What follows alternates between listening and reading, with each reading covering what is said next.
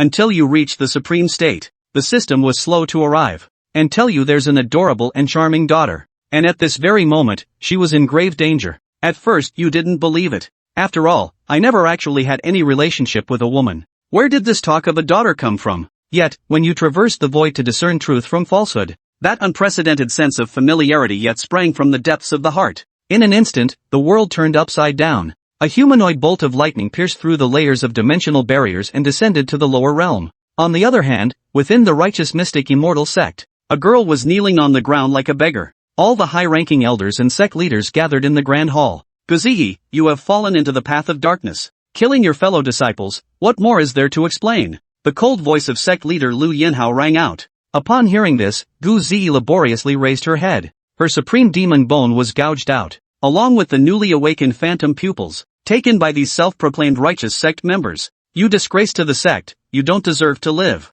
The speaker was the sect leader's personal disciple, Nangong Yen. She and Guziyi were known as the twin stars of the sect. Nangong, you know exactly what you've done. Have you been staring into my eyes for a long time? Guziyi gazed at the pitch-black sky. A cold smile curled at the corners of his lips. Is this what they call a prestigious orthodox sect? That's hilarious. Lu Yinhao didn't give her a chance to speak more. Immediately sent people to drag him out and execute him. And the next second, the void shattered. A deafening voice reverberated throughout the entire sect. What a righteous sect you are, how bold you dare to be. How dare you judge my daughter? Some disciples and elders with weaker cultivation were directly injured by the sound. Nangong Yen was even sent flying backward by the shockwave. The meridians throughout the body faintly show signs of fracturing. Meanwhile, Guziyi was enveloped by a surge of power, not affected in the slightest. Who dares trespass into my profound immortal sect? Not sure about this place. An elder still wanted to look up at the sky. Didn't expect to be forcefully silenced by your next sentence. Did I allow you to speak?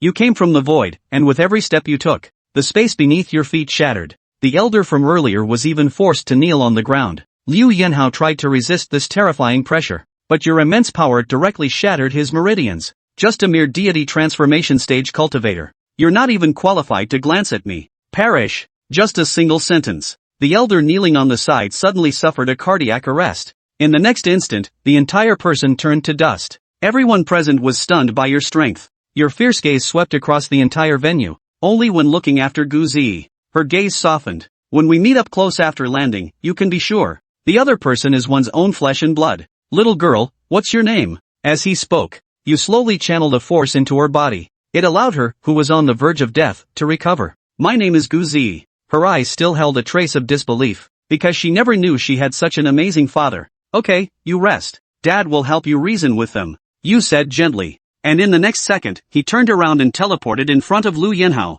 stepped on his head with a foot, her face ferocious. Xian Sect, how dare you? How dare you dig up my daughter's bones and eyes? It seems you have the highest cultivation level here. Come, tell us what happened. Senior, I don't think we know each other, do we? I am the sect leader of the mystic immortal sect. Please, senior, withdraw your pressure. Lu Yinhao said with great difficulty. Your eyes narrowed, not wasting any time. Using great divine powers, they thoroughly scoured Lu Yinhao's memories. I see, very good. How dare you gouge out my daughter's eyes? Dedicated to a scoundrel. You look at Nangong Yen, who is pinned motionless to the ground by the overwhelming pressure. Darting over. Where is the stuff? Senior, spare my life. My family is the Nangong clan. My father is a divine celestial being. If you kill me, he won't let you off. Nangong Yan's eyes were filled with terror. None of them can understand human language, very well. Without saying much more, you directly used soul searching on her. Scenes of Nangong Yen scheming against Guziyi appeared, seizing resources, damaging reputations, digging out bones, stealing pupils. Each scene fully entered your view. Nangong Yen absorbed the phantom pupils. He actually directly burned the eyes that had lost their phantom pupil power into ashes. What a vicious woman. Nangong Yen was already terrified out of her wits. Suddenly, you forcibly searched my soul again. The person turned into a complete fool. You reached out your hand to check. You gouged out Nangong Yen's eyes, which had absorbed the phantom pupil. Nangong Yen, now eyeless, covered her eyes with her hands. Lying on the ground, rolling around and screaming incessantly, you turned a blind eye and walked toward Lu Yinhao. At the moment of turning around, Nangong Yan's body instantly turned into a pulp of flesh, and her soul was drawn by you into your own small world. Di Huang, don't let her spirit dissipate so quickly like smoke. The Phoenix Queen obeys your command. In the void, an enchanting and charming voice rang out. A blood-red beast awakened and approached Nangong Yen. According to Nangong Yan's memory, it was Lin Yufeng who took Guziyi's demon bone. But he's not here right now. Your expression changed as a divine manifestation appeared behind you, directly emitting a surge of energy outward. Wherever it passes, no human, ghost, demon, or god can hide. At this moment, Lin Yufeng, who was at the Jianyun Peak, was unaware of the drastic changes happening outside, still absorbed in devouring the demon bone on his own. The next moment, a beam of golden light swept through here. I found you, Lin Yufeng. You open your eyes and stretch your hand into the void. A giant palm simultaneously appeared atop Jianyun Peak, directly crushing the mountain peak. Lin Yufeng, who was still absorbing the demonic bone, was suddenly seized by this terrifying giant palm. The entire person was instantly pulled away. Lin Yufeng's eyes turned pale. The whole person seemed to have lost their soul. Damn, which bastard is this? How dare you interrupt my cultivation? Don't you know how close I am with senior sister Nangong? Watching him shout angrily, everyone around was dumbfounded. Sect leader Liu Yanhao was also startled, looking at Lin Yufeng's frenzied and clamorous ranting. You slapped him across the face. Lin Yufeng hadn't even had time to react. The person was instantly turned into a mist of blood by this single palm strike. You brought the supreme demon bone before Guzi. She stared at you blankly, somewhat at a loss. Do you think Dad is being a bit cruel? You patted her head. Guzi didn't hesitate at all and shook her head. No, they are all bad people. And Dad was helping Ze get revenge. They bullied Ze. The last two sentences she spoke very softly, but you heard it all clearly. Ze. Go into Daddy's little world first and absorb some magic bones. Daddy has some things to take care of. We'll chat slowly later. Right now, your eyes are full of tenderness. Not at all like the terrifying powerhouse who effortlessly annihilated a deity transformation cultivator moments ago. Instead, he looks like an amiable and approachable father. Guzi nodded gently. Then he drew you into his little world. After entering the small world, she looked around with full of curiosity. This little world was created by you based on the environments of mountains, grasslands, seas, and more from the original Blue Star. Guzi instantly fell in love with this place. Xiao Ziling watched Guzi leave, then turned his gaze to the others. Now let's settle this once and for all. As soon as Xiao Ziling finished speaking, all the members of the Xianxian sect were suspended in midair. Their faces contorted in agony as they struggled desperately. Senior, this has nothing to do with me. That's right, we didn't know she was your daughter. One by one, the elders began to tremble with fear. Senior, we were wrong. We beg you to spare the Xianxian sect this once. Liu Yanhao's face flushed crimson. He felt as though he could no longer breathe. His entire body went numb. Don't make me laugh. If I hadn't appeared here, I dare not imagine the calamity my daughter would have endured. Xiao Ziling began to unleash his murderous aura without restraint. The blood-red aura of slaughter enveloped everyone present, as if they stood amidst mountains of corpses and seas of blood. Besides, you all claim to be orthodox sects, yet you do nothing but cause trouble and harm innocent people. Now you're not repentant, you're just scared. Xiao Ziling raised his hand lightly, and a light sphere resembling a black hole appeared in his palm. In your next lives, learn how to be human first. Annihilation Abyss. The black orb emitted a powerful gravitational pull. It began sucking everything around it into its core, devouring it until nothing remained. Ah!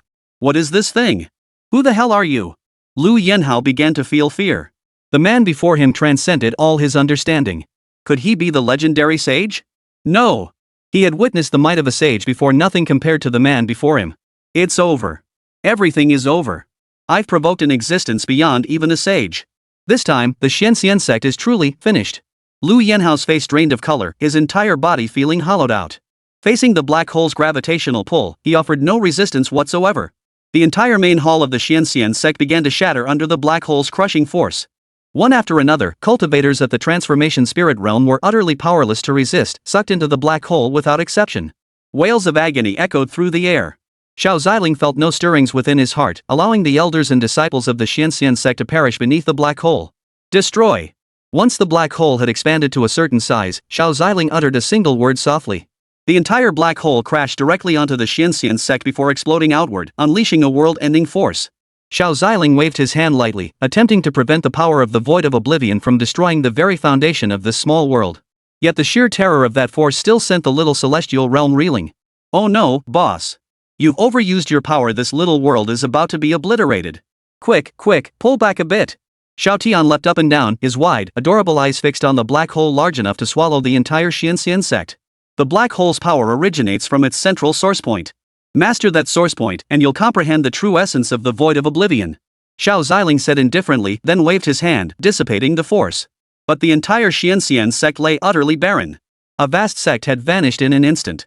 Centuries of heritage destroyed in an instant. Wow, you're the real deal. That was incredible.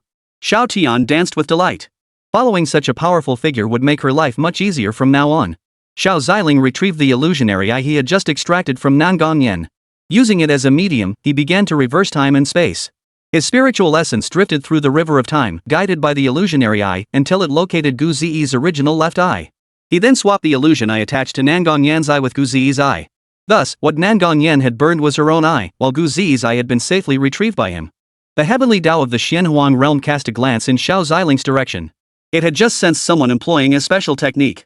It had warped the spacetime in this area, yet no extraordinary events had unfolded. Thus, the Tao could only let it be. Xiao Ziling also noticed someone looking in this direction. But it lasted only a moment, and the gaze carried no hostility. Xiao Ziling paid it little mind. He was too busy tending to his precious daughter's injuries. Father and daughter had never met before. Their first encounter was with several little darlings. Swarming around his daughter, shouting threats of violence. Not tormenting them was already Xiao Ziling's greatest mercy. Boss, that was probably the Tao of Xianhuang realm. She must have sensed a power surpassing the realm's limitations. Any existence that could destroy or threaten the Xianhuang realm, she would eradicate without exception. Xiao Tian explained to Xiao Ziling, but she felt the Tao was no match for the boss. But she still felt it necessary to explain to the boss. I've encountered Tao laws from other universes before. Immortal and indestructible, they are indeed troublesome. Xiao Ziling recalled his past battles against those Tao masters. With the world's primordial source as their backing, it was generally wiser to avoid conflict with them. The Tao is incredibly difficult to kill.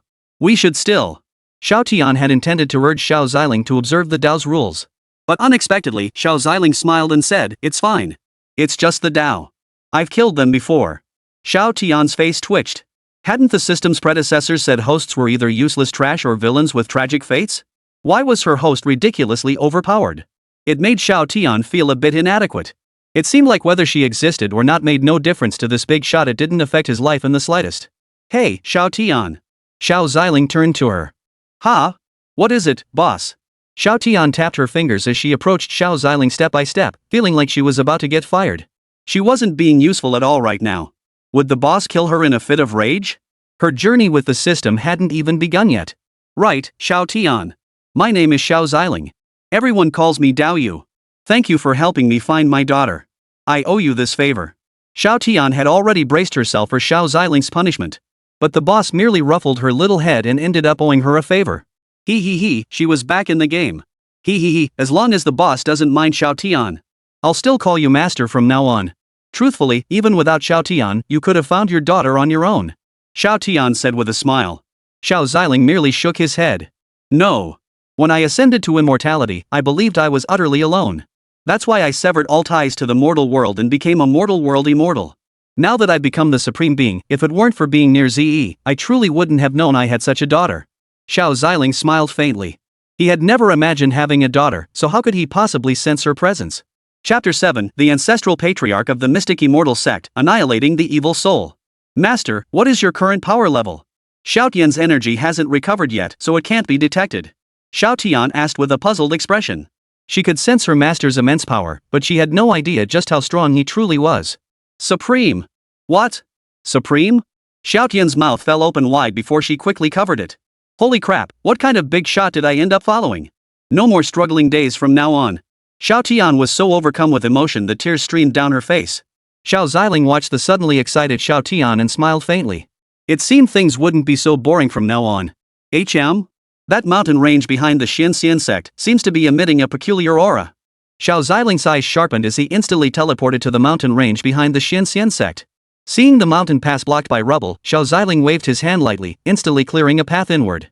Master, it's so eerie in here. Xiao Tian hurriedly hid behind Xiao Ziling. Xiao Ziling frowned. He detested this aura. This atmosphere is filled with eeriness. Xiao Ziling casually shot a beam of light inside. The next moment. Boom! A massive explosion erupted deep within the mountain range, and a shadowy figure burst forth. Who dares disturb this saint's cultivation? As the dust settled, Xiao Ziling finally made out the figure. I feel like I've seen you before. Ah, I remember now, Chen Baishan, the ancient ancestor of the Xianxian sect. Weren't you already dead? Xiao Ziling stared at Chen Baishan in confusion. He distinctly remembered seeing Chen Baishan during the soul search of Lu Yanhao. But at that time, he was already dead. Moreover, many people had held a funeral for him, with numerous powerful figures in attendance. Ha! Strange. I can't sense this guy's aura or cultivation level. Chen Baishan muttered to himself, staring at Xiao Ziling before him. The first thought that sprang to his mind was to run, otherwise he might die. Damn it. My divine technique isn't perfected yet. I must leave immediately, or I'll be hunted down by both the demonic tribes and the sections. Chen Baishan leapt to his feet, intent on fleeing immediately. What's the rush? Running off without answering my question? Guilty conscience, are we?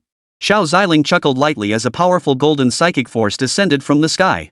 The immense pressure instantly slammed Chen Baishan back down from the sky. This can't be. Is this guy some kind of monster? Chen Baishan struggled to brace himself, feeling as though his hands were about to fracture. His entire body felt bound, his spiritual energy restrained, leaving him utterly unable to struggle. Sir, we've never met. There's no need to make things difficult for me, is there? Chen Baishan managed to speak through the immense pressure bearing down on him. You may not know me, but I know you. I detest the aura emanating from you. Come, let me see what you truly are. Xiao Ziling flicked his palm lightly, instantly expelling Chen Baishan's soul essence. His eyes instantly turned a brilliant gold as he scanned Chen Baishan's soul. Ah! Damn it! Stop this at once! The agonized cry echoed as Chen Baishan, deprived of his soul's control, collapsed instantly. Life drained from him in an instant. Interesting. A demonic cultivator who specializes in devouring others' souls and blood-killing energy. No wonder he runs away from people. Is he afraid of being hunted down? After all, the righteous path and the demonic tribes merely oppose each other. But for heretical cultivators whose practices violate the natural order, everyone has the right to eliminate them. It seems that after Chen Baishan died, his body was taken over by this demonic soul. Xiao Ziling remarked indifferently.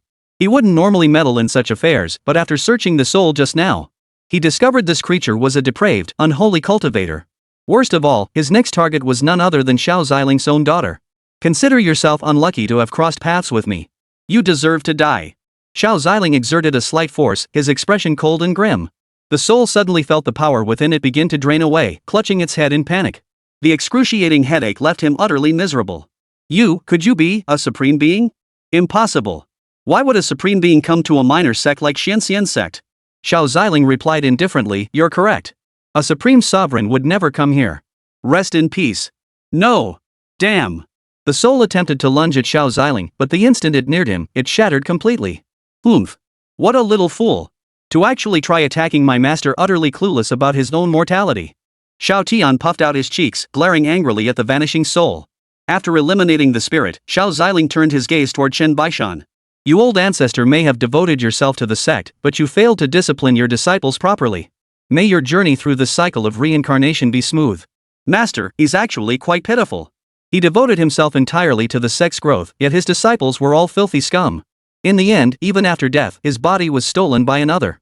Xiao Tian looked at Chen Baishan with regret.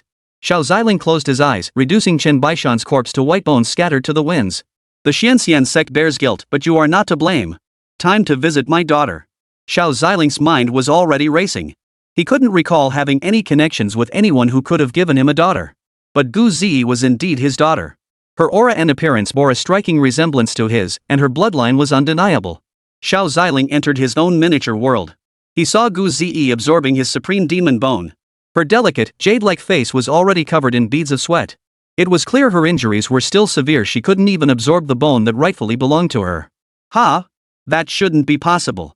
Given the master's strength, even after severing ties with the mortal world, with his previous innate talent and potential, Zi's cultivation shouldn't be this weak. Xiao Tian scratched his head, looking at Xiao Ziling with confusion. Xiao Ziling merely smiled faintly and shook his head. What talent or foundation do I have? Zi's talent is already quite good. It seems her mother was truly formidable. For someone as young as Zi, reaching the golden core realm under these circumstances is already quite commendable. The cultivation levels of the lower realm are divided into tempering the body, refining chi, opening the sea, golden core, nascent soul, transformation of the spirit, heavenly cavern, heavenly god, sage, supreme being, and great emperor. How could that be? Master, you are the supreme being. Were you truly weak before severing worldly ties? Xiao Tian looked utterly astonished. Weak? Far more than that. Without resolve, courage, and serendipity, I'd have been nothing but bones long ago. Xiao Ziling smiled faintly. He had been hunted down, fleeing the Xianhuang realm by sheer luck. Later, he stumbled into a peculiar world where he cultivated for an unknown duration. Time seemed suspended there. By the time he departed that place, he had become unmatched. Master, I sense that Xiao Zi has restored some connection with you, and her affection has greatly increased. Xiao Tian has recovered some energy. Shall I use it to enhance Xiao Ziyi's innate talent? Chapter 8, Defying Fate, Absorbing the World's Primordial Essence. Xiao Tian puffed out her chest proudly, smiling as she spoke. She had now recovered enough energy to be useful.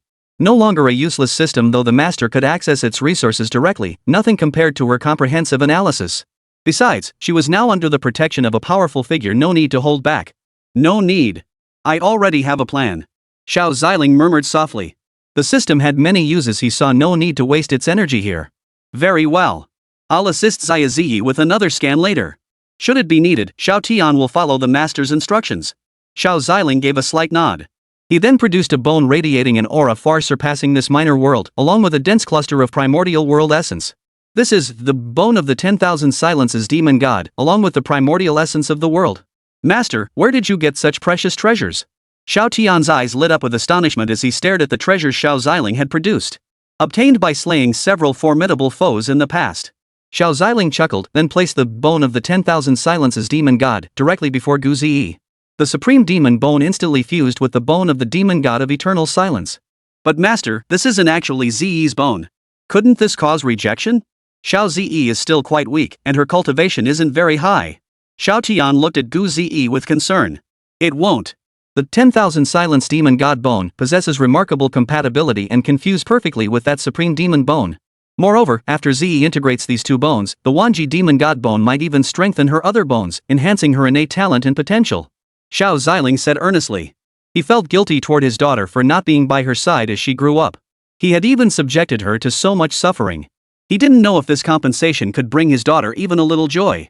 Master, what about that cluster of world essence? You wouldn't be robbing the primordial energy of the Xianhuang realm, would you? Xiao Tian gazed at the world's primordial essence. She knew her master's power. Draining a world's primordial essence would be as easy as drinking water for him. No, the Xianhuang realm is far too weak. If I drained its primordial essence, it would come crying to me in no time. Xiao Ziling closed his eyes slightly before smiling. This fragment belongs to another great cosmic realm. They offended me before, consider this their compensation. Xiao Ziling said indifferently, though in truth, he had annihilated them and extracted it. Gu Zi began slowly fusing the supreme demon bone and the 10,000 silences demon god bone. The two bones fused together, forming a brand new rib. Gu Zi's perpetually furrowed brow finally relaxed. Her blood-soaked abdomen began to slowly heal. Gu Zi successfully fused this bone seamlessly. Moreover, this divine bone influenced the other 205 bones in her body, causing them to gradually evolve toward the divine bone state. The torn flesh slowly mended. Not only that, Gu Zi slowly rose to her feet, her figure dramatically transformed, more voluptuous, her jade-like body now breathtakingly alluring. Wow, Zi, you're amazing. You've even broken through to the nascent soul realm. Xiao Tian clapped his hands excitedly. Not bad. She actually used this fusion to condense her nascent soul. Xiao Ziling remarked with a faint smile. After completing the fusion, Gu Zi's first sight upon rising was Xiao Ziling. She hurried over. Can I call you Dad? Gu Zi's phoenix-like eyes fluttered as she glanced nervously at Xiao Ziling. Yes, I am your father. Xiao Ziling gently stroked Gu Zi's small head, smiling tenderly. Gu Zi did sense a familiar aura emanating from Xiao Ziling. But that alone wasn't enough to make her fully believe he was her father. Earlier, in the main hall of the Xianxian sect, when she had taken out the jade pendant her mother had given her. The jade pendant, which had never glowed before, suddenly lit up at that moment. She had been deeply moved then, but her severe injuries made even holding the jade pendant or speaking difficult. Now that her injuries had healed, seeing her father once more stirred her emotions, and tears welled up in her eyes. Forgetting her lingering injuries, she leapt into Xiao Ziling's arms. Daddy, Zi has finally found you. Gu Zi said, her voice trembling with emotion. Xiao Ziling watched Gu Zi's joyful expression. A profound ache welled up inside him. Xiao Tian, Zi hasn't fully recovered yet. I don't want to use the heavenly mechanism technique on my daughter again. Even if it drains all your energy, help me gather what I don't know. Xiao Ziling's expression remained unchanged as he silently addressed Xiao Tian within his mind. Yes, master. Xiao Tian will complete the task. With that, Xiao Tian began to investigate the events that had unfolded over the years. Xiao Ziling paid no further attention to Xiao Tian, instead gently wiping away the tears streaming from Gu Zi's right eye. Zi, shall daddy help restore your left eye first? Xiao Ziling gazed at the empty socket of her left eye, his heart aching with sorrow. She hadn't cried even when she was so badly injured before. Now, simply because he was by her side, giving her a sense of security, she finally felt able to voice her true feelings. Daddy, you won't abandon Zi once you've healed her, will you? Zi misses you so much. Daddy, please don't leave. Ze will be good. The Ze, who was as cold as snow to others, revealed her true, vulnerable self before her father, showing no restraint in displaying her inner little girl. It was heartbreaking. Xiao Ziling's eyes softened as he materialized a garment from thin air and draped it over Ze. Don't worry, Ze. Daddy will never leave. I'll always be by your side. Xiao Ziling promised Ze. Ze nodded, then smiled as she took out the jade pendant. Daddy, this is what Mommy gave me. She said that when I'm close to you, this jade pendant will glow and emit a special power. Ze whispered softly, then handed the jade pendant to Xiao Ziling. Xiao Ziling stared at the jade pendant Ze offered him, taking it with a look of disbelief. He seemed to sink into some kind of memory. But he quickly snapped back to reality and tucked the jade pendant away. How is your mother? Xiao Ziling felt a complex mix of emotions. This was the first time he'd ever felt so utterly at a loss. Daddy, Mom, it hurts so much. Just as Ze was about to continue, the loss of her left eye suddenly triggered a splitting headache. Ze clutched her temples, her face contorted in agony. Seeing this, Xiao Ziling immediately removed Ze's left eye. Z, relax. Daddy will restore your left eye now. It'll be over soon, hang in there. Ze managed a faint smile before sitting cross-legged. Xiao Ziling began the process of integrating the left eye into Ze. Since the previous phantom pupil power had been extracted and tainted, Xiao Ziling now intended to fuse Ze with the primordial essence of the world. Using the world's primordial energy, he would forge a new pupil technique. An innate immortal pupil born from within. World's primordial energy. Integrate. Xiao Ziling murmured to himself, his lips moving in a steady stream of incantations. As Ze's eyes regained their sight, the primordial world energy slowly entered her pupils. A powerful force of destiny radiated from within her body. Chapter 9, Breaking Through to Divine Transformation, Extinguishing the Heavy Eyes, Peerless Talent. This, it seems Ze has her own destiny after all. Xiao Ziling observed the abundant force of destiny within Ze. The primordial force of the world not only transformed Ze's eyes but also endowed her with formidable destiny power. With the favor of destiny's power, her future would surely be smooth sailing. It feels so warm. Ze felt the warmth spreading through her body, and a tender smile graced her delicate features. Ze wanted to open her eyes to see what her father was doing. Xiao Ziling sensed her thoughts. Calm your mind and focus. Absorb this energy well. Daddy will always be by your side. Xiao Ziling murmured softly. Upon hearing this, Ze began absorbing the primordial energy of the world. She felt a slight itch in her eyes. Her eyes began to emit a faint blue-purple glow. Her aura steadily surged upward. Early nascent soul realm. Mid-stage nascent soul realm. Late nascent soul realm. Perfect nascent soul realm. Just one step away from the divine transformation realm. Breakthrough with confidence. This is a miniature world crafted by Daddy. No thunder punishment will come to disturb you. Upon hearing this, Ze nodded lightly before concentrating all the primordial world energy into her eyes. Annihilation eyes. Formed. Ze opened her eyes, and terrifying destructive power began to radiate outward. The surrounding environment was ravaged by this destructive force, reduced to lifeless ashes. The spiritual energy within Ze had reached its peak. She began channeling this power to assault the spirit transformation realm. To break through the nascent soul stage, one must channel the immense spiritual energy within to assault the nascent soul, forcing it to undergo a qualitative transformation. Xiao Ziling watched Ze attempting to ascend to the spirit transformation realm, his expression filled with concern. This process was excruciatingly painful and perilous, as the nascent soul endured immense pressure and energy shocks. If it cannot withstand the strain, the nascent soul may become damaged or even dissipate, leaving the cultivator gravely injured or dead. Under the spiritual energy assault, the nascent soul gradually disintegrates. The essence and consciousness within it then reconstitute, forming a more powerful divine consciousness body. This process is akin to a phoenix rising from the ashes. The birth of the divine consciousness body signifies the cultivator's initial entry into the spirit transformation realm. Go with peace of mind with Daddy here, nothing untoward will happen. Xiao Ziling murmured to himself, then began to gather the thunder tribulation in the air. Such a fierce breakthrough would leave the foundation unstable without the tribulation's help to solidify it. Moreover, since he was the one summoning the tribulation, he could precisely control it to match Ze's limits. There would be no danger whatsoever. Xiao Tian had just finished gathering information when he emerged from the system space and saw the sky filled with thunderstorm clouds. Ha! Isn't this the Master's miniature world? Why are there thunderstorm clouds here? Xiao Tian pressed a finger to his lips, staring at the thunderstorm clouds with puzzlement.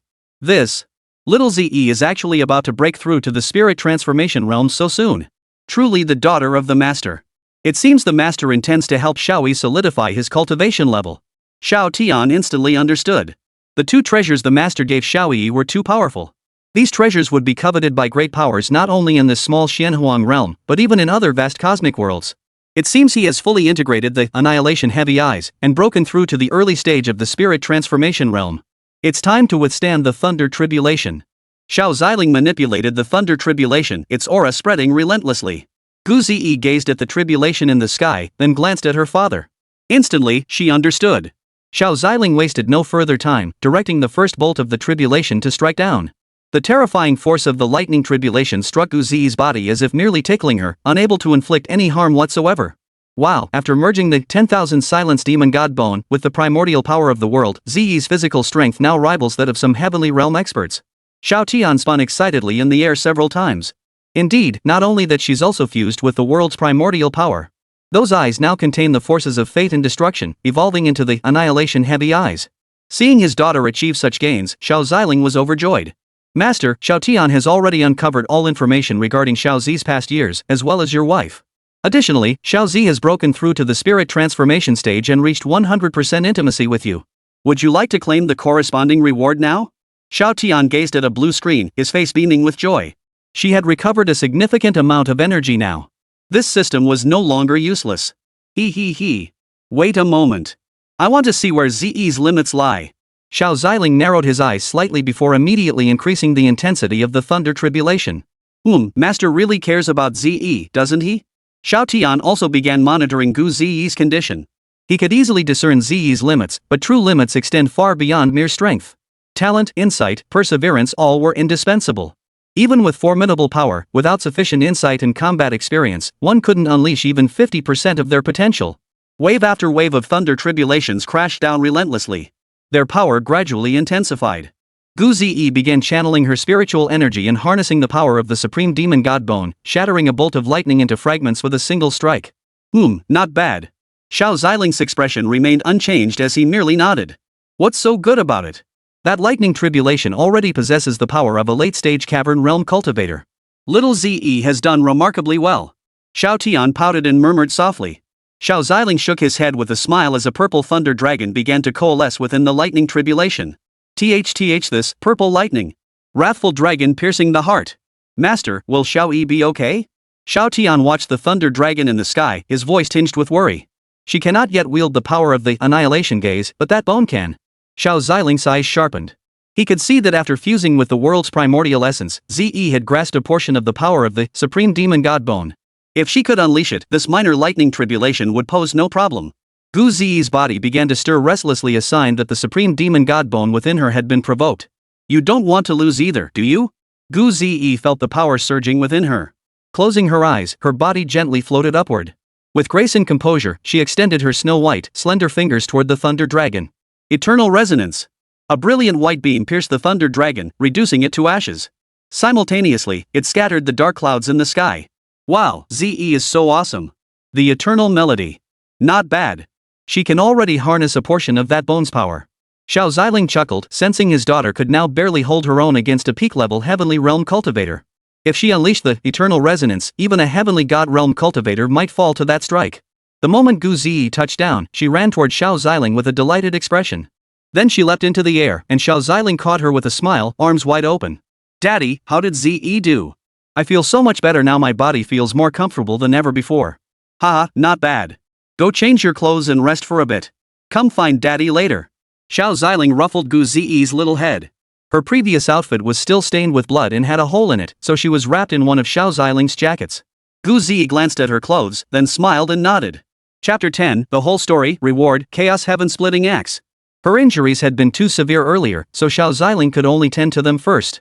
Watching Gu Zi return to clean herself and change clothes, Xiao Ziling murmured softly. To grasp the timeless masterpiece so swiftly, is this what genius looks like? Xiao Ziling inwardly lamented bitterly. How long had it taken him to achieve that single strike? Indeed. A spirit transformation at 16? That's a genius among geniuses, especially in a minor realm like this, where spiritual energy is sparse and resources scarce. Xiao Tian fluttered about in the system space, murmuring to himself. Xiao Ziling placed one hand behind his back and turned to return to the study he had built himself. Xiao Tian, tell me about it. Xiao Ziling said as he brewed tea, glancing at Xiao Tian. Yes, master. Upon hearing his master's command, Xiao Tian promptly pulled the system screen before Xiao Ziling. Master, it took Xiao Tian quite a bit of effort to piece together the full story through various means. Hurry up and tell me. He might be coming over soon. Xiao Ziling toyed with the jade pendant in his hand. As he gazed at it, memories surged relentlessly through his mind. Yes, Master.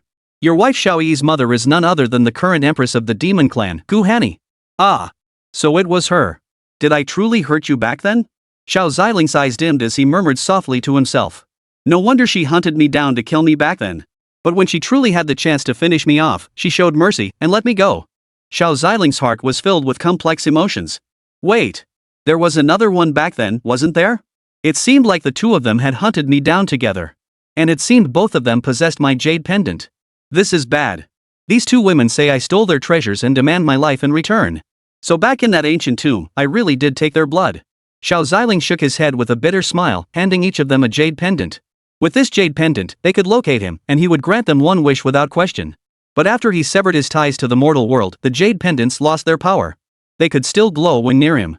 But sensing his exact location would be impossible, though they could still know he was alive. His severance from worldly attachments differed from others. As long as his physical form remained intact and his soul survived, the jade pendants would not crack. Forged from his vital essence and blood combined with natural ice-type imperial jade, they also serve to warm the soul and nourish the spirit. Master, after you departed the Xinhuang realm, Gu Hanyang became pregnant with our son, Zi. She faced persecution from other powerful demons. With no other choice, she left the demon clan, intending to seek you out at the sect where you once resided. Unfortunately, when she tried to locate you through the jade pendant, she discovered it could not find you. Xiao Tian whispered. Later, she chose to give birth to Xiao Zi and raise him. One day, however, the demonic tribe's powerful beings tracked her down. She knew that continuing to hide would endanger Zi, so she had Zi take the jade pendant to find your other wife Wan Mengxi. Xiao Tian explained, reviewing the information obtained through the system's energy. It's all my fault. I've let them down. Xiao Ziling felt bitter inside. He had promised them, yet when they were helpless, he couldn't help them. Xiao Tian, continue. Xiao Ziling took a small sip of tea, allowing himself to calm down. Right. Following Gu Hanyan's instructions, Xiao Zi went to the Yaoguang Holy Land and found Wan Mengxi. By then, Wan Mengxi had already become the sanctuary's ruler. After learning the full story, she kept Xiao Zi by her side. Xiao Ziling froze at this. He recalled that Wan Mengxi and Gu Hanyang weren't exactly on good terms. Why would? Then why did Zi end up at the Xianxian sect? Xiao Ziling's expression remained unchanged as he asked calmly. That is the crux of the matter. Gu Hanyang returned to the demon clan, fighting her way back to reclaim the position of demon empress. Along the way, she visited Zi at the Yaoguang Holy Land. Just as she was considering bringing her daughter back, several powerful beings from other races attacked the Xinhuang realm. All sects were compelled to dispatch their strongest warriors to aid the defense. Having recently reclaimed her throne, Gu Hanyang lacked trusted allies and was forced to personally lead her forces to the border. Meanwhile, the Yaoguang Holy Land, where Wan Mengxi resided, suddenly faced an assault from the Blood Slaughter sect. A major battle loomed, and with many of the Holy Land's powerful figures already deployed to the border, the conflict resulted in devastating losses for the Yaoguang Holy Land. Wan Mengxi single-handedly slew several Blood Slaughter sect's supreme peak experts, but the sect's overwhelming numbers prevailed. It was during that chaos that Xiao Zi, aided by Wan Mengxi, managed to escape the Yaoguang Holy Land. Xiao Tian explained cautiously, turning the screen toward Xiao Ziling. Blood Slaughter sect, alien race. Xiao Ziling's eyes flashed with coldness. Through the system, he learned that Wan Mengxi and the Yaoguang Holy Land had successfully repelled the Blood Slaughter sect, though Wan Mengxi had sustained significant injuries. Gu Hanni was still at the border, though the system indicated the battle had concluded. Gu Hanyang should be preparing to return. But for now, it seems Wan Mengxi and Gu Hanni are both safe.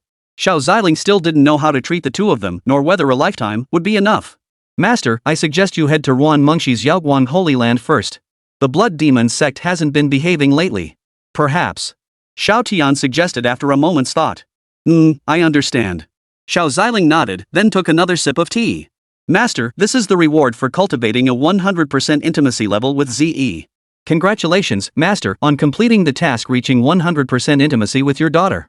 You have obtained the supreme treasure, the Chaos Heaven-splitting Axe Chaos Supreme Treasure. Detected Gu Zi's cultivation breakthrough to the spirit transformation realm. Awarded 1 fruit of Dao Insight. Master, how do you like these rewards? Little Tian is being quite sincere here. Xiao Tian's adorable big eyes blinked, revealing her rosy dimples. Chaos Heaven-splitting Axe? I recall this as one of the top-tier treasures in the system space, right? Xiao Ziling stroked his chin in thought. This weapon would indeed be useful to him. Weapons were categorized as mortal weapons, spirit weapons, mystic weapons, divine weapons, sacred armaments, supreme weapons, imperial armaments, immortal weapons, divine artifacts, super divine artifacts, and chaos artifacts. His highest grade weapon currently was only a super divine artifact. Seems this system is pretty decent after all. It is indeed quite good. This fruit can also be given to ZE to consume. Xiao Ziling nodded lightly. He had nearly mastered the Tao's laws, so such fruits held little effect on him. There are so few things Master can actually use.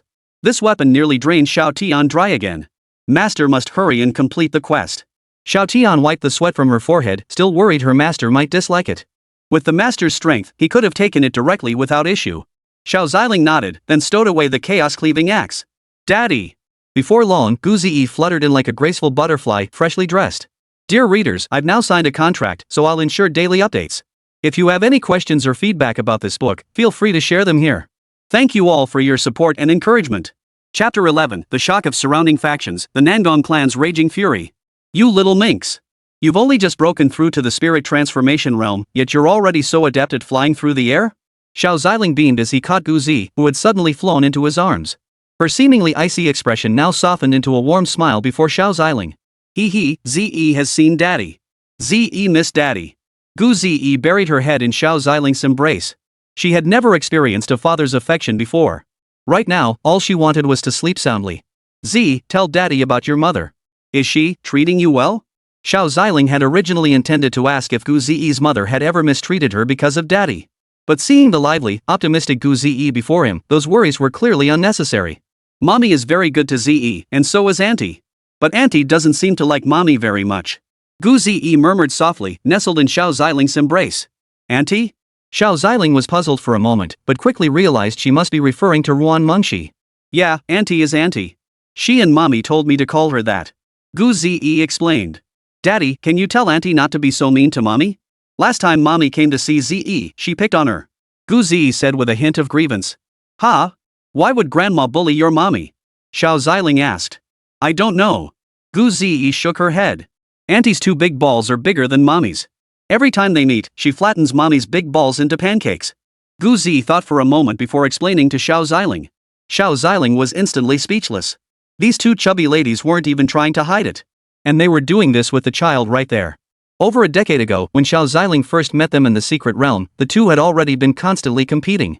And now, it was still the same. Sigh, both of them have figures and looks that could be called heavenly. They're so beautiful it's almost unbelievable. I just don't understand what they have to fight over. Xiao Ziling sighed softly. He simply didn't understand the female world. All he could do now was pin his hopes on his daughter, praying her presence might ease the tension between them. Z, would you like Daddy to take you find your auntie? Once we find her, we'll go look for your mommy. She should already be on her way back to find you. Xiao Ziling said softly. Gu Zi nodded gently. Oh, Daddy, someone's trying to hurt Auntie. They're bad people. One of them even bullied ZE and Mommy back then. Gu Zi suddenly remembered that her aunt might not be safe yet and hurriedly reminded Xiao Ziling. Xiao Ziling set Gu Zi down and stood up, radiating an aura of authority. Don't worry. Your auntie is safe now. As for those who bullied you, your auntie, and your mommy, Daddy will make them pay a heavy price. At that moment, Xiao Ziling seemed to recall something as if he'd tormented them long enough. Through the void, Xiao Ziling saw Nangong Yan, now delirious and reduced to a broken shell of a person. Empress Phoenix, continue to entertain her well. Don't go overboard. Xiao Ziling said indifferently. As you command. Upon hearing Xiao Ziling's command, Di Huang immediately set Nangong Yan's shattered soul ablaze with divine fire. News of the Xianxian sect being razed to the ground swiftly spread throughout the surrounding sects, noble families, and imperial courts. What? The Xianxian sect has been wiped out? So many Huatian experts all dead? This can't be possible. Could it be that some sacred land intervened? Within the Mingyuan Empire, Emperor Mingyuan listened to the reports from his subordinates, his eyes filled with disbelief. After all, the Xianxian sect was one of their affiliated factions. And the largest one at that. The fact that the Xianxian sect could be wiped out without a trace, unable even to call for their aid, proved the perpetrator's immense power. Only a Saint Land's elite could have accomplished such a feat. Your Majesty, that is not the most terrifying part. What is truly terrifying is that the Xianxian sect seems to have never existed at all. All traces of life there have been erased. All present gasped in shock, utterly unable to believe that such a vast sect could vanish without a trace. A minister respectfully suggested to Emperor Mingyuan, Your Majesty, I recall the Xianxian sect had a sacred maiden, the daughter of Nangong Muyun. Perhaps we could send them to investigate the situation. We could observe first and see how things unfold. What do you think? The others found this suggestion reasonable. Nangong Muyun was known for his fiery temper, and due to internal family conflicts compounded by his daughter's headstrong nature, he had allowed her to remain outside while he focused on resolving domestic issues. He had allowed her to roam freely while he focused on resolving his family's internal issues. Sure enough, within the Nangong family compound, Nangong Muyun suddenly erupted in fury, crushing the red-glazed lion head walnut he'd been polishing for years into shards. What did you say? The Xianxian sect was destroyed? How could that be possible? Nangong Muyun's eyes betrayed utter disbelief. After all, the Xianxian sect boasted numerous Huatian stage experts, a Dongtian stage sect master, and a formidable protective array. Even a heavenly god-level powerhouse like himself would have to expend considerable effort to destroy such a sect. Quick! Go check Yenner's spirit tablet. Yes. The servant hurried off to investigate. Nangong Muyun's face turned ashen, his entire being seeming to age decades in an instant. Master of the house, the young lady. Her soul tablet hasn't shattered yet. Nangong Muyun's face lit up at the news. Quickly, summon the clan's strongest warriors. We must go find Yenner together. Upon hearing his orders, the servants swiftly gathered all the family's cultivators above the transformation stage.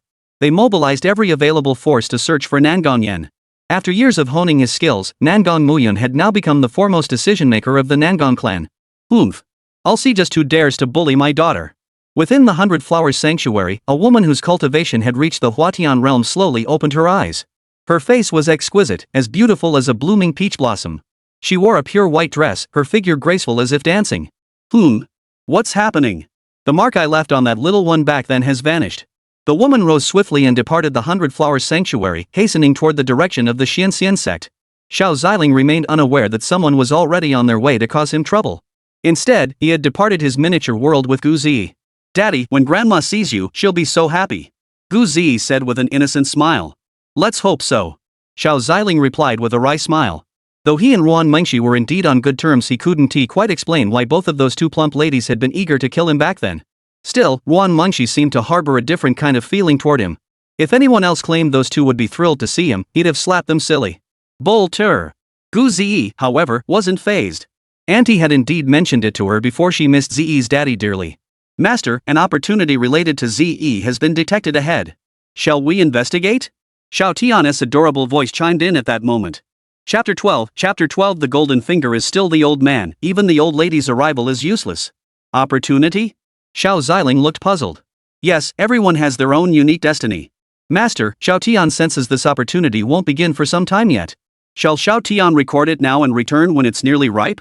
Xiao Tian tapped his little mouth and whispered softly. All right. Xiao Ziling's expression remained unchanged as he replied indifferently. Gu Zi, however, sensed a presence around them that filled her with intense dislike. Xiao Ziling seemed to notice Gu Zi's furrowed brow. Zi, what's wrong? Xiao Ziling turned to look at Gu Zi and asked softly. Gu Zi shook her head. Nothing, Daddy. It's just an aura around us that makes Zi feel repulsed. Xiao Ziling frowned, then gently raised his left hand and tapped forward. Instantly, he grasped the entire situation on the rear mountain of the Xianxian sect. A man. A soul entity. Early nascent soul stage. What does this mean? The protagonist of destiny? Zi, wait here for Daddy. Xiao Ziling said calmly before ascending above the youth. From his godlike vantage point, he observed the boy being pursued by the purple Ice Claw Wolf King below. Upon hearing this, Xiao Tian also looked toward the youth under Xiao Ziling's scrutiny. Correct, Master. That is indeed the protagonist chosen by the will of the Xianhuang realm. And his opponent, the antagonist we commonly refer to as none other than Zi. Xiao Tian delivered the conclusion retrieved through the system. Him? He's worthy? Xiao Ziling sneered with contempt, preparing to personally eliminate this so-called chosen one for his daughter. Wait, Master. The chosen one hasn't yet absorbed the energy of the Xianhuang realm to grow stronger. If we kill him now, it might. What? Suffer backlash? Or be hunted down by the Xianhuang realm's heavenly Tao? Do you think this master fears such things? Xiao Ziling replied indifferently. The Tao of the Xianhuang realm was nothing to him. Besides, he had to go find his main wife. Time was tight, after all. No, it would be a waste. Killing him now would only prompt the Xianhuang realm to quickly spawn a new protagonist of destiny. It's better to let him grow a bit more. Then Xiao Zi can harvest the rewards later, allowing him to gain even more benefits. Xiao Tian explained. Didn't you say he's the protagonist and Zi is the antagonist? Have you ever seen an antagonist defeat the protagonist? Xiao Ziling remarked indifferently. Raise sons frugally, raise daughters lavishly. He certainly didn't want his daughter to face such troubles. Master, rest assured. His normal opponent is still ZE, whose meridians are damaged and whose supreme demon bone and illusionary eyes have been taken. The current ZE beats him like he's her grandson. He's not even worthy of being her opponent anymore. Xiao Tian analyzed. Xiao Ziling pondered this. Indeed, it was a sound plan. Rather than searching for other chosen ones later, it would be better to let this one fully absorb the fortune of the Xianhuang realm. When the time came, ZE could simply come and reap the rewards. Xiao Ziling glanced at the youth and the soul entity, then casually placed a mark on the boy's body to facilitate his future harvest. He's just an old man. Even if an old woman came, it wouldn't make a difference, right? Xiao Ziling chuckled faintly before turning back to Gu Ziyi's side. Daddy, you're back. Gu Ziyi exclaimed happily as Xiao Ziling flew back through the air. How are you feeling? Still uncomfortable? Gu Ziyi listened, then carefully checked herself. That uncomfortable sensation was truly gone. This was naturally due to Xiao Ziling's intervention. Xiao Ziling smiled as he ruffled Gu Ziyi's hair, then asked her to give him a drop of her essence blood. Without hesitation, Gu Ziyi offered him a drop of her essence blood. Master, what are you doing? Xiao Tian was puzzled. Why would the master need Ziyi's essence blood? To rekindle the mortal world. Xiao Ziling's gaze was unwavering as he spoke calmly. What? Master, this is unnecessary. If you fail to gain the approval of both mistresses within 100 years, it will breed a heart demon. Xiao Tian voiced his concern. After all, the master was a supreme being, and the heart demons of such beings were no laughing matter. I once believed severing ties with the mortal world was the best path. But now I realize without entering it, how can one achieve true fulfillment? Xiao Ziling gazed tenderly at Gu Ziyi beside him, then used his essence blood as a medium to resume his journey through the mortal world. Truly worthy of being Xiao Tian's master. You will surely rule all heavens and worlds in the future, becoming an existence beyond supremacy. Xiao Tian thought joyfully. Beside Xiao Ziling, Gu Ziyi instantly sensed the bloodline connection emanating from him. It felt more intimate than before, like a towering mountain offering steadfast support. Come on, Daddy will take you to find Grandma and Mommy. Xiao Ziling smiled, lifting Gu Ziyi into the air as they set off toward the sacred land of Yaoguang. Yay! Let's go find Grandma and Mommy. Gu Ziyi hadn't felt this happy in a very long time. Within the sacred grounds of Yaoguang, Ruan Mengxi, her figure sculpted with exquisite precision, clad in robes as pure as snowflakes, suddenly sensed a shift within her body during her cultivation. An indescribable sensation stirred within her heart. What is this feeling? Ruan Mengxi took out the jade pendant Xiao Ziling had given her and channeled a thread of spiritual energy into it. Before long, she actually sensed Xiao Ziling's location and aura through the jade pendant. Her eyes, like two ripe cherries, glowed crimson with disbelief, the corners dampening with emotion. Brother Ziling, you really are alive. Sierra has finally waited for you. Overcome with joy, Ruan Mengxi closed her eyes, pressed the jade pendant to her chest with her left hand, and gently wiped away her tears with her right. Through the jade pendant, she sensed that Xiao Ziling was still making his way toward her. Just as she was about to rise to find Xiao Ziling and Gu Ziyi, an elder responsible for reconnaissance suddenly flew in, landing before the door of her cultivation chamber. Holy Lord! The blood demon Sect's army is marching toward our sacred land. Among them is a powerful being whose aura far surpasses mine. It is likely the great emperor. His face was drenched in sweat and terror, clearly having rushed back at full speed. Blood slaughter sect. Ruan Mengxi's eyes flashed with determination. No one could stop her from reuniting with Brother Ziling. Fifth Elder, notify the other elders and disciples of the sect. Prepare to engage the blood slaughter sect. A pack of rats lurking in the shadows while other sects battle alien races. You choose to cause trouble now. Don't blame me for showing no mercy. Ruan Mengxi said, gazing at the jade pendant in her hand. Yes. Far away on the border battlefield, Gu Hanyang sensed the same feeling, though she assumed it was her daughter missing her. Mommy will be back to find you soon. Gu Hanyang gently stroked her cascading hair. Dressed in a purple qipao, her graceful figure resembled a blooming lilac, in no way inferior to the top-tier succubi of the demonic tribes. Some righteous sect masters and Holy Land experts present gazed at the demonic empress Gu Hanyang, their eyes betraying a hint of lust for the beauty of this demonic leader. Yet Gu Hanyang paid them no mind whatsoever. She looks just like those succubi. What's with the act? Unable to match her in strength, they could only indulge in private mockery. Chapter 13, Nangong's Assault. A single palm shatters the sword chi. Xiao Ziling felt no discomfort at re-entering the mortal world. In fact, if he truly completed his journey through it, his spirit might ascend to a higher plane. Xiao Ziling carried Gu Ziyi as they soared through the air. Typically, those who reach the spirit transformation realm could traverse the skies. While soaring through the skies, Xiao Ziling suddenly turned his head slightly. Master, someone is approaching your direction, Xiao Tian whispered in Xiao Ziling's ear. I sense it too. They were still above the Pulse Ancestor Forest, not far from the Xianxian sect. The pursuers were now closing in, heading directly toward their location. Only 2 factions remained as possibilities. Is it the Holy Land or the Nangong clan? Xiao Ziling murmured to himself, glancing at the city that had appeared ahead before turning his gaze back to the pursuers closing in behind them. Whoever you are, you've crossed me. Xiao Ziling turned to face the pursuers.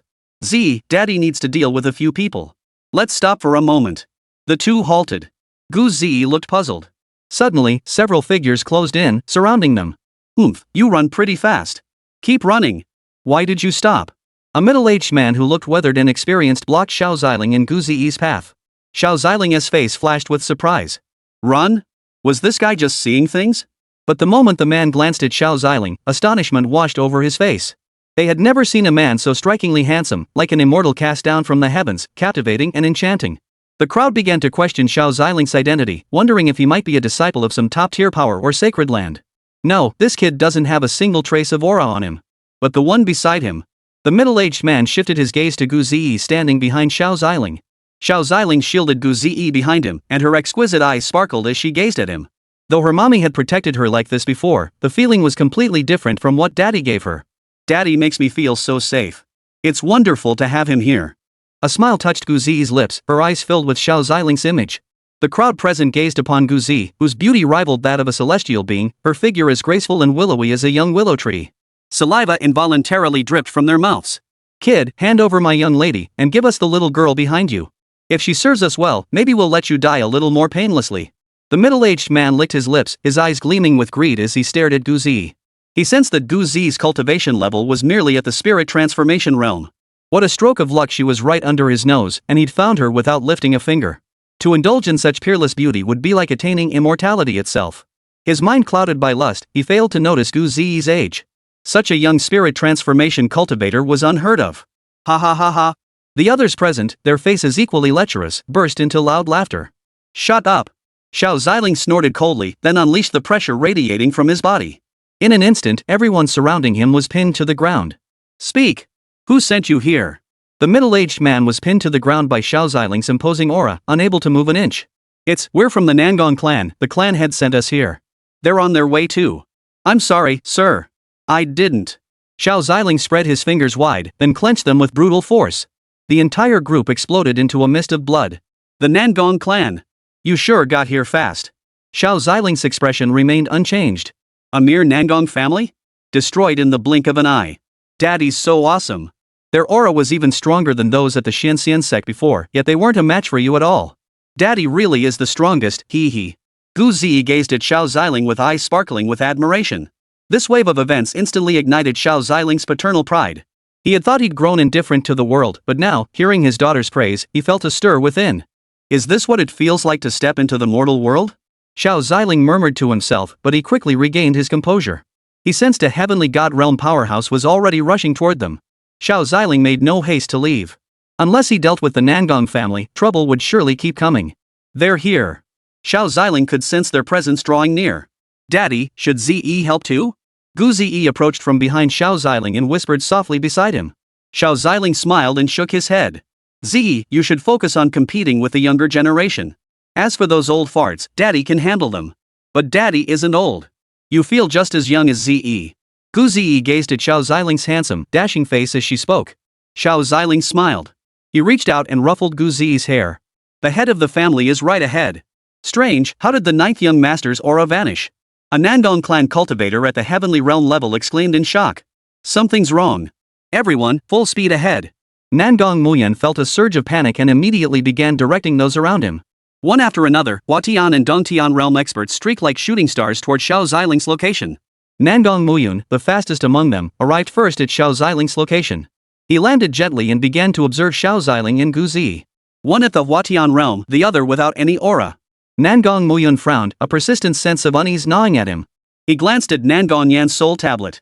The direction it pointed to was indeed right here. Then he sensed that old ninth had just brought his men here before vanishing without a trace. Oomph. Dare to provoke the Nangong clan? No matter how powerful you are, you'll pay dearly today. Nangong Muyan summoned a mystical grade long sword and swung it toward Xiao Ziling and Zi. Raging wave sword strike. The sword energy sliced through the air like a bolt of lightning, erupting in a deafening sonic boom. Xiao Ziling's expression remained unchanged as he casually extended his left hand. He stopped Gu Zi, who was about to intervene. Where's Daddy? This old man can't even stir up a ripple. Xiao Ziling smiled faintly while Gu Zi placed unwavering trust in her father. She took a step back, positioning herself behind Xiao Ziling to cheer her father on. Go, Daddy! Take down the bad guys. As the sword chi approached, Xiao Ziling shifted the hand that had been holding Gu Zi to block the attack in front of him.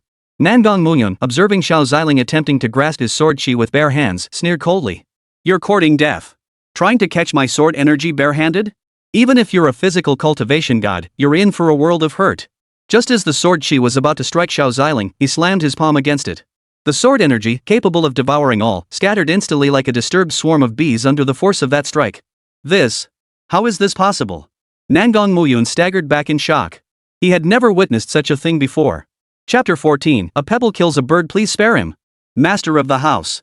Members of the Nangong clan rushed over. They swiftly surrounded Xiao Ziling and his companions. Nangong Muyun watched the arriving crowd, a smile curling his lips. Now that they had the numbers on their side, Nangong Muyun stepped forward. Sir, I sense my daughter's presence here. Might you do me the favor of releasing her? Nangong Muyun's sharp, hawk-like eyes fixed on Xiao Ziling. This man had just shattered his sword chi with a single palm strike, clearly no ordinary opponent. This fellow shows no signs of cultivation, yet he carries an inexplicable calmness about him.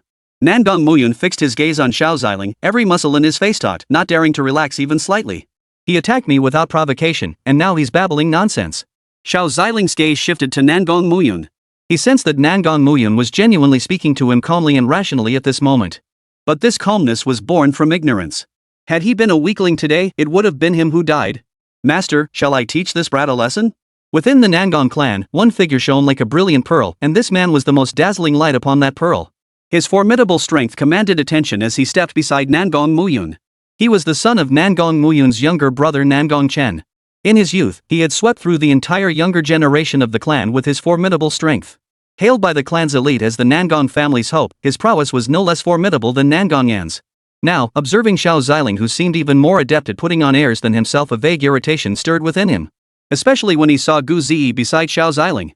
What the hell kind of luck is that? To have such a goddess by his side? Poof. Once I cripple you, that goddess by your side will be mine. Ha ha ha. Nangong Chen's mind was already filled with sweet fantasies. Xiao Ziling also sensed the malice emanating from Nangong Chen. But he didn't rush to act. He wanted to see how this greenhorn planned to teach him a lesson. Nangong Chen's father Nangong Zi also approached Nangong Muyun's side. Master of the house, isn't this kid acting a bit strange? Nangong Zi wasn't a pushover either. He saw right through it. If Nangong Muyun could take down the two before him, he wouldn't be wasting his breath here. Instead, he shot Nangong Chen a stern glare, signaling him to hold his fire. Facing his father's stern gaze, Nangong Chen reluctantly took 2 steps back. His gaze, however, remained fixed on Xiao Ziling and Gu Zi. When Nangong Muyun saw Nangong Zi approach his side, he murmured softly. This kid's a bit strange. He clearly has no cultivation aura, yet he just dispersed my sword energy with his bare hands. I suspect he might be a disciple of one of the sacred lands, possessing treasures bestowed by them, or he could be a physical cultivator. Nangong Muyun voiced his analysis. He had risen to the position of family head for a reason. He was no ordinary man. Nangong Chen listened to his father and the family head converse, growing increasingly weary. Sir, I am Nangong Muyun, head of the Nangong clan. I sense my daughter, Nangong Yan, is here. Release my daughter, and I promise no one present will cause you trouble. Nangong Muyun stepped forward and addressed Xiao Ziling. Hearing this, Xiao Ziling nearly burst out laughing in disbelief. Give me trouble? You don't even look like you're qualified. Enough nonsense. Nangong Yan stole my daughter's eyes and ribs. You think a couple of empty promises will settle this? Do you really believe that? Xiao Ziling replied with a faint smile. You little bastard, what the hell did you just say? Nangong Chen pointed an accusing finger at Xiao Ziling and shouted, then drew his sword and charged forward. Xiao Ziling remained composed, sucking a pebble from the ground into his palm. Infused with spiritual energy, it shot straight toward Nangong Chen. No! Nangong Zi sensed the pebble was no ordinary stone. He swiftly stepped in front of his son, channeling all his spiritual energy into his palm before unleashing a powerful strike. The power of the heavenly cavern erupted completely, with 3 additional heavenly caverns appearing behind it. The pebble struck Nangong Zi's palm squarely, yet it didn't stop. Instead, it pierced clean through his entire arm. What? Nangong Zi swiftly twisted his body, narrowly preventing the stone from piercing his heart. His entire arm was now useless. The stone continued its flight toward Nangong Chen after piercing through Nangong Zi's limb. Nangong Chen's reflexes weren't as sharp as his father's.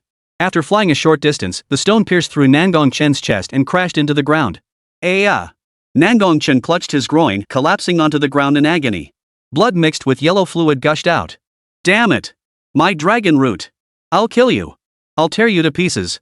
Nangong Chen's face flushed crimson, his entire body still trembling uncontrollably. Nangong Zi dragged Nangong Chen backward through the air.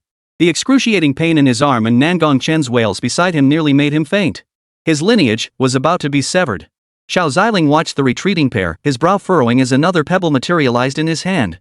Xiao Ziling smiled faintly, then flicked the pebble toward them once more. Watching the pebble hurtle toward them like a cannonball, Nangong Muyun cursed under his breath. Damn it! Those two little darlings! Are they trying to get me killed? Nangong Muyun materialized before them, drawing his mystical artifact sword to strike at the stone. But he discovered the pebble was enveloped in a powerful spiritual force. His sword struck the pebble yet inflicted no damage whatsoever. Instead, a thunderous explosion erupted. He was sent reeling dozens of steps backward. The stone shot straight toward Nangong Zi and Nangong Chen, piercing both their hearts and taking their lives. Those nearby watched in disbelief, about to rush forward to investigate, when the spiritual energy contained within the stone erupted violently. Members of the Nangong clan, unable to dodge in time, were instantly killed. No! Nangong Muyun watched the sudden explosion engulf the crowd, letting out a wretched cry of anguish. Damn you! I'll make you pay with your life. All the spiritual energy within Nangong Muyun erupted, unleashing the might of a celestial god. The surviving Nangong clan elites, seeing their clan leader take action, dropped all pretense. One by one, they unleashed their own divine realms and charged directly at Xiao Ziling. Xiao Ziling lifted his foot and stamped lightly. A terrifying pressure pinned the entire Nangong clan to the ground. As Xiao Ziling surveyed the prostrate figures, raising his hand to annihilate them all. Several figures materialized before him. Sir, please spare them. Chapter 15, The Mingyuan Empire strikes, a single palm smashes the heavenly god. Xiao Ziling looked at the arrivals, noting their noble attire and extraordinary bearing. They, too, had spared the lives of the Nangong family and others. Yet the overwhelming pressure did not cease. Nangong Muyun was now reeling from internal injuries, spitting out a mouthful of blood. He stared at Xiao Ziling in utter disbelief. This pressure was terrifying beyond belief. Could this guy be the legendary Great Emperor? Nangong Muyun now wished he were dead. If he'd known this would happen, he never would have come looking for his daughter. He could just have another child. To outsiders, he appeared to adore his daughter. But that was only because there was a profit involved. If the price was right, he wouldn't hesitate to sell his daughter.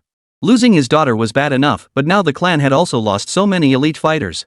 His younger brother was dead, and the clan had sacrificed a future heavenly god realm powerhouse. He was utterly ruined. Sir, thank you for showing mercy. I am Zhu Miao, the Northern Defense General of the Mingyuan Empire. I implore you to release these members of the Nangong clan. We can overlook your earlier annihilation of the Xianxian sect. What do you say? Zhu Miao stepped forward slightly and addressed Xiao Ziling courteously. General Zhu Miao, we cannot let him go. Nangong Muyun still wanted Zhu Miao to kill Xiao Ziling. Otherwise, with Xiao Ziling's strength, it would be a piece of cake for him to target the Nangong clan in the future. Shut your mouth. What business do you have speaking here? Zhu Miao snorted coldly. His gaze swept over Nangong Muyun. He detested these parasites most of all. They spent their days spouting nonsense, only good at draining the imperial dynasty's fortune. If not for the dynasty's protection, they would have been wiped out long ago. Hearing Zhu Miao's words, Xiao Ziling exerted a slight pressure, instantly suppressing the few who had just arrived. Boom! Not holding it against me? What nonsense are you spouting? Xiao Ziling's dazzling golden eyes fixed on the group. The overwhelming pressure forced everyone to their knees. Zhu Miao attempted to resist Xiao Ziling's might, only to realize they were worlds apart in cultivation. He was utterly no match for the man before him. Damn it! How did the Xianxian sect provoke such an existence? Zhu Miao tried to speak further, but the sheer terror of the pressure left him slurring incoherently. Sir, we are representatives of the Mingyuan Empire. If you kill us, His Majesty will not. Before he could finish, Xiao Ziling's palm struck, reducing them all to bloody pulp. Blood splattered onto Nangong Muyun's face, causing his pupils to contract in shock. The esteemed general of the northern frontier of the Mingyuan Empire, a late-stage heavenly god realm powerhouse, had just been killed with a single slap. This man, does he hold not even the slightest fear for the Mingyuan Empire? Nangong Muyun stared at Xiao Ziling in utter terror, his heart pounding like a drum. It wasn't just Nangong Muyun. Even the other members of the Nangong clan were so terrified by Xiao Ziling's actions that their hearts felt like they were being gripped by an invisible hand, clutching at their throats as if they might leap out at any moment. They dared not utter a sound. You actually dared to threaten me? I thought you, the northern frontier general, were quite formidable. Xiao Ziling didn't even glance at Xu Miao, instead fixing his gaze on the Nangong family members. Just a minor hiccup. Let's continue settling accounts. Oh, and didn't you just say you wouldn't let me off? Xiao Ziling observed Nangong Muyun, who was now visibly flustered and at a loss, and offered a faint smile. Master. Someone's trying to ambush Xiao Zi. Xiao Tian's voice cut through the air, warning Xiao Ziling. Little did he know, Xiao Ziling had already noticed the figure lurking behind him. But since the figure hadn't made a move, he hadn't paid it any mind. Oof. Even if you're powerful, you've been protecting this woman all along. I suppose your relationship is no ordinary one. A late-arriving heavenly realm expert from the Nangong clan seized the moment Xiao Ziling struck Xu Miao to attempt grabbing Gu Ziyi, intending to use her as leverage against Xiao Ziling. Looking for death. Xiao Ziling's tone dripped with disgust as he swept his hand, reducing the ambushing heavenly realm expert to a mist of blood. Gu Zi sensed the killing intent just as she turned her head, but saw nothing. TSK, the Nangong family's conduct is truly exceptional. Xiao Ziling's icy voice echoed as he directly extracted Nangong Muyun's soul and dragged him into the miniature world. Enjoy your time with your daughter, Emperor Phoenix. After greetings them, devour their divine souls immediately. Xiao Ziling had no time to waste on these scum, he had more important matters to attend to. As you command, Master. Upon receiving the order, Di Huang immediately carried Nangong Muyun's soul away. Nangong Yen, still enduring the agony of divine fire burning her, suddenly saw her father appear here as well. Nangong Muyun, seeing his daughter, was startled too. But he had no desire to find her now, all he wanted was to go home. How delightful. Di Huang flung Nangong Muyun's soul directly into the divine flames. Both were now being tortured by the divine flames, suffering unbearably. Outside the miniature world, Xiao Ziling surveyed the remaining elites of the Nangong clan. With a casual wave of his hand, the numerous remaining cultivators at the Cavern Heaven Realm and Transformation Spirit Realm all disintegrated into dust. Xiao Ziling then turned toward Gu Zi. The two departed from this place, continuing their journey toward the Yaoguan Holy Land. Within the Mingyuan Empire, the death of General Xu Miao, the northern frontier commander, sent his subordinate, tasked with guarding the soul tablet, rushing toward the emperor's study in a panic. Your Majesty! Your Majesty! It's terrible! It's absolutely terrible! The subordinate arrived breathlessly before Emperor Mingyuan Chu Huaijiu. What a flustered state! How many times have I told you to remain calm and composed? Now, what is it that's so urgent? Chu Huaijiu was still practicing calligraphy on rice paper. Before long, he finally completed his work. He gazed at his work, thoroughly satisfied. Your Majesty, the spirit tablet of General of the Northern Frontier Xu Miao has shattered. The subordinate composed himself. Then, with remarkable composure, he delivered the news, though his voice still faltered slightly. What? Xu Miao is dead? Impossible. Chu Huaijiu leapt to his feet, colliding with the inkstone on the dais. Ink spilled onto his freshly completed work. Yet he paid it no mind, muttering to himself, Xu Miao is dead. Xu Miao is dead.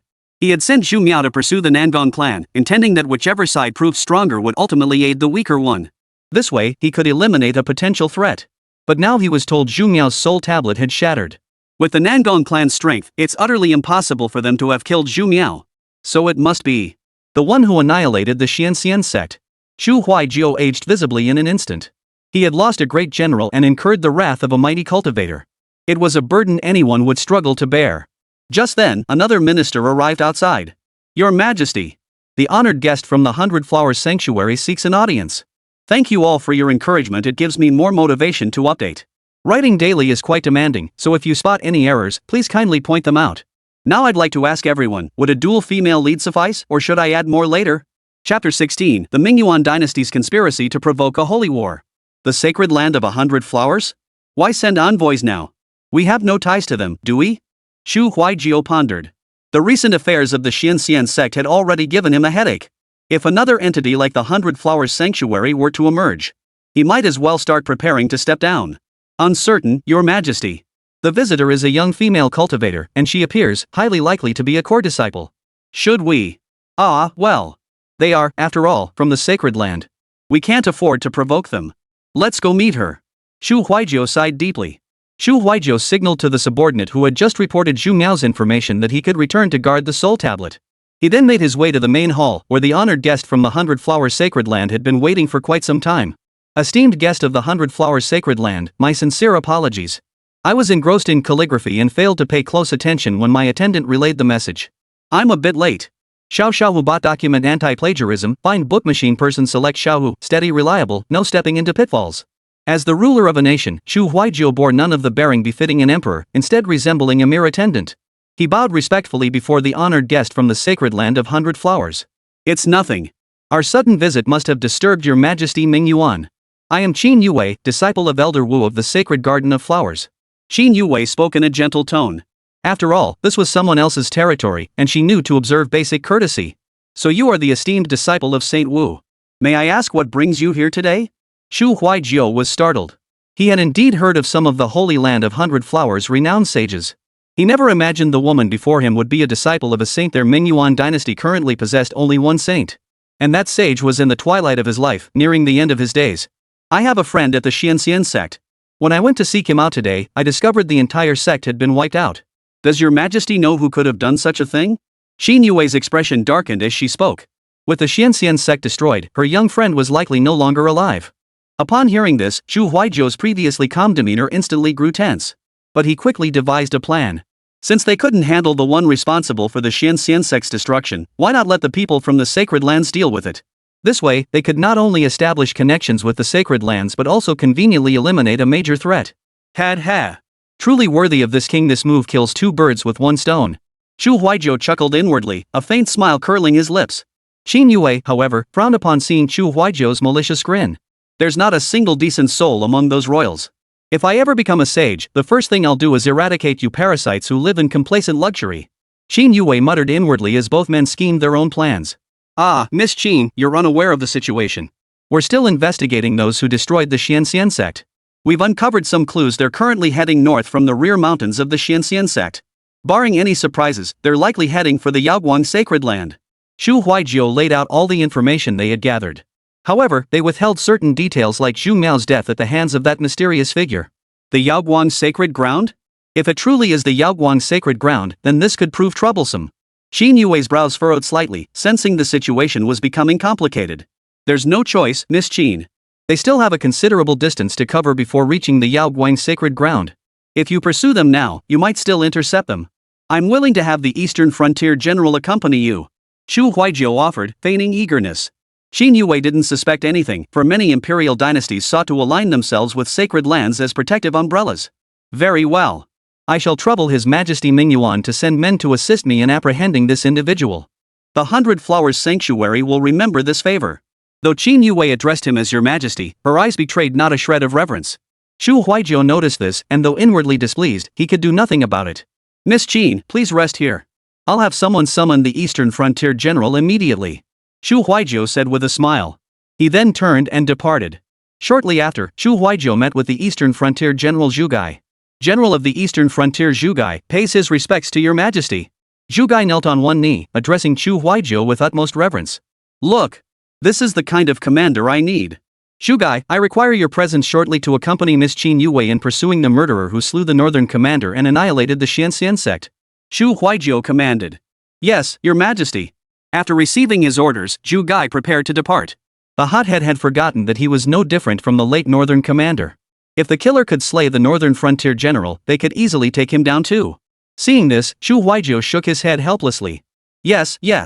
If he can kill the northern frontier general, he can certainly kill you. Once you find that man, do your best to provoke anger between him and Miss Qin. Make them fight. Ideally, let Miss Qin die by his hand, sparking a holy war. Then you just need to find an opportunity to escape quickly. Xu Huaijiu patted Zhu Gai's shoulder, instructing this hot-headed fool. If he too fell to that mysterious figure, the Mingyuan dynasty's standing would become no different from those sects. Zhu Gai nodded, his understanding only half formed. Good. Go now. Xu Huaijiu nodded with satisfaction. With that, Xu Huaijiu led Zhu Gai into the Grand Hall. Miss Qin, this is General of the Eastern Frontier Zhu Gai. He will now accompany you in apprehending the criminal responsible for the destruction of the Xianxian sect. Xu Huaijiu introduced Zhu Gai to Qin Yue. Zhu Gai greets Miss Qin. Zhu Gai bowed respectfully to Qin Yue. Very well, let us depart. With that, the two departed the Mingyuan Empire and set off toward Xiao Ziling's location. Xiao Ziling remained unaware that someone was coming to apprehend him. He was still traveling with his daughter toward the Yaoguang sacred land. Along the way, Gu Zi gazed at the scenery. Though her mother had flown her like this before. But back then, they'd been fleeing pursuers. Traveling at breakneck speed, they'd never had a chance to truly appreciate the scenery. As Gu Zi gazed at the scenery, she suddenly spotted a familiar small town. Isn't that? Gu Zi recalled it was the very small kingdom her mother had brought her to before. Daddy, can we stop by that little town first? Gu Zi tugged at Xiao Ziling's sleeve. Xiao Ziling glanced at the town, looking at Gu Zi with some confusion. Though he didn't know why, once his daughter had spoken, how could he refuse? Alright, Zi, hold tight to Daddy, Xiao Ziling said gently, and the two immediately set off toward the little town. Daddy, there's something really delicious there. I want to bring some back for Grandma to try. That way, she won't bully Mommy anymore, hee. Xiao Ziling's heart fluttered. He gently stroked Gu Zi's head with concern. Alright, we'll bring extra. Daddy wants to try it too, and when Zi's mommy comes back, she can have some as well. Okay? Yay! Chapter 17, Queuing for Snow Fragrance Cake, 100 Flowers Secret Art, 1000-Mile Scent Seeking Technique. Xiao Ziling led Gu Zio toward the kingdom of Iraq ahead. Xiao Tian, why do I feel like Zi acts like a child around me, but when she's with others, she gives off this aloof, unapproachable vibe? Xiao Ziling silently inquired of Xiao Tian, already beginning to use his divine power to sense Gu Zi's internal condition. Upon hearing his master's words, Xiao Tian immediately initiated a scan of Gu Zi. She still possessed ample energy, more than sufficient to conduct a thorough examination of Zi. Gu Zi, who had remained by Xiao Ziling's side the entire time, remained oblivious to her father's actions. Instead, her eyes sparkled with anticipation for the upcoming arrival at the kingdom of Iraq. Strange. All her vital signs are perfectly normal. There's no trace of an extra soul or anything like that. It's definitely not a soul-stealing or reincarnation case. It's the purest soul imaginable. Xiao Ziling examined Gu Zi's body and found nothing amiss. Master, Gu Zi is actually perfectly normal, but... Xiao Tian explained to Xiao Ziling as he reviewed the information displayed on the screen. Hearing that his daughter truly had some issues, Xiao Ziling's brow furrowed slightly. His previously relaxed facial muscles suddenly tensed, his eyes narrowing slightly as a look of tension flashed across his face. Master, Zi might be lacking her father's companionship and certain formative experiences. Xiao Tian explained. Xiao Ziling froze upon hearing this, instantly understanding. Xiao Tian continued, ever since Zi was born, she and Gu Hannian have been on the run, evading pursuers. Although Gu Hannian has always cherished Zi. But without a father's presence and guidance, that's why Zi, even at 16, has had so few experiences. If you spend more time with her now, Master, and later take her to those places to learn and make friends, she should improve. After listening to Xiao Tian's analysis, Xiao Ziling pondered for a moment before asking, what about during our time at the Yaoguan Holy Land and the Xianxian Sect? At the Yaoguan Holy Land, Xiao Zi was constantly shielded by Ruan Mengxi. As for the Xianxian Sect, Xiao Ziling lowered his head, silent. Ultimately, it was his fault for failing to give Zi a complete childhood. Just as Xiao Ziling was still deep in thought, Gu Zi's voice interrupted him. Daddy! Come quick, we're here. Xiao Ziling looked up to find they had arrived at the kingdom of Iraq. He had so many questions he wanted to ask Xiao Tian, but now they would have to wait. Xiao Ziling nodded to Gu Zi. Here she comes. Wait for Daddy. Master, Xiao Tian has perfectly inherited your and mistress's talents. Spend more time with her, her disposition is sound, and her future achievements are immeasurable. Xiao Tian murmured softly. With the master's support, she had complete faith in the young Gu Zi. Xiao Ziling nodded thoughtfully. He owed them so much, even if it took a lifetime to repay it bit by bit, he would gladly do so. Xiao Ziling approached Gu Zi's side. Just as he glanced around, Gu Zi took the opportunity to pull Xiao Ziling's hand. Daddy, hurry up. We have to line up for those snowflake cakes. Let's go now. Before Xiao Ziling could fully react, Gu Zi had already pulled him along. Xiao Ziling smiled softly. Wasn't this peaceful, tranquil life with his family exactly what he had always wanted? But when he finally reached the snow cake stall, he was stunned. So many people in line? Z, is this thing really that good? Xiao Ziling stared at the serpentine queue stretching before him, utterly speechless. Nevertheless, the two obediently joined the queue. Originally, he'd considered using some special ability to teleport some snowflake cakes over. But Gu Zi's words snapped him back to reality. Because it really is that delicious. Mommy has brought me here several times. She said waiting in line is part of what makes the snowflake cake taste even better.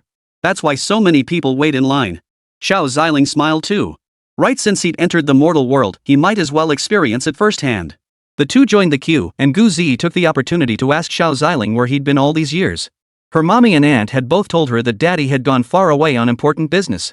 Once he finished his work, he would come back to be with Zi. Daddy went to fight bad guys. Those bad guys were tough to deal with, so it took a little longer. Xiao Ziling thought for a moment before replying. He had been suppressing those divine lords, which probably counted as fighting bad guys too. After all, good and evil, it all depends on how it affects you, right? Then will Daddy leave Zi, Mommy, and Auntie again? Gu Zi's eyes welled up. She'd finally found Daddy and didn't want him to leave again. No, Daddy will always stay by your side. If any villains appear again, Daddy will take Zi, Mommy, and Auntie to punish them. How does that sound?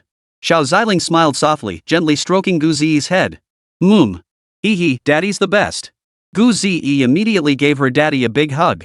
The two were still waiting in line for snowflake cakes. General of the Eastern Frontier had already arrived at the Kingdom of Iraq with Qin Yue. Miss Qin, are you certain they're here?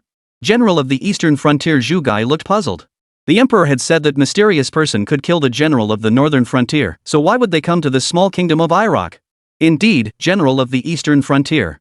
You must trust the secret arts of our 100 Flowers Sanctuary, the 1,000-mile scent tracking technique. Qin Yue replied calmly. The 1,000-mile scent tracking technique could pinpoint scents with precision. After the Xianxian sect was wiped out, only 2 scents had left the sect. These 2 must be the murderers who annihilated the sect. Xiao Ziling had no habit of concealing his aura. After all, even in the vast cosmos, few dared to hunt him down, let alone in a minor realm. Miss Qin, should I scout ahead first? No need. Let's proceed together. Qin Yue and Zhu Gai entered the Iraq kingdom directly, beginning their search for Xiao Ziling and Gu Ziyi. With their cultivation levels, they quickly located Xiao Ziling and Gu Ziyi. Miss Qin, is it them? The two hid furtively in a corner, watching Xiao Ziling and Gu Ziyi as they stood in line.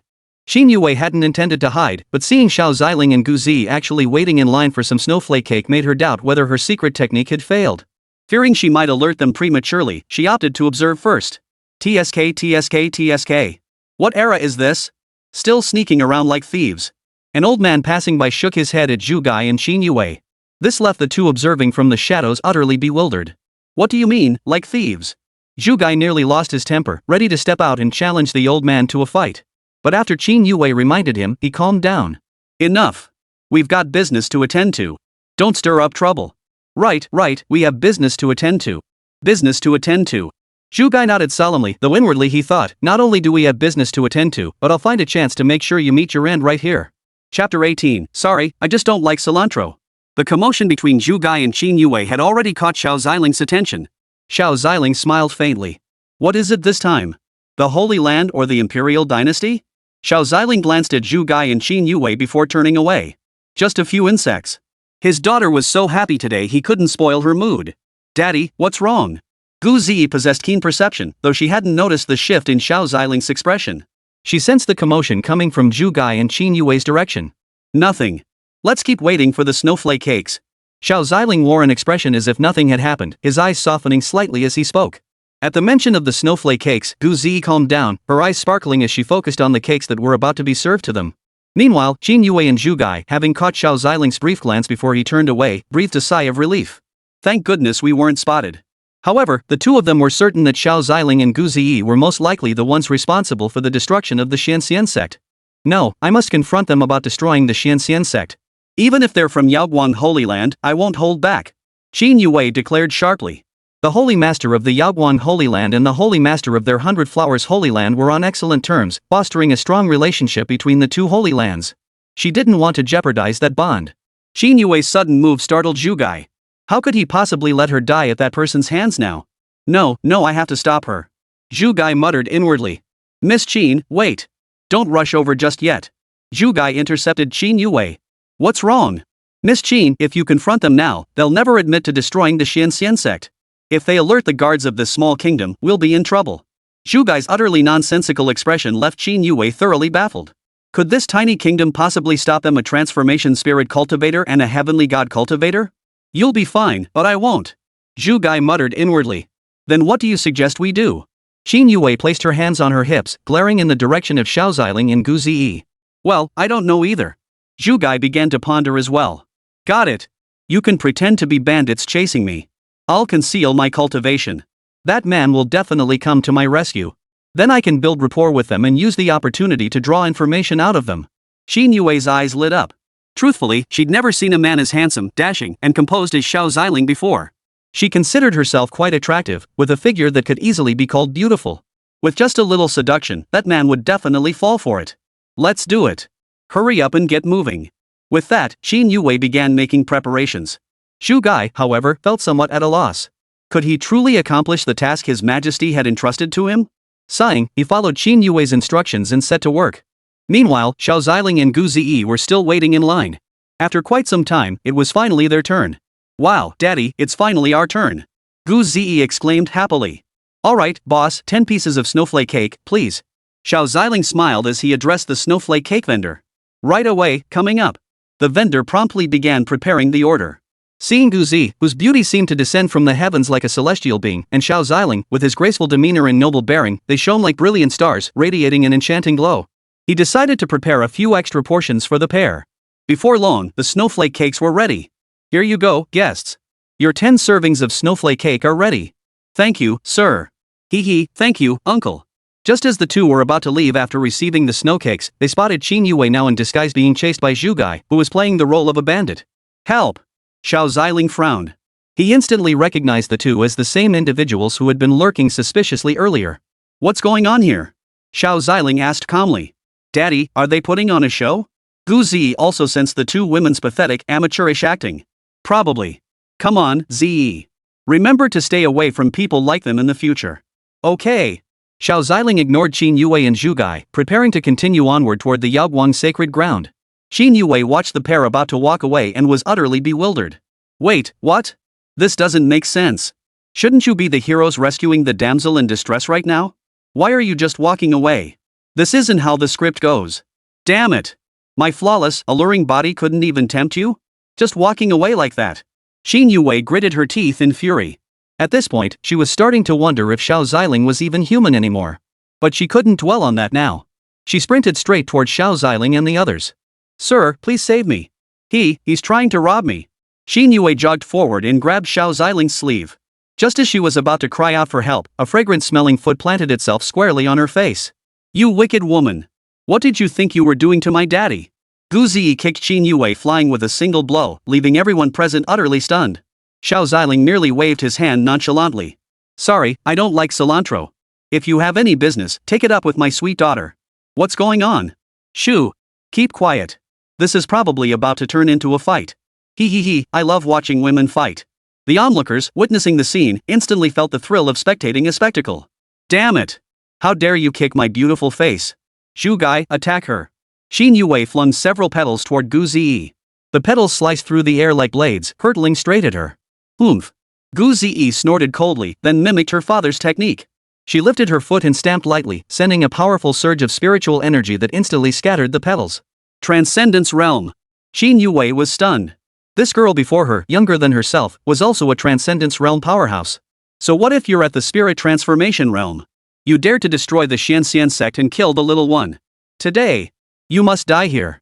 Qin Yue shed all restraint, unleashing waves of spiritual energy like crashing tides. 100 flowers 10 absolutes, falling blossom palm. A palm-shaped force, channeling mid-stage spirit transformation energy, slammed toward Gu Zi. Master, aren't you going to intervene? Xiao Tian watched the colossal palm bearing down on Gu Zi and grew visibly flustered. This young generation? Zi can handle it. Xiao Ziling replied with a faint smile. Gazing at the palm hurtling toward her, Gu Zi felt the supreme demon god bone within her body flare with light. She swung her hand back and unleashed a palm strike of her own. The two forces collided like two divine beasts, their impact shaking the heavens and earth. Thanks for all the requests for updates. We're almost at the Yaoguang Holy Land, and the first female lead is about to arrive. I wonder if 2 are enough, or should I add a few more? Feel free to share your thoughts, I'll take your suggestions to heart. Chapter 19, Divine Demon Phenomena Manifest, the Emperor peers in, Xiao Ziling intervenes. Spectators scattered in panic at the sight, while guards and elites of the Yaila Kingdom rushed toward the scene. When the falling petals and light dissipated, Gu Zi stood firmly in place, unscathed. Qin Yue, however, was sent flying by the force of the strike. The arm that had just unleashed the falling blossom palm now lay dislocated and fractured. Qin Yue struggled to her feet. Her stomach churned violently, and in the next instant, she spat out a mouthful of blood. How is this possible? She's only at the early stage of the spirit transformation realm. Qin Yue stared at Gu Zi in disbelief. At that moment, Gu Zi radiated the imperial aura emanating from the supreme demon god bone. The guards who had just arrived, confronting 2 spirit transformation realm experts and such young ones at that were momentarily at a loss. An IROC spirit transformation realm expert had arrived.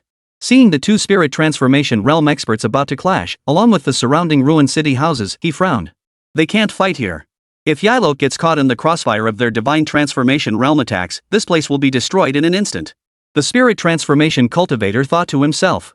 Meanwhile, Zhu Gai, who had been lurking in the shadows, felt a surge of delight upon seeing Qin Yue and Gu Zi finally engage in combat. His mission was finally about to be completed. Yet he was also deeply shocked by Gu Zi's seemingly effortless palm strike. He sensed that even a slightly weaker heavenly realm cultivator wouldn't be able to withstand that blow. But that was no longer his concern. His primary focus now was preparing his escape. My fellow cultivators, might we continue this battle outside the kingdom of Iraq? Fighting here endangers many innocent lives.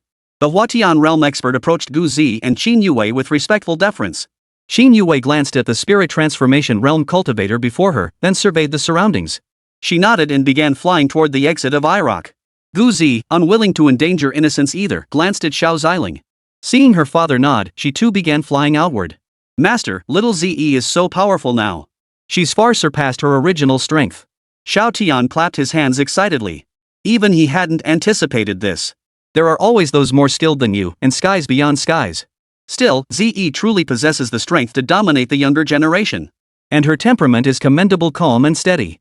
Xiao Ziling nodded lightly. Then he too followed them out. Only the Yilot cultivator at the transformation of spirit realm remained, sighing helplessly. Here I go again, cleaning up the mess. Zhu Gai also followed outside. The moment he stepped out, he saw Gu Zi and Qin Yue already locked in combat. Qin Yue's footwork and hand-to-hand skills were no slouch. Her long sword whistled through the air with each swing. Gu Zi, unarmed, could only keep dodging. Xiao Ziling, who had come out to witness this scene, turned his gaze toward Xiao Tian. You know what I mean, right? Master, Xiao Tian will go look for a suitable weapon for Ze right away. Xiao Tian said awkwardly, then immediately entered the system space to begin searching. Finding a weapon suitable for Gu Ze wouldn't consume much energy. Xiao Ziling's weapons were all too advanced for Ze to wield, and when he had killed those from the Xianxian sect and the Nangong clan earlier, he hadn't been in the habit of searching their bodies. He'd simply forgotten to do so. Embryonic sword intent. Whirlwind falling leaves. Qin Yue traced her fingertip along the blade, enveloping it in a soft pink glow. Vast spiritual energy surged forth as Qin Yue swung her sword at Gu Zi. The energy shot out like lightning, instantly transforming into a razor-sharp sword chi that charged toward Gu Zi. Primordial force. Divine magic manifestation. Celestial and terrestrial spiritual energy began to converge upon Gu Zi. A goddess-like figure, ethereal and untouched by worldly concerns, slowly materialized behind her. Soon, powerful figures began materializing behind the divine maiden. Is this an omen? Zhu Gai stared wide-eyed at the terrifying celestial phenomenon unfolding before him, his thoughts already turning to escape. Xiao Ziling watched the extraordinary phenomenon his daughter had unleashed and nodded with satisfaction. Excellent. You've seamlessly fused the primordial force with the supreme demon god's bone. A beam of light erupted from the manifestation, shattering Qin Yue's sword energy. Qin Yue was sent flying backward. Put. Qin Yue lay battered and bruised, blood trickling from the corner of her mouth. Damn it, General Zhu Gai. Why aren't you moving? Qin Yue turned to Zhu Gai. Zhu Gai merely shook his head and hurriedly addressed Xiao Ziling and Gu Zi. My fellow cultivators, this has nothing to do with me. I don't know this woman. I'll be taking my leave now. With that, Zhu Gai turned and walked away without looking back. Left behind was a bewildered Qin Yue. How could she not realize now that she'd been used as a pawn? Damn it! Qin Yue stared up at Gu Zi in the sky, along with the towering, otherworldly phenomenon looming behind her. Meanwhile, several nearby factions had also noticed the commotion on Gu Zi's side. What a terrifying phenomenon! Which prodigy has emerged now? An emperor from the Blood Demon sect turned his gaze toward the direction of the Yilot kingdom. Powerhouses and great masters from other sacred lands also turned their gaze in this direction. Ah, this great era's struggle won't be so simple. Geniuses are emerging everywhere. Within the Yaoguang sacred land, Ruan Mengshi watched the suddenly appearing phenomenon, her expression flickering. This is the first time I've seen such an omen. Barring any surprises, it signifies the emergence of another future emperor-level powerhouse. Numerous factions began scheming over Gu Zi, with some even resorting to heavenly mechanics techniques. They began probing Gu Zi's identity. Let me see just who you really are. Xiao Ziling sensed numerous gazes directed his way through the power of their gazes. He smiled faintly. Instead of wasting your energy on this, why not focus on nurturing your own descendants? Mind your own business.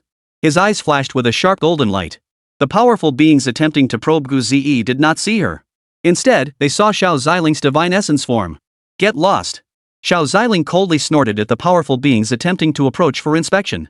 With just that single word, countless great emperor-level powerhouses, even some who had touched upon the realm beyond great emperor, were wounded by its force. Put.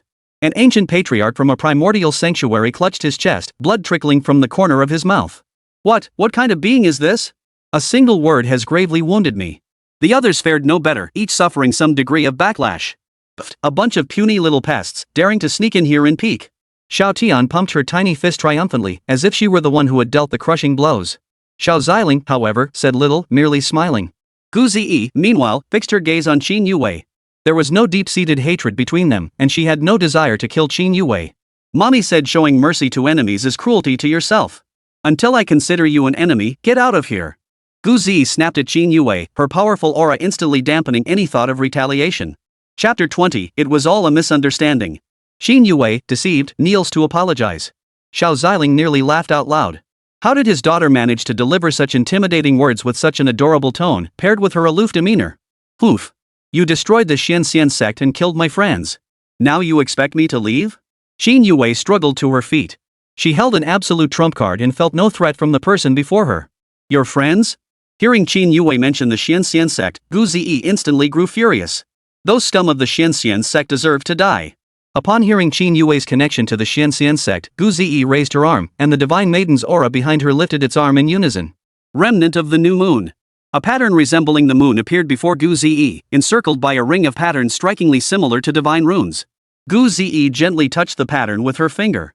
It began to glow intensely, and in the next instant, a massive beam of light slammed directly toward Qin Yue. Within the kingdom of Iraq, the onlookers watched the earth-shattering battle unfolding outside. Each of them was stunned into speechlessness. Is this what a battle between the strong looks like? It feels like they could destroy a rope with a single flick of their wrists. How terrifying is that? Ah, so these are the geniuses from the outside world? Truly remarkable. The divine transformation realm expert who had just expelled Qin Yue and Gu Ziyi, along with the others, couldn't help but marvel at Gu Ziyi's terrifying strength. Qin Yue was frozen in shock by the strike, her pupils dilating as she could only watch helplessly as the beam closed in. Little girl, show mercy when you can. A powerful divine aura instantly dispersed the beam Gu Ziyi had unleashed. A shadowy figure materialized between the two. It's over, it's over. A saint has descended. Master, what should we do now? Xiao Tian stared at the apparition, its aura clearly radiating that of a long-established saint. There were even signs of approaching the supreme level. Xiao Ziling glanced at the phantom. It's nothing. Just a phantom. She carries no intent to kill. No need to panic. Though Xiao Ziling spoke calmly, he still moved forward slowly. Gu Ziyi stared blankly at the suddenly appearing phantom, simultaneously sensing its overwhelming aura. She remained motionless for a moment. Seeing her father approach, she dissolved the illusion, slowly descending before trotting over to Xiao Ziling. Daddy, how did Ziyi do? Xiao Ziling smiled and nodded. Very well. Ziyi has already mastered the phenomenon.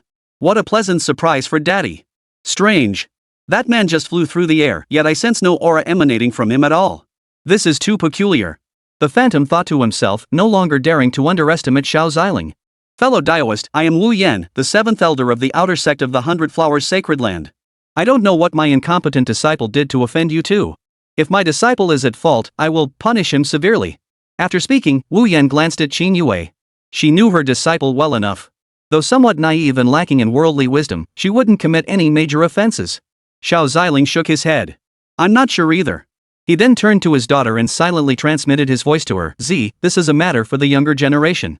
The time has come for you to be tested. Say whatever needs to be said. Go all out. Daddy's got your back. No one can bully you. Gu Ziyi heard Xiao Ziling's words and nodded lightly. It was your disciple who tried to grab Daddy first. Stealing Daddy in broad daylight? I just beat her up. Gu Ziyi stated honestly. You. It was clearly your faction that annihilated the Xianxian sect and killed my little one. Qin Yue's anger flared instantly. If she could have beaten Gu Ziyi, she would have challenged her to 300 rounds of combat right then and there. Wu Yan shot Qin Yue a glare, signaling her to be quiet. Fellow Daoist, destroying another sect and annihilating their lineage, isn't that somewhat against the rules? Wu Yan frowned. Rules? Where were the rules when they dug out my daughter's bones and eyes? Are they only meant to protect others from bullying my daughter? But I'm forbidden from striking back? Xiao Ziling retorted coldly. Never mind that it was the Xianxian sect back then. Even if all the forces of the Xianhuang realm had united, he would have crushed them just the same. Wu Yan faltered, momentarily at a loss for words. But when she caught sight of the token at Gu Ziyi's waist, her eyes lit up instantly. Wait, may I ask if you two fellow cultivators are from the Yaoguang Holy Land? Wu Yan asked excitedly. Gu Ziyi and Xiao Ziling exchanged a glance. Xiao Ziling pondered for a moment. The holy master of the Yaoguang Holy Land was his wife. Therefore, he should also be considered part of the Yaoguang Holy Land.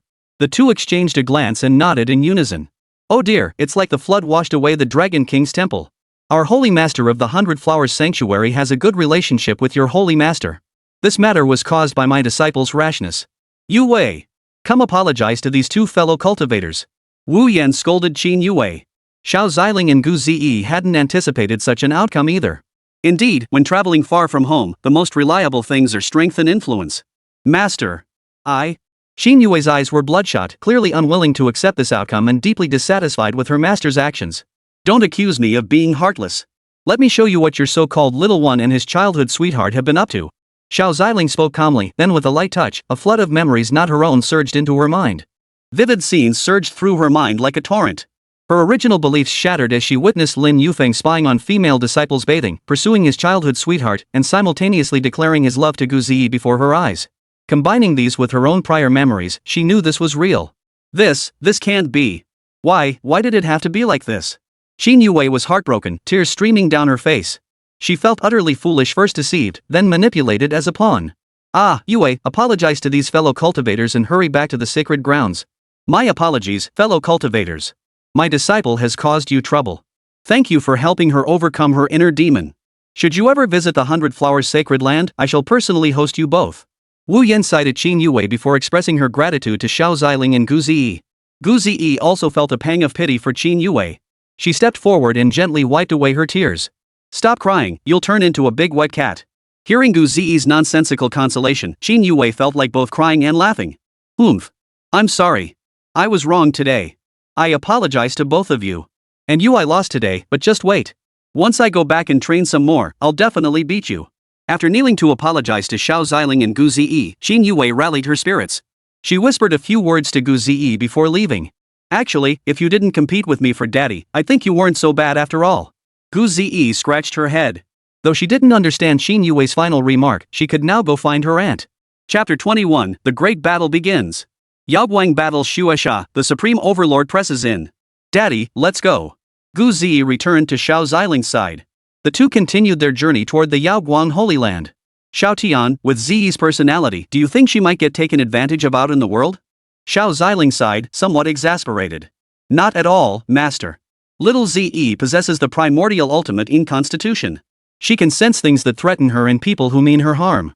Take the Nangong family and the protagonist earlier, they immediately triggered her aversion. Xiao Tian explained to Xiao Ziling. And that chubby guy Gu Hanyang seems to have taught Ziyi well, though her personality is a bit. That stubborn streak clearly came from her mother. She's exceptionally kind to those close to her, but tends to be resistant toward outsiders. On her way back, Qin Yue sent a telepathic message to her master, summoning her to the Mingyuan Empire. Mingyuan Empire, Qin Yue said coldly, you actually sought to eliminate me? Then do not blame me for showing no mercy. Qin Yue's voice was icy.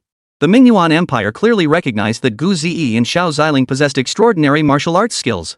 They intended to sacrifice her at their hands, thereby igniting a holy war. If not for my master recognizing them as allies of the Yaoguang Holy Land, you might have succeeded. Qin Yue sped through the air. She must settle accounts with the Mingyuan dynasty. Within the Mingyuan Empire, Zhu Gai had just returned and immediately reported the news to Chu Huizhou. Your Majesty, rest assured. I witnessed them fighting with my own eyes. With their strength, even that Northern Guardian fellow is no match for them. How could that girl Qin Yue possibly stand against them? Zhu Gai patted his chest emphatically to assure Chu Huizhou. Chu Huizhou was highly satisfied. Well done. You may withdraw and claim your reward. Thank you, Your Majesty. Zhu Gai's face lit up with joy. Just as he prepared to leave, the ceiling of the Grand Hall was cleaved open by a sword strike, and Qin Yue descended directly from above. Is that so? Emperor Mingyuan truly has remarkable tactics, daring to scheme even against the sacred grounds. Qin Yue's aura radiated outward. Though she had been wounded by Gu Zi moments before, Xiao Ziling's pointed strike had allowed her to recover significantly. Otherwise, her master wouldn't have departed so abruptly. Miss Qin. Chu Huizhou stared in shock at Qin Yue appearing before him, then turned his furious gaze toward Zhu Gai. This is what you meant by already taken care of? Then what is standing before me now? Not only was Chu Huizhou bewildered, but Zhu Gai was even more flustered. He was certain they had already started fighting. He'd nearly been caught in the crossfire himself. This shouldn't be possible. With Qin Yue's strength, she couldn't have survived against them. Zhu Gai thought to himself, but there was nothing else he could do now. He'd have to behead Qin Yue first, then figure out how to pin the blame on someone else. Chu Huizhou and Zhu Gai both arrived at the same conclusion. Just as they prepared to act, a powerful divine aura struck them both, sending them flying. Well done, Mingyuan dynasty. How dare you scheme against the disciples of the sacred land? Wu Yan descended from the sky, her eyes blazing with fury. Had she not recognized the Yaoguang sacred land's authentic token, they might have succeeded. Saint Wu. Shu Huizhou tried to make excuses, but Qin Yue gave him no chance, driving her sword straight through his heart. Blood spilled from his mouth as an emperor's reign came to an end. Wu Yan's gaze turned icy as she raised her hand, unleashing a palm strike directly at Zhu Gai. No! You're not a saint! You! A torrent of divine power erupted, pulverizing Zhu Gai into a bloody pulp. Let's go! Return and cultivate diligently. Be more alert in the future. How could you fall for such a trick? Wu Yan scolded Qin Yue sternly. Qin Yue obediently nodded. Only she knew how deeply her master cherished her. A single command had summoned him all the way from the sacred land, solely to avenge her. Within the Yaoguang sacred grounds, Ruan Mengshi had already gathered all the sacred realm cultivators and above from the entire sanctuary above the Sect's headquarters.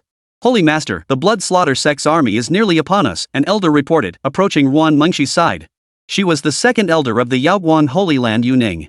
The first elder had gone to the border, making her the highest-ranked cultivator within the Holy Land now, aside from the Holy Lord and the Supreme Ancestor. The fifth elder Helan also approached Ruan Mengshi. Holy Sovereign, among the forces the Blood Slaughter Sect has brought this time, there exists an emperor-level cultivator. Ruan Mengshi slowly opened her closed eyes. This may well be the greatest calamity the Yaoguang Holy Land has ever faced. It may even wipe out our entire lineage.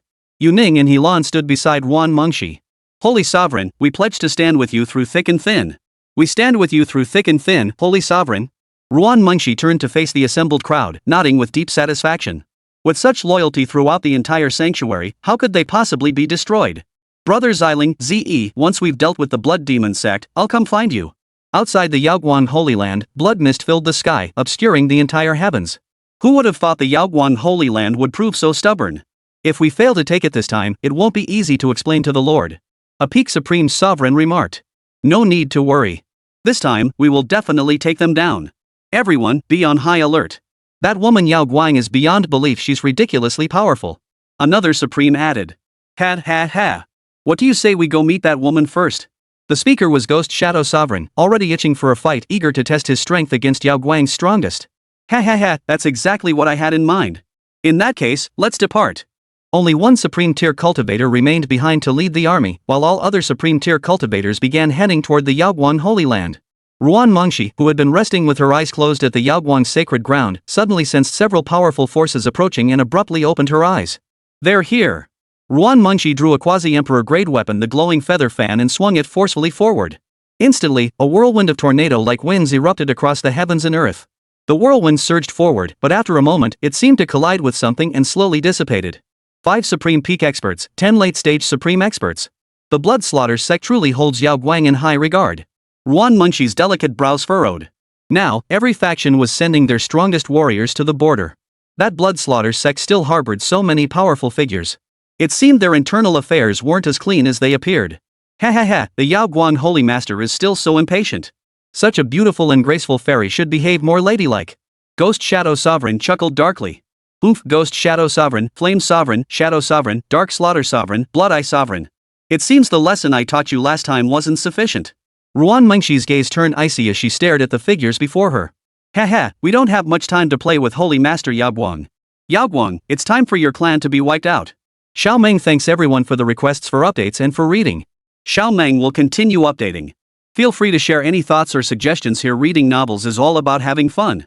Chapter 22, The powerful Ruan Mengshi has the Blood Demon Sect's true main force yet to arrive? Blood-eyed Sovereign sneered coldly. During their last assault on the Yaoguang Holy Land, he hadn't anticipated Ruan Mengshi possessed so many hidden cards. Their 5 Supreme Peak Experts had suffered heavy losses. Ruan Mengshi let out a soft chuckle. Her figure was more graceful than ever, as light as a startled swan, as elegant as a gliding dragon. Her waist was slender, delicate as a willow swaying in the breeze. Her shoulders were sculpted, flowing with graceful lines that seemed to embody the world's poetry and tenderness. Her lotus steps glided lightly, her silk robe billowing behind her. Each stride seemed to tread upon clouds, radiating an otherworldly ethereal beauty untouched by mortal concerns. Wow, the holy master of this Yaoguang sacred land truly looks like a heavenly delicacy. Gazing upon Ruan Mengshi before them, the crowd instinctively felt compelled to kneel at the hem of her silk robe. A bunch of insects.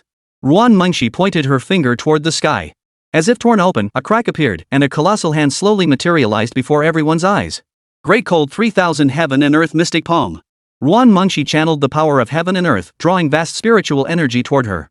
A violent storm erupted around them. Ruan Mengxi's aura intensified, her eyes glowing blue. This is the Holy Lord's ultimate technique. It seems the Holy Lord intends to strike them down with a single blow. Yuning watched the colossal palm materialize in the sky, her expression turning grave. That madwoman. She clearly didn't use this move last time. She sure has a lot of tricks up her sleeve. Blood-eyed Sovereign snorted coldly as the 5-peak Sovereign level experts began unleashing their ultimate techniques. Blood-eye Death Ray, Shatter.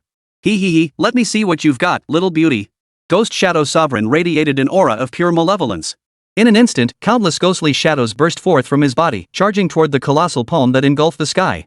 The others held nothing back either, summoning every ounce of spiritual energy within them. Mystic slaughter overwhelms the world. Shadow Soul Devour.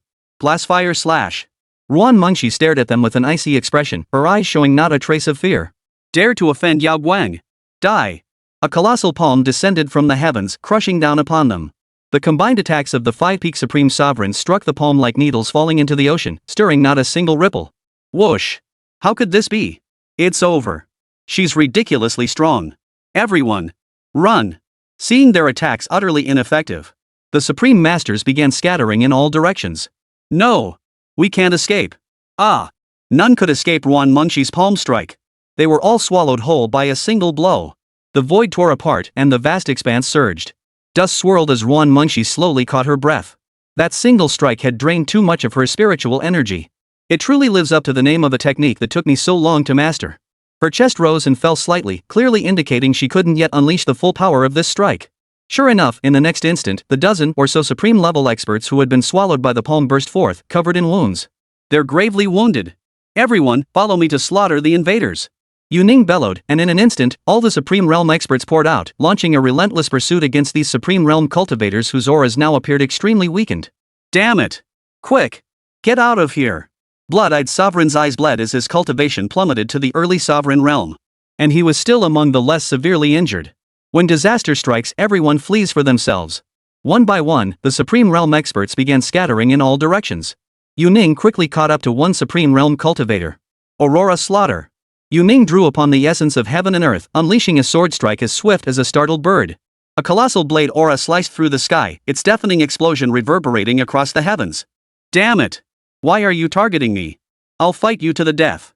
The Supreme Powerhouse, seeing Yuning charging toward him, realized he couldn't even self-detonate now. He could only turn and charge directly at Yuning.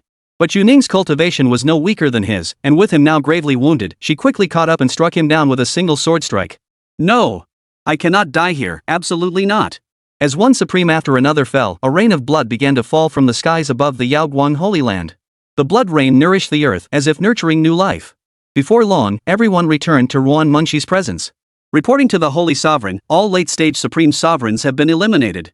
However, 4 of the 5-peak Supreme Sovereigns escaped. The Li Fire Sovereign detonated himself. Additionally, 2 of our early-stage Supreme Sovereign Elders sustained injuries. Yuning reported to Ruan Mengxi. Take those 2 elders away for treatment. This was likely only the vanguard of the Blood Slaughter sect. The true main force is probably yet to come. Ruan Mengxi pressed her crimson lips together lightly. That suspected emperor-level powerhouse had not revealed himself. She could only pray that he wasn't an emperor who had long since achieved his peak. Holy Master, perhaps we should seek aid from the surrounding factions. After all, they only need. A man stepped forward, intending to advise Ruan Mengxi to seek aid from other sacred lands, but he was cut off before he could finish. Shut your mouth. That pack of vermin. They said if we wanted their help, the Holy Lord and 5 exceptionally beautiful women from the Holy Land would have to marry him. A man who already has children? Do you think that's possible? Yuning's eyes grew icy as she stared at the man. She recognized him. He was the outer sect elder Song Hai. He possessed little natural talent, having reached his position solely through sheer effort. Originally, Yuning had held some respect for him. But now, after hearing his words, she grew wary of him. Song Hai met with Yuning's sharp retort, backed down immediately, daring not to speak further. Yet, his mind was already forming other thoughts. Ruan Mengxi shot Song Hai a glance and snapped, "These aren't terms that's outright profiteering from our misfortune. Agreeing to their demands would be no different than forcing our Yaoguan Holy Land to submit to them. Everyone rest up. Prepare to face the Blood Demon Sect's army." After giving these instructions, Ruan Mengxi sat down in midair and closed her eyes to meditate. The Supreme Masters who had narrowly escaped were still trembling with fear. How could that woman be so powerful? Blood-eyed Sovereign thought to himself. The pressure she had exerted on him not long ago hadn't felt nearly this terrifying. He now sensed that if he were forced into a one-on-one duel with that woman, he would have no chance of surviving her. My calculations were wrong. That woman has undoubtedly reached the Great Emperor realm. Ghost Shadow Lord also emerged from the void, his entire body utterly weakened, one arm gone without a trace. Clearly, he had been gravely wounded by Yuan Mengxi's palm strike moments ago. Impossible. If she had truly reached the level of a great emperor, she wouldn't have let us go just now. Xian Shazun also emerged, blood still trickling from his mouth. He too had suffered severe injuries. Fortunately, the pursuers who had been chasing him had stopped mid-pursuit. Sigh, hard to say. Let's hurry back to the main force first. To deal with that woman, only an emperor can handle it. Ingzuan also emerged from the spatial pocket. This time, their losses were truly devastating. The group had already braced themselves for punishment. Bringing so many supreme sovereigns along. Only a handful could return now. It was utterly disgraceful. Chapter 23, Consuming the Fruit of Dao Insight, the Emperor provoked Xiao Ziling. Daddy, Grandma's place is just up ahead. We'll be there soon. Gu Ziyi pointed ahead, her eyes like clear springs, sparkling and irresistibly endearing. Xiao Ziling smiled and nodded. Ziyi, have some snow fragrance cake first. See if it still tastes the same as before. Xiao Ziling tenderly handed her a piece of snowflake cake, and Gu Ziyi's eyes lit up instantly. Then Ziyi will try some first. I won't eat too much. I'll save some for Daddy, Mommy, and Auntie. Gu Ziyi immediately began savoring the treat. Meanwhile, Xiao Ziling's gaze shifted toward the Yao Guang sacred ground. He had sensed a powerful aura emanating from there moments ago. However, his recent perception confirmed that Yuan Mengxi was unharmed, so he felt no urgency to rush over. Right now, he was still trying to figure out how to properly survive at the hands of these two. He couldn't just let things be with, we're all struggling to survive. No, I must be more assertive. Xiao Ziling muttered to himself. After speaking, he looked at Gu Ziyi. Not long ago, he had given her the Dao Insight fruit to consume. After that battle, her spiritual energy must be depleted. This should be the perfect time for the fruit to take effect. It should be working by now, but there's no sign of it at all. Xiao Ziling murmured softly. Master, this Dao Insight fruit is a divine grade treasure. It's normal to feel nothing immediately after ingesting it. Besides, Ziyi has such a robust constitution, she should still. Before Xiao Tian could finish, Gu Ziyi's entire body erupted in a blinding radiance that pierced the heavens. Her cultivation thus broke through to the mid-stage of the spirit transformation realm. Two great emperor-level cultivators, who were preparing to head to the Yaoguang sacred land, were startled by the light piercing through the clouds. Exchanging a glance, they declared, "Let's go see what's happening." Yay! Little Ziyi has finally fully absorbed the Dao Insight fruit. There won't be any bottlenecks before breaking through to emperor level. Xiao Tian exclaimed joyfully. Xiao Ziling waved his hand lightly, instantly dispelling the extraordinary phenomenon. After her breakthrough, Gu Ziyi let out a satisfied little burp. Then, as if nothing had happened, she went back to eating her snow-fragrant cake. "Ziyi, do you feel any discomfort?" Xiao Ziling approached Gu Ziyi, his expression filled with concern. "No, I just feel warm all over." Gu Ziyi smiled and shook her head, then offered a piece of snowflake cake to Xiao Ziling's lips. "Daddy, try some. It's so delicious." Xiao Ziling looked at the snowflake cake suddenly appearing before him and took a gentle bite. It tastes great. Actually, Daddy can make delicious things too. Next time I'll whip up something tasty for you and Mommy and Grandma to try. How about it?" Yes. Gu Ziyi exclaimed happily. If the divine sovereigns of the great cosmos could see this Dao Yu divine lord capable of sweeping across the entire universe displaying such a tender expression, they would surely be stunned. After speaking, Xiao Ziling understood the reason. Most of the power from the Dao Insight fruit had been absorbed by the supreme demon god Bone. That was why he sensed Ziyi's constitution had indeed advanced another tier. "Master, the Dao Insight fruit isn't like those essence-purifying elixirs or immortal herbs. Its effects manifest in this manner." I can sense it. The benefits this fruit of Dao Insight brings to Ziyi will become increasingly evident over time. Xiao Ziling replied with a faint smile. Suddenly, Xiao Ziling's expression darkened as his arm lifted slightly. In the next instant, a pillar capable of connecting heaven and earth thrust directly toward them. "Master, beware." Xiao Ziling reacted faster than Xiao Tian, channeling a powerful psychic force to block the devastating strike. The space the pillar had just sliced through was torn apart. Yet such a fierce assault failed to inflict any harm upon Xiao Ziling and Gu Ziyi. Gu Ziyi suddenly felt a tremor and immediately stopped what she was doing. "What's wrong, Daddy?" "Nothing. Just a few bad guys," Xiao Ziling replied with a light chuckle. His hair fluttered gently in the aura emanating from his body. Xiao Ziling's gaze fixed on the distance. Two emperor-level powerhouses also turned their attention toward him. Their auras surged relentlessly, towering like deities amidst the heavens. The entire sky seemed to darken under their influence, inky clouds gathering like a rising tide. Such a young spirit transformation realm genius, snorted the great emperor with two star rings behind him. Tisk, TSK. It's a waste that such a talent isn't ours. Brother Tianqing, you're blinded by talent. Don't tell me you didn't recognize her as possessing the primordial ultimate in constitution. A man with a body of bulging muscles gave a wicked smile. Every fiber of his being radiated a domineering aura of spiritual power.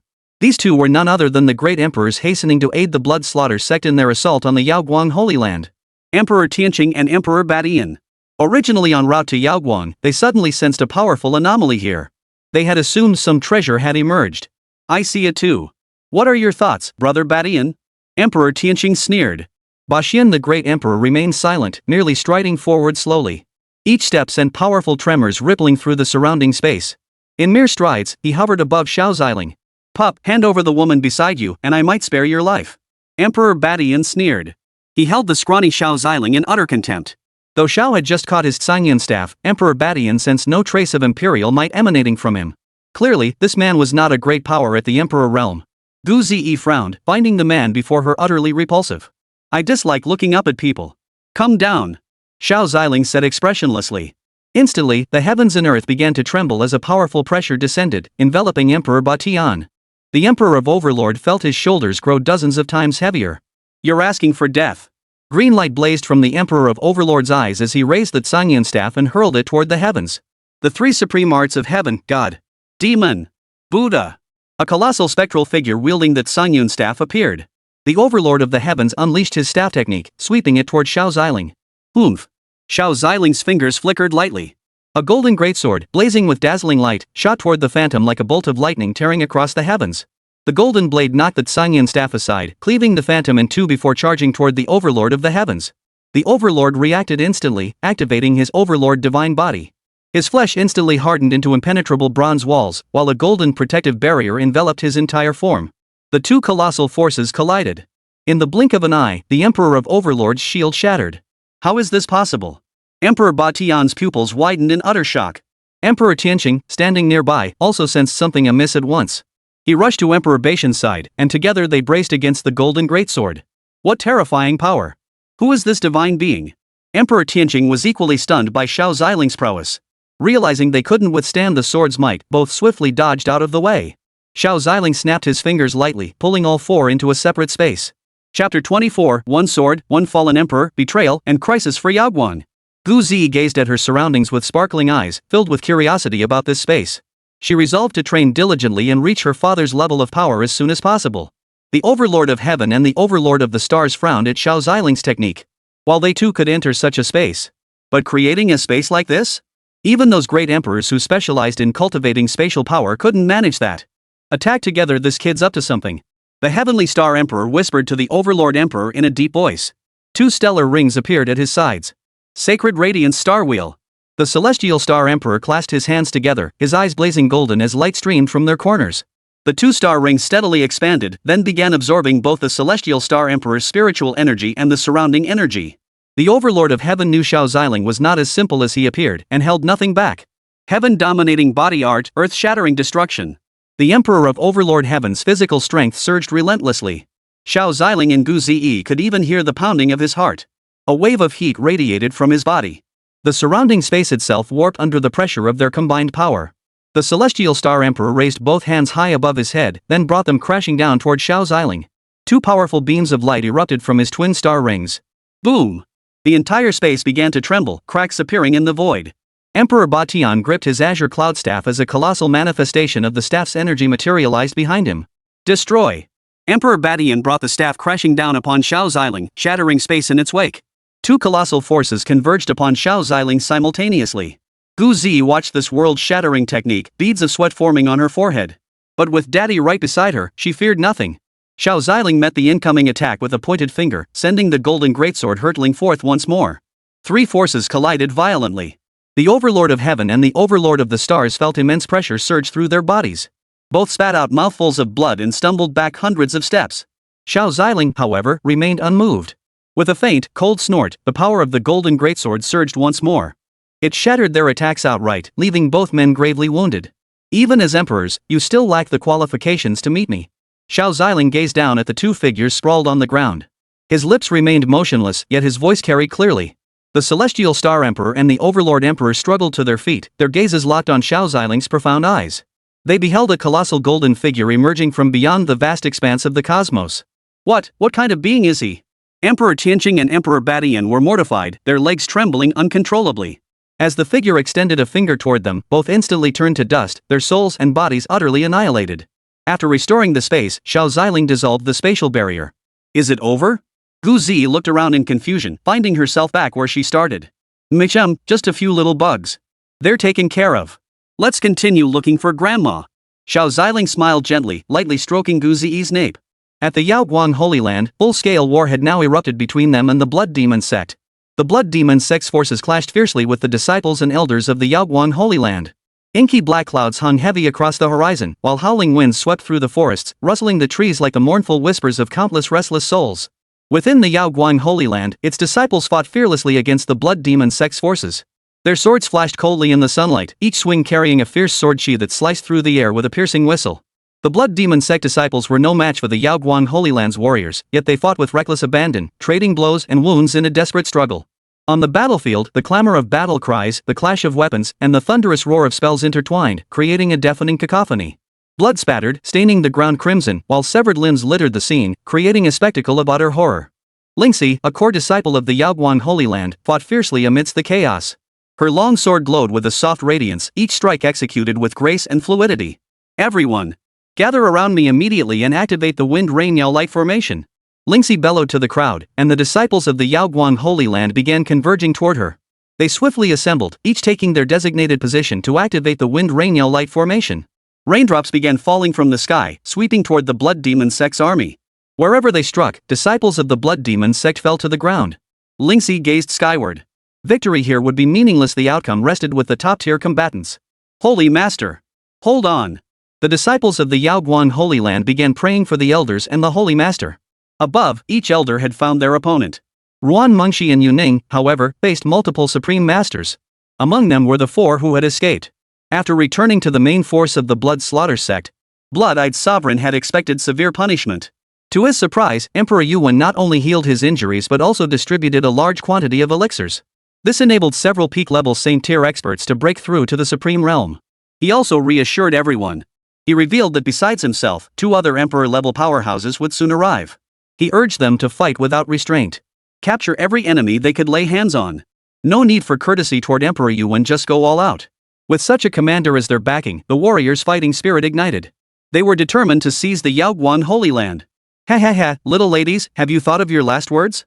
A supreme-tier powerhouse lunged at Yuning with a slash, but their cultivation base was inherently inferior to hers. She swiftly countered, kicking him aside before sealing his fate with a single sword strike. Damn it! Besides that Ruan Mengxi, this Han Yuzun isn't a pushover either. Many Supreme Experts found themselves struggling against Yuning in combat. 4 peak Supreme Experts were once again held back by Ruan Mengxi. They were no match for Yuning. Just as Yuning swept through the other Supreme Masters, Song Hai arrived beside her. The perceptive Yuning instantly sensed his presence. So it's you, Song Hai. Quickly deal with them, then go assist the Holy Master. Understood, Second Elder. I'll assist you immediately. Song Hai's face darkened as he drew his sacred weapon, thrusting it into Yuning's back and piercing straight through her chest. Blood surged upward, causing Yuning's face to twitch as she spat out a mouthful of blood. Second Elder! Second Elder! Yuning! The other elders and Ruan Mengxi immediately turned their gaze toward Yuning. Damn it! Song Hai! You traitorous scum! An elder erupted in a torrent of curses directed at Song Hai. You brainless fools! Opportunities must be seized. The destruction of Yaoguang Holy Land is inevitable. Have you all gone mad? Song Hai sneered. Without requesting reinforcements, the Yaoguang Holy Land was doomed. Only by joining the Blood Slaughter Sect could he go further. Thanks to all readers for urging updates. Chapter 25, The Battle of the Great Emperor-level Powerhouses, Yaoguang defeated. Ruan Mengxi tried to rush to help Yuning, but as she shifted her body slightly, a sword intent, infused with malevolent energy, surged toward her. Hearing the sound of space shattering, Ruan Mengxi reacted swiftly, raising her glowing feather fan to shield herself. She withstood the terrifying sword intent. To fight so effortlessly against so many of us at the peak of supreme sovereign strength, it seems the Holy Sovereign of Yaoguang is truly about to take that step. Xian Shazun descended. Even with all of them attacking together, they couldn't bring down the Yaoguang Holy Sovereign. Ha ha ha, brother Xiansha, why waste words with her? Why waste time? Take her now and present her directly to Emperor Yuan. Ha ha ha. The 4 burst into laughter. The group, still cackling wildly moments before, suddenly sensed an overwhelming imperial aura descending upon them. Whoosh! Blood-eyed sovereign slowly lowered his gaze to his abdomen. A crimson gash slowly appeared, panic spreading through his pupils. Blood trickled out. In the next instant, the blood-eyed sovereign was cleaved in two by a sword, crashing heavily to the ground. Bullying the weak in numbers is no fun. Why not let this old woman have a go at you? A figure materialized before the crowd, three gleaming swords suspended around her.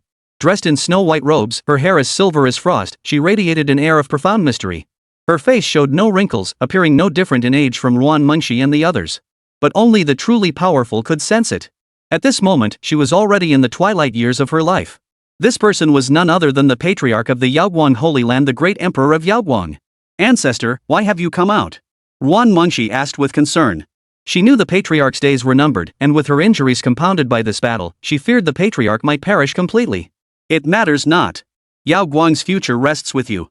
You must not come to harm. The Yaoguang emperor spoke calmly. The three swords at his side struck like thunderbolts, instantly piercing Song Hai's body. They twisted and turned with frenzied violence, accompanied by agonized cries of pain. Ah! No! Ancestor, I was wrong. The emperor of Yaoguang showed no mercy, utterly annihilating Song Hai.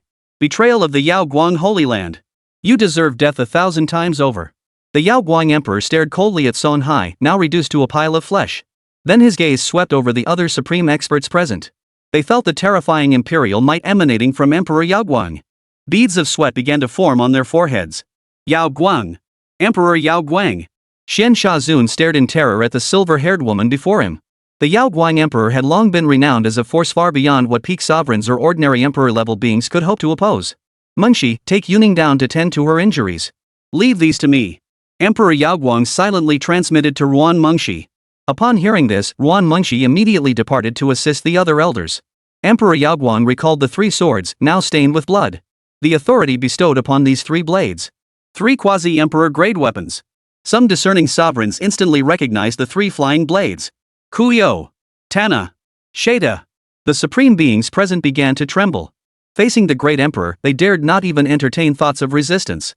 Sword chi overturns the sea. Emperor Yaoguang locked his target on the most troublesome figure, the Shadow Sovereign. The three quasi-emperor grade weapons shot forth instantly. The mighty blades sliced through the air, tearing apart the sky. The Shadow Sovereign attempted to dodge, but it was far too late. The overwhelming sword intent engulfed him like a tsunami, swallowing him whole. A peerless sovereign at the pinnacle of power fell. Terrifying. The onlookers witnessed the sword strike of the great Emperor Yaoguang, its sword intent still lingering in the air. Just as the great Emperor Yaoguang prepared to strike down the remaining sovereigns, a blinding light surged toward her. Her three flying swords instantly materialized before her. The collision of two immense forces sent shockwaves rippling through the very fabric of space. A chill emanated from the Emperor of Yaoguang's eyes as immense magical power gathered in her palm. With a single strike, the attacker was sent flying hundreds of meters back.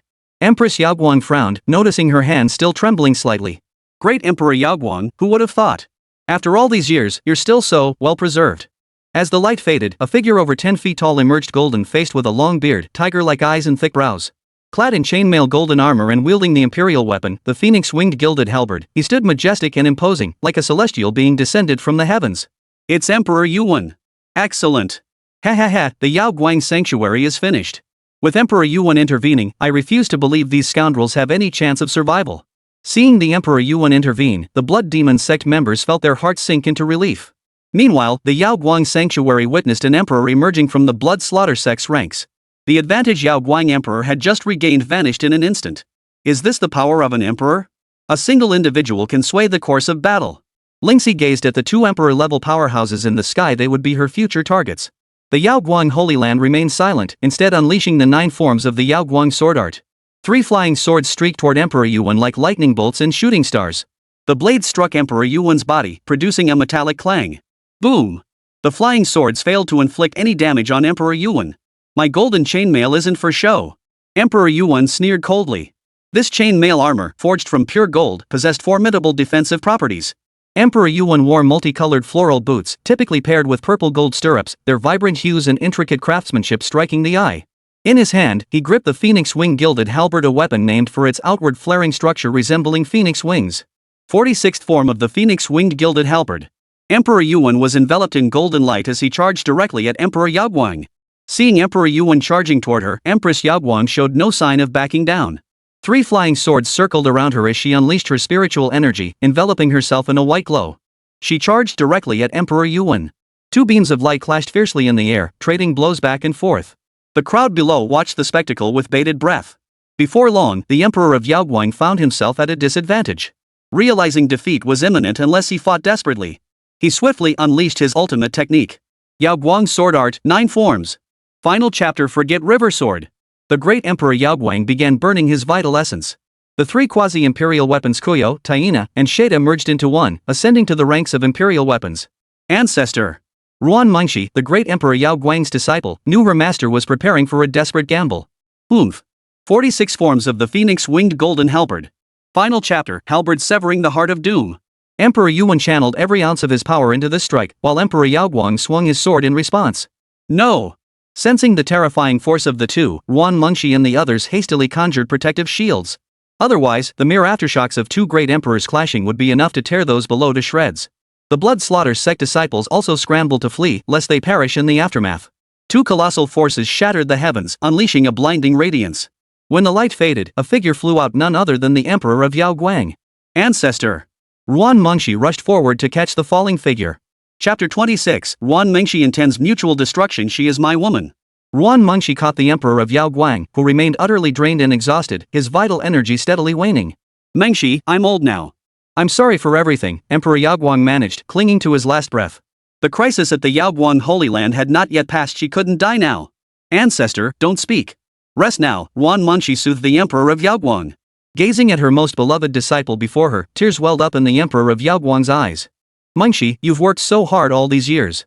2 elders skilled in healing and alchemy approached, beginning to examine the great Emperor Yaoguang's injuries. Take good care of the ancestor. Ruan Mengshi instructed the 2 before turning her gaze toward Emperor Yuan in the sky. The clash of their previous move had left the great Emperor Yaoguang gravely wounded, while the great Emperor Yuan had merely sustained a few cracks in his golden chain mail. His hair billowed wildly as he stood proudly suspended in the air, like a god capable of ruling the world. Emperor Yuan looked toward Ruan Mengshi, who stood at the forefront of the crowd. His eyes lit up. He had never seen such a beautiful woman before. Not even the Empress Yaoguang could compare to her beauty. Her hair, as silky as silk, shimmered with a faint golden glow. Her entire being radiated an elegant aura, her movements graceful and refined, like an immortal descended from the heavens, possessing a beauty that could make fish sink and geese fall. Add to that her perfectly proportioned figure and those 2 full, luscious breasts. Even Emperor Yuan couldn't help but lick his lips. Amazing. Absolutely amazing. Emperor Yuan gazed at Ruan Mengshi, his mind already drifting into fantasies of this visionary beauty submitting to him. Little beauty, have you come to surrender? Emperor Yuan looked at Ruan Mengshi with contempt. If you wish to surrender, you and your holy land's beauties had better entertain me and my brothers properly. Perhaps I might spare a few of your holy land's inhabitants. Emperor Yuan smiled wickedly, his eyes already fixed on Ruan Mengshi's exquisite form. Emperor, I have a cleanliness obsession. Might I be first in line? A supreme being spoke up with a laugh. Fine. Then I'll go after you. Emperor Yuan greatly admired this supreme being and immediately agreed. Witnessing this exchange, the others began teasing the supreme being. What is your name? Emperor Yuan inquired of Ruan Mengshi. Ruan Mengshi's brows furrowed, and she did not answer the emperor. Seeing this, Emperor Yuan smiled lightly. He raised his hand, using his overwhelming pressure to pin a supreme being from the Yaoguang Holy Land to the ground, preparing to eliminate him. Faced with this situation, Ruan Mengshi could only hurriedly speak up. Ruan Mengshi. Ruan Mengshi, I see. Very well, very well. Make your choice. Emperor Yuan's casual words sent Ruan Mengshi's nerves into overdrive. A powerful wave of pressure surged toward Ruan Mengshi. Caught off guard by the sudden onslaught, she stumbled, her legs buckling slightly. Her legs buckled slightly. The emperor's pressure was still too overwhelming for her. Though bearing the weight, Ruan Mengshi's eyes remained fixed on Emperor Yuan. It seems you won't understand the might of Emperor Yuan until I cripple you. Don't come begging for mercy later. Emperor Yuan began gathering spiritual energy in his hands. Witnessing this, the crowd from the Yaoguang Holy Land lowered their heads in unison, unable to bear the sight. The Blood Demon Sect disciples, however, watched with excitement, their expressions wicked and demonic. Ruan Mengshi observed the energy gathering in Emperor Yuan's palm. She had resolved to detonate herself if only she could take this emperor down with her. Then Yaoguang Holy Land might still have hope. Brother Ziling, I'm sorry. I may not be able to join you. You must live on. Just as Ruan Mengshi was about to gather her spiritual power, a powerful presence enveloped the area. She won't beg for mercy. A deep, godlike voice boomed, and a powerful force of will instantly pinned Emperor Yuan to the ground. Who dares? Emperor Yuan struggled to see who this formidable opponent was, but the immense pressure threatened to crush his internal organs. How could this be? The blood demon sect disciples witnessed the scene and instinctively took several steps back. Even Xian Shazun, a peak sovereign tier powerhouse, stumbled backward. Yet a colossal force held them all pinned to the earth. Xiao Ziling descended forcefully with gouged. With a wave of his hand, countless starlight spilled over the Yaoguang Holy Land, restoring the severely wounded disciples and elders. Even the Yaoguang Emperor and Elder Yuning, who had been on the brink of death, were restored to health. Both were utterly shocked by Xiao Ziling's methods. Moments ago, they had believed their end had come, yet now they had recovered. Especially the Yaoguang Emperor, even her own hidden injuries had eased. She felt she could continue guarding the Yaoguang's sacred ground for centuries more. Ruan Munshi gazed at Xiao Ziling's figure, her eyes brimming with tears. He really is still alive. Gu Ziyi, standing beside Xiao Ziling, scanned the crowd and immediately spotted her aunt. Daddy, can Ziyi go find Grandma first? After speaking, Gu Ziyi saw her daddy give a slight nod. She then began flying toward Ruan Munshi. Ziyi. Ruan Munshi saw Gu Ziyi and tried to steady her emotions. She had been genuinely happy. But when she saw Gu Ziyi flying straight toward her, her heart skipped a beat. Could Ziyi actually fly through the air now? Auntie. Auntie. Ziyi found Daddy. Gu Ziyi arrived beside Ruan Munshi, who immediately embraced her as if she were still a little child. Auntie missed you so much. I missed you too, Auntie. The Emperor of Yao Guang approached Ruan Munshi. Munshi, who is this? Ancestor, she is the daughter of a dear friend of mine, and also, my daughter. Ruan Munshi paused, then declared firmly. The great Emperor Yao Guang nodded. All eyes were fixed on Xiao Ziling in the sky, stunned by his power. When did our Yao Guang Holy Land gain such a powerful figure? Wow, he's so handsome, like a fallen immortal. The female disciples swooned, their gazes fixed on Xiao Ziling. Ruan Munshi, however, seemed to sense some impending danger. She turned her gaze toward the female disciples. Upon sensing the Saint Master's gaze, they all shrank back in fear. Xiao Ziling intensified his aura, sweeping it across the entire Yao Guang Holy Land. Who might you be, sir? We don't seem to know each other. Emperor Yuan attempted to break free from the pressure, but no matter how he struggled, his legs refused to bear his weight. He could only kneel rigidly on the ground. You dared lay a hand on my woman? You deserve to die. Xiao Ziling raised his hand lightly, pressing forward with barely a touch. All the supreme masters and other cultivators of the blood demon sect were crushed into pulp by the overwhelming pressure. Exactly. How dare you bully the mistress? You're asking for a taste of Xiao Tian's little fists. Little Tian declared, waving his tiny, pink fist. Sir. 2 more emperor-level experts are on their way. Their power rivals mine. Think carefully before you proceed. Emperor Yuan's eyes flickered with fear, yet he showed no sign of retreat. This time, they must seize the Yaoguang Holy Land. Chapter 27, you mean that Beishan and Tianqing? I'm her husband. Upon hearing this, the hope that had briefly ignited among the Yaoguang Holy Land's people instantly extinguished. How is this possible? How could the Blood Slaughter sect have so many great emperor-level experts? Sighs rippled through the crowd, yet even so, they showed no sign of retreat. Even if it meant death, they would stand with the Yaoguang Holy Land until the very end. Emperor Yaoguang was taken aback. More emperors were coming? What exactly did they covet from the sacred land of Yaoguang? 2 great emperors? You mean those 2 called Ba Tian and Tianqing? Xiao Ziling asked indifferently. 2 fools had tried to attack him on the way here, but he had already eliminated them. How did you know? Emperor Yuan looked puzzled. He hadn't even mentioned it yet. Those 2 fools are already dead. Xiao Ziling's expression remained unchanged as he casually tossed down the imperial weapon of Emperor Batian, the Azure Cloud Staff, landing directly before Emperor Yaoguang and Ruan Munshi. The Sanyan staff weighed tens of millions of jin, sinking deep into the ground. Its immense weight stirred not even a speck of dust. It seemed to melt the earth beneath it. Ruan Munshi and Yaoguang the Great Emperor stared wide-eyed at the imperial weapon suddenly appearing before them. The very weapon countless great beings had fought over it had just materialized right in front of them? Munshi, there are no imperial weapons within the sacred grounds. Perhaps we should. Emperor Yaoguang whispered telepathically.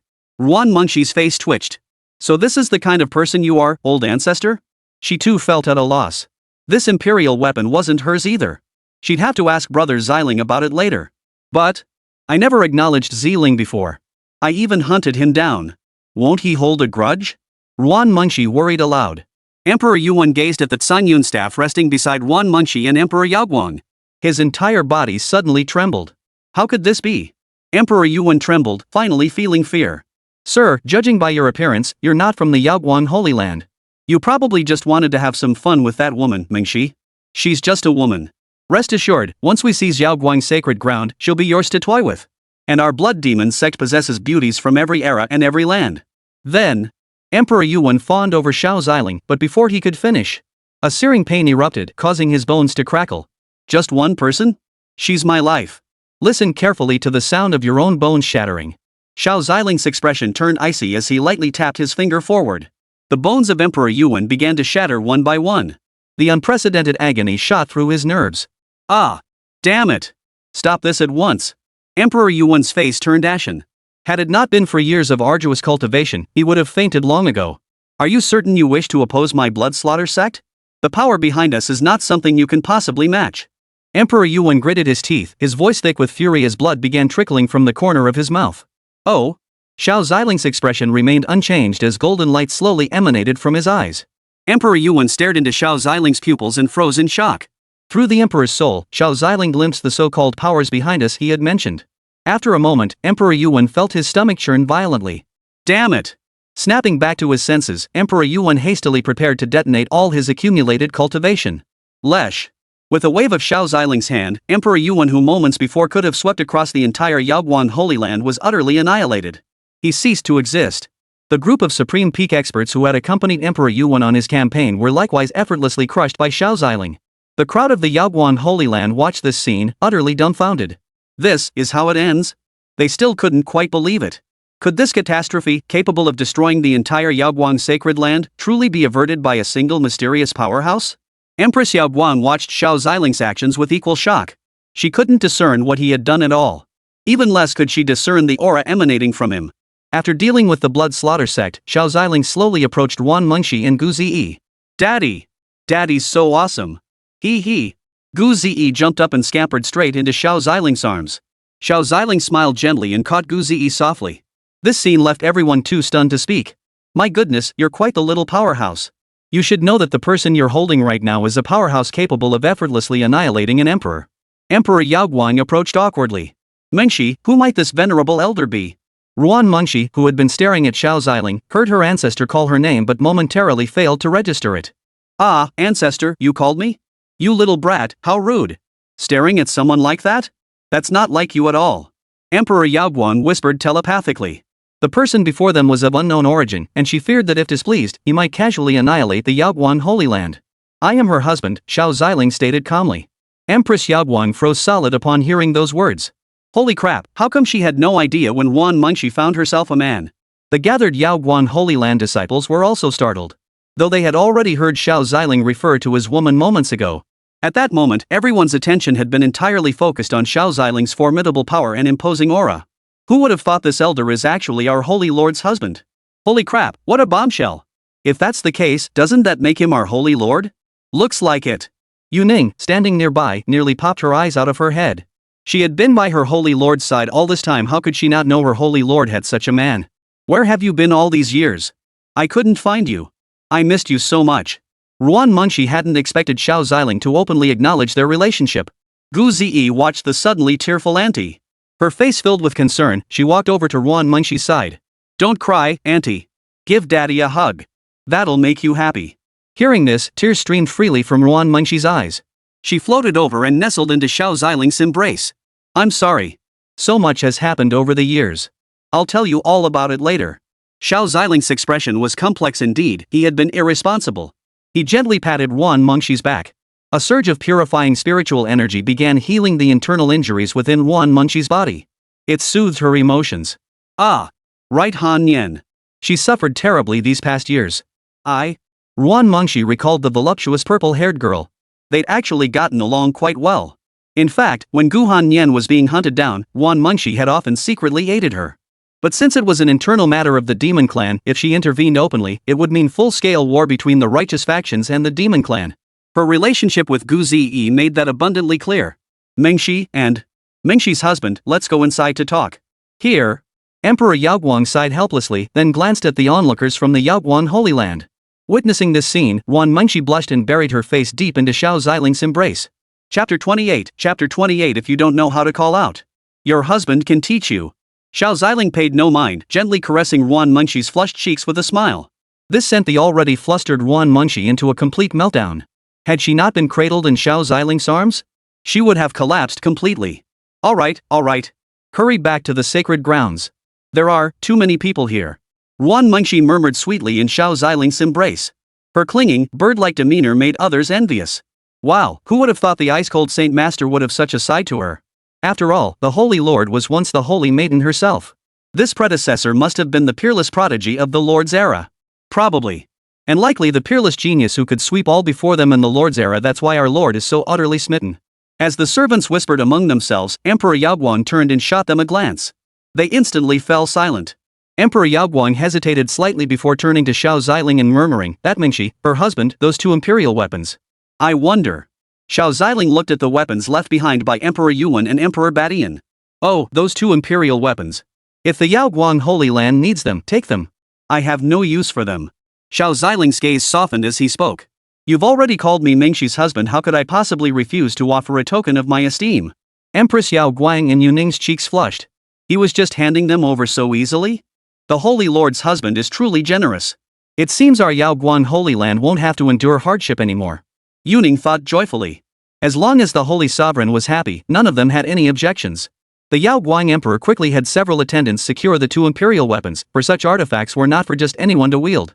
After deliberation, they would decide who would wield these imperial weapons. Ruan Mengxi watched the elders and others eyeing the imperial weapons as if they'd sell her out for them, and she pouted. Shall we return to the sanctuary?" Ruan Mengxi said, her face flushing. For some reason, she always felt shy whenever she saw Brother Ziling. Brother Ziling seems different now. His aura and physique have improved so much, he's become so handsome. Ruan Mengxi blushed inwardly. "What's that? Do you need me to teach you how to address your husband?" Xiao Ziling asked with a faint smile. Hearing this, Ruan Mengxi's cheeks flushed bright red, steam practically rising from her ears. How could Brother Ziling be so naughty? Husband. Let's hurry, there are people around. Ruan Mengxi whispered in a voice only Xiao Ziling could hear. Xiao Ziling nodded with satisfaction. "You two always used to tease me, I had to get my own back." Seeing Xiao Ziling still hadn't moved, Ruan Mengxi reached around and twisted his waist hard. But who was Xiao Ziling? His physique long rivaled those of body-forging immortal lords and immortal beasts. Even in a relaxed state, he felt not a hint of pain. Still, to humor his wife, he promptly feigned surrender. "Ow. I'm leaving. Ruan Mengxi genuinely believed she'd hurt Brother Ziling, so she hurriedly rubbed his waist to soothe him. Behind them, Gu Ziyi couldn't make heads or tails of what the two were doing. Grandma and Daddy are acting so weird. Gu Ziyi scratched her head in confusion before following the pair. Emperor Yaoguang and Yuning began directing the disciples and elders of the sacred land to clean up the battlefield. Don't ask her why she didn't go to receive Xiao Ziling. Any clear-eyed observer could tell the elder had only stepped in to help out of respect for Ruan Mengxi. It had nothing to do with her. If she ended up interfering with the two of them later, she feared they might casually wipe out Yaoguang. That girl Mengxi, all she does is cultivate day in and day out. She never tells me anything. I always wondered why she gets so flustered whenever I bring up finding a partner. Turns out she already has someone on the outside. Emperor Yaoguang sighed. So all her concern had been unnecessary after all. That senior gives off a decent vibe. He should be able to look after Mengxi well. At least one of my major worries is resolved. Xiao Ziling followed Gu Ziyi and Ruan Mengxi as they flew toward Mengxi's residence. Though their sacred land couldn't compare to the top-tier sacred lands or immortal powers. The living environment and spiritual energy were quite decent, far surpassing those of the Xianxian sect. Along the way, they passed other mountain ranges dotted with various functional areas, cultivation chambers, alchemy workshops, artifact forging rooms, and more. Xiao Ziling and the others arrived at the largest mountain range, covered in immortal bamboo that emitted a quiet, fragrant aura. Within the bamboo grove lay a vast clearing, where an exquisite mansion stood. Commissioned by Ruan Mengxi, this magnificent and awe-inspiring mansion resembled a dazzling jewel palace in its main structure, constructed from massive jade stones and precious timber. Outside the estate, spirit gathering and defensive arrays were arranged, ensuring the residence was not only brimming with spiritual energy but also impregnable. The three landed steadily. Xiao Ziling noticed a peach tree beside the mansion. It was clear that Ruan Mengxi cherished quiet, elegant surroundings. "Auntie, Zi brought you the snow-fragrant cakes we mentioned earlier." Gu Zi seemed to recall something and hurriedly produced the snow-fragrant cakes. Ruan Mengxi recalled something, her heart filled with mixed emotions. "Thank you, Zi. I'll try some later." He. Seeing Gu Zi's beaming smile, she felt at ease. After all, it was all his doing. What difference did it make? Xiao Ziling stepped forward, while Zi, ever the sensible one, went ahead to tidy up the room, something Ruan Mengxi and Gu Hanni had both taught her. "Big Fatso, I have some questions for you." Xiao Ziling's tone was serious, and he unconsciously slipped back into the nickname he'd used for the two of them before. Curvy front and back, with two rather large spheres that would be Ruan Mengshi, of course. Just then, Gu Zi had called her auntie. The moment the words left his mouth, Ruan Mengshi turned, her cheeks flushing red as she glared at him in annoyance. No, no. It just slipped out. I meant wife. Watching Ruan Mengshi jog over, raising her fist to punch his chest, he quickly corrected himself, momentarily forgetting he had serious business to discuss. Alright. You can hit me tonight if you want. But right now, I genuinely need to talk to you, Xiao Ziling said sternly. Seeing Xiao Ziling's serious expression, Ruan Mengshi stopped her action. The last time she'd seen Brother Ziling look like this was when he saved her. You're Ziyi's aunt, and you're also the ruler of the sacred land. Why did Ziyi? Xiao Ziling recounted the events concerning the Xianxian sect to Ruan Mengshi. Master, don't speak like that. The Grand Mistress loves you deeply. That tone will only sadden her. Xiao Tian voiced her concern, though she had underestimated Ruan Mengshi's feelings for Xiao Ziling. When Xiao Ziling reprimanded her, she didn't grow angry. Instead, panic-stricken, she rushed toward Gu Zi, her eyes slightly reddened. Her eyes were moist, her breathing uneven. The sight of her, who had been so poised and fierce against enemies, now looked heartbreakingly vulnerable. Chapter 29, Intimacy Level 100%. Are you broken? Ruan Mengshi burst into Gu Ziyi's room. Gu Ziyi, who had been tidying up inside, froze at the sight of Ruan Mengshi suddenly entering. Her expression froze in confusion, unsure what had happened. Auntie, what's wrong? Gu Ziyi looked at Ruan Mengshi, tears streaming down both cheeks. Her hand raised, she momentarily didn't know what to do. She thought Xiao Ziling had bullied Auntie. After all, she had told Daddy that Auntie had bullied her mommy. But then Ruan Mengshi gently pulled her into an embrace. Ruan Mengshi studied Gu Ziyi's eyes intently. It took nearly all of Ruan Mengshi's spiritual energy to discern the hidden double-layered eyes within Gu Ziyi's gaze. Ziyi, my little Ziyi. Why didn't you tell Grandma when they bullied you? Why didn't you tell Auntie? Didn't Auntie give you a flute? Blow the flute, and no matter where you are, Auntie can come to you. Her earlier fears that the Blood Demon sect might attack the Yaoguang Holy Land were likely because of Ziyi. She had secretly taken her away from the sanctuary to protect her. And indeed, that was the case. The Blood Demon sect had attacked the Yaoguang Sacred Land precisely because of Gu Zi. Ruan Mengshi spoke in a choked voice, her words coming out in broken bursts. As she spoke, Ruan Mengshi reached out to touch Gu Ziyi's abdomen. She dared not imagine how utterly hopeless she would feel if anything happened to Ziyi. Though she often told that woman Guhan Nian, "This is your child, you take care of it yourself." But after all these years of living together, coupled with her feelings for Xiao Ziling, she had long since come to regard Gu Ziyi as her own daughter. Otherwise, she wouldn't have given Gu Ziyi the Ice Spring Jade Flute. Forged with her own spiritual energy, it could transmit soundless messages to her. Gu Ziyi understood the reason behind it all. Her aunt had learned about the Xianxian sect. "Auntie, I'm sorry. Mommy has matters to attend to, and you need to deal with those villains." I don't want to distract you." Gu Ziyi's voice was faint. She knew her aunt was concerned for her. But she didn't want to make her sad. She had actually intended to blow the flute in the end, but Daddy arrived just then. Xiao Ziling, listening at the doorway, was momentarily stunned. "So that was it. Ah, it seems little Ziyi has inherited your stubbornness, master." Xiao Tian sighed. Even badly injured, she still refused to let her aunt see her vulnerable. "Auntie, don't be sad. It's all thanks to Daddy helping Ziyi back then. Hee, those guys got thoroughly beaten by Daddy." Gu Ziyi tried to cheer Ruan Mengshi up, but Ruan Mengshi only cried harder. "Ziyi is only 16. At an age when others are enjoying themselves and cultivating, why must you endure all this?" Ruan Mengshi cried silently inside, though she didn't voice it. They held each other for a long while before she finally managed to say, "Zi, I'm your auntie. Whatever happens, you must tell your auntie." "Okay. Zi won't make auntie worry anymore. Please don't cry, auntie." Gu Ziyi nodded gently and reached out to wipe away Ruan Mengshi's tears. Xiao Ziling watched the scene unfold, feeling deeply satisfied. Seeing everyone grow closer brought him immense joy. Master. Looks like you're the only one who seems like the bad guy here." Xiao Tian chuckled, tapping his finger against his lips.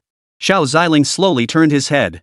Xiao Tian, seeing Xiao Ziling's icy expression, jumped back in fright. "Master. I'm sorry." Xiao Tian apologized hastily, but Xiao Ziling only sighed. "Enough. This is indeed my fault.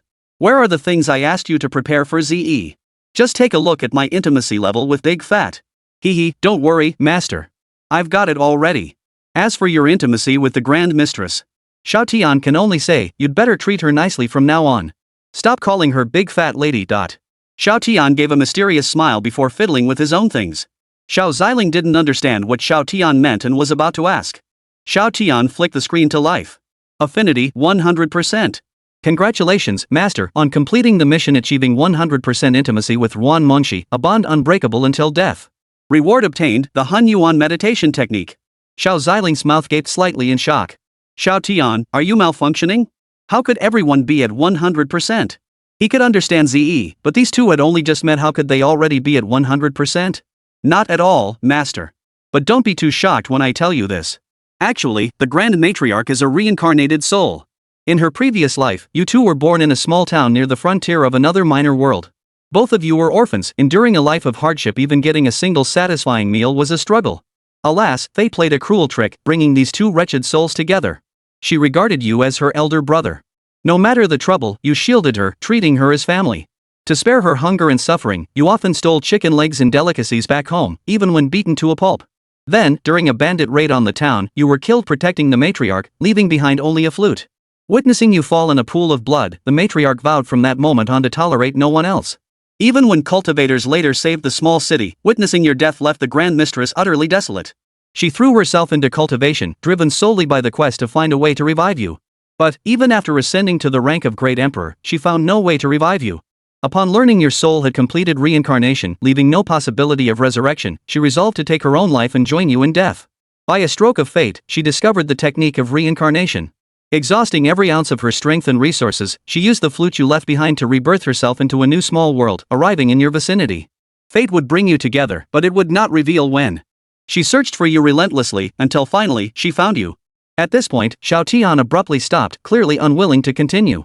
Ha? Why stop now?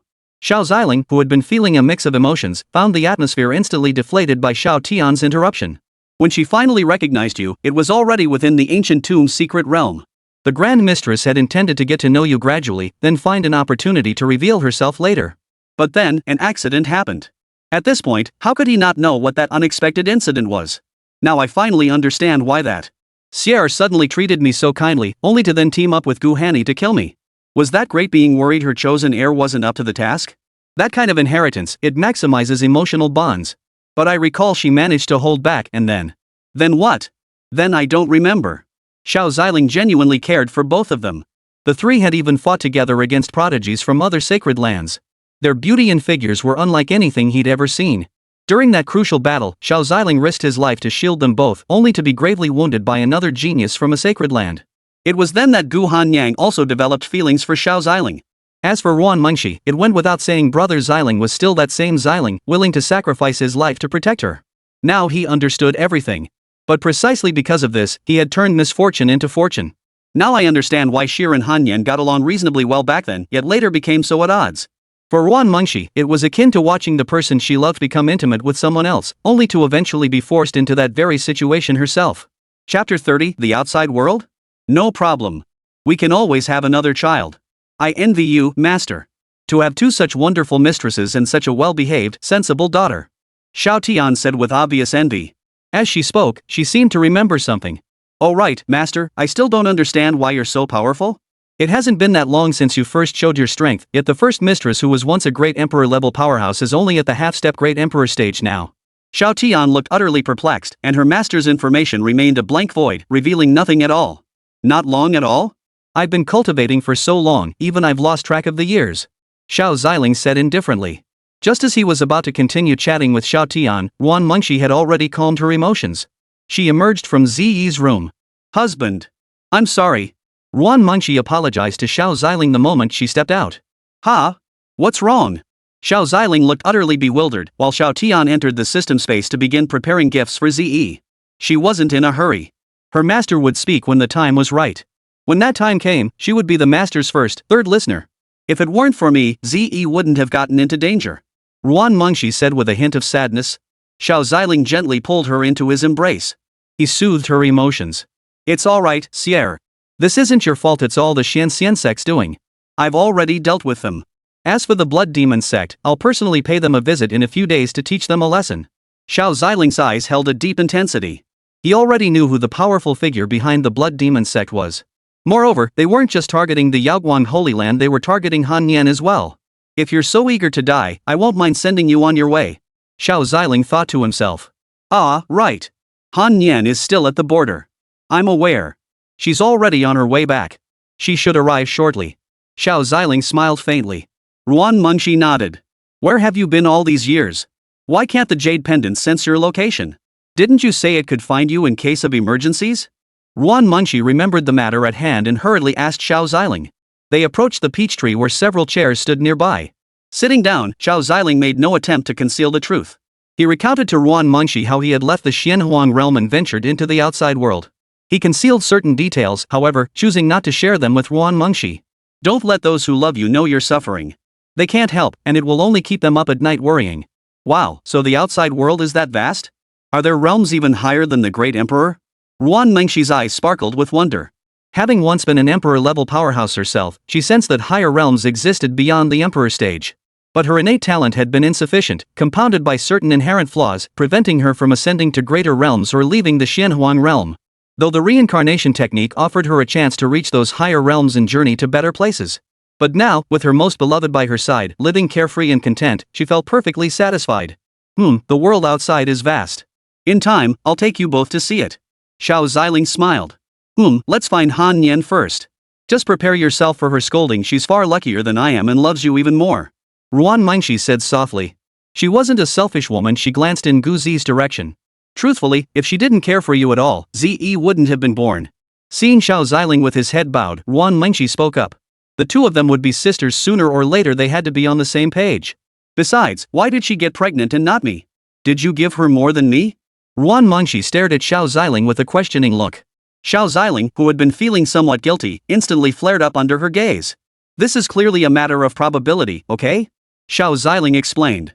Besides, we can still have another child, right? Get Zi a little brother or sister, and she won't feel so lonely later. Xiao Ziling winked at Ruan Mengshi. He was now at the pinnacle of power. At his level of power, it was nearly impossible to pass on his lineage without enduring tens of thousands of battles. Hearing this, Ruan Mengshi flushed as she glanced at Xiao Ziling's defined muscle lines, prominent pectoral contours, and sturdy arm muscles. She could tell at a glance that Brother Ziling's physical condition was extraordinary. Back when the two of them couldn't even take him down together, now that she was alone, it was even more out of the question. She'd definitely get bullied. Wait until later. Ruan Mengshi murmured shyly, her cheeks flushed. Xiao Ziling merely smiled, pulling Ruan Mengshi into his embrace. He gently parted her pale golden hair and pressed his lips against her vivid red ones. Ruan Mengshi closed her eyes, offering no resistance. After a long while, Xiao Ziling sensed Ruan Mengshi's heartbeat quickening significantly. Then, hearing Gu Zi emerge, he finally released her. At that moment, deep within the abyssal sea of the demonic realm, an entity that had already set one foot into the realm of immortals awoke. With snow-white hair, this being had lived for tens of thousands of years. Though small-boned and not particularly tall, he exuded an intensely dangerous aura. He was none other than the Void Emperor. A supreme-tier cultivator approached him, panic etched across his face. Your Majesty! Emperor Yuan and the others have failed. What of Badi and Tianqing? He spoke slowly. He had dispatched 3 emperors this time. The Yaoguang Holy Land had only one emperor, an elderly one nearing death. They should pose no threat. They're all dead too. The supreme peak powerhouse trembled as he spoke. The Void Emperor erupted in fury, roaring, useless. All of you are useless. So many powerful warriors, yet you couldn't take down a single Yaoguang Holy Land. Indeed, he was the figure behind the Blood Slaughter sect. Otherwise, how could a sect with only a handful of saints dare to attack the Yaoguang Holy Land? Naturally, he dispatched most of his powerful forces to assist. I have no idea, sir. All I know is that every single one of them died, bringing back not a shred of information. Supporting the Blood Demon sect and attacking the Yaoguang Holy Land had already drained them too much. Not only had they exhausted their connections with the demon clans in those sacred lands, but they had also suffered heavy losses among their powerful figures. Damn it! Must I personally intervene? If we fail to capture her daughter, once she returns, she will undoubtedly become the undisputed ruler of the demon race. The faint voice of the Void Emperor echoed.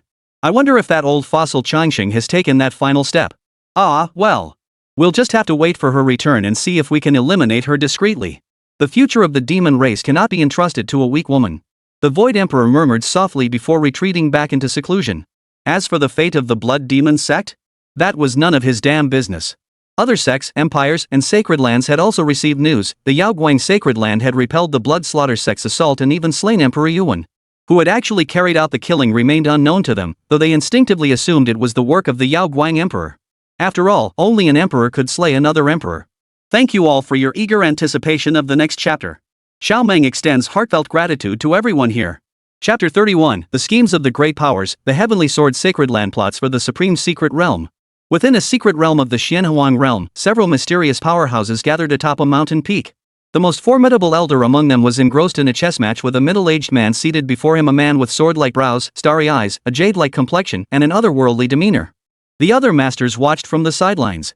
I hear the Yaoguang Sacred Land has repelled the forces sent by the Void Emperor. The old man's deep, gravelly voice echoed. The man nodded. Not only did they hold them off, they eliminated Emperor Yuan and his entire group. The Yaoguang Emperor shouldn't possess such power. Have we ascertained what happened? The man shook his head. We don't know who intervened yet. Though the Yaoguang Holy Sovereign possesses extraordinary talent, her cultivation time is far too short. Her strength doesn't even match that of some ordinary great emperor-level powerhouses. The elder nodded, then gently placed a black stone between his ring finger and index finger. Several days ago, other great masters and I investigated the source of that anomaly. Alas, we were all gravely wounded. Even the heavenly mechanics elder, who claims to glimpse the future, could not peer into its origin. The old man lamented. The Xianhuang realm was now teeming with prodigies, and with the golden age upon them, everyone sought a share of the spoils. It matters not. However terrifying that anomaly may be, it has yet to fully manifest. It shall not disrupt our plans. The man also held a white stone, gently placing it down. The two players' game left the surrounding great beings gape in astonishment. What realm have they reached? Oomph. How dare you discuss the abilities of our elders? A silent transmission echoed through the air. After a moment, the crowd fell silent. Keep an eye on the demonic tribes and the beast clans, especially that female emperor of the demonic tribes who's been making waves lately, and the ancient imperial clan. If they interfere with the grand scheme, it could prove troublesome. The man nodded in agreement. Rest assured. Once my son emerges from seclusion, no prodigy shall dare challenge him. The man spoke calmly, his confidence in his son absolute. Prepare well. Those fellows should be getting restless by now. At that moment, within the Heavenly Sword Sanctuary, the sanctuary's master was still leisurely sipping his divine tea. He had already prepared to enjoy the beauties of the Yaoguang Sacred Land. Yaoguang Holy Master. I've coveted you for so long. Finally, I have the chance to possess you. After rejecting me so many times, you'll still end up at my feet. Ha ha ha. The Sacred Land that had previously sought aid from Yaoguang Sacred Land was none other than Tianjian Sacred Land. Reporting to the Holy Master. An elder rushed in from outside. What is so urgent? Could you not learn a thing or two from the sovereign? Stay calm and composed, that is the key to a longer life. The Heavenly Sword Saint Master remarked with serene satisfaction. Understood, Holy Master. Very well, now you may speak. What is it? The Yaoguang Holy Land has repelled the Blood Slaughter Sect's assault. What? The elder was startled by his own Holy Master's reaction. Your Holiness, weren't you the one who insisted on calmness? How could? Go to hell with staying calm. The Heavenly Sword Sovereign's fury boiled over, his chest heaving violently. That worthless Blood Slaughter Sect. They even claimed an emperor would intervene, guaranteeing they'd seize the Yaoguang Holy Land and forbidding us from interfering. Utterly useless. Because of them, I've had to risk offending the Yaoguang Holy Land, other Holy Lands, and even demonic forces. The Heavenly Sword Sovereign felt dizzy and disoriented. With his entire plan now in ruins, he had no choice but to make new arrangements. Holy Lord, regarding that supreme secret realm, send some powerful disciples to investigate. Have the Grand Elder accompany them as well. Yes, Lord. The supreme secret realm, In this golden age where geniuses abound, I wonder how our Heavenly Sword Holy Land's prodigies compare to those outside our gates. The two still lost in passion had no idea what was unfolding outside. Hadn't Guzi stepped in, Xiao Ziling wouldn't have let go of Ruan Munchi's tender lips. Soft and tender, truly worthy of the name Softry Ampsi. The moment Guzi stepped out, she saw the auntie panting heavily, her two massive breasts heaving up and down. Guzi thought Xiao Ziling was bullying Ruan Munchi again. Daddy, please don't bully auntie. Guzi approached the pair, her smooth, fair little hand tugging gently at Xiao Ziling's sleeve. Auntie is very kind to Zi. Zi loves auntie and wants to protect her. The two watched Guzi's adorable expression as she stood ready to protect Ruan Munchi. Ruan Munchi felt a warm glow inside. This was her good daughter. Xiao Ziling smiled gently. Daddy wasn't picking on your auntie at all. Guzi looked at Ruan Munchi, who nodded tenderly in response. Thank you for caring about Grandma, Zi. Daddy was guiding Grandma in her cultivation practice. Ruan Munchi paused before adding. Guzi looked at her daddy with a look of disbelief. Xiao Ziling gave a slight nod. Ruan Munchi covered her mouth and giggled. Xiao Ziling took out the chaos meditation method Xiao Tian had just given him. He had already glanced through the manual and found it inferior to the cultivation methods he had previously cultivated and comprehended. However, he noticed one thing: this manual was incredibly inclusive, especially for those just starting their cultivation journey. Wasn't this perfect for gouged? Moreover, his own top-tier cultivation manuals required immense time, serendipity, and unwavering perseverance to master. Moreover, this particular manual suited someone with high comprehension like Ze. Daddy, what's this? Gouged asked, her face full of confusion. This is the cultivation technique Daddy and Auntie just researched together for you. Xiao Ziling handed the chaos meditation method to Gouged. Gouged looked at it with curiosity. Although Daddy had given her many things, whatever Daddy gave her, she would cherish and protect it carefully. Wow, thank you, Daddy. Ze will practice diligently so that one day, I can protect Mommy and Auntie alongside you. Gouged exclaimed happily. Ruan Mengshi approached Guzhi's side, examining the cultivation manual alongside her. She didn't even know what cultivation technique she was studying. Clearly, this cultivation manual was a gift Xiao Ziling had given Guzhi, and Ruan Mengshi also began reading it. She hadn't realized until now, even combining all the cultivation manuals she'd encountered across 2 lifetimes, none could compare to this one. Husband, what level of cultivation technique is this? Xiao Ziling felt a wave of warmth wash over him when he heard Ruan Mengshi call him husband. Just as he was about to explain things to them, he turned and saw Ruan Mengshi's eyes brimming with tears. It seemed to say, husband, Ze got a gift. What about mine? I want one too. Well, Mengshi, this cultivation technique isn't suitable for you. It's meant for those just beginning their cultivation journey. Xiao Ziling said helplessly, knowing that having Ruan Mengshi practice this one would be less effective than continuing with her previous cultivation method. Husband, what did you just call me? Ruan Mengshi froze. Her mind had been elsewhere moments before, and she hadn't heard Xiao Ziling address her that way. The name Xier, she hadn't heard it in so very long. Chapter 32, Modifying the cultivation technique, verbal thanks are useless. After all this time, she could finally hear that name again spoken by the one she loved most. Xiao Ziling noticed the faint flush returning to Ruan Mengshi's cheeks. With a touch of tenderness, he reached out to brush her cheek. What else should I call you but Xier? Calling you wife would be fine too. Ruan Mengshi turned her head away in a pout. Xiao Ziling's naturally refined features, clad in white robes and bearing an icy demeanor that seemed to keep others at arm's length. His sudden playful tone left Ruan Mengshi utterly flustered. To others, he was the ruthless Dao divine lord who could extinguish stars with a flick of his finger. But before his family, he was simply a father and a husband. Honey, I remember you used to be a little aloof before. Now you're acting a bit like Han Nian's little tsundere. Xiao Ziling remarked with a faint smile. Ruan Mengshi gave a soft snort before walking over to Xiao Ziling's side. She began tugging at his arm playfully, pouting, "Husband, I want a present too." Seeing this, Xiao Ziling instantly felt troubled, but he quickly remembered. He had once met a legendary master blacksmith who had gifted him a top-tier immortal artifact and inner armor capable of shapeshifting. It would be perfect for Ruan Mengshi. Indeed, there is a gift for you. Xiao Ziling produced the celestial armor, the Cloudstar Phantom Armor. This inner armor should fit you well. Your bust is too large for ordinary inner armor, but this piece can alter its shape. It's perfect for you. Don't underestimate it, even an emperor couldn't break through its defenses. Xiao Ziling remarked with a faint smile. Ruan Mengshi accepted the inner armor from Xiao Ziling. She didn't take offense at his teasing. She had only mentioned it casually, never expecting Xiao Ziling to actually prepare a gift for her. Her face lit up with joy as she threw her arms around Xiao Ziling.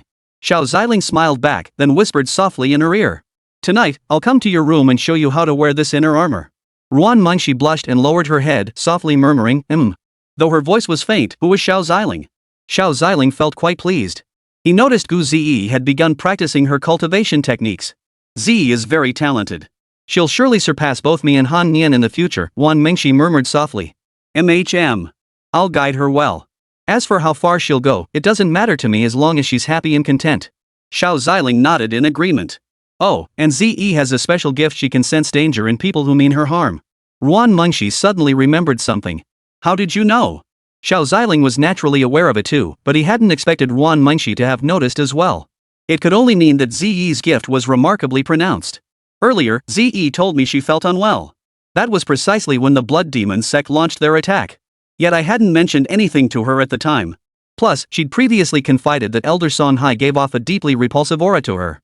And today, Elder Songhai betrayed the Yaoguan Holy Land. It turns out he was always a Blood Demon Sect mole. Ruan Mengshi explained. Xiao Ziling began to ponder.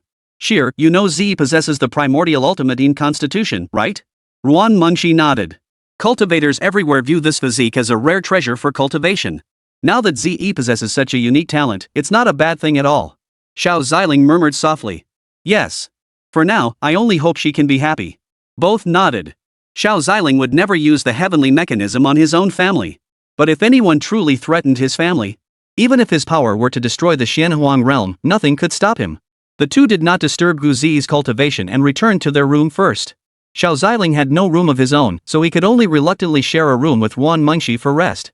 Sheer, bring out the cultivation techniques you've been practicing. I'll offer some guidance.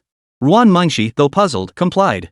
She used her spiritual energy to refine the 2 cultivation manuals she practiced before presenting them. They were the 9 forms of the Yaoguang sword technique and the 9 mysteries Jade Sutra. Xiao Ziling examined the 2 manuals. He opened them and began reading immediately. After a moment, Xiao Ziling directly used his spiritual energy to begin modifying the 9 forms of the Yaoguang sword technique. Wan Mengxi watched Xiao Ziling begin modifying the manual without interrupting him. Instead, her attention was drawn to Xiao Ziling's flawlessly handsome face, which seemed to radiate an enchanting glow, captivating anyone who looked upon it. No wonder they say a man is most handsome when he's focused. Wan Mengxi murmured dreamily, feeling an urge to kiss her husband's face. But seeing how focused Xiao Ziling was, she didn't want to disturb him. To her surprise, after finishing the first manual, Xiao Ziling began examining the second one. What Wan Mengxi hadn't anticipated was that Xiao Ziling would start revising the second manual as well. This was the very internal cultivation technique she practiced. How could he just alter it on a whim? Still, she didn't interrupt Xiao Ziling. Because she trusted her man. I'm done with the revisions. Xiao Ziling handed the 2 revised manuals to Wan Mengxi. I just gave them new names. Wan Mengxi looked at the 2 manuals in her hands, 13 forms of the Yaoguang sword technique and 9 heavens mystic Jade Sutra. With a puzzled expression, Wan Mengxi opened both manuals. She had barely skimmed the opening pages when Xiao Ziling's profound skill left her utterly stunned. Not only had the first 9 forms of the 13 forms of the Yaoguang sword technique been significantly improved, but the cultivation difficulty had also been greatly reduced. The 4 techniques Xiao Ziling had created later were even more astonishing. Wan Mengxi sensed that mastering the 13 forms of the Yaoguang sword manual completely could even allow one to break through to a realm beyond emperor. This is incredible, Z. Husband, how did you manage this? Wan Mengxi resorted to her usual coaxing tactics. She found this tactic particularly effective, though she'd only ever used it on Xiao Ziling. I discovered numerous flaws in this manual, so I took the opportunity to refine it and deduce the subsequent techniques. Xiao Ziling chuckled softly, as if it were the most effortless thing in the world. Wan Mengxi, however, was already well aware of her husband's extraordinary abilities. Then she glanced at another cultivation manual, her pupils widening slightly. After all, the 9 mysteries Jade Scripture was something she had obtained by sheer luck in her previous life, and she only possessed the first half. Now, her husband had deduced the entire thing, even adding some content. She knew that even with just half of the 9 mysteries Jade Scripture, now it should be called the 9 heavens mysteries Jade Scripture, she could cultivate to the level of a great emperor. With the complete and enhanced 9 heavens mysteries Jade Scripture, she would absolutely break through beyond the great emperor realm after cultivation. Overwhelmed with emotion, she threw her arms around Xiao Ziling. Her ample bosom pressed against his broad chest, flattening like pancakes. Husband, thank you. You're so good to me. Words alone won't suffice. Tonight. Xiao Ziling teased with a smile. Wan Mengxi blushed, nodding softly. Chapter 33, Only an ox dies from overwork, never a field from overplowing. Seeing Wan Mengxi's consent, Xiao Ziling's heart leapt with joy. Who'd have thought tonight would bring such an unexpected bonus? Xiao Ziling thought to himself with inner delight. Husband, what level of cultivation have you reached now? It's hard to explain to you, but suffice it to say, your husband is quite formidable. His cultivation had already surpassed Wan Mengxi's comprehension, and he couldn't explain it to her in a moment. Wan Mengxi felt a pang of regret. Truthfully, her curiosity wasn't about her husband's cultivation level. She knew that no matter how powerful he was, he would always cherish them. Besides, she only knew that the highest realm was the Great Emperor realm. Realms beyond that were completely beyond her understanding. Her real worry now was this: if her husband proved too formidable and she ended up losing to him, what would become of them afterward? No way. Only oxen die from overwork, not fields from being plowed too hard. Come on, Sierre. You must win tonight. Wan Mengxi cheered herself on inwardly. Xiao Ziling, however, pulled her into his embrace. Don't worry. No matter what realm I reach, I'll protect you both. No one will ever bully you again. Xiao Ziling's gentle, reassuring voice reached Wan Mengxi's ears, warming the heart of the usually aloof young woman. Mum. Xiao Ziling carried Wan Mengxi straight to the bed, where they immediately began a shameless battle, determined to settle things once and for all. Xiao Ziling even used spatial power to seal off the surrounding area. This was to prevent any interruptions and to ensure their sounds wouldn't disturb Gu Zi's cultivation. After several rounds of combat, Xiao Ziling dominated every encounter. Wan Mengxi was thoroughly satisfied and obediently fed, thinking she'd have little say in the matter now. Didn't they say there's no such thing as land that can't be plowed, only oxen that work themselves to death? Why does it feel like after all these rounds, my husband's strength hasn't diminished at all? As she spoke, Ruan Mengshi couldn't help but glance at Xiao Ziling's perfectly sculpted physique and defined muscle lines. She hadn't realized that during the day, when he wore clothes, she could only catch glimpses of the faintly visible muscles beneath his thin garments. Now, those rock-hard abs appeared chiseled like stone, each defined block radiating strength and resilience, harboring untold power. Honestly, she sighed, why did my husband train himself to be so strong? In the end, it's still me and Xiao Shuat who suffer. Ruan Mengshi sighed. Seeing Ruan Mengshi sighing, Xiao Ziling gently pulled her into his embrace. Honey, what's wrong? Xiao Ziling gently kissed Ruan Mengshi's red lips. Nothing, husband. I surrender. I'm so tired. Ruan Mengshi murmured in a soft voice before collapsing into Xiao Ziling's embrace. Xiao Ziling froze for a moment, suddenly understanding the situation. Honestly, you have to compete with your own husband, Xiao Ziling chuckled helplessly. Truth be told, it had been ages since he'd enjoyed such unhurried relaxation. If only every day could be like this. The next morning, Xiao Ziling slowly opened his eyes and gently stretched his body. Then he turned his head to look at Ruan Mengshi, who was still fast asleep. He hadn't intended to wake her, knowing how exhausted she'd been the night before. But now, Ruan Mengshi clung tightly to his arm, her ample breasts pressing firmly against it. Her pair of enchantingly slender, smooth legs were wrapped around his body. This left him in a real bind. He gently patted Ruan Mengshi's butt. The sensitive Ruan Mengshi reacted instantly. She opened her enchanting eyes, still hazy with sleep, and fluttered her long lashes. I'm so sleepy. Let me rest a little longer.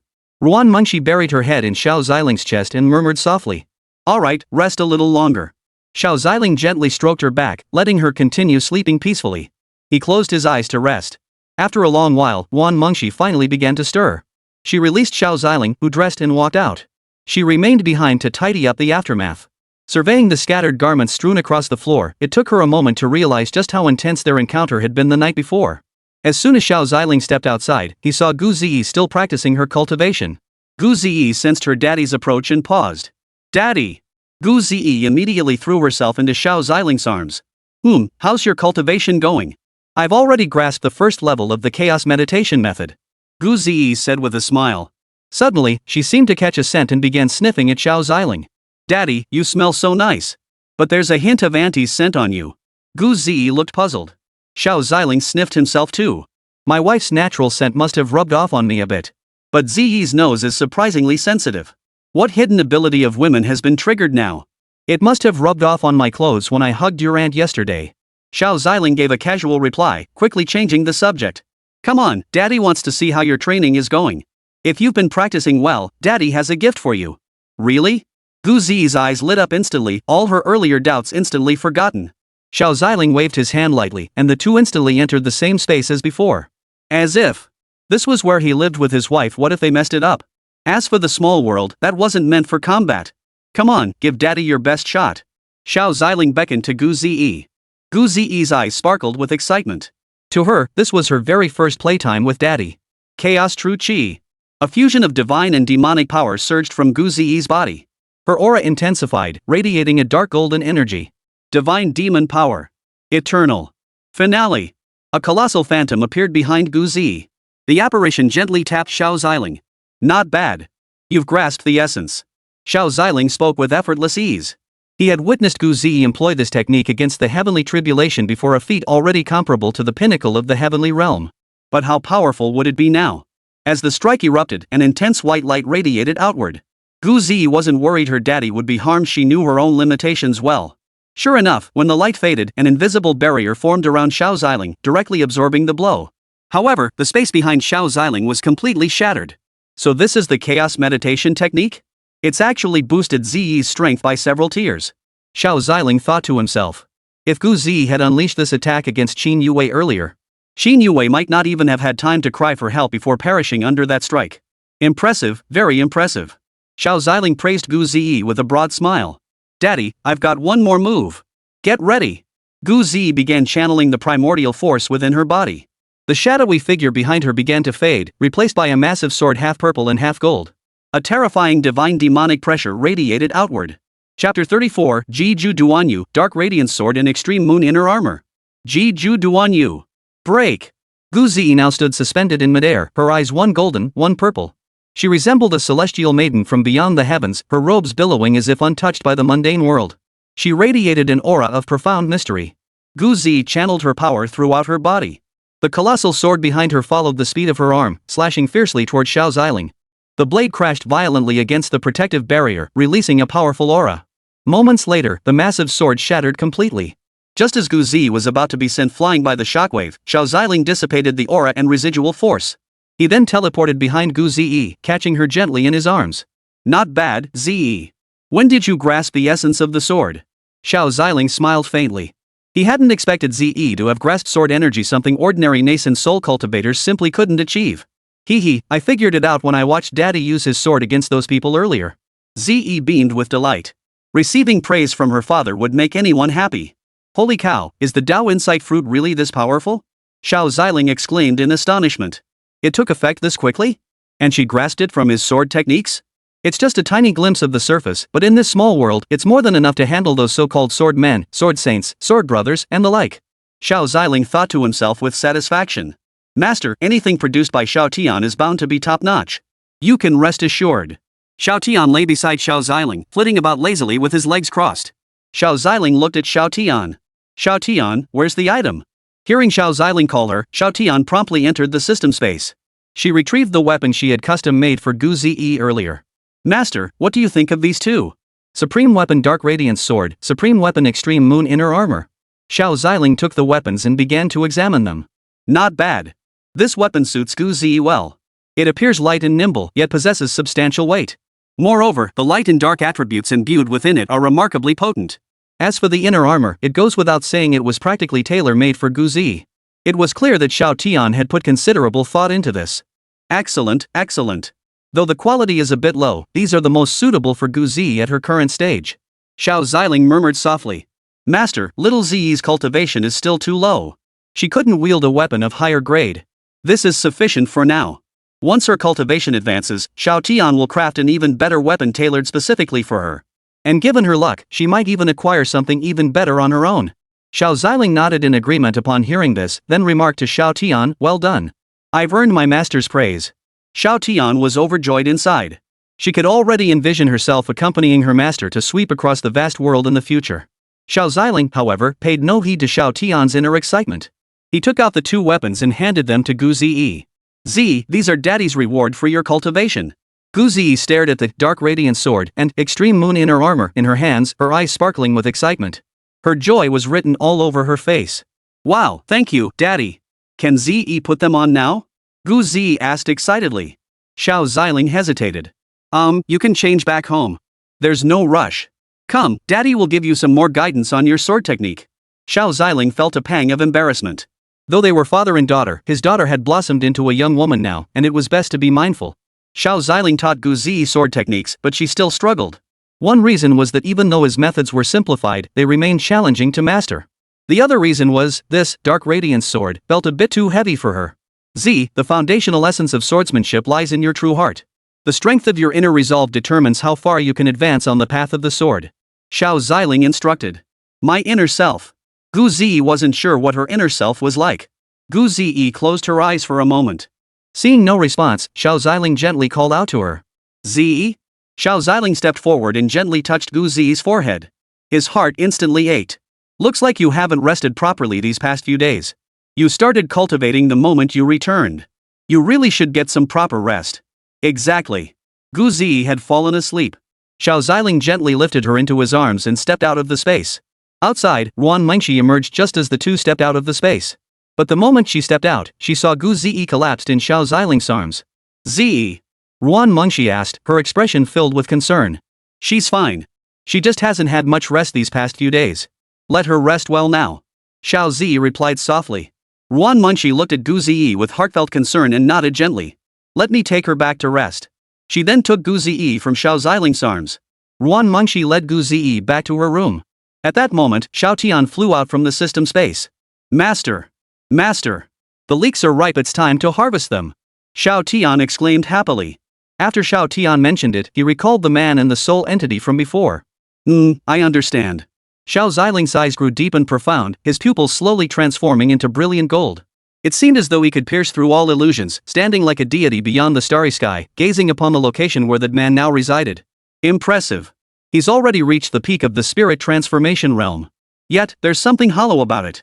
Xiao Ziling instantly discerned the man's unstable foundation, clearly a result of hastily consuming elixirs to boost his cultivation, now still unstable.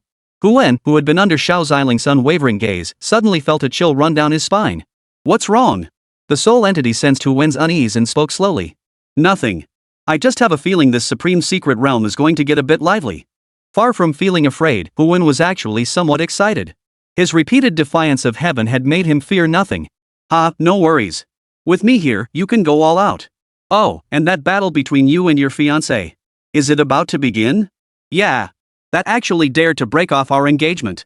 Once I defeat her, I'll humiliate her thoroughly. Hu Wen's eyes flashed with ferocity. His pride was his most cherished possession. Even though she'd broken off the engagement privately, how could he possibly accept someone breaking off their engagement? At the very least, it should be him rejecting someone else. In the heat of the moment, he'd lost his mind and tried to force himself on her. But he was caught by the clan elders and the powerful figures from her sacred land. He nearly got beaten half to death. Fortunately, he was skilled with words and narrowly escaped with his life. It was only after meeting Elderfolk that he began his rise to prominence. Rest assured, a mere minor sacred land is nothing to me. Old Master Feng chuckled. The two set off for the supreme secret realm, unaware that every move they made had already been detected by Xiao Ziling. The supreme secret realm. Interesting. Xiao Ziling murmured with a faint smile. Thank you all for your eager anticipation of new chapters. I sincerely apologize for the delay. I'm currently undergoing verification, which limits me to 2 updates per day. Once I reach 100,000 words, I'll make it up to you all with 5 updates per day. Thank you all so much, Xiao Meng. Chapter 35, The Holy Lord of Yaoguang's Sacred Land, the Supreme Secret Realm is about to open. Ruan Mengxi emerged from her room, her complexion flushed. Now, whenever she saw Xiao Ziling, she couldn't help but recall last night's events. My husband is so mean. Couldn't you just let me win once? Ruan Mengxi pouted. The golden light in Xiao Ziling's eyes faded as he watched Ruan Mengxi approach him. He gently pulled Ruan Mengxi into his embrace. Before Ruan Mengxi could react, she found herself completely enveloped in Xiao Ziling's embrace. Her 2 large breasts pressed firmly against Xiao Ziling's chest. Xiao Ziling gently pressed his lips against Ruan Mengxi's tender mouth. Ruan Mengxi pressed her hands against Xiao Ziling, yet offered no resistance. She rather liked this sensation, perhaps because her ladylike reserve prevented her from being so forward. Fortunately, my husband understands me. He. After a moment, Xiao Ziling reluctantly released Ruan Mengxi. Ruan Mengxi sat in Xiao Ziling's embrace, her face radiant with happiness. My husband, I want you to become the sacred lord of the Yaoguang Holy Land. What do you think? Ruan Mengxi murmured softly to Xiao Ziling. What's the matter? You're the sovereign of the Yaoguang Sacred Land, and I'm your husband. If the sacred land ever faces trouble, I'll naturally step in to help. He assumed Ruan Mengxi was offering him this title so he could assist the Yaoguang Sacred Land when needed. No, it's not that. You're my husband now, so they'll definitely call you the Holy Lord of Yaoguang when the time comes. Rather than having you worry about it later, I'd rather announce it to them directly now. Ruan Mengxi murmured softly, her cheeks flushed. She wanted to declare to everyone, this is my husband, no one dares to compete with me. Xiao Ziling smiled and nodded in agreement. As you wish. Ruan Mengxi's face lit up with joy. Just as the two were about to continue, Yu Ning arrived at the scene. She had assumed the two would take all night to finish. But the moment she landed, she saw the two of them. Xiao Ziling sensed Yu Ning approaching. But Ruan Mengxi couldn't sense it. She was so absorbed in the moment that she didn't even notice Yu Ning's approach. The moment Yu Ning appeared, they froze. Ruan Mengxi shot her a glance. Yu Ning shuddered. Oh no. This is bad. I've interrupted the Holy Lord and the senior's intimate moment. Yu Ning's heart began to tremble violently. She could almost see her own future with its dwindling days. Just as she turned to leave, Ruan Mengxi called out to her. Yu Ning, where are you off to? Ruan Mengxi pulled away from Xiao Ziling's embrace, her expression darkening as she fixed a mischievous grin upon Yu Ning. Yu Ning turned her head, trembling. Your Holiness, I didn't mean to. I truly didn't know you were here. Before Yu Ning could finish, Ruan Mengxi cut her off. Ahem. Enough. What brings you here? If you came here out of sheer idleness, don't blame me for showing no mercy. Ruan Mengxi's voice, cold as frost, reached her ears. Her body trembled violently and she hurriedly explained, Your Holiness, Senior, it's like this, the Patriarch sent me to check on your rest and to discuss matters concerning the Heavenly Sword Sanctuary and the Supreme Secret Realm. Ancestor, are you trying to ruin me? Yu Ning briefly explained the reason for her visit. Xiao Ziling stepped beside Ruan Mengxi, soothing her. Alright, she has urgent matters to attend to. Let's proceed first. There's plenty of time ahead, there's no need to rush this moment. Xiao Ziling said with a faint smile. Ning dismissed the notion. The Holy Sovereign is quite temperate naturally, he won't make things difficult for me. But you, a senior who casually obliterated an emperor-level powerhouse. I have no idea what your temperament might be. Upon hearing this, Ruan Mengshi turned to look at Ning. 1,000 words swirled in her mind, but only one emerged, don't tell anyone. Ning nodded firmly. The three then proceeded together toward the central peak of the sacred land Yaoguang Peak. Before leaving, Xiao Ziling had set up a spatial magnetic field around Ruan Mengshi's mountain peak. This was to prevent anyone from disturbing Gu Ziyi's rest. All three were top-tier experts, and it didn't take them long to reach the grand hall atop the main peak. Xiao Ziling surveyed the Yaoguang Hall, its surroundings brimming with spiritual energy. The hall resembled a palace meticulously carved from green jade and rare earth minerals, breathtakingly beautiful. It evoked a profound sense of physical and mental comfort, refreshing the spirit. He found that everyone had already gathered. Empress Yaoguang was present, but most surprising of all, she did not occupy the main seat. Instead, she sat among the ordinary elders. The Yaoguang Hall contained only two main seats, traditionally reserved for the Patriarch and the Holy Sovereign. Though surprised to see the Patriarch not seated there, the assembly was somewhat prepared. After all, it was that venerable elder who had recently resolved the calamity afflicting the Yaoguang Holy Land. As soon as the three entered the hall, Ning returned to her seat first. Ruan Mengshi, however, gasped in shock upon seeing the Patriarch seated in the position of the Grand Elder. She had intended for her husband to occupy the seat of the Grand Elder. How could the Patriarch? The Yaoguang Emperor sensed Ruan Mengshi's confusion and silently conveyed to her, Mengshi, your husband is an honored guest of our Yaoguang Holy Land. How could we seat an honored guest in a subordinate position? This old ancestor can sit anywhere. Seeing this, Ruan Mengshi felt she couldn't say anything. Truthfully, her husband was a good man who wouldn't mind such things. There was absolutely no need for all this unnecessary formality. As Ruan Mengshi and Xiao Ziling entered, everyone immediately rose to their feet. Greetings, Holy Sovereign. Ruan Mengshi nodded, then turned to Xiao Ziling and said, I'd like to announce to everyone, this is my husband Xiao Ziling who will also become the Holy Lord of our Yaoguang sacred land. Ruan Mengshi solemnly declared to the assembly. As soon as she finished speaking, the Yaoguang Emperor also rose to his feet. Greetings, Holy Lord of Yaoguang. Xiao Ziling's power far surpassed hers, and without him, she would have perished long ago. Thus, addressing him with this title of respect was entirely appropriate. Xiao Ziling gave everyone a slight nod. Ruan Mengshi approached the main seat and gestured toward the spot beside her. Xiao Ziling nodded and sat down. Ning, please explain the matters concerning the Supreme Secret Realm. Yes, Your Holiness. Ning rose to her feet. She was typically responsible for gathering intelligence and information for the sect. Everyone, you all know how incredibly difficult the path for the Supreme Sovereign to break through to the Great Emperor realm truly is. Not only does it demand profound cultivation, but one must also begin to perceive the power of the laws. Ning spoke softly. However, the Supreme Secret Realm discovered this time is exceptionally unique. He was a supreme being who had come infinitely close to attaining emperorhood. Rumor has it that he disturbed the slumber of an emperor who casually struck him down, leaving him gravely wounded. Ultimately, he perished. The great emperor, however, vanished without a trace. Ning explained. After that supreme being's death, the natural environment and the passage of time eventually coalesced into this secret realm. Rumor has it that it contains secret techniques capable of allowing a supreme being to break through to emperor level. Has any powerful cultivator investigated when this secret realm first opened? Ruan Mengshi asked. 2 days from now, near the Yama forest. Many sacred lands will be attending, including the Heavenly Sword Sacred Land. Ning's voice turned cold.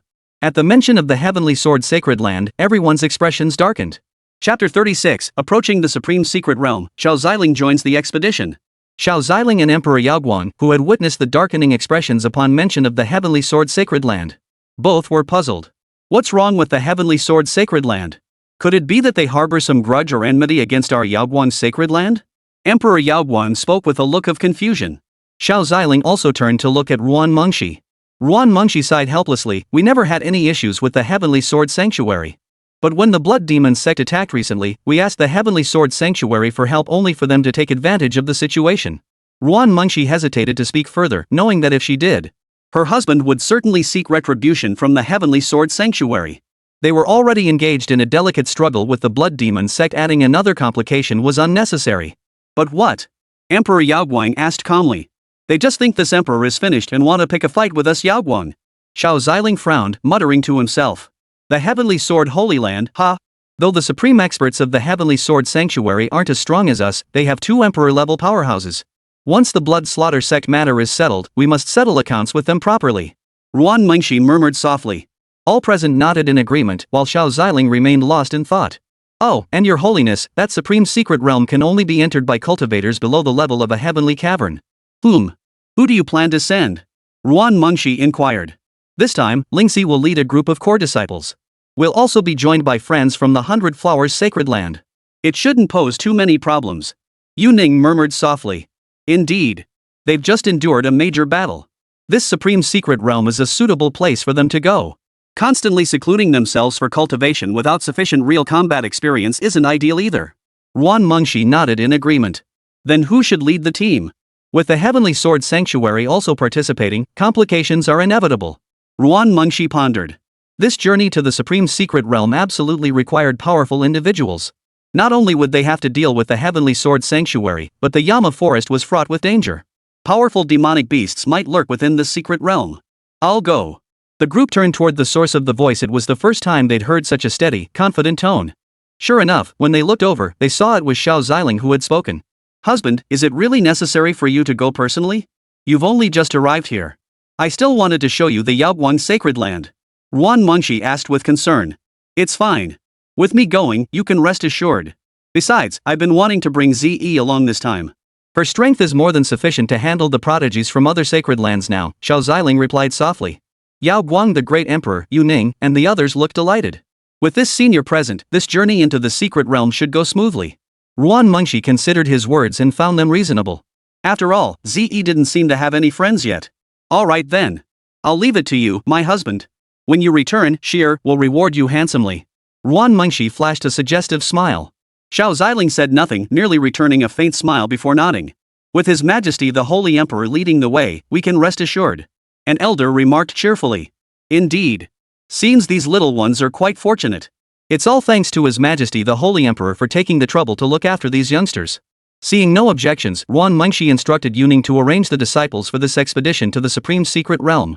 Although there was no limit on the number of people entering the secret realm, a large group would be troublesome. It could even be dangerous, with a high probability of pointless sacrifices. Therefore, it was essential to select elite disciples to maximize gains within the secret realm. Understood. Yu Ning nodded with a smile before departing to notify the disciples to begin preparations. After all, departure was scheduled for tomorrow, and the secret realm would open the day after. One by one, everyone departed the Yaoguang Grand Hall. Gradually, only Xiao Ziling, Ruan Mengshi, and the Yaoguang Emperor remained. This journey into the secret realm will once again require the assistance of our esteemed senior. It is a failing on the part of our Yaoguang Sacred Land that we cannot offer more hospitality. Emperor Yaoguang addressed Xiao Ziling respectfully. It's no trouble. I've been wanting my daughter to gain some experience as well. Xiao Ziling smiled faintly. Though he appeared unapproachable. But only to outsiders. As the venerable ancestor who had greatly aided Ruan Mengshi, having been of great assistance to Sheer, he naturally felt no need to put on airs. Ancestor, you're all too polite. My husband isn't like those people. Let's just be normal with each other. Ruan Mengshi murmured softly, clearly sensing the reverence others held for her husband. Xiao Ziling also smiled faintly. After all, in others' eyes, he was merely a peerless powerhouse capable of effortlessly annihilating an emperor. Ah, very well. This ancestor was mistaken, Emperor Yaoguang laughed. She had underestimated the nature of their relationship. Well then, take your time chatting. This old ancestor will take her leave. Yaoguang Emperor departed with a broad smile. Xiao Ziling and Ruan Mengshi exchanged helpless smiles. They then began their return to Ruan Mengshi's mountain peak. Gu Ziyi, who had just finished resting, stepped out but didn't see Daddy or Auntie. Scratching her head in confusion, she looked up just as the two flew back. Daddy! Auntie! Gu Ziyi waved excitedly at them.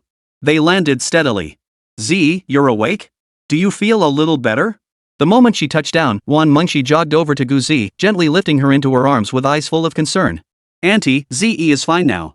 Gu Zi murmured softly, feeling the warmth radiating from Ruan Mengshi's embrace. You mustn't push yourself so hard anymore.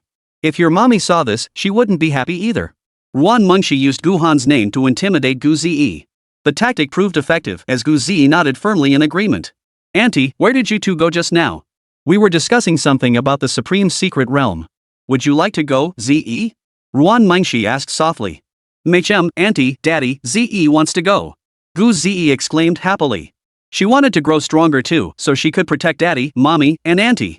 Machem, Daddy will take you along when the time comes. But some disciples from Auntie's sacred ground will be going too.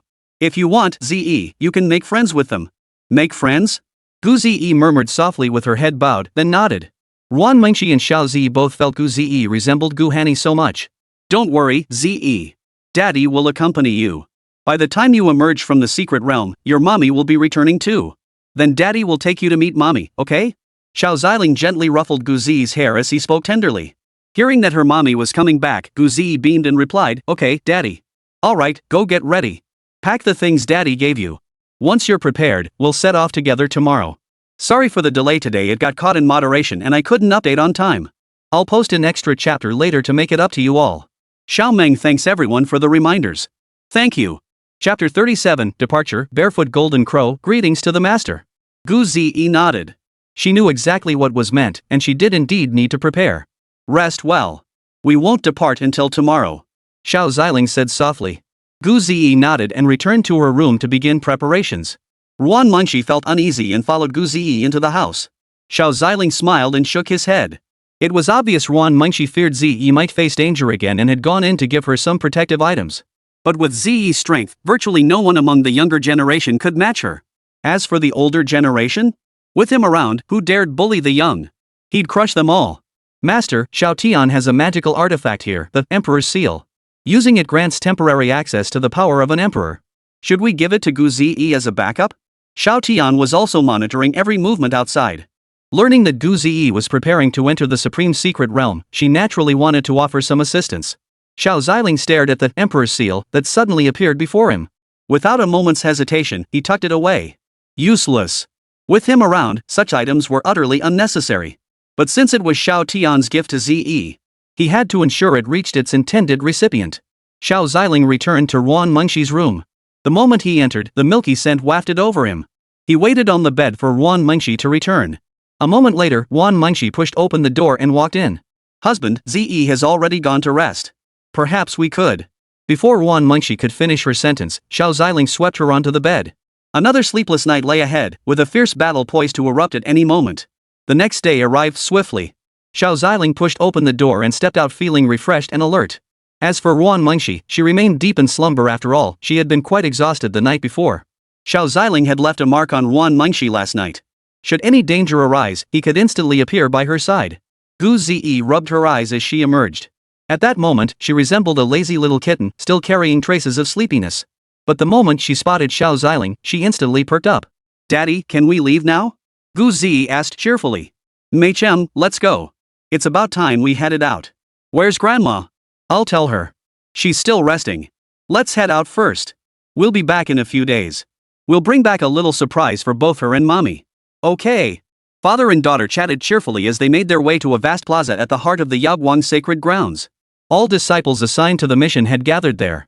The two disciples leading the group were Ling Shi and Shen Guanjie. Both were elite late-stage spirit transformation realm cultivators, capable of holding their own against even some heavenly realm experts. Xiao Ziling led Gu Zi into the plaza. Disciple Ling Shi. Disciple Chen Guanjie. Disciple. We greet the Holy Lord of Yaoguang. All bowed to Xiao Ziling, including Yu Ning. Xiao Ziling's divine might had been witnessed by all present, and they had long since developed deep respect for him in their hearts. Lingxi, in particular, regarded Xiao Ziling as her idol and the goal she strived to emulate. Very well. You all possess remarkable vitality and spirit. I trust Elder Yuning has already informed you all that I shall be leading this expedition into the Supreme Secret Realm. Xiao Ziling surveyed the group. Though he emitted no aura. Yet years of cultivation and battle had forged an innate aura of authority about him. The group felt their hearts leap to their throats. I have only one demand of you, go all out. As long as you don't commit any heinous crimes, I'll cover for you. Xiao Ziling declared sternly. This ignited their fighting spirit. Before, they had been hesitant and cautious, afraid to offend those from the major powers. But now, with a powerful figure protecting them, they could now dare to vie for the treasures within the Supreme Secret Realm. Yes, Lord Saint Emperor. The group felt genuine respect welling up for Xiao Ziling. Xiao Ziling turned to look at Yuning and gave her a nod. Then he began leading the group toward the Yama forest. Yuning watched the departing group, feeling a sense of peace unlike any she had ever known. Along the way, the others were filled with curiosity about Gu Zi, who accompanied Xiao Ziling. But since His Majesty hadn't mentioned it, they didn't dare ask. They did notice, however, that Gu Zi's strength was no less than their own. Xiao Ziling's pace was neither too fast nor too slow, and the others could barely keep up. Yet Gu Zi walked effortlessly by his side, showing no strain whatsoever. Even Lingxi and Shen Guanjie found this somewhat difficult. Not long after taking flight, they realized the Yama forest was still a considerable distance away, yet everyone was already feeling fatigued. Xiao Ziling signaled for everyone to pause and rest. Damn it, it's all those blood demons sect bastards' fault. So much of our sect's property was destroyed. Even our current ships are being used to transport materials back to repair parts of the sect. There's no choice. The Holy Land has already prepared for its destruction this time. But it shouldn't take too long to recover. Shen Guanjie comforted the disciples, who nodded in agreement. As long as the Yaoguang sacred land remained, enduring this hardship was insignificant. Xiao Ziling could see that with everyone in this state, there was no way they'd have the heart to participate in tomorrow's supreme secret realm. Xiao Tian, could you conjure up a spaceship or some other mode of transportation? Xiao Ziling asked Xiao Tian. He himself rarely needed transportation, having often relied on Di Huang for that purpose before. But if Di Huang were to appear in the Xianhuang realm, it would likely shatter the realm into fragments. Master, Xiao Tian has already prepared it. Xiao Tian immediately retrieved a glowing orb containing a sealed demon beast from the system space. Why didn't you bring this out sooner? I just forgot about it earlier. Xiao Ziling didn't press the matter, for he too had forgotten. The moment Xiao Ziling held the orb, it shattered open, releasing the beast within. Woohoo! I finally get to see the light of day again. A demonic sovereign at the peak of the supreme realm materialized before everyone. The barefoot golden crow, possessing the bloodline of the ancient golden crow? Xiao Ziling murmured as he watched the barefoot golden crow emerge. We're done for, Master. It burst out on its own. Unless you actively recall it, it won't obey your commands. Xiao Tian watched the barefoot golden crow soaring through the sky with a look of deep concern. The disciples of the Yaoguang Holy Land, witnessing the sudden appearance of the demon beast, immediately prepared for battle. Yet the golden crow's overwhelming aura crushed any will to resist. What kind of demon beast is this? Why does its mere presence make my heart tremble? A disciple's voice trembled as he spoke. Gu Zi also struggled to withstand the pressure. Xiao Ziling intended for everyone to experience the pressure of a demon beast at the peak of the supreme realm, to see how they would respond. Seeing Gu Zi actually resisting the crimson-footed golden crow's pressure, the others began to admire her. A mere demon beast dares to act so insolently before me. Xiao Ziling's soft words seemed to conjure a golden phantom form tens of millions of feet tall before the barefoot golden crow. A single finger extended toward it. The terrifying pressure crushed the surrounding space. Unable to breathe or move, it felt as though it had arrived in hell, facing death itself. After a moment, it opened its eyes again, only to find itself lying on the ground, having fallen without realizing it. The disciples of the Yaoguang Holy Land stared at it in utter bewilderment. Feeling utterly humiliated, it was about to erupt in fury when it spotted a figure that filled it with dread. It was Xiao Ziling. Isn't he that divine form? Why would he? The barefoot golden crow cried out in terror. I'm giving you a chance. Submit and follow me, or die. The barefoot golden crow heard Xiao Ziling's icy voice echo in its ears. What kind of being was it? How could it ever bow to another? Little Jean. Greetings, Master. Chapter 38, Xinyue, sorry, I thought it was a speed bump. Neither Xiao Ziling nor Xiao Tian had expected the barefoot golden crow to submit so swiftly. Xiao Tian, didn't you say this kind of demon beast is extremely difficult to tame?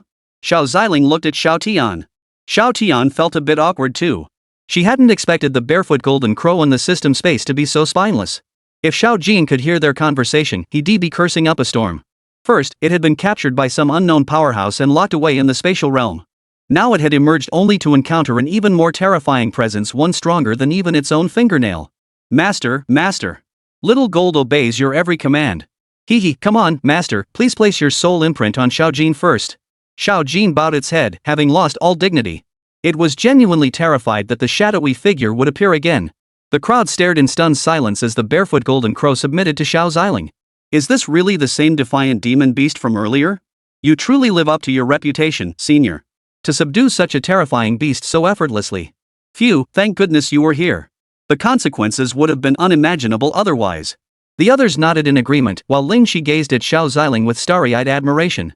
Chen Guanji also stared at Xiao Ziling with eyes brimming with excitement. I must prove myself. If I ever get the chance to be taken as your disciple, I'll soar to new heights. Gu Zi, however, simply thought her daddy was the strongest, of course. Xiao Ziling did not impose a soul mark upon the barefoot golden crow. I don't need you to do anything. Just carry us part of the way. Once the task is done, I'll give you back your freedom. Xiao Ziling spoke calmly, his expression cold. But in the eyes of the barefoot golden crow, he was nothing less than a radiant hero. Sure thing. Thank you, Master. Little Jean will safely deliver you to your destination. The barefoot golden crow replied respectfully. Then it lowered its body, and Xiao Ziling leapt lightly onto the barefoot golden crow. Everyone, hop aboard. Traveling with it will be faster.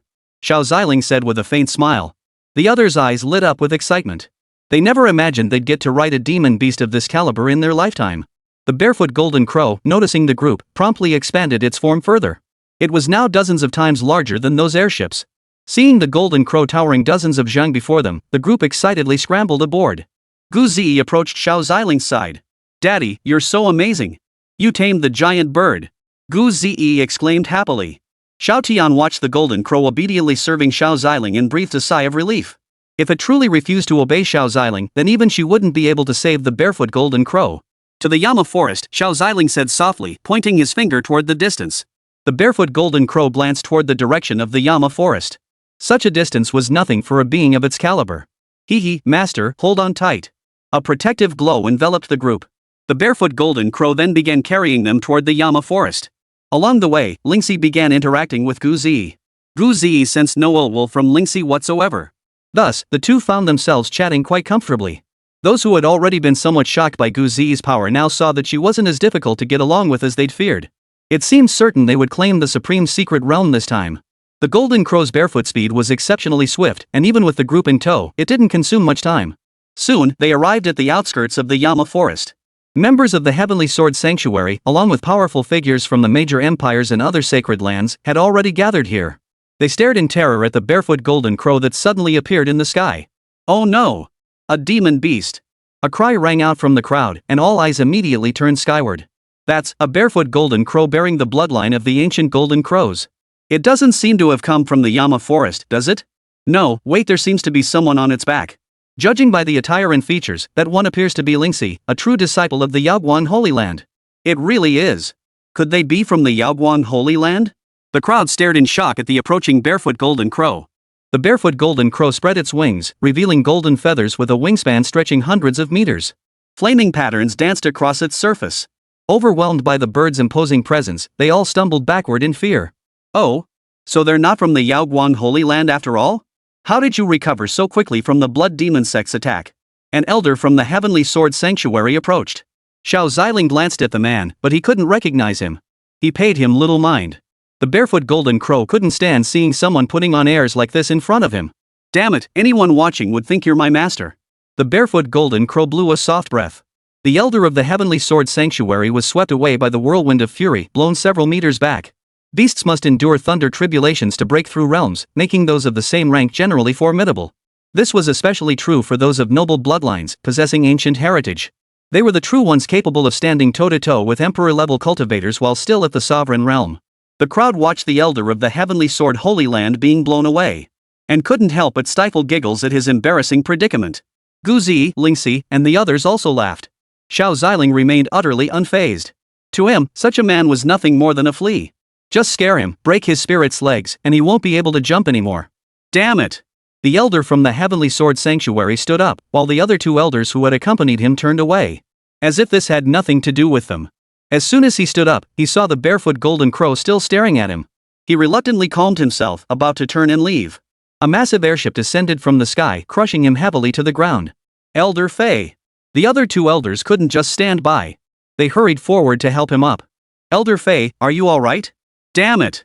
Who the hell was piloting that ship? Don't they have eyes in their heads? Elder Fei rose to his feet and immediately began cursing at the spacecraft. A figure appeared at the bow of the ship. Oh my apologies. I didn't realize anyone was here. I thought it was a speed bump. Xin Yue chuckled softly. Gu Ziyi looked at Elder Fei, whose clothes were torn to shreds, and burst out laughing. Seeing Gu Ziyi's reaction, the disciples of Yaoguan Holy Land joined in her laughter. Seeing everyone mocking him, he directed his anger toward the Yaoguan Holy Land group. But when he met the piercing gazes of barefoot golden crow and Xiao Ziling, he could only grit his teeth and swallow his pride. This is utterly humiliating. Elder Fei led the Heavenly Sword Sanctuary's people back, while the others had already taken note of the Yaoguang Sanctuary and Hundred Flowers Sanctuary disciples. They intended to make them suffer within the secret realm. Remember this, if you encounter anyone from the Yaoguang sacred ground within the secret realm, you must. Elder Fei made a throat-slitting gesture. Yes. The disciples acknowledged the order. Xin Yue remained unconcerned, but her spirits lifted when she spotted Gu Zi. So we meet again, little girl. Chapter 39, Pointed Confrontation. Entering the secret realm, heavenly prodigies gather. Gu Zi also spotted Xin Yue aboard the nearby spacecraft. Daddy, isn't that the wicked woman from before? Gu Zi whispered softly, noticing Qin Yue's gaze fixed on her. Xiao Ziling gave a helpless smile, sensing a fierce fighting spirit emanating from Qin Yue. Clearly, she harbored resentment over Gu Zi's previous crushing defeat of her. Xiao Ziling led everyone off the barefoot golden crow. The members of the Hundred Flowers Holy Land also disembarked from their spacecraft. The leader of the Hundred Flowers Sanctuary is a supreme powerhouse of the highest order, and Elder Wu, whom he had met before, was among them. Elder Yun, that is the friend from the sacred land of Yaoguang I mentioned to you earlier. Elder Wu also recognized Xiao Ziling. She hurriedly introduced him to Elder Yun beside her. She was well aware of Xiao Ziling's extraordinary prowess and, if possible, hoped to secure his cooperation with their faction. After all, the two factions maintained a favorable relationship. So he's a friend from the Yaoguang Holy Land. When the Blood Demon Sect attacked earlier, our sect was also tied up by other factions and couldn't come to your aid. We sincerely apologize. Elder Yun said apologetically. Xiao Ziling waved his hand dismissively. He could sense the sincerity in Elder Yun's apology. It's nothing. The Blood Demon Sect had been plotting for a long time. Thanks to the Hundred Flowers Holy Land helping to divert much of the firepower, the Yaoguang Holy Land managed to weather this crisis without serious harm. Xiao Ziling replied with a faint smile. Behind him, Ling Shi and the others raised their delicate eyebrows. Was this how business wars played out among the bigwigs? Clearly, it was all thanks to the senior's masterful handling, yet he remained so courteous toward the other party. Elder Yun smiled in response. Xiao Ziling made a favorable impression on her, though deeply calculating, he wasn't as aloof as he appeared. My name is Yun Zhu. May I ask yours? Elder Yun detected no trace of cultivation energy from Xiao Ziling. Yet he had sent only one person to lead the delegation. Either he had abandoned this supreme secret realm expedition, or this individual possessed strength sufficient to protect all the disciples present. As for the Yaoguang Holy Land, they had sent Lingxi and other elite cultivators at the transformation of spirit stage. Clearly, they wouldn't abandon this supreme secret realm. Xiao Ziling. Xiao Ziling spoke softly. Ah, it's you, fellow Taoist Xiao. Might you be interested in joining us? Yunzhu offered a faint smile. With the secret realm still some distance away, Xiao Ziling nodded in agreement, having no objections. The group began traveling together. Along the way, Qin Yue walked over to Gu Ziyi's side. Hey, little girl, when are we going to fight again? Last time I didn't show my full strength. This time, I'll definitely beat you. Gu Ziyi had no desire to engage Qin Yue. She sensed little change in her since their last encounter. So if they fought again now, she'd undoubtedly crush Qin Yue once more.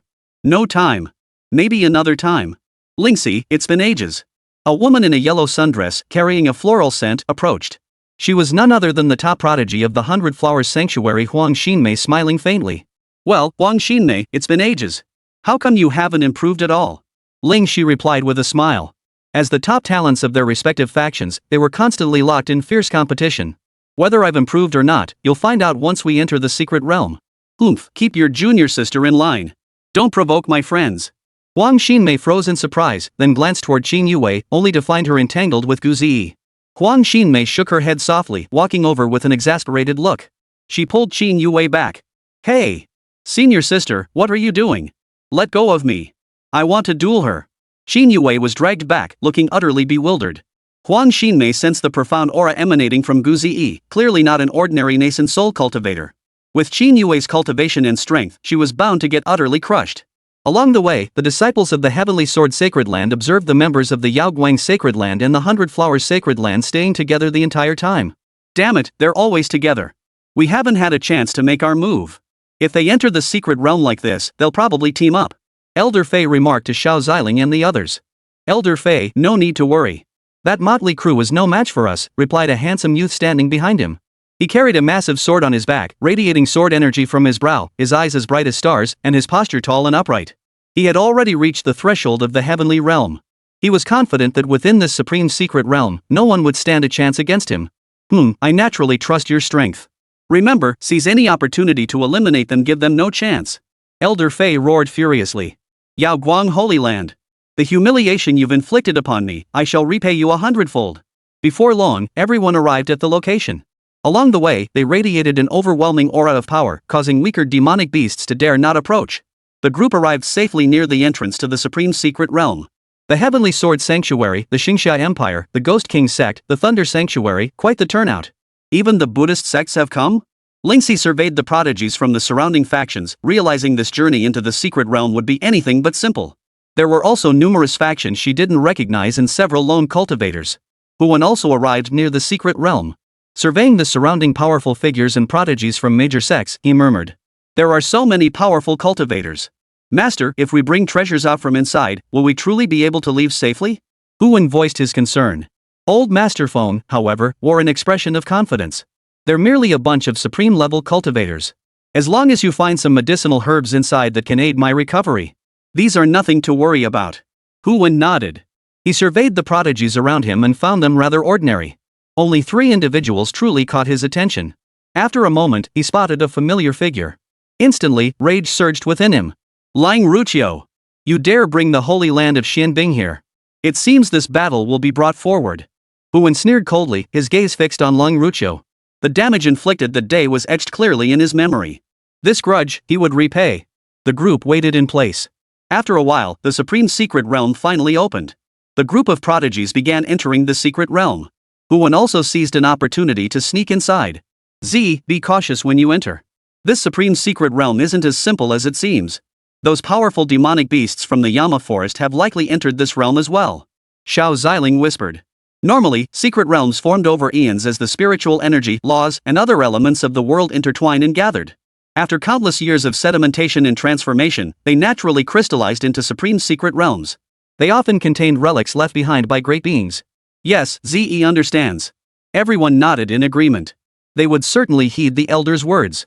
They immediately followed Gu Zi into the supreme secret realm. Xiao Ziling could sense that the lingering divine consciousness within the secret realm had not yet dissipated, and there were also numerous powerful demon beast auras present. Did you intentionally place them there, or were you unable to contain them? Or perhaps they were already present when the secret realm was formed? Xiao Ziling smiled faintly. He could sense the aura of the demonic beasts within. It seemed rather extraordinary. Chapter 40, The Sky-Tearing Demon Emperor. The beast tide approaches, scattering in panic. The crowd poured into the secret realm, though only cultivators below the cavern heaven realm were permitted entry. The top-tier powerhouses remained outside the secret realm. Master, shall we follow them in? Xiao Tian interlaced his fingers and whispered softly into Xiao Ziling's ear. Xiao Ziling shook his head. Even if I don't go in, I can still know what happens inside. If anything comes up, I'll just go in then. Xiao Tian nodded lightly. Rules of the secret realm? Those were only meant to restrict the weak. If Xiao Ziling wished to enter, it would be as easy as breathing. Everyone waited outside the secret realm for the younger members of their factions to return victorious. The Heavenly Sword Sanctuary faction cast a glance toward Xiao Ziling's group. Poof. Once Lu Di enters and cripples all your Yaoguang Holy Land disciples, I'll see if you can remain so calm and composed then. Elder Fei sneered coldly, utterly confident in Lu Di's prowess. The Heavenly Sword Sanctuary hadn't produced such a formidable prodigy in years. Compared to the ancient clans and reclusive sects, they were now more than a match. Xiao Ziling glanced at Elder Fei, his expression impassive. A futile endeavor. After entering the supreme secret realm, Gu Zi discovered it was entirely different from the outside world. If the exterior was tightly encircled by layered peaks and lush forests, then this was a dark forest shrouded in mist. Gu Zi furrowed her delicate brows. The surroundings instilled in her a sense of unease, a palpable fear of the mysterious and unknown. Sister Lingxi. Gu Zi called out Lingxi and the others' names several times, but received no response. Could this be the random teleportation the old lady mentioned earlier? Gu Zi speculated that after entering the secret realm's portal, one might be randomly transported to any location within it. Let's head forward first and see if we can find Lingxi and the others. She recalled her father saying this secret realm would only remain open for 7 days. After that, it would close, and everyone would be teleported out. Of course, those who obtained the inheritance and those who were killed were exceptions. Gu Zi began scouting ahead. Unfortunately, the fog was too thick, she couldn't see much beyond a short distance. She considered trying to activate the power of the extinction heavy eyes. But as soon as she released a small portion of its power, she felt her body alternately grow cold and hot, her spiritual energy draining rapidly. At this rate, even before fully activating the extinction gaze, her spiritual energy would be depleted. Isn't that the one from the Yaoguang sacred land? TSK, and such a beauty with a figure to die for and looks like a celestial being. Truly a gift from the heavens. I shall gladly accept it. A dark figure stood on a tree in the shadows. His gaze was sharp and a sinister aura emanated from his body. Shadow claw slash. His claws stretched out, growing longer and longer, transforming into the sharp talons of a wild beast. Whoosh! He lunged toward Gu Zi's back, his claws tearing through the air as they shot toward her. Gu Zi was still exploring ahead when suddenly she sensed danger approaching from behind. Her figure flickered like a streak of light, swiftly vanishing from her original position. Squeak! A deep claw mark gouged into the ground. When did you spot me? Realizing his attack had missed, he immediately began retreating backward.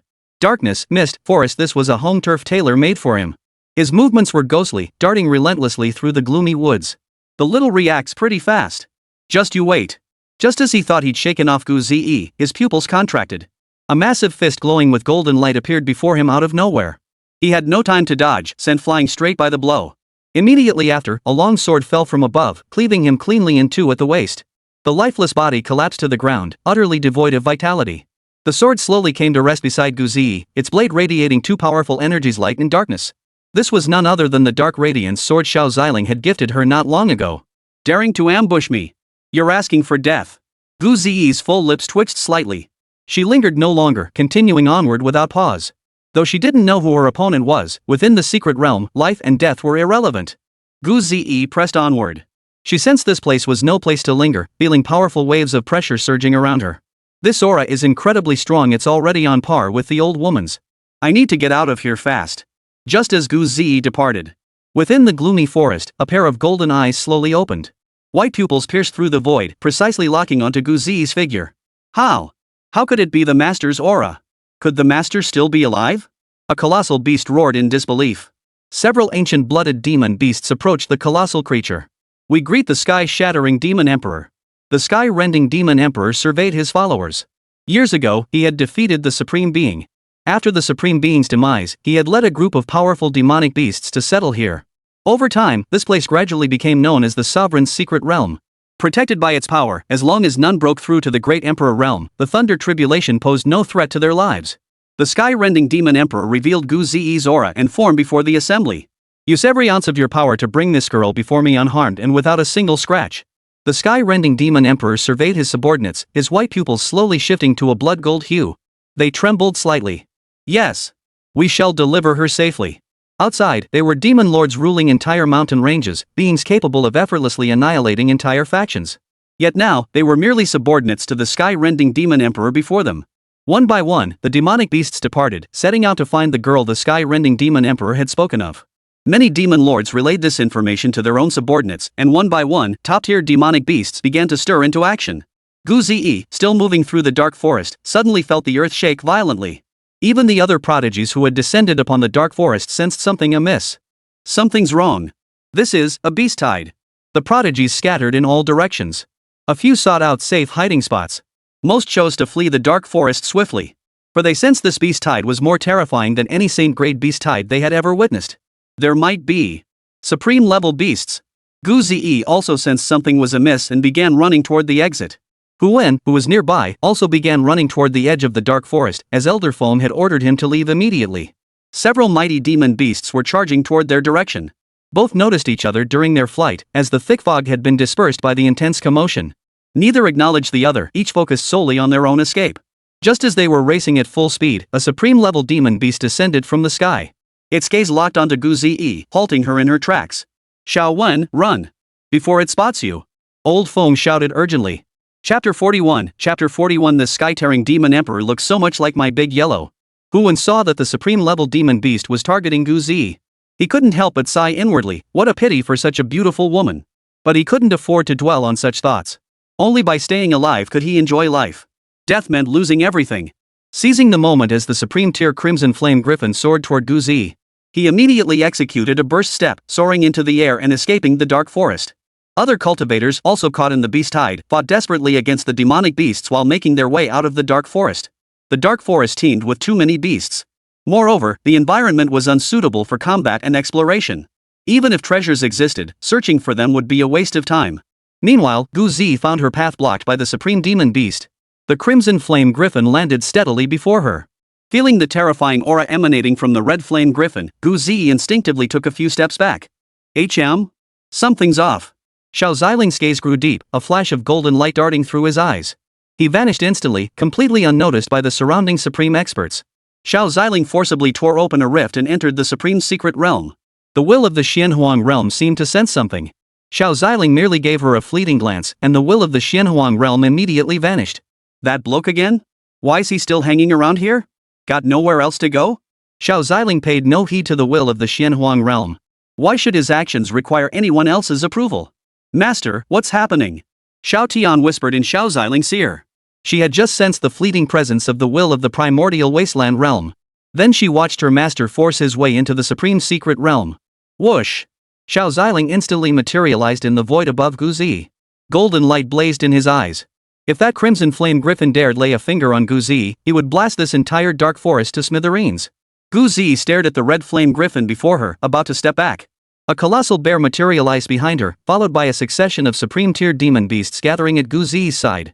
Guzi stared at the sudden appearance of a group of supreme-level demon beasts before her, instinctively reaching for the mark her daddy had given her. She still remembered what daddy had told her. This is an emperor's mark. Using it will grant you the power of an emperor for a short time. Within the secret realm, nothing shall be able to harm you. Daddy, won't you be outside the secret realm then? Daddy isn't always by your side. You must gradually experience growth on your own. Besides, this was given to you by one of Daddy's friends. Keep it safe and put your own safety first. Guzi stared at the emperor's seal in her hand, deep in thought, then nodded firmly. Guzi had thought she would never need it, yet unexpectedly, the moment had come so soon. Just as Guzi hesitated over whether to activate the emperor's seal, the Tyrannosaurus-like beast before her transformed into human form. A towering, muscular man appeared before her. Little girl, don't be nervous. We mean you no harm. The man flashed what he considered a friendly smile. Little did he know, Guzi grew even more tense.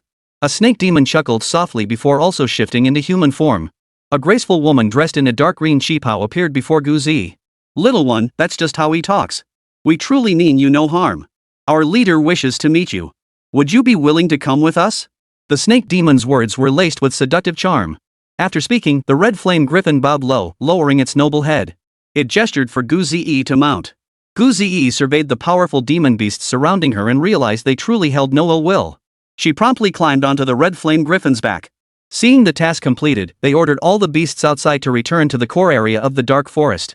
They too hurried back to the core area at top speed. Xiao Ziling, suspended in the void, remained unclear about what had transpired. But seeing Guzi seated atop the red flame griffin's back, he sensed she was now beyond danger. He prepared to depart and follow them to see what had transpired. Master, won't they attack Ze? Xiao Tian voiced his concern. Ze was only at the transformation spirit realm, how could she possibly stand a chance against these beasts? She possesses the great emperor's mark you bestowed upon her. That is the source of her confidence in facing these demonic beasts. Xiao Ziling replied with a faint smile. Xiao Tian nodded in agreement, remembering that he had indeed given Ze an emperor's mark earlier. Guzi followed the demonic beasts into the core area, where some of the more powerful ones had already entered. Demon Emperor, we have brought her. The serpent demon addressed the sky-shattering demon emperor with reverence. The sky-tearing demon emperor observed the two who had taken human form before him. He nodded lightly. Bring her in. It did not dislike taking human form, but it feared its master might not recognize it after transforming. Yes. The snake demon stepped out and brought Guzi inside. Guzi gazed at the lush spiritual energy surrounding her, along with the numerous treasures and immortal herbs scattered about. Her eyes brimmed with curiosity as she took in her surroundings. The sky-shattering demon emperor stared at Guzi's face, his heart trembling. His entire body froze. She looks exactly like her. The demon emperor's eyes turned bloodshot. He never expected that instead of waiting for his master, he had waited for the master's descendant. Little girl, what is your name? The sky-rending demon emperor smiled gently. The surrounding demonic beasts were puzzled why was their leader being so gentle toward a mere human child. Guzi sensed a genuine concern emanating from this beast before her, a creature that resembled a lion, a tiger, and a dog. After a moment's hesitation, she softly replied, "This junior is Guzi." The creature showed no hostility, and its power far surpassed hers. It deserved respect. Guzi? The Gu surname?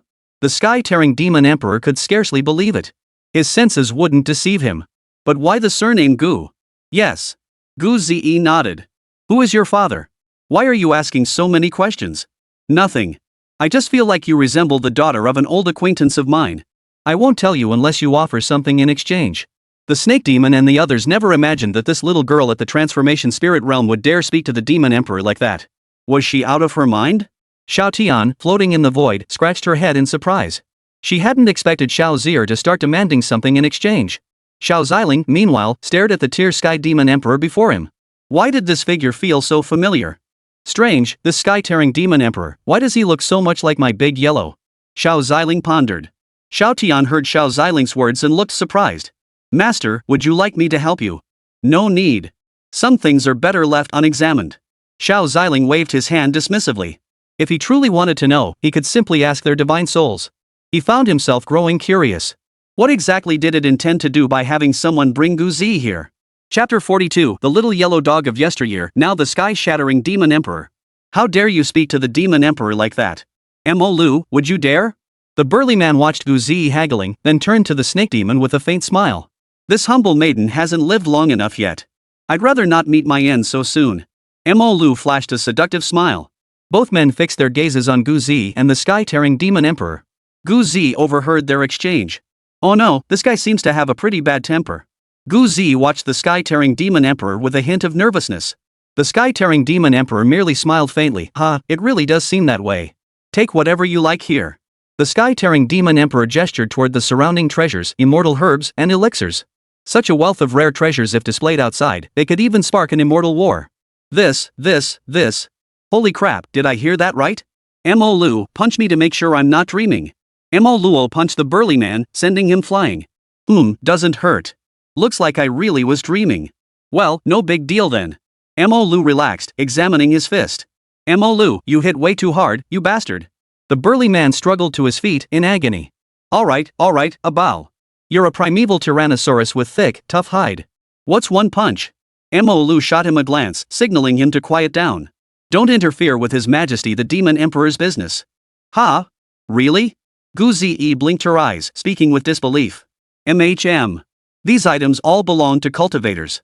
They're of no use to us. If you find anything useful or desire something, feel free to take it. The sky-shattering demon emperor spoke gently.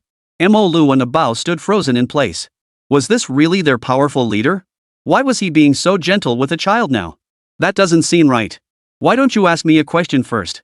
Gu Zi felt a bit embarrassed by the sky-shattering demon emperor's warmth. The sky-shattering demon emperor smiled gently, gathering all the treasures and immortal herbs around him into a storage ring. These treasures belong only to the dark forest and those cultivators. They are not all the treasures within this secret realm. The sky-tearing demon emperor handed the storage ring to Gu Zi. Take it. Gu Zi accepted the storage ring and examined its contents, a large handful of magical treasures. Most were merely magical tools and mystic artifacts, nothing like what Daddy had given her. Still, these would be fine for Lingxi and the others. There were also numerous immortal herbs, though she didn't recognize most of them. She'd have to ask her dad and mom about them when she got back.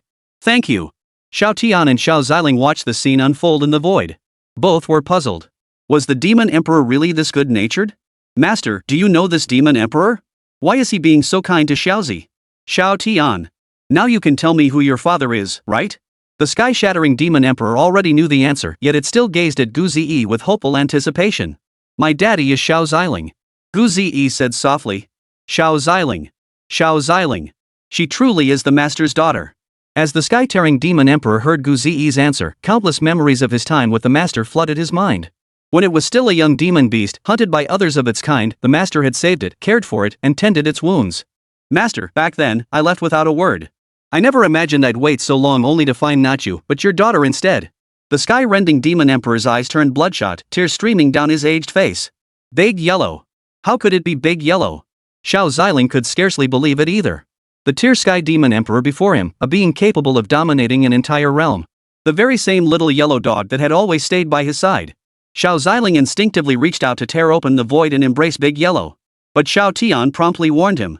Master, if you appear within the secret realm now, the entire realm will be destroyed instantly. Xiao Ziling halted his raised hand. After a moment's thought, Xiao Ziling decided to wait a little longer. Gu Zi watched the sky-shattering demon emperor before her suddenly shed tears, momentarily at a loss. Mo Lu and Abao stood frozen in place. None of them understood what was happening. Little girl, your father, is he all right? The sky-tearing demon emperor asked softly. Gu Zi nodded. Daddy's just fine. He's waiting for me outside the secret realm right now. What? The master is outside the secret realm? The sky-tearing demon emperor exclaimed in shock, immediately rising to his feet and breaking free from all the restraints that had once suppressed his power. Demon emperor! What are you doing? Mo Lu and Abao looked utterly bewildered. The sky-tearing demon emperor broke free from the shackles and transformed into the form of a small yellow dog. This was its most primordial form. It really is Big Yellow. He's still alive. Xiao Ziling's heart swelled with joy. I must leave the dark forest. Escape this secret realm. You two must guard this place well. The sky-tearing demon emperor declared gravely. Within the secret realm, they faced no danger, but beyond its borders, the situation would be entirely different. Wow, a little puppy. Gu Zi gazed at the little yellow dog before her with pure curiosity. Little girl, I want to stay by your side and accompany you to meet your father. Ah, well. I still have to stay in the secret realm for 7 days. I can't leave just yet, and besides, how exactly would you get out with me? Gu Zi shrugged helplessly. 7 days? Perfect. I'll take you to retrieve something valuable and we'll exit through there. The sky-shattering demon emperor pondered. This was his master's descendant. Any valuable items must be brought to the young master. You too, gather all the immortal herbs, treasures, and such. Mo Lu and Abao received the order and immediately began gathering everything. Master, this little yellow dog is so kind to Ze. Xiao Tian remarked to the sky-tearing demon emperor. It holds a special place in my heart. Though it can't cultivate, I still wonder how it became the sky-tearing demon emperor it is today. But since we've met again, then you truly are the sky-tearing demon emperor. Xiao Ziling replied softly with a smile. Xiao Tian nodded with a smile. She could sense the deep bond between her master and this big yellow dog. Young master, let's go. I haven't been out in ages. Lead the way. The little yellow dog followed closely beside Gu Zi. Gu Zi nodded in slight confusion. Judging by the way things were going, it seemed like the dog even knew daddy. The girl and the dog began walking toward the edge of the gloomy forest. After Mo Lu and Abao gathered the treasures, they presented them before the sky-shattering demon emperor. Demon emperor, the items have been gathered. Very well. You may both return now. Keep watch over this place. In due time, I shall lead you away from here to a better place. The sky-tearing demon emperor smiled at the two as he spoke. Though it seemed like a light-hearted remark, Mo Lu and Abao nodded solemnly. Their leader never joked around, he always kept his word, just as he had when he saved them before. We trust you, boss. Mo Lu and Abao replied earnestly. Alright, wait for me. It won't take long, a year or two at most. The sky-shattering demon emperor smiled faintly at the two. Chapter 43, Cold Like Autumn, hunted by the bald man? An unexpected encounter with Qin Yue. Are they your subordinates? Gu Zi asked curiously. Sort of, but not really. Zi doesn't understand. Those who obey are subordinates, but those who shared life and death experiences become brothers. The sky-shattering demon emperor stroked his small claws as he smiled faintly. You'll understand someday. Gu Zi nodded, nodding as if she understood yet didn't quite grasp it. The two walked on, chatting as they went. Looks like there's no need to rush. We'll just wait outside the secret realm for them to emerge. Xiao Ziling smiled as he watched the man and dog below. After all this time cultivating, he wasn't about to lose his patience over this. Besides, with him present, nothing unexpected would happen. The man and the dog began their journey. Along the way, no demon beast dared to obstruct Gu Zi. Upon seeing the pair depart, they bowed respectfully before turning away. Mo Lu, do you believe the boss will return? I believe in the boss. What about you? I believe too. That's why I'll protect this place and wait for the boss to return. I'll stay with you. Come on, the boss and the others are getting far ahead. We should head back too. Mo Lu smiled softly, and with a hint of reluctance, the two turned and walked away. Outside the dark forest. One by one, the cultivators emerged. Huan also struggled to emerge from within. Master, what just happened? How could a supreme secret realm harbor supreme-level demon beasts? Huan was still gasping for breath. Had the Crimson Flame Griffin not been distracted, he would have been torn to pieces by now. I don't know either. Usually, beast swarms are triggered by treasures or collective foraging. But this wave was unusually fierce and dispersed just as quickly. Old Master Feng was also puzzled. The urgent task now is to find the immortal herb that restores soul power. Only then can I help you. Huan nodded, though he still felt a pang of regret for the woman who had just perished. Such a graceful beauty had perished so tragically. Huan continued onward, setting out to search for treasures and the divine herbs or elixirs that could restore his master's soul power. Xiao Ziling watched the departing pair from the void. They've developed quite well. It's indeed time for Ze to harvest them. Xiao Ziling examined the soul strand on Huan's body. Peak Emperor level, huh? Not bad, but it's only one soul fragment now, and it's quite weak. If you encounter a more powerful sovereign, you might not even stand a chance. Xiao Ze replied indifferently before departing. He could observe the situation here just as clearly from outside. Standing here was no better than going out to get some rest. By the way, what's your name? I can't keep calling you Demon Emperor either. Gu Zi asked the sky-tearing Demon Emperor. Just call me Big Yellow. That's what your daddy used to call me too. Oh, how did it get so different? Big Yellow. Sky-tearing Demon Emperor. De Huang ignored Gu Zi's question, continuing to ponder the issue. If he kept this up, he'd soon be called Xiao Huang. Gu Zi and Big Yellow departed the shadowed forest. This supreme secret realm is primarily divided into 5 areas: the Dark Forest, the Peach Spirit Tree, the Water Origin Pool Abyss, the 10,000 Phenomena Maze, and the Supreme Inheritance Main City. The dark forest and water element pool abyss harbor the most demonic beasts. The peach tree of immortality bears fruit only once every several years, and it is now approaching that time. Only 2 useless Malu guards are stationed there. You could try snatching some of those peaches, they'd be quite beneficial for enhancing your cultivation. De Huang walked alongside Gu Ziyi, explaining the layout of the Supreme Secret Realm. Wow, this Supreme Secret Realm is this vast? I thought the Dark Forest was the entire realm, but it turns out it's only 1/5 of it. Gu Ziyi exclaimed in mild astonishment. Yeah, but the Dark Forest and Water Element Pool Abyss aren't places you should be wandering around in. Any random demon beast could wipe you out. Come on, what we need is in the Supreme Inheritance main city. We've got plenty of time, so let's head to the Peach Tree of Immortality first and grab a few peaches to snack on. Big Yellow strode forward with reckless abandon, heading straight for the Peach Tree of Immortality. Gu Ziyi hurried to keep pace, walking alongside Big Yellow. Big Yellow, how come you know this place so well? Been here a while, that's why. De Huang murmured softly. This supreme being was wounded by me, how could I not be familiar?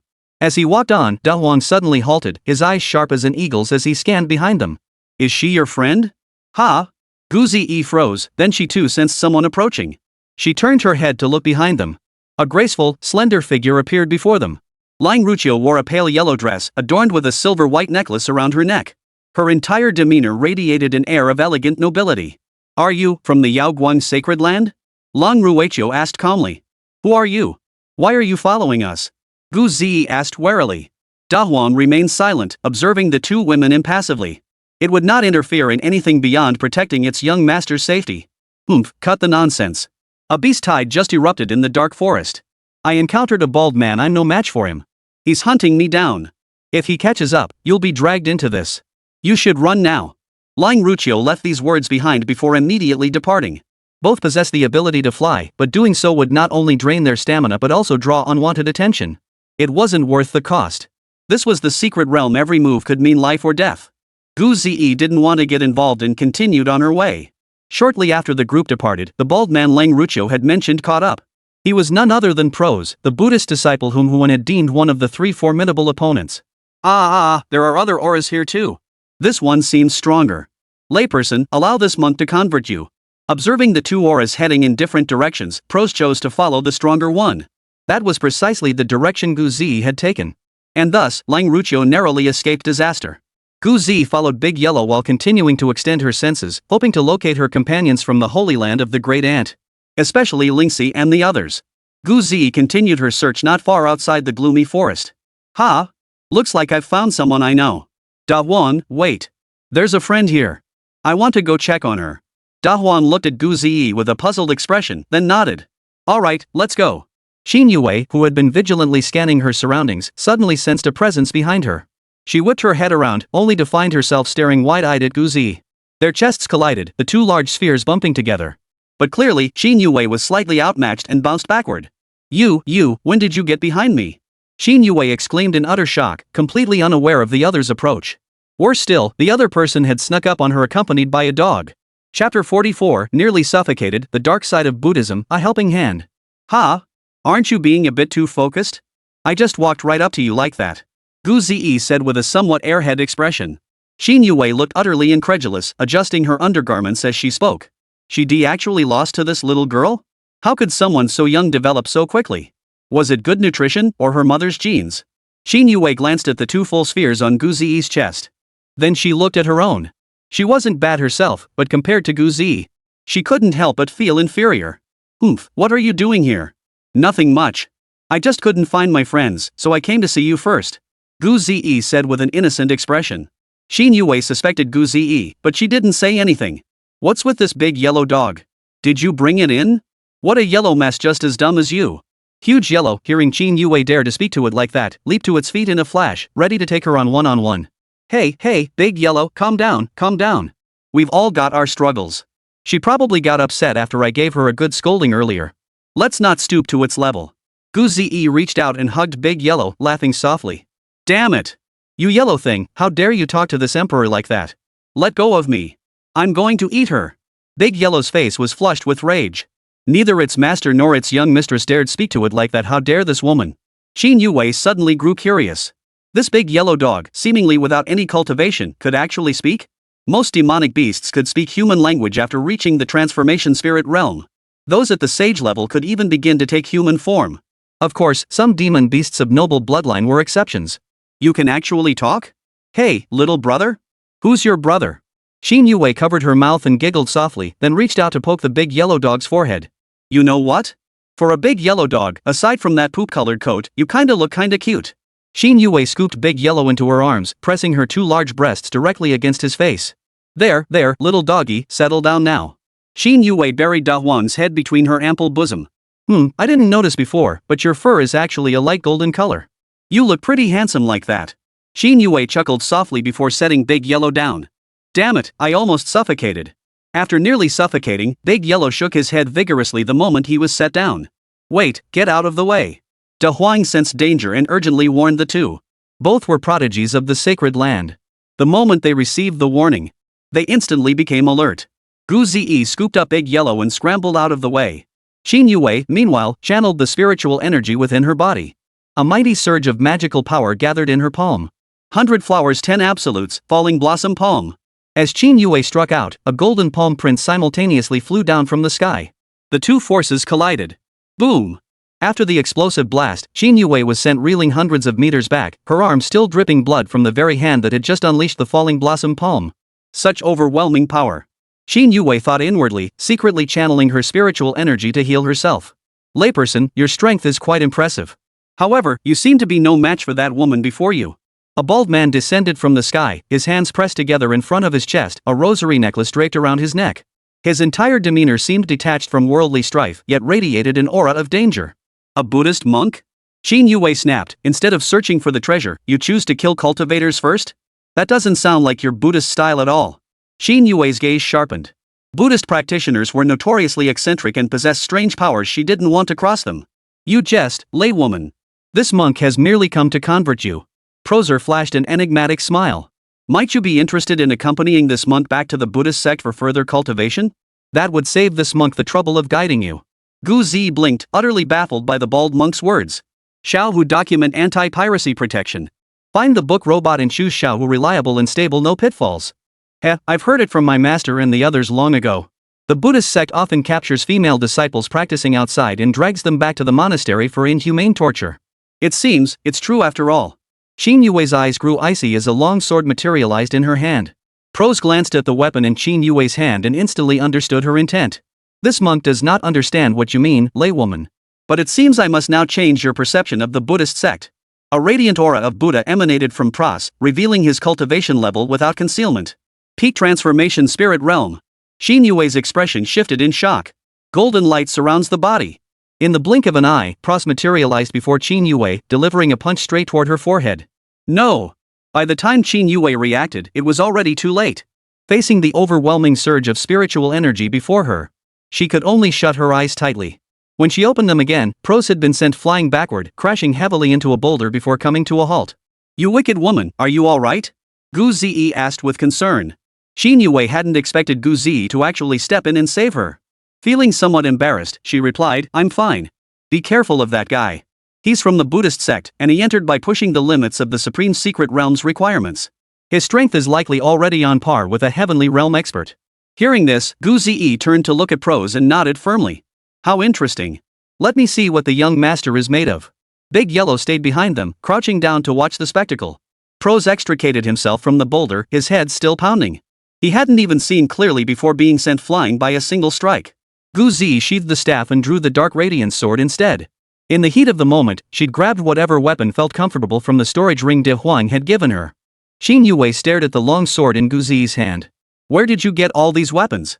Though her knowledge was limited, she could tell the sword in Gu Zi's hand, a fusion of light and dark energies, was far more formidable than the Xin greatstaff she'd wielded earlier. You mean this?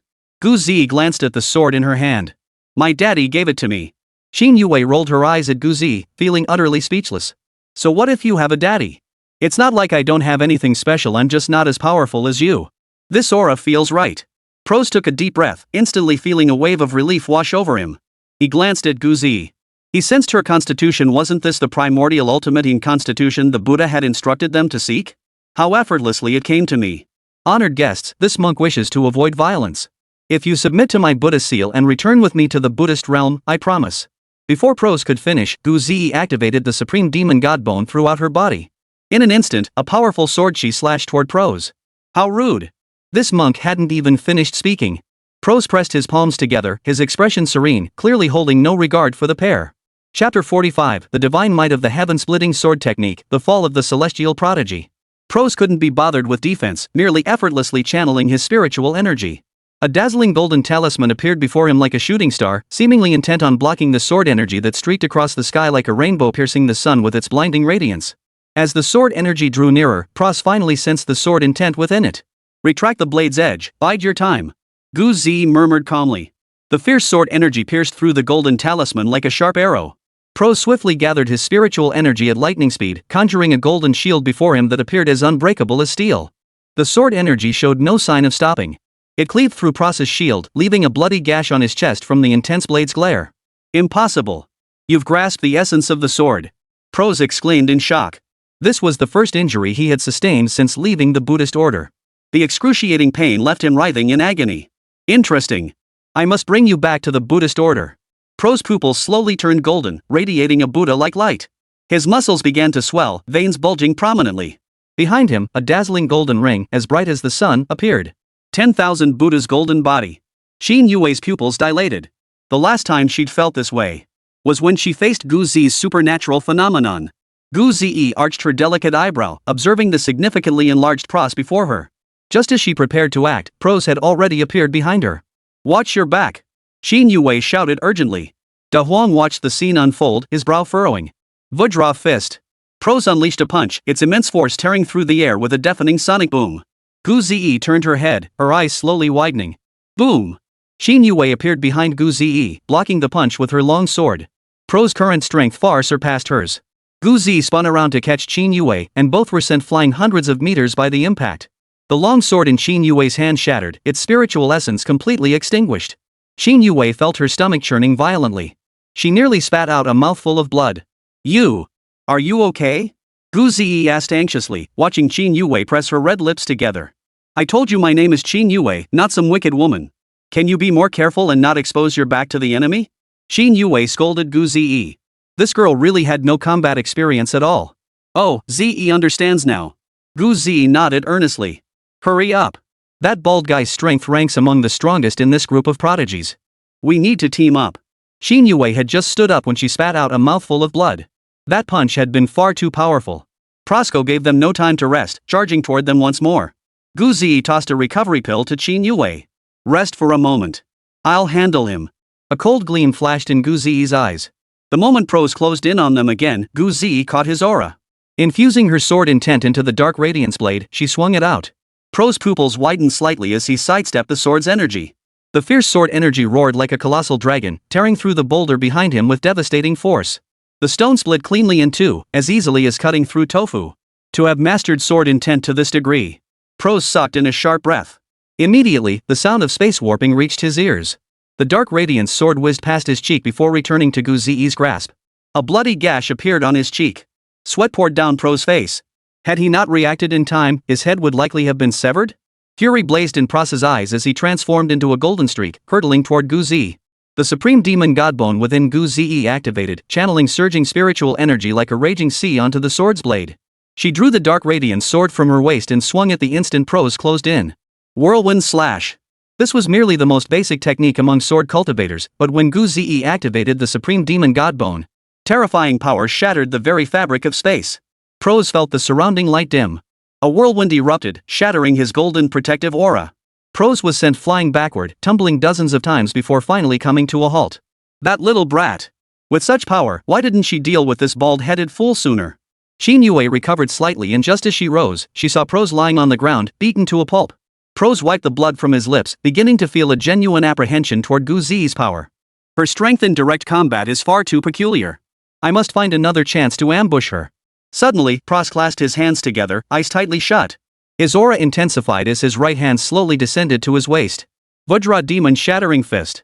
Prose's eyes snapped open as he unleashed a devastating punch. Where the fist's wind passed, the earth shattered and the heavens trembled. Gu Zi remained expressionless as she gently placed the dark radiance sword at her waist, adopting a drawing stance. Sword slash to sever the heavens. Gu Zi's blade flashed out, instantly cleaving Prose's diamond demon shattering fist. The sword's energy continued hurtling toward Prose, piercing straight through the heavens. Missed? Xin Yue narrowed her eyes. Seeing Gu Zi's sword continue unabated toward the heavens, she sensed trouble. Return blade form. Gu Zi remained utterly composed, smoothly rotating the blade to thrust her dark radiance sword backward. PSSST. Beep. Beep. Beep. Pros looked down at his abdomen, pierced clean through by the blade. His eyes filled with utter disbelief. He collapsed backward heavily, the blood in his eyes slowly fading. You actually tried to ambush me. I won't fall for that trick twice. Gu Zi said coldly, then swung her sword again, severing Prasa's head. Wow, how did you get so good? Xin Yue stared in astonishment at Gu Zi as she jogged back. My daddy taught me, but I haven't even scratched the surface yet. Gu Zi scratched her head and laughed. Big Yellow watched the scene in utter shock. She really hasn't even scratched the surface. Da Huang could sense that move was a killing technique reserved for emperor-level powerhouses. If executed perfectly, this secret realm would have been shattered by a single strike long ago. A mere paltry golden fist of demon-shattering power had absolutely no right to boast. He, see if daddy's still missing a wife? I think. No way. You wicked woman, stay away from my daddy. Gu Zi eyed Xin Yue warily. Come on, let's talk it over. Xin Yue couldn't help but swoon at the memory of Xiao Ziling's flawlessly handsome face and captivatingly dashing figure. Big Yellow watched the two of them and shook his head helplessly. Elsewhere in the secret realm at that very moment, the struggle for resources was brutal. Both strength and luck were indispensable. Near the peach tree of immortality, Lingxi clutched her wound as blood flowed unceasingly from her mouth. A massive wound gaped across her chest, her robes drenched in blood. I must find Ze. He's too powerful. A voice as faint as a mosquito's buzz escaped Lingxi's lips. She felt utterly drained, as if she might collapse at any moment. Chapter 46. Lingxi severely wounded, one woman and one sword confront the Heavenly Sword Sanctuary. Da Huang watched the two still chatting and laughing. He spoke softly, interrupting them. Hey, that's enough. Gu Zi and Xin Yue stopped.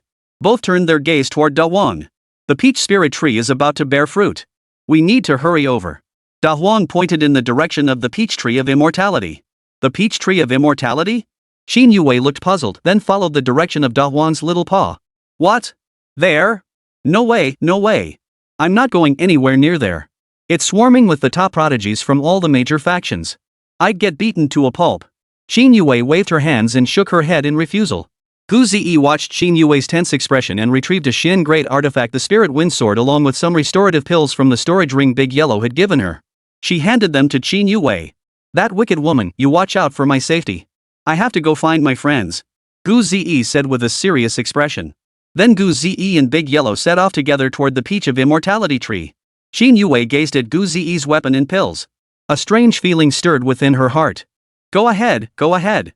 Best if you die there. That'll eliminate one less genius rival for me. Xin Yue snorted coldly, then remained where she stood, pulling out Prosa's storage ring. See if there's anything worthwhile inside. Young mistress, it seems she didn't follow us. Da Huang glanced back and said. Everyone's path is different. Those who follow different paths cannot work together. Gu Zi replied with a soft smile. Da Huang nodded and began leading the way for Gu Zi. Brother D, that woman is right ahead. A disciple of the Heavenly Sword Sanctuary, clad in a snow-white robe adorned with an embroidered sword resembling a dragon emerging from the sea, held a blade that glinted coldly as he addressed a tall, slender man with an otherworldly aura. She's already severely wounded. Keep pursuing. Ludi's brow was as sharp as a blade, his aura surging like a raging sea. Behind him, a sword shimmering with blue light hovered, resembling a falling blue star. What about these people? They glanced at the several Yaoguang Holy Land disciples who had already been gravely wounded. Keep them. Bring them along. They might still be useful. Ludi said indifferently, showing no regard for the group. Killing them would only soil his hands. The disciple from the Heavenly Sword Sanctuary nodded. Then the group continued their pursuit of Lingxi. Lingxi, however, found a safe spot and began to rest. She retrieved the items her elders and master had prepared for her secret realm journey and began treating her injuries. No, the injuries are too severe. There's simply no way to heal them. Lingxi's faint voice echoed as she looked outside. A sudden commotion in the sky sent all the birds scattering into flight. Damn it, they're catching up.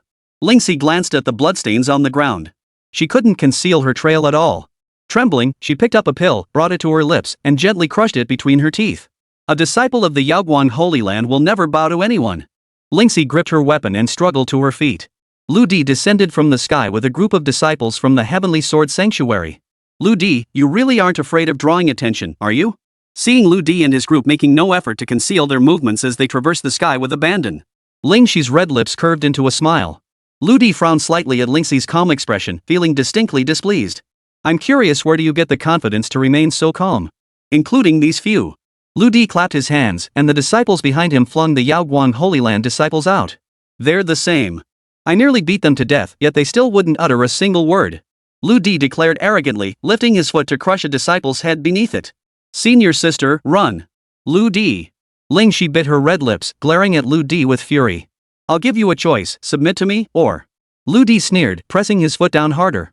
Lingxi's eyes locked onto Lu Di's as her fists clenched tightly. Her fingers dug into her flesh. 3. Lu Di began the countdown. 2. A wave of helplessness washed over Lingxi. For the first time in so long, she truly realized how weak she still was. 1. The moment Lu Di finished counting, he whipped his head around, drawing the blue sword from its scabbard. The sword's cry thundered like a clap of thunder, reverberating across the heavens. Its sword energy surged like a rainbow, churning the clouds and overturning the seas, as if it were about to tear apart the void itself. It collided directly with the sword energy descending from the heavens. The powerful shockwave stunned everyone present. A large yellow dog seized the moment to carry the disciples of the Yaoguang sacred land to safety.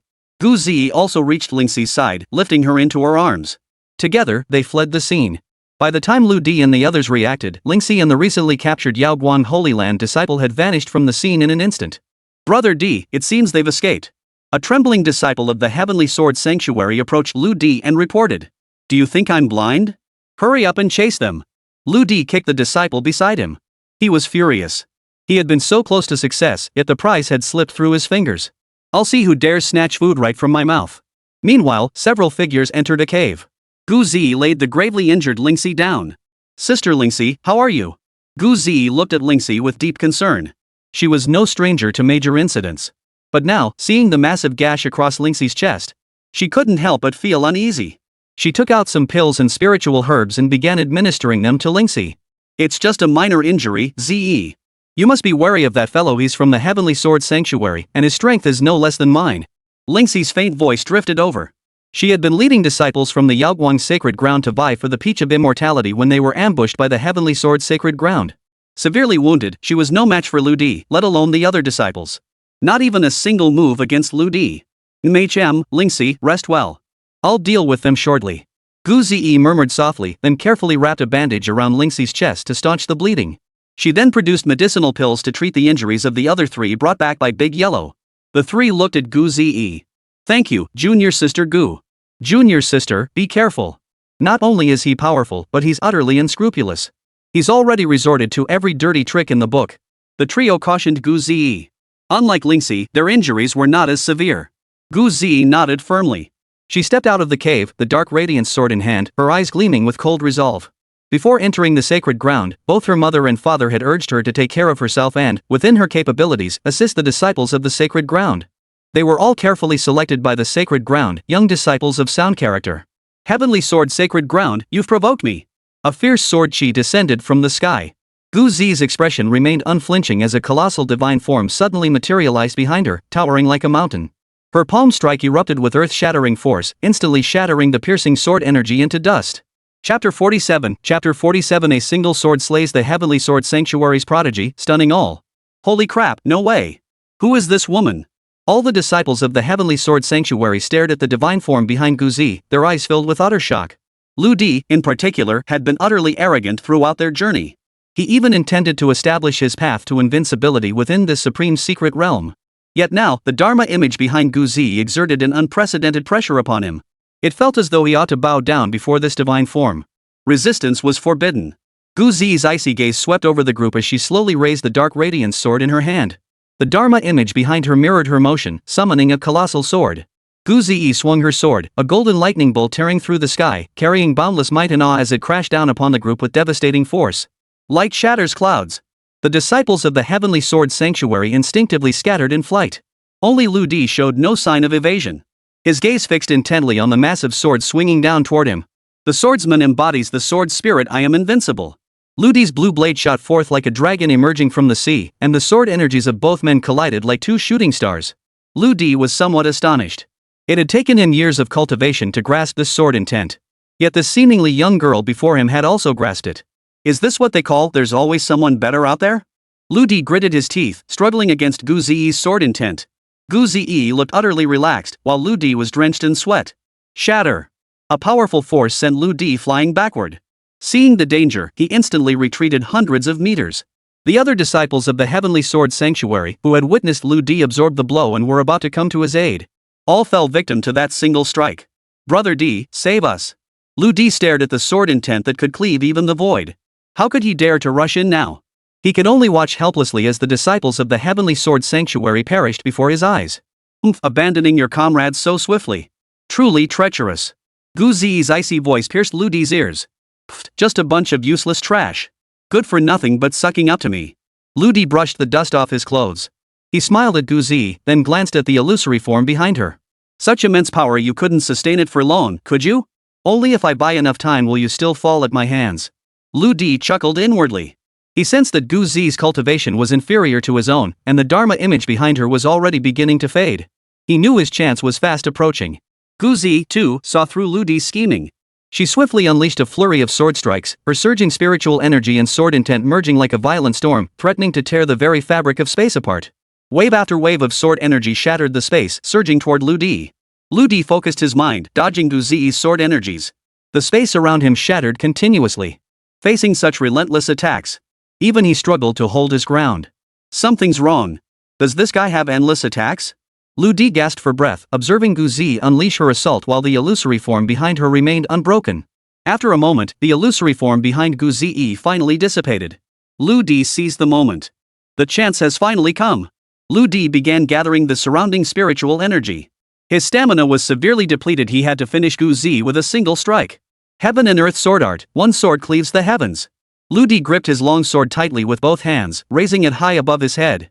A colossal sword chi shot straight into the heavens, tearing through the entire sky. Gu Ziyi watched Lu Di, who had finally stopped evading, a faint smile curling her lips. She leapt into the air as well. A massive sword, interwoven with golden and purple hues, materialized behind Gu Ziyi. Its terrifying power warped the surrounding space. Da Huang stared at the two swordsmen's overwhelming sword intent, his expression blank. What the heck? Is this really the power one should possess at the Huatian realm? Ji Ju Duan Yu. Break! Gu Ziyi's eyes now shone one golden, one purple. Standing mid-air like a celestial maiden, her robes billowed as if untouched by the mundane world. Gathering her full strength, the colossal sword behind her followed the speed of her arm, striking down toward Lu Di with a single, decisive blow. The tremendous commotion drew the attention of the surrounding prodigies. One by one, they began rushing toward Gu Ziyi's location. Could it be some treasure has emerged? Many assumed a rare opportunity had presented itself. Of course, some powerful prodigies recognized Lu Di's sword intent. It's that Lu Di. Who is he fighting? Some sensed that Lu Di's current aura had surpassed their own, instantly realizing someone had pushed him to fight with all his might. Two devastating sword beams collided. Feeling Gu Ziyi's overwhelming power, Lu Di fought with all his might. Such terrifying force left him no chance to escape. Either I die, or you perish. Blood began streaming from Lu Di's 7 orifices as his aura intensified relentlessly. Gu Ziyi intensified the force in her hand, shattering the surging sword energy with a single strike. The massive blade came crashing down upon Lu Di, slicing through the ground as easily as tofu. Lu Di was utterly annihilated in a single blow, his body cleaved in two as it fell to the ground. His eyes held utter disbelief at Gu Ziyi's power. The powerful sword aura showed no sign of stopping, instantly obliterating Lu Di into a mist of blood. Wherever Gu Ziyi's dark radiance sword passed, it left behind a terrifying aura of sword intent. Combined with the dark radiance sword Daddy gave me, this move feels so much more powerful now. He. Gu Ziyi chuckled happily before running back to the cave to tend to Lingxi and the others' injuries. The prodigies who had just arrived witnessed this scene.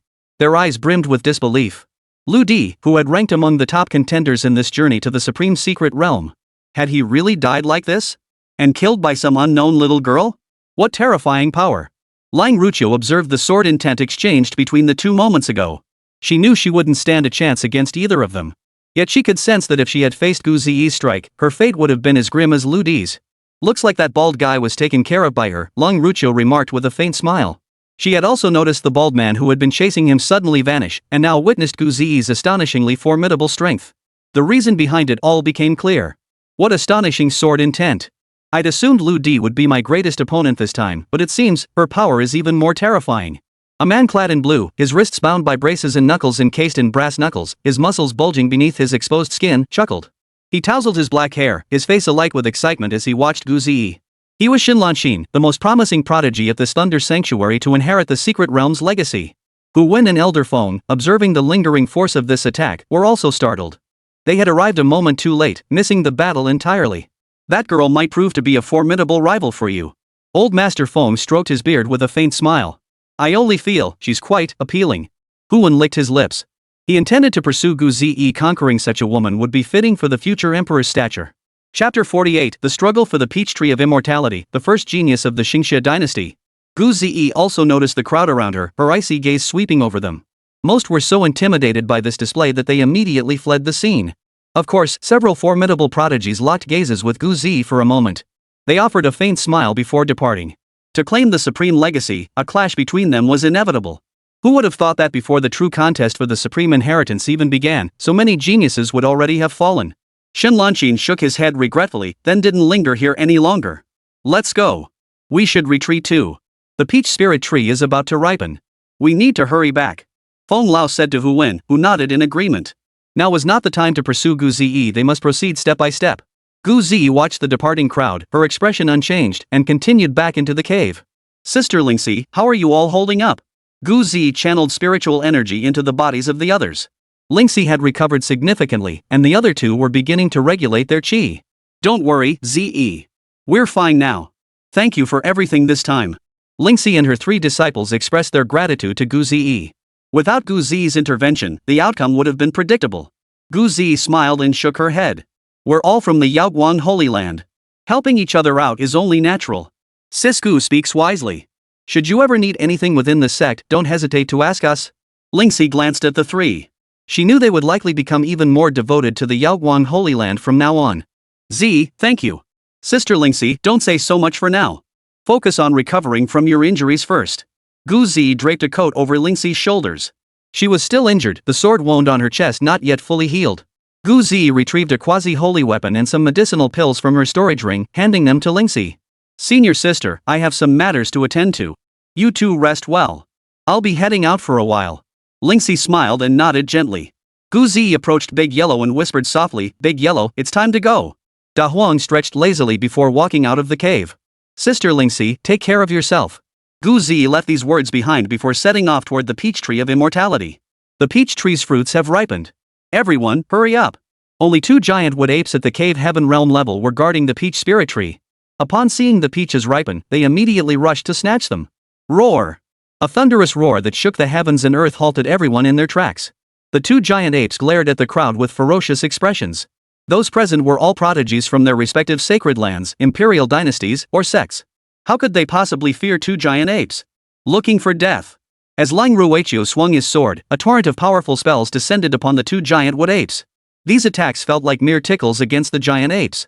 They raised their thick arms and slammed them down onto the ground. The violent tremors knocked everyone off balance, sending them soaring into the air. Suddenly, vines shot up from the ground, snatching at the ankles of several cultivators and flinging them away. Lang Ruqiu, too, was suddenly seized by a vine around her ankle. The abrupt force threw her off balance. Fortunately, her reflexes were quick, and she severed the vine immediately. But the giant wood ape, which had been some distance away moments before, had already closed in on her. Lang Ruqiu stared at the colossal ape, as massive as a mountain. It sent her flying with a single punch. Poof. So-called prodigies? Nothing special after all.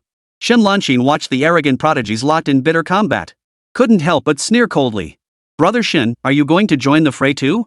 A ghostly shadowed, enchanting woman materialized beside Shinlanshin. The black stockings on her legs bore a few holes, yet they somehow complemented her rose-pink skirt. Shinlanshin glanced at the woman beside him and let out a soft, cold laugh. What? You don't plan to snatch the peaches? Brother Shin, you jest. One needn't lift a finger to seize the peaches. Another dashing figure arrived at that moment. The man carried an air of carefree ease, a gourd flask in hand. Oh? What insights does this drunkard have to offer? Shinlanshin looked at the newcomer with unexpected surprise. Thunder Sanctuary, Ghost King Sect, Xianbing Sanctuary. The attendees were quite a distinguished lot. Someone here seems to enjoy stealing the spotlight. The man chuckled as he took a sip of wine. Several fireballs as massive as celestial meteors, blazing with intense flames, plummeted from the sky like shooting stars, bearing down on the giant wood ape with overwhelming force. Hu Wen, hiding in the shadows, watched the scene unfold with a sense of shock. More experts? Old Master Feng gazed at the peach spirit tree, which stood like a pillar piercing the heavens, and stroked his beard with satisfaction. It truly has ripened. Master, I sense many powerful figures here. I was planning to save my strength for the supreme inheritance battle. If I reveal too many of my cards now, might it? It matters not. You are a man of great fortune. Seize the opportunity to obtain a few peaches, no need to exert yourself fully. Master Feng stroked his pale beard and chuckled. Damn it, this guy showed up too.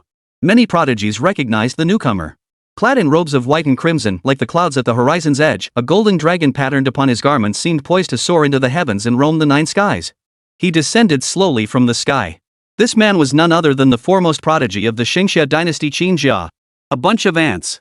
He looked down on the crowd with disdain, glancing at the two fallen giant wood apes before striding past them to stand before the peach of immortality tree. Xin Lanqin and the others also arrived beside Qin Jia. Brother Qin, as the saying goes, those who witness it share in the spoils. Surely you wouldn't wish to keep it all for yourself? A bewitching, soul-stealing voice echoed. Qin Jia frowned. They were all here after all, why hadn't they made a move earlier? Opportunity favors the strong. There are 30 peaches here in total. How many do you want? We 3 didn't intervene. 9 for us should suffice. The rest are yours, Brother Qin. How does that sound? Xin Lanqin spoke with a smile. Since they hadn't acted, they couldn't very well ask for more. They understood Qin Jia merely wished to avoid conflict now, not that he feared the 3 of them. Seeing they weren't making outrageous demands, Qin Jia nodded in agreement. Hey! Why should you get all the shares? Didn't we contribute too? Why? Because I'm the strongest. Qin Jia turned to face the group, a blazing aura radiating from her that instantly intimidated everyone. Everyone took a few steps back, unwilling to argue with the 4 figures in the sky. Hu Wen frowned as he observed the domineering quartet in the sky.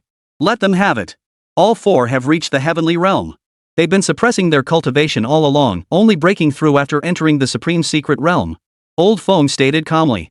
Hu Wen sighed. Though he felt some reluctance, the greater good must take precedence now. Just as everyone thought the owner of the peach had been decided. A colossal golden sword, forged from boundless magical energy, pierced through the clouds, tearing open the heavens as it descended to crush the group. The 4 watched the golden blade hurtling toward them and immediately joined forces to block this terrifying assault. The immense force forced them back hundreds of meters before finally halting. Who dares to strike? Qin Jia's gaze swept across the crowd, seeking to discern the source of the attack. A voice echoed from the heavens. You just said fortune favors the capable. Well, then, I'll take all these peaches. Chapter 49, I said it, I want all these peaches. A clear, ethereal, and graceful voice reached everyone's ears. All heads turned skyward as a figure they recognized descended. Isn't that the immortal maiden who slew Lu Di not long ago? Strange. Didn't she just battle Lu Di? How did she get here so quickly? The crowd began murmuring among themselves. Since they couldn't get the peaches anyway, might as well enjoy the spectacle. Gu Zi landed before Qin Jia and the others. Big Yellow lay sprawled across her shoulder. Both women wore calm expressions. Qin Jia's gaze fell upon Gu Zi, whose face remained serene. Without a trace of emotion, she gave a faint, cold snort. How amusing. This prince will give you one more chance. Repeat what you just said. I said, I want all these peaches. Gu Zi's expression remained unchanged as the words fell. Qin Jia unleashed her domain.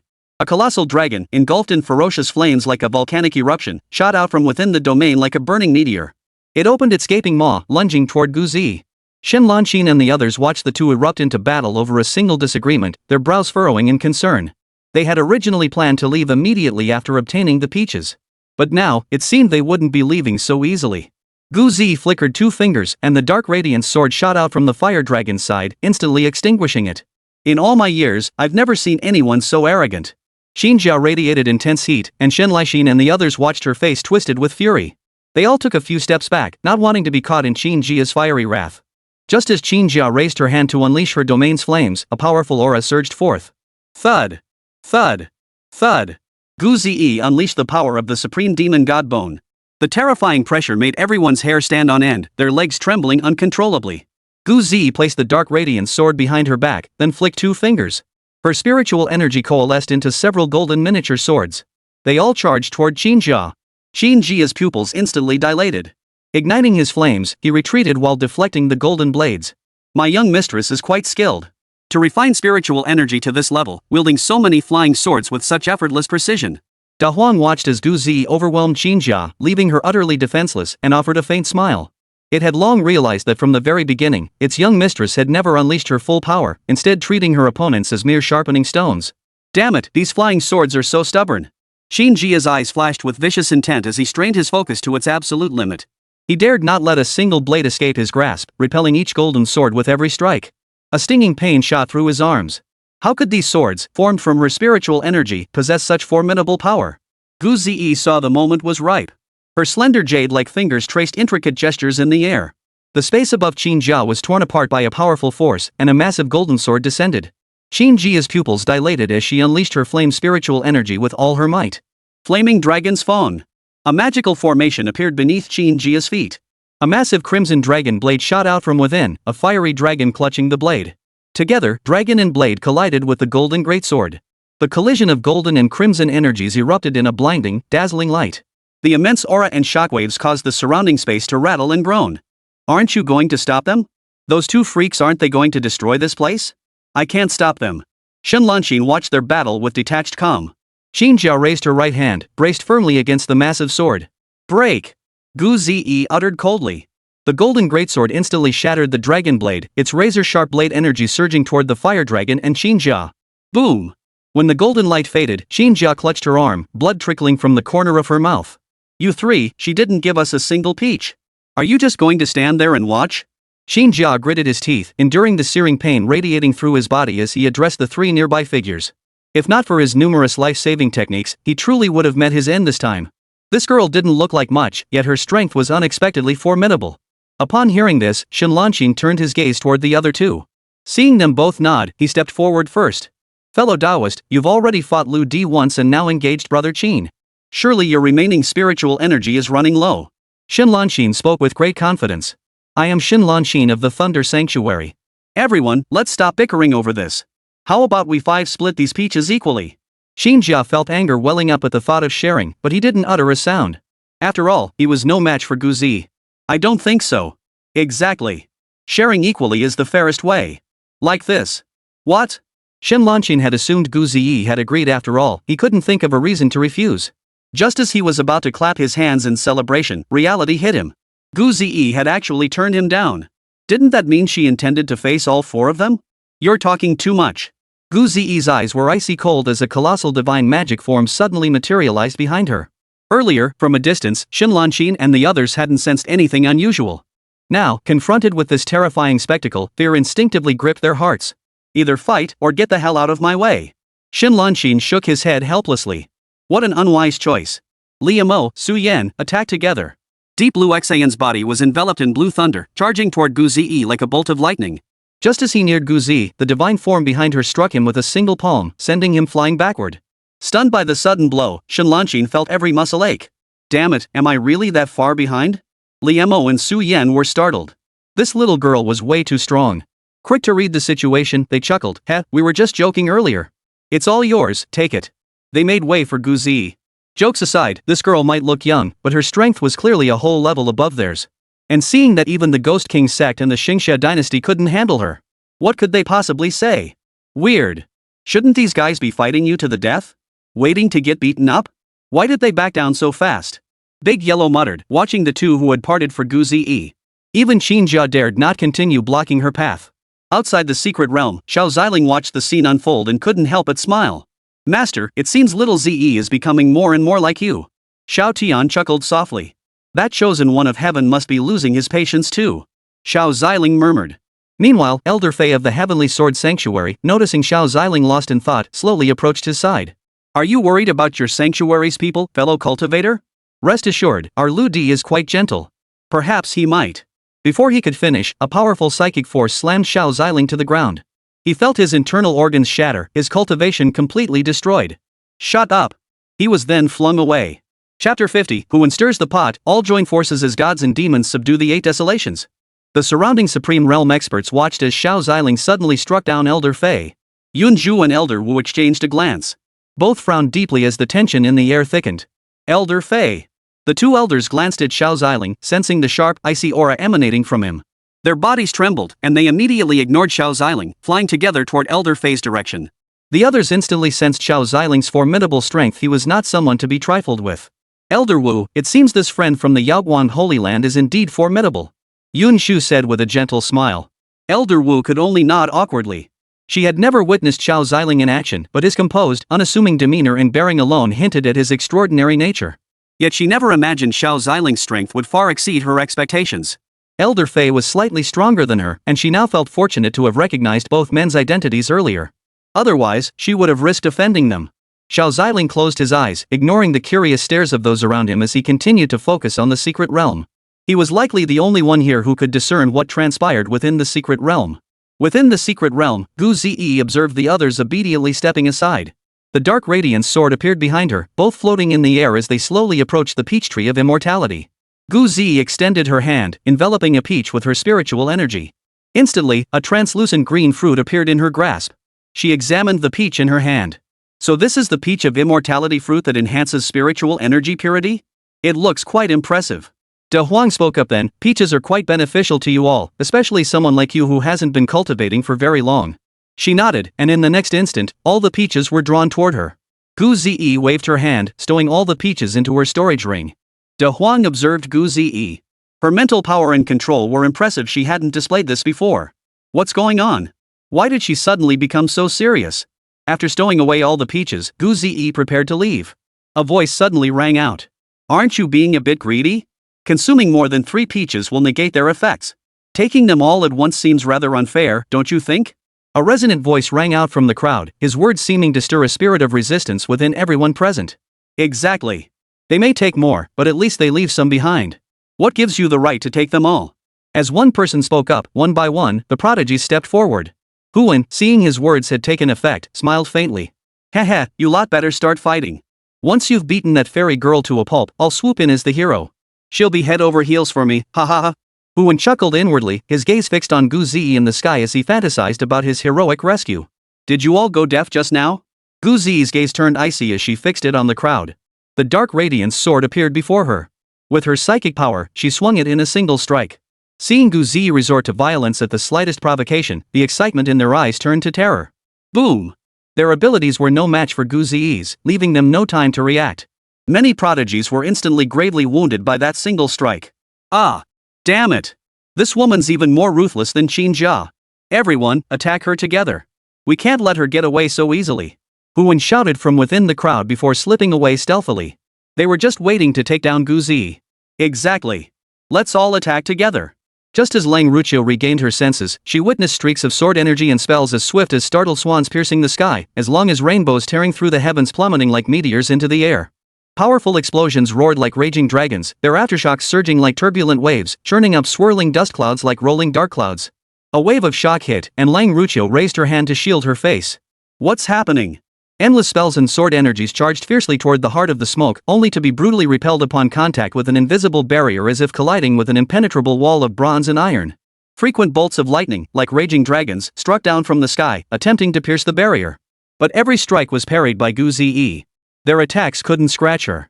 Deep Blue Xian had barely scrambled to his feet when he witnessed a barrage of spells pelting a figure shielded by the barrier. Holy crap, is this even a nascent soul cultivator?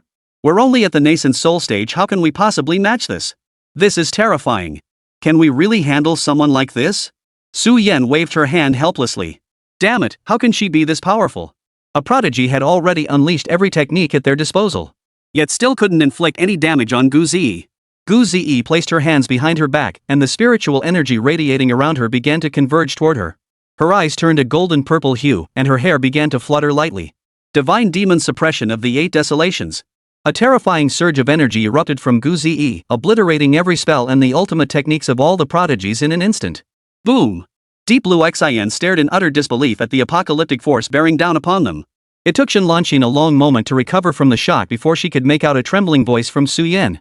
No, run! The 4 immediately fled without hesitation, sprinting backward.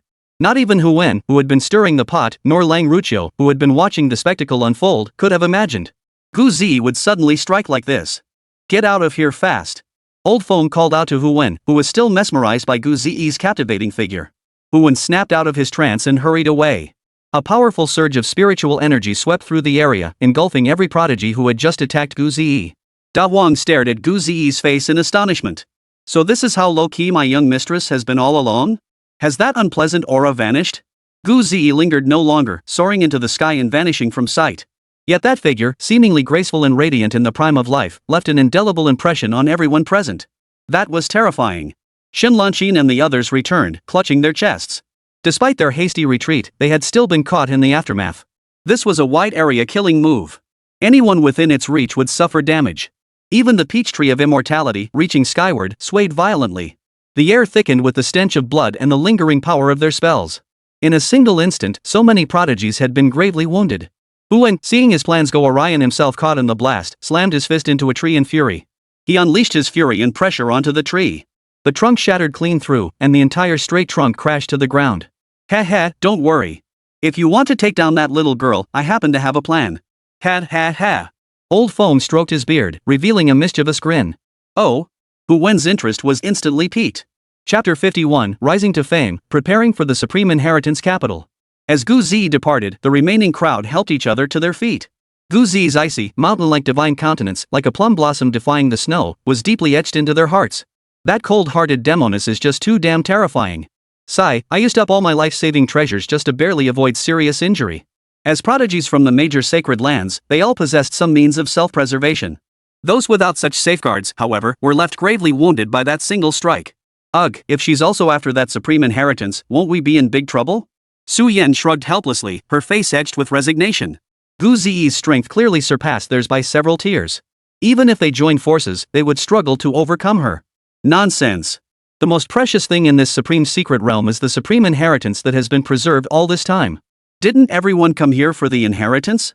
A confrontation between us and her is inevitable. Shen Lanqin cleared her throat softly twice. Su Yan shot him a withering look. If you want to fight her, go ahead. I'm not getting involved with that female demon. Su Yan said indifferently, then a swirl of black mist appeared beneath her feet, and she vanished from the spot in an instant. Humph, Ghost King Sect members are truly unreliable. What are the two of you planning? Xin Jia emerged, clutching his wounded arm. Truth be told, he never wanted to associate with these people either. In his eyes, they were nothing but rats. But now, someone's power far exceeded his expectations. If they didn't unite, they wouldn't stand a chance against her. Liemo began to ponder, we should tend to our injuries and replenish our spiritual energy first. Then see if we can team up with those other guys. Find out if they're willing to take on the female demon.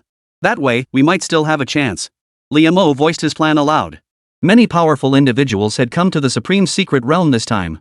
If everyone could truly unite their efforts, perhaps, it might be worth a try. Shen Lanqin and Xin Jia exchanged a glance. Though both were naturally proud and ambitious, witnessing Gu Zi's formidable power had tempered their arrogance. I'll see if I can persuade those from my imperial dynasty. I'll also return to see if I can rally support from our Thunder Sacred Ground and Xianbing Sacred Ground. Oh, and weren't there a few members of the Primordial clan who entered as well? Should we try to recruit them too? Shen Lanqin pondered for a moment before addressing the pair. We can try. Though we're not on good terms with the ancient Imperial clan, they can't claim the supreme inheritance. They probably won't demand overly unreasonable conditions. After discussing it, the three concluded there might still be a chance to deal with Gu Zi. They each departed to seek reinforcements. Their plan was to surround and eliminate the female demon lord within the supreme inheritance's main city. Meanwhile, Huan followed his master's instructions, beginning to refine pills using the medicinal herbs they had previously obtained. Master, are these pills really that powerful? Heh, rest assured. With my experience, that woman's strength won't stand a chance against this potion's effects. But master, how do we get her to take it? She's not some little cutie. There's no way she'd just obediently swallow a pill. You're so naive. Just coat the blade with this pill. As long as you wound her, the potency will take effect.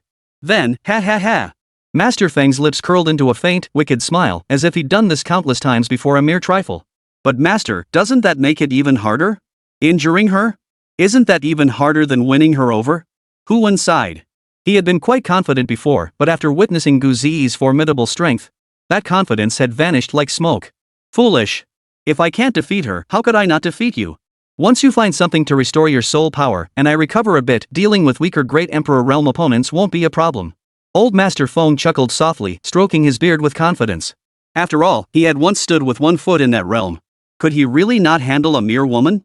She is a bit strong, though. Makes sense. Then we should hurry to the Supreme Inheritance main city. Most of the treasures seem to be there. Huan instantly felt this plan was feasible. Yeah, it's been a long time now. If we don't go soon, they'll get there first. Old Feng nodded in agreement. Just as the two were forming this plan, they suddenly felt something new on their bodies.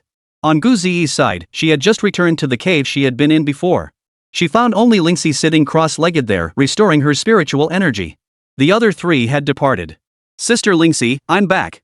Where are the others? Gu Zi smiled softly, her demeanor now a stark contrast to the icy resolve she'd displayed while sweeping through the gathering of prodigies. Oh, them? They've gone to seek their own destinies. Everyone has their own path to walk.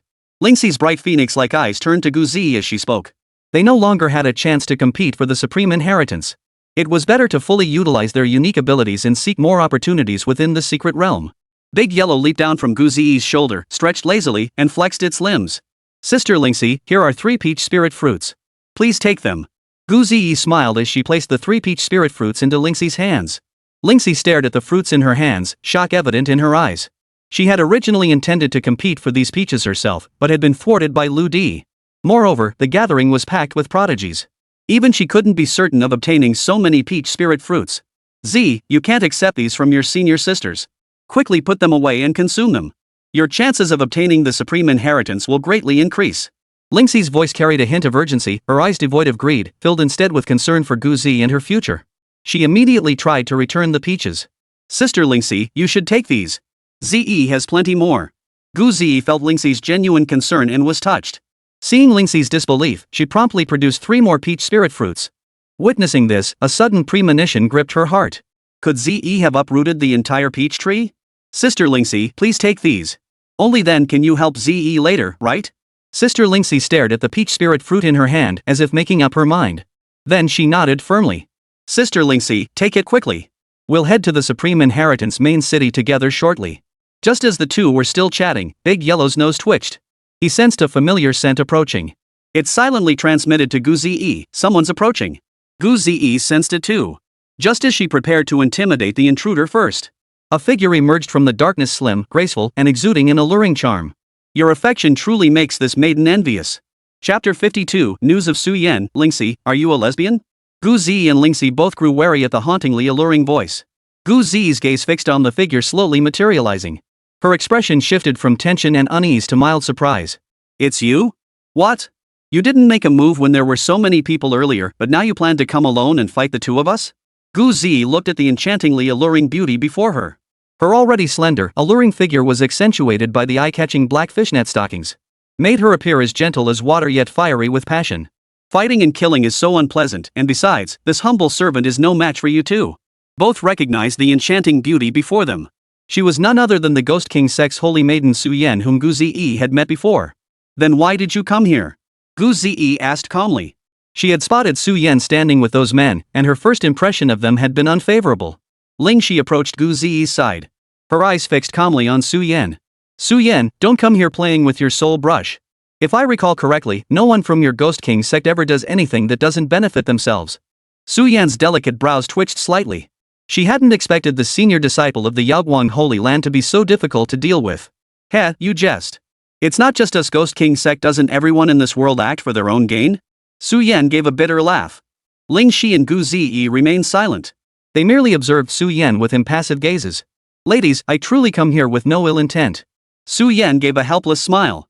She had come bearing good news for the two of them. Why were they so hostile toward her? She hadn't even laid a finger on them before. Spit it out. What are you doing here? Lingxi and Gu Zi turned to look at Su Yan, while Big Yellow gazed at the trio with slightly unfocused eyes. Any one of the 3 women they picked would be considered a top-tier beauty on this secret realm expedition. We're all here for the supreme inheritance, I presume. And you, little girl, you just gave a group of prodigies a thorough beating. Now Qinjia, Shenlanqin, and the others are rallying other prodigies to ambush you at the supreme inheritance's main city. Su Yan's gaze shifted to Gu Zi, her gentle tone turning stern. Lingxi's eyes widened in shock. What?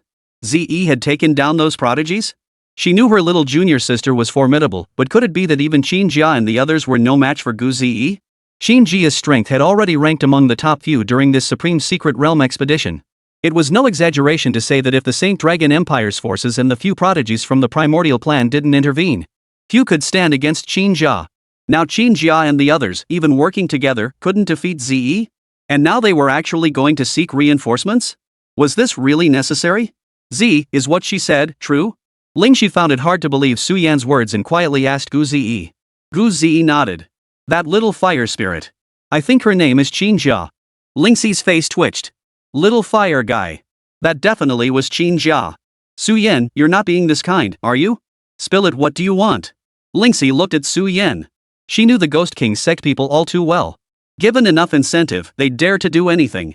You jest. This information comes free of charge. Su Yan smiled faintly. Moreover, this servant knows a way to enter the Supreme Inheritance main city through a backdoor, thus avoiding detection. However, this method will require payment. Su Yan's eyes sparkled with excitement as she rubbed her fingers together. Gu Ziyi and Ling Shi exchanged glances, communicating silently through telepathy. Sister Lingxi, what do you think? If those bastards have already set up formations to ambush you, you'll definitely be in danger. Lingxi began to ponder. What do you want? After pondering, Lingxi decided to ask Su Yan directly. Su Yan's lips curved slightly as her gaze shifted to Gu Ziyi. I want you. The moment Su Yan spoke, both Gu Ziyi and Lingxi's bodies trembled. Gu Ziyi immediately covered her own large breasts. You're a lesbian? Ling Shi's eyes widened in disbelief. She immediately shielded Gu Ziyi behind her. How dare you set your sights on my Ziyi? Believe me or not, you'd be torn apart by my senior the moment you step outside. What the hell? Su Yan stared at the pair, utterly speechless. I don't want her. I want her father. That's even less likely. I'd rather fight you than give daddy to you. Gu Ziyi and Lingxi both took a step back. They eyed Su Yan warily, certain she had ulterior motives. You actually want the senior? I wouldn't even dare to think about it, and you want to go after him. Lingxi shot Su Yan a glance. You've completely misunderstood. I only want his father. Once we're outside, he can help us hold off the people from the Heavenly Sword Sanctuary. Su Yan's voice was slightly subdued. The Heavenly Sword Sanctuary? Why? Didn't Lu Di die at our hands? The two women looked puzzled. They had already made enemies with the Heavenly Sword Sanctuary, and they would inevitably face them once they went outside. Even if she hadn't mentioned it, Yao Guang and the Heavenly Sword would inevitably clash. Su Yan seemed to read their thoughts. It's different. Once we step outside, they'll target us first. Su Yan shook her head helplessly. Did you two get into trouble again? Lingxi eyed Su Yan suspiciously. Big Yellow watched the three of them bickering, disturbing its rest. Alright, we don't need her help. I know how to get to that back door. Da Huang spoke up at that moment. Lingxi and Gu Ziyi turned to look at Da Huang. Lingxi then turned back to Gu Ziyi. Gu Ziyi explained to Lingxi, this is Big Yellow. He's my good friend. You can trust what he says. Lingxi nodded. They had been saved by Big Yellow before, so trusting him was their first instinct. Watching the two walk away, Su Yan looked utterly bewildered. Wait, then let's change the terms. I can help you deal with Qin Jia and the others. No need. I'll tell my daddy. Whether he'll help you or not, I can't say. Gu Ziyi replied with a faint smile. Gu Ziyi and Lingxi, guided by Big Yellow, began their journey toward the Supreme Inheritance main city. Su Yan was left behind, her face etched with helplessness. That elder must be incredibly powerful to tame the barefoot golden crow. Su Yan made up her mind.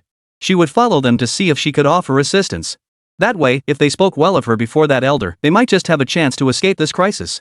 Su Yan promptly set off toward the Supreme Inheritance main city from another direction. The secret realm had been open for several days now, and most of the prodigies had already approached the Supreme Inheritance main city. Huan limped his way here as well, while Elder Feng had already fallen into a deep slumber. Damn it! Didn't they say I had great fortune? Why does it feel like nothing but bad luck? Huan roared at the sky, venting his frustration. Chapter 53, The Unlucky Huan enters the Supreme Inheritance main city. Ever since leaving the Peach Spirit Tree, his journey had been a relentless ordeal, constantly hunted by the ancient Imperial clan and demonic beasts, or struck by heavenly tribulations. Only he knew the hardships of this journey. Now his clothes were torn, and he was covered in dust and grime, looking like a beggar. Even his master had fallen into a deep slumber due to the lightning tribulation.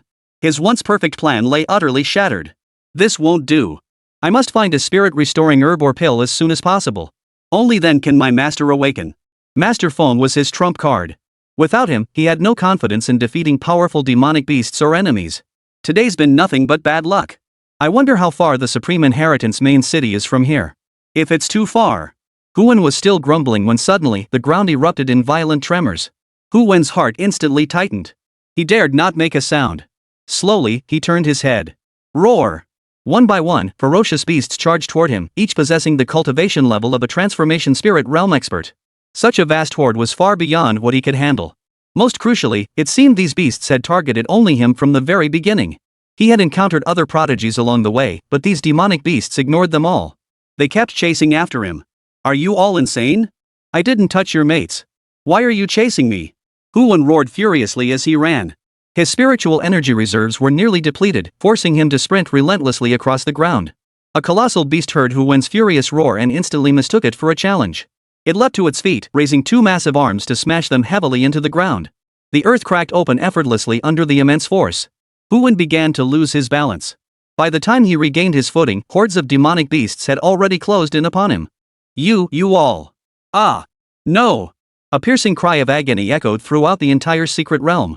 Gu Zi and Lingxi, still on their journey, heard the wretched cry and both turned to look. What a heart-wrenching cry! Da Huang, perched on Gu Zi's shoulder, chuckled softly. Anything can happen in this secret realm. We just need to be careful. Lingxi said softly. Guided by Big Yellow, the two soon approached the vicinity of the Supreme Inheritance main city. They gazed at the city gates, which had stood for so long yet showed no signs of corrosion. They gazed at the main city in the center, majestic and towering like a coiled dragon. At its very peak, a blue beam of light pierced the sky like a sharp sword, piercing through the entire expanse of clouds. Flanking the main gate like two towering mountains stood two colossal lion statues. Their imposing presence sent a chill down one's spine. The entire city was clad in a warm golden-brown hue, constructed from the golden earth found within the golden soil veins. The grandeur of the scene was in no way inferior to their sacred temple. The previous owner of this supreme secret realm must have been extraordinary to leave behind so many treasures. But it's also a bit strange. I didn't see a single treasure near the peach tree of immortality, and neither did Dai and the others when they emerged from the dark forest. Could it be that all the treasures truly lie within this supreme inheritance main city? Lingxi touched the strands of hair at her earlobe, her gaze shifting to the side as she began to ponder with a serious expression. Gu Zi glanced at Big Yellow, who also looked up at the sky. The weather was truly splendid today. Gu Zi had already figured out that it was likely Big Yellow who had instructed his subordinates to bring all the items to her. Plus, the secret realm had been activated multiple times already. It was only natural that quite a few treasures had gone missing. Sister Lingxi, let's hurry into the main city. Seeing Gu Zi and Da Huang already heading toward the back gate, she quickened her pace to catch up with them. Along the way, she spotted Qin Jia and the others already at the main gate of the Supreme Inheritance City. But now only he and a man dressed similarly to him remained. Lingxi noticed the two men staring intently into the distance, as if still waiting for something. The shameless bastards actually intend to ambush Zi. A cold glint flashed in Lingxi's eyes. She had already made up her mind no matter the cost, she would help Zi obtain the supreme inheritance. Da Huan led them to the back door, which was sealed with a magical barrier. For such a low-level spell, Da Huan merely extended his hand lightly and tore the spell seal apart. Let's go. We need to hurry. The moment Da Huang stepped into the main city of the Supreme Inheritance, a familiar sensation flooded his mind. A faint smile touched its lips, and its eyes gleamed with unprecedented confidence. Young master, I may need to attend to some matters and will be leaving for a while. Da Huang said with a faint smile. Ha? Big Yellow, how are we supposed to get you out then? Gu Zi wasn't worried about Da Huang. Its power far surpassed her own. The sky-tearing demon emperor who in this secret realm could possibly challenge him? It's fine. Once the inheritor of this secret realm is chosen, I'll be able to leave with them. Da Huang chuckled lightly. Regardless of who the inheritor was, it would be able to follow them out. At that moment, Da Huang seemed to recall something.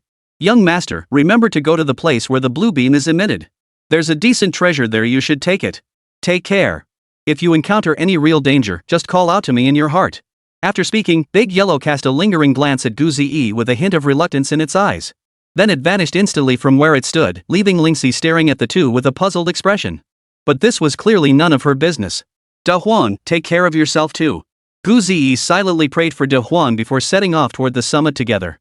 The supreme inheritance and the artifact that emitted the blue beam both lay there. After parting ways with Gu Zi and Lingxi, Big Yellow trudged forward with heavy steps, surrounded by endless darkness beneath its feet. Da Huang let out a low growl, and the entire space instantly brightened. The spiritual energy here was even more abundant than within the secret realm, and the environment felt fresher and purer. Oh dear, don't be so hot-tempered. Wasn't it you who injured me back then, forcing me to stay here to avoid the thunder tribulation? A figure clad in white robes sat cross-legged nearby, eyes fixed on the chessboard before them, lost in thought. Seems this time you truly intend to relinquish your inheritance. Da Huan declared sternly. It was all because of this person before him that he couldn't stay with his young master. If anything happened to the young master, he would level the secret realm even if it meant defying the heavens, so be it. Well, that's why I invited you over for tea. Oh, and those two you brought, the younger one, that little beauty as lovely as a celestial being, is quite promising. What? You have your sights set on someone? Da Huang smiled faintly. This time, the one receiving the legacy would undoubtedly be his young master. Hard to say. This year's prodigies, they're all exceptional. Outside the Supreme Inheritance's main city, on an open field, Hu Wen, who had fainted from excruciating pain, was jolted awake by the urine of a deer. He jolted upright, suddenly feeling a sharp pain below. He hesitated to look down, slowly lowering his head with eyes closed before cautiously peeking through narrowed slits. No! My dragon root! It's gone! Chapter 54, Chapter 54. Dare anyone still lurk? The celestial prodigies unite against the ancient imperial clan. Hu Wen's eyes were bloodshot. He couldn't believe his second brother was gone like that. Damned beasts! I'll slaughter every last one of you someday. Hu Wen cursed under his breath. Just as he rose, he saw a massive yellow-clawed hyena, several meters tall, grinning at him before licking its lips. Absolutely delicious. Damn it! Gritting his teeth against the excruciating pain radiating from his lower body, Hu Wen struggled to his feet. The yellow-clawed hyena, seeing Hu Wen rise with a look that seemed to say it would tear him limb from limb, turned and wiggled its seductive rear at him. Then it swiftly vanished from sight, its speed so swift that Hu Wen lost track of it in an instant. Outside the supreme secret realm. Ah, that guy's got it bad. Xiao Tian clutched his stomach, laughing so hard tears streamed from the corners of his eyes. Xiao Ziling remained impassive. A scum like him doesn't deserve to live. Death would be too easy for him. Xiao Ziling surveyed the disheveled Hu Wen. Xiao Tian, it seems your contraption works quite well after all. Of course. This, weeping of the wretched sky, would even land 2 hits on an emperor. Xiao Tian wiped the tears from his eyes and composed himself before speaking. The decline of heaven's tears was a talisman that could reduce a person's luck to its absolute worst for 3 days. Unless one possessed immense cultivation power, evading the misfortune of the heaven's lament was virtually impossible. But one destined by heaven surely isn't so easy to kill. Xiao Ziling remarked indifferently. Over the past few days, Xiao Ziling had been examining the treasures Hu Wen had acquired. Aside from the immortal herbs and elixirs, which Xiao Ziling had taken upon mentioning them, he hadn't taken the burning heaven alchemy cauldron, certain weapons, or cultivation techniques. This led the heavenly Tao of the Xianhuang realm to conclude that Hu Wen still held value. Perhaps he could accumulate more heavenly mandate power, allowing Ze to reap the rewards in the end. He can't stir up much trouble anymore.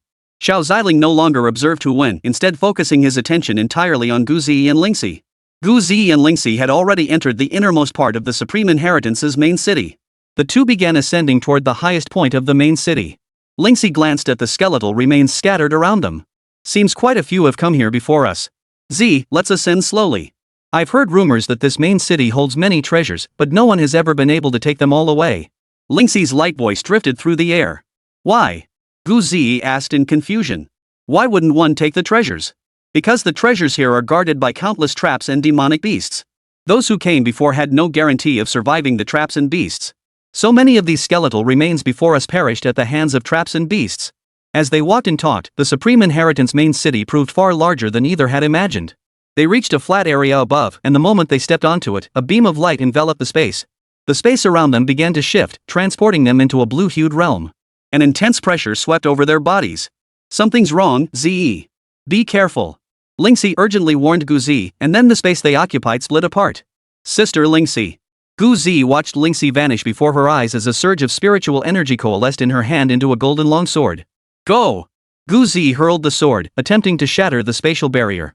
But the sword collided with the spatial barrier, causing no damage whatsoever. This space is incredibly sturdy. Gu Zi was taken aback. Just as she drew the dark radiance sword, intending to see if she could carve an opening in this space, the intense pressure suddenly vanished. The blue space slowly dissipated, revealing the scene before her. She stepped out cautiously. She scrutinized everything around her.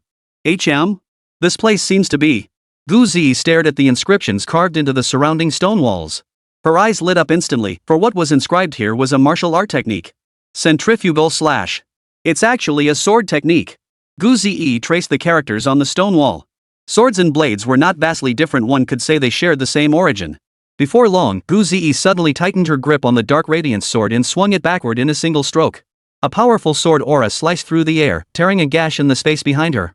The figure startled and dodged away swiftly. A sword mark radiating with the intent of the blade was left on the stone wall behind. Oh dear, I've been discovered. A cold, eerie voice echoed. A gaunt, masked figure materialized before Gu Zi. Gu Zi frowned at the man before her, clad entirely in black and reeking of blood. Noticing the bloodstains on his clothes, Gu Zi remarked coldly, so someone's been lying in wait? Judging by your appearance, you must have been here for quite some time. You've probably killed quite a few people this way. Quite clever. But I'm after the leaders of several major factions. Their treasures alone will make me rich. The masked man gave a wicked smile. But now, you seem like a decent target too. He glanced at Gu Zi's figure, as ethereal as a celestial maiden, her flawless skin tempting him to touch it. Gu Zi gave him a cold glance. Slowly raising the dark radiance sword in her hand, spiritual energy began to gather within her body. Destroy! The masked man, who had been wearing a carefree expression moments before, suddenly realized he had underestimated Guzi as her sword swung toward him. No! As the overwhelming sword intent and primordial force surged toward him, the masked man immediately activated every defensive measure at his disposal. Tortoise shell shield. The defenses shattered the instant they touched Guzi's blade. The fierce sword chi pierced straight through the masked man's body. The sword energy slammed into the stone wall, leaving a deep gash as a powerful blade aura radiated outward from the wound. The masked man was instantly slain by Guzi's single strike. Guzi stepped forward and used her spiritual energy to remove the mask. His eyes were filled with bitter resentment. He couldn't believe the woman before him could be so terrifying. Guzi glanced at his true face but recognized him not at all. She then used divine demonic power to utterly annihilate his corpse. Outside, Xinjia and the others had finally gathered. They had been guarding the main gate the entire time, but after waiting for so long, they still hadn't seen Guzi. This is strange. Why hasn't she arrived yet? Shen Lanqin muttered. According to their calculations, she should have arrived by now. Hey, you guys aren't messing with us, are you? We've been waiting forever and haven't even seen her shadow? A sharp, piercing voice cut through the air. Brother Long, don't worry. They should be here soon. Liamo took a sip of wine, his face flushed with slight intoxication. I hope you're telling the truth. If that bastard weren't so terrifyingly powerful, I'd never have agreed to cooperate with these ancient imperial clan scum. Xinjia whispered to a man beside her. Brother, is that woman really as terrifying as you say? He was none other than Qin Yi, a prodigy of the Xingxia imperial dynasty alongside Xinjia. You'll see once you face her. She's far more terrifying than we ever imagined. They gazed at the ancient imperial clan's prodigy before them Long Pei. He wore golden robes, with a pair of dragon horns on his head, pale golden pupils, dragon scales on his arms, and wings folded behind his back. His demeanor radiated arrogance, audacity, and unyielding defiance. Chapter 55, The Primordial Imperial Clan's Prodigy. All prodigies besiege Guzi. Now the three of us will help you deal with that monster you speak of. Once it's done, don't forget we still need that thing. A hoarse voice echoed in their ears. This figure possessed a massive frame, its face resembling the cracked surface of weathered stone. A profound aura emanated from his body. Beside him stood a graceful beauty, her smile shy, dressed in a crimson gown. They were the prodigies of the Stone Clan and the Phoenix Clan within the ancient imperial lineage. Sherbin and Fonglan. All three were outstanding prodigies within the ancient imperial clans. Qin Yi, seeing these primordial imperial clan members acting even more arrogant than they had, felt a surge of anger and wanted to challenge the three before him. Xinjia stopped him. Enough. They may be arrogant and overbearing, but they possess genuine strength. The foundations of the ancient imperial clan run far deeper than we imagined. Xinjia took a deep breath. His injuries had only recently healed. If they were to fight now, who would be left to deal with that female demon? Xinjia found himself speechless at their behavior. A bunch of weaklings with simple minds. Liamo and Shen Lanqin remained silent. The primordial imperial clan's power was simply too overwhelming. The powerhouses behind the primordial imperial clan, ancestral dragons, ancient emperors, were ultimate beings whose strength had reached the peak of great emperor. In the past, some great emperor-level experts from primordial factions and ancient sacred lands had even dared to provoke the primordial imperial clan. Yet they were effortlessly crushed by the ancient imperial clan's might. These were great emperors, beings towering above billions of living creatures. Though the figures before them weren't the true prodigies of the primordial imperial clan, their power was already on par with those of the true prodigies. Senior brother, is that female demon you mentioned really that formidable? Shen Lanqin, another disciple of the Thunder Sanctuary like himself. He asked Shen Lanqin, though for some reason, both he and Shen Lanqin had developed robust physiques from cultivating thunder energy. His skin, however, was noticeably darker, perhaps from enduring too many heavenly tribulations. Powerful. Extremely powerful. You'll understand once you face her yourself. Shen Lanqin replied, his body trembling slightly. He didn't want to recall it now. Haven't you heard of the female demon lord? Li Mo chuckled. He hadn't intended to antagonize that female demon either. But as long as the female demon lord existed, they wouldn't even have a chance to compete for the supreme inheritance. I've heard of her, but the stories seem a bit exaggerated. Everyone claims that after defeating Xinjia and senior brother, that female demon lord went on to defeat dozens of transformation spirit realm experts. Seriously, they don't even bother to make up their lies properly. I've even claimed to have defeated hundreds of great emperors. Su Riwen sneered dismissively, unconvinced a woman could be that formidable. Shen Lanqin, however, was flushed with embarrassment. Who was spreading such rumors? Were they so desperate to protect their own reputations that they didn't mind sacrificing others? It was clearly just crushing Xinjia and him, then casually taking out a few dozen spirit transformation realm cultivators. Zhongxiang, a sword master summoned by Li Mo, stood behind him. A massive sword wrapped in bandages hung at his back. His physique radiated righteous energy, his brow sharp as a blade. An intangible sword aura emanated from his body, his intent radiating outward. Brotherly, is that Lu Di fellow truly dead? Like Li Mo, he was a disciple of the Cloud Sword Holy Land. Their Cloud Sword Holy Land had long maintained connections with the Heavenly Sword Holy Land. Disciples from both sects frequently exchanged insights on the way of the sword. Lu Di's prowess surpassed both of theirs, and they frequently sought his guidance.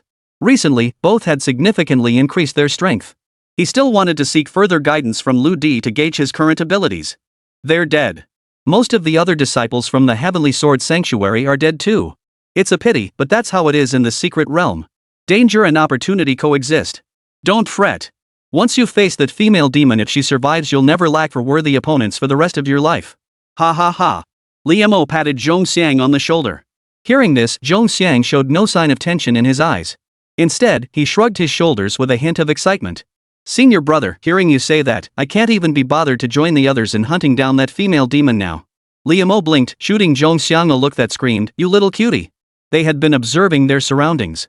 Some prodigies who had already approached this area, seeing them guarding the main gate, hesitated to make a move for the time being. Hey, you guys aren't messing with us, are you? Where's this so-called female demon? Long Pei glared at them with arrogance.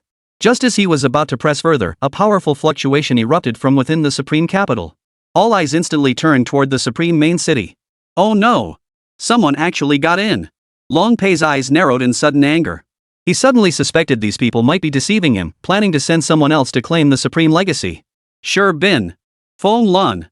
Follow me inside to see what's happening. Long Pei said, his voice tinged with irritation. He then shot a glance at Qin Jia and Shenlanqin. You'd better not try any tricks on me. The three prodigies of the primordial clan charged directly into the supreme capital city, leaving the 6 others standing there, utterly bewildered. They would definitely arrive before the demoness unless someone else was inside, or there was another way in. Damn it! Move! We're going in too.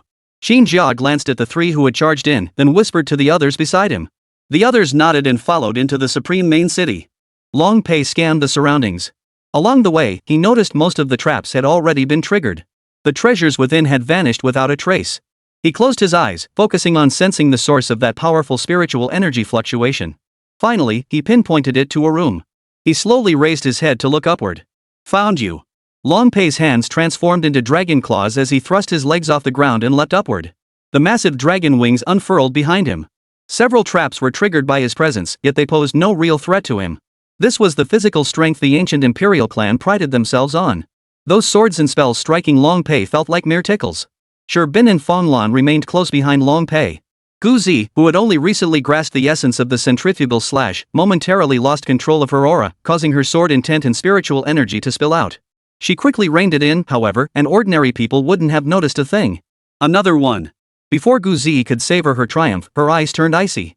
She immediately channeled her spiritual energy, unleashing it like a bursting dam before her. It surged forth, instantly forming an impenetrable shield. Boom! A colossal wave of spiritual energy, as vast as a tidal wave, surged forth like the head of a dragon. With thunderous force, it slammed toward this location. It threatened to obliterate everything in its path. Gu Zi's eyes remained icy as the dark radiance sword materialized behind her. Long Pei, Bin, and Feng Lan landed before her. Hand over all your treasures, and I will spare your life. Chapter 56, The Supreme Inheritance is about to commence. The great celestial prodigies display their divine might. Gu Zi stared at the 3 figures towering in the air. Her eyes radiated a chill. What if I refuse? Gu Zi's expression remained composed and calm. She made no attempt to hide her thoughts, stating them plainly. A little dragon man, a little bird man, and a stone man. What gives you the right to demand my belongings? At these words, Bin and Feng Lan both froze. A surge of anger flared within Long Pei. His ears weren't deaf, he'd heard every word Gu Zi had spoken. Good. Very good. His eyes narrowed slightly, a cold gleam flashing within. This time, entering the secret realm, besides obtaining that treasure, he intended to trample these so-called prodigies of the heavens underfoot, preventing them from acquiring the supreme inheritance. Just as he had done before. To strike fear into the hearts of all. Bin and Feng Lan exchanged a glance, nodding to each other. Having fought together for years, their mutual understanding had reached a level of knowing each other inside out. Bin and Feng Lan positioned themselves on either side of Gu Zi. Forming a triangle, they encircled Gu Zi. Long Pei's arm slowly erupted with dragon scales, transforming into claws as his pupils narrowed into vertical slits, gleaming like golden dragon eyes. You should not have offended me, and you certainly should not have challenged the ancient imperial clan. Long Pei growled, his voice low and arrogant. Over here, Gu Zi's eyes were icy cold, her expression indifferent as her gaze swept slowly across the group. A sonic boom erupted in the space. Sherbin's arm absorbed the surrounding stone particles, fusing countless fragments into a massive stone fist that slammed toward Gu Zi. Clang! How could this happen? A look of bewilderment flashed across Sherbin's face. For just as his fist was about to strike Gu Zi, it was halted by a barrier. Even exerting all his strength, he couldn't advance an inch. Gu Zi closed her eyes, and the spiritual energy within her coalesced into a golden, ethereal form. Is this the human clan's Dharma image heaven and earth? Fenglan's face showed a hint of astonishment. Could the elders behind them also release their divine souls like this, condensing them into Dharma forms? But that requires the might of a supreme emperor-level being. Emperors! They are the supreme beings. Yet this young woman before her, merely at the spirit transformation realm, could also achieve it. Gu Zi opened her eyes, her violet gold gaze radiating outward. Having consumed the peach of immortality and gained sudden enlightenment in the centrifugal slash, her cultivation had now surged to the threshold of the cavern realm. Once she condensed her heavenly realm, she would become a heavenly realm powerhouse. Xin Jia and the others, who had just entered the supreme capital city, immediately caught sight of that indelible phantom in their minds. No way, it's her again. Xin Jia's heart trembled, but seeing so many prodigies by her side, he quickly steadied his resolve. This time, he would reclaim everything he had lost. How did she get in? Didn't we secure the entrance? Liamo glanced back at the main gate, noticing that with their departure, the prodigies outside were growing restless, eager to enter and claim their share. There must be another entrance. I knew this demoness wouldn't be so easy to deal with. Shen Lanqin clenched his fists. Let's go. We need to hurry over before those 3 arrogant fools get killed. Xin Jia said calmly. The group then headed toward Long Pei and Gu Zi. Su Yan, who had just entered through the back door, hadn't even begun surveying the area when she sensed an overwhelming aura of power. Wow, they're already fighting? Hee hee, time to watch the show. Su Yan's face lit up with a smile, and her figure vanished like a ghost into the darkness. Long Pei's expression remained composed as he released his aura, unleashing a terrifying pressure that swept across the entire supreme capital city. Those below, sensing this pressure, hurriedly released their own spiritual energy to counter it. The ancient imperial clan, their power is truly terrifying. Xin Jia raised her hand to block the pressure, her expression shifting uncertainly. For a moment, she couldn't decide whether to focus on dealing with the female demon lord, or confront those arrogant fools. Who would have thought? I came in just for a bit of fun, yet I stumbled upon such breathtaking beauty as you. I'll give you one chance. Surrender to. Just as Long Pei attempted to subdue Gu Zi, she raised her hand. The shadowy figure behind her stirred, unleashing a torrent of boundless magical power that surged toward him in a devastating punch. He suddenly frowned, then raised his entire dragon claw to grab at Gu Zi. It collided head-on with the phantom behind Gu Zi. In that single exchange, Long Pei felt the sheer terror of Gu Zi's power and was sent flying by a single punch. In Sherbin and Fenglan's eyes, Long Pei's figure recoiled violently, his entire body flying backward. He crashed directly into the wall. Long Pei felt his stomach churn violently. He bit down hard on his tongue, swallowing the mouthful of blood. He had never encountered such astonishing power among his peers. Among the ancient imperial clans, there were many prodigies stronger than him, but their cultivation levels far surpassed Long Pei's. Thus, among the younger generation of the primordial imperial clan, he was considered one of the top talents. Yet now, before Gu Zi, he couldn't even withstand a single strike. Sherbin witnessed this and hesitated not a moment. His other arm gathered more stone particles from the surroundings, and he unleashed a fierce punch toward Gu Zi. Fenglan also gathered divine flames before her chest, where surging waves of fire coalesced into a blazing bird that soared toward Gu Zi. Xin Jia and the others arrived at that moment. The moment they arrived, they witnessed Sherbin and Fenglan unleashing their ultimate attacks against Gu Zi. Gu Zi's expression remained unchanged as she slowly extended both hands, effortlessly intercepting both attacks. Sherbin and Fenglan stared in shock. This was simply too powerful. Just as Sherbin froze in shock, the space above his head ripped open. A golden giant sword, heavy as a mountain crushing an egg and brimming with immense magical power, crashed down. No! In that split second, he sensed the aura of death.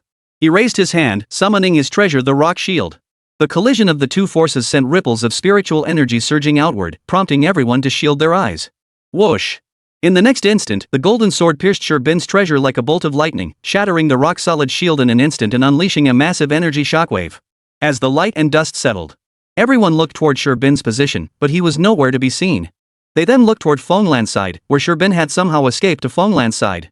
The two abruptly retreated, landing beside Long Pei. Long Pei! This woman is strange. Her strength is absurdly powerful. Sherbin said gravely to Long Pei. Hidden in the shadows, Su Yan watched Gu Ziyi instantly repel all three of them, a hint of astonishment flashing in her eyes. She's even more formidable than I imagined. Xinjia, Shenlanqin, and the others began whispering among themselves. Both Long Pei and Gu Ziyi were troublesome foes for them. Take out that female demon first. After a brief consultation, it was clear that Gu Ziyi's performance was far more terrifying.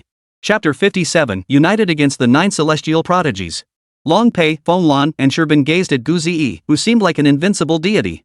The trio was utterly stunned by Gu Ziyi's power. Sherbin, if I recall correctly, that's the mystical artifact you obtained earlier, right? Sherbin slowly nodded. Correct. It's the rock shield capable of withstanding a strike from a peak-level heavenly realm expert. No way. You call that holding up against a peak heavenly realm expert? How come it looked like paper in front of that little girl? Fenglan shot the two a disapproving look. They clearly knew their opponent was no ordinary foe, yet here they were joking around. If she didn't bring out something real soon, she truly wouldn't be able to defeat the woman before her. Gu Zi withdrew the Dharma image behind her. Her gaze fixed on the trio as her fingers flickered, summoning countless golden flying swords behind her. In an instant, they sliced through the air, hurtling straight toward the trio. Damn it! You ambushed me earlier, and I didn't have time to react. Do you truly believe I'm no match for you? Long Pei's eyes blazed with fury. Watching Gu Ziyi continue her attack, he raised his dragon claw hand and effortlessly swatted the golden flying swords away. Xinjia, Shenlanqin, and the others arrived at Long Pei's side. Together, they helped him fend off Gu Ziyi's flying swords. What are you doing here? Long Pei glared at Xinjia and the others. Not a single one of them kept their word. He could sense the lingering scent of blood clearly. Many had already entered the Supreme Inheritance main city. Yet the three of them were still foolishly waiting at the entrance. At that moment, he felt like a complete fool utterly duped. Brother Long, she's the female demon we warned you about. If we don't join forces, we might truly have no hope of taking her down. Xinjia slipped her hands behind her back and approached Long Pei, speaking softly. What? She's the one who defeated you all and then severely wounded dozens of transformation realm cultivators? Long Pei frowned. Given this, cooperation might indeed be the better option. Yes, Brother Long. Let's join forces against her. Once we succeed, we'll help you obtain that thing you desire. What do you say? Xinjia smiled faintly. Agreed. Once she's dealt with, we only want that treasure. As for the rest, you can handle it yourselves. Long Pei wiped the corner of his mouth and slowly stepped forward to confront Gu Ziyi. The others gathered behind him. For a moment, the air thickened with battle intent, the tension palpable. Gu Ziyi's expression remained cold and indifferent, one hand clasped behind her back while the other gripped the dark radiance sword. On Long Pei's side stood 9 men, each brimming with fighting spirit. Each was a prodigy from their respective factions, each possessing their own pride. Today, they would take down the female demon. Too bad we didn't find that bald monk from the Buddhist sect. Otherwise, our odds of winning would have been even better. Xinjia thought to herself, but looking at the people around her. This battle, they would win. Let me be the first to face you. A dark-skinned man with short hair stepped forward, radiating thunderous power that caused violent ripples in the space beneath his feet. The entire ground trembled. Brother Shen, has this buddy of yours always been this hot-headed? Li Mo chuckled lightly. Ha ha ha, we Thunder Sanctuary folk are all like this. I'm used to it by now. Shenlanqin chuckled, then transformed into a streak of blue lightning, his body crackling with heart-stopping thunderous energy. The two men closed in on Gu Zi from both sides. Boring. Gu Zi gripped the dark radiance sword tightly in her hand, slashing it horizontally through the air. I'll see for myself just how formidable this sword intent of yours is, the one that killed Lu Di. Zhong Xiang watched Gu Ziyi's strike, its sword intent far surpassing his comprehension. Su Riwen was struck by the sword chi and wounded by its immense power. Fortunately, his physical constitution was superior to others at the same cultivation level, so he didn't sustain serious injury. Just as Shenlanqin smiled, certain victory was his, Gu Zi unleashed a palm strike. Endless golden magical power surged like a raging tide, continuously gathering upon the colossal palm. Like a towering mountain, it bore the might to shatter heaven and earth as it crashed down upon him. Boom! Both Shenlanqin and Su Riwen were sent flying hundreds of meters back. It was in this moment that Su Riwen truly grasped Gu Zi's formidable power. Gazing at the sword wound on his abdomen, he thought, had this strike landed on any other nascent soul cultivator, it would likely have snapped them clean in two. She's formidable. Don't underestimate her. We must all attack with full force. Shenlanqin struggled to his feet. The 9 present instantly unleashed every ounce of their strength, launching a coordinated assault on Gu Ziyi. Divine demon power. Gu Ziyi's eyes flashed with an otherworldly light. The energy from the supreme demon god bone coursed through her entire body. Wrath of Heaven Dragon Claw. Long Pei charged forward, his golden dragon claws tearing through the sky as they descended like a crushing wave. The vast expanse itself was torn apart by the claw's passage. Dare to desecrate our primordial imperial clan. Today, this shall be your burial ground. Flames on Fenglan's body coalesced into fiery spears. Liemo and Zhong Xiang also unleashed their full power. Sword Art of the Clouds. As the most formidable young swordsman of the Cloud Sword Sanctuary, Liemo possessed an innate, profound understanding of the sword's way. He enjoyed carrying a flask of wine daily, sipping it while practicing his sword techniques. Zhong Xiang, who had transformed his body into a sword spirit, was equally formidable. He too followed Liemo in unleashing the cloud-soaring sword technique. Two streaks of sword light shot forth, tearing through the air. Xin Jia and Qin Yi unleashed their own techniques, joining the assault on Gu Ziyi. Divine and demonic energies surged through Gu Ziyi's body. Liemo, Qin Jia, and Shen Lanxin were all intimately familiar with this technique. No way. The trio sensed trouble, but in the next instant, Gu Ziyi's eyes turned a golden purple hue, and her hair began to flutter lightly. Divine demon suppression of the 8 desolations. A terrifying energy erupted from Gu Ziyi's body, obliterating everyone's ultimate techniques in an instant. Dragon claws, flaming spears, sword energies all vanished into nothingness before the might of divine and demonic power. Boom! The sound of shattering echoed through the void. In that instant, the pride within each of them shattered completely. So-called prodigies of heaven? Before true genius, they weren't even worthy of the threshold. The 9 hurriedly gathered together, unleashing their spiritual power and defensive techniques in unison. They braced against the apocalyptic force bearing down upon them. In an instant, the Supreme Inheritance main city suffered immense damage. The violent commotion drew nearby prodigies to the scene. Feeling the terrifying pressure, they assumed some treasure had emerged. What is that? Hu Wen, who had barely recovered from his exhaustion, sped up toward the commotion unfolding ahead. Though his luck had been poor these past few days, and he had lost his most precious possession, fortunately, he had found the immortal herb that could aid Elderfang's recovery. Now he only needed to wait for old Master Feng to recover. He would sweep through the entire secret realm. Yikes, the person you've set your sights on is about to destroy this place. That's terrifying. Hearing the voice, Big Yellow merely twitched his ears but paid no heed.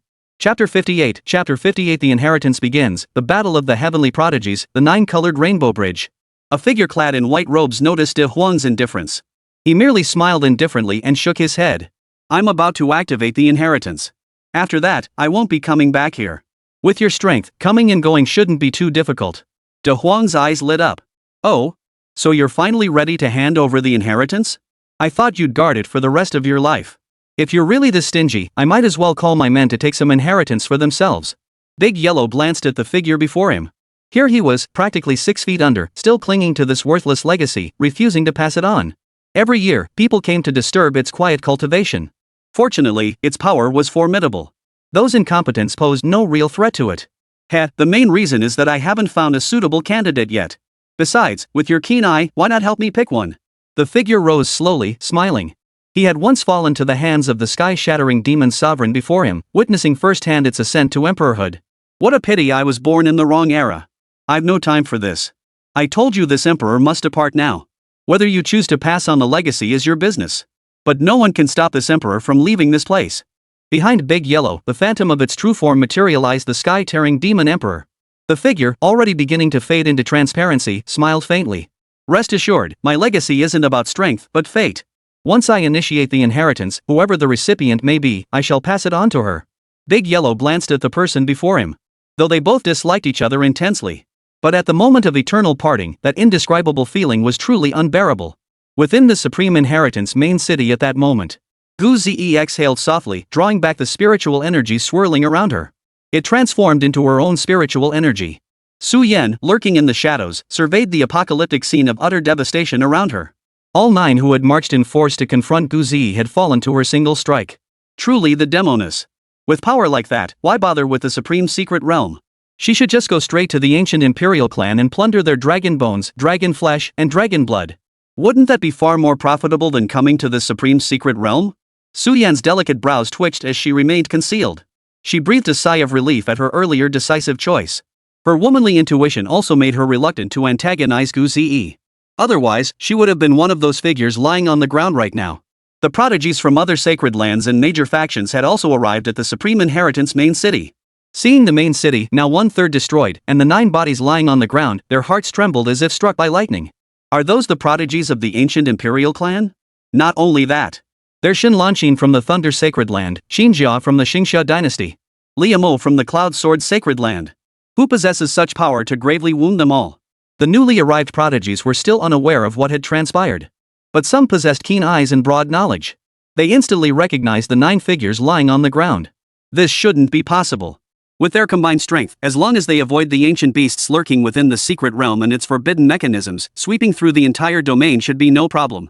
Exclaimed a cultivator who had just arrived, also at the half-step heavenly realm stage, in shock. Longpei heard the commotion around him, his expression dazed as he staggered to his feet. Damn it, nearly all the human cultivators have made it this far. What do we do now? With that woman here and so many human cultivators. That treasure, we might not get our hands on it. Fenglan approached Longpei. Both were prodigies of the primordial imperial clan. Their physical strength far surpassed that of cultivators at the same cultivation level. The previous attack had been intercepted by all 9 of them together. Thus, the 3 members of the primordial imperial clan suffered minimal damage. In contrast, Xinjia, Shenlanqin, and the other 6 suffered varying degrees of severe injury. Even Qin Yi and Su Riwen, the 2 with the weakest cultivation bases, had their arms completely crippled and their cultivation levels plummeted significantly. Sherbin remained utterly silent. The blow Gu Zi had dealt him this time was simply too devastating. He fixed his gaze intently on Gu Zi, wary of her striking again. Just as the standoff dragged on and the crowd prepared to enjoy the spectacle, a stone door leading to the highest level suddenly swung open. An ancient, icy voice echoed through the air. The succession contest for the sovereign's legacy begins now. Enter the stone gate, where you will find the 9-colored rainbow bridge. Cross the entire 9-colored rainbow bridge. Whoever completes it first shall inherit my legacy. The second and third finishers shall also receive portions of the treasures. A flicker of excitement danced in the eyes of those present upon hearing this voice. Legacy. The supreme legacy. A cry erupted from the crowd, instantly snapping everyone back to reality. For all these years, we've never heard that venerable elder mention such an event. Could it be that this time, among us prodigies, someone has caught the Supreme One's eye? Bro, you're being way too suspicious. That Supreme Being has been dead for ages, how could they possibly favor anyone now? It's clearly just our luck, heh. Supreme Legacy, we really hit the jackpot. A cultivator at the peak of the transformation spirit realm chuckled to himself. With so many powerful cultivators gathered here, they'd surely scramble to be the first through that stone gate. They might even fight over it, leaving me to pick up the scraps. Longpei and the others exchanged glances. The treasure lay above, and others might vie for the Supreme Being's legacy. But they didn't need that. Their sole purpose in coming here was to obtain that treasure. As for the rest? What did it matter to them? Go! Into the stone gate. Longpei leapt forward, determined to be the first to enter the stone gate. A colossal golden palm, surging with overwhelming magical power, crashed down upon him. Seeking death? No one can stop me. Longpei's brows furrowed, and fury blazed in his golden dragon eyes. They dared to provoke him time and again. Did they truly believe he possessed no strength? Longpei thrust out a hand, and vast magical power surged, coalescing into a massive golden dragon claw in his palm. It radiated a power capable of tearing apart the heavens and shaking the very foundations of the cosmos. That's the supreme divine technique of the primordial imperial clan, the 10,000 Dragons Court. Golden Dragon's Claw rending. Xinjia and the others, who had just been roused by that voice, snapped back to attention. That's a supreme divine technique of the ancient imperial clan. He actually has the qualifications to learn it. And he's even grasped a sliver of its essence. The crowd gasped in astonishment. The golden dragon claw lunged directly at the colossal golden palm, 2 terrifying forces colliding head-on. After a moment, the sound of cracking bones echoed. Then, Longpei was sent flying backward by that palm strike. Gritting his teeth, he clutched his fractured shoulder. Then he looked toward the figure appearing at the stone door entrance, radiating dazzling colors and blinding light. Chapter 59, One man holds off all the heavenly prodigies, reinforcements arrive. Longpei's eyes locked onto the figure in the air that had stopped him. Unconsciously, he felt a tinge of fear toward this figure. It's you again. What do you think you're doing? Longpei stared at Gu Zi, who stood alone blocking the entrance to the stone gate. He couldn't comprehend her actions for a moment. Xinjia slowly stepped forward a few paces. Interesting. What? Do you intend to challenge all the prodigies again, just like you did at the Peach of Immortality tree? A hint of surprise flashed in Xinjia's eyes. No one here could be her match, but by doing this now, she was effectively blocking everyone's path. Even if she agreed, the others certainly wouldn't. Exactly. Who the hell are you? We can compete based on our strength. What do you mean by directly barring us from entering this stone gate? The group of prodigies began to step forward. Some among them did not recognize Gu Zi, but others recognized the demoness before them at a glance. Damn it, why is it always this demoness? Yeah, let's get out of here fast. Don't fight this demoness, she's way too terrifying. The damage she inflicted last time is still haunting my fragile little soul. If you got beaten into stupidity, then you got beaten into stupidity. What tender little soul nonsense is that? Most who recognized her didn't want another confrontation with gouged. Of course, many others coveted the supreme legacy. Given sufficiently great rewards, they weren't entirely averse to taking the challenge. Gouged didn't immediately answer the crowd's questions. Instead, she turned her gaze toward the stone door. She sensed Lingxi's presence within. Hold them back. Let Lingxi go first to cross the 9-colored rainbow bridge. A thought formed in Gouged's mind, since the top 3 positions all came with rewards. As long as the top spot went to one of their own, she could then lead Big Yellow out of the secret realm. Her own placement didn't matter. My meaning is clear, none of you are allowed to pass. Gouged stated calmly, but the expressions of the others abruptly changed. She just said it so bluntly and coldly? Xinjia was taken aback too. Truth be told, this was exactly the image of the female demon lord they had in mind. Ha ha ha ha. Do you think we're the same people who were at the peach tree of immortality last time? Neither our numbers nor our strength can be compared to what we were back then. Xinjia spread his hands with a laugh. This is your last chance. Move aside. Xinjia's eyes were icy cold, showing no trace of the beating he'd recently taken from Gouged. Liamo, Shenlanqin, and the others felt their confidence surge. As the saying goes, there's strength in numbers. Now that they've joined forces, they're confident they can handle a half-step cavern realm cultivator. Though this half-step heavenly realm cultivator was somewhat absurd. Gritting his teeth, Long Pei steeled his resolve and forcefully reset his dislocated shoulder and fractured arm. The excruciating pain nearly knocked him unconscious. But the treasure wasn't secured yet. He couldn't collapse here just like that. What a pity. I thought 3 of us would be enough for this journey into the supreme secret realm. So we didn't send too many people. Fenglan watched the crowd preparing to confront Gouged, a look of delight spreading across her face. This might just allow them to follow the trail inside and seize the treasure. Heh, I never imagined the human race would produce such a freak.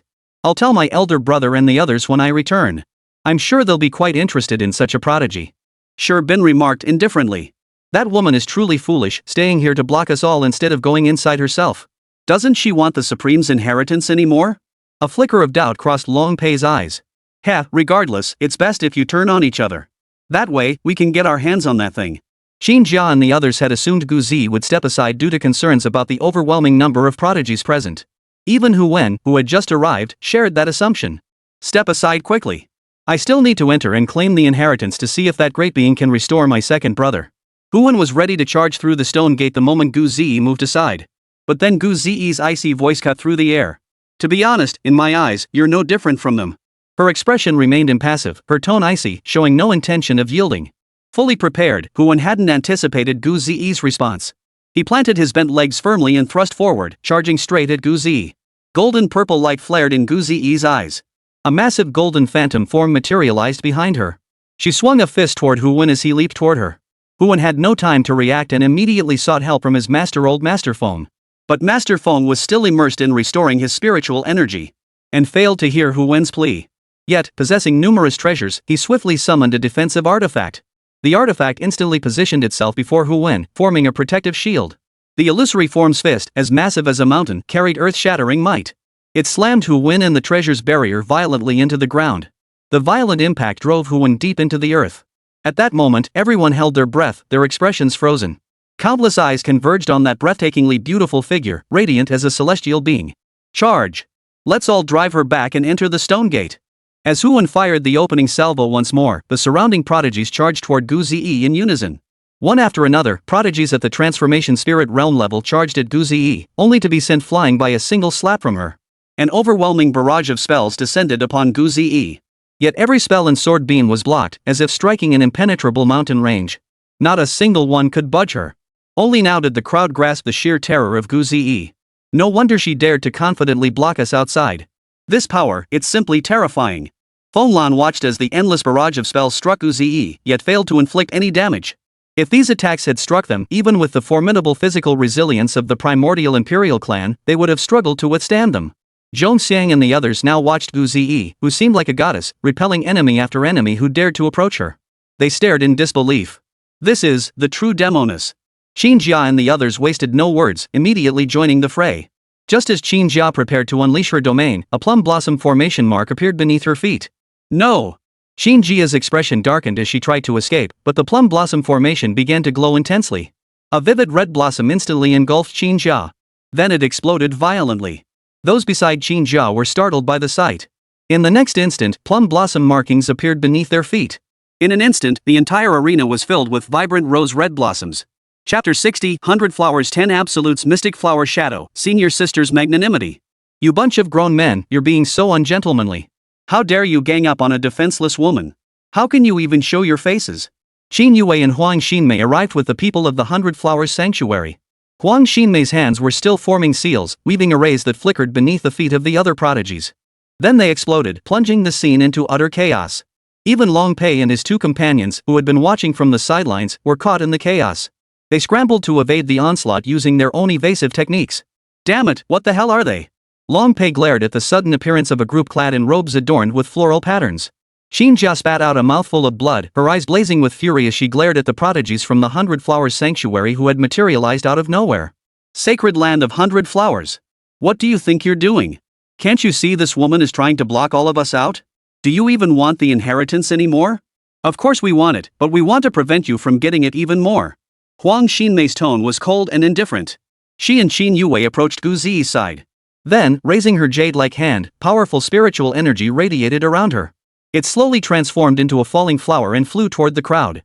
Qin Jia and the others cursed under their breath. Nosy women. They all scrambled to dodge the falling blossom. In the next instant, the fallen blossom burst into dazzling light, unfurling amidst the crowd. Boom! The prodigies from major factions watched the scene unfold before them.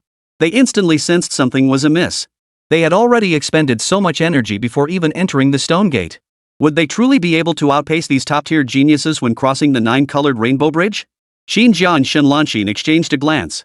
They decided to ignore the female demon and sprint toward the stone gate. If just one of them could enter the stone gate, then the demonist's attention would inevitably be diverted. She might even enter the stone gate herself. That way, everyone could slip inside. You little brat. How did you end up with the demoness? Qin Yue approached Gu Ziyi's side, gently patting her shoulder. She teased Gu Ziyi with a smile. She hadn't been idle these past few days either. She knew she couldn't do much to help Gu Ziyi. Staying by her side might even be a hindrance. So she sought out the other prodigies of the 100 Flowers Holy Land, along with its eldest senior sister Huang Xinmei.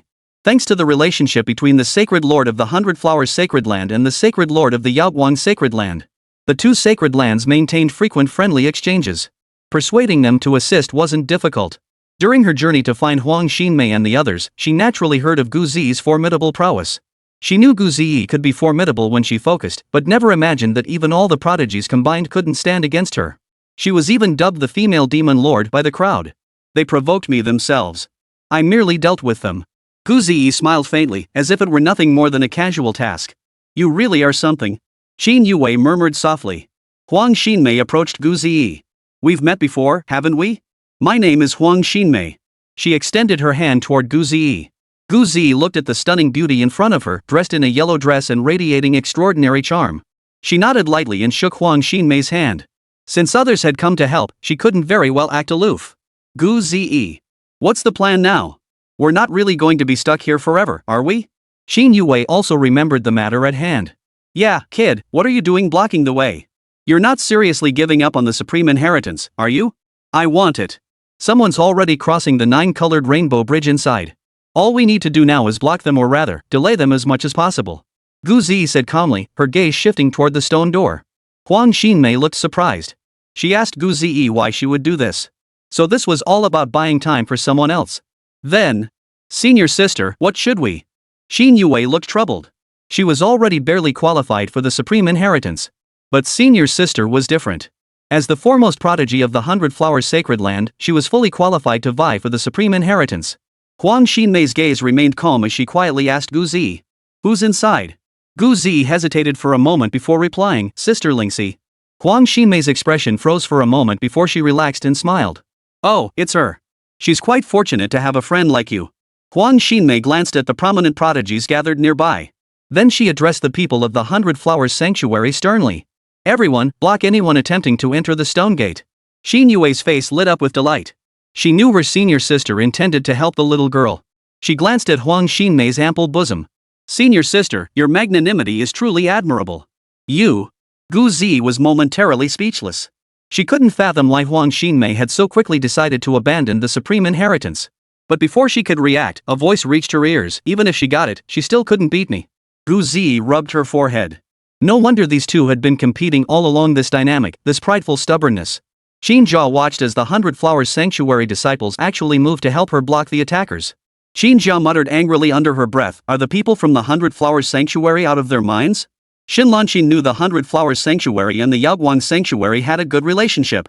But he never imagined they would abandon the supreme inheritance for this cause. "Everyone, the opportunities within the secret realm belong to all of us. We can compete for them based on our strength, but she's not even giving us a chance to compete. Do you accept this? Ignore her. Charge through the stone gate behind her." All the prodigies snapped into action. As the elite representatives of their respective factions, they quickly grasped the situation. Once one person entered the stone gate, she would inevitably cease her obstruction. Charge! With that thought, the prodigies ignited their vital essence, unleashing every technique at their disposal. They charged toward the stone gate. Gu Zi watched as the prodigies surged forward one after another. Her delicate brows arched, her eyes radiating a chilling glare. The illusory form of her Dharma image materialized behind her, while the power of the supreme demon god's bones surged within her body. Qin Jia and the others joined the crowd of prodigies charging toward the stone gate. Long Pei and the others watched this dazzling spectacle. Long Pei transmitted his voice to Feng Lan and Sherbin. "I'm burning my essence blood to activate my life-bound divine ability. If necessary, you two can use yours too."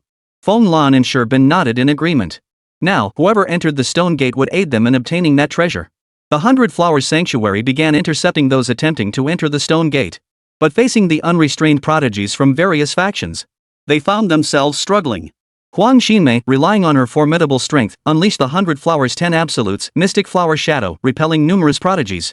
Just as Qin Jia, Xin Lanqin, and others prepared to ambush Huang Xinmei, hundreds of sharp blades, infused with nascent sword intent, flew toward them. Qin Jia swiftly unleashed her flaming domain, repelling the blades. "Do you really think you can bully the Yaoguang Holy Land like this? Do you truly believe there's no one here?" Hearing this voice, a faint smile appeared on Huang Xinmei's face. "I thought you were all dead." Chapter 61, Elder Feng steps in, stuns the crowd, and enters the stone gate. Chen Guanjie and the Yaoguang Holy Land disciples slowly materialized before the crowd. "We're not so easily killed. Thank you for your help." Qin Jia's expression darkened instantly at the sudden appearance of Chen Guanjie and the Yaoguang Holy Land disciples. Her expression darkened instantly. Dealing with one female demonic cultivator was already more than enough for them to handle. Now they had to contend with both the 100 Flowers Holy Land and the Yaoguang Holy Land. This was getting even more troublesome. Huang Xinmei smiled indifferently. The relationship between their two sanctuaries was exceptionally close. This favor was nothing to speak of. Before they could exchange more than a few words, a massive fireball hurtled toward them. Huang Xinmei swiftly evaded it using the Mystic Flower Shadow technique. Chen Guanjie and the Yaoguang Sacred Land disciples also scattered quickly. They began assisting the 100 Flowers Holy Land disciples in blocking the other prodigies. Chen Guanjie and Huang Xinmei turned their gaze toward the source of the fireball. Feng Lan gently fluttered her wings, her eyes blazing with fire, while Sherbin stood beside her. She pointed her finger skyward, and a fissure tore open. Countless fiery raindrops poured down from within. Qin Jia witnessed this scene and reacted with lightning speed. She immediately unleashed her own flaming domain. She coordinated with Feng Lan, aiming to sweep everyone away in one fell swoop. "Oh no!" Chen Guanjie and Huang Xinmei's brows furrowed. They urgently warned the disciples still locked in combat. "Everyone, get out of the way." The prodigies who had been battling the 100 Flowers Holy Land and the Yaoguang Holy Land, witnessing this attack resembling a scorching inferno. The scorching rain of fire sent a chill through their hearts. "Damn it, are they trying to burn us all alive?" Everyone began to flee the area. Along the way, some merely brushed against the fiery rain. Instantly, they were scalded. Huan, who had just recovered, watched the fiery rain falling from the sky. His ass clenched in terror, and he immediately fled the spot. "Holy crap, what's going on? I only passed out for a moment. How did this place turn into hell in an instant?" Huan sprinted at top speed, escaping the fiery downpour and the confines of the flame domain. The moment he escaped, he gasped for breath. This supreme inheritance is no joke. What kind of monsters are these people? Huan wiped the sweat from his forehead. He just felt that if he'd run any slower, he would have been swallowed whole by the rain of fire. "Haha, not necessarily." Huan recognized the familiar, reassuring voice. A smile spread across his face without a trace of concealment. "Master, you're awake? I've recovered quite a bit of soul power. If I hadn't used it all to counter that thunder tribulation, I could have restored even more by now. Ah, what a pity. It's all because my luck has been so poor these past days. I haven't found many treasures, and even my second younger brother is gone." Listening to Hu Wen's lament, old Master Feng turned his gaze toward him. He could sense the loss of Hu Wen's supreme yang energy. Moreover, beneath Huwen, something seemed hollow. Meanwhile, Chen Guanjie and Huang Xinmei dodged the fiery downpour while blocking Shen Lanxin and the other prodigies from closing in on Gu Zi's side. But as prodigies of comparable strength, both of them struggled in one-on-one combat against Shen Lanxin and the others. 100 flowers 10 absolutes, shocking flower fall. 9 forms of the Yaoguang sword art. Vast, surging spiritual energy erupted from their bodies. The prodigies before them were no less formidable than themselves. They dared not let their guard down for even a moment, unleashing their most formidable techniques. Their assaults shattered the heavens, their roar echoing across the cosmos. The surrounding void was scarred with the marks of their destruction. Damn it! Were these two always this troublesome before? Deep Blue Xian's eyes blazed with fury as thunderous energy surged around him, wreaking havoc on the surroundings. Had they not been so severely drained earlier, they would never have been able to hold back these top-tier prodigies. Moreover, their opponents weren't truly engaged in combat with them. Their primary goal was to breach the defenses and enter the stone gate. Gu Zi stood closest to the stone gate. They'd be instantly repelled by the phantom figure behind Gu Zi. Just as the two barely managed to hold back everyone, a figure darted forward like a bolt of lightning. The speed was so blindingly fast that neither of them could react in time. No! When did he get through? The figure that had just charged forward was none other than Long Pei. His eyes now glowed with a golden light. Mysterious patterns began to emerge from the golden dragon scales covering his face and arms. A chilling aura of authority radiated from his body. To make me react like this, you have every reason to be proud. Long Pei roared furiously. He had believed he could sweep through the entire secret realm unchallenged. Yet here he was, forced to burn his own vital essence by a mere girl. Z, be careful. Xin Yue, who had been assisting Gu Zi in fending off the other prodigies, suddenly saw a golden light surging toward the stone gate. Gu Zi turned at the cry. Long Pei paid her no mind as long as he could enter the stone gate. They would succeed. Gu Zi raised the dark radiance sword, unleashing an endless surge of sword intent. Long Pei remained unmoved, a golden dragon's phantom slowly materializing around his body. Raging Dragon Heavenly Charge. That's Long Pei's innate divine ability. Xin Jia exclaimed in shock. He had heard that the ancient imperial clan possessed special methods, capable of temporarily boosting their cultivation and power. Looks like we're going to succeed. Xin Jia's heart leapt with joy. As long as one person entered, the female demon would surely follow. Long Pei transformed into a golden, enraged dragon, colliding head-on with Gu Zi's force. The overwhelming dragon's might instantly dispersed Gu Zi's sword energy, which contained boundless sword intent. Gu Zi's fair face paled.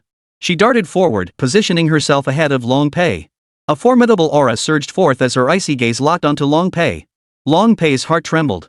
He actually sensed the aura of death emanating from Gu Zi. Behind her, the illusory form of a Dharma image flickered with divine light. A colossal golden handprint, as vast as a mountain, descended upon Long Pei with earth-shattering might. Long Pei felt the surging, overwhelming divine power emanating from the golden handprint. Though fear gripped him, he had no choice. Just as Long Pei thought he would be crushed mercilessly by the colossal palm. A force as fine as a strand of hair pierced straight through the colossal palm. The golden handprint slowly dissipated into spiritual energy. With nothing to impede him, Long Pei seized the moment Gu Zi was momentarily stunned. He dodged past her and entered the stone door. What immense power! Gu Zi scanned the crowd, searching for the person who had just intervened. But finding none, she turned and stepped directly through the stone door. Before anyone could react, a figure followed Gu Zi through the stone door. With Gu Zi no longer blocking the way, other prodigies also attempted to enter the stone gate. But they were stopped by the disciples of the 100 Flowers Sacred Land and the Yaoguang Sacred Land. Damn it! She's already gone in, and you're still blocking us? Have you lost your minds? Some prodigies could no longer contain their anger and blurted out curses. They had ventured through countless secret realms, yet this was the first time they had encountered such a situation. Chapter 62, The Nine-Colored Rainbow Bridge, Confronting Elder Phone, Terrifying Power. Chen Guanjie and Huang Xinmei sighed as well. Without Gu Zi's assistance now, they simply couldn't hold back the remaining prodigies. She's already gone in. Are you still going to stop us? Xin Jia now resembled a flame lord, radiating scorching waves of heat. Shen Lanxin, Liu Mo, and the others slowly advanced a step.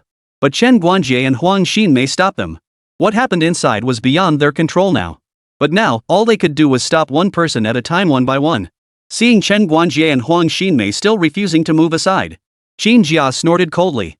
If he couldn't defeat that female demon, could he not defeat the two of you? Looking for death. Xin Jia unleashed a punch, its force like a tiger devouring mountains and rivers. It charged toward the pair.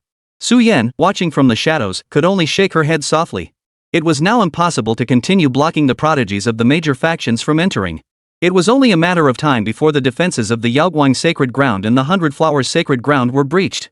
Seeing the chaos of the battle, she immediately utilized her unique talent to reach the stone gate and entered within. After entering the stone gate, Long Pei collapsed onto the ground. He slowly raised his head, gazing at the scene before him that resembled a vast sea of stars. A vibrant rainbow bridge stretched before him. This was a distinct, isolated space connected to the supreme capital. The source of that blue beam piercing the heavens was also located here.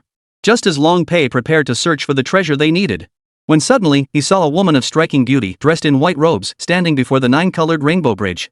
What's going on? When did someone get in here? Long Pei was utterly bewildered. While they were locked in fierce combat outside, someone was sneaking in here to feast. If the others outside found out, they'd be furious enough to burst a blood vessel. But Long Pei seemed to have realized something. He just said, how could those guys have blocked them all outside? Damn it, turns out all this time they were just stalling for you. Lingxi, noticing someone entering, slowly floated up and approached him. Her gaze remained calm as she looked at Long Pei, though it was clear to see. A flicker of joy crossed her strikingly beautiful face.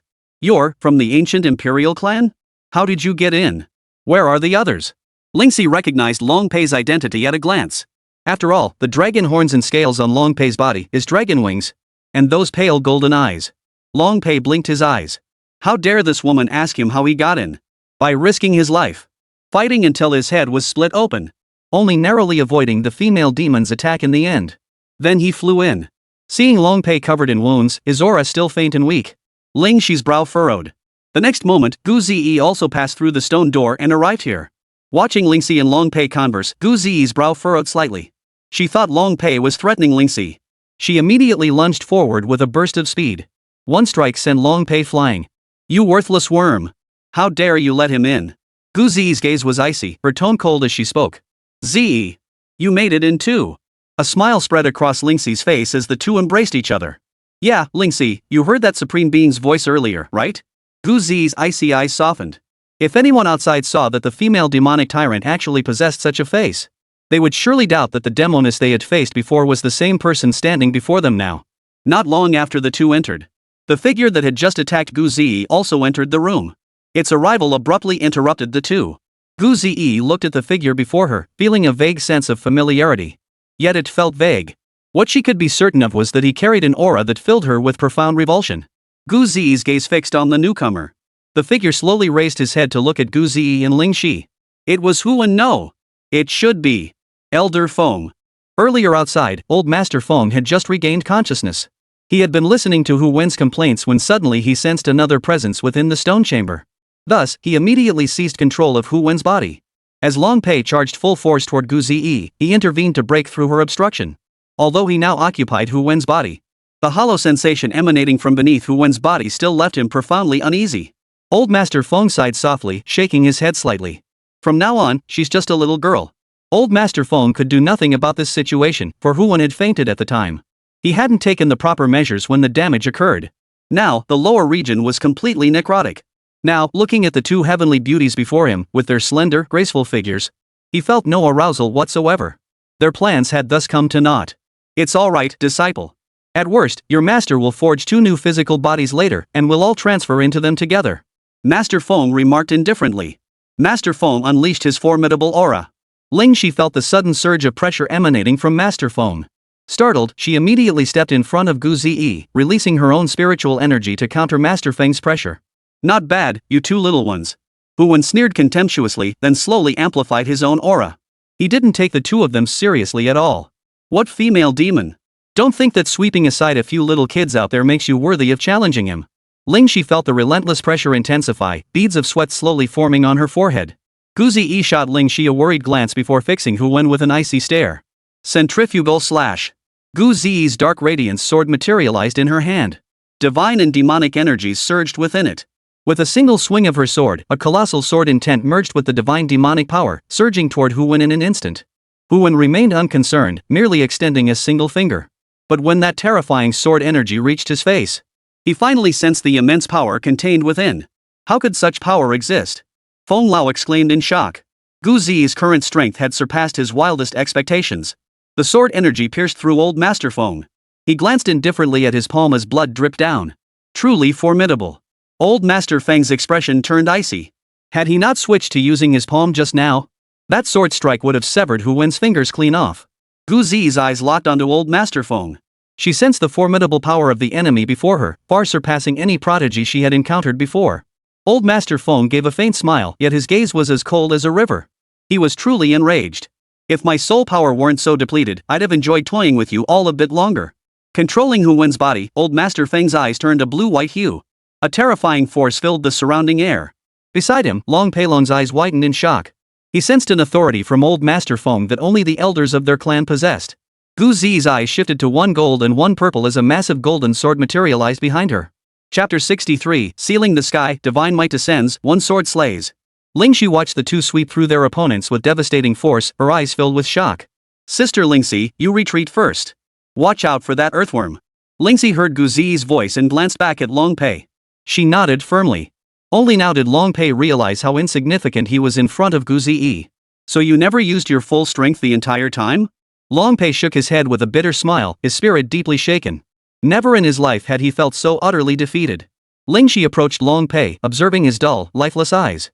She raised an eyebrow. Why are you so pale? Did you scare yourself silly? Lingxi murmured to herself before shifting her attention to Gu Zi. She kept glancing back at Long Pei from time to time, wary that he might try something underhanded. Old Master Feng observed Gu Zi, whose presence held its own against his own. A sense of awe washed over him. Young people these days, they're truly formidable. Too bad. Today, you'll meet your end right here. Old Master Feng channeled his power into Hu Wen's body. Behind him, a fissure tore open in the void. A luminous liquid, resembling water, slowly seeped out. It gradually coalesced into a golden figure, standing proudly behind him. It towered over the entire space, like an emperor suppressing heaven and earth. How could this be? Lingxi's slender body trembled. She had seen an emperor before and knew this was the imperial aura only a supreme emperor could possess. Imperial might? How could a cultivator at the peak of the transformation of spirit realm possess imperial might? Long Pei gasped in disbelief. Such a terrifying presence, was this meant to take his life? Forget about obtaining the treasure now, all he wanted was to escape this place safely. Watching the scene unfold from another dimension, Big Yellow and the figure there were also taken aback. Seems something else has infiltrated my domain. The figure remarked indifferently, the current situation already exceeding his expectations. Poof. Who cares what it is? In a moment, it'll be nothing but a corpse. Big Yellow slowly rose to his feet. He was leaving this place, no one would harm his young master. The figure sighed softly, knowing he could no longer stop Big Yellow. Well, it's fine. The successor has already been chosen. You going to prevent things from spiraling further out of control isn't a bad idea. Gu Zi sensed the terrifying imperial aura emanating from Elder Feng. As an ancient emperor, Old Feng's profound foundations were far beyond comparison to those of the Yuan Emperor or the Yaoguang Emperor. Though Gu Zi was somewhat shocked by Old Master Feng's power, her eyes held not a trace of fear. Imperial might is merely your aura. How much of it can this mere fleshly body at the transformation of spirit realm truly contain? Gu Zi instantly saw through the ruse and leapt into action. Ji Ju Duan Yu. The colossal sword on her back soared into the air alongside her movement. The blade seemed to carry a might capable of shattering the sun, moon, and stars. Break! As Gu Zi swung her sword, the golden blade sliced through the heavens, leaving behind a trail of shattered celestial energy. Her mastery of this technique grew ever more refined. With her cultivation steadily rising, the sheer power of this strike was now sufficient to overturn mountains and rivers. Old Master Feng showed no mercy either. He was prepared for this strike to utterly annihilate Gu Zi right here. Heaven-sealing lightfall. Elder Feng raised both hands high above his head, while the golden figure behind him thrust its massive hands into the void. Infinite cosmic laws coalesced within his palms. A dazzling orb of light began to form within the golden phantom's grasp. Within it lay power sufficient to obliterate the vast expanse and overturn the sun and moon. This is bad. This power far exceeds the limits the secret realm can withstand. Lingxi watched the terrifying energy of the two and the surrounding space beginning to collapse. Long Pei had shed all trace of his former arrogance. Now, he could only focus entirely on how to escape this place. De Huang felt the force surge and his heart lurched. Damn it, that bastard isn't seriously planning to let others destroy his heir in this place, is he? De Huang didn't know that the shadowy figure was already straining every ounce of strength to stabilize the secret realm, leaving no capacity to intervene. Gu Zi's eyes blazed with purple gold light as she strained every ounce of strength to drive the golden greatsword on her back down toward Old Master Feng. Master Feng had now gathered sufficient power. Just as he let out a cold laugh, preparing to hurl the glowing orb behind him at Gu Zi, a mysterious fluctuation flashed through the air. The entire space seemed to be locked in place. Every action froze mid-motion, every attack suspended in mid-air, even heartbeats halted. Even Big Yellow, who had just arrived, was immobilized by this force, stripped of all sensation. A fissure tore open in the void behind Old Feng. A palm radiating terrifying divine power pressed down upon Hu Wen's head, which Old Feng had been controlling. Old man, you're quite adept at bullying the weak, aren't you? Old Feng suddenly regained his senses, able to perceive the surroundings, yet utterly unable to control Hu Wen's body to move an inch. Hearing the cold, deep voice behind him, just one sentence made Old Feng feel as if his very soul was about to shatter into oblivion. Ha! Since you enjoy bullying the weak, then I shall experience it myself. Feng Lao felt an utterly terrifying force yank him out of Hu Wen's body. Simultaneously, a suffocating sensation overwhelmed him. He wished this sliver of soul would simply vanish into nothingness right then and there.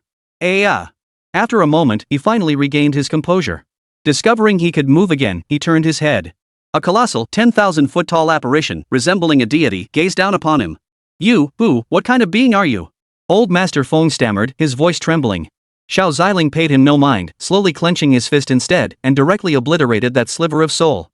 He cast a tender glance at Gu Zi. Then he turned and stepped back outside the secret realm.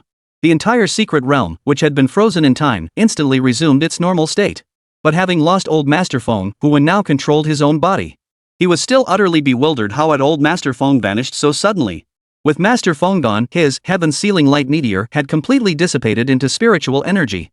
Now, there was nothing left to block Gu Zi's sword strike. Gu Zi showed no mercy whatsoever, driving her sword straight down.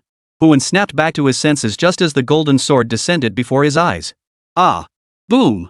A piercing scream echoed as Hu was instantly slaughtered on the spot, his flesh and blood scattered everywhere. Gu Zi's technique, Jiju Duanyu, possessed the power to sever even divine souls. It ended Hu Wen's life completely, even reversing time couldn't bring him back.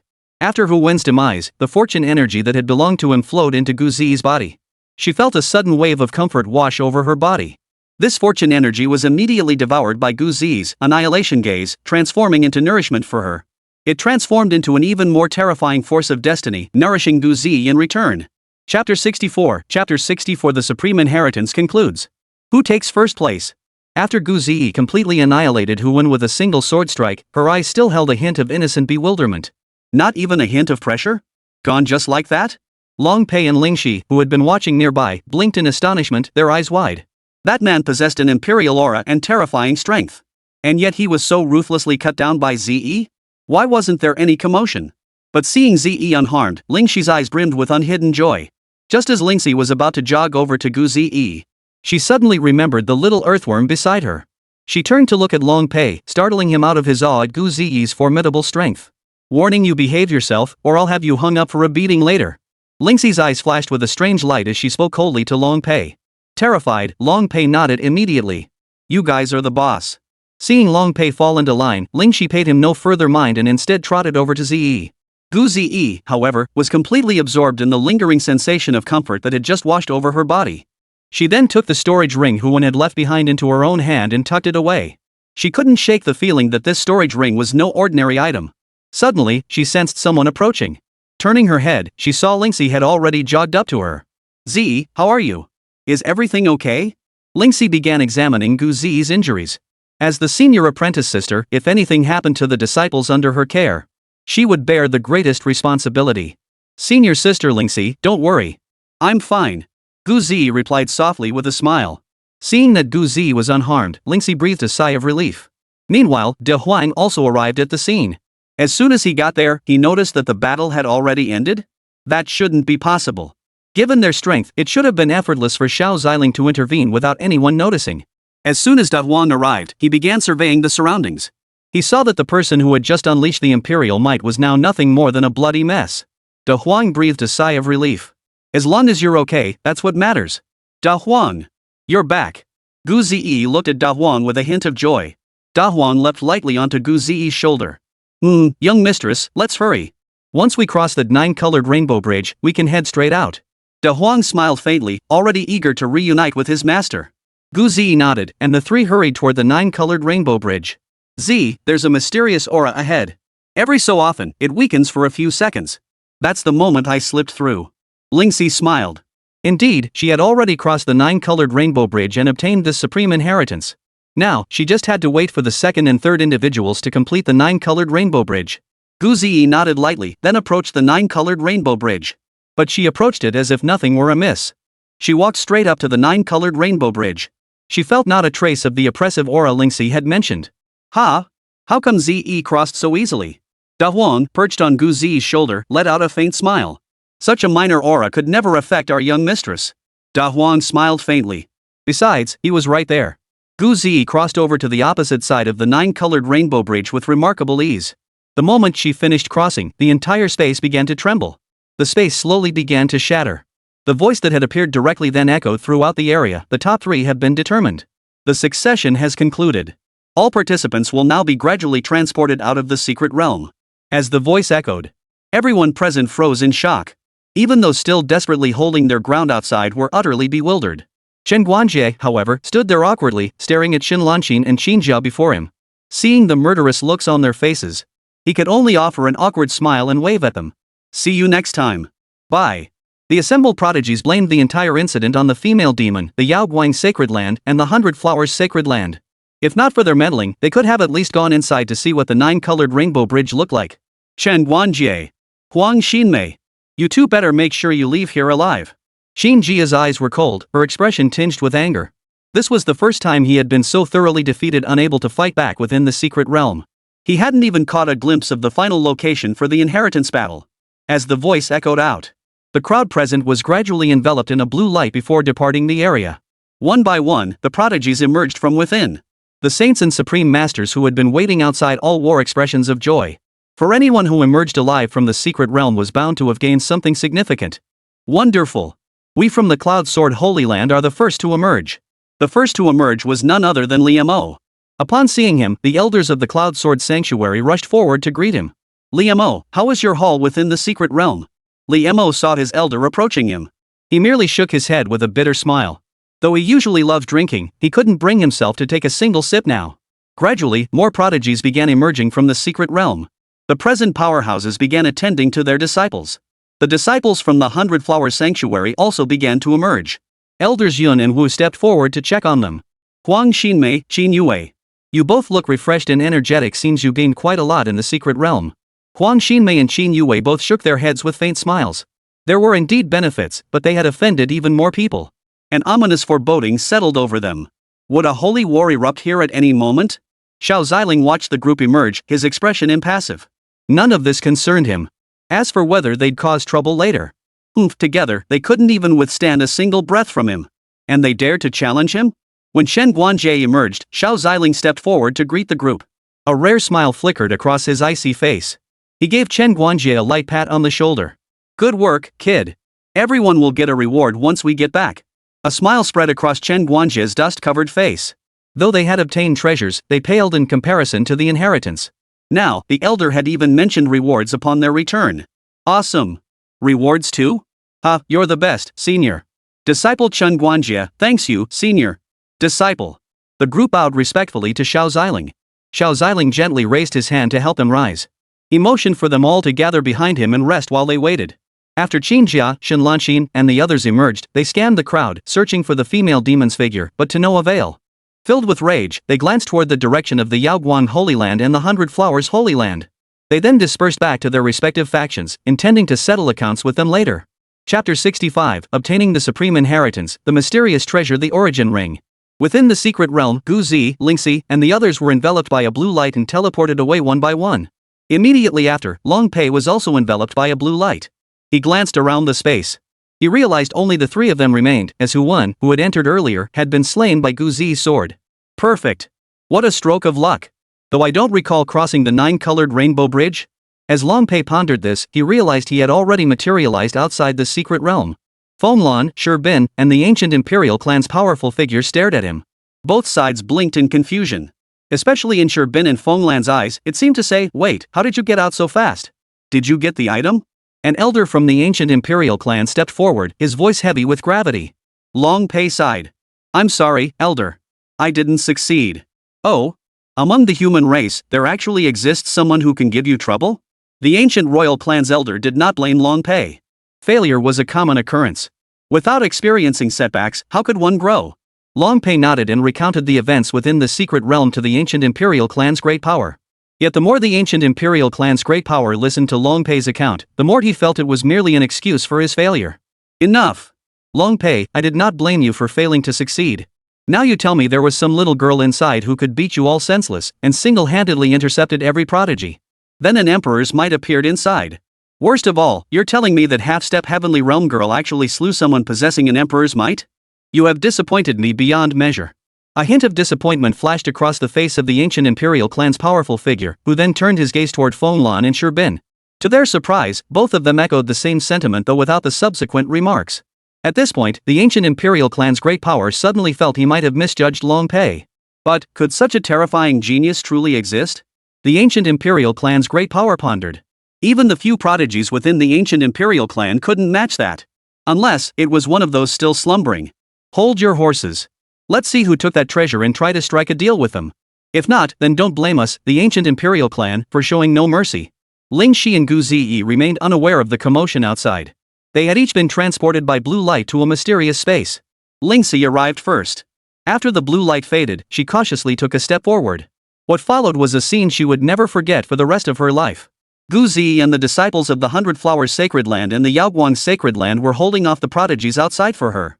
They had prevented them from entering and disturbing her. Ziyi, Huang Xinmei, Huan Jie, and everyone else. Ling Xi's eyes grew moist and red. It was everyone helping her all along. It was only because of her own luck that. Little one, why aren't you happy about winning first place? A figure appeared before Ling Xi, helping her to her feet. Ling Xi recognized the figure before her. Seeing the mist beneath his feet, she instantly guessed his identity. Junior Ling Xi greets you, senior. It's rare to find such a polite child these days. Senior, truly. I don't deserve this first place. It should have been Ziyi's. I thought I reached the 9-colored rainbow bridge by luck, but it was truly my friends who sacrificed behind the scenes for me. This first place is undeserved by this junior. Ling Xi bowed respectfully to the figure.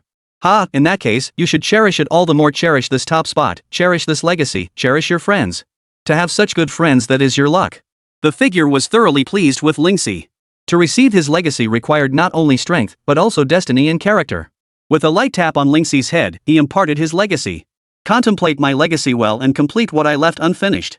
With that, the figure slowly faded away, and Ling Xi began to absorb the legacy.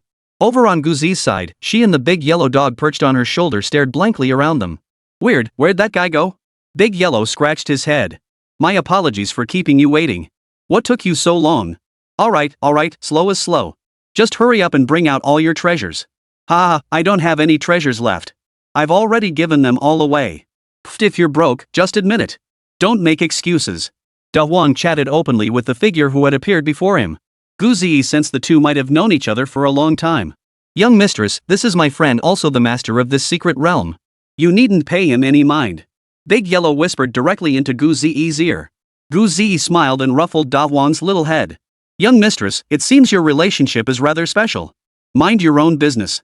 Alright. I was planning to give you all that piece anyway. Its value far exceeds that of the inheritance. I knew you wouldn't be so stingy. Da Huang's face lit up instantly, while Gu Ziyi remained a bit confused about their conversation. But seeing how delighted Big Yellow was, it must be a truly valuable treasure. Da Huang didn't waste any more words and pulled the treasure out. A ring-like artifact appeared before Gu Ziyi, none other than the origin ring. Gu Ziyi accepted the ring and thanked the figure. This junior, Gu Ziyi, thanks you, senior. Another polite young girl. You tell her about it. I'll be going now.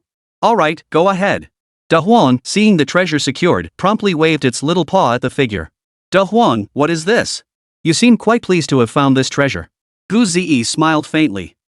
This is the key to forming this secret realm, a treasure capable of containing the entire supreme secret realm. That fellow got it by sheer luck. With this, we can take this secret realm with us. Oh, so that means your friends can come with us too? Yeah, and with this, we can come and go as we please from now on. Even those powerful beings can't touch this treasure. Da Huang murmured. Gu Ziyi instantly grasped the extraordinary nature of this treasure. So this secret realm had such origins. The supreme inheritance is useless to you, but this treasure is different. After chatting idly for a while, they were both pulled into a separate space. Gu Ziyi immediately spotted Ling Shi. The moment Ling Xi saw Gu Ziyi, her eyes turned slightly red. She trotted forward and embraced Gu Ziyi tightly. Thank you both so much. Gu Ziyi was a bit confused, but she gently patted Ling Xi on the back. Sis Ling Xi, stop crying, you're turning into a little kitten. Ling Xi composed herself and laughed. You too, did you forget about me? A familiar voice rang out beside them. Chapter 66. Why is it always you? Wow, you smell so good. Gu Ziyi and Ling Xi heard the voice and turned their heads together. Why is it always you? You're like a persistent ghost. Ling Shi recognized the alluringly curvaceous beauty before them. Su Yan awkwardly touched the strand of hair near her earlobe. Even Gu Ziyi, who was notoriously bad at remembering faces, instantly recognized the black stockings with their telltale holes. Su Yan, what are you doing here? Gu Ziyi's gaze fixed on Su Yan, her tone tinged with reproach. Don't get mad, don't get mad. I just found out about this path too, so I snuck in quietly. Sneaked in? Gu Ziyi's eyes narrowed with suspicion. Don't look at me like that. I didn't attack you guys outside just now. Su Yan suddenly realized she hadn't actually done anything to offend the two of them, and her confidence surged. She stood up straight and declared. But then she sensed the powerful aura emanating from both of them. And the large yellow dog perched on Gu Ziyi's shoulder. Now that everyone else had been transported out of the secret realm, this big yellow dog could still remain here. It must be no ordinary creature. You didn't attack me, but you didn't help us either. Gu Ziyi remarked coolly. Su Yan was at a loss for words. You swept those guys aside. What difference does it make whether I helped or not? Oh dear, ladies, I truly meant no harm. I've been following you just to see if I could help out. Who knew you'd be this ridiculously strong? Su Yan wasn't lying, her eyes were sincere. Though truthful, she hadn't finished her thought. She still wanted to find an opportunity to help Gu Ziyi, hoping that Gu Ziyi might then persuade the person outside to assist her.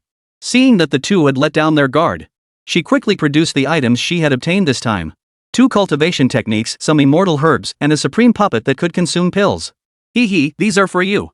Ling Shi and Gu Ziyi looked at Su Yan with slightly puzzled expressions. What are you doing? We're not bandits, we never said we'd rob you. Ling Shi asked in confusion. She had inherited the supreme legacy, so most of the valuable items were already in her possession. As for Gu Ziyi, her performance had long earned the approval of that figure. Plus, considering Big Yellow's favor, the primordial origin ring was given directly to her. For Gu Ziyi, the origin ring was far more valuable than any immortal herbs or cultivation techniques. Please, both of you, just help this humble maiden. Once we're outside, could you ask your senior to assist me? Su Yan adopted a pitiful expression as she pleaded with the pair. As she spoke, she bent her knees and knelt down, wrapping her arms around Gu Ziyi's thigh. Her expression screamed, if you don't help me, I'll die right here. Wait, get up first. Don't cling to me like this. Gu Ziyi gently reached out her jade-like hand to pull Su Yan away, trying to shake off her clinginess. Su Yan delivered an epic lung-bursting scream right between Gu Ziyi's thighs. Swoosh swoosh. Wow, you smell so good. Gu Ziyi's eyes slowly turned icy cold, her delicate brows furrowing tightly. She slowly raised her palm, poised to strike Su Yan. Startled, Su Yan immediately let go of Gu Ziyi. Gu Ziyi's frown eased. Ling Shi, however, remained deeply troubled. She strongly suspected Su Yan was, She must be a lunatic. Tell us about your business with the Heavenly Sword Sanctuary, Ling Shi said calmly. Only then can we decide whether to inform the elders.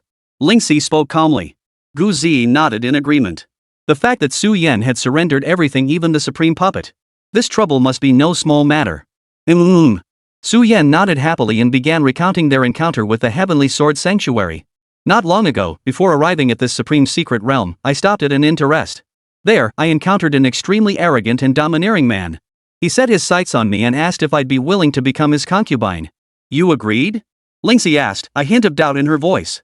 No way. I flat out refused him, of course. He got instantly upset, probably feeling humiliated. He ordered his men to restrain me, intending to force himself upon me. I fought back and killed them all. Only after doing so did I learn that man was the son of the Holy Master of the Heavenly Sword Sanctuary. Now the powerful figures of the Ghost King Sect know, and they've chosen to abandon me. Su Yan shook her head and smiled bitterly. This time, the Ghost King Sect had sent only her alone. First, most of the valuable treasures from the Supreme Secret Realm had already been taken, so they likely didn't know to send more people. Second, sending her alone served as their explanation to the Heavenly Sword Sanctuary. Moreover, they would announce to the outside world that they had severed all ties with her. Su Yan was Su Yan, and the Ghost King Sect was the Ghost King Sect. They were no longer connected in any way. Those people didn't know yet, but once they found out, she was finished. So, you've already offended the entire Heavenly Sword Sanctuary? Yes. Oh, and if you're willing to speak to him on my behalf, I'll reveal the Blood Demon Sect's hideout and the reason they attacked the Yaoguang Holy Land if he agrees. Su Yan's eyes gleamed with desperation. She truly had no other options left. Xinjia, Shenlanxin, and the others were utterly incapable of assisting her. As for the ancient imperial clan, each one was a proud and arrogant bastard. She didn't even have a chance to communicate with them. Gu Ziyi and Ling Shi both hesitated. After a moment, they conferred briefly. Finally, Gu Ziyi stepped forward to face Su Yan. Alright, I can speak to my father on your behalf. But whether he chooses to help you is entirely his decision. Gu Ziyi stated earnestly, unwilling to put her father in a difficult position. Su Yan's eyes lit up. That was the father of this demonic woman. To have such a demonic daughter, he must be an extraordinary being himself. Just pass on the message for me. If it really doesn't work out, I'll accept my fate. Actually, you could try talking to him again. If he's willing to help, I'll give him anything he wants. Even pledging my body as payment wouldn't be a problem, you know. As Su Yan spoke, she fluttered her seductive eyelashes. Ling Shi and Gu Ziyi instantly flared up with anger. Ling Shi kicked Su Yan flying with a single blow. What kind of trash are you? How dare you set your sights on our senior? I'll teach you a lesson. Gu Ziyi glared at Su Yan with icy eyes. Another wicked woman. Wait, I'm sorry. I was just joking to lighten the mood. Poof. If you dare make jokes like that again, don't blame me for being rude. After Lingxi spoke, her sharp eyes glared at Su Yan once more, sending a shiver down her spine. Su Yan nodded hastily. Su Yan explained to the two that she had been hiding in the shadows all along. After Gu Ziyi had just finished crossing the 9-colored rainbow bridge, she had followed behind and completed it as well. She was the third to finish, but the main reason was the overwhelming pressure. Not everyone could handle it like Gu Ziyi, who seemed completely unfazed. The pressure she had to bear was still quite taxing. Chapter 67, Senior, I have something to discuss with you. After a moment, the figure approached the three of them. So it seems you three know each other. Good to see you're acquainted. The figure smiled gently, its gaze kind as it looked at the three. The trio also noticed the figure. It's time for you to depart. Your journey has only just begun. Instantly, a blue light enveloped the trio, transporting them away from the place. After watching them depart, the figure slowly faded away. The gentle smile on its face, however, never changed. Su Yan emerged first. Upon exiting, she discovered that most of the stronger factions hadn't departed but remained waiting in place. With nowhere to go, she kept glancing behind her, checking if Gu Ziyi and Ling Shi had emerged yet. Isn't that the prodigy from Ghost King's Sect? Why did she come out so late? Not sure. Probably got some treasures too. But have you heard about the recent events at the Heavenly Sword Sanctuary? Heard about it. That girl really is pitiful, abandoned like that by her own sect. Many prodigies still hadn't emerged, and they'd been worrying whether something had gone wrong. But now they saw Su Yan emerge safely. They assumed their own disciples must also be acquiring treasures or inheritances. A moment later, Gu Ziyi also emerged from the secret realm. It's her. The peerless female demon. A disciple suddenly shouted from within the crowd. He glared at Gu Ziyi with fury. As a prodigy of considerable strength himself, had Gu Ziyi not obstructed him, he wouldn't have been denied even the chance to see the 9-colored rainbow bridge. Hearing his voice, the other prodigies present turned their gaze toward Gu Ziyi. Holy crap, it really is her. That demoness. Even some supreme-level powerhouses turned their gaze in that direction. Meanwhile, Big Yellow, who had been resting on Gu Ziyi's shoulder, sensing the waves of aura converging on them, merely glanced at the crowd with his own eyes. A wave of dread instantly surged from the depths of their hearts. What level demon beast is this? Even some supreme-tier powerhouses recognized the terrifying aura emanating from the yellow dog perched on Gu Ziyi's shoulder. That power that devours 10,000 heavens is in no way inferior to the might of those great emperors. It was precisely because of Big Yellow's warning. The present powerful figures refrained from reckless actions. Yet they had no intention of letting the matter drop, especially the elders of the Heavenly Sword Sanctuary, who had already dispatched a great power from the sanctuary. For it was not merely about retrieving Su Yan. Moreover, they had learned from those prodigies that Lu Di was dead. They had been skeptical at first, but seeing that not a single disciple of the Heavenly Sword Sanctuary had emerged, they immediately sensed something was terribly wrong. Let's hope the Holy Land's reinforcements arrive soon. The two elders glanced at the crippled Elder Fei, then turned their gaze to Xiao Ziling. Without reinforcements from powerful cultivators, they wouldn't even be able to handle that barefoot golden crow outside. Yet both harbored their own calculations. Gu Ziyi had managed to offend the prodigies of so many factions. Those who would come to denounce them shortly would certainly not be limited to just them. Daddy! The moment Gu Ziyi stepped out, she spotted Xiao Ziling. Among all the men present, only one possessed an otherworldly aura, flawless features, and a tall, well-proportioned physique. Gu Ziyi swiftly made her way to Xiao Ziling's side. With a light leap, she landed in Xiao Ziling's arms. Big Yellow also leapt down from Gu Ziyi's shoulder, its eyes glistening with moisture. It really is my master. You're still as radiant as ever. Xiao Ziling stroked Gu Ziyi's head with tender affection. In this world, there were likely few people left who could make him smile like this. Ziyi, how did it feel inside? There's so much stuff in there, and a huge tree. I've already brought it out. Later, I can take Daddy, Mommy, and Grandma inside to see it. Gu Ziyi explained to Xiao Ziling, perhaps because this was the first time she'd ever chatted like this with her biological father. A beautiful, captivating smile spread across Gu Ziyi's cold yet slightly rosy cheeks. The prodigies who had been beaten senseless by Guzi in the secret realm were utterly stunned. They couldn't believe this was the same demoness they'd encountered before. Holy crap, who is this heavenly beauty? I don't remember her at all. I clearly saw a demoness before, so how did she turn into this gentle, understanding beauty now? Even Qinjia, Longpei, Shenlanqin, and the others were momentarily stunned. Oh, and Daddy, I met Big Yellow in there too. Guzi stepped aside to make room. Big Yellow's eyes sparkled with excitement, yet they also held traces of nervousness and fear. Master. Its excitement stemmed from having been separated from its master for so long, while its fear arose from worrying that its master might not recognize it. And then there was that sudden departure all those years ago. He owed his master an explanation. Big Yellow, it's been a long time. Once we get back, we'll have a good long talk. Xiao Ziling crouched down, reaching out to stroke Big Yellow's forehead, his smile unwavering. Big Yellow was overjoyed inside his master hadn't forgotten him. Soon after, Lingxi emerged from the secret realm. The moment she stepped out, the entire entrance collapsed instantly. No one could enter again. Except for Guzi, who possessed the Yuanshu ring and could bring others in. Guzi approached Xiao Ziling and gently took hold of his arm. The disciples of the Yaoguang Holy Land behind Xiao Ziling saw Guzi and bowed in greeting. After all, within the secret realm, Guzi's formidable strength had profoundly shaken everyone present. Junior Sister Gu. Junior Sister Gu. The disciples she had previously assisted were also among the first to greet her. Guzi smiled and nodded at them. The moment Lingxi emerged, she immediately looked toward Xiao Ziling and Guzi, then noticed Su Yan standing frozen beside her. Lingxi whispered to her, "Wait here a moment while I speak with the senior." Su Yan nodded with a look of relief and gratitude. Lingxi approached Xiao Ziling and bowed respectfully. Lingxi greets the senior. Xiao Ziling responded with a faint smile and a nod. How did the journey to the secret realm go? Was it smooth? Yes, thanks to Zi's assistance, Lingxi gained quite a lot. Seeing everyone return safely, Xiao Ziling remarked calmly, "Since you've all returned unharmed, the most important gain isn't the treasures, but your personal growth. I know you all care deeply about outcomes, but sometimes, the journey matters more than the destination." Xiao Ziling's stern words resonated with the disciples of the Yaoguang Holy Land. It felt as though Xiao Ziling had untangled a knot in their hearts. With grateful eyes, they bowed deeply to Xiao Ziling. Xiao Ziling raised his hand, and a surge of powerful spiritual energy lifted them all to their feet. Simultaneously, he healed their injuries. "Senior, there's something I wish to discuss with you." Chapter 68, Tensions Run High. I won't hand it over, what can you do about it? Just as Xiao Ziling prepared to lead everyone to depart the secret realm alongside the Hundred Flowers Holy Land and return to the Yaoguang Holy Land, he had much to attend to now. But Lingxi spoke up at that moment. She then recounted the matter Su Yan had entrusted them with. Xiao Ziling listened, then turned his gaze toward Guzi and Lingxi. Lingxi, based on your intuition, how much truth do you think there is in what she said? Xiao Ziling gave a faint smile, not rushing to answer Lingxi. Instead, he posed a question to the two of them. Both fell into deep thought for a moment. "Senior, we cannot discern it. What she just said truly seemed to come from the heart. We feel it was not false." Lingxi paused briefly before speaking softly to Xiao Ziling. Guzi carefully recalled her earlier conversation with Su Yan.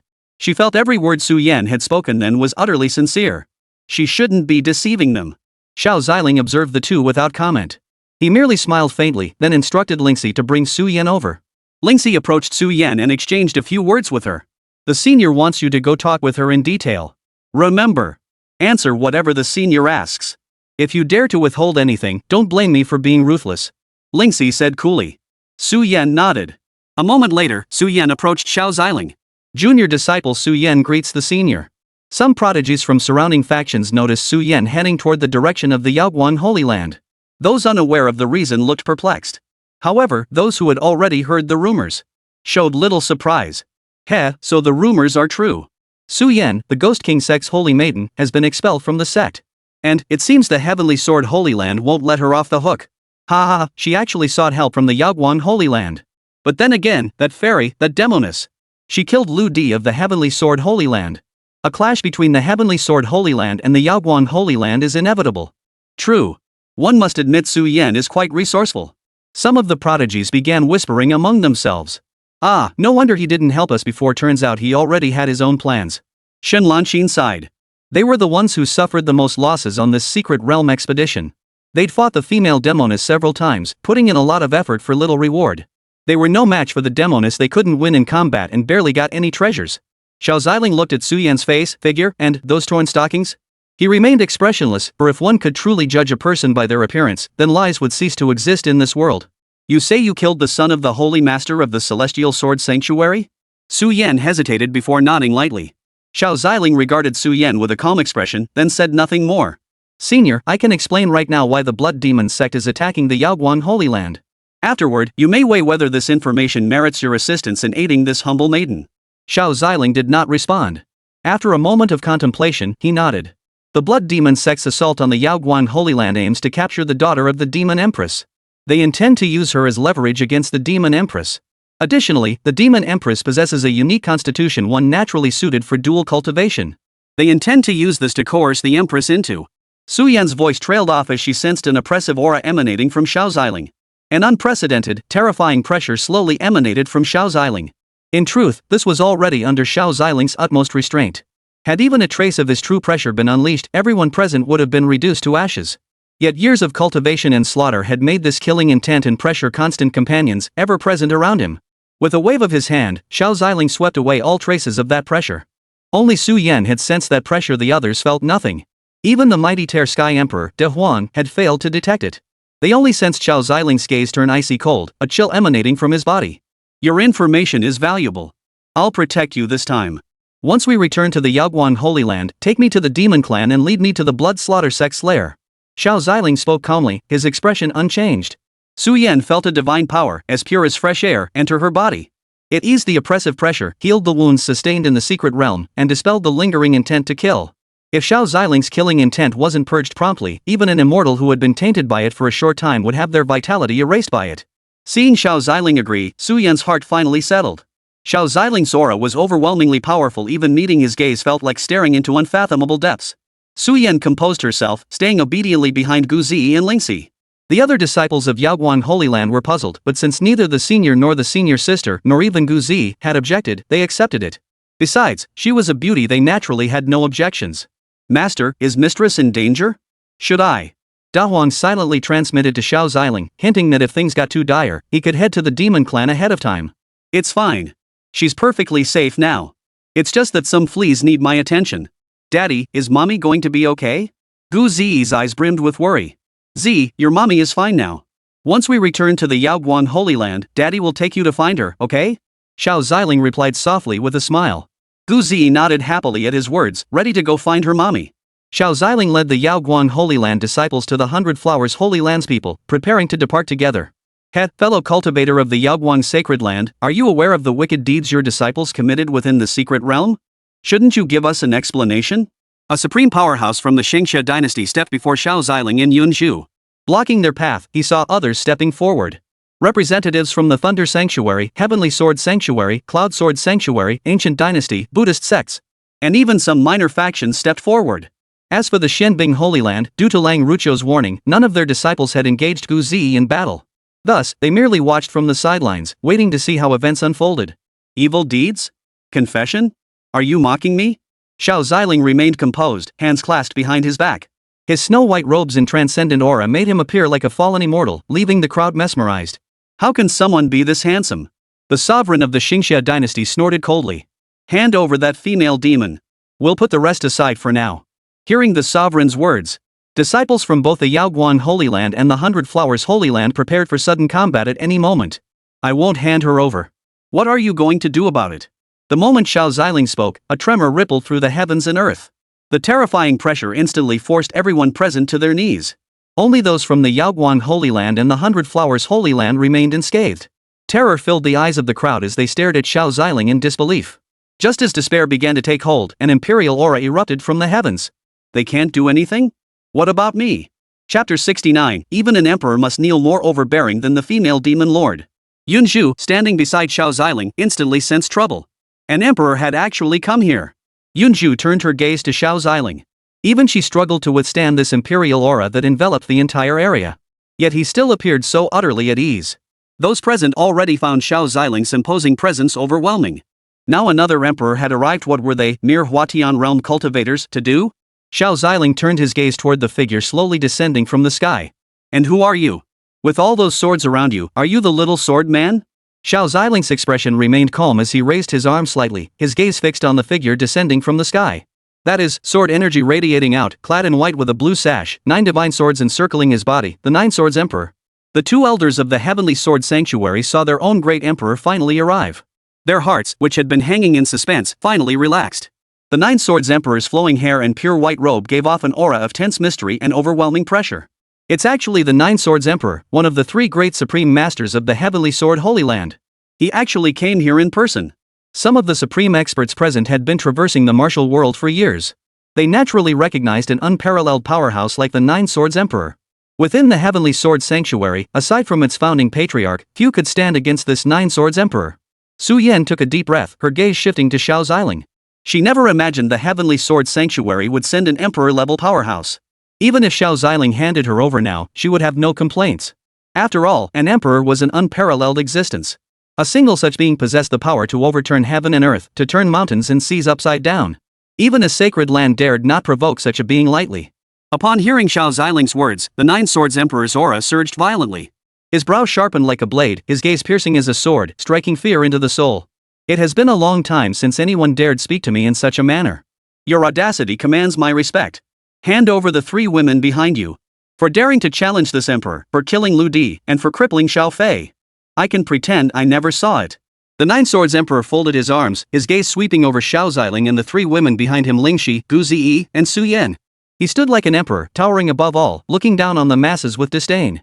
Xin Jia, Long Pei, and the other prodigies watched the supremely arrogant emperor of Nine Swords. Is this what an emperor is? Deciding life and death with a single word? Indeed, one who fails to become an emperor remains but an ant. What supreme sovereign? What sage? They didn't even have the right to challenge an emperor. Su Yan thought Xiao Ziling was about to hand her over, but she suddenly noticed that the disciples of the Yaoguang Holy Land showed no fear on their faces. Each wore an air of calm and composure. Listening to the Nine Swords Emperor's barking, Xiao Ziling chuckled in exasperation. Then he lowered his raised arm with a gentle press.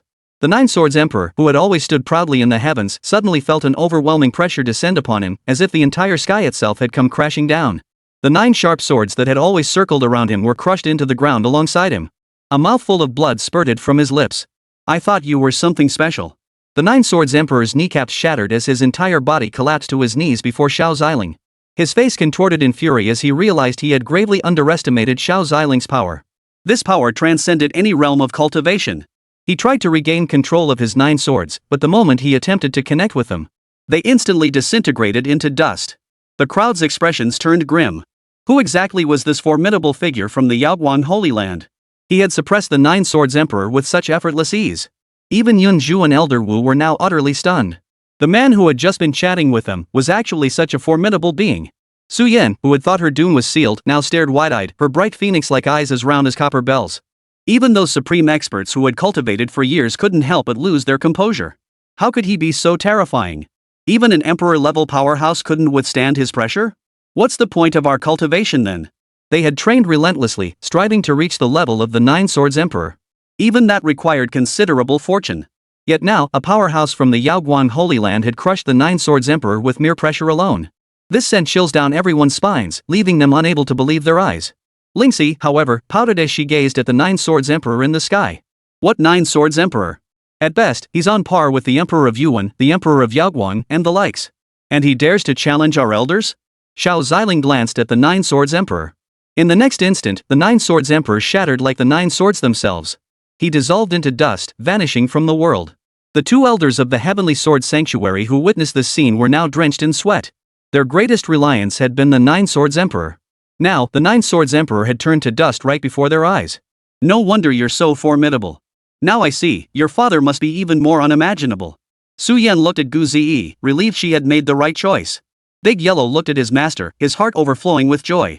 Truly worthy of being my master, now even more powerful than me. It seems all these years, you never slacked off in your cultivation. Upon witnessing the 9 Swords Emperor's demise at Xiao Ziling's hands, the elder generation of powerhouses present, even those possessing supreme power, mightier than that of a sage, were now visibly shaken by Xiao Ziling's power. Xiao Ziling turned his gaze toward the supreme masters of the major factions present. His gaze swept across the assembled crowd. Do any of you have objections? Shall I hand over the person? The supreme masters closest to Xiao Ziling, representatives from the Xingxia Empire, the Thunder Sanctuary, the Buddhist Order, and the Cloud Sword Sanctuary, all lowered their heads, unable to meet Xiao Ziling's gaze, fearing that the slightest misstep might lead them to the same fate as the 9 Swords Emperor. Xiao Ziling snorted coldly, and instantly, the oppressive aura emanating from the Supreme Masters intensified once more. One by one, the Supreme Experts either knelt or prostrated themselves on the ground. Had they not shielded the younger generations behind them? Even cultivators at the transformation of Spirit Realm would be crushed into mincemeat under this terrifying pressure. With a mere flick of Xiao Ziling's hand, the weapons and storage rings of the Supreme Sovereigns who had just been ranting from the Xingxia Empire, the Thunder Sanctuary, the Buddhist Sect, the Yinjian Sanctuary, and others. Their weapons and storage rings materialized before Xiao Ziling. You were the loudest just now. These shall compensate me how pitifully meager. Xiao Ziling's expression remained cold as he spoke indifferently. Then, accompanied by the followers of the Hundred Flowers Holy Land and the Yaoguan Holy Land, he departed from this place. As Xiao Ziling and his group slowly departed, the oppressive aura surrounding the crowd finally began to dissipate. That was terrifying. What kind of being is that? Xiao Ziling's formidable strength had been deeply etched into everyone's minds. The Supreme Masters whose treasures had been taken felt utterly helpless. The treasures they had painstakingly accumulated over so long. And yet they were dismissed as pitiful. Long Pei, who had clashed with Gu Ziyi earlier, shook his head with a bitter smile. This great power is even more domineering than that female demon. Chapter 70, returning to the Yaoguan Holy Land with riches in hand. Everyone present, even the Supreme Experts, could only grit their teeth and swallow their anger. Who dared seek vengeance against the Yaoguan Holy Land? Hadn't they seen the fate of the Nine Swords Emperor? He was an emperor, after all, one who had cultivated for thousands of years to finally reach that realm. They weren't foolish enough to risk their lives' survival meant tomorrow. Xiao Ziling and the others began making their way toward the secret realm's exit. A bunch of puny little chicks, how dare they talk trash to my master? Xiao Tian glanced at the Supreme Masters trailing behind, then pulled down his lower eyelid and stuck out his tongue in mockery. Then, she leaned close to Xiao Ziling's ear and whispered softly, "Master, Ze has broken through her cultivation again. This time, she even completed the secret realm journey. It's been quite a fruitful journey." Xiao Tian's eyes sparkled brightly. She too had restored a significant portion of her energy. Xiao Tian, exchange this reward for Han Nian's current location and verify and refine the information Su Yan provided. Xiao Ziling's gaze fixed ahead as he spoke softly to Xiao Tian. Yes, master. Upon receiving the command, Xiao Tian immediately entered the system space. Xiao Ziling's eyes were as deep and abyssal as the starry sky. Whoever they are, I will track them all down and settle the score with each and every one. Yunju hesitated, her cheeks flushing with shyness. She no longer dared to chat with Xiao Ziling as freely as before. Originally, based on Elder Wu's account, she had assumed Xiao Ziling's strength was at most comparable to her own. But now she realized the gap between them was far greater than she'd imagined. Even Qin Yue, a disciple of the Hundred Flowers Holy Land, hadn't fully recovered from her shock. She had seen the ruler of her own sacred land before. Yet the overwhelming pressure emanating from the Nine Swords Emperor far surpassed that of her own sanctuary's master. Was this due to the disparity in strength? No. The sovereign of the Hundred Flowers Sacred Land possessed cultivation comparable to Ruan Mengshi. Both were quasi-emperor-level powerhouses. Clearly, Xiao Ziling had just dispelled the pressure for everyone. She watched Gu Ziyi clutching Xiao Ziling's arm. Now she dared not even chat or joke with Gu Ziyi. As Xiao Ziling walked, he handed a portion of the items he had just seized to Yunju. Elder Yun, Elder Wu, these are for you. Thank you for the Hundred Flowers Sacred Land's assistance within the secret realm. Xiao Ziling said with a faint smile. This caught Yunju and Elder Wu off guard. Yunju declined, not at all. Our two sacred lands have always been closely connected. This is nothing. Precisely because of that, Elder Yun should accept it. And this isn't for you, it's for the disciples behind you. Xiao Ziling smiled faintly, since it was all borrowed from others anyway. It was fitting, as the disciples of the Hundred Flowers Sacred Land had gained little reward for assisting Gu Zi within the secret realm. Well, very well then. I accept this on behalf of them and the Hundred Flowers Sacred Land. Thank you, fellow Taoist Xiao. Yunju expressed her gratitude. She now understood that Xiao Ziling wasn't as cold and heartless as he appeared on the surface. The crowd following behind Yunju beamed with joy. Gu Zi approached Qin Yue's side.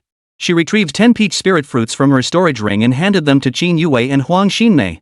I can't let you help me for nothing. These peaches are yours. Thank you both for everything this time. Qin Yue and Huang Xinmei both froze for a moment before exchanging a glance. Huang Xinmei gathered up the peaches. Thank you, little one. I won't settle the score with you this time. We'll do it next time. Huang Xinmei stared at Qin Yue in utter speechlessness, wanting nothing more than to distance herself from her immediately. Elder Wu turned his head away, pretending not to recognize Qin Yue. Fine. I'll give you a break then. Gu Zi replied with a smile, then bid farewell to the two and returned to Xiao Ziling's side.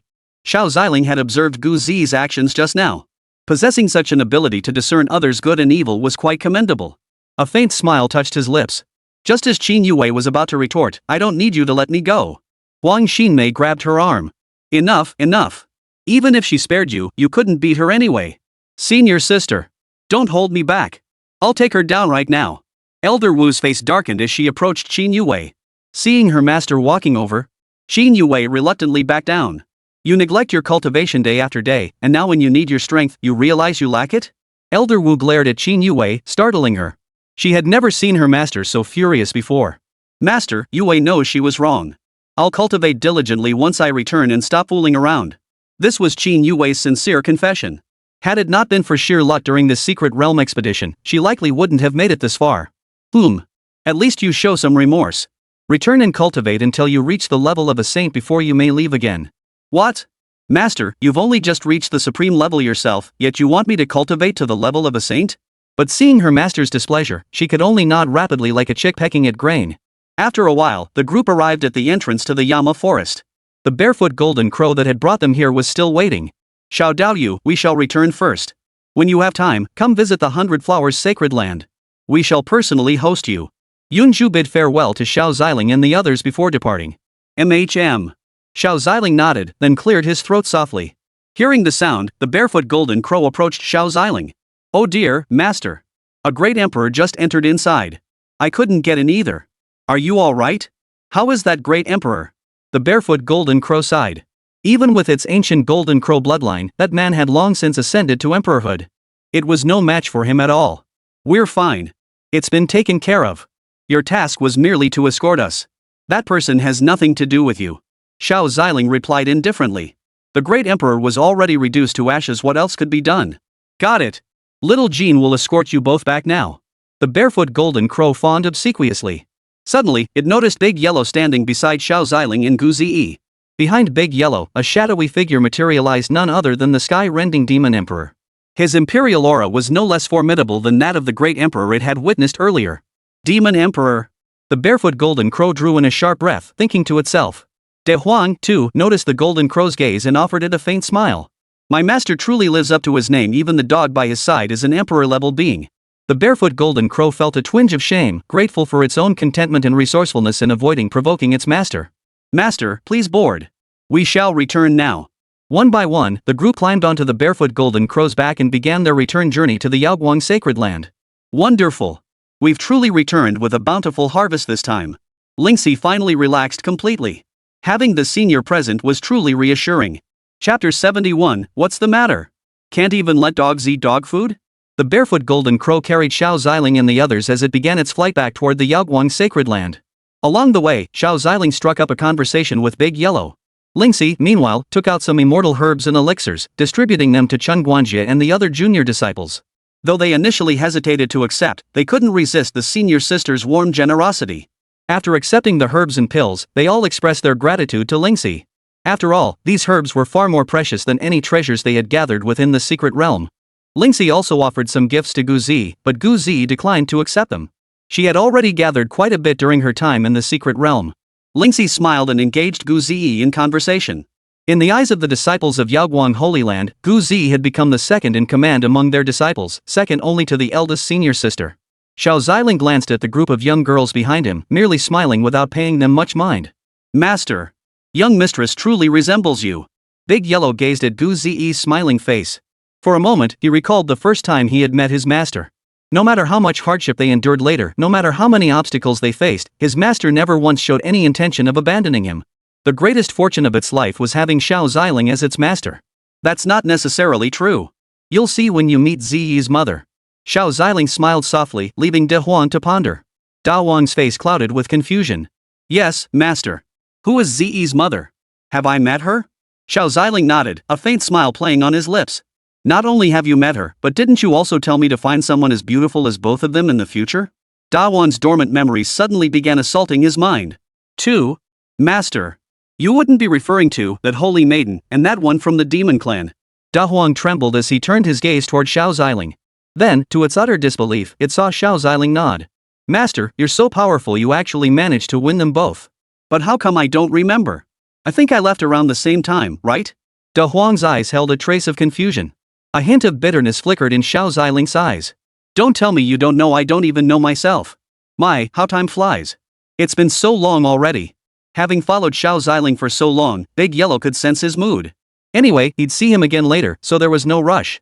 When his master was ready to talk, he'd be all ears. Hey, Big Yellow, I thought you couldn't cultivate? I never imagined you could cultivate now, let alone reach the rank of Demon Emperor. You've been keeping that pretty well hidden. Xiao Ziling smiled. Only these old friends could elicit such a playful grin from him. Ah, master, I wasn't hiding anything. Long ago, a certain feeling guided me to that place. But at the time, I didn't want to leave you. Yet, I saw that your opponents were all the sacred sons of those holy lands. Even the saints' daughters followed them.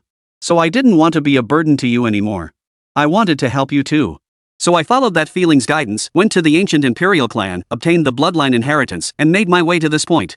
As he spoke, Big Yellow explained to Xiao Ziling why he had departed without a word. Xiao Ziling gazed at Da Huang with tender eyes and reached out to stroke his head. You've endured so much these past years, Big Yellow. Once we return, you must transform for me. As Xiao Ziling stroked De Huang's head, he sensed the karmic force behind its transformation had reached a critical point. De Huang sensed the concern emanating from Xiao Ziling. He nodded firmly. Along the way, they chatted about how it had ended up in this supreme secret realm. The barefoot golden crow moved swiftly, allowing the group to catch up and chat as they traveled. Before long, they arrived at the Yaoguang sacred ground.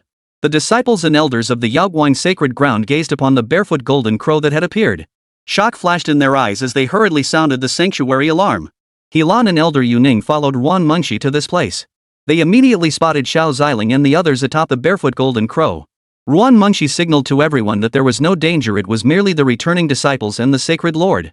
The elders on alert instantly breathed a sigh of relief. After a moment, everyone dismounted from the red-footed golden crow. Xiao Ziling addressed the golden crow calmly. Your task is complete. You are free. The barefoot golden crow bowed respectfully to Xiao Ziling before departing. That was quick. Da Huang murmured as he watched the barefoot golden crow vanish into the sky. His gaze immediately fell upon Wan Mengshi, who had jogged up to Xiao Ziling. Xiao Ziling instinctively embraced Wan Mengshi and pressed his lips to her tender mouth. The assembled crowd discreetly turned their heads away. Lingxi pulled Gu Zi to one side. Big Yellow was pulled by the tail, turning his head the other way too. Why aren't you feeding the dog its dog food yet? Big Yellow offered no resistance, for he'd been wondering who this woman was. After just a moment, he remembered. Holy moly, my owner is amazing, she actually pulled it off. Big Yellow felt happy for his master. After a while, Xiao Ziling released Wan Mengshi. His lips twitched slightly, as if he still wanted more. But Wan Mengshi, who had regained her senses, suddenly realized how many people were present. She gently nudged Xiao Ziling. Then she cleared her throat softly. Husband, how was this journey into the secret realm? It went well. Lingxi obtained the supreme inheritance, and everyone gained quite a bit. Hearing Xiao Ziling's words, the disciples and elders present who hadn't gone on the journey exchanged surprised glances. Having obtained the supreme inheritance, Lingxi would at least reach the supreme realm in the future. She might even surpass that supreme tier peak powerhouse and ascend into the ranks of the emperors. All present rejoiced for Lingxi. Lingxi, however, waved shyly. It's all thanks to everyone's efforts, and Ze. Without your help, I wouldn't have obtained the supreme inheritance. Wan Mengshi nodded with a look of delight and joy. After such prolonged continuous combat, everyone must be exhausted. She then ordered everyone to return and rest first, instructing them to gather at the Yaoguang Grand Hall later. After everyone departed, Wan Mengshi and Yuning finally noticed Big Yellow and Su Yan. Big Yellow waved a paw at Wan Mengshi with a smile. Wan Mengshi recognized him immediately. Isn't this the little dog that used to follow my husband around? Husband, who are they? The holy maiden Su Yan of the Ghost King Sect? Wasn't she? Yuning recognized Su Yan's identity and frowned. Su Yan nervously clutched the hem of her robe. Elder Yuning, find her a place to rest first. I'm aware of the situation now. Xiao Ziling addressed Yuning in a calm tone. Yuning nodded and led Su Yan to a place to rest. Regarding Han Nian, we'll discuss it upon our return. Seeing that further discussion here would be a waste of time, Xiao Ziling signaled for everyone to leave, allowing Ze to rest. Wan Mengshi nodded earnestly, and the three of them returned together to Wan Mengshi's main peak, with Big Yellow following along. Chapter 72. Da Huang prepares to take human form, but his combat power is still too overwhelming. On the way back, Wan Mengshi asked Xiao Ziling. Husband, isn't this little yellow dog the same one that was by your side back then? Yes, this is Big Yellow. He left for certain reasons back then, but now we're reunited. Xiao Ziling replied with a faint smile. Wan Mengshi sensed the aura emanating from Big Yellow. She distinctly remembered that the little yellow dog back then had no aura at all. It used to hide behind Xiao Ziling whenever anything happened. Yet now, she couldn't sense any aura emanating from Big Yellow at all. Moreover, De Huang now carried an aura that was utterly extraordinary. Xiao Ziling sensed the astonishment radiating from Ruan Mengshi. Honey, big yellow strength now surpasses yours. From now on, he can lend a hand whenever you need it. Xiao Ziling smiled gently. That's right, mistress. If anyone tries to bully you or the young master, just tell me. I'll take care of them. De Huang still looked like a puppy, and his voice carried a charmingly adorable, slightly dopey quality. This made Ruan Mengshi and Gu Ziyi burst out laughing. Alright, thank you so much, Big Yellow. They soon arrived at Ruan Mengshi's main peak. After arriving, Gu Ziyi briefly spoke with Xiao Ziling and Ruan Mengshi before. Then headed back to her room to rest. The recent battles had left her somewhat exhausted. Xiao Ziling also urged her to rest well. Once she woke up, they would search for mommy together. De Huang, you should also prepare to transform. The karmic weight on your body has become too heavy. Xiao Ziling waved his hand, pulling Big Yellow directly into his own miniature world. Generally, shape-shifting only required reaching a certain level of cultivation. Except for some demonic beasts who wished to retain their beast forms. In such cases, they would not undergo transformation. Generally, after transforming, one could freely shift between forms after a period of time. However, this process requires the beast to expend spiritual energy. After entering Xiao Ziling's miniature world, Big Yellow no longer marveled at his master's extraordinary, heaven-defying abilities. Upon entering Xiao Ziling's miniature world, Da Huang immediately sought out a clearing in the mountains and began to reveal his true form. Transcending the transformation tribulation. Seeing that Da Huang and Gu Ziyi had both left the area, a mischievous grin spread across Xiao Ziling's face. Honey, now that no one's around, shouldn't we? Hold on. You still haven't told me who that woman is. And didn't you say it had something to do with Han Nian? Explain yourself quickly, or else I'll get angry. Ruan Mengshi pouted, a faint blush spreading across her flawless, snow-white face. She put on an act of being upset. Is this jealousy? Xiao Ziling chuckled inwardly. Only someone who loves you would feel jealous over you. She's just a passerby. Xiao Ziling pulled Ruan Mengshi into his embrace. Because of the Heavenly Sword Sanctuary's pursuit, Xiao Ziling explained the entire situation clearly. Ruan Mengshi's face flashed with anger upon hearing this. She never imagined the Blood Demon Sect's assault on the Yaoguang Holy Land was truly for Ze. Blood Demon Sect. Ruan Mengshi hissed coldly. Don't be angry. I plan to visit the Demon Clan once Ze has rested. Bring Han Nian back here and deal with those rats behind the scenes while I'm at it. A flash of anger flickered in Xiao Ziling's eyes. If you bring Han Nian back, perhaps I can help comfort her. That way, she won't beat you to death. Ruan Mengshi smiled softly, her captivating, bashful eyes fluttering. Xiao Ziling smiled and pressed a kiss to Ruan Mengshi's full lips. Rest assured, what I owe you both, I'll repay with the rest of my life. Xiao Ziling declared with deep affection in his eyes before lifting Ruan Mengshi into his arms and carrying her into the room. Ruan Mengshi, her face flushed, simply nodded softly in Xiao Ziling's embrace. He also sealed off the surrounding area. He feared making too much noise might disturb Gu Ziyi's rest. Meanwhile, in the Demon Clan's sacred land, the Valley of Despair, Gu Hanyang returned here with the group of powerful warriors who had accompanied her to the border battlefield. Senior brother. I never imagined you would actually attack Ze. Then don't blame me for showing no mercy. Gu Hanyang had already shed her battle armor, still clad in that purple qipao. Her graceful figure resembled a blooming lilac. Her entire body floated in midair, surrounded by her trusted followers. Each was a loyal confidant willing to sacrifice their lives for Her Majesty the Empress. Empress, the Blood Demon Sect recently failed in their assault on the Yaoguang Holy Land. They seem quieter now, but I fear they may be plotting something in secret. A formidable figure approached Gu Hani, his presence radiating a chilling darkness and bloodthirsty aura. Clad in heavy armor, His Imperial Majesty sent shivers down the spine. Gu Hani nodded. Have you identified who gave the orders? Her eyes grew icy. A mere blood slaughter sect. Didn't have the audacity to attack the Yaoguang Holy Land. And with an emperor-level power intervening, there must be an extremely terrifying force backing them. Not yet, but we have some leads. Hearing this, even this battle-hardened demonic leader felt a wave of exhaustion wash over him. Yet rest was not an option now. Foreign invaders? Hidden threats lurking in the shadows? None of it could stop her from seeing her daughter. No one could harm her daughter. Ze, are you okay? Mommy misses you so much. You scoundrel, where are you now? I'm so tired. The powerful figure beside Gu Hanyang trembled, then clenched his fists. Blood slaughter sect. Damn them. Meanwhile, Xiao Ziling, who had been in a deep sleep, suddenly felt as if something had stirred within him. He slowly opened his eyes, a faint, sweet fragrance drifting toward him. Xiao Ziling smiled faintly as he gazed at Ruan Mengshi's sleeping face. He was now completely wrapped up in her embrace. It was likely one of Ruan Mengshi's sleeping habits. Xiao Ziling pulled the quilt over, letting Ruan Mengshi hug it. He then took another blanket and covered Wan Mengxi with it. As he watched her face, a smile suddenly spread across his own. Looks like she's still having a sweet dream. Xiao Ziling murmured softly before pushing open the door and stepping outside. He took a deep breath of the fresh air. He truly cherished these peaceful moments. Once he found Han Nian, he would take them both out to see the world and live a truly comfortable life. Daddy! Gu Ziyi rubbed her eyes as she approached. Daddy, you woke up so early? They had long since surpassed the sea-parting realm and mastered fasting. Even going days without food or sleep posed no problem. They could sustain themselves by consuming spiritual energy and meditating. Still, Gu Zi preferred to rest by sleeping. Xiao Ziling looked at Gu Ziyi, his eyes softening into a gentle smile. How did you rest? I feel like I've fully recovered. Where's the old lady? She's still resting. Let's wait for her. Give her some time. Xiao Ziling touched his earlobe, feeling a bit awkward. His combat prowess was indeed formidable, and last night had taken a toll on his wife. Chapter 73, Ancestral Level Bloodline. The God-slaying Heavenly Mastiff, the whereabouts of the ultimate Imperial weapon. Gu Zi smiled and nodded. Father and daughter sat down for a proper chat. Gu Zi recounted past events to Xiao Ziling. Listening to her account, Xiao Ziling felt a deep ache in his heart. Z, once your aunt wakes up, we'll go find your mom.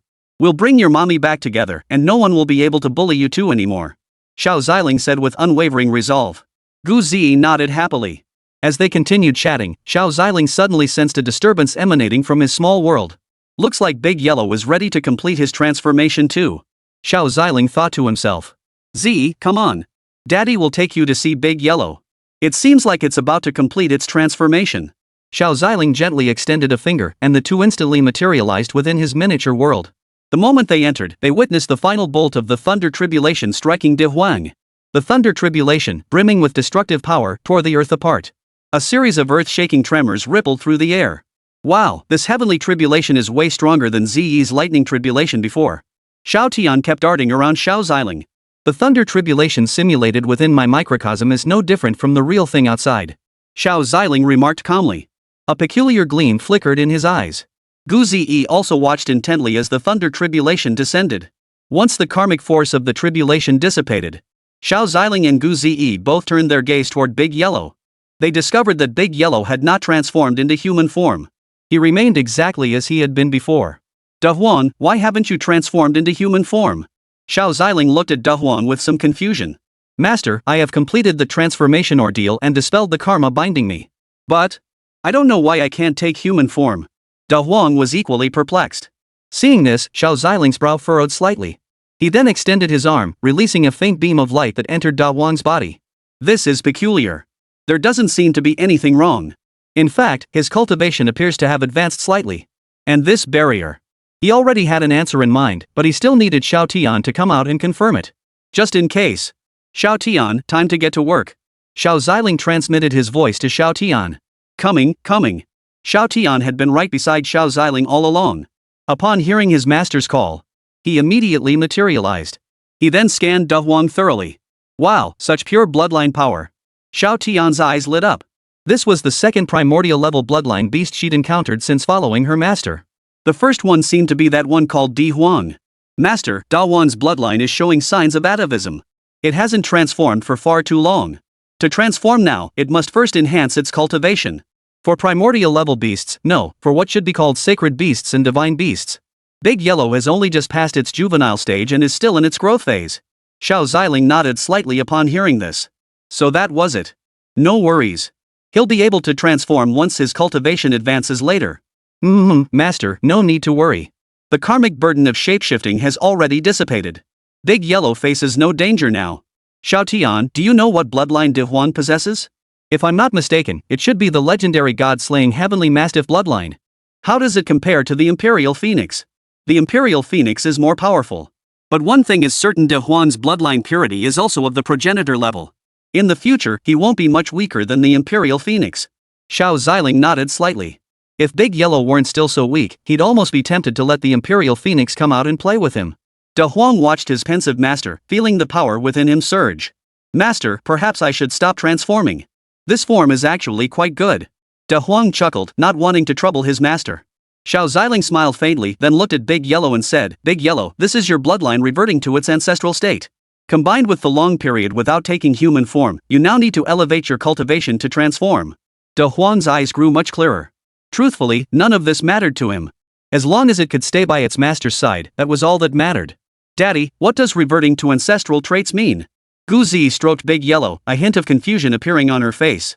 It means even if Da Huang's ancestors were incredibly powerful beings, Da Huang is now gradually striving to become like them. Xiao Ziling explained softly with a smile. That's a good thing for Big Yellow. Da Huang nodded, seeming to understand yet not quite grasping it. Let's go. We should head out now. Your aunt should be waking up soon. Xiao Ziling waved his hand, and the group returned to Ruan Mengxi's main peak. Ruan Mengxi stirred awake at that moment, gently brushing her hair back. Auntie. Gu Zi greeted Ruan Mengxi. Ruan Mengxi flashed a gentle smile and nodded softly. Come, Auntie will help you comb your hair and make you look absolutely beautiful. Sure. Seeing the two of them happily head off to get ready, Xiao Ziling didn't pay it much mind. You're already this beautiful, do you really need to dress up? Big Yellow shook his head and chuckled. Xiao Ziling looked at Xiao Tian. Xiao Tian, are the things ready? Yes. Master, just wait a moment. Xiao Tian busied himself tinkering away. After a while, she finally found a blue screen. Master, we've located the second mistress's position, she's among the demon clan.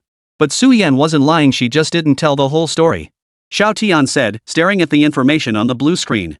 Didn't finish? What did she conceal? The reason the Heavenly Sword Sanctuary is hunting her down isn't just because she killed the son of their holy master. She also knows the Heavenly Sword Sanctuary is searching for the whereabouts of an ultimate imperial weapon. Xiao Tian said sternly. Su Yan hadn't revealed this information, clearly not wanting Xiao Ziling and the others to compete with her for this imperial weapon. She intended to obtain this ultimate imperial weapon before anyone else. Oh? Xiao Ziling's gaze turned cold. He held little interest in such matters. I see. At least that's honest. Well, it doesn't matter anyway, the Yaoguan Holy Land and the Heavenly Sword Holy Land aren't on speaking terms. Xiao Ziling remarked indifferently. Xiao Tian, can you pinpoint Han Nian's exact location? Sure. Xiao Ziling nodded, then immediately instructed Xiao Tian to pinpoint Gu Han Nian's location. This trip to the demon clan would settle everything once and for all. Moments later, two beauties descended like ethereal nymphs from a painting. Their enchanting attire made them appear as pure and pristine as snow lotuses, their beauty rivaling that of celestial beings. Xiao Ziling gazed at the exquisitely adorned pair, his expression tinged with surprise. He had seen countless celestial maidens, the empress of the immortal court, the divine maidens of the academy. Yet none could compare to Ruan Mengxi and Gu Ziyi. Especially Ruan Mengxi, her exquisite features, unreal figure, and flawless skin were astonishing enough, but she was also a true beauty with perfect measurements. Husband, do I look beautiful? Ruan Mengxi fluttered her eyelashes at Xiao Ziling. Xiao Ziling smiled indifferently and nodded lightly. Very beautiful. Chapter 74, preparing to head to the demon clan, the battle at the demon emperor's palace is imminent. Hearing Xiao Ziling's praise, Ruan Mengxi's heart swelled with joy. Her chest fluttered with excitement and a faint blush spread across her cheeks. Husband, Zi, let's go. Let's go to the Yaoguan Hall together. I've already had them all gather there. Ruan Mengxi said with a faint smile. The two nodded. Big Yellow leapt onto Xiao Ziling's shoulder. Xiao Tian perched on Xiao Ziling's other shoulder. Xiao Ziling merely smiled at the two of them. Then the three of them proceeded together to the Yaoguang Grand Hall. The assembled elders, the Yaoguang Emperor, and the core disciples were waiting there. Upon seeing the arrival of the Yaoguan Holy Sovereign, the Yaoguan Holy Lord, and others, all bowed respectfully to the two. We greet the Holy Sovereign. We greet the Holy Lord. The two nodded to the crowd before taking their respective seats. Gu Zi stood alongside Lingxi and the others. Su Yan, however, stood behind them. She was no stranger to such occasions. However, those had been gatherings of her own sect. This was her first time attending another sect's meeting. This made her feel somewhat nervous. Ladies and gentlemen, our Yaoguan Holy Land disciples have achieved remarkable results during their journey through the secret realm. Their dedication and growth are surely evident to all present. Ruan Mengxi's voice rang out, not particularly loud, yet it pierced through each person's heartstrings like a thread. The assembled elders nodded in unison, beginning to exchange whispers among themselves. They too saw in these disciples the potential to inherit their positions in the future. Their legacy was assured. Next, Ruan Mengxi distributed prizes to the assembled disciples. Lingxi, in particular, received a defensive armor of the sacred weapon grade. Gu Ziyi, meanwhile, received the 9 forms of the Yaoguang sword technique. In truth, Ruan Mengxi and Xiao Ziling had already secretly imparted the 13 forms of the Yaoguang sword art to her. However, presenting this to Gu Zi directly cemented her prowess and her status as a true disciple of the Yaoguang sacred land. The assembled elders and disciples erupted into applause. They were thoroughly convinced by Gu Zi's prowess and character, having witnessed both firsthand. The Yaoguang Emperor nodded with satisfaction. Seeing the Yaoguang Holy Land nurturing new generations of prodigies filled her with immense joy. After a long while, the meeting finally concluded. The elders and disciples present bowed and withdrew. Only Su Yan, the Yaoguang Emperor, and Yu Ning remained. Lingxi exchanged a glance with Gu Zi in the shadows, smiled, and then departed as well. Ruan Mengxi then recounted to the others the events involving Su Yan and the Heavenly Sword Sanctuary. After all, when Gu Zi had slain Lu Di with her sword within the secret realm, and this incident could not be concealed. Conflict between them and the Heavenly Sword Sanctuary was inevitable. Elders, I only need your protection to leave the secret realm. Once I fulfill the promise I made to you, I will depart. I won't cause you too much trouble. The crowd present looked at Su Yan, feeling sympathy for her misfortune in getting entangled in such a major predicament. None of them objected, they couldn't stand the Heavenly Sword Sanctuary anyway. It's fine. A mere Heavenly Sword Sanctuary wouldn't dare challenge us, Wan Shiming said calmly. You've already taken that step? Emperor Yaoguang exclaimed in shock. Ruan Shiming gave a slight nod. The Heavenly Sword Sanctuary wasn't much stronger than them to begin with. And now they'd lost a 9-sword emperor to boot. Yu Ning, has the Grand Elder not returned yet? Ruan Mengxi asked in a solemn tone. Yu Ning nodded. The Grand Elder seems to have gone to attend to some matters. It'll probably take a few more days to get back. Hearing this, Ruan Mengxi felt a bit stuck. She wanted to head to the Demon Clan's sacred land now. But without the Grand Elder present, she felt it inappropriate to leave. Emperor Yaoguang seemed to sense Ruan Mengxi's inner conflict. Mengxi, is something troubling you? Yes, ancestor. I wish to leave the sanctuary for a while to find a friend. Ruan Mengxi offered a faint smile. But I fear that if I leave, the sacred ground might be left without anyone to manage and guard it. The great Emperor Yaoguang chuckled. So that's it?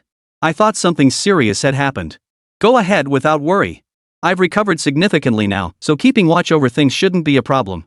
Indeed, Holy Master. With me and the ancestor here, there should be no issues. Besides, the Grand Elder should be returning soon. Seeing this, Ruan Mengxi nodded happily. Hee, finally I can go out and play with my husband.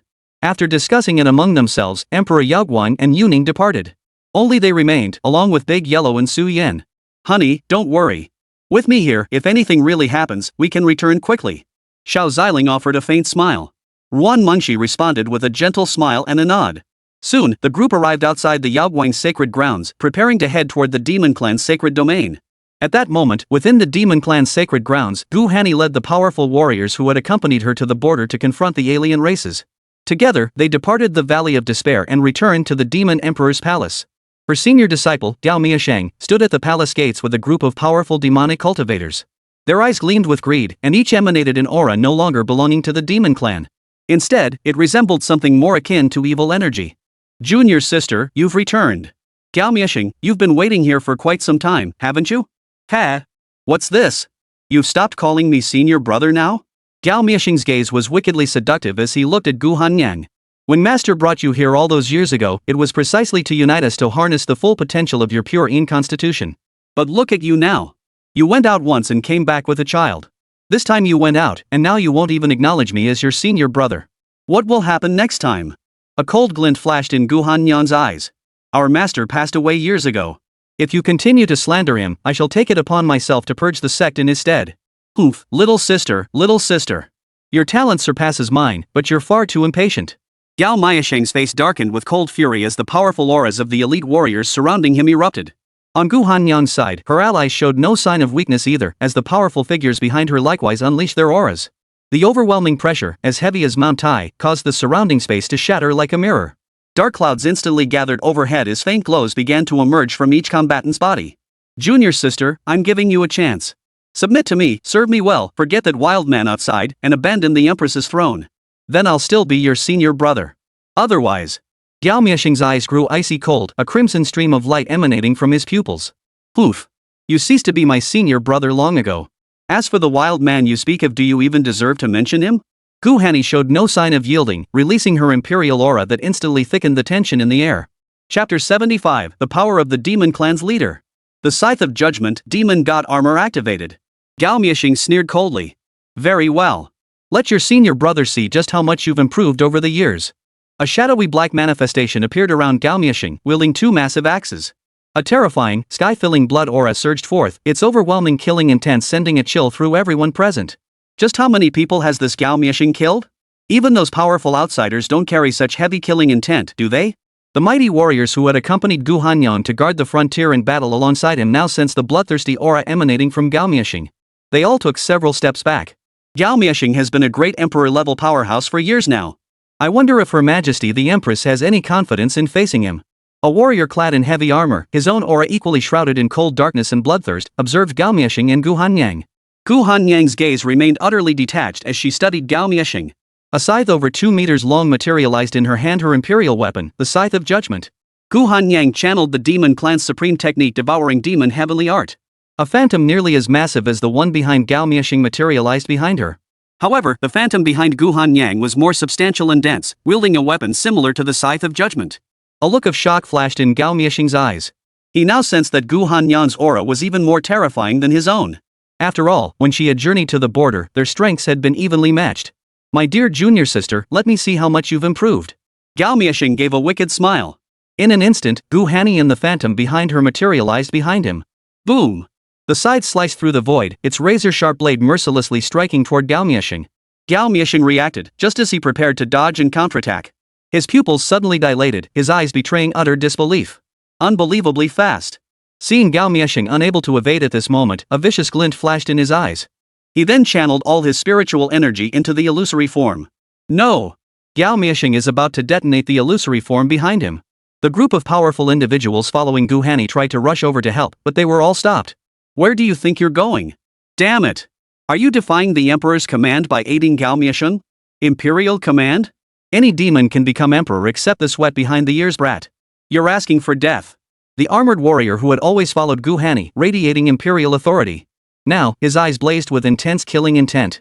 The other powerful figures accompanying Gu Hanyang also unleashed their auras. The faces of those supporting Gao Miexing turned deathly pale. How? This guy has broken through to the Emperor realm too? Both sides instantly clashed. Though some among them were infinitely close to emperor level, those not yet emperors still stood no chance against an actual emperor. Boom! Gao Miexing wiped the blood trickling from his lips.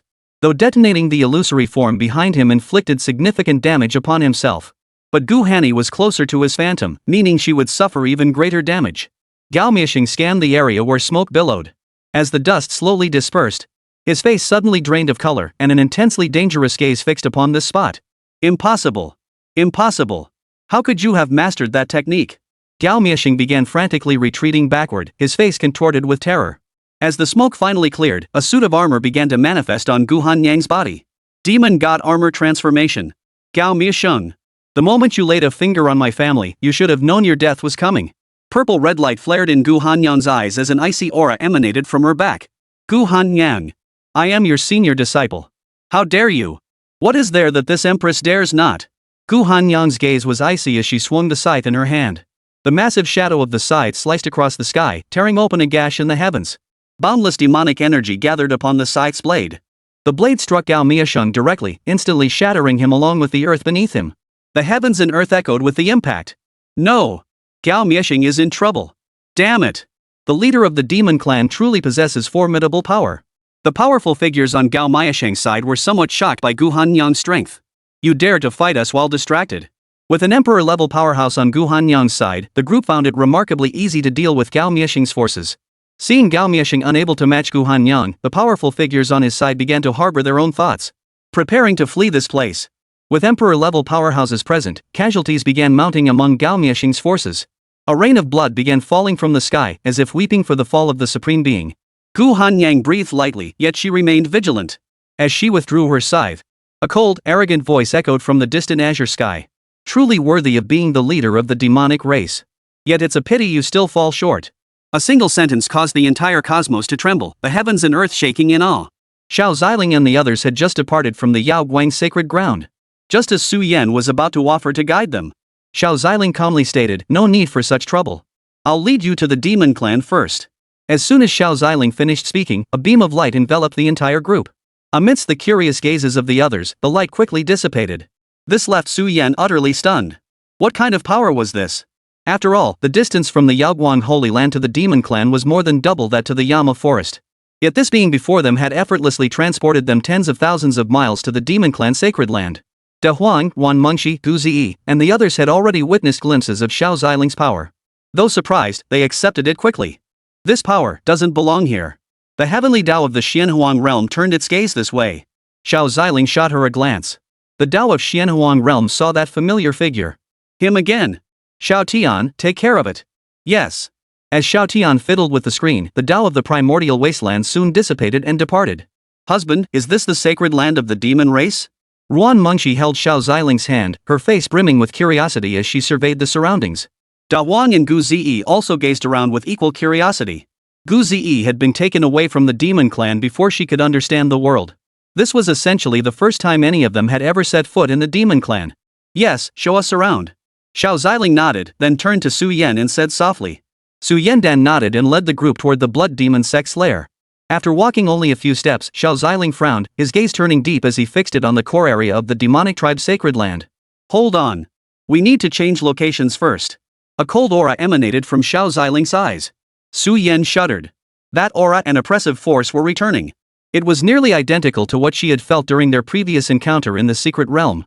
What could possibly enrage such a mighty being? A trace of confusion flickered in Su Yan's eyes. Chapter 76, The Peak Emperor Level Powerhouse Emperor Kongming. No one can separate us. Gu Hanyang raised an eyebrow, her gaze lifting toward the source of the voice. Not far away, a passage had opened in the space. Immeasurably profound law energies churned the surrounding air currents. A peak emperor level powerhouse. A hint of astonishment flickered in Gu Hanyan's eyes.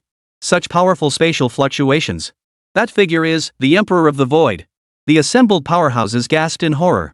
Feeling the breathtaking pressure, shock spread across their eyes. This was a peak emperor level powerhouse. Already among the most elite in the Xianhuang realm, even within the legendary immortal domain, such power would be considered top tier. One must understand that the peak emperor realm was but a single step away from that legendary realm. Such beings were typically the ultimate trump cards of the most powerful factions. By all accounts, they should not act so casually. Emperor Kongming. Wasn't he supposed to be in seclusion? A flicker of intrigue passed through Gu Hanny's eyes. Her master had been a powerhouse at the very pinnacle of the Emperor realm, yet tragically, he never took that final step and ultimately perished. As his disciple, she knew all too well the sheer power of those who reached that realm. Setting aside the gap in cultivation levels, those who reached the pinnacle of the great Emperor realm were all unparalleled geniuses. They were the victors who had risen from the Golden Age. No wonder that scoundrel Gao Miexing dared defy the Emperor's command. With such a formidable power backing him, he truly has no reason to fear Her Majesty the Empress. The powerful figure following Gu Hanyang grasped the situation. But a peak emperor level powerhouse shouldn't be aiding Gao Miexing. After all, those who reach this realm are considered beyond desire and need. They wouldn't covet anything Gao Miexing possesses. Ha ha ha ha, splendid. Gao Miexing does indeed have a backup plan.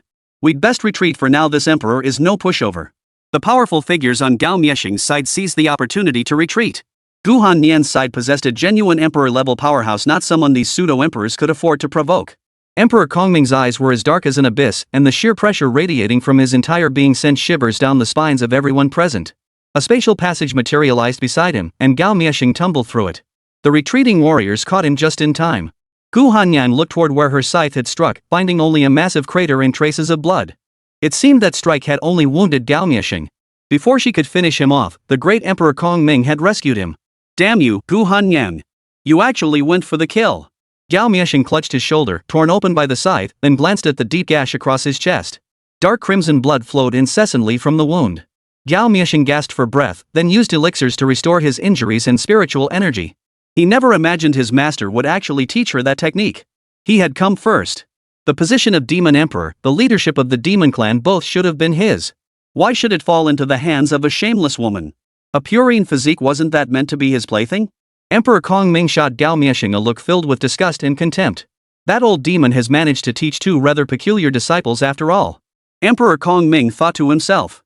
One a subterranean rat who knew only slaughter and plunder, the other a radiant empress who commanded the winds and clouds.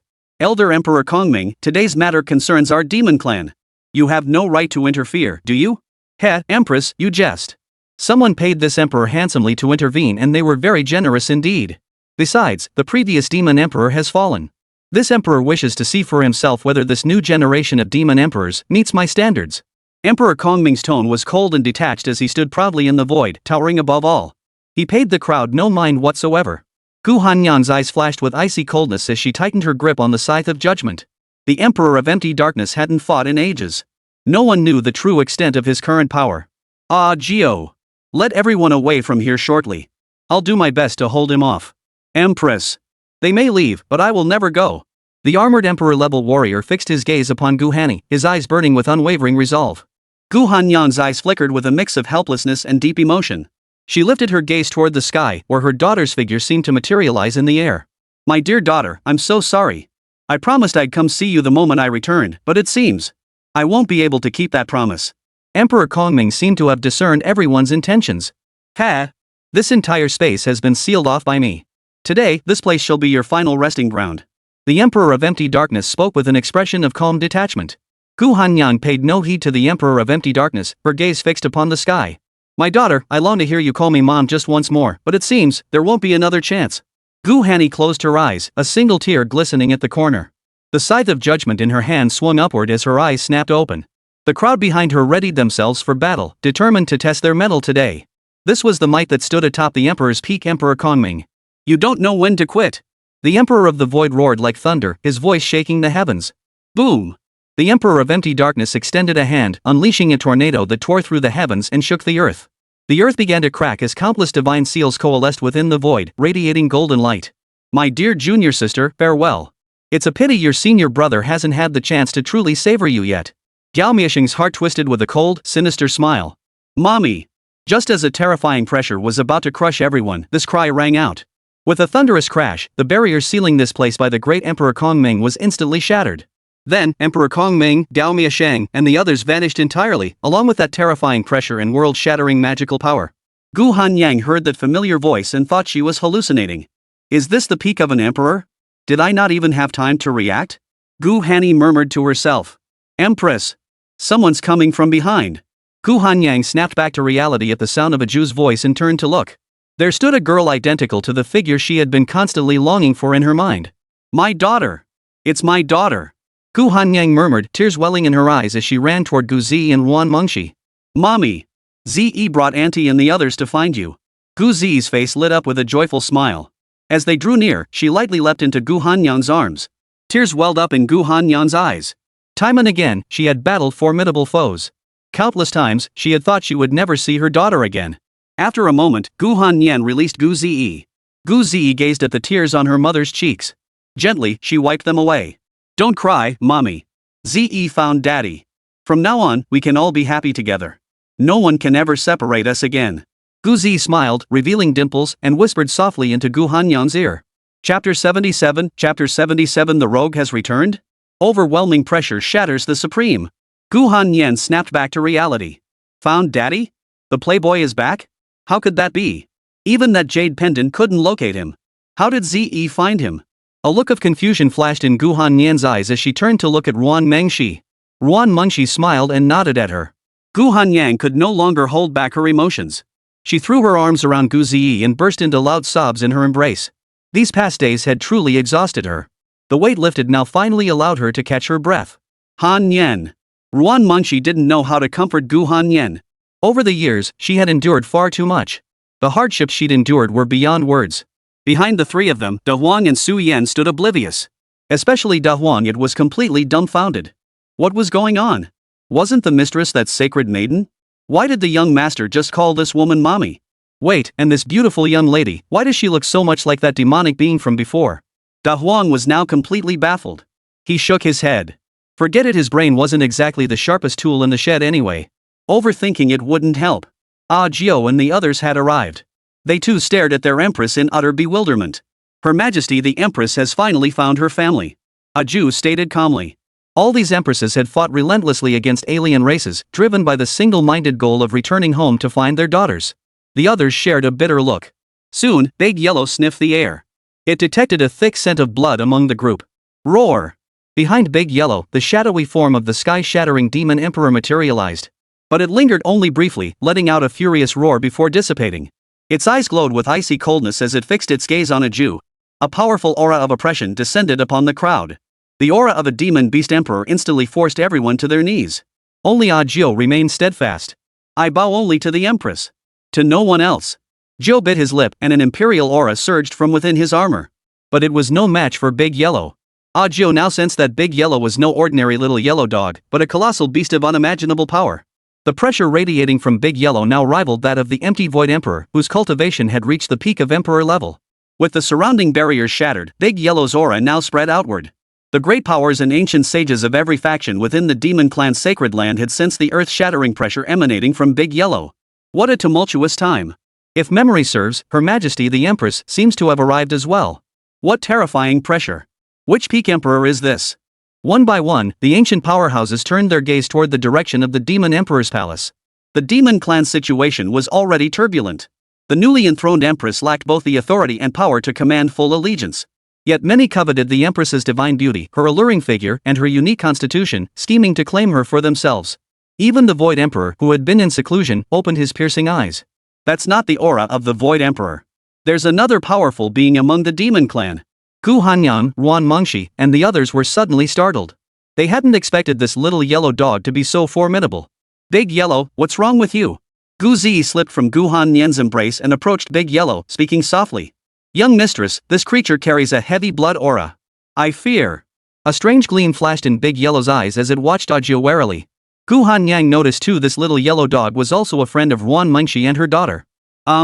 Big Yellow, right? Don't be nervous. Ajio and the others are my friends. The blood aura on them comes from battles against alien races. It's not the kind left behind from indiscriminate killing. Gu Hanyang spoke in a gentle, refined tone. If not for her special cultivation technique that allowed her to suppress and control her aura. And unlike Gao Miasheng, she didn't casually despise all living beings. Otherwise, the blood aura on her body might have been even thicker than Ajio's. Hearing his young master's mother speak thus, De Huang's imposing aura gradually dissipated. I see. My apologies for my discourtesy. Out of respect for Gu Ziyi and Gu Hanyan, De Huang apologized to Gu Hanyan and the others. The others waved it off, insisting it was nothing. A powerhouse comparable to the Void Emperor apologizing to them? It was something they never dared dream of. Oh, right, Sister Sheer, Dingtu, has he really returned? Gu Hanny was about to call him a lecherous rogue, but seeing her daughter present, she quickly restrained herself. But she didn't know what else to call Xiao Ziling after all, she'd been calling him a lecherous rogue all along. At the time, everyone had been so astonished by her and Ruan Mengshi's beauty that they'd only stolen a glance. As for what they were thinking, and the lecherous glances in their eyes, Gu Hanyang found them deeply distasteful. Only Xiao Ziling had stared intently, his gaze filled solely with admiration, devoid of any lecherous or lustful greed. This left a profound impression on Gu Hanyang. Her figure was exceptionally perfect and graceful, alluring form that even some succubi couldn't rival. So even later, when the three traveled together, she felt quite favorable toward Xiao Ziling. Adding to this, her longtime rival, Ruan Mengshi, treated Xiao Ziling exceptionally well, which made her curious to see what was so special about this man. You're back. No one will be able to bully us anymore. Ruan Mengshi stepped forward and gently embraced Gu Hanny. In the past, at times like this, the two of them would always compete over those two big balls. And every time, Gu Hanyang would lose. But now, they simply held each other in silence for a moment, calming Gu Hanyang's nerves that had been frayed these past days. Sister Shi, where is he now? Gu Hanny scanned the surroundings but saw no sign of Xiao Ziling. Oh, him. He's probably busy sticking up for you right now. Ruan Mengshi replied with a faint smile. Gu Hanny also noticed the absence of the empty Void Emperor, Gao Miasheng, and the others. Could this all be the work of that lecherous rogue? Within the space created by Xiao Ziling, the Emperor of Empty Darkness, Gao Miasheng, and the others were firmly held down by a pressure as vast and overwhelming as the Starry Sea. They were firmly restrained, kneeling upon the ground. What's happening? What is this oppressive force? The powerful figures accompanying Gao Miasheng were utterly bewildered by the sudden turn of events. Even the mighty Emperor Kongming, at the pinnacle of his power, now revealed a look of panic and terror in his eyes. What a formidable technique! Even I cannot break free. Xiao Ziling hovered above, with Xiao Tian standing beside him. His gaze was cold and detached as a murderous aura emanated from his body. Below, a supreme-tier powerhouse couldn't withstand Xiao Ziling's overwhelming pressure. He spat out a mouthful of blood, his body instantly exploding. The blood splattered directly onto Gao Miasheng and the others. The terror and panic in their eyes could no longer be concealed. Chapter 78, How can you be so tough? Xiao Ziling, this place is still considered soft. Small Habat document anti-theft seal, find book machine person select small ha, stable and reliable, avoid pitfalls. Xiao Ziling gazed at the supreme being shattered by his imposing aura. His brow furrowed slightly. I haven't granted you permission to die yet. Xiao Ziling extended a finger and flicked lightly. In the next instant, the supreme being whose body had just been shattered by Xiao Ziling began to reassemble before the stunned gazes of the crowd. Began to reassemble, piece by piece. Emperor Kongming's heart trembled. He had never witnessed such a feat before. He could revive the dead, but only by reversing time for a limited period. Yet this man before him had simply brought someone back to life. Even a peak emperor specializing in the Great Restoration art couldn't achieve that, could they? Could it be that this figure had already stepped into that legendary realm? At this moment, the great emperor of empty darkness dared not utter a single word, nor could he. The overwhelming pressure emanating from Xiao Ziling alone was enough to tear everyone apart. Oomph! Xiao Ziling let out a cold snort. A burst of light erupted from his body, spreading outward like a barrier of energy. The moment the light touched them, even the mightiest present, including the peak emperor level Kongming, began to dissolve. Bones and torsos began to slowly emerge. Ah! What is this thing? Agonized screams filled the air as they watched their flesh and bodily fluids dissolve before their eyes. After a while, faint golden light began to spurt from their ears, noses, mouths, and pupils. Soon, only skeletal frames remained. Xiao Ziling snapped his fingers once more, and the group slowly began to regenerate their flesh and blood. Once fully restored, every one of them stared at Xiao Ziling with eyes that seemed to regard him as a demon. Even Gao Miasheng, who had claimed countless lives, now stared at Xiao Ziling with terror in his eyes. Emperor Kongming had never witnessed such a feat before. In all his years of cultivation, this was the most vivid experience of death he had ever felt. Xiao Ziling remained impassive. With a single grab, he summoned the great Emperor Kongming, who moments before had crushed Gu Hanyang and the others beyond hope of victory, directly before him. Emperor Kongming's eyes betrayed an unprecedented terror. The spatial law power he had always prided himself on was utterly useless in this moment. You were the most arrogant just now. A peak emperor, let me see what gives you the right to brag so boldly. Xiao Ziling intensified his pressure, forcing the Emperor of Empty Darkness to bow low and kneel before him. He felt as though a giant hand had seized his throat. The suffocating sensation rose to his heart, piercing it as if 1,000 needles were driving through it. The excruciating agony made him cry out in anguish. Xiao Tian frowned, covering her ears. She wanted nothing more than to kick the Emperor of Empty Darkness right now. You bunch of little bugs. I'll give you a couple of punches, you dare bully the second mistress. Xiao Tian swung a few punches at the great Emperor Kongming's face, a hint of anger visible on her adorable features. Xiao Ziling also found him a bit noisy, so he left him aside and dragged the second emperor present Gao Miasheng over. Gao Miasheng endured suffering even more excruciating than Emperor Kongming's. His bones were snapped one by a force of psychic energy, while his soul was relentlessly tortured by a terrifying power. This was agony he had never known before. He clutched his head desperately, his eyes bloodshot and bulging.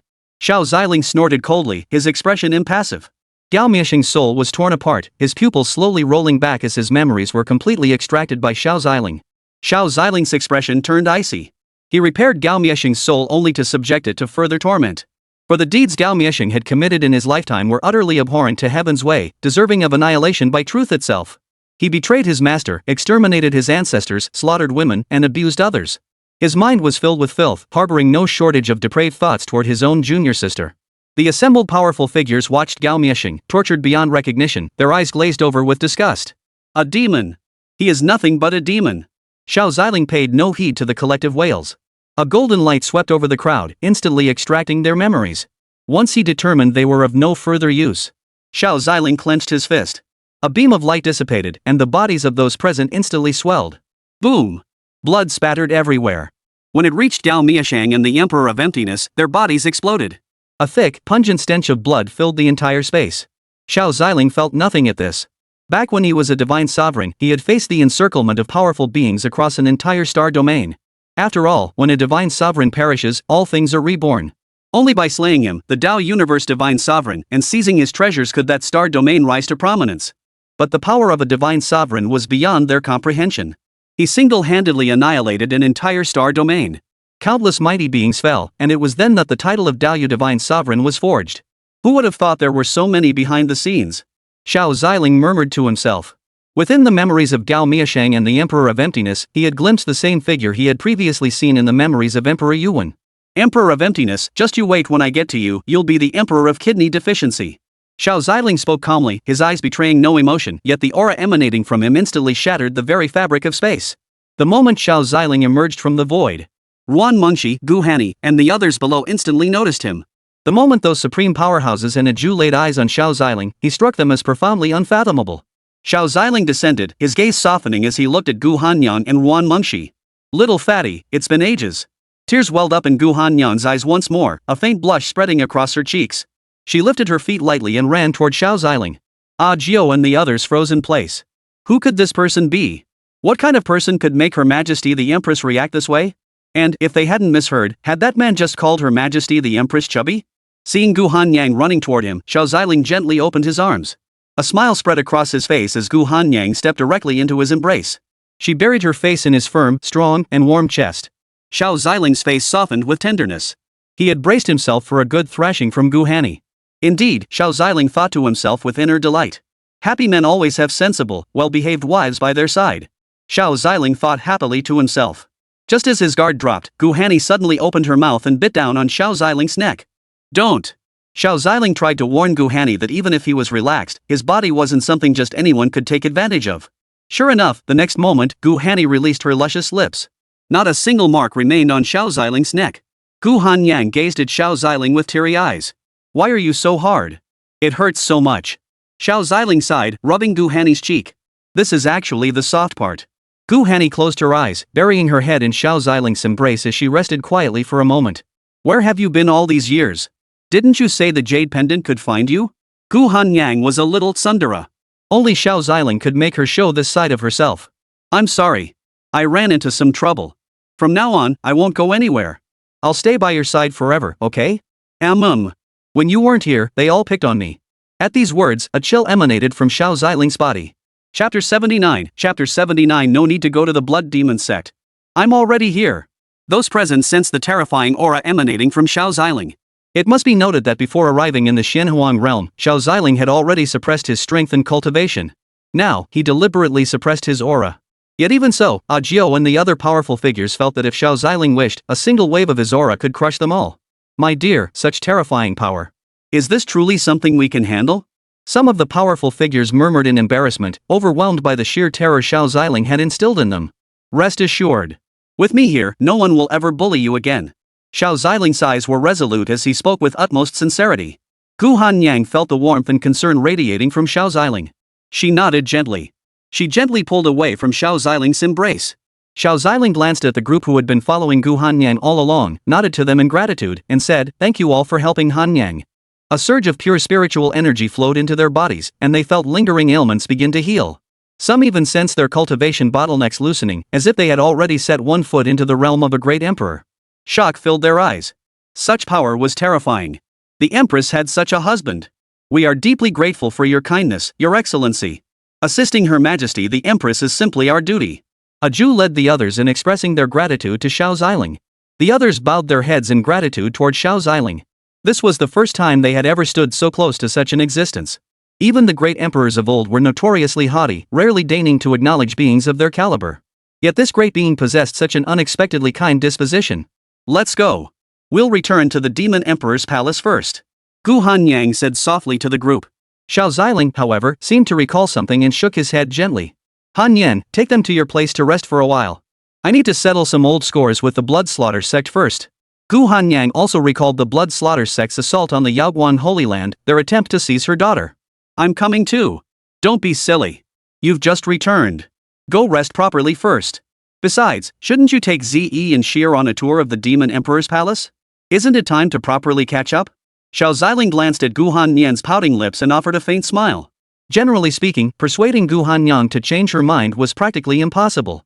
But the speaker was Xiao Ziling, and Ze and Sierra's sister were present. Gu Hanyang calmed down. Then I'll wait for you to return. Be careful. Gu Hanyang possessed a touch of pride in her nature, but without it, how could she have ascended to the throne as empress? More than anything, she craved someone who understood her and would stand by her side. Rest assured. Those who harm you, I won't let a single one of them off the hook. Xiao Ziling's gaze turned icy as Big Yellow hopped lightly onto his shoulder. Master, I'll go with you. Xiao Ziling nodded with a faint smile, then turned his gaze to Su Yan. Lead the way. Su Yan's body trembled slightly. You powerful beings really do have peculiar personalities. Just moments ago, he was so gentle and affectionate toward them. Why are you so cold toward me? Nevertheless, Su Yan didn't linger. She led Xiao Ziling and Big Yellow, spurring their horses onward at full gallop toward the Blood Demon sect. Within the Blood Slaughter sect, several powerful figures deliberated incessantly in the sect's grand hall. Damn it! That overwhelming pressure must have been released by Her Majesty the Empress and her companions. What should we do? They've already returned. Alas, not long ago, under the instructions of that great person, we sent too many strong cultivators to the Yaoguan Holy Land. Now, barely any elite warriors remain within the sect. The Blood Demon sect's leader lamented. He had calculated every possibility, yet never imagined that even with so many elite warriors dispatched to the Yaoguan Holy Land, they still failed to seize it. With so many elite warriors lost and that noble one now ignoring them. If Her Majesty the Empress were to capture Gao Miexing and his followers, their very survival would hang in the balance. Master, should we seek aid from that great one? If the Empress decides to settle accounts, we'd be the first to take the fall. A supreme-level powerhouse below spoke up. Alas, I have already sought aid from that noble one. We are still awaiting his response. Xiansha, the sect master of the Blood Demon sect, sighed. Then Xiansha remembered something. He turned to an elder of supreme level who was responsible for maintaining relations with other sects. Third elder, what news from the Ghost King sect? Reporting to the sect master, they are unwilling to assist us either. Xiansha felt his heart sink instantly. Just as expected. True colors show in times of trouble. When real interests are at stake, everything else is nonsense. The Blood Demon sect and Ghost King sect frequently interacted, which explained how Suyen, the Ghost King sect's sect maiden, knew the location of the Blood Demon sect's headquarters. And she had access to so much more intelligence. Just as everyone was still discussing what to do, a disciple on guard duty rushed in breathlessly. Report! Grandmaster! A man of terrifying strength, accompanied by a dog, has just stormed into the sect. Hearing the disciple's report, they instantly grew alert. A powerful presence had approached, yet they had failed to sense it. Just as they prepared to leap to their feet and investigate who dared trespass into their blood slaughter sect. No need to go. I am already here. A voice that shook the heavens and pierced the cosmos descended, carrying an earth-shattering, sky-splitting pressure. In the next instant, the roof of the sect's grand hall was shattered by a colossal force. Jade clay and divine wood shattered, scattering across the floor. Xiao Ziling stood with his hands clasped behind his back, a terrifying aura radiating from him. Xiansha struggled to lift his head, desperate to see Xiao Ziling's face clearly. But the overwhelming fluctuations forced them to bow their heads and kneel on the ground. Even straining every muscle, they couldn't rise. No, you're too weak. You don't even have the qualifications to challenge Yao Guang. Xiao Ziling's eyes glowed with icy coldness as his voice remained indifferent. Su Yan, standing beside him, wore a look of sheer terror. This power was utterly beyond compare. These were all supreme masters before him, yet they didn't even have the right to lift their heads in his presence. He actually wiped out an entire sect single-handedly. Xiao Ziling reached out and grabbed a supreme expert. Instantly, the supreme felt a terrifying force tighten around his neck. In the next instant, his pupils slowly turned white, his entire being seeming to lose its soul. Seeing the man was utterly oblivious, Xiao Ziling crushed him to death with a single squeeze before snatching Xiansha before him. He gazed upon Xiao Ziling's ethereally handsome face and golden eyes radiating a frigid aura. Xiao Ziling instantly absorbed all of Qiansha's memories, while the latter's body began to burn away bit by bit. Chapter 80, Annihilating the Blood Demon Sect. Big yellow strikes. Tearing heaven, shattering star's claw. Xiao Ziling had confirmed the man was indeed nearby. Oomph. Let's see where you can hide. Xiansha clutched his throat tightly, yet no sound escaped his lips. He could only watch as his body burned away bit by bit. This flame can scorch the soul. It won't consume you instantly, it will let you savor the agony slowly. Xiao Ziling remarked coldly. The other powerful figures present watched the horrifying scene unfold before them. Originally, they had heard only one person was coming, and they hadn't been overly concerned. Perhaps if they all attacked together, they might stand a chance against this person. Yet now, Xiao Ziling crushed them as easily as squashing ants. They had no chance to retaliate. The image of Xiao Ziling crushing a supreme-tier powerhouse moments ago now haunted them like a nightmare. Your mission is complete. Shall I teleport you back near the Yabuang Holy Land? Xiao Ziling turned his gaze towards Su Yan, his voice calm. No need, senior. I'm heading back to the Ghost King sect anyway. I plan to explore other places now, seeking my own opportunities. Su Yan bowed respectfully to Xiao Ziling. After seeing Xiao Ziling nod in agreement, Su Yan departed immediately to seek her own destiny. Big Yellow watched Su Yan depart, his eyes growing unfocused as he stretched lazily. Then he hopped down from Xiao Ziling's shoulder. Master, what now? We've located that person's hiding place. Xiao Ziling's gaze grew profound, the vast expanse of stars flickering within his eyes. Whoever you are, if you dare lay a finger on my daughter, your fate is sealed. Death. A black hole appeared at Xiao Ziling's fingertip, its gravitational pull steadily intensifying. It began devouring everything around it. The gathered powerhouses felt the immense suction emanating from the black hole. They tried to resist, but it was utterly futile. What is this thing? No. I'm only a few hundred years old. I still have my whole future ahead of me. No. No. Ah. Silent extinction, return to the void. Xiao Ziling's gaze grew cold. He hurled the black hole forward. It relentlessly devoured everything around it, sucking every powerful cultivator of the blood demon sect into its terrifying maw. Once the black hole had gathered sufficient energy, it slammed into the ground in an instant. De Huang sensed the terrifying air currents and aftershocks, dust and smoke swirling everywhere. It could sense that the black hole had even devoured space itself. Master has become so powerful now. It gazed at the massive crater gouged into the earth. The entire blood demon sect had vanished, just like the Xianxian sect before it. A mere blood demon sect dared to set their sights on the young master and mistresses? They deserved to die long ago. Xiao Tian, wearing sunglasses and sipping delicious juice, said with a smile. Xiao Ziling observed the leisurely Xiao Tian and returned a calm smile. Then he continued onward with Big Yellow toward their next destination. This time, he intended not only to utterly annihilate the blood demon sect and those behind it.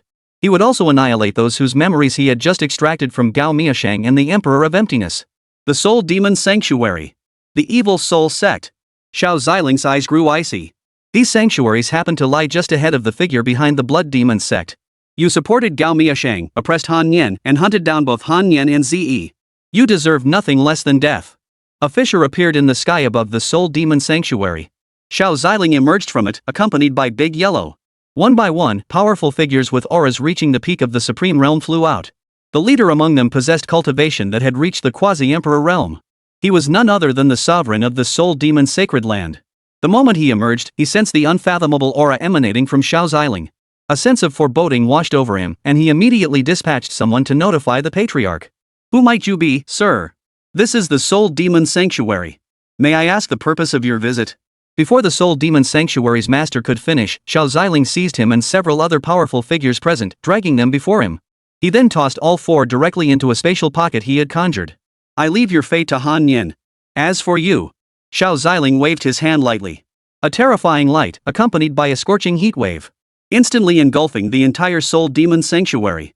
Boom! The powerful beings couldn't withstand this terrifying heat wave, and the structures were gradually consumed by the scorching waves. Stop! The Soul Demon Patriarch watched as elders and disciples of his sanctuary wailed in agony under the scorching assault. Those agonized cries pierced his heart like needles. You're asking for death. Da Huang saw the Soul Demon Patriarch charging toward him. His body abruptly transformed, instantly becoming a colossal beast hundreds of meters long. Sky-shattering star-crushing claw. This single claw strike tore open the entire expanse of the sky, its overwhelming power causing the heavens and earth to wail. The Soul Demon Patriarch's pupils instantly contracted at the sight. His instincts kicked in. He hastily summoned every defensive measure at his disposal. Yet the claw sliced through the sky like cutting through tofu, instantly shredding the Soul Demon Patriarch's defenses. A torrent of blood rained down. The Soul Demon Patriarch didn't even have time to react. He fell dead under that single strike. Da Huang glared at the Soul Demon Patriarch with golden eyes, watching as his corpse shattered into countless fragments and plummeted from the distant sky. The great emperor fell, and the heavens and earth wailed. With a single strike, he tore the demon-shattering ancestor another emperor to shreds. This was the terrifying might of a bloodline of the ancestral level. Those engulfed by the scorching heat had glimpsed the arrival of their own ancestral patriarch. A flicker of hope had flickered in their eyes. They believed salvation was at hand, already plotting in their hearts how to punish Xiao Ziling and Da Huang. Yet barely had the ancestor materialized when he was instantly slain by that single strike. How could they possibly accept this? Xiao Ziling spoke coldly. Destroy. A single word reduced the entire Soul Demon Sanctuary to ashes in an instant. A vast sacred land was thus annihilated. Thousands, tens of thousands of years of history were swallowed whole. Next. Xiao Ziling and Big Yellow arrived at the Evil Soul Sect. By now, the sect had already been alerted by the commotion. All present had regained their senses. Under the command of the sect's powerful figures, they began deploying defenses. The sect's protective array was activated in time. Useless. Xiao Ziling's expression turned icy as he crushed the sect's prized defensive array underfoot with a single stomp. Panic instantly swept through the crowd on the field. Xiao Ziling's psychic power seized all those who had pursued Han Yan and Zi, imprisoning them alongside the captives from the Soul Demon Sanctuary. He intended to hand them all over to Han Yan for punishment upon their return. Alright, only you remain the one behind this. Xiao Ziling gazed into the distance. In a distant spatial void, the Void Emperor seemed to sense something. Slowly, he opened his eyes, their depths filled with blue stripes. Is it time? What a pity. You shall perish by my hand, and I shall become the foremost immortal of the Xinhuang. Chapter 81, The One Behind the Scenes, This place shall be your grave. Xiao Ziling glanced toward the direction of the Void Emperor and smiled indifferently. Seems he knows I'm coming for him. Don't worry, master. With his strength, he merely sensed the fluctuations of a powerful battle. And the three factions generating those fluctuations are the Blood Demon Sect, the Soul Demon Sanctuary, and the Evil Soul Sect. He just figured the next target would be him. Xiao Tian took a sip of juice and chuckled. Not necessarily. I didn't sense even a trace of fear in his heart. If anything, he seemed strangely confident. Xiao Ziling smiled faintly. He was eager to see where this kidney-deficient emperor got his confidence from. Xiao Ziling turned his gaze to the remaining remnants of the evil soul sect. With a wave of his hand, Xiao Ziling's terrifying aura tore them apart. Clusters of blood mist exploded in the rain of gore as the evil soul sect met its end. No! No! What kind of being is he? I haven't even slept with that many women yet. I don't want to die. Ah! The Shehuan sect disciples watched as those around them continuously transformed into blood mist. The stench of blood mingled with the rain in the air. The entire evil soul sect lay like a mass grave, becoming the final resting place for all its members. A bunch of trash. Serves you right. Big Yellow glanced coldly at the disciples and elders of the evil soul sect below, now reduced to blood mist. Xiao Ziling sighed softly. Then he rescued the children, who had been tortured beyond recognition, from beneath the ground. Each of them had vacant eyes and bloodless faces. Their entire bodies had withered away. Damn those vermin of the evil soul sect. How are their actions any different from demonic cultivators? De Huang gazed at the young children. Even as a demon beast, he felt the members of the evil soul sect were more beastly than any beast. They are indeed heretical cultivators, sacrificing others to enhance their own power. Xiao Ziling waved his hand, redeeming the children's souls and guiding them toward reincarnation. Let's go. This matter is concluded. Big Yellow nodded and followed closely behind Xiao Ziling. The two began their journey toward the final destination. The Void Emperor, who had been waiting for Xiao Ziling and De Huang for a long time. He moved slowly, each feeble step accompanied by labored breathing. His entire frame appeared skeletal and fragile, as if the slightest touch would reduce him to dust. Yet from this frail, elderly figure emanated an overwhelming aura. The surrounding void warped and distorted under the pressure of his formidable presence. As if sensing the Void Emperor's presence, several supreme-tier powerhouses and 3 Emperor-level beings approached him. We greet the Void Emperor. Prepare yourselves. Go outside to welcome our friend. The Void Emperor stroked his sparse remaining hair, a gesture that defied all expectations. This short, white-haired old man, barely steady on his feet, was none other than the famed Emperor of Void. After receiving their orders, the group headed outside to prepare for welcoming Xiao Ziling. Kong Ming, I never imagined you would die. We fought our entire lives, yet you never once defeated me. I suppose you died with unfulfilled wishes. Rest assured, I'll send someone down to keep you company. The Emperor of Emptiness sighed, cleared his throat twice, then walked into a secret chamber. A golden rose, nurtured by various immortal herbs, stood there. The aura emanating from it far surpassed any immortal herb found in the Xinhuang realm. My treasure, you have finally ripened. A tender, enigmatic affection flickered in the Void Emperor's eyes. He drew a deep breath of the golden rose's divine fragrance. An extraordinary sense of comfort instantly enveloped his entire being. Master, we've arrived. The Abyssal Sea. Gu Zi alerted Xiao Ziling. Xiao Ziling understood immediately and nodded lightly. In the next instant, waves of overwhelming imperial might surged toward them. The entire sky erupted with thunder and lightning, shrouded in dark clouds. Xiao Ziling watched as the earth below was torn apart relentlessly, a hint of boredom flickering in his eyes. This is the Abyssal Sea. The secluded retreat of Lord Void. Depart now, and I shall consider you never to have come. A cold glint flickered in the eyes of one of the great emperors. The terrifying imperial might radiating from his body pressed down upon Xiao Ziling. The other 2 great emperors turned their gaze toward Xiao Ziling. Their eyes revealed wave after wave of contempt. Is this the mysterious powerhouse who slew Yuan and the others? He looks no different from an ordinary mortal. Indeed. Haha, look at him even bringing along a little yellow dog. The 2 emperors sneered. But soon, they sensed something amiss. The aura emanating from that little yellow dog was actually that of an emperor-level being. Xiao Ziling raised an eyebrow slightly, his gaze sweeping over the crowd. You're letting me go? How interesting. Xiao Ziling gathered a strand of energy in his hand. The 3 great emperors regarded him indifferently. Suddenly, another one sensed something amiss. Though no spiritual energy seemed to gather in his hand, a force far more terrifying than spiritual energy itself was converging toward Xiao Ziling's palm. No! The energy sphere in Xiao Ziling's hand shot forth violently, carrying a force capable of shattering the heavens and earth. The ground and sky were crushed beneath it, leaving a shattered path in its wake. Shock filled everyone's eyes. Everyone immediately acted together, attempting to block this overwhelming force. Boom! De Huang's body trembled as he stared in utter disbelief at the crowd being swallowed by this energy. De Huang muttered under his breath, this is beyond belief.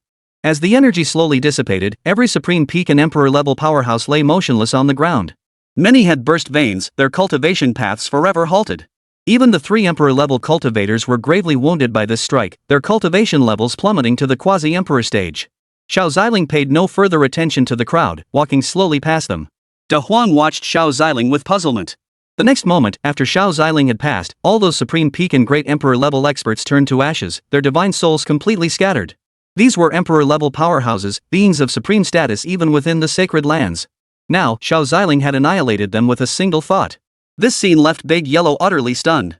However, it had already witnessed glimpses of Xiao Ziling's power before. It accepted the reality quickly. Though it still felt a bit unclear about its master's true power. But it was confident it wouldn't take long to catch up. Xiao Ziling entered the Abyssal Sea, where the Void Emperor had been waiting for them for quite some time. You finally arrived. Xiao Ziling's expression remained impassive, offering no direct reply to the Void Emperor. Big Yellow's eyes widened in surprise before he scrutinized the Void Emperor from head to toe. Damn, why do you look so empty? Heh, how else could I be called the Void Emperor? The Void Emperor chuckled faintly, then raised both hands in a haughty laugh. You should count yourselves fortunate to witness this momentous occasion. For this very place shall be where your bones are laid to rest. Chapter 82, The Erosion of the Golden Immortal Rose. The Emperor of Emptiness enters the realm of legend. The Emperor of Emptiness turned to the two figures before him, then drew forth the golden rose from his hand. He placed it in his palm and crushed it directly. Da Huang watched as an aura of divine energy radiated from the Void Emperor, golden light swirling around his form. His heart trembled. He grew tense. He could sense that this aura was unlike anything he had ever encountered before. Watch closely, the Emperor of Emptiness declared. This is the way of immortality. The Void Emperor had transformed completely. Once emaciated and utterly exhausted. After the golden light continuously flowed into his body. His aura shattered the Peak Emperor realm, breaking through into the immortal realm. In an instant, this boundless, surging power shot straight into the heavens. A gap tore open in the skies above the Xianhuang realm. Ha ha ha ha. Under this heavens. Who can stand against me in battle?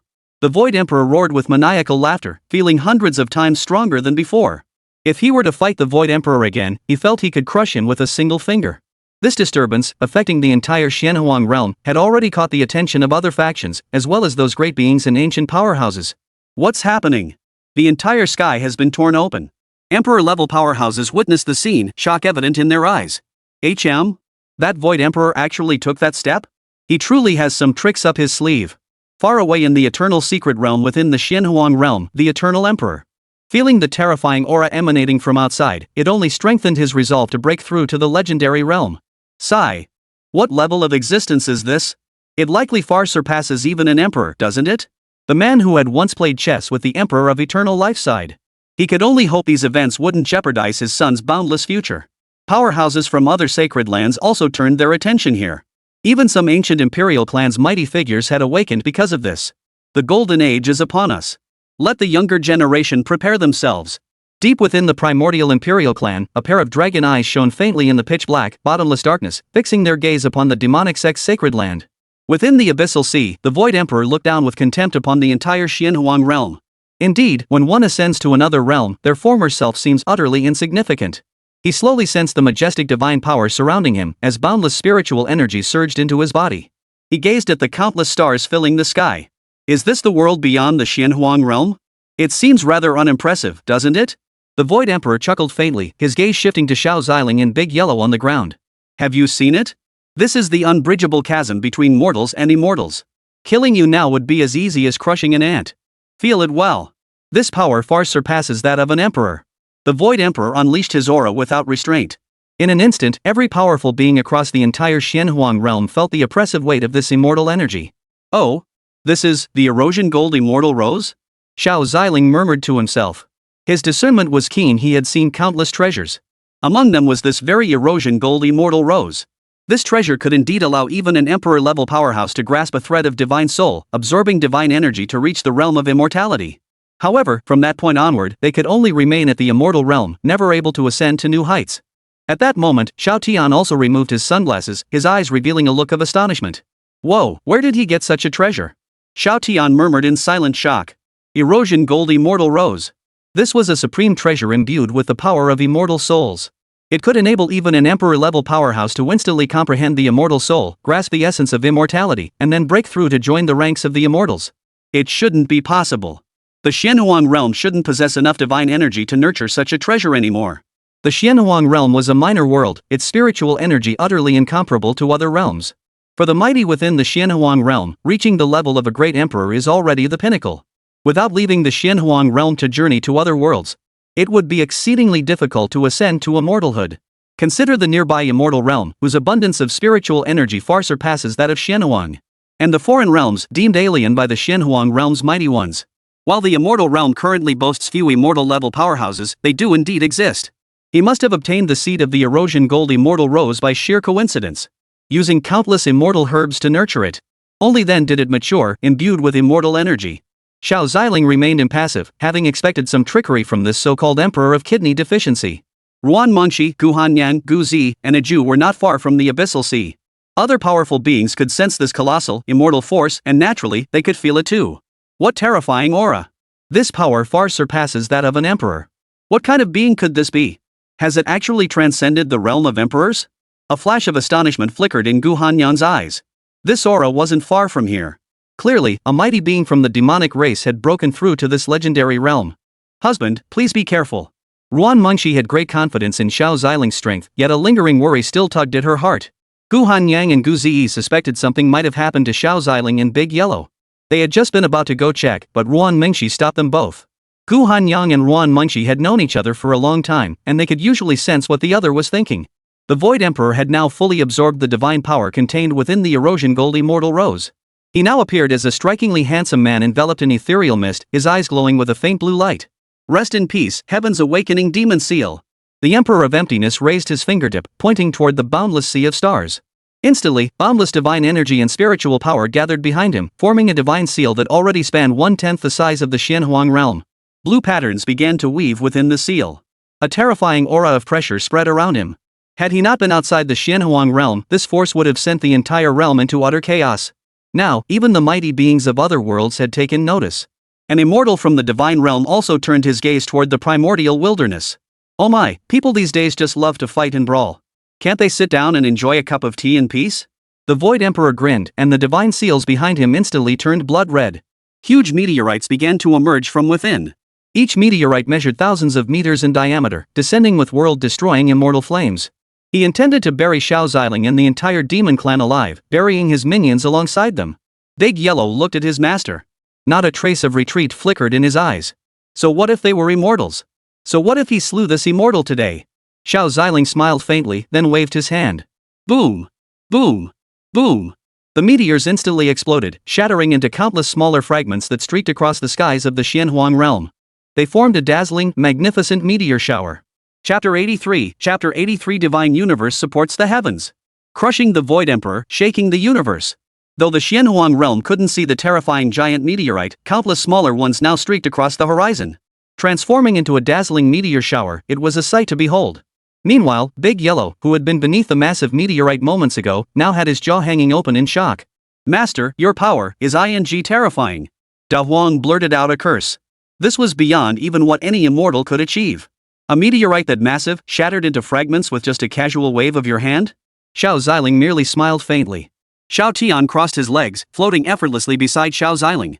It's just some immortal, a weakling emperor who only reached that level by devouring divine herbs.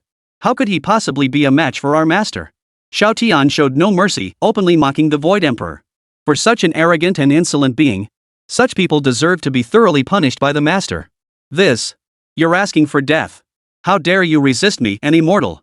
The Void Emperor seethed inwardly, yet he was also stunned by Xiao Ziling's power.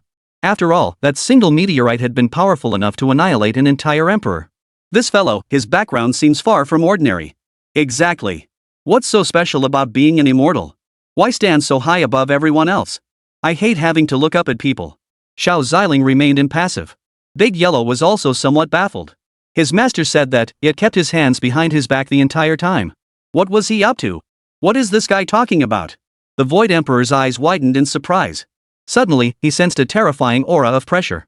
He scanned his surroundings, finding only a sea of stars and countless planets formed from miniature worlds. No figures were present. Glancing downward, he saw that Xiao Ziling and De Huang were still below. Even so, the oppressive force grew stronger and stronger. When he looked up, a golden figure towering 10,000 zhang high, its might shaking the cosmos, appeared within his pupils. The Void Emperor's pupils contracted sharply, his entire body trembling violently. Impossible. I never feared anyone when I was an emperor. Now that I'm an immortal, how could I still be afraid? The Void Emperor tried to calm himself with this thought, but when he looked at the golden figure again, he felt utterly insignificant before it, not even an ant. He was no larger than 1/10 of the being's eye. Divine Universe supports the summit. Xiao Ziling murmured calmly. The golden figure above the vast expanse radiated a thread of overwhelming pressure, its palm crashing down upon the Void Emperor. Stars crunched under the crushing force, and an uninhabited dead planet, upon contact with that golden palm, it instantly fused into embers, vanishing into the boundless sea of stars. The Void Emperor watched as this golden palm, carrying boundless divine might and transcending all laws, descended upon him like a storm. He clenched his teeth, his brow furrowed. Impossible. How could you possibly be such an existence? I refuse to believe it. I refuse to believe it. Empty radiance void mark. The Emperor of Void channeled all his power into shards of void fissures, slashing at the golden palm. Yet it had no effect whatsoever. Fear and astonishment filled the Void Emperor's eyes. Now he knew fear, yet the golden palm gave him no chance, crushing down with overwhelming force. A colossal force erupted, stirring a violent tempest. The entire Xianhuang realm trembled. Divine energy exploded beneath the golden palm. Then, carrying its boundless, terrifying might, the golden palm slowly dissipated. At that moment, the ultimate powerhouses of both the immortal realm and the other world gazed toward this place, their eyes filled with dread. That colossal palm just now, what on earth was it?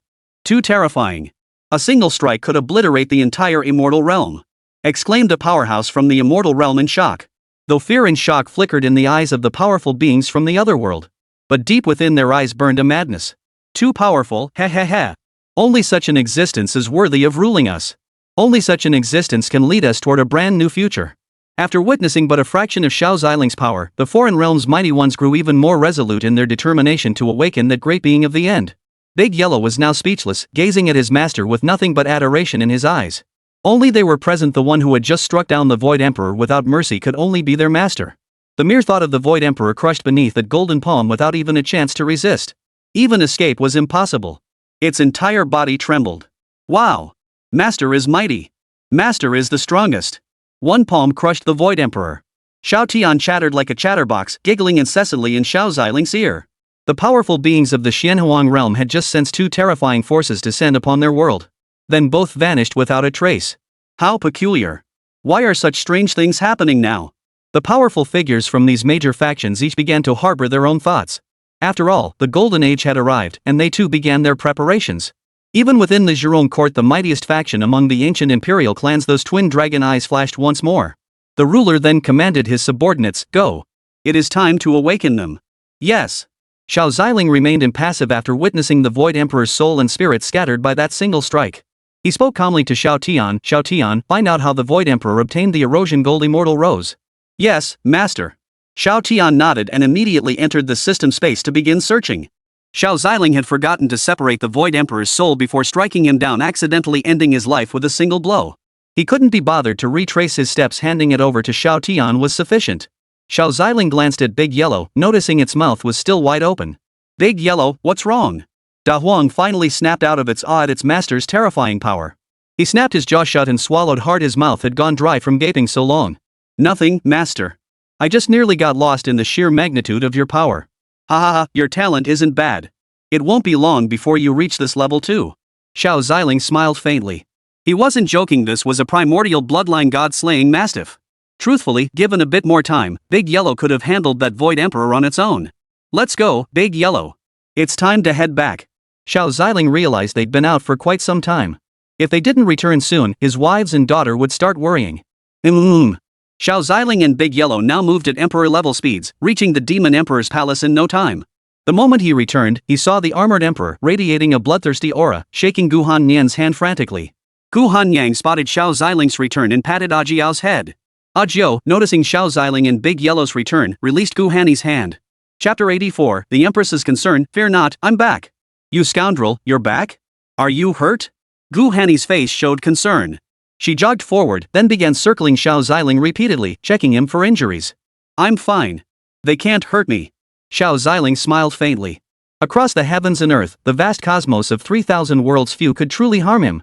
Few. Glad you're okay. That was some commotion back there. Did you guys see it? The sky split open with a massive crack. Golden light poured out, and there was a meteor shower filling the sky. Gu Hanyang exclaimed, her voice brimming with excitement. Xiao Ziling smiled as he looked at Gu Hanny. This little chubby one was still just like before. Except he was growing more and more handsome. Suddenly, without warning, Gu Hanyang threw herself into Xiao Ziling's arms. A soft sob escaped her lips. Even someone as supreme as Xiao Ziling was momentarily taken aback. Not knowing how to respond, he could only gently pat Gu Hanyang's petite frame. Why? Why? Huh? Didn't you say that if we came looking for you, you'd definitely help us? But I couldn't even find you. Carrying Ze alone was so frightening, so exhausting. Gu Hanyang buried her face in Xiao Ziling's shoulder, her voice choked with emotion as tears welled in her eyes. She wanted to pour out her heartache to the man before her. No matter how proud and imperious she might be, no matter what empress she claimed to be, right now she was just a mother to a little girl, just the lover of the man before her. Xiao Ziling felt immense pain within. 1,000 words now could never make up for everything. He would spend his entire life answering Gu Hanyang. As long as he was still here, no one would ever hurt them again. Don't be afraid. I'm back. No one will dare to bully you anymore. Xiao Ziling murmured his concern to Gu Hanyang, his voice gentle yet radiating an unprecedented sense of security. Gu Hanyang lifted her head slightly, her enchanting lavender eyes fluttering. She gazed into Xiao Ziling's eyes and nodded softly. I envy my master. Both mistresses are so reasonable, beautiful, and wise. Xiao Tian pulled out a napkin and blew his nose. He then wiped his own tears with his hand, looking as though he'd been moved to tears. Seeing Gu Hanyan asleep in his arms, Xiao Ziling turned to look at Ajio, his expression calm as he spoke. Your name is a Jew, correct? A Jew looked at Xiao Ziling. For some reason, even though Xiao Ziling hadn't done anything and his voice was gentle, he gave off an aura that felt impossible to offend. Yes, yes. A Jew wore armor, and a deep voice emanated from within it, sounding somewhat like a man's. Take me to where Han Nian is resting.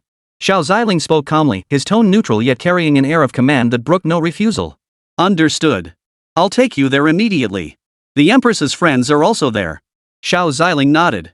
Those friends must be referring to Sierra and Ze. Da Huang glanced at Ajiao, then motioned for him to hurry and lead the way. A Jew immediately took the lead, guiding Xiao Ziling and the others to Gu Hanyan's backyard. As soon as they entered Gu Hanyan's backyard, they saw Gu Ze and Wan Mangshi enjoying some divine fruits and delicacies. This sight made Big Yellow's mouth water immediately. It hadn't tasted human delicacies in ages. These delicacies were arranged for you by Her Majesty the Empress. A Jew explained to Xiao Ziling and the others. Xiao Ziling nodded, while Big Yellow approached Gu Ze. Wow, young mistress, give me a chicken leg to try. I haven't had one in ages.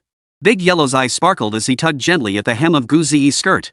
Gu Ze noticed the two had returned, gave a slight nod, and then took some food to feed Da Wang. She then approached Xiao Ziling alongside Ruan Mengshi. My lord, you're back. How did things go over there? Ruan Mengshi took Gu Hanyan from Xiao Ziling's arms, her eyes filled with concern as she looked at the two of them. I've taken care of it. Nothing to worry about. Xiao Ziling smiled, his eyes softening with tenderness. He knew Cici must have already spoken with Han Nian. Otherwise, Han Nian wouldn't have let him off so easily. To have such well-educated and refined wives, and a daughter so obedient and sensible, this life truly brought him boundless good fortune. Ruan Mengshi escorted Gu Hanyan back to rest, then turned to Xiao Ziling and whispered, Don't take advantage of the situation. Xiao Ziling watched the two heavenly beauties turn and walk away, smiling softly before nodding. Daddy, that was such a loud noise just now. Did you and Big Yellow see it? Mei Chem, we saw it. Hee hee, that's great. I thought Daddy might have missed it. Come eat quickly, Daddy. You never eat anything, and Mommy will scold you later. Alright, you two eat first. Daddy has some things to take care of. Xiao Ziling said to Gu Ze with a smile. Gu Ze flashed a small smile and nodded gently. Then she turned back to savor the delicacies. Seeing this, Xiao Ziling turned his gaze to Ajio. Ajio, come with me for a moment. A Jew paused, hesitated for a moment, then followed behind Xiao Ziling. A Jew, what's your relationship with Han Nian? Xiao Ziling led Ajio slightly outside the courtyard. Senior, Gu Hanyan and I have a good relationship, but it's purely professional, superior and subordinate. Rest assured, Senior, I am utterly loyal to Her Majesty the Empress. Ajio's voice was cold and tinged with urgency. Xiao Ziling glanced at a Jew, sizing him up from head to toe, then waved his hand to gradually dispel the aura of malevolence surrounding him. No need to worry. I trust my beloved's judgment. Xiao Ziling remarked indifferently. With his power, he could long ago see through all illusions no disguise could hide from his eyes. But Ajio was a subordinate of his second wife, so naturally, he didn't know everything about him. Ajio stared blankly at Xiao Ziling's profile, the flawless angles of his face, his complexion as pure as unpolished jade, and the ethereal aura that seemed to have descended from the heavens. A Jew couldn't help but be astonished by Xiao Ziling's divine beauty. Since you and Han Nian are so close, I want to ask you this, over the years, has anyone ever bullied Han Nian? Xiao Ziling's gaze turned icy. He had already dealt with some of them. However, within the Demon Emperor's palace, there were still many who resented Han Nian and frequently suppressed her. He wasn't entirely aware of these individuals and needed to verify their identities before taking action. Ajio sensed the terrifying pressure and aura emanating from Xiao Ziling. What immense power! With such a formidable ally now supporting Her Majesty the Empress, she'll finally be spared such exhaustion. Seeing the extraordinary strength of the man before him, coupled with the recent revelation of his connection to the Empress, a Jew immediately resolved to lay everything bare. Senior, here this is the list of those who wronged Her Majesty the Empress. Xiao Tian's mouth gaped open. They'd even compiled a detailed list. Chapter 85, Gods and Demons Descend Upon the Nine Heavens. Assaulting the 11th Cavern Heaven. Xiao Ziling never imagined that this seemingly cold and aloof armored emperor before him would be such a vengeful person. Rest assured, Senior. Even Her Majesty the Empress herself doesn't keep records as thorough as mine. A Jew's voice was solemn yet tinged with pride. Xiao Ziling gently took the revised list from a Jew's hands. He scanned the names of individuals and factions listed. He found that most of them matched up. However, some of the most powerful figures were likely too formidable and shrouded in mystery. Therefore, Ajio hadn't been able to record those powerful figures. Take the Void Emperor he just crushed, for instance. He did not appear on a Jew's list. Moreover, Xiao Ziling discerned the handiwork of other major factions within the souls and memories of those other Emperor-level powerhouses. And it's not just the demonic race targeting Han Nian, other factions beyond the demonic race are also targeting Han Nian. Xiao Ziling muttered to himself. He'd have to find time to clean up this trash one by one. Too bad my power is too overwhelming. Even a single avatar of mine would instantly shatter this little world. Otherwise, I could have sent my Dharma body to bring those people over. Xiao Ziling sighed. Master, the Shenhuang realm is already quite decent among small worlds. Xiao Tian chuckled softly. Xiao Ziling glanced at Xiao Tian, noticing she was still fiddling with the screen. What's wrong? Didn't I ask you to investigate how the Void Emperor obtained that erosion gold immortal rose? Could it be that the origin of this erosion gold immortal rose isn't so straightforward? Xiao Ziling pondered for a moment. Though the erosion gold immortal rose was an unparalleled treasure, for Xiao Tian, there might be plenty of them stored within her system space. Why was it proving so difficult to investigate? Master, you see, the entity behind the erosion gold immortal rose is nothing to you. But for Xiao Tian, it's quite formidable. Xiao Tian needs to be discreet and avoid detection. Seeing Xiao Tian still intently working on the screen, he decided not to interfere. He'd let Xiao Tian handle it at her own pace, better not to interfere. Let's go back first. Senior, I still have matters to attend to. I must take my leave. A Jew bowed slightly to Xiao Ziling, then departed. Xiao Ziling nodded in acknowledgement before returning to the courtyard. Observing his surroundings, Xiao Ziling reflected that as people reached a certain stage in life, they would naturally return to simplicity, cherishing this tranquil and peaceful life. Both Xier and Han Nian now lived in environments somewhat reminiscent of his own little world. Xiao Ziling glanced at Da Huang and Gu Zi. Gu Zi was meditating in seclusion, while Da Huang was still devouring his feast. Da Huang, how much have you eaten already? Xiao Ziling shook his head helplessly. How come he hadn't noticed Da Huang's voracious appetite before? Master, really, even though I haven't figured out which one is the mistress, this Ziyi's mom makes food that's seriously delicious. Da Huang said between bites. Being a demon beast, eating heartily was perfectly natural for him. Xiao Ziling smiled faintly. They're both your mistresses. The one with golden hair is your primary mistress, and the one with purple hair is your secondary mistress. Da Huang paused. You're the best, master. So powerful. Then he resumed eating. He wasn't just hungry, this food was genuinely delicious. Xiao Ziling was somewhat speechless. If you could taste my true culinary skills now, you'd be drooling to death. Back when they lacked power, Big Yellow had to eat in food while following Xiao Ziling. That very circumstance had cultivated Xiao Ziling's taste for fine cuisine back then, though he'd gradually forgotten that habit now. He paid no further attention to Big Yellow. Instead, his gaze shifted to Gu Zi. Is this preparing to break through to the heavenly realm? Xiao Ziling cast a faint gaze toward Gu Zi. With a wave of his hand, he instantly drew them both into a miniature world. After all, Han Nian and the others were still resting in their rooms. He feared the unusual phenomena that might accompany Gu Zi's breakthrough could disturb their rest. Zi has now nearly mastered both the power of gods and demons and the primordial force. Among the great clans, she would be considered one of the top geniuses. Xiao Ziling watched as the spiritual energy surrounding Gu Zi surged continuously toward her back. A vast celestial realm materialized behind her, as countless streams of spiritual energy surged directly toward it. In the skies above Xiao Ziling's microcosm, countless illusory figures of gods and demons materialized. Divine demons descend upon the nine heavens. Xiao Ziling observed the celestial spectacle unfolding above. It seemed Zi had already mastered the power of the minor achievement Supreme Demon God Bone. She had actually managed to condense a complete celestial phenomenon. Gu Zi swiftly completed one celestial realm. The aura emanating from it far surpassed the combined aura of the three celestial realms created by the other young prodigies. I wonder how many divine realms Zi can condense. Xiao Tian had finished his task and appeared beside Xiao Ziling. Is ZE breaking through? Xiao Tian observed Gu Ziyi, seated in meditation with countless terrifying divine and demonic energies surging from her body. Then he glanced up at the sky, where the heavens trembled incessantly, filled with countless celestial beings and demons. This. Xiao Tian hurriedly hid behind Xiao Ziling. Is this still a breakthrough? Are you sure she's not about to destroy the master's little world? It's just a breakthrough, after all. Why is it causing such a huge commotion? After completing the first celestial realm, Gu Ziyi began assaulting the second and third. Completing multiple divine realms simultaneously? Isn't ZE taking too great a risk? Xiao Ziyi murmured with concern. This is my own little world. The abundance of spiritual energy here far surpasses any cultivation paradise outside. It can fully sustain ZE's formation of the celestial realms. Xiao Ziling's gaze was fixed on Gu Ziyi. Xiao Tian nodded, and she too grew quiet, not wanting to disturb ZE's breakthrough. Time flew by. Gu Ziyi had already completed the condensation of 10 divine realms, her cultivation reaching the late stage of the divine realm. Yay! Finally done! Xiao Tian cheered, raising her hands and jumping up and down. Xiao Ziling raised his hand to signal her to be quiet, simultaneously erasing the disturbance she had just caused. Xiao Tian was puzzled. She had been ready to present her master with a reward. What was he doing now? When she shifted her gaze and attention back to Gu Ziyi, she gasped in surprise. Gu Ziyi is attempting to break through to the 11th heavenly realm. 10 caverns is already the limit for a normal cavern realm cultivator. 11 signifies a prodigy, while 12 marks a genius unparalleled throughout the ages. Master, how many heavenly caverns did you possess back then? Then why not ask how many I have now? Xiao Ziling's every step was paved with sweat and blood. His foundation was more solid than anyone else's. Chapter 86, Extinction of the Double Eyes, Fate's Power. The remaining fortune power.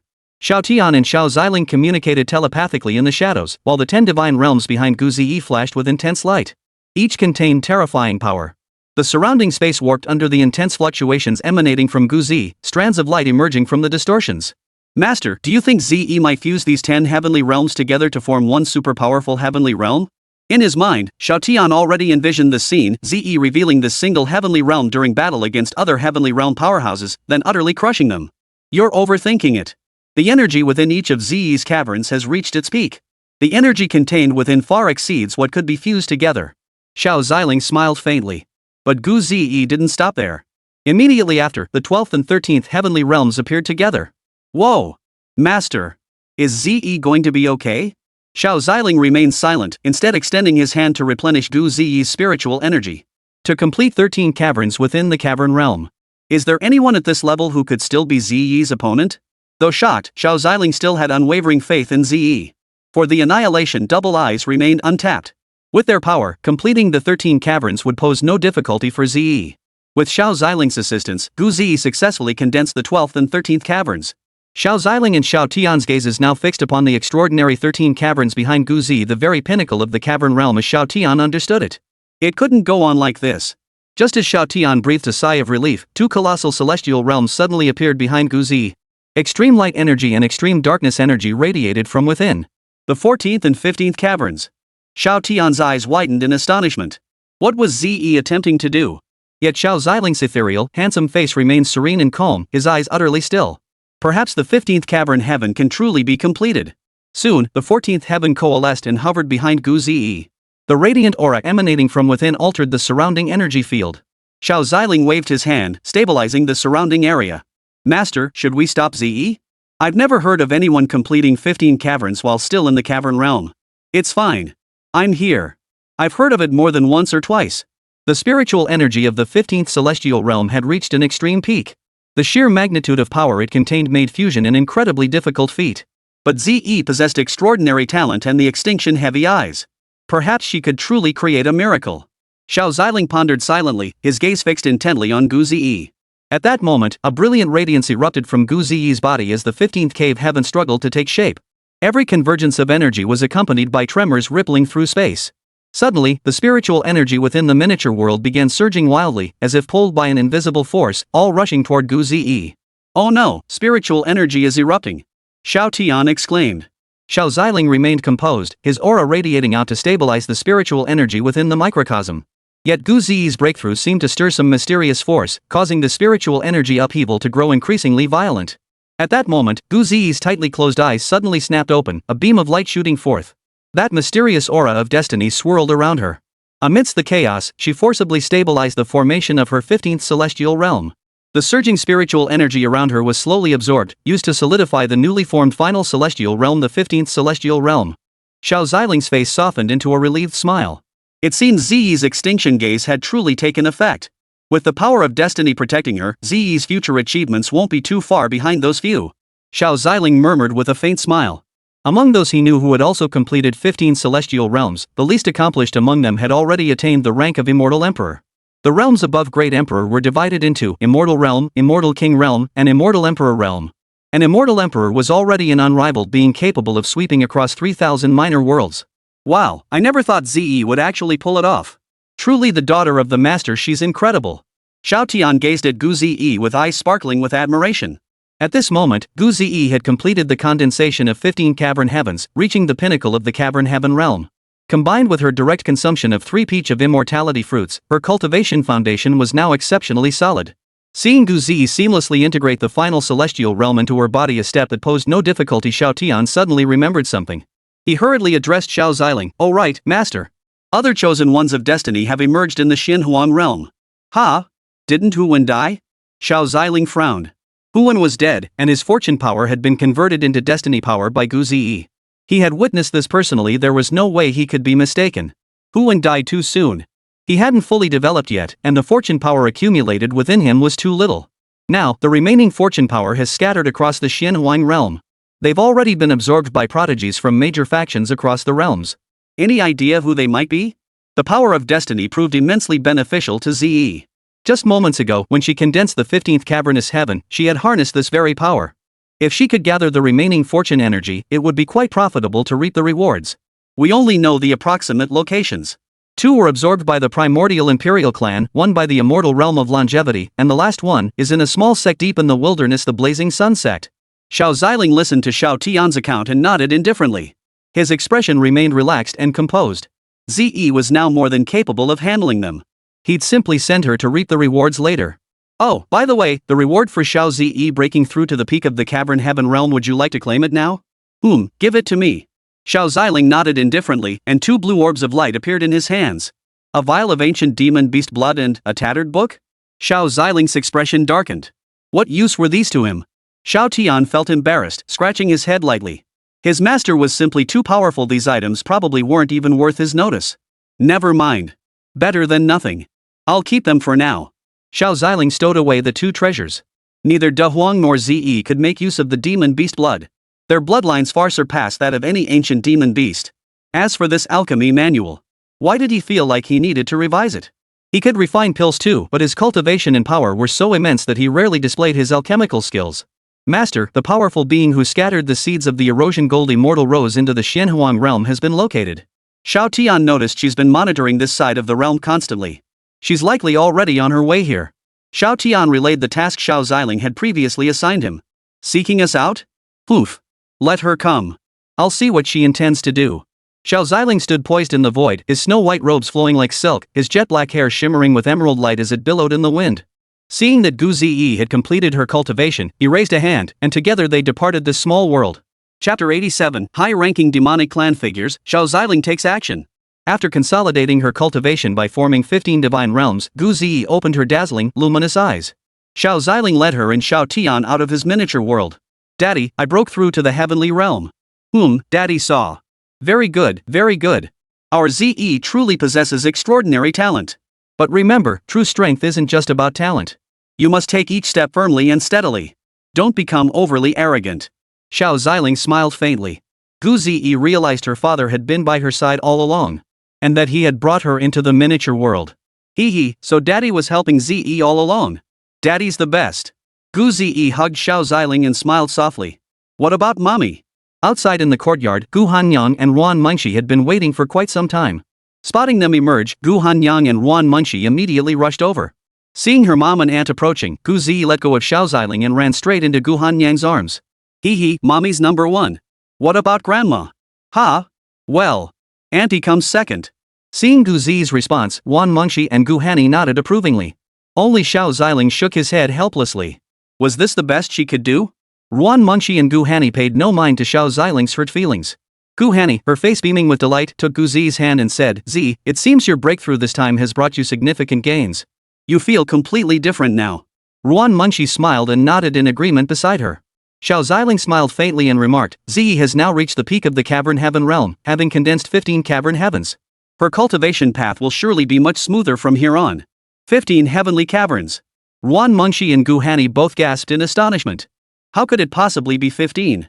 Wasn't the maximum number of celestial realms one could condense of the celestial realm only 13? After all, they were already considered prodigies, each having condensed 13 heavenly caverns. Within their realm, they had virtually no rivals. Yet now Gu Zi could condense 15 celestial realms. This utterly defied their comprehension. "Husband, I was already utterly exhausted after condensing the 13th heavenly realm. I never imagined it was possible to condense more beyond that." "Yes. Dang. Husband." Gu Hanni found it hard to speak, her face flushing with a blush as she murmured shyly. This left Xiao Ziling thoroughly delighted. It seemed he owed these two ladies quite a bit. No, it wasn't that he owed them. Wouldn't they soon be his two wives? Ruan Mengshi smiled at the scene, having spent a long time comforting Han Yin. After all, Xiao Ziling had been gone for so long. She had raised Gu Zi alone, so it was only natural for her to harbor some lingering resentment. Moreover, she understood Zi intimately. The moment Zi returned, she sensed that her supreme demon bone was gone, replaced by an entirely new divine bone. Ruan Mengshi had initially considered concealing the truth and fabricating an excuse, but to prevent their relationship from growing distant, she laid everything out. Gu Hannian then rushed out excitedly and hugged Gu Zi, startling her at the moment. She thought someone had bullied her mommy. "I'm the same as Sister Mingxi, both of us are 13 caverns." Gu Hannian's cheeks flushed slightly as she spoke in a light voice. All of this is Ziyi's innate talent and destiny. De Huang circled around Gu Ziyi twice, feeling genuinely happy for her. Truly worthy of the young mistress, she's amazing.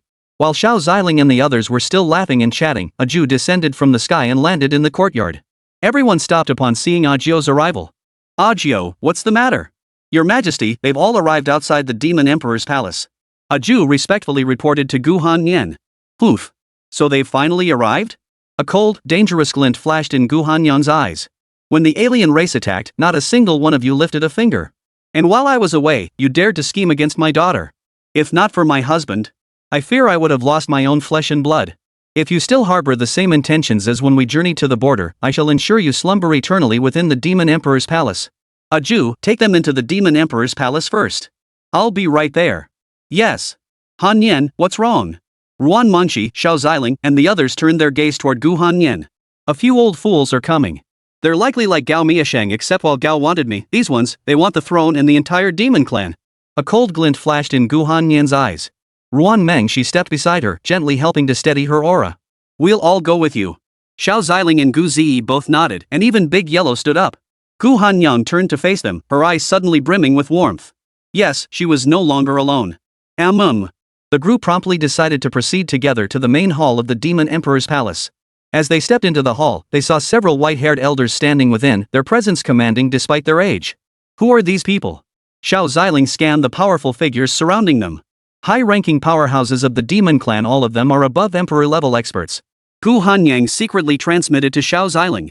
Their eyes gleamed with greed and ambition as they noticed Gu Hanyang and the others entering. Their auras weren't overwhelmingly terrifying, and they paid no attention to Xiao Ziling and his companions. One of the elders spoke in a sarcastic tone, "Empress, you've occupied this seat far too long for a mere woman. It's time to step down. The demon clan needs a more capable leader." Gu Hanyang sneered coldly, "When the alien races attacked, none of you lifted a finger. Now you seek to seize power?"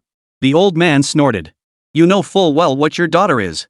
If it weren't for her potential to inherit your constitution, do you think you'd have lived this long? If she can serve our purposes, we shall no longer pursue the imperial throne." Gu Hanni stepped forward, her gaze unwavering. "You delude yourselves." Gu Hanyang stepped forward, her aura radiating power. "Whoever dares touch my family today will first face the scythe in my hand." Big Yellow bared his teeth menacingly at the side. "Are all you old demons this shameless?" At that moment, Agio and the other powerful warriors who had originally accompanied Gu Hanyang to the border all gathered behind her. Tensions flared between the two sides, a battle on the verge of erupting. The powerful figures present had also noticed Xiao Ziling standing behind Gu Hanyang. His divine features were strikingly handsome, his brow radiating an air of extraordinary presence. Clad in white robes and possessing a slender, graceful figure, he resembled a fallen immortal walking among mortals. The present experts likely guessed that Xiao Ziling might be the other man Gu Hanyang had on the outside. "Empress, could this handsome, composed, and elegant gentleman be the other man you've been seeing?" A mere mortal with no cultivation, no wonder you've been treated so poorly. He doesn't even dare show his face. Truly. A young-looking emperor-level powerhouse among them sneered. Suddenly, his eyes widened in shock as a terrifying force propelled him directly before Xiao Ziling. Chapter 88. Greetings, Your Imperial Majesty. The general has turned into a white-haired lowly? So, I'm here now, aren't I? Xiao Ziling's gaze was indifferent, his voice betraying no trace of joy, sorrow, anger, or fear. A powerful psychic force instantly forced him to his knees, head bowed low. He began banging his head violently against the ground before Xiao Ziling and Gu Han, continuing even as blood poured from his wounds. The other elders watched in utter shock. They never imagined this seemingly ordinary man possessed such terrifying power. The several great emperor-level experts exchanged glances, each channeling their spiritual energy, preparing to unite against Xiao Ziling. Xiao Ziling snorted coldly. A sudden surge of aura erupted around him, pale golden divine power bursting forth from his body. An invisible pressure instantly enveloped the entire scene. The great emperor-level experts felt as if a mountain had crushed them, immobilized. One by one, they collapsed to their knees, as if submitting to a sovereign. You dare to rant before me, you dare to insult my family? Xiao Ziling's voice was as cold as ice, as if it came from the depths of hell. With that, he swept his hand, sending a brilliant beam of light hurtling toward the elders. The elders tried to dodge, only to find themselves utterly immobilized. The light struck them, and with agonized screams, they were flung backward, severely wounded. He glanced at the man kneeling before him, and a wave of overwhelming pressure emanated from him, instantly reducing the man to dust. Many other great emperor-level experts who had opposed Gu Hanyan were likewise reduced to dust. Such terrifying methods instantly terrified the powerful figures who had followed Gu Hani, though some managed to survive. Your Majesty, might this reflect poorly upon us? Most of the demon clan's elite were present here. If Xiao Ziling slaughtered them all, the news spreading would tarnish Her Majesty the Empress's reputation. The Supreme Sovereign's present attempted to dissuade Gu Hani, for they still needed these powerful figures to confront the Soul Demon Sanctuary and the evil Soul Sect. Poof. Her Majesty and her companions know their own limits. They've been relentlessly aggressive, threatening the Empress. Letting them live this long is already an act of mercy. A Jew swept his gaze across the crowd. His icy stare instantly silenced them all. One should not advise others on virtue unless one has endured their suffering. The others fell silent, knowing their duty was simply to support Her Majesty the Empress. Today, I spare your lives. From this day forward, serve the Empress with unwavering loyalty. Should any of you harbor treacherous thoughts again, this will be your fate. Xiao Ziling declared coldly. The elders dared not utter another word, hastily kneeling before Xiao Ziling, Gu Hani, and the others. We pay our respects to Her Majesty the Empress. We pay our respects to His Majesty the Emperor. Relief washed over the crowd. Thankfully, they hadn't openly opposed Her Majesty the Empress earlier, choosing instead to remain neutral. Hearing the elders' titles, Gu Hanyang felt her cheeks flush, though her heart swelled with joy. She knew her husband was standing up for her. Those accompanying Gu Hanyang, along with a Jew, all looked at Xiao Ziling with expressions of surprise and admiration. A crisis had been defused with such ease. They had feared a major battle was about to erupt.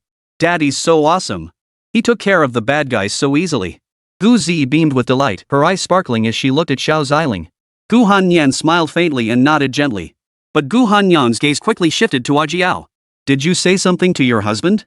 How did he manage to kill them so precisely? Her tone was slightly stern. She didn't want to trouble her husband with such matters. Would this make him think she was incapable of anything?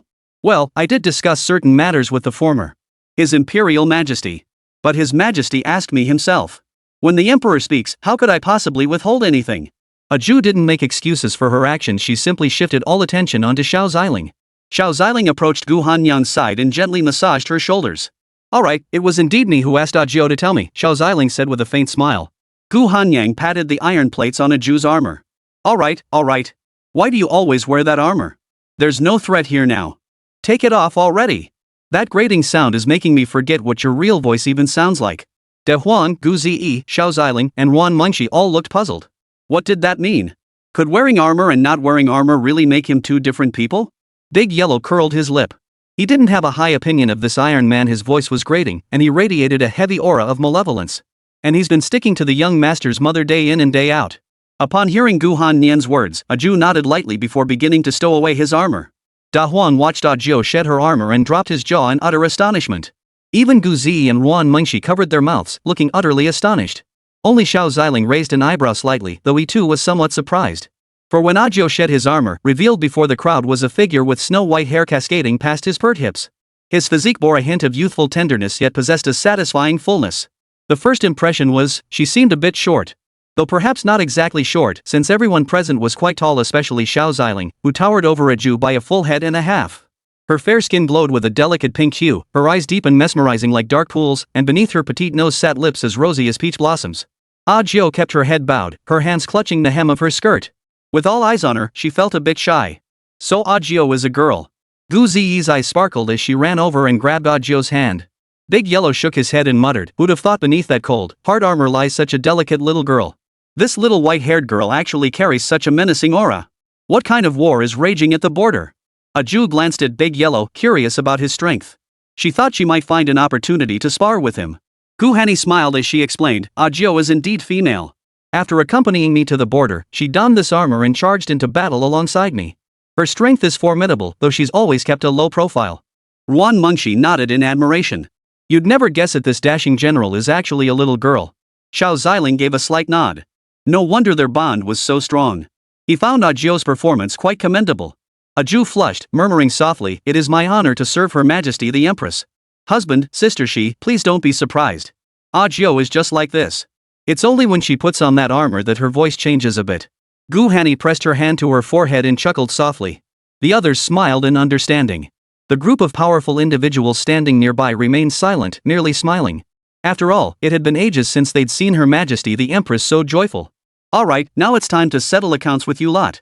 Chapter 89. Chapter 89. The Soul Demon Sanctuary has been destroyed, the Immortal King descends. Gu Hanyan turned her gaze toward the remaining great emperors present. She walked slowly toward them.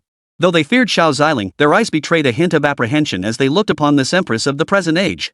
"Does Her Majesty have any commands?" A great emperor-level powerhouse named Logan looked at Gu Hanni.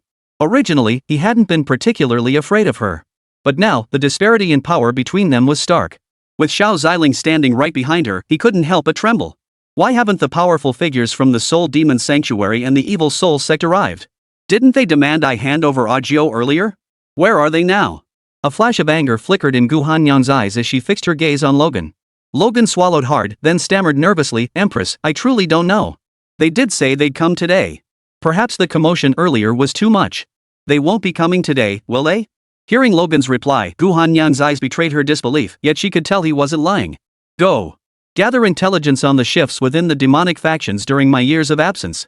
After a moment's thought, Gu Hanyang commanded the others sternly. Having only recently returned, she now needed to piece together the current state of the demonic realm bit by bit. Yes. Logan and the remaining powerful figures nodded emphatically before departing together to gather intelligence on the major demonic factions. Seeing this, Gu Hanyang waved her hand, dismissing the supreme peak-tier powerhouses from the room as well. After paying their respects to Her Majesty the Empress, everyone returned to their respective quarters. Gu Hanyang felt the demon clan was now even more chaotic than before. It seems governing the demonic race will require considerable effort. "Han Nian, what happened?" Seeing Gu Hanyang's troubled expression, Xiao Ziling approached her side and gently massaged her temples. "I've been away from the demon clan for too long. I wonder how the Soul Demon Sanctuary and the Evil Soul Sect are faring now." They were always a cancer within the demon race. Their cultivation methods were intolerable to the demonic elite. But back then, my senior brother stood in the way. I couldn't bring myself to take action against them.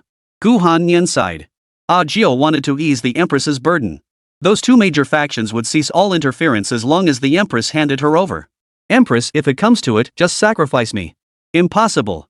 I absolutely will not hand you over to those scummy tumors." Gu Hanyan flatly rejected a Jew's unspoken suggestion. Well. Da Huang scratched his head before interrupting them. "Actually, the Evil Soul Sect and the Soul Demon Sanctuary are gone." "Gone? How could that be?" A Jew and Gu Hanyang both gasped in shock. Both of those sacred grounds were ancient, venerable places with long-standing legacies. How could they simply vanish like that? Yeah, Big Yellow was right. The Soul Demon Sanctuary and the Evil Soul Sect have been wiped out by it. Xiao Ziling stated with deadpan seriousness, as if he had absolutely nothing to do with it. De Huan's eye twitched. "I only gave it a little nudge, okay? It was clearly you, Master, who truly struck down and destroyed these two great powers." "Husband, what exactly happened? Tell me already." Gu Hanni tugged at Xiao Ziling's hand, her curiosity piqued. Xiao Ziling smiled faintly. "Earlier, I visited the Blood Demon Sect. Afterward, I was heading to see some Void Emperor fellow. I just happened to pass by those two places. Seeing their wicked deeds, I casually destroyed them." Both Ju and Gu Hanyang were utterly stunned. They never imagined Xiao Ziling had resolved such a massive problem without their knowledge. Admiration and emotion filled Gu Hanyan's eyes as she stepped forward to grasp Xiao Ziling's hand. Husband, thank you. Xiao Ziling chuckled softly. It's nothing. Those two factions were never worth much anyway. Just then, Logan and the others hurriedly arrived, presenting the intelligence they had gathered. After reviewing it, Gu Hanyan's frown gradually smoothed out. The Soul Demon Sanctuary and the Evil Soul Sect had indeed been razed to the ground. Among the other factions like the Blood Demon Sect, only these three had truly defied Gu Hanyan's power. The rest merely watched the spectacle unfold. Whoever emerged victorious would be the one they followed. Phew. That does mean I can relax a bit now. A wave of comfort washed over Gu Hanyang. Her most cherished people were by her side, and her troubles had been resolved. Who wouldn't be happy in this situation? Empress, shall I handle these remaining matters? You and His Majesty can go explore the Demon Clan's sacred grounds. Gu Hanyang looked at Xiao Ziling, Wan Mengxi, and the others, then stepped forward. Ah Jiao, it's fine. Let's all go together. There's no rush with these matters now. As for the remaining factions, they shouldn't pose any significant problems. After pondering for a moment, a Jew nodded in agreement. My husband, let me show you around the Demon Clan's sacred land. There's one place that gets quite lively at night. Gu Hanny hesitated before addressing the pair, her eyes constantly observing them. They'd finally reunited, and she wanted to accompany Sister Sierre, her husband, and her own daughter on this tour. Alright, thank you for your kindness, Han Yen. Ruan Mengxi smiled faintly, and the two women immediately began chatting back and forth. Xiao Ziling also smiled faintly. Daddy, Auntie, and Mommy seem to get along so well now. Their relationship has always been good.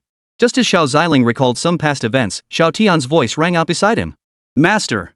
The immortal outside the Xianhuang realm is preparing to enter. Finally arriving, huh? I'll see what she intends by planting the erosion gold immortal rose seed in the Xianhuang realm, Xiao Ziling murmured, his heart calm. Gu Zi also sensed Xiao Ziling's unease and asked softly, Daddy, what's wrong? Why don't you go explore the Demon Clan's sacred grounds with Mommy, Grandma, Big Yellow, and Ajio for now? Daddy has some matters to attend to right now. Not far away, Ruan Mengxi and Gu Hanyang also overheard the commotion behind them. If her husband referred to it as the matter, it must be something significant. Master, should I accompany you? No need. Stay with Ze and the others. Ensure their safety. Xiao Ziling replied with a faint smile, then transmitted his voice to Gu Hanyan and Ruan Mengxi, take Ze over first.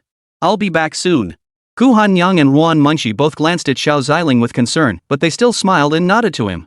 Xiao Ziling's figure flickered instantly, traversing tens of thousands of miles in a single stride, emerging directly outside the Xianhuang realm. He gazed toward the distance, where a powerful figure radiating boundless divine might approached. His expression remained composed as he calmly regarded the immortal king-level powerhouse who had materialized before him. Chapter 90, the founder of the 10,000 Spirits Academy. The Divine King's Token.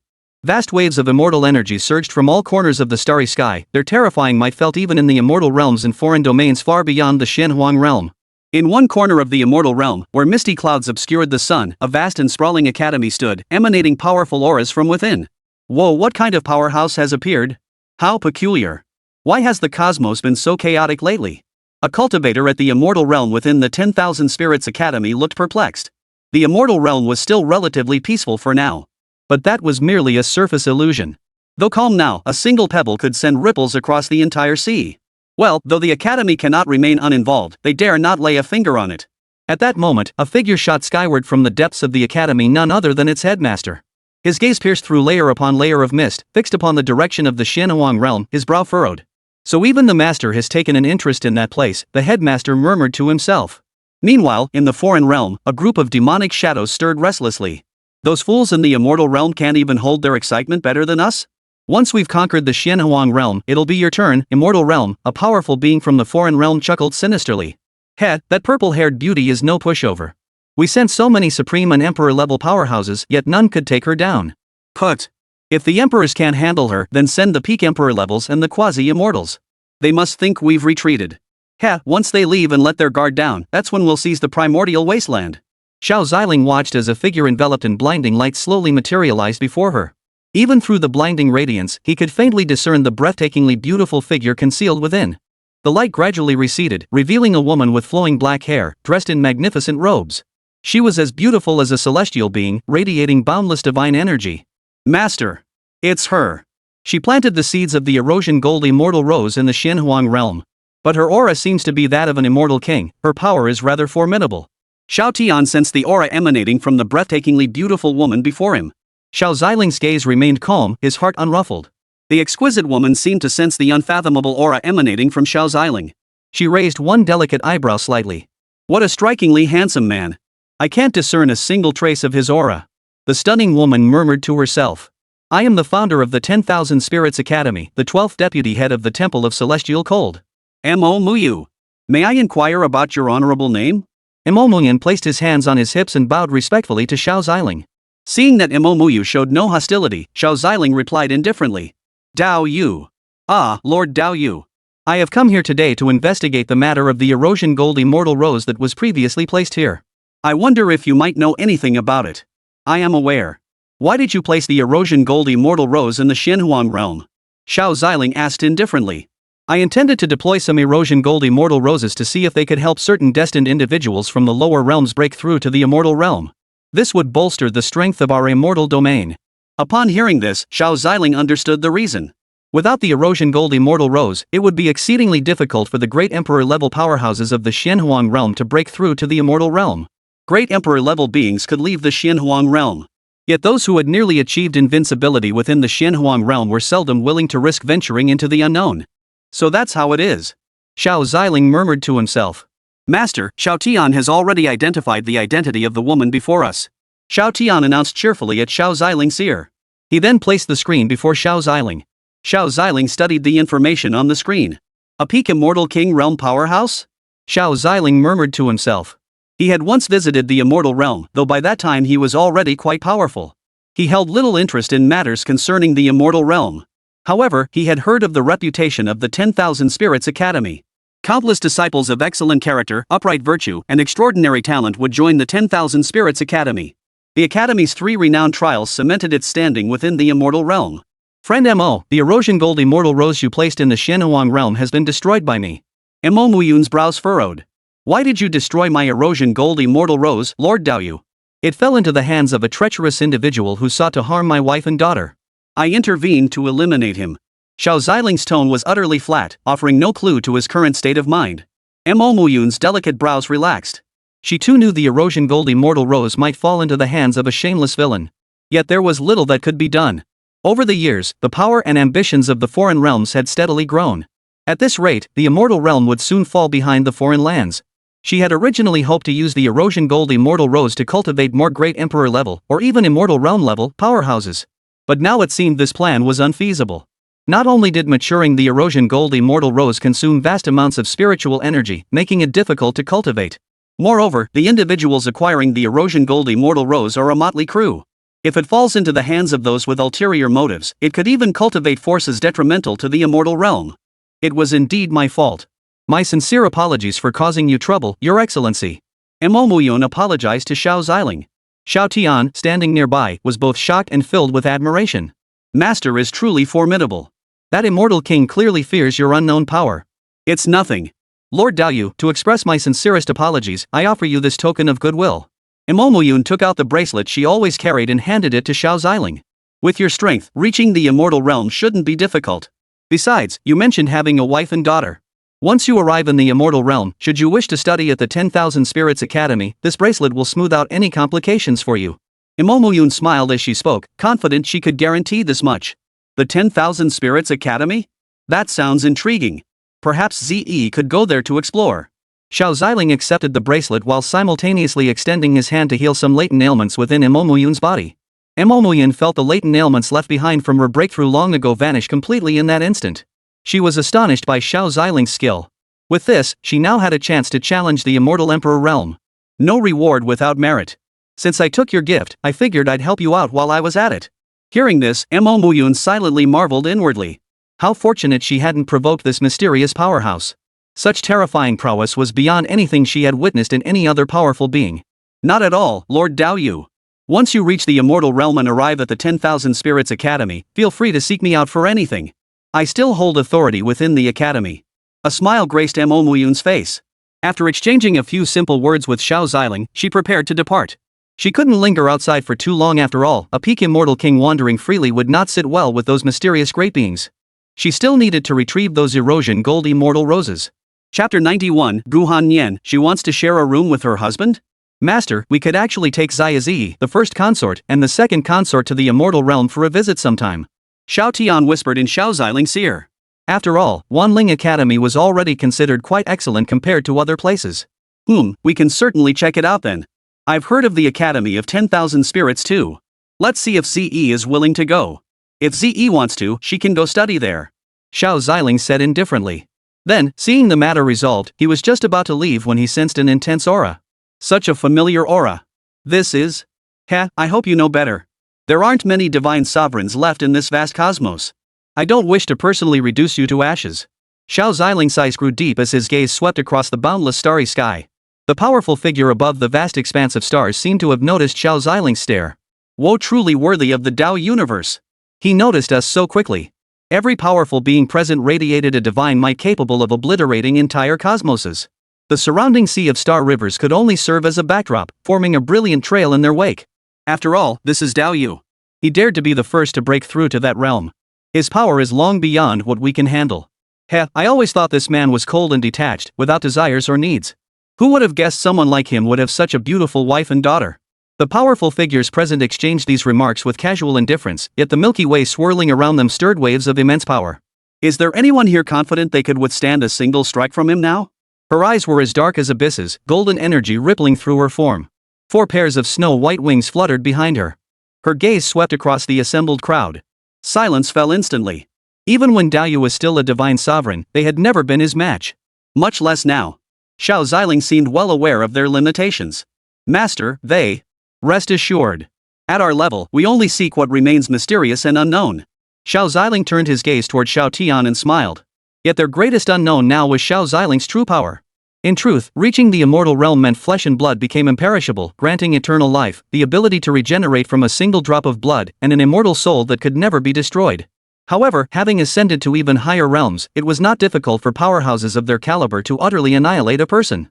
Of course, at great cost, resurrection was possible. Unless the one they subdued would never intervene again. Seeing Xiao Tian's half-understanding expression, Xiao Ziling realized that some things were useless when discussed only in theory.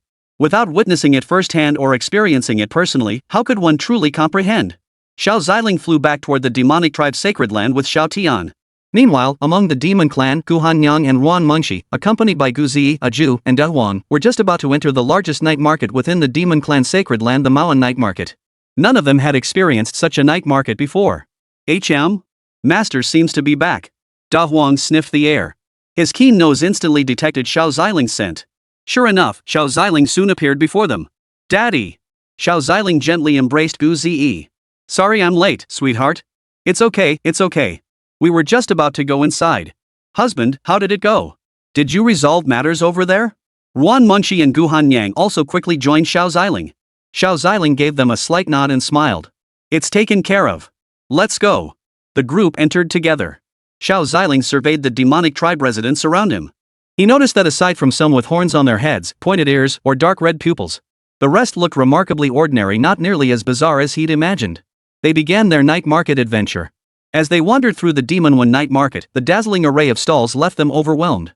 Gu Zi's eyes sparkled with excitement as she tugged Xiao Ziling along. Daddy, look at this bracelet. Xiao Ziling followed closely behind Gu Zi, picking up the bracelet and nodding slightly. Honorable official, you truly have discerning taste. This is... Xiao Ziling didn't haggle much with the shopkeeper. A price tag nearby read 10 spirit stones for the item. But the desire written all over Gu Zi's face would surely make the shopkeeper jack up the price.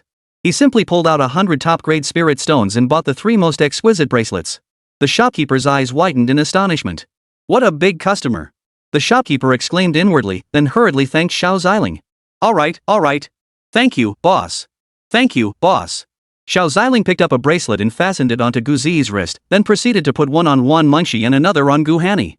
1 gold, 1 purple. They really compliment you both. Both girls glanced at their bracelets, then shared a knowing smile. Then, one on each side, they flanked Xiao Ziling between them. This scene left passers-by beside them green with envy. Everyone was stunned by Wan Mengxi and Gu Hanyang's ethereal, otherworldly beauty. At first, they assumed Xiao Ziling had stumbled upon incredible luck to meet 2 such stunning girls. But when they saw Xiao Ziling's face, they instantly felt inadequate. His face, like natural jade, radiated an innate elegance. Clad in white, his every movement was composed and graceful. Gu Zi, on the other hand, was without Jiu. Their eyes sparkled as they examined this little trinket and touched that small ornament. Xiao Ziling gave them plenty of spirit stones, more than enough for their shopping spree. De Huang trailed behind Gu Ziyi, utterly disinterested in the finery. He'd much rather stay at the mistress's house and enjoy the delicious food. The group concluded their night market excursion in high spirits. Xiao Ziling was quite impressed by the opulence and beauty of the Manhwa night market. No wonder so many people came here. There were plenty of treasures and quirky trinkets to be found. Watching the warm, contented expressions on everyone's faces, Xiao Ziling let a rare, genuine smile spread across his own features. The group returned to Gu Hanyan's courtyard. After bowing to take his leave, Jiao returned to his own quarters. Big Yellow, however, climbed onto the roof, found a comfortable spot, and promptly fell asleep. That was his favorite way to rest. Ruan Mengshi sensed that Gu Hanyang was troubled by something. An idea came to her mind, so she took Gu Ziyi to wash up and rest by herself. This left Gu Hanyang and Xiao Ziling alone outside. Gu Hanyang's beautiful lashes fluttered, her eyes blinking. She hadn't yet grasped what Sister Mengshi was planning. But she quickly caught on. It seemed that if Gu Ziyi and Ruan Mengshi shared a room, only one room would remain. Which meant she would have to share a room with her husband, that lecherous rogue? At this thought, Gu Hanyan's face flushed crimson. Chapter 92, Intimacy at 100%, Chaos Spirit Fruit and 9-turn Immortal King Pill. Xiao Ziling was also puzzled. What was going on here? Seeing Gu Hanyan's flushed face, he felt a stir within himself. Gu Hanyang approached him. Husband, shall we step outside to talk? Gu Hanyang murmured softly, her red lips pressed together. She too felt a flutter of nervousness. Xiao Ziling's expression remained calm, though his heart raced wildly within. He followed Gu Hanyang to a stone bench outside the courtyard. As they sat down, Xiao Ziling felt this spot was quite perfect. Not only could they gaze upon the star-filled sky, but they could also see most of the demon clan's sacred grounds. Isn't this a lovely spot? Gu Hanyang gazed at Xiao Ziling with gentle eyes. The view is expansive, the air is fresh, and with this warm, bright moonlight it truly feels like the moon imprints itself upon my heart. Xiao Ziling turned to the beauty beside him, noticing her gaze fixed upon the moonlit sky, her eyes reflecting the moon's silvery glow. Husband, did you know? When Ziyi was born, I had 2 stone chairs placed here. Every night, I would gaze at the moon like this, waiting for your arrival. Gu Hanny's eyes brimmed with warmth. Every time she gazed at the moon, Xiao Ziling's figure would appear in the night sky. She knew Xiao Ziling's character and nature. He would never hide from her. He risked his life to save her. Would he hide from her over something like this? A bitter taste lingered on Xiao Ziling's tongue. He didn't know how to comfort her, but he knew he had wronged the beautiful woman before him too many times. He stepped forward, gently taking Gu Hanyang's hand. His voice was soft as he said, "Don't worry. I'm right here beside you now, aren't I? I'm here today, and I'll always be here." Gu Hanny looked into Xiao Ziling's resolute eyes and gently collapsed into his embrace. Husband, can you tell me where you went all these years? These past years, I left the Xianhuang realm and journeyed to the outside world. The outside world? What's it like? Is it much better than the Xianhuang realm? No, I feel it's not as good as the Xianhuang realm. Xiao Ziling gazed tenderly at the beauty in his arms. Gu Hanyang's cheeks flushed crimson. The one she loved most was right here. Wasn't it wonderful to spend every day playing with her beloved? Out there, every day was spent battling those madmen. What joy could there possibly be? That's not what I meant. I'm talking about the environment and scenery there. Gu Hanny was almost led astray by Xiao Ziling. Xiao Ziling smiled too, gently caressing Gu Hanyang's cheek. Xiao Ziling briefly described the outside world to Gu Hanny. It's quite nice over there. I'll take you both to see it when the time comes. Gu Hanny nodded with a smile. Let's go. It's time to head back and rest. Gu Hanyang lowered her head, unable to meet Xiao Ziling's eyes, letting him carry her into the room. Candlelight flickered softly within the room, casting a warm and tranquil glow. Xiao Ziling carried Gu Hanyang to the bedside and gently set her down. Her cheeks flushed slightly as she twisted the hem of her robe, her heart pounding like a drum. After a moment of silence, Xiao Ziling broke the quiet. "Hanyan, you've been through so much these past days." Gu Hanyang lifted her head to meet Xiao Ziling's gaze, her eyes brimming with tenderness. "Since you know how hard it's been for me, you mustn't leave without a word again. Spend more time with us." Xiao Ziling felt warmth surge through him. His gaze softened as he gazed at her, a wave of tenderness washing over him. He reached out and gently stroked her cheek. Gu Hanyang closed her eyes slightly, savoring this tender moment. The two lay quietly in bed, embracing each other as they slept. Moonlight spilled over them, draping them in a layer of silver gauze. The next morning, Gu Hanyang opened her eyes, still a bit drowsy. She turned her head slightly to gaze at Xiao Ziling's handsome face. Just as she gazed at him with rapt attention, Xiao Ziling suddenly opened his eyes. Startled, she quickly turned her head away. "What's the matter? Are you that shy looking at your own husband?" Xiao Ziling smiled faintly, then pulled Gu Hanny close. "Oof. I wonder who was the one staring at me all this time." At that thought, Gu Hanny felt a surge of confidence. "Exactly. That's why I'm staring back now." Xiao Ziling chuckled. Then he planted a kiss on Gu Hanyang's red lips. Gu Hanyang blushed and buried her head under the blanket. Who would have thought that the Empress, who commanded awe and respect from thousands outside, could have such a side to her? Alright, enough fooling around. Xiao and Ze should be waking up soon. Xiao Ziling gently patted Gu Hanyang's pert bottom. I know. Xiao Ziling got ready quickly and was the first to step out of the room, while Gu Hanyang still needed to freshen up.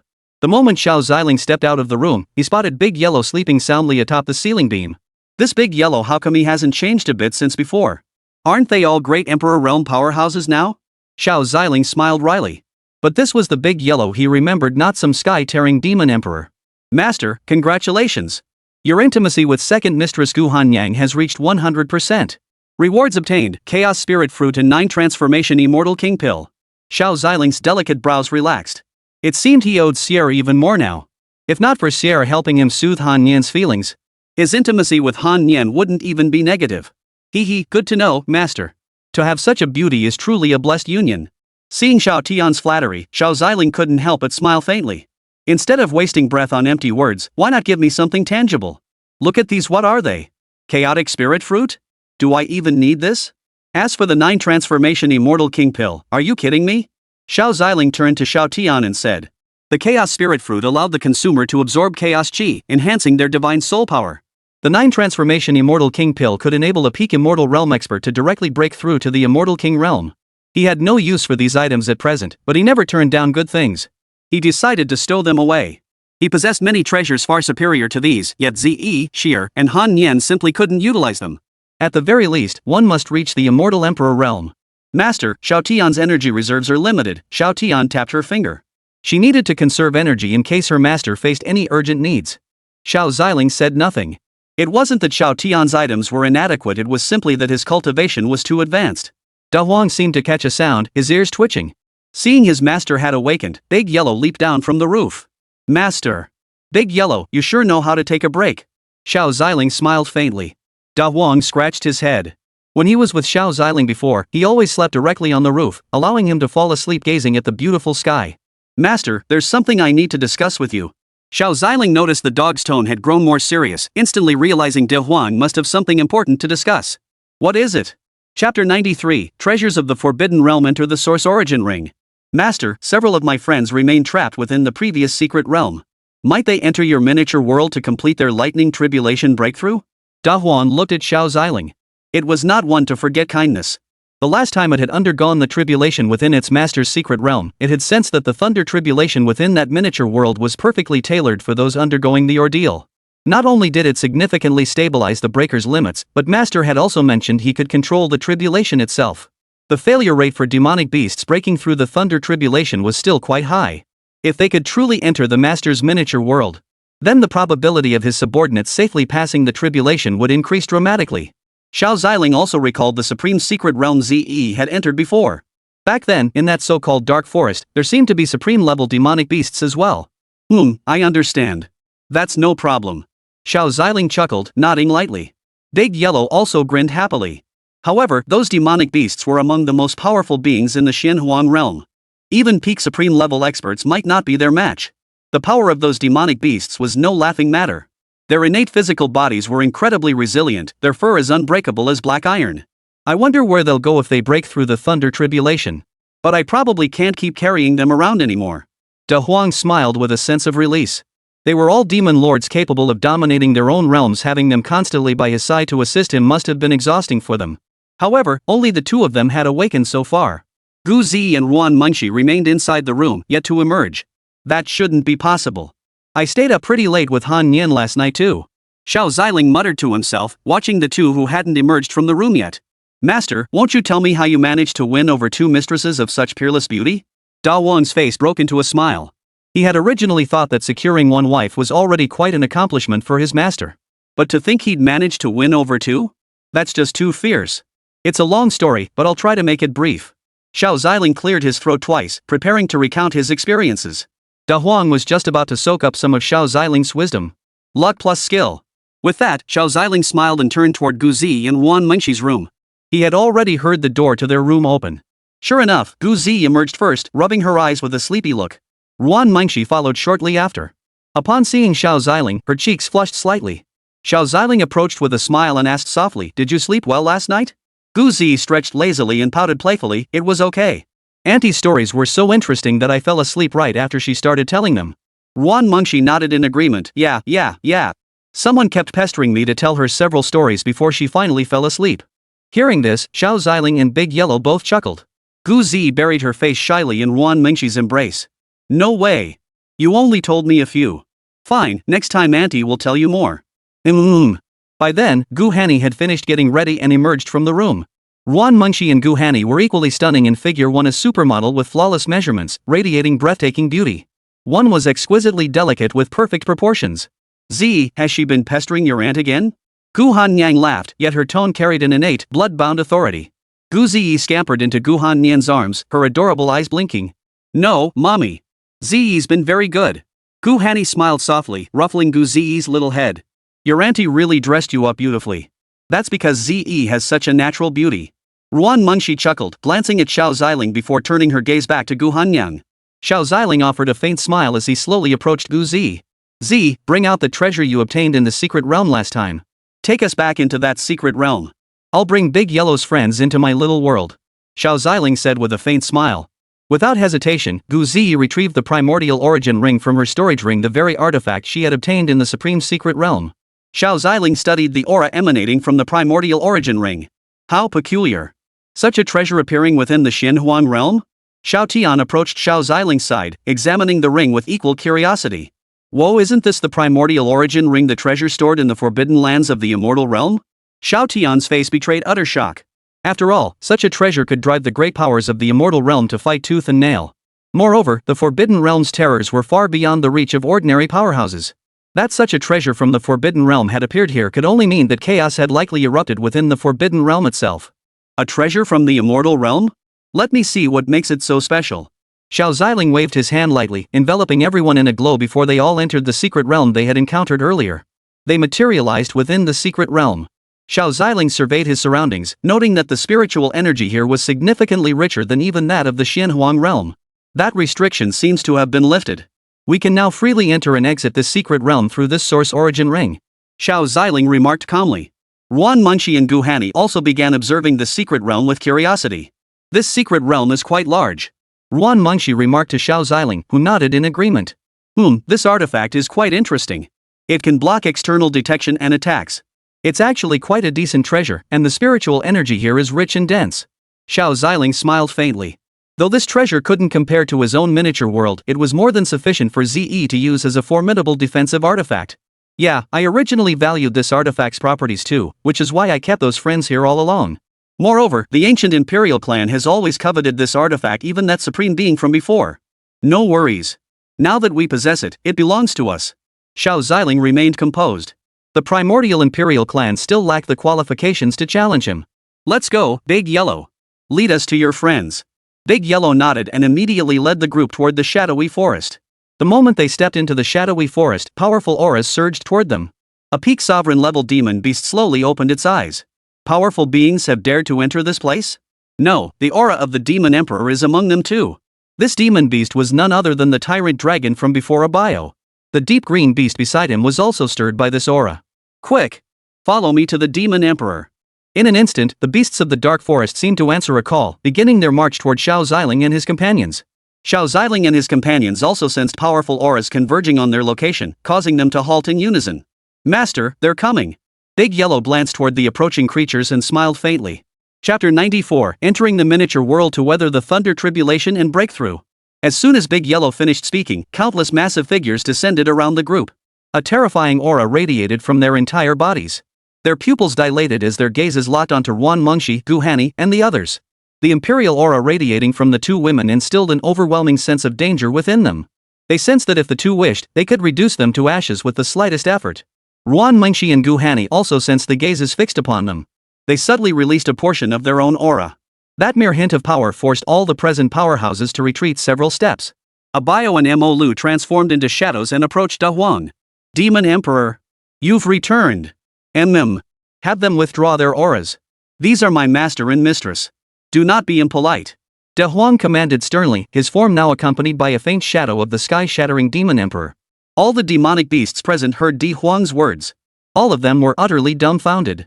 For the little yellow dog before them was none other than their demon emperor, the Tear Sky Demon Emperor. To be the master of the demon emperor who shreds the heavens, just how powerful must such beings be? Though Mo Lu was also momentarily stunned, his reaction was swift. He immediately lowered himself into a half-kneeling position and bowed to Xiao Ziling and the others. "We greet you, Your Excellency." Xiao Ziling hadn't anticipated that Big Yellow commanded such profound respect among these demonic beasts. A few simple words were enough to calm everyone down. Even the most slow-witted among Mo Lu's companions, like Bao and the other powerful demon beasts, had finally grasped the situation. They hurriedly bowed to Xiao Ziling and the others. "Greetings, Your Excellency." Xiao Ziling raised his hand lightly, helping the beasts rise. "You're too kind." Such a display of power stunned all the demonic beast masters present. Indeed. One who commands the demon emperor's allegiance must not only possess formidable strength but also exemplary character. Xiao Ziling surveyed the demonic beasts present, while Wan Munchi and Gu Hanyang behind him had just recovered from their astonishment. They never imagined that the usually small, cute, and seemingly simple-minded Big Yellow was actually the sky-tearing demon emperor. Looks like Jiao will never get his revenge on Big Yellow now. Gu Hanyang smiled bitterly. Earlier, Jiao had been intimidated by Big Yellow's imposing aura and had wanted to fight him fairly. But given Xiao Ziling's relationship with the Empress and his terrifying strength, she dared not bring this matter up, and now it seemed that even if she were to fight Big Yellow, she clearly wasn't his match. "Ahem, this is my master. I intend to bring you both into his miniature world to weather the thunder tribulation. It's one of the few solutions I've found so far." Big Yellow cleared its throat twice, drawing everyone's attention to itself. "Exactly. The thunder tribulation within my microcosm is tailored for those seeking breakthroughs. If you can't withstand it, I can also erase the tribulation," Xiao Ziling explained. The demonic beasts present lit up with interest, finding this approach genuinely viable. Even Mo Lu and Bao found themselves nodding in agreement. If this truly worked, then even if they couldn't survive the tribulation, they could still return here. Though they didn't fully trust Xiao Ziling, they placed their faith in the demon emperor. "Then we humbly request your assistance, Your Majesty." The demonic beasts present thanked Xiao Ziling. Xiao Ziling said nothing further, merely flicking his finger lightly. A spatial fissure appeared overhead. In an instant, everyone entered Xiao Ziling's miniature world. Mo Lu and the others gazed at Xiao Ziling's miniature world, their eyes filled with awe. Even Wan Munchi and Gu Hanyang, who had never entered before, were somewhat astonished. They had no idea their husband possessed such abilities. They took a deep breath of the air within Xiao Ziling's miniature world. This place felt utterly magnificent. Xiao Ziling pointed ahead, gesturing for the assembled demonic beasts to proceed there to undergo the tribulation. One at a time. "Most of you are at the Supreme Realm level, and this tribulation's power is roughly equivalent to that of a Supreme Realm being. If any of you possess significantly greater strength, I will appropriately increase the tribulation's intensity." Xiao Ziling reminded them, and surprise flashed in their eyes. Could it be that this noble before them was manipulating the tribulation? What kind of being was this noble? Just then, a massive black bear demon beast stepped forward. Its aura was more formidable than the others, second only to Mo Lu and Bao, clearly possessing greater strength. "Honorable Master, I volunteer to be the first to undergo the tribulation," it declared in a deep, resonant voice. Xiao Ziling nodded slightly. In an instant, dark clouds gathered in the sky, and streaks of purple lightning danced within the clouds. The black bear demon beast stood ready, its eyes gleaming with unwavering resolve. "Master, what formidable skill!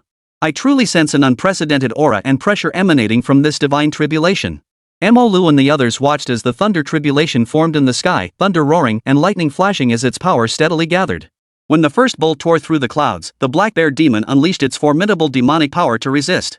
Yet the thunders might far exceeded its expectations, sending it staggering backward. Mo Lu and Bao watched nervously as bolt after bolt of lightning thundered down. Xiao Ziling remained calm, closely monitoring the tribulation's progress. Just as the black bear demon beast was on the verge of collapse, Xiao Ziling raised his hand slightly.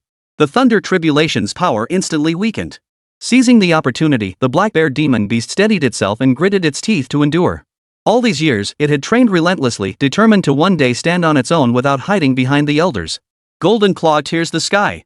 The black bear demon beast revealed its true form, unleashing the tearing claw technique taught to it by the demon emperor. Alas, despite years of arduous practice, it had only grasped a fraction of the technique's essence. "Old bear, that fellow has actually grasped a thread of my tearing heaven claw." A flicker of surprise crossed Big Yellow's golden eyes. Back then, he had seen his own reflection in the old bear. Both were driven by the same desire to grow stronger and stop holding others back. That was why it had taught the old bear the sky-tearing claw. But back then, it had seen the old bear struggle to grasp it, unable to sense even a shred of its essence.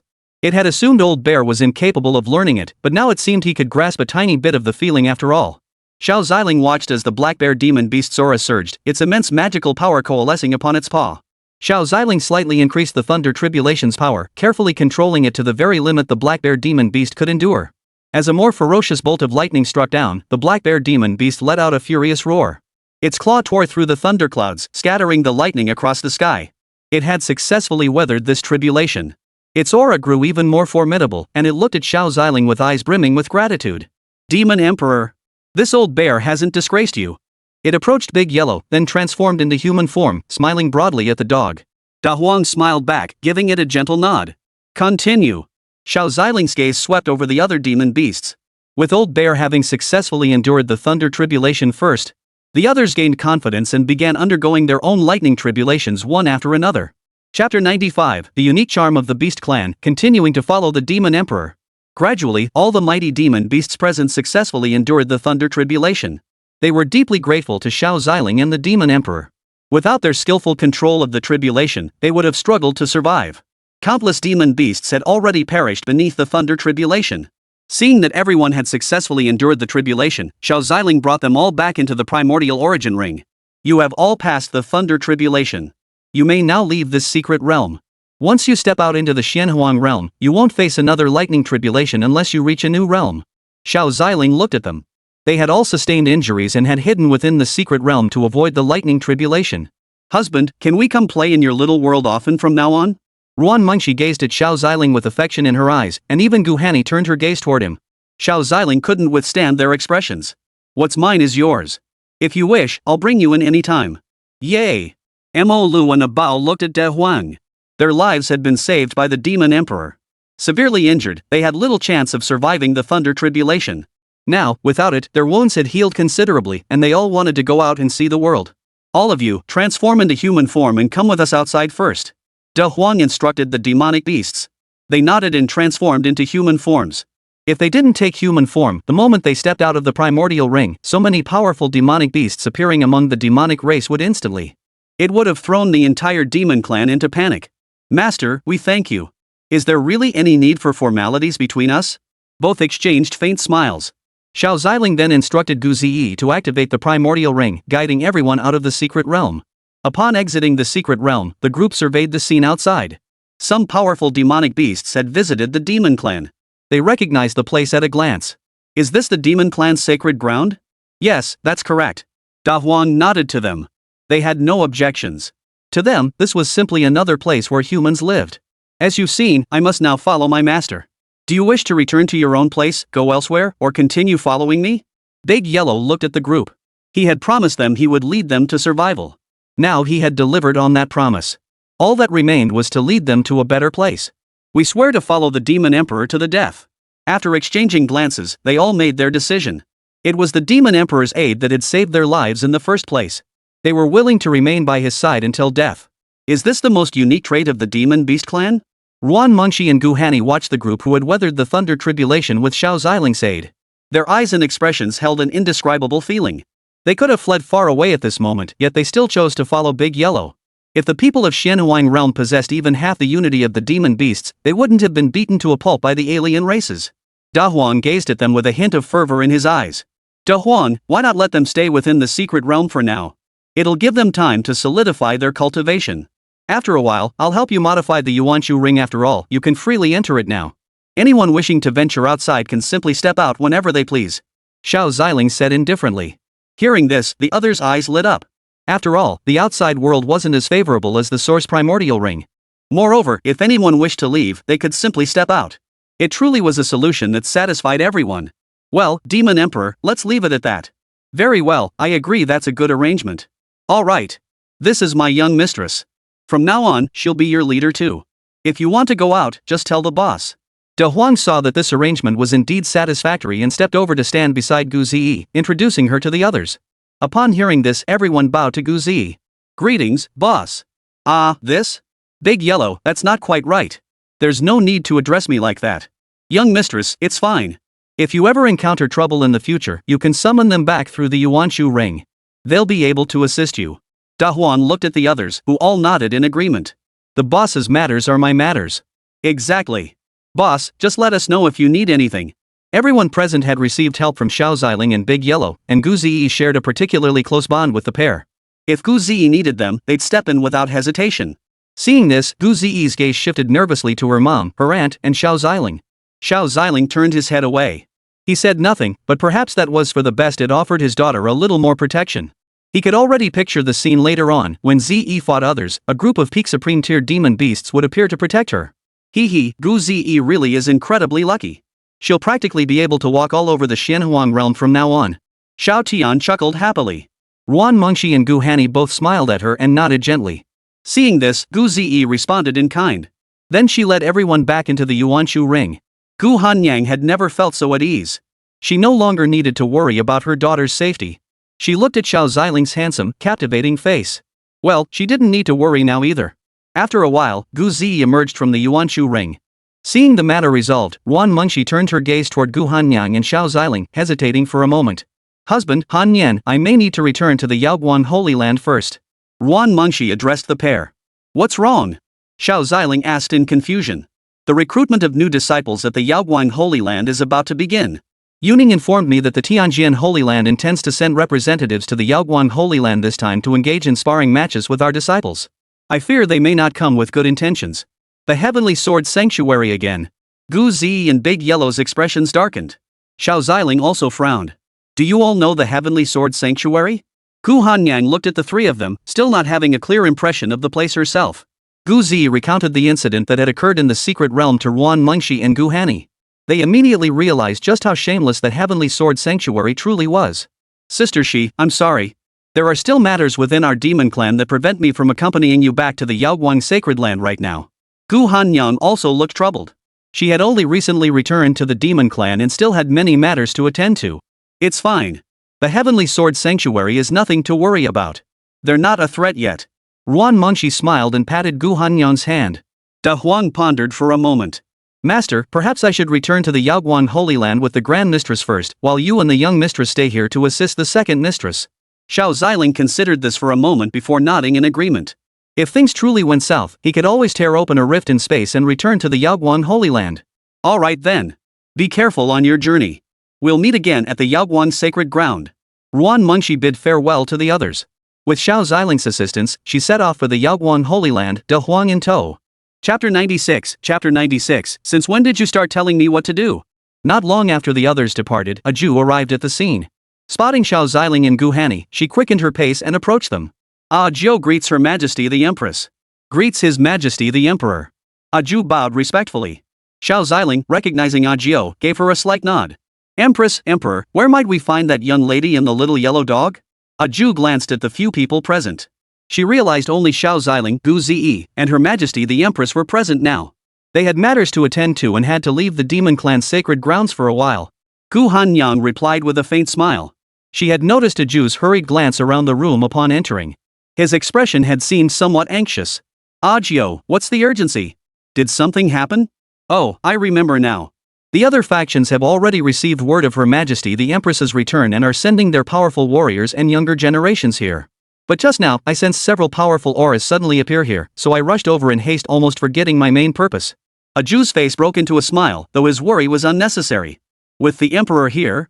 With Her Majesty the Empress here too, no one could possibly threaten them. Have they all arrived? Gu Hanni murmured.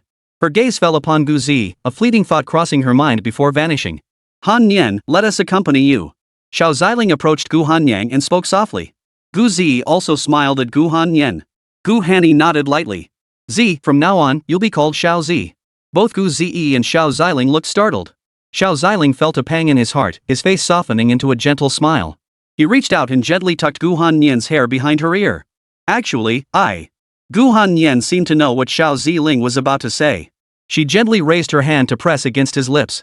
Zi is my daughter, and she is also your daughter. Gu Hanni embraced Xiao Ziling gently, while Jiu's mouth opened in surprise. She had never seen the Empress display such a side of herself before. Master, congratulations. Double joy. Xiao Tian beamed beside Xiao Ziling. Double celebration? What does that mean? Xiao Ziling remained composed, as there were many people present. He silently transmitted his voice to Xiao Tian. It's a secret for my master that way, it'll be a surprise when the time comes. Xiao Tian chuckled before vanishing into the system space, leaving Xiao Ziling no chance to press further. Xiao Ziling watched Xiao Tian vanish into the system space, shaking his head slightly. With this lively character around, life would never be dull. Come on, husband. Let's head to the Demon Emperor's palace together. The Demon Clan's high-ranking officials all support us now.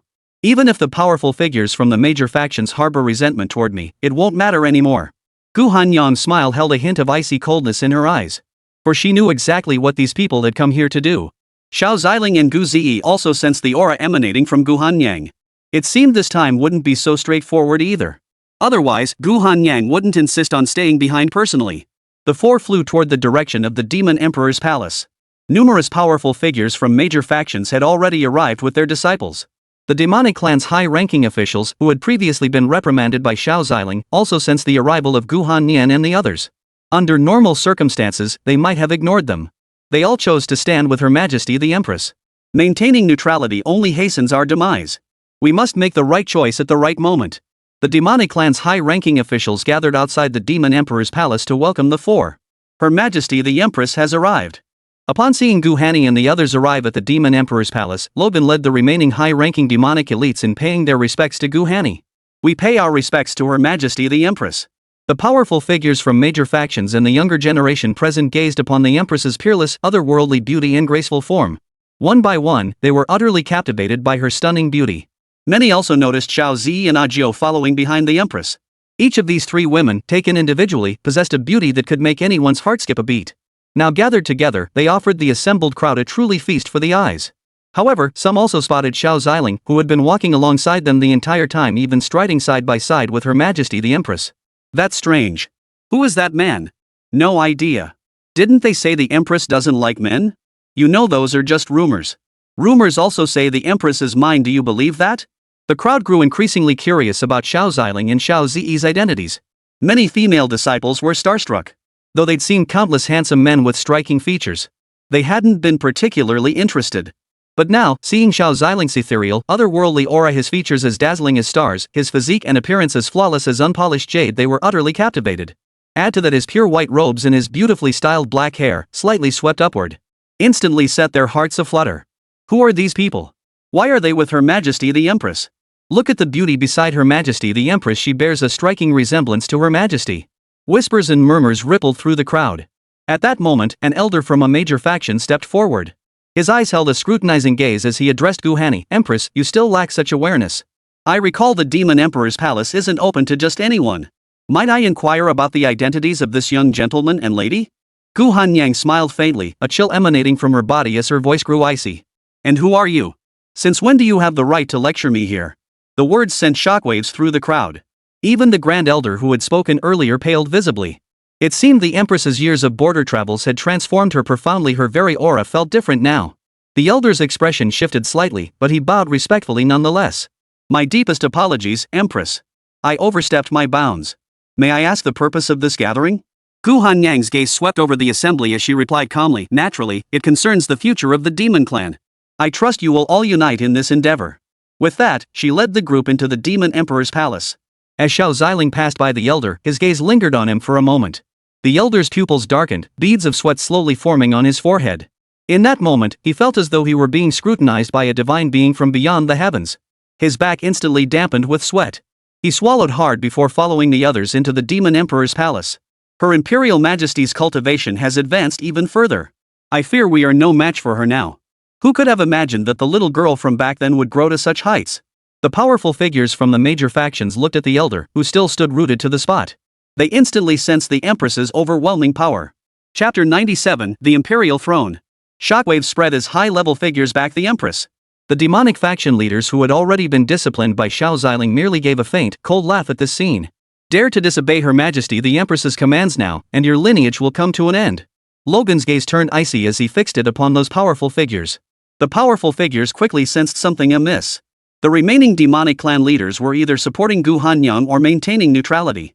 Where were all those demonic elite who had opposed Gu Hani's ascension to Empress? And what of Gao Miexing, who had led the demonic elite in opposing Gu Hani's ascension? With Her Majesty the Empress now so formidable, he couldn't possibly stay out of the picture without causing trouble. It seems those who opposed Her Majesty the Empress have been thoroughly dealt with. Many powerful figures from major factions had already caught on to the situation. But it doesn't affect their plans. They hadn't come here today to wage war against the Empress. They merely sought to secure certain benefits from Her Majesty. Soon, led by Her Majesty the Empress, the entire group entered the Demon Emperor's palace. They took their seats immediately upon finding places, with Gu Hanni taking the imperial throne directly. Xiao Ziling, Xiao Zi, and Ajiu all took seats beside her. Ajiu, however, sat slightly behind the other three, though this did not diminish her status. Everyone present was somewhat astonished by this sight. Didn't this imply that the status of these two individuals was actually higher than Ajiu's? Most crucially, they all noticed that even so, none of the demonic nobles present showed any intention of intervening. Instead, they wore smiles, appearing to fully support Her Majesty the Empress. Damn it, have these old fools gone blind? How dare they not intervene? A senior elder of the flaming demon sanctuary seethed inwardly. He was already furious that so many powerful beings had descended upon the demon race recently, all because of the previous demon emperor's misguided decision. How could these powerful beings possibly trust her? Let alone assist the Empress? Empress, you may begin. Logan, representing the demonic race's high command, approached Gu Hanyang with a smile and whispered. This single gesture made everything clear to everyone present. The demonic race's high command no longer opposes Her Majesty the Empress ascending the imperial throne. In an instant, the powerful figures present all began recalculating their own schemes. If Her Majesty the Empress had truly secured the throne, then what they could do now was vie for the position of emperor. And the position of the Empress's personal disciple. Ha! A female emperor whose only daughter was abandoned, yet she's actually gained the support of these ancient fools. Looks like we'll just have to try and seize the remaining two positions now. The elder of the flaming demon sanctuary glanced at the disciples behind him, then exchanged knowing looks with the other powerful figures from the various sanctuaries. Indeed, not long after the Empress returned from her travels, the demon emperor passed the throne to her. Yet soon after, news of the Empress's pregnancy spread throughout the demon realm. Even the present powerhouses remained ignorant of the child's father's identity. This was precisely Gao Miashang's primary justification for opposing the Empress's continued occupation of the throne. Even if you now have the support of the demonic elite, if that man from your past does not return, a new emperor must be chosen. The elder of the Blood Shadow Sanctuary sneered coldly. Very well. Let us begin then, Gu Hanyang said indifferently. Summoning them this time was precisely to discuss the matters of the emperor and the empress's direct disciples. These two matters determined whether the major factions would aid the demon clan. For the demon clan must have a ruler. And even more crucially, a successor for the future. Empress, I shall not pursue the matters of the past. Your contributions in leading the demon clan to the border to confront the alien races. We cannot ignore that. However, the positions of emperor and personal disciple must be chosen. The elder from the flaming demon sanctuary spoke. His voice seemed calm, yet his tone carried an unmistakable urgency that brooked no delay. Indeed. And your majesty should be aware of the recent events erupting within the demon clan's sacred lands. Too many powerful beings have now poured into the demon clan, and there was that commotion near the Abyssal Sea not long ago. I believe not only the demon clan but even the powerful from other sanctuaries have taken notice. The gathered elites began to press Gu Hanyang. The chaos within the demon clan wasn't that your responsibility as empress? If they couldn't force you to relinquish the throne, couldn't they at least remain by your side as your men?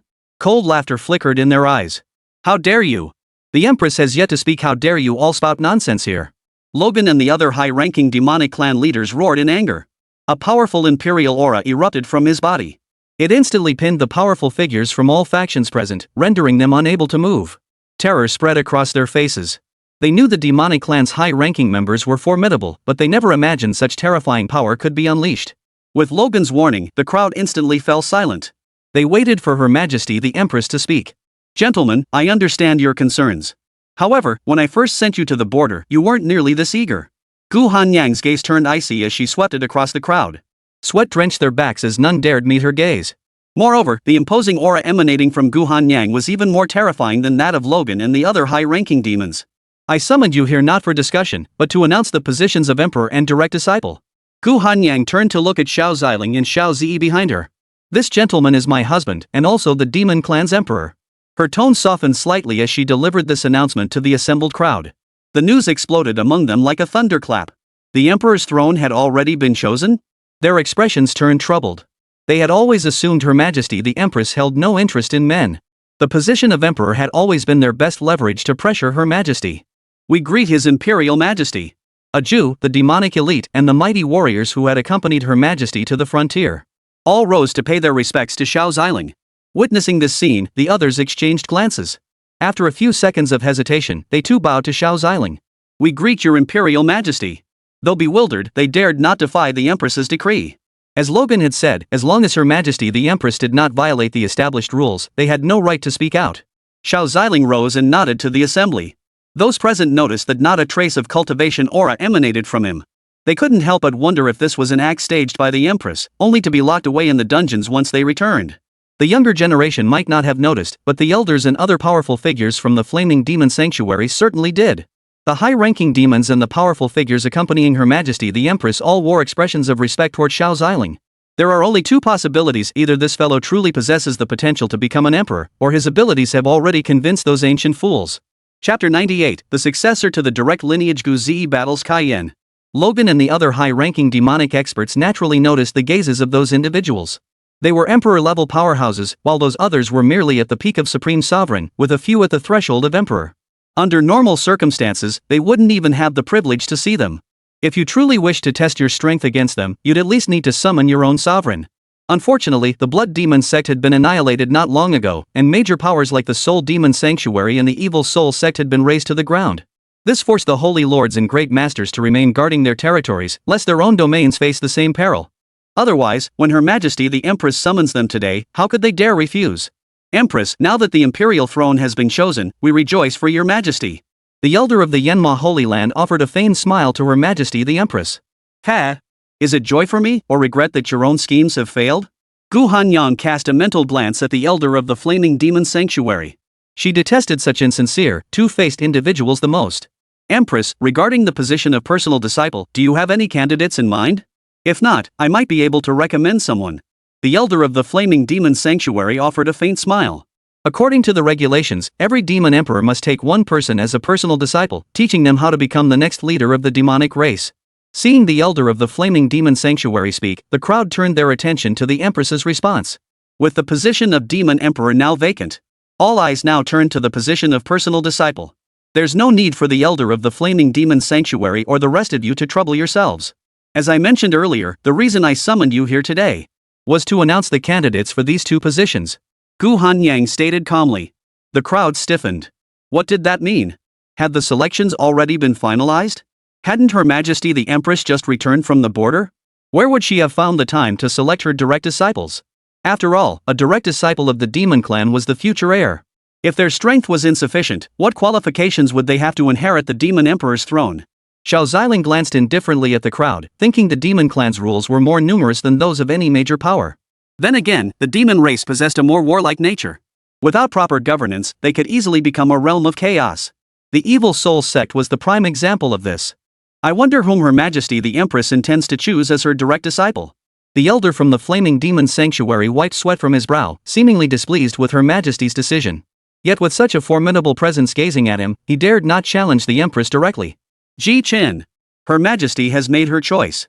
Your constant questioning, do you presume to decide for the Empress herself? Among the demonic clan's high-ranking members, a powerful figure turned his gaze toward the elder of the Flaming Demon Sanctuary. He followed the direction of the voice. He recognized the speaker as none other than the great emperor who had once beaten him so severely he lost control of his bladder. I wouldn't dare. I wouldn't dare. Ji Chen took 2 steps back. He now fully understood the demon clan's situation. The demon clan's high command had fully rallied behind Her Majesty the Empress. Their opinions held little weight now. Summoning them here, it was likely just a formality to notify them. Incidentally, to let them know that the Empress now stood as the demon clan's supreme leader. Gu Hanyang and Xiao Ziling also turned their gaze toward the emperor-level powerhouse, who noticed their eyes upon him. He hastily lowered his bearing, bowed respectfully to them, then sat down to await the Empress's proclamation. The position of direct disciple shall be inherited by my daughter Xiao Ziyi. Gu Hanyang announced to the assembly. She had already discussed this decision with Xiao Ziling and Xiao Ziyi before arriving. Initially, she had intended to defy the consensus and reject the idea of appointing a successor to the direct lineage. But Xiao Ziyi wished to assist her mother, unwilling to see her endure such hardship. She felt it was worth giving her a chance. Gu Hanyang initially disagreed, knowing the immense responsibilities awaiting the Empress. She didn't want her daughter to endure such exhaustion. Xiao Ziling, drawing from his past memories, had also gained insight into the demon clan's rules. Moreover, considering Ziyi's strength, no one among the younger generation of the demon clan could possibly match her. Therefore, he assured Gu Hanyang that having Ziyi take the position was acceptable. It was merely filling a vacancy, while the Empress title could remain with Hanyang. Seeing this, Gu Hanyang nodded in agreement. Moreover, hearing Xiao Ziling describe Xiao Ziyi's prowess, She couldn't help but feel astonished by Xiao Zi's prowess, then gently embraced her. Truly her daughter so formidable. The moment her thoughts surfaced, all eyes in the room turned to Xiao Zi. Their gazes held traces of surprise, confusion, and above all, reluctance. Given the precedent set by Her Majesty the Empress, they had no objection to the next demon emperor being female. But they couldn't believe the Empress would actually have her daughter inherit the position of direct successor. No wonder I thought that Fairy looked so much like Her Majesty the Empress before turns out she really is Her Majesty's daughter. Whoa, I thought they looked alike too, but don't you think she resembles the Emperor even more? At this remark, several powerful figures present turned to Xiao Ziling with stunned expressions. They too now noticed there was indeed a slight resemblance. No way. Could this actually be the Emperor himself? Ji Chen naturally noticed as well. Her Majesty the Empress, the future heir of the demon clan, must possess formidable strength. Not just anyone can command respect. Ji Chen stepped aside, and the eldest disciple of the Flaming Demon Sanctuary Kai Yan stepped forward. He was the son of the Flaming Demon Sanctuary sovereign and also one of its direct disciples. Today, they had come for the position of direct disciple and the title of Emperor. The Emperor's title was now gone, and they could not oppose Her Majesty the Empress's decision. But the position of direct disciple? That was still up for grabs. Kai Yan stood with an air of arrogance, arms crossed over his chest. He held Xiao Ziling in utter contempt. As fellow cultivators at the Heavenly Realm stage, he was confident he could surpass anyone. Ji Chen spoke up, Empress, why not let a disciple of the Flaming Demon Sanctuary duel the personal disciple you've chosen? If she can defeat Kai Yan, we shall have no objection to her taking the position. He was certain that as the son of the Flaming Demon Holy Land's Holy Master, Kai Yan's strength was among the finest of the younger generation. Xiao Zi, merely the Empress's daughter, likely possessed no real talent. Moreover, the Empress had long been stationed at the border, while her daughter remained within the Yaoguan Holy Land. She likely hadn't inherited a shred of the Empress's true abilities. Zi, what do you think? Gu Hanyang gazed at Xiao Zi with tender eyes. Xiao Zi nodded to Gu Hani, then offered a faint smile. Kai Yan and Ji Chen hadn't expected the Empress herself to actually let her daughter take the challenge. Such a delicate ice queen. I'll go easy on her later, wouldn't want to break her. Kai Yan chuckled inwardly. After all, he possessed peak Heavenly Realm strength and had condensed 11 Heavenly Realms. Xiao Zi was also at the Heavenly Realm level, no match for him. Chapter 99, Kai Yan scheming, one palm to cripple Kai Yan. Out of respect for you being the Empress's daughter and since you seem younger than me, I won't bully you. I'll give you 3 moves to strike first. After 3 moves, don't blame me for showing no mercy. Kai Yan wore an expression of calm indifference, striking a pose he deemed dashing. That Kai Yan probably wants to hit on the Empress's daughter.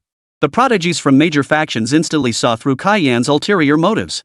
But if he could really get close to the Empress's daughter, well, that wouldn't be too shabby. Xiao Zi had no idea what Kai Yan was talking about, but she knew one thing, she could strike first. Ji Chen's expression darkened. He felt Kai Yan was overconfident. He understood Kai Yan was attempting to court the Empress's daughter. The young girl before him was also a powerhouse at the Heavenly Realm stage, and the aura emanating from her was exceptionally potent. Her foundation must be exceptionally solid. And as the Empress's daughter, her strength couldn't be too shabby either. Kai Yan, she's the Empress's daughter. Are you certain you can handle this? Kai Yan flashed a confident smile. Elder Ji, rest assured. I won't even need to exert my full strength against her. Kai Yan turned his gaze toward Xiao Zi, extending a finger and beckoning her over. That provocative gesture instantly angered the demonic clan elders present. Xiao Ziling frowned. Are these demonic beings truly devoid of brains? A serious expression flashed across Xiao Zi's face as a faint purple glow emanated from her bones. Divine demonic power surged instantly, infinite laws coalescing into her palm. Divine Demon Overlord. Xiao Zi raised her hand, bringing it down in a crushing palm strike. A colossal golden palm appeared above Kai Yan's head, crashing down upon him. No! Kai Yan's face drained of color, clearly stunned by the sheer force of the strike. For a moment, he froze, but the overwhelming pressure soon swept over his heart, jolting him back to his senses. A colossal flame-clad hand, woven from the majestic might of fiery divine power, surged forward to intercept the golden palm. Boom! The powerful figures present immediately shielded their disciples, stepping forward to block the rippling aftereffects of the clashing energies. Didn't you say 3 moves? Xiao Ziling's voice was calm as he watched the golden palm obliterate the fiery one. It plunged straight toward Kai Yan. Kai Yan watched the golden palm descending upon him, the surrounding space shattered by its sheer force. Impossible! What is this thing? Fear flashed in Kai Yan's eyes as he hastily summoned his 11 caverns. The moment the 11 heavenly realms appeared, the present powerhouses and those young cultivators who had reached the heavenly realm stage were stunned by Kai Yan's display. Having attempted to condense a heavenly realm themselves, they understood the immense difficulty involved in forming 11 such realms. No wonder Kai Yan dared to be so arrogant, he'd already forged 11 heavenly realms. Looks like this inheritance belongs to that brat. The prodigies present understood the formidable power of the 11 caverns. Though it seemed like a mere 1 cavern difference from the 10 caverns, the gap in their might was as vast as heaven and earth. A fierce glint flashed in Kaiyan's eyes. No one has ever pushed me to this point. Today, you have every reason to be proud. Kaiyan unleashed the full might of his 11 heavenly realms. That terrifying force erupted directly from the heavens. The ground beneath Kaiyan's feet instantly caved in. The golden giant palm swept through as if crossing an uninhabited realm, pausing not for a moment. The power of the 11 caverns proved utterly ineffective against it. Witnessing this terrifying might, fear flashed across Kaiyan's face. His own celestial realm power proved utterly no match for the golden palm. His soul trembled, his eyes staring blankly at this terrifying force. He still couldn't believe it. How could his 11 heavenly realms possibly lose to this little girl? Kaiyan continued to gather the power of his heavenly realms in his palm. Ji Chen sensed something was amiss. He sighed inwardly, then prepared to intervene and rescue Kaiyan. The moment he shifted his weight slightly, a terrifying pressure descended upon his heart. A flicker of fear crossed his eyes as he scanned the surrounding demonic elites. He sought to identify who had intervened, but all the present powerhouses were utterly absorbed in Xiao Zi's display of strength. They showed no interest whatsoever in Ji Chen. He turned his gaze toward Her Majesty the Empress, only to find her smiling, her attention entirely focused on her daughter. This is strange. Whose pressure could this be? Ji Chen felt a surge of shock. Could there be another powerful figure lurking in the shadows? He glanced at Kaiyan, who showed no sign of retreating. Suddenly, Ji Chen raised both hands, channeling all his heavenly realm power to collide head-on with the golden palm. The terrifying might instantly crushed down. Boom! Witnessing this, Ji Chen could no longer remain seated. Holy Sun! The instant Ji Chen moved to strike Xiao Zi, a colossal divine might descended, instantly forcing him to his knees. At that moment, the powerful figures among the demonic clan's high-ranking members also noticed that Ji Chen had actually dared to make a move. Oomph! Ji Chen truly has no shame. How dare he attack a junior? The flaming demon sanctuary sure has a lot of clout these days. Indeed. It seems we old codgers will have to pay them a visit in a few days.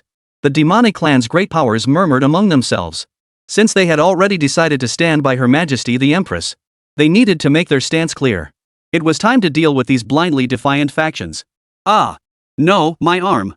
Blood tears streamed from Kaiyan's eyes as he felt his arm being utterly torn apart by that force. Had he not sacrificed all his heavenly realm power, he would likely already be a corpse strewn across the wilderness. Empress! Is this not going too far? Ji Chen's voice was low and subdued as he remained kneeling on the ground. His voice caught the Empress's attention. Gu Hanyang shifted her gaze from Xiao Zi to Ji Chen. She noticed Ji Chen was now performing such an extreme act of reverence toward her. What are you doing? Gu Hanyang looked at Ji Chen, her expression filled with confusion. Empress, a duel is one thing, but wasn't that blow a bit too heavy? What? You're arrogant and overbearing, looking down on everyone. Kaiyan especially loves using excuses to spar with others and cripple them. Our demon clan's prodigies have suffered many losses because of this. Gu Hanyang's eyes flashed with a sharp, icy glint. That's simply because they were outmatched. Is that so? Then may I interpret this as, your skills are also inferior? Gu Hanyang's icy voice echoed through the hall, bringing a sense of vindication to the gathered factions. Many of their own prodigies had fallen victim to Kaiyan's hands. The Empress's words swept over the crowd, instantly capturing their allegiance. Ji Chen glanced around, noticing all eyes fixed on him. He knew he was in the wrong. Yet with no way to save face, he found himself in a predicament. Chapter 100, The Wise Know When to Yield. All submit. Now even the powerful figures who initially stood united with him. Now they too are turning their gaze toward him, eager to see how Ji Chen would respond. Kaiyan watched as his father's treasures were all destroyed, barely escaping with his life. Without these treasures, he would have been utterly powerless against that strike. Kaiyan felt the energy within him had been utterly drained. His eyes were bloodshot, his gaze fixed intently on Xiao Zi. He dared not speak his anger aloud. Xiao Zi's power far surpassed his own, even giving his all, he couldn't block a single strike from her. Ji Chen felt the oppressive aura that had been lingering around him. After gritting his teeth and hesitating repeatedly, he sighed and said, "Very well, Your Majesty. We have no further dispute over the position of direct disciple." The moment the words left his lips, the room fell into dead silence. What the hell? They're bowing down this fast? Those shameless scoundrels from the flaming demon sanctuary only dare pick on the weak. Whispers of disdain rippled through the crowd, deepening their prejudice against the flaming demon sanctuary. Meanwhile, many factions had already made their decisions. Now was the perfect moment to pledge allegiance to Her Majesty the Empress. They were just about to offer their submission to Her Majesty the Empress. Xiao Zi, however, turned her gaze toward the other prodigies present. Stepping forward with a cold gaze, she declared, "Weren't those behind you also stirring with ambition just now? If any of you believe yourselves worthy of the position of direct disciple, come forward together. Let me see what grounds you have for challenging us." The words had barely left her lips when shock washed over the faces of the prodigies present.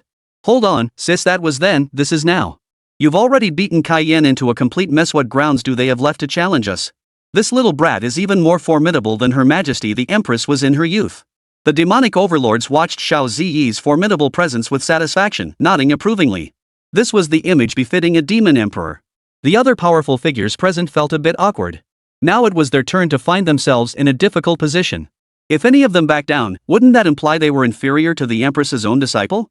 But if they didn't back down, wouldn't that mean they were challenging the Empress's own disciple? The consequences were all too clear. How could they dare to challenge? The powerful figures from the major factions turned their gaze toward the younger generation behind them. They shook their heads at them, signaling not to challenge. The prodigies exchanged glances among themselves. Then, with a nod to each other, they had already made their decision. Xiao Ziling's young companion, Xiao Tian, watched the scene unfold. Here we go. They're about to refuse to accept it and challenge Xiao Zi, only for Xiao Zi to beat them to a pulp. Xiao Tian's eyes gleamed with anticipation as he watched the prodigies. They all took a step forward. Just as the elders behind them sighed inwardly at the unfavorable turn. They all knelt on one knee. "We pay our respects to the Empress's direct disciple. Having witnessed the strength of the direct disciple, we acknowledge our inferiority and shall not embarrass ourselves further." At that moment, everyone's faces thickened with boldness. Xiao Tian was stunned by the decision the crowd had made. "Not you guys, did you get the wrong person? How could you bow down? You're the prodigies." All they could say was, "The wise know when to yield." Cayenne was crippled with a single strike. Did they go over there hoping to take a few more blows and end up like that kid? Even the elders behind them didn't feel disgraced. Instead, they breathed a sigh of relief at the group's decision. Seeing everyone like this, Xiao Ziyi didn't know what to say. She could only turn her gaze toward her mommy and daddy. "All right, Ziyi, come back." Xiao Ziyi nodded, then, with a gesture of gracious concession after a contest. This was a gesture of concession after a contest. This was what her grandmother had taught her: when encountering polite people, she too must be polite. Others might not have noticed, but this gesture sent Cayenne, already gravely wounded, into a rage that overwhelmed his heart. A mouthful of blood spurted from his mouth into the air. Holy sun! Jichen sensed the oppressive aura had vanished and rushed toward Cayenne. He began examining the injuries, knowing he was finished this time. He'd have to face the Holy Lord's wrath upon returning. The others paid no heed to Jichen and his companions, instead turning their gaze toward Her Majesty the Empress. In that case, the positions of direct disciple and imperial sovereign are settled. "You may all withdraw," Gu Hanni announced to the assembly. The present powerhouses and prodigies bowed respectfully to Her Majesty the Empress. "Thank you, Your Majesty. We take our leave." Jichen was the first to leave, eager to rush back to the flaming demon sanctuary to see if there was still any chance to save the Holy Sun. Members of other factions also began to slowly withdraw. They knew in their hearts that answers had been found for certain matters. The sudden annihilation of those factions likely involved the Empress as well. It was time for them to choose sides. After all the remaining powerful figures had departed, the demonic clan's high-ranking officials bowed to Xiao Ziling and Gu Hanyang. "Empress, Emperor." Xiao Ziling and Gu Hanni nodded to them. "Empress, shall we pay a visit to those sacred lands? It's time to issue them a warning." A high-ranking demonic clan member respectfully inquired. "Indeed, it is time to issue a warning. Any other recent developments concerning the demon clan?" Gu Hanyang's gaze swept over them and Aju. They all shook their heads. Most matters had already been resolved. "Your Majesty, there is one matter concerning the Abyssal Sea. That great being seems to have vanished." "Ignore him." "Yes, Your Imperial Majesty," Xiao Ziling said indifferently. He had already eliminated the opponent, so naturally, he was gone. The demonic elite, seeing the Emperor speak, had nothing more to say. "Since there's nothing else, Logan, take men to the Flaming Demon Sanctuary. Tell them that if they continue living in the past, the Flaming Demon Sanctuary has no reason to exist." Gu Hanyang's eyes flashed with cold resolve. On this matter, she could afford no delay. "Understood, I'll handle it." Logan vanished instantly with several powerful followers, and the other demonic clan leaders raised no objections. "Everyone, withdraw. With the demonic clan's affairs settled, we can finally begin to recover our strength," Gu Hanyang said calmly. In recent days, the demon clan had lost too many powerful members. Though they were merely decayed teeth, new ones would gradually grow in their place. "Empress, I shall also withdraw for now." Seeing everyone else withdraw, Aju smiled and addressed the Empress. Gu Hanni nodded with a smile as everyone departed. Xiao Ziling and the others also returned to Gu Hanyang's courtyard. "Finally done. Husband, wait for me a moment. I'll gather our things and we'll go play at Sister Shear's place together. Gu Hanny smiled with evident ease, her voice brimming with excitement. Xiao Ziling watched her and smiled back. It seemed being emperor wasn't all it was cracked up to be. Chapter 101 Journeying together to the Yaoguang Sacred Land. Isn't that little Jean? Xiao Ziling turned to look at Xiao Zi. From now on, whatever you wish to do as long as it doesn't defy heaven's principles or morality, go ahead. Daddy will always stand behind you. Xiao Ziling smiled as he ruffled Xiao Zi's hair. He knew his daughter possessed excellent character and integrity. But in a world where might makes right, even a moment's hesitation could invite greater trouble. A smile spread across Xiao Zi's face as she nodded gently. When Mom gets out, let's go find Grandma together. Okay, Daddy. Let's buy some snowflake cakes then too. Didn't we just go buy some? I ate it all. I forgot to save some for Mommy. Xiao Zi looked a little embarrassed. She'd been hungry last time and had eaten some, only to realize it was all gone. Ha, okay.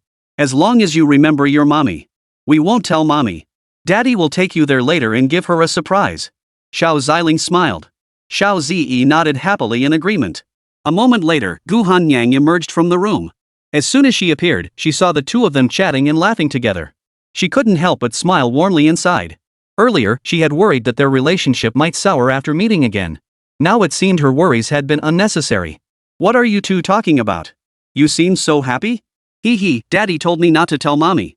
Xiao Ziling's expression darkened. Wait, my dear daughter, why do you look like you're about to spill everything the moment you see your mom? Oh? Is that so? Gu Hanyang's gaze shifted to Xiao Ziling, who offered a faint smile. He walked over to Gu Hanyang's side and gave her a light pat on the butt. It's a good thing. Let's go. Gu Hanny's cheeks flushed crimson at Xiao Ziling's touch. That's the real rogue. Gu Hanyang said nothing, for Xiao Zi had already whispered in her ear about preparing a surprise for her. Though she didn't know what the two had in mind, she understood they were doing this for her sake. A warm feeling spread through her heart. While the two beauties who could make heaven and earth pale in comparison were still chatting, Xiao Ziling had already torn open a fissure. Let's go. We're heading to the Yaoguang sacred grounds. Xiao Ziling offered a faint smile to the pair. The two hurriedly took positions on either side of Xiao Ziling while Gu Hanny clung to his arm. Xiao Zi gently took Xiao Ziling's hand. The three entered the fissure together. Gu Hanyang, who hadn't yet stepped into the temporal rift, looked around with curiosity. But in less than a breath's time, the trio found themselves on an open field outside the Yaoguang sacred ground. Surrounded by flowers, grass, and trees, the Yaoguang sacred grounds remained clearly visible. It's been so long since I last visited this place. Gu Hanyang gazed at the Yaoguang sacred grounds before her, a wave of emotion washing over her. She vaguely recalled being bullied by Yuan Mengshi with those two giant balls during her last visit. There was nothing she could do about it. Hers weren't small either, but they couldn't compare to those of a true monster. Hee, Mommy hasn't been here in a while, has she? Feeling a bit nostalgic about this place. Xiao Zi tugged at Gu Hanyang's arm, offering a faint smile as she spoke. Gu Hanyang smiled softly and nodded. Your mommy isn't missing this place, she's missing the people and the memories. Xiao Ziling chuckled. Just as the three were preparing to head toward the Yaoguang sacred ground, a ragged young woman ran toward them. Xiao Ziling and the others noticed her. Their gazes turned toward the ragged girl. A demon beast was chasing her from behind. Her face was etched with utter despair. Though she knew her death was inevitable, she refused to abandon even a sliver of hope, continuing to run frantically. Suddenly spotting Xiao Ziling and the others, she briefly considered seeking their help. But unsure of their cultivation levels, she didn't want to endanger others. She swiftly changed direction and fled toward another path. Xiao Ziling, Gu Hanny, and the others witnessed this scene, their expressions tinged with confusion. What's she doing? Using a demon beast to train herself? Xiao Zi watched the girl suddenly dash off in another direction. She probably doesn't want to drag us into trouble. She's still being chased by that beast. Seems like it. She doesn't look like she can handle that beast. Xiao Zi noticed the girl's energy was weak and unstable. Clearly, she was no match for that demon beast. Daddy, should we help her? Xiao Zi noticed the girl hadn't drawn the demon beast toward them, and she didn't sense any ill intent from her. When deciding to help someone, you must consider your own strength and whether the other person's character is worthy of your assistance. You possess unique abilities. Daddy trusts you to make the right decisions in everyday situations. Xiao Ziling smiled as he ruffled Xiao Zi's hair. But now it's not about helping or not, that beast seems to be heading our way. Xiao Zi's smile faded as she turned her gaze toward the beast. Gu Hanyang also grew alert, but Xiao Ziling remained calm and composed. He had already recognized the demon beast's identity. Hey, this beast looks kind of familiar. Wait, why is its butt still bald? Xiao Zi watched as the beast, instead of continuing to chase the girl, turned and flew toward them. You know this beast? Seeing that the two recognized the beast, Gu Hanyang relaxed. Meanwhile, the girl who had just fled saw that the beast wasn't pursuing her but was instead flying toward the others. She assumed it was because of her. Oh no! She hurriedly picked up a rock and hurled it at the beast. You big dumb bird! I'm over here! The demon beast glanced back at her. A flash of anger flickered in its eyes, but it ignored her and continued flying toward Xiao Ziling and the others. This is bad, really bad. Something terrible is going to happen. She hurried toward Xiao Ziling and the others, but her speed was slow and she was injured. The demon beast landed before Xiao Ziling and the others. It bowed its head low before the three. Xiao Jin greets his master. What are you doing here? Didn't I grant you your freedom? Xiao Ziling asked in a calm voice. Gu Hanni was somewhat surprised this ancient-blooded barefoot golden crow actually addressed her husband as master. Master, I went out exploring for a bit but found it rather dull, so I came back here. To guard this place for you, master, the barefoot golden crow said cheerfully. Xiao Tian emerged from the system space as well. Seeing how utterly devoted the barefoot golden crow was to her master, she couldn't help but think her master was truly formidable. The system space had been closed for so long without behaving, yet it had been tamed by the master in one go. Fine, do as you please. Just don't wreck this place, or I'll have to resort to drinking chicken soup. Xiao Ziling said indifferently to the barefoot golden crow. Yes, my lord. Husband, this little demon beast is quite interesting, Gu Hanni giggled softly, covering her mouth.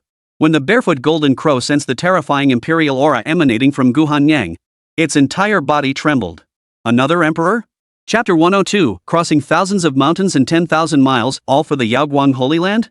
Xiao Jin's body shrank back, a hint of fear flickering in its eyes. Master, she is. Xiao Jin looked toward Gu Hanni, its voice faint. It seemed somewhat afraid of Gu Hanyang. She is my wife. Don't worry, she wouldn't harm you, little sparrow. Xiao Ziling also noticed Xiao Jin's unease around Hanyan. Gu Hanyan and Xiao Zi both smiled. Even Xiao Ziling chuckled, for everyone could see Xiao Jin's current predicament, his buttocks now completely bare of feathers.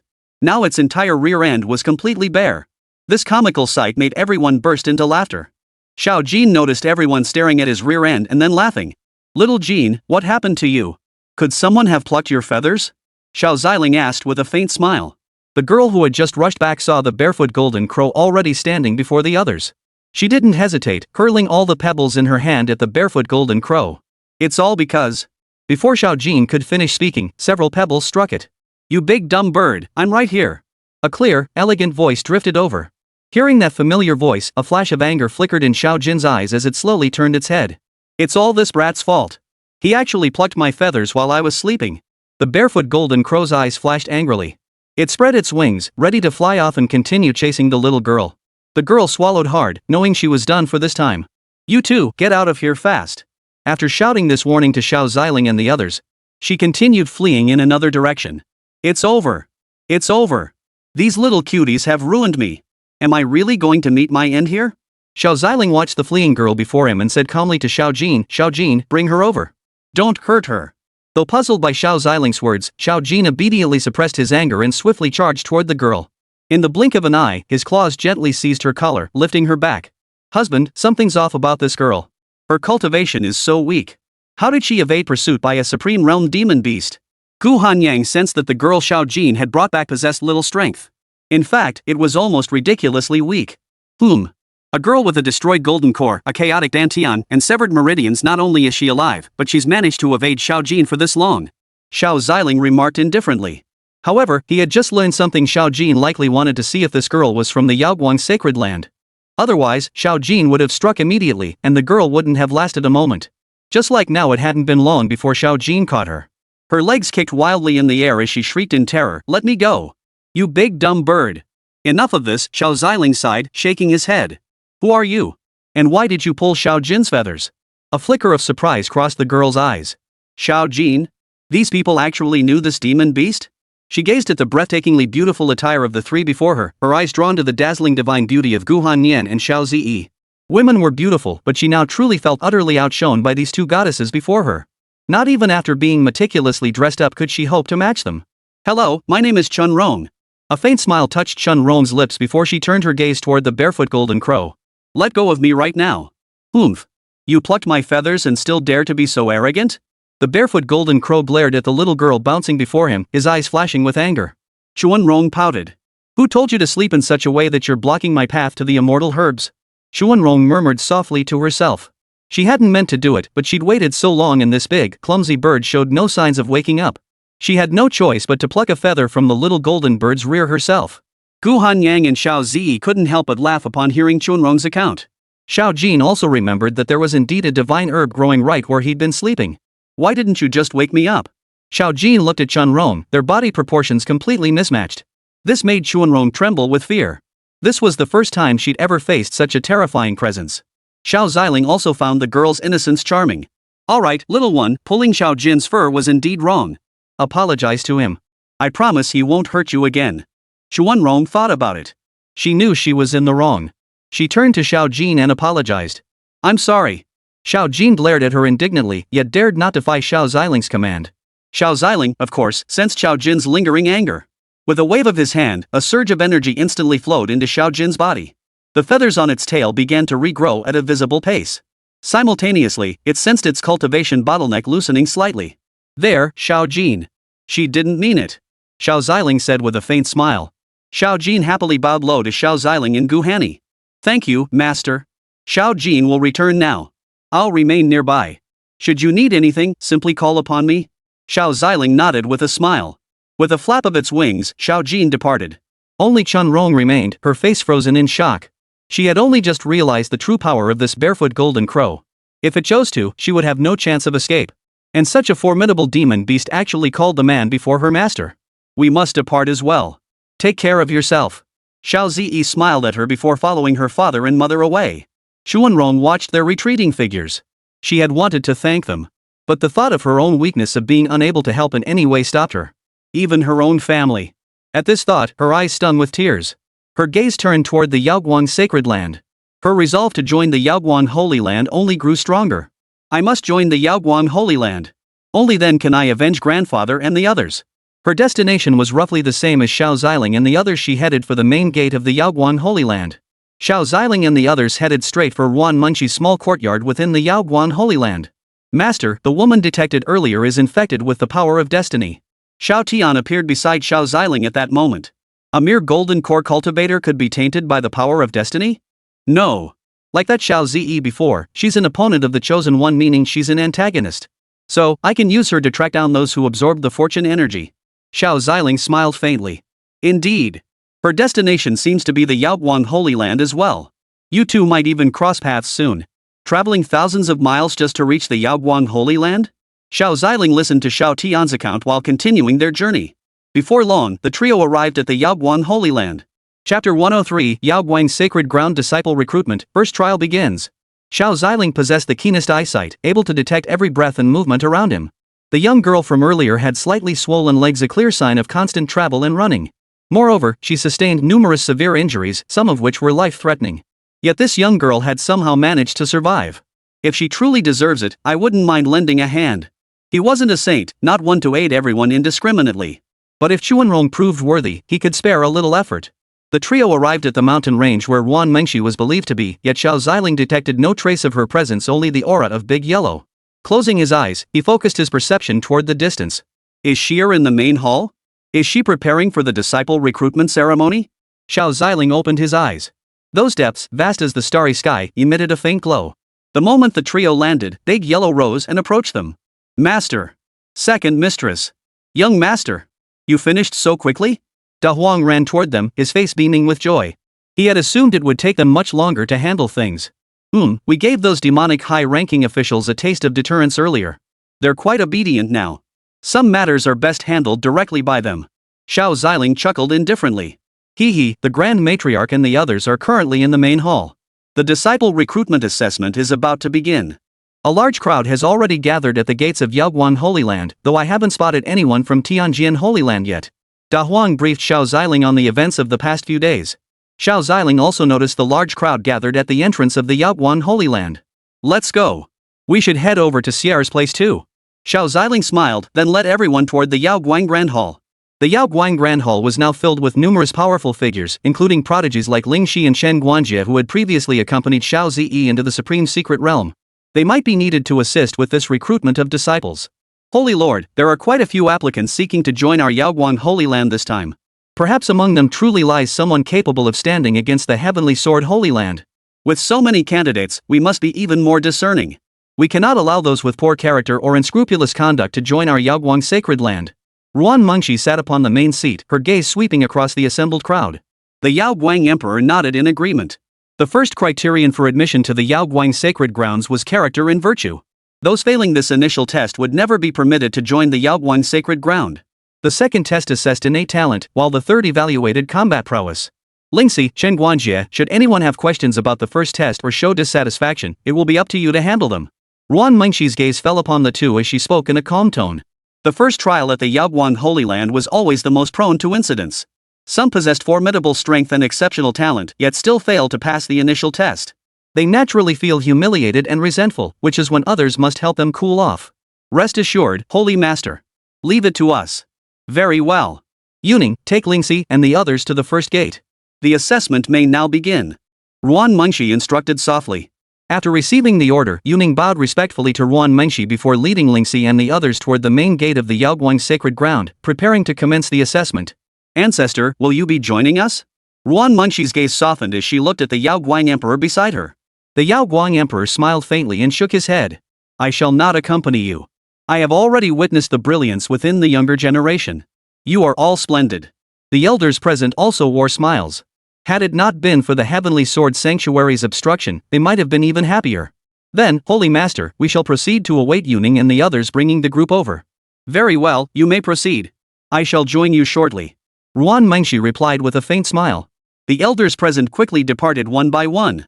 However, as they stepped outside, Ruan Mengshi, who had been pondering how to handle the Celestial Sword Sanctuary, suddenly heard voices outside. Greetings, Your Divine Majesty. Greetings, Holy Lord. Xiao Ziling responded with a smile before stepping inside. Now only Ruan Mengshi and Emperor Yaoguang remained in the Grand Hall. Grandma! We're here to see you. Xiao Ziyi entered the hall first, trotting lightly to Ruan Mengshi's side. Z, my husband, Han Yan's sister, how did you all arrive so quickly? Seeing everyone, Ruan Mengshi's face lit up with a captivating smile. Things are settled over there now, so we all came to find you together. Gu Han Yan smiled. Emperor Yaoguang greeted everyone upon seeing them. Greetings, Holy Emperor. No need for formalities. Xiao Ziling reached out to steady Emperor Yaoguang. Ancestor, these are my friends. With them by my side, even if the entire Heavenly Sword Sanctuary were to mobilize, they wouldn't stand a chance against us. Gu Hanyang smiled and nodded to the elderly man. Ruan Mengshi, seeing everyone arrive, finally let out a sigh of relief. Very well. I shall leave this matter in your capable hands. I shall retire for the night. Understood, Ancestor. Rest assured. As the Emperor of Yaoguang passed by Gu Hanyang, he cast a glance at Gu Hanyang. This generation's demon emperor truly is astonishing. Emperor Yaoguang chuckled, then bowed slightly to Gu Hani. Gu Hanyang steadied her. Elder, I am also Sierra's friend. There's no need for such formality. A look of satisfaction spread across the great Emperor Yaoguang's face before she departed. After the great Emperor Yaoguang had departed, Gu Hanyang turned to look at Ruan Mengshi with a puzzled expression. Sister Sheer, does the elder know me? A look of confusion appeared on Gu Hanyang's face. Ruan Mengshi smiled and nodded. Didn't you come to see me before? The ancestor already knew about it then. But the ancestor instructed me to simply follow my own heart. Gu Hanyang suddenly understood. It seemed that the elder had already known about her demonic lineage back then. Husband, come on. I'll take you both to see this disciple recruitment. What do you say? Ruan Mengshi took Xiao Ziling's arm and gave it a gentle tug with a smile. Previous disciple recruitment events only required sending a few elders. This time, not only was the entire sect mobilized, but even the Holy Sovereign was attending. All because the Heavenly Sword Sanctuary was likely planning to stir up trouble during this event. Alright, let's go together and see for ourselves. Xiao Ziling glanced at Gu Hani, Xiao Ziyi, and Big Yellow. They all smiled and nodded in agreement, presenting no objections. At the main gate of the Yaoguang Holy Land, the first stage of the entrance assessment had already commenced. All disciples aspiring to join the Yaoguang Holy Land were enveloped in the radiance emanating from a divine stone. Chapter 104, bringing them imperial weapons? The first trial concludes. Just moments ago, Yuning had explained the conditions for joining the Yaoguang Holy Land to everyone. Now, Lingxi and the others were observing this first trial. A familiar figure was also present within this first trial. It was none other than Shun Rong, whom Xiao Ziling and the others had met before. She had long heard of the Yaoguang Sacred Ground's reputation that they valued character and virtue above all else when recruiting disciples. Thus, the disciples and elders of the Yaoguang Holy Land lived in great harmony, with only a small minority succumbing to later temptations. In the end, he strayed onto the wrong path just like Elder Songhai before him. Precisely because of Songhai's cautionary tale, Yuning had amplified the Divine Stone's potency this time. The first stage would become even more challenging.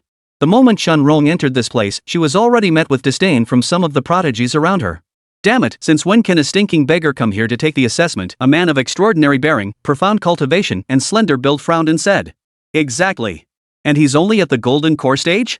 You filthy beggar, haven't you done any research on the Yaoguang Holy Land's trials? Don't you know the Yaoguang Holy Land has never once admitted anyone at the golden core stage? A woman dressed in garish attire sneered in mockery. Hearing their taunts, Chun Rong paid them no mind, merely clenching her fists. The assessment was the urgent matter at hand, she couldn't waste time on them. Seeing Chun Rong ignore them, the two were about to press their advantage further. Chen Guanjie cut them off sharply. Enough. You two ignorant fools. Who says the Yaoguang Holy Land has never admitted golden core cultivators? I entered at that level myself. Get on with your assessment. The powerful aura emanating from Chen Guanjie instantly silenced them. Heh, I've seen golden core disciples enter before, but never someone with your kind of character. Ling Shi watched the scene unfold from the shadows, offering a faint, amused smile. Soon, the group enveloped in light was instantly transported into an illusory realm. The assessment has officially begun. Far away, in the vast plaza at the heart of the Yaoguang sacred ground, Xiao Ziling and the others had already gathered. The Heavenly Sword Sanctuary hasn't arrived yet. Those fellows probably have ulterior motives, hoping to exploit this new disciples' sparring session. Pfft, they're clearly just afraid of Ze, Ling Shi, and the others. Some elders present were visibly angered. During their time in the secret realm, the Heavenly Sword Sanctuary must have discovered the existence of exceptionally talented young disciples within the Yaoguang sacred land. Can't we just refuse this sparring match? Xiao Ziling turned his gaze toward Ruan Munshi, clearly intending to suppress the new disciples of Yaoguang Holy Land. Ruan Munshi shook her head gently. This happens every time the Holy Land recruits disciples. Previously, we always sparred with the 100 Flowers Holy Land. This time, the Heavenly Sword Holy Land requested the match themselves and are willing to put up an Imperial weapon as the prize. If we win, the Imperial weapon is ours. If we lose, we don't have to give anything. So it seems they're just after the reputation, huh? Gu Hanyang remarked indifferently. She'd seen this kind of petty trickery before. Yes, it's difficult for us to refuse such an offer. With such an enticing offer on the table, if the Yaoguang Sacred Land declined this opportunity for new disciples to spar, it would be seen as cowardice. That would play right into the hands of the Heavenly Sword Sanctuary. As if struck by a thought, Xiao Ziling smiled faintly. This was practically handing them weapons on a platter. Meanwhile, within the first illusory realm, Chun Rong faced a monumental trial. Within the illusion, she witnessed scenes of past humiliation, torrents of mockery and abuse surged like waves. Yet she gritted her teeth, blood trickling from the corner of her mouth, fueled by a single resolve, to pass the trial and enter the Yaoguang Holy Land. Suddenly, a mysterious figure appeared within the illusion, seemingly guiding her forward. Grandfather. Finally, Chun Rong passed the first trial. Sweat drenched her face, and she looked utterly drained. Struggling to her feet, she discovered that the area, which had been teeming with people moments before, now held fewer than 50 individuals. The rest had been driven out of the light by the divine stones. Congratulations, young lady. You've passed the first stage. Lingxi smiled at her, then signaled Chen Guanjie to lead those who had passed the first stage to the second. Meanwhile, the prodigies who had been abruptly expelled from the first stage were still seething with resentment. They had left their sects and traveled this far to get here. Now they couldn't even pass the first stage. This can't be. Did you guys pull some trick? How could we possibly fail the very first stage? Exactly. All that talk about the Yaoguang Holy Land's noble character? Nothing but lies. The crowd erupted in a chorus of curses. Lingxi listened to the crowd's curses. Remained silent, merely smiling. Everyone, you know exactly what you've done and what you've been up to. Of course, if anyone feels wronged, step forward. The Divine Stone will replay everything you just experienced, slowly. Lingxi said with a faint smile. At her words, the once rabid geniuses fell silent, their faces betraying guilt. Their despicable deeds within the illusory realm had all been recorded by the Divine Stone. If those memories were truly revealed, they would lose all dignity. Just then, a dark-robed figure of considerable power stepped forward from the crowd. He coldly declared, "Humph. I'll see just how miraculous this Divine Stone is, daring to accuse us of wrongdoing." With that, he strode purposefully toward the Divine Stone. All eyes watched nervously, eager to see what the stone would reveal. A flash of light erupted from the stone, and the robed man's past began to unfold. It revealed that he had once slaughtered an entire sect in a minor martial arts order to seize their secret manuals. Witnessing this scene, the crowd gasped in horror, filled with utter contempt for him. Damn it! What kind of trash is this thing, just randomly showing this crap? The black-robed man, enraged by shame, lunged toward the Divine Stone. Just as his hand was about to touch the stone, a figure instantly appeared before it. It was Yu Ning. Yu Ning glared at him coldly. "You're not worthy of causing trouble in the Yaoguang sacred ground." Sensing trouble, the black-robed man turned and fled. "I thought this guy was afraid of the sun, but it turns out he's just this kind of person." The remaining prodigies looked down on the fleeing cloaked figure. They had merely flown too high to approach him now. It certainly wasn't because they'd done anything against their conscience. Even those who had initially refused to submit now slunk away, tails between their legs. Afterward, Chen Guanjie led the remaining group toward the second gate. Ling Shi watched the departing crowd with a smile. Those who had been sent back to the first stage yet still lingered. Their character had already failed the test. Those who failed the first gate and blamed others instead of themselves, such individuals would be a cancer even if they entered the Yaoguang Holy Land. Chapter 105. Chapter 105. A single sword slays the black-robed figure. The second gate trial begins. Yu Ning watched the black-robed figure flee, her expression unreadable. Instantly, a sword shot from her side. 9 blades of cold light. The sword transformed into 9 piercing streaks of light, tearing through the void like lightning, shaking heaven and earth as they pursued the black-robed figure. The black-robed figure, who had just breathed a sigh of relief at escaping, sensed the piercing sword energy closing in behind him. His heart lurched with alarm, and he accelerated his escape. Yet Yu Ning's Yaoguang sword technique was no easy feat to evade. One blade instantly caught up, slicing a bloody gash across his shoulder. He grunted in pain but did not halt. Reaching into his robe, he pulled out a strange artifact and began chanting incantations. In an instant, a dark mist surged forth, completely obscuring his figure. Trivial tricks. Yu Ning watched the black-robed man flaunting his inadequate skills before her, a faint smile playing on her lips. She altered the hand seals in her palm, and 9 sword beams swiftly merged into one, transforming into a massive blade of light that slashed fiercely toward the black mist. The mist split apart, revealing the robed figure's face twisted in terror. The blade sliced through the void, piercing his body clean through, cleaving him in two. Blood spattered instantly. The eliminated disciples who had departed not long ago. Witnessing the formidable power of Yaoguang Holy Land's elite, a wave of regret slowly washed over them. Meanwhile, the disciples Chen Guanjie had led to the second stage witnessed Yu Ning's terrifying power. Their desire to join the Yaoguang Holy Land grew ever stronger. Rest assured, everyone. If you pass the remaining 2 stages well, you too will one day reach the strength of Elder Yu Ning. Chen Guanjie looked at the crowd and smiled. He himself had been weak when he first joined the Yaoguang Holy Land, yet through relentless effort, he had achieved his current standing. Everyone looked into Chen Guanjie's sincere eyes and nodded emphatically. "Is this the sacred land of Yaoguang?" Xuanrong murmured softly. "I must join the Yaoguang Holy Land." Yu Ning gazed at the black-robed figure she had slain. "You thought to seek refuge through the Yaoguang sanctuary? Too bad we don't do that sort of thing here." Lingxi smiled faintly before stepping beside Yu Ning. "Elder Yu Ning is as formidable as ever. Come on, let's hurry over." Yu Ning glanced at Lingxi's smiling face and nodded lightly. The two immediately began to catch up with Chen Guanjie and the others. Xuanrong surveyed the remaining prodigies around her. Each radiated a fierce aura. She sensed that each of their cultivation levels far surpassed her own. They noticed Xuanrong's gaze and responded with faint, indifferent smiles. They meant no mockery toward Chunrong. Anyone who passed the trial could not be underestimated. Each undoubtedly harbored their own ambitions. At that moment, Chen Guanjie, who was leading the group, noticed Elder Yu Ning suddenly appearing beside him. "Elder Yu Ning." Chen Guanjie greeted Elder Yu Ning, and a hint of astonishment flashed in the eyes of the others. "Is this the mighty being who just killed the black-robed man? How formidable! I didn't sense her presence at all. She appeared before us so silently." A beauty with a shy, blossoming appearance, carrying an ancient zither on her back, smiled faintly. Another stood with arms crossed, eyes sharp as blades, an air of extraordinary presence between her brows. These two had emerged as the highest-ranked cultivators to pass the first trial. They looked at Elder Yu Ning, then glanced at Chen Guanjie beside her and Lingxi behind them. They too would become such formidable beings. "Everyone, we will soon arrive at the testing site for the second stage. This stage will assess your innate talent in foundational cultivation. Elders and the Holy Lord himself will observe this trial. Should you be fortunate enough to be chosen as their disciples, then your future prospects will be limitless." Yu Ning addressed the disciples participating in the assessment. A flicker of astonishment passed through the eyes of the crowd. "The Holy Lord will personally recruit disciples? I must perform my best and strive to become a disciple of the elders or even His Holiness himself." The crowd began murmuring among themselves. Meanwhile, Chunrong, who was among them, flashed a hint of brilliance in her eyes. "The Holy Lord is actually coming too? I wonder if I have a chance to become the disciple of such an existence." Chunrong's heart raced with anxiety. She knew her own limitations. Otherwise, she wouldn't still be stuck at the Golden Core realm after so many years of cultivation. "No. Even if there's only a sliver of a chance, I will seize it." Her eyes hardened. If only she weren't so weak, she wouldn't have to watch her loved ones slip away.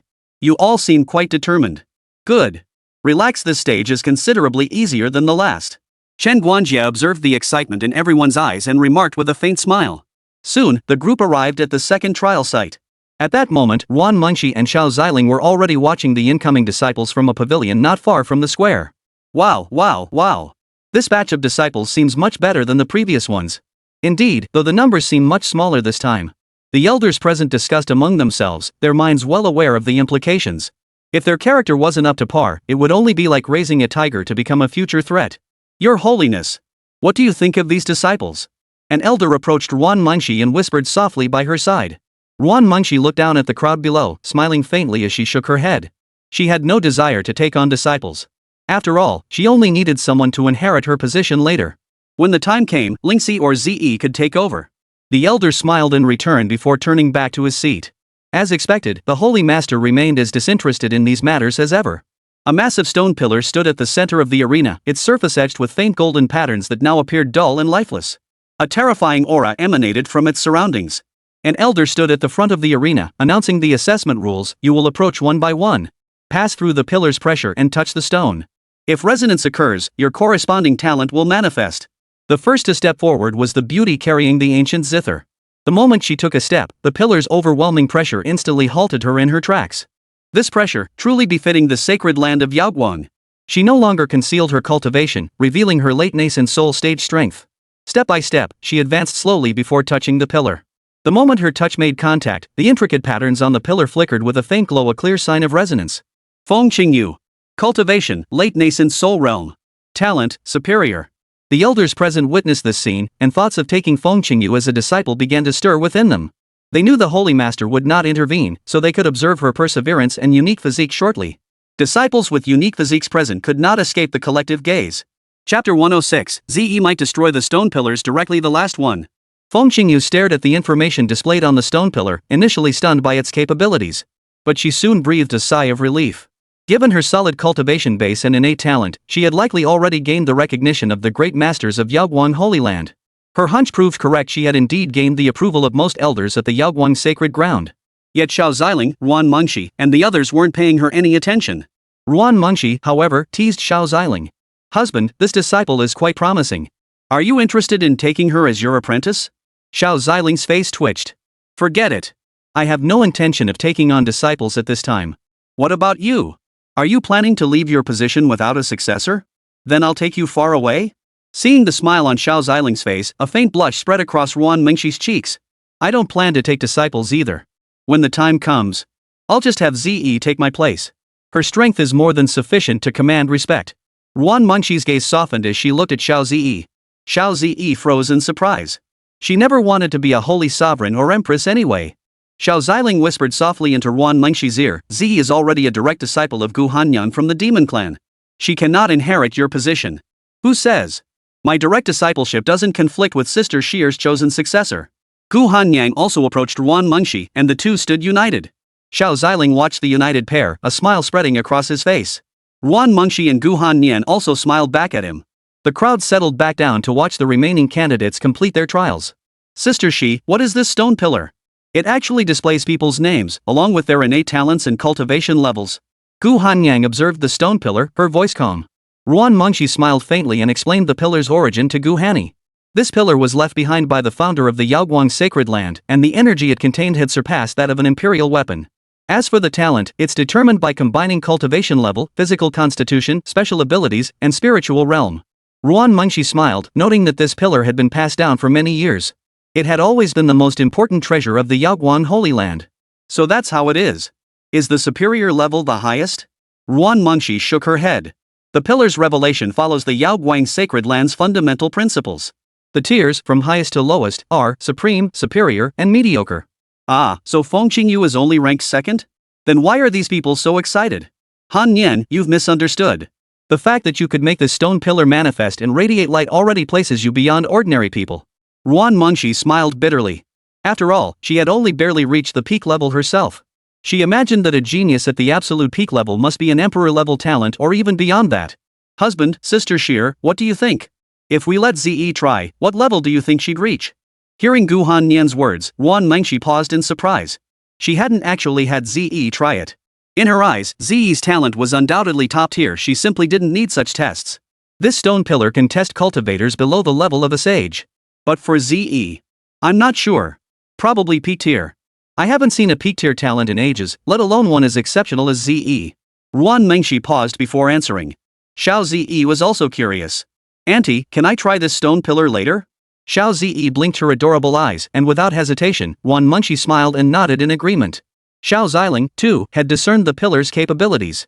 Z, dear, your current spiritual power and physique might just shatter this pillar. Next time, Daddy will find you another one to test with. This one is an heirloom passed down from Auntie's sacred place and still has many uses. Xiao Ziling smiled as he ruffled Zi's hair.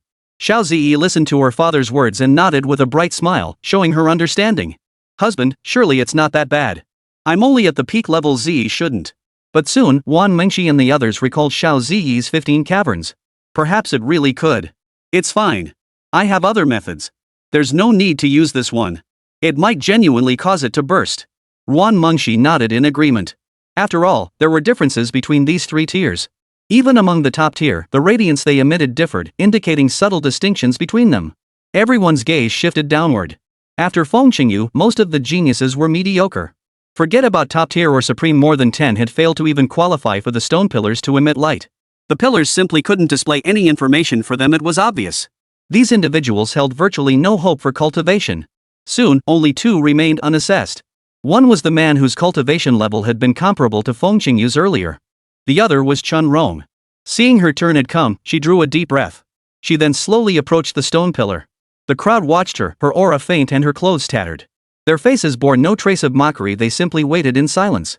The moment she stepped into the stone pillar's aura, her internal organs began to tremble violently.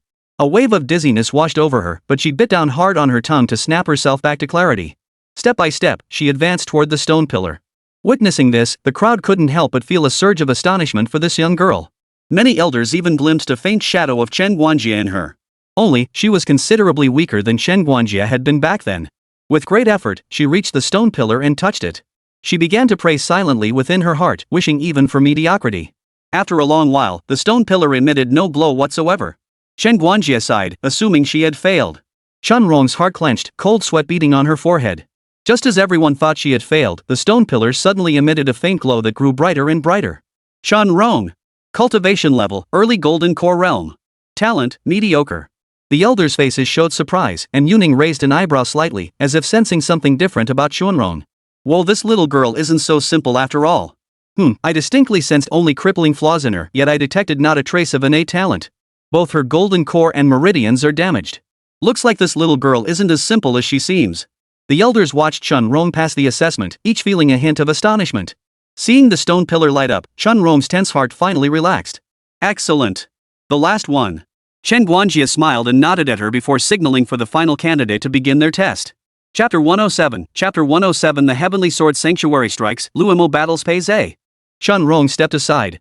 Having passed this stage, only the final trial remained. The remaining disciple glanced at the assembled crowd before slowly approaching the stone pillar. The oppressive aura emanating from the stone pillar had no effect on him whatsoever. No way. This kid seems pretty extraordinary. The pressure emanating from the stone pillar should affect these juniors to some degree, shouldn't it? The elders watching from the pavilion couldn't help but feel a hint of surprise. The man before the stone pillar merely smiled faintly. Having trained by the waterfall all these years, battling demonic beasts, such pressure meant little to him now. He touched the stone pillar, and soon it began to glow. The patterns on its surface lit up, radiating a brilliant luster. And this light and radiance were actually brighter than Feng Qingyu's. Could he have reached the level of Her Majesty the Empress? Some elders murmured inwardly. All eyes were fixed on the stone pillar, but the answer that soon appeared left everyone present disappointed. Pei Zhe. Cultivation, peak nascent soul realm. Talent, superior. What a pity. I thought another peerless genius like the Holy Lord had emerged. It's already quite impressive. Lingxi and the others were no different back then. Though somewhat dissatisfied with the outcome, the elders remained content. Two individuals present were worthy of being taken as disciples. Ha ha ha ha. Who would have thought the Yaoguan Holy Land would be so eager to take in trash? Even recruiting such trashy little ants? A maniacal laugh echoed from the heavens, tearing a fissure in the void as several figures descended. Each radiated an intense sword intent, clad in pure white robes embroidered with the emblem of a sword on their backs. This instantly revealed their identity to all present. The Heavenly Sword Sanctuary. Well, Holy Sovereign Yaoguan remains as captivating as ever. What a pity, are you truly not considering my earlier proposal? Among the figures from the Heavenly Sword Sanctuary, the one standing at the forefront was none other than the Sanctuary's sovereign, a supreme powerhouse, and the current ruler Gouged. Who would have thought someone like you could break through to emperor level? Truly a tragedy for heaven and earth. Ruan Mengshi gazed at the figures appearing in the sky and sighed faintly. Gouged's eyes flashed with anger at Ruan Mengshi's mockery. But he quickly regained his composure. He motioned to a disciple beside him to go touch that stone pillar. The disciple nodded and slowly approached the pillar, intending to gently touch it. Chen Guanjie, thinking the disciple intended to damage the pillar, swiftly stepped in front of him. Holy Master Yaoguan, is your disciple so ill-mannered? My disciple merely wished to test whether your stone pillar has grown too old and useless. It's been in use for so many years, isn't it time to replace it? The Holy Master of the Heavenly Sword Sanctuary, Gouged, smiled faintly. I don't think we're the ones lacking manners, are we? Touching someone else's property without permission. I thought Saint Master Gouged didn't understand etiquette? Ruan Mengshi smiled faintly. Upon hearing that name, Big Yellow, who had been dozing off, suddenly furrowed his brow. Who's talking about me? Gouged merely gave a cold laugh. He motioned for him to continue touching the stone pillar, while Chen Guanjie turned his gaze toward the Elder and the Holy Lord. Seeing the Holy Master nod, Chen Guanjie let the man proceed. He touched the stone pillar with his hand.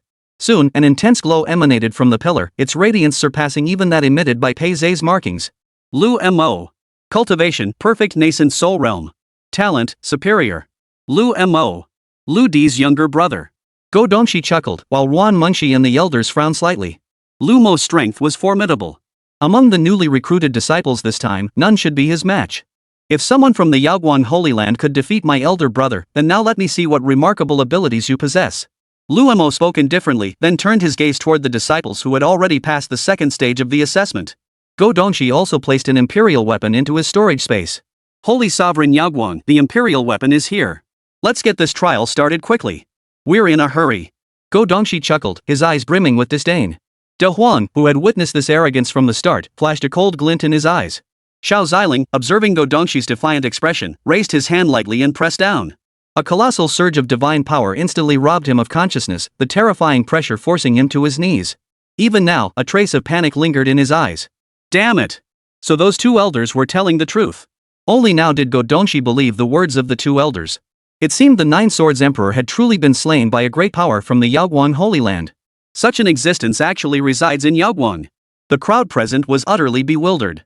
The disciples of the Heavenly Sword Holy Land had no idea why their Holy Master suddenly knelt down. Was he proposing marriage?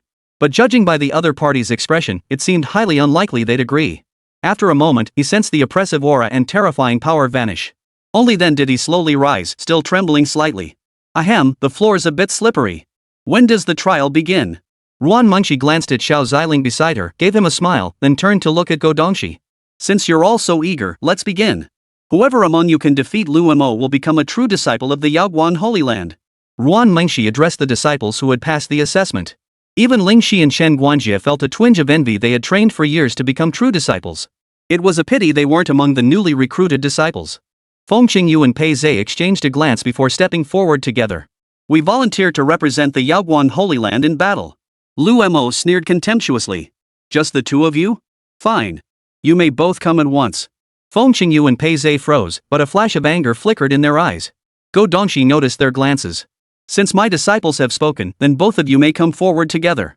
Even so, their pride refused to let them act this way. I'll go first, Pei Zhe stated calmly. As he spoke, spear intent surged around him. A long spear materialized in his grasp, instantly amplifying his aura. His spear swept through the air like a dragon emerging from the sea, unleashing countless afterimages that shot toward Lu Mo like arrows. Lu Mo flickered like a ghostly apparition, effortlessly evading the assault. With a swift backhand swing, his sword unleashed a torrent of slashing energy, sweeping through the storm of afterimages like a violent tempest. Pei Zhe staggered back several steps, inwardly shocked by Lu Mo's prowess. You've merely grasped a fragment of spear intent. You're utterly unworthy to be my opponent. Lu Mo's eyes were cold as ice, showing no regard for Pei Zhe whatsoever. Chapter 108, The Arrogant Lu Mo, The Might of the Five Elements Divine Body. Pei Zhe stared at Lu Mo before him. He's grasped the rudiments of intent too. Shock flashed in Pei Zhe's eyes. He knew all too well the grueling path he had walked, the pain endured to grasp the embryonic form of the spear intent. He knew it all too well. Others only saw the dazzling exterior. They never knew how long he'd been preparing for this day. Lu Mo looked at Pei Zhe, whose eyes betrayed his astonishment. Don't think grasping a mere fragment of spear intent gives you the right to boast in front of me. I gave you a chance earlier, but you refused it. Now I'm giving you one more chance. Show me your full strength. Otherwise, I will crush you beneath my heel without mercy. A hint of ferocity flickered in Lu Mo's eyes as he gently twirled the sharp blade in his hand. Pei Zhe might not have sensed it, but those who had already reached the Supreme Sovereign and Great Emperor realms instantly recognized that the weapon in Lu Mo's hand was no ordinary blade. This heavenly sword sanctuary is quite interesting, isn't it? They actually equip a newly recruited disciple with a sacred weapon. Xiao Ziling chuckled faintly. After all, how many sacred weapons existed that could be wielded by those at the nascent soul stage? The heavenly sword sanctuary truly spares no effort. Ruan Munchi's expression turned serious. She knew the heavenly sword sanctuary wouldn't simply hand them an imperial weapon for nothing. Holy Lord, has Luomo already overstepped the boundaries? Indeed. Weapons below the level of a sacred weapon are utterly helpless against attacks from one. Sacred weapons and those above them undergo a qualitative transformation. Not only do they possess sentience, but the divine might radiating from them makes them nearly impenetrable to ordinary beings. If he can wield a sacred weapon, that's his skill. Ruan Munchi remarked indifferently, leaving the others speechless. Indeed, the Yaoguang Holy Land possessed numerous holy weapons, supreme artifacts, and even imperial weapons. But even if they were brought out now, most people simply couldn't wield them. Not everyone possessed the supreme demon god bone like Xiao Ziling. To wield a sacred weapon at the nascent soul stage required not only perfect synergy between user and weapon, but also extraordinary innate talent. That weapon carries traces of the 5 elements. This Lumo's constitution must be no ordinary thing. Ruan Munchi stared at the weapon in Lumo's hand, her expression turning grave. Everyone else had already witnessed Pei Zhe's fate. Facing the arrogant Luo, Pei Zhe showed no signs of panic. Years of rigorous training had forged his temperament into something extraordinary. Such taunts had no effect on him whatsoever. Pei Zhe thrust his spear into the ground, gripped the shaft firmly, and kicked the blade with all his leg strength. The sharp blade sliced through the earth, instantly kicking up a cloud of dust. The dust obscured Luo's vision. How old are you, still pulling these childish tricks? Luo focused his attention, wary of every possible direction. The slightest movement anywhere would register instantly. Gotcha. Luo felt the dust before him swept away by a spear. He swung his arm lightly, thrusting his sword into the spearhead. 2 streams of intent collided. Luo, whose face had been brimming with confidence, suddenly felt his body lose its balance. The spear had been thrown, and Pei Zhe had appeared at his left side without warning. Even those beasts with keen senses struggle to detect my presence. You, arrogant fool, would never notice what lurks beside you. Pei Zhe seized the spear Luo had knocked away. Before Luo could recover, a powerful dragon god tail strike sent him flying backward. Luo regained his bearings midair and quickly stabilized himself. The stinging sensation on his back filled him with fury. Had he not been wearing his defensive inner armor? This blow would have been enough to finish him. Pei Zhe steadied the trembling spear, observing the vibrations emanating from its shaft. He couldn't help but marvel at Luo's formidable strength. He didn't pause, but pressed forward, his spear slicing through the air as he thrust it toward Luo. Luo's expression turned icy as vast, surging 5 elements energy radiated from his body. Those present felt the terrifying aura emanating from Luo and were all shaken. It's actually the 5 elements' holy body. The Heavenly Sword Sanctuary actually found such a promising talent.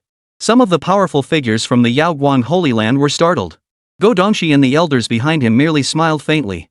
With the 5 elements Holy Land and the sacred weapon, what does your Yaoguang Holy Land have to fight back with? Go Dongxi sneered coldly. A flicker of astonishment crossed Pei Zhe's eyes, but he did not pause. He had to finish off Luo with this strike. The spear, carrying a fierce intent, instantly closed in on Luo. Luo channeled the power of the 5 elements sacred body. The sacred sword blazed with intense light, the 5 elements energy coiling around it as it collided fiercely with the spear. In an instant, energy surged forth, howling winds roared, and the surrounding ground cracked open from the immense force. Pei Zhe gritted his teeth, thrusting his spear with all his might, attempting to breach Luo's defense. Luo smiled indifferently, and the divine weapon in his hand began to assert its superiority. With a single strike, it severed Pei Zhe's spear cleanly. Pei Zhe's expression darkened. Only now did he realize that the weapon in Luo's hand was far from ordinary. The 5 elements' power surged ceaselessly into the blade, unleashing the sacred weapon's might to its absolute limit. Luo swung his sword, tearing open a gash in the earth and sky as a violent wind surged. Pei Zhe was sent flying backward, tumbling dozens of times before finally coming to a halt with the assistance of Chun Rong and the disciples who had already passed the trial. All eyes fell upon the gash torn across Pei Zhe's chest, blood trickling unceasingly from the corners of his mouth. Pei Zhe gritted his teeth, trying to rise, but his entire body was drained of strength. Chen Guanjie rushed to Pei Zhe's side, swiftly administering healing techniques and feeding him medicinal pills. I'm sorry. I did my best. A hint of disappointment flickered in Pei Zhe's eyes. It's alright. We all saw how you fought. Rest well now, junior brother. Chen Guanjie smiled at him and the others nodded in agreement. A flicker of emotion touched Pei Zhe's eyes. He felt certain he hadn't come to the Yaoguang Holy Land in vain. Pei Zhe seemed to recall something and hurriedly addressed the group. His weapon isn't ordinary and it looks like he's wearing inner armor. Focus your attacks on his limbs. Feng Qingyu nodded at him. She rose and looked at Lu Mo. Against the five elements' holy body, deploying some of her trump cards might just make the fight possible. But the sacred weapon was right there. The gap between weapons was simply irreparable. My sincere apologies, Holy Master Yaoguang. My disciple lacks restraint and inadvertently injured your disciple. Though perhaps Lu Mo simply didn't expect his opponent to be so weak. Go Dongxi sneered, relishing the flash of anger he saw in everyone's eyes. I thought you were something special. Turns out, that's all you've got? Lu Mo turned his gaze toward the newly recruited disciples and delivered his scornful remark. His gaze then seemed to land on Chun Rong. He noticed her tattered clothes and saw that her cultivation was only at the golden core stage. Yaoguang Holy Land is really going downhill. They're even taking in trashy beggars. Chapter 109, Master, I'm going to find food. Gold core challenges nascent soul. Lu Mo sneered at the newly recruited disciples of the Yaoguang Holy Land. Xiao Ziling, watching from the pavilion, her eyes turned cold. Auntie, can I fight him? Ruan Mengxi looked at Xiao Ziling, smiling as she gently ruffled her hair. Z, don't worry. There will be plenty of opportunities to face off against the Heavenly Sword Sanctuary later. You'll get your chance to fight them then. Ruan Mengxi smiled. Z, your auntie is right. Besides, they won't be able to keep bragging like this forever. Xiao Ziling's gaze shifted toward Feng Qingyu and Chun Rong. The hidden trump cards those two held were no small matter. Seeing this, Xiao Ziling nodded in agreement. Big Yellow watched the scene unfold before him, recalling the behavior and true colors of the Heavenly Sword Sanctuary people back in the secret realm. He stretched lazily, a hint of languor in his eyes. Xiao Ziling sensed that Big Yellow was preparing to leave. Big Yellow, where are you going? Master, I'm feeling a bit hungry. I'll go find something to eat. Da Huan turned back to look at Xiao Ziling and the others, offering a smile. Xiao Ziling nodded gently. Daddy, where is Big Yellow going? Xiao Ziyi looked at Xiao Ziling, a hint of confusion on her face. Oh, he's probably off to vent his anger for you too. Xiao Ziling replied with a faint smile. Existences at the Great Emperor realm couldn't possibly feel hunger. Unless it was exceptionally delicious, they wouldn't bother eating at all. One reason was that it was too messy and difficult to digest completely. He glanced at Gu Han Nian, who was still present. He had to admit, Han Nian's cooking was truly something else. Still, compared to him, the ultimate culinary god, there was a billion little differences, right? If his guess was correct, Big Yellow must have gone to the Heavenly Sword Sanctuary. Gu Han Nian also caught Xiao Ziling's gaze. A faint blush spread across her cheeks as she muttered under her breath, rogue. Xiao Ziling smiled but said nothing, instead turning his attention back to the competition. Holy Master Yaoguang, your disciples seem rather mediocre. Send another one out. But if you lose again this time, we'll reclaim the Imperial weapon. Go Dongxi remained composed, offering a faint smile. Lu Mo had been about to insist he could take on every last one of them without breaking a sweat. But since his holy master had spoken, he dared not say more. The Yaoguang Holy Land disciples, however, found Go Dongxi utterly cunning. Earlier, he had proposed using the Imperial weapon as the wager for a spar between disciples of both sides. Now, if they lost again, Yaoguang Holy Land would lose face and still not obtain the Imperial weapon. Yet even so, the Yaoguang Holy Land disciples found themselves unable to protest. For even if they prevailed in the end, it would be through sheer numbers. Such a victory would be undeserved. Among the disciples below, Go Dongxi's words had also been heard. He merely felt it was a waste of time. All that remained was to defeat Feng Qingyu, whose cultivation was also at the late nascent soul stage. Then the rest wouldn't stand a chance against Lu Mo. Lu Mo shrugged, his gaze turning icy as he looked at the crowd. The defiance in his eyes was utterly unmasked. Feng Qingyu stared at Lu Mo. She didn't know if she could defeat him even by giving her all, but she knew she couldn't tolerate such defiance toward the sacred land she intended to join. Feng Qingyu took only 2 steps before Chun Rong blocked her path. Her eyes went blank. What are you doing? Miss Feng, let me handle this. I'll make him understand that the Yaoguang sacred ground doesn't harbor beggars. A gleam of determination flashed in Chun Rong's eyes, radiating an unprecedented resolve. Everyone present froze in surprise. This golden core cultivator who had just broken through the stone pillar's pressure was now challenging Lu Mo? Hadn't they seen even Pei Zhe lose? Miss Chun, calm down. This is no joke. Yes. Let Miss Feng take over. Judging by Pei Zhe's injuries, he was going all out. The crowd began to plead with Chun Rong. Only Feng Qingyu saw the fighting spirit in Chun Rong's eyes. Are you sure you can handle this? The disciples present turned to Feng Qingyu, their faces filled with shock. Could Feng Qingyu possibly trust this ragged young woman? I don't have absolute certainty, but I'm willing to stake my life on securing this decisive advantage. Chunrong's eyes burned with resolve. Seems I still have much to learn. Keep pushing forward, don't let them look down on us Yaoguang disciples. Feng Qingyu sighed, then relinquished this opportunity to Chunrong. The crowd behind them turned their gaze toward Chunrong.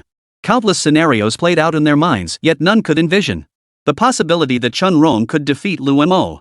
The elders on the pavilion watched as a golden core cultivator stepped forward from the crowd.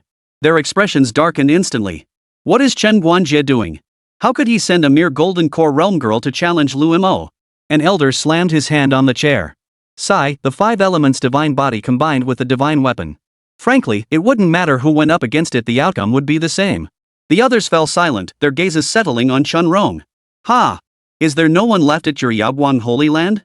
How can you still be letting some little girl at the golden core stage handle things? Ha ha ha! Go Dongshi burst out laughing. Even if they didn't want the imperial weapon anymore, was it really necessary to send a golden core realm girl to her death? Lu Mo also turned to Chunrong. Hey, hey, hey! What's going on here? Are you seriously letting a beggar come up and fight? What? Afraid of losing to this beggar? Chunrong's gaze turned icy. Afraid? You're at the golden core stage and don't even have a weapon? Why should I be afraid?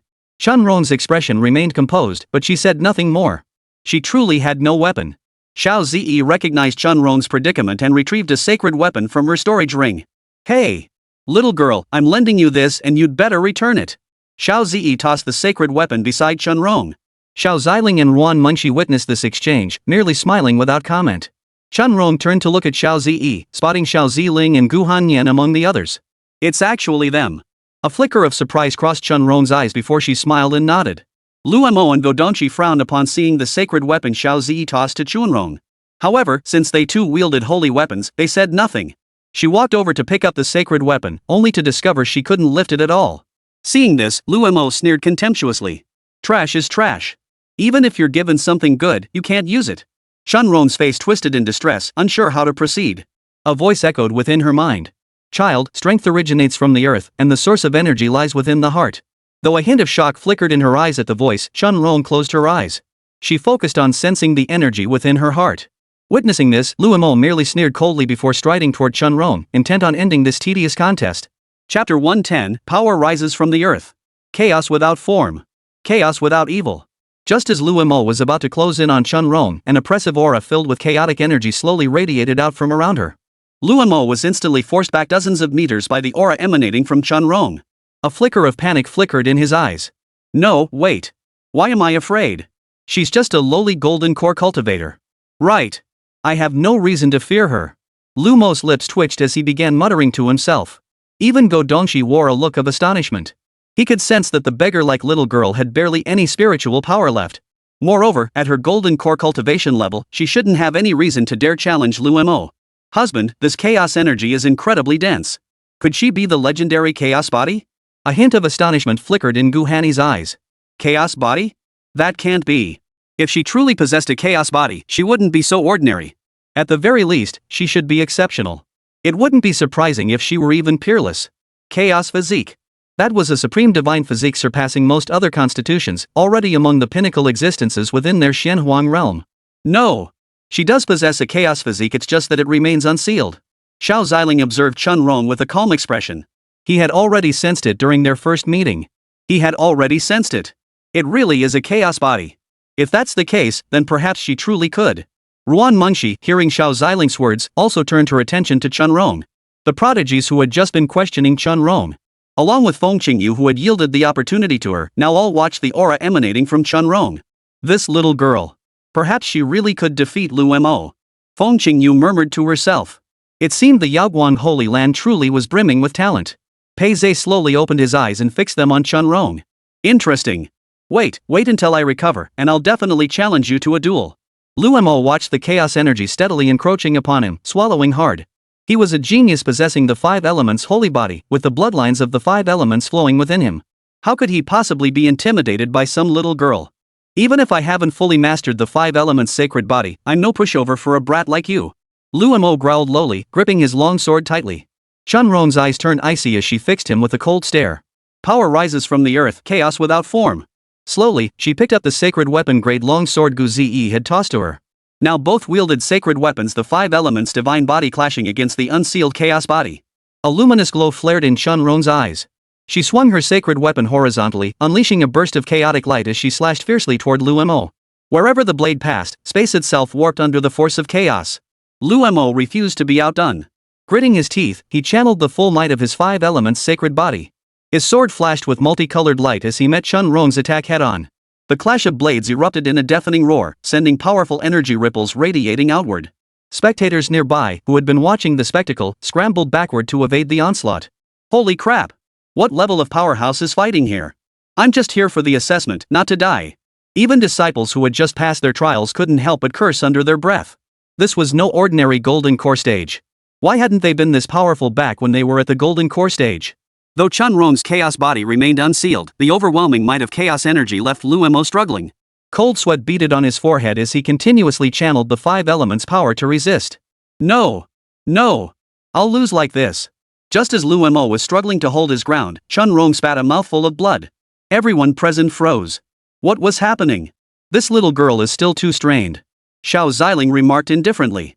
In her current physical state, she was utterly incapable of withstanding the combined pressure of the chaos energy and the sacred weapon. The others now felt their hearts leap into their throats. Looks like you're about to go too. Lu Mo had also spotted Chun Rong's vulnerability. A sudden plan formed in his mind. He activated the five elements instant movement, appearing behind Chun Rong and thrusting his sword fiercely toward her back. Chun Rong seemed to have anticipated this, shifting her body slightly to the side while simultaneously countering with a backhand strike. A chaotic sword chi shot toward Lu Mo. Lu Mo scrambled to dodge sideways, the sword chi grazing his shoulder and slicing through his robes. The battle grew fiercer, all eyes fixed intently on the two combatants. Chun Rong knew she couldn't delay any longer at this rate, she would faint before Lu Mo fell. She slashed her palm with the sacred weapon. Her body, already swaying on the verge of collapse, shuddered. Her mind snapped back into sharp focus. Countless sword energies surged toward Lu Mo. Damn you, you madman!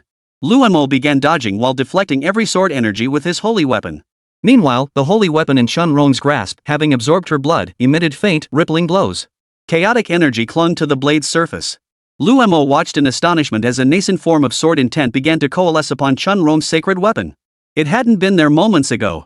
Without a moment to spare, he gripped the sacred weapon with both hands. The power of the five elements' sacred body erupted from him.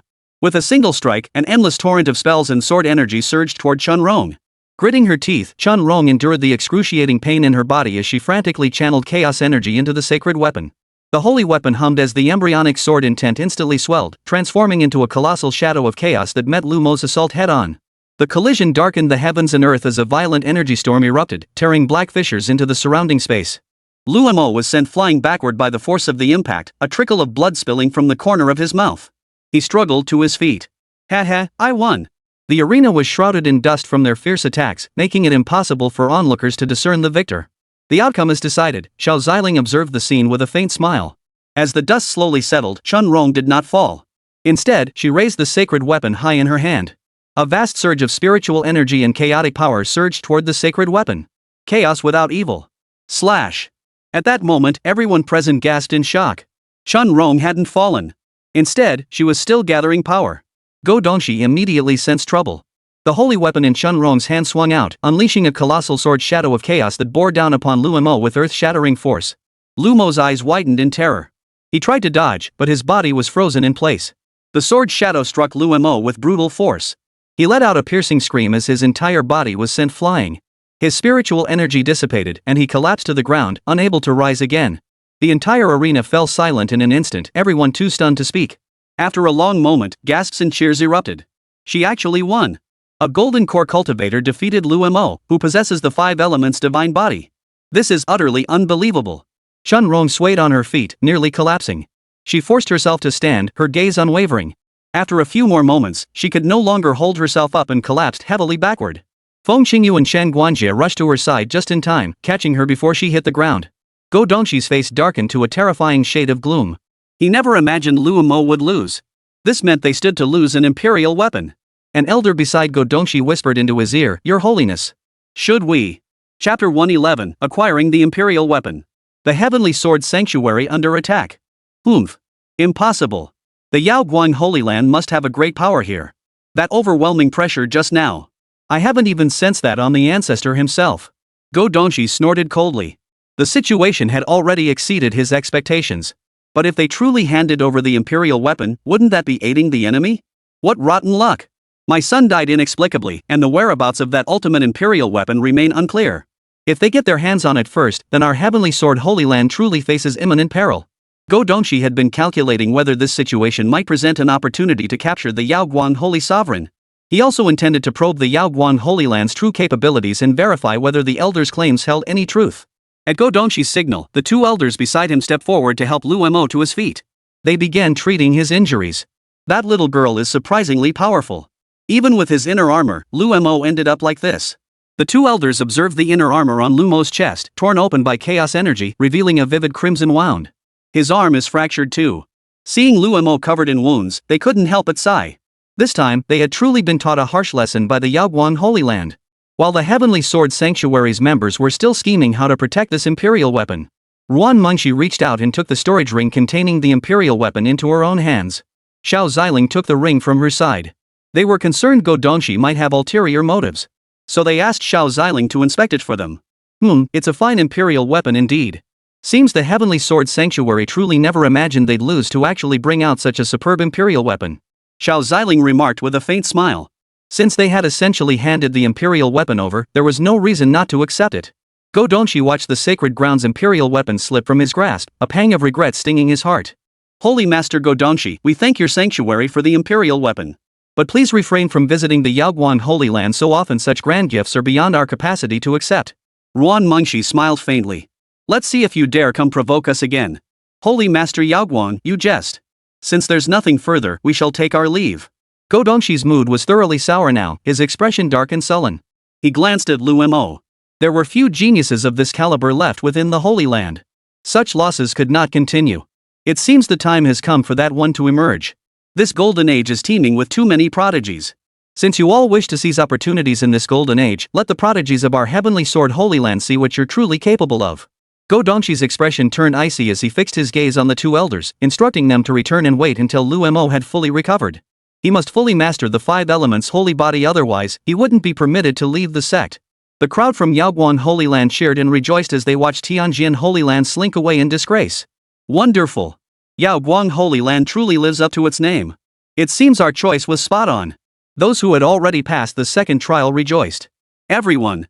Due to the Heavenly Sword Holy Land's withdrawal, the third trial will now be a unified assessment for all disciples of the remaining Holy Lands. Ruan Mengshi announced to the crowd. Pei Zhe and Chun Rong were still gravely injured. They were utterly incapable of completing the test.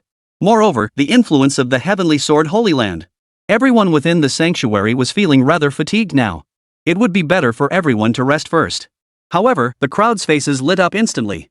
Didn't this mean they had passed the Yaoguang Holy Land's assessment and become members of the Yaoguang Holy Land? Yuning, please make the arrangements. Ruan Mengshi smiled faintly at Yuning. Yes, Holy Master. After receiving the order, Yuning turned to face the disciples. Then she looked at Feng Qingyu and Xuanrong. Not bad at all. Chen Guanjie. Elder Yuning. Chen Guanjie stepped forward before Yuning. Take them to the new disciples' quarters. I'll take the girls there first. Yes. Chen Guanjie nodded, then turned to the others. Follow me. Then, several people supported the severely injured Pei Zhe as they followed Chen Guanjie out of the area. Shortly after, Yuning also departed with Xuanrong and Feng Qingyu. Feng Qingyu, once Xuanrong recovers a bit, come find me. I'll take you to see the Holy Lord. Senior. Could we have a chance to be taken as disciples by the Holy Lord? You're dreaming. Compared to those true prodigies, you're still far behind. Yuning said indifferently, hoping that after witnessing the Holy Lord and the Holy Emperor's daughter, you still possess such confidence.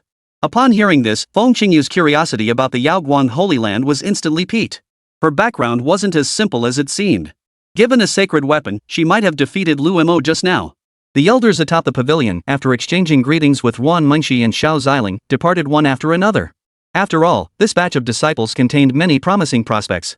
They were quite interested in nurturing them. Ruan Mengshi led the group back to her mountain peak. Husband, did you summon those two because you're interested in them? Are you considering taking disciples? Ruan Mengshi's tone held a hint of intrigue. Even Gu Hanni and Xiao Ziyi turned their gaze toward Xiao Ziling. Xiao Ziling met their gazes, shook his head with a faint smile, and replied, I have no desire to take disciples now. I barely have enough time to spend with you all as it is. I won't waste my time on such trivial matters. Xiao Ziling smiled at the three of them. Then why did you summon them here? After all, Xuanrong fought for the Yaoguang Holy Land. As its holy master, didn't she essentially aid you? Since she's done the Yaoguang Holy Land a favor, I want to see if I can help her restore her golden core and spiritual veins, and perhaps unseal her chaos body a bit. That way, the Yaoguang Holy Land will have someone to take over in the future, and I can take you all far away. Hearing Xiao Ziling's indirect words, Wan Munshi and Gu Hanni's faces flushed slightly. Yet they both nodded softly. Daddy's so amazing. I haven't seen Auntie and Mommy like this in ages. Xiao Zi giggled softly, covering her mouth. Within the Heavenly Sword Sanctuary, a colossal demon beast now hovered high above the sacred grounds. It gazed down at the assembly of supreme experts and emperor-level powerhouses below, smiling faintly. What a formidable beast. Even our combined strength couldn't overcome it. What is its origin? The ancient patriarch of the Heavenly Sword Sanctuary stared at the colossal creature before him. The supreme masters of the Heavenly Sword Sanctuary swallowed hard. They were utterly no match for this demon beast. Had the patriarch not intervened, they wouldn't even have been able to withstand its overwhelming pressure. I merely sought amusement, wishing to test your strength and see what gives you the audacity to boast so arrogantly. The beast let out a low growl, its terrifying aura piercing the heavens and enveloping the entire Heavenly Sword Sanctuary. In the next instant, a claw that seemed to tear through the air swung down toward the crowd. Seeing this sky-spanning claw, everyone's pupils instantly dilated. Chapter 112, the ancestor of the Heavenly Sword Sanctuary Enraged, resumes control of the sanctuary. When Go Dongxi, the ruler of the Heavenly Sword Sanctuary, returned with Lu Mo and several elders, he detected powerful residual auras lingering within the sect. This is bad. Someone has attacked the sanctuary. Go Dongxi's heart sank with alarm, and he hurried toward the heart of the sanctuary. Upon entering the sanctuary, he discovered the patriarch and other supreme experts had all sustained injuries of varying severity. Ancestor! Go Dongxi rushed to his ancestor's side. Ancestor! What happened? Did someone attack our sect? Go Dongxi helped his patriarch to his feet, while the other elders lowered Lu Mo to the ground. Then they went to assist the other injured elders. A demon beast of emperor-level power has arrived here. It's far too terrifying. Though we are both emperor-level beings, I sense the aura of death emanating from it. Fortunately, it showed no intent to kill. It likely only sought to teach us a lesson. The ancient ancestor of the Heavenly Sword Sanctuary sighed. He was old now, no longer the formidable Heavenly Sword Emperor of yore. Upon hearing this, Go Dongxi hurriedly instructed everyone to tend to the elder. He himself went to the outskirts of the Heavenly Sword Holy Land to search for the demon beast the elder had mentioned. By the way, didn't you go to the Yaoguang Holy Land? How did it go? Did you manage to take down the Yaoguang Holy Master? The patriarch of the Heavenly Sword Sanctuary had long been aware of his disciple's character, yet he could do nothing about it. He could only do his best to assist him. Well, ancestor, we didn't succeed. And we lost an imperial weapon in the process. The disciple looked troubled, momentarily unsure how to explain the situation to his ancestor. Such matters should be addressed by the Holy Sovereign himself. After all, it was his decision. He sighed inwardly. As mere subordinates, how could they possibly challenge the Holy Lord's decision? What? You lost an imperial weapon too? Hearing their words, the patriarch spat out a mouthful of blood. Already gravely wounded, the shock now overwhelmed him. Ancestor! Ancestor! The elders who had just returned witnessed this and dared not say more. They could only lead everyone back to rest. We're done for. Both us and the Holy Lord might be dealt with by the patriarch now. The group sighed collectively before returning together to await the patriarch's orders. Meanwhile, Go Dongxi, who had circled the outer perimeter of the Heavenly Sword Sanctuary several times, found nothing unusual. This is strange. If it's not nesting, then it must be plundering or migration. Why would they attack our Heavenly Sword Sanctuary? Go Dongxi frowned in perplexity, pondering carefully. He realized he hadn't actually offended any demon beasts. Could it be that some disciples within the sanctuary offended a demon beast? But that shouldn't be possible either. Any beast capable of defeating our elders isn't something these disciples could provoke. Go Dongxi racked his brain for a long time but found no clues. He could only accept this as an act of divine retribution, hoping the demon beast would not return. Their Heavenly Sword sacred ground had already suffered too much damage. As soon as Go Dongxi returned to the sanctuary, he found the patriarch and the other elders already gathered together. Ancestor! Go Dongxi bowed respectfully to the patriarch. Explain how the imperial weapon was lost. A chill flickered in the patriarch's eyes as he looked at his disciple, his disappointment palpable. Go Dongxi now understood why the patriarch and the others had gathered here. Ancestor, my original plan was to have Lu Mo suppress the Yaoguang Holy Land. If Lu Mo had one, I could have proposed a solution to save Yaoguang Holy Land's face. But I never imagined Lu Mo would be defeated by that beggar. Go Dongxi found himself at a loss for words. He himself hadn't anticipated Lu Mo's defeat. His flawless plan had been meticulously laid out in his mind. Fool! You've truly lost your mind over a woman. The patriarch of the Heavenly Sword Holy Land erupted in fury. Not only had they lost an imperial weapon, the Heavenly Sword Sanctuary's prestige was tarnished. Lu Mo was now gravely injured, and given the nature of those from the Yao Guang Sanctuary, even if defeated, they would never agree to their demands. Go Dongxi shut his mouth, daring not to defy his ancestor. Enough! From this moment on, I shall take charge of the Celestial Sword Sanctuary's affairs until you've regained your composure and the sanctuary has recovered its strength. Go Dongxi nodded and handed over his holy master's token. Within the Yao Guang Holy Land, Ruan Mengxi led everyone back to her mountain peak. Gu Hanyang gazed at the familiar surroundings, a faint smile spreading across her cheeks. Hee, mommy, you haven't been here in so long. Xiao Ziling approached Gu Hanyang's side and gently tugged at her arm. Gu Hanyang responded with a gentle smile. It has been quite a while. Ruan Mengxi also approached Gu Hanyang, gently taking her other arm. She whispered a few words softly in her ear, then smiled faintly. After hearing the words, a faint blush spread across Gu Hanyang's cheeks. She was clearly feeling a bit shy. Xiao Ziling watched the three of them, their faces radiant with joy, and smiled gently. The group had been chatting happily when, moments later, Big Yellow returned. His face seemed refreshed and invigorated. Back already? Yep. Da Huan looked at Xiao Ziling, a smile spreading across his face. Da Huan, where did you go just now? Xiao Ziling also noticed Da Huan, who had just returned. Da Huan gave her a slight smile. I just stepped out for a bit. Xiao Ziling looked at Da Huan, thinking he'd gone out to play on his own. By the way, husband, I plan to have Ze try the third assessment this time. Z, would you like to join us? Ruan Mengxi glanced at the two of them and smiled faintly. Xiao Ziling, however, fixed his gaze on Xiao Ziling. If Ze wanted to give it a try, that was perfectly fine. Auntie, Daddy, I'd like to participate too. After speaking, she turned her gaze toward her mother. Those wide, innocent eyes seemed to be asking Gu Hanyan for her opinion. Seeing this, Gu Hanny smiled and nodded. Mommy, will you come watch me take the exam? Of course we will. Gu Hanyang gently stroked Xiao Zi's head as she spoke softly. Xiao Ziling and Ruan Mengxi also smiled faintly.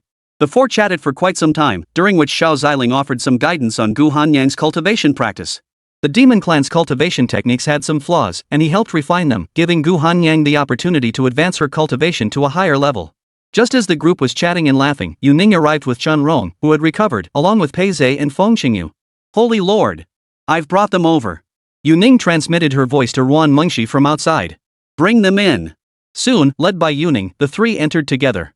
Ruan Mengxi and Xiao Ziling approached them. These two are His Holiness the Sovereign and His Holiness the Sovereign Lord.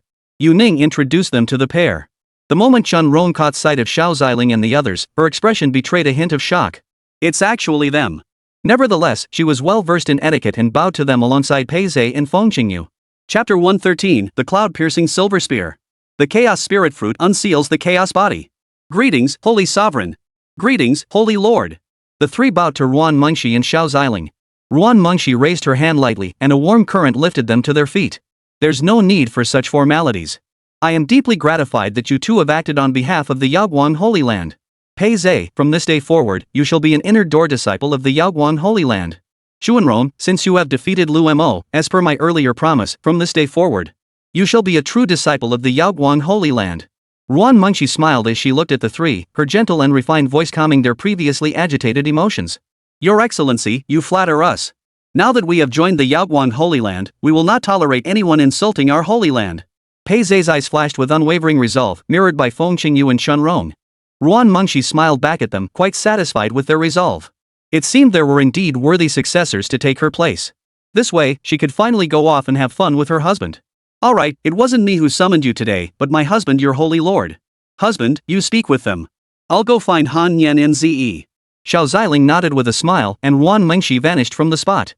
The three watched as the holy sovereign vanished abruptly. After bringing them here, Elder Yuning had also departed. Now, only the three of them remained with His Majesty the Holy Emperor. This left them feeling somewhat nervous. They still knew nothing of the Holy Sovereign's temperament. Your Highness. The three bowed to Xiao Ziling. Well done. As disciples of the Yaoguan Holy Land, you should possess such insight. Your name is Pei Zhe, correct? Xiao Ziling turned his gaze to the sole male among the three. Yes, Your Majesty. A faint smile flickered across Pei Zhe's cold, somewhat rigid face. He hadn't expected to be remembered by His Holiness the Sacred Lord. It was an immense honor. Your fighting spirit is high, your resolve unwavering. Though you possess no special constitution, that extraordinary determination of yours will yield greater rewards than any innate talent could ever bring. Hearing Xiao Ziling's praise, even the usually cold and aloof Pei Zhe felt genuinely pleased. Do not let this pride you, for even geniuses strive diligently. Seek not to surpass others, but only to surpass yesterday's self. Xiao Ziling offered him a faint smile before handing him a sacred spear, one he'd just requested from Xiao Tian. Even his weakest weapon far surpassed the might of an imperial-grade weapon. This is the cloud-piercing silver spear, a sacred weapon. You fought for the Yaoguang Holy Land and lost your weapon in battle. This is the reward you deserve. I hope you will continue to fight for the Yaoguang Holy Land in the future. Xiao Ziling said with a faint smile. Pei Zhe had intended to refuse, but the thought of potentially owing the Yaoguang Holy Land even more weighed heavily on him. Yaoguang Holy Land would become his home. He must grow stronger to protect his homeland. He took the spear from Xiao Ziling's hand. Feeling the waves of energy emanating from it, even he found himself momentarily unable to lift it. Damn, it's heavy. That was his immediate reaction upon grasping the cloud-piercing silver spear.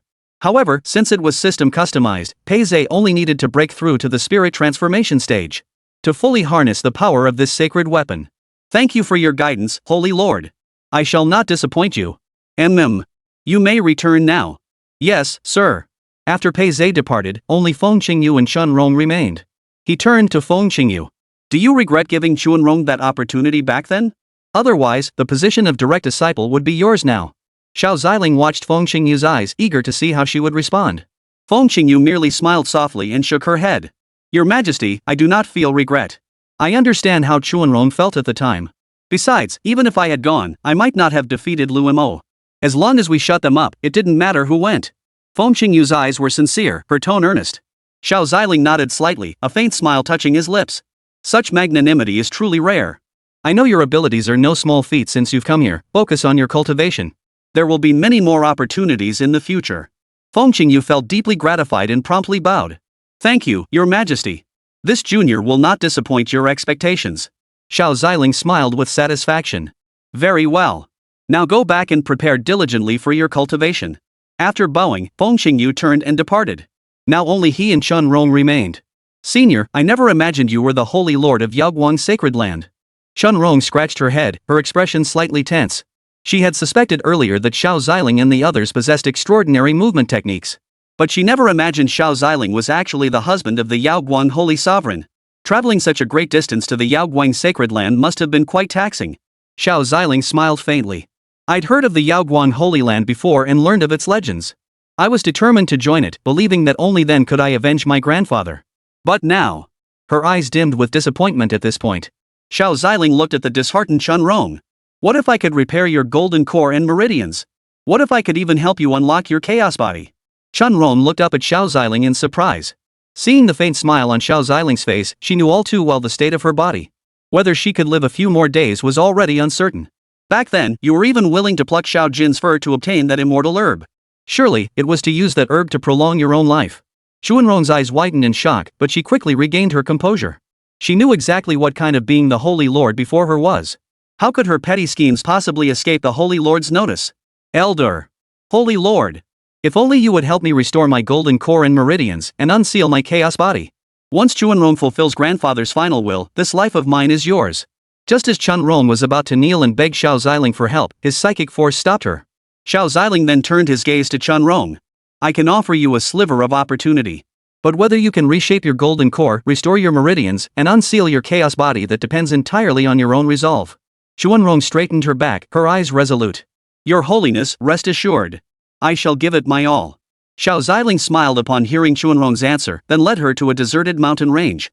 Xiao Ziling produced the chaos spirit fruit Xiao Tian had given him earlier. He had always assumed this fruit would be useless. Little did he know it would lead him to encounter a chaos body. I've seen countless physiques far stronger than the chaos physique. This chaos spirit fruit offers some benefit to many chaos-type constitutions. Just how far you can go depends entirely on you. Xiao Ziling murmured, then handed the chaos spirit fruit to Chun Rong. Take it, then prepare to do as I say. Chapter 114, Recasting the Golden Core and Meridians. Chaos phenomena fill the sky.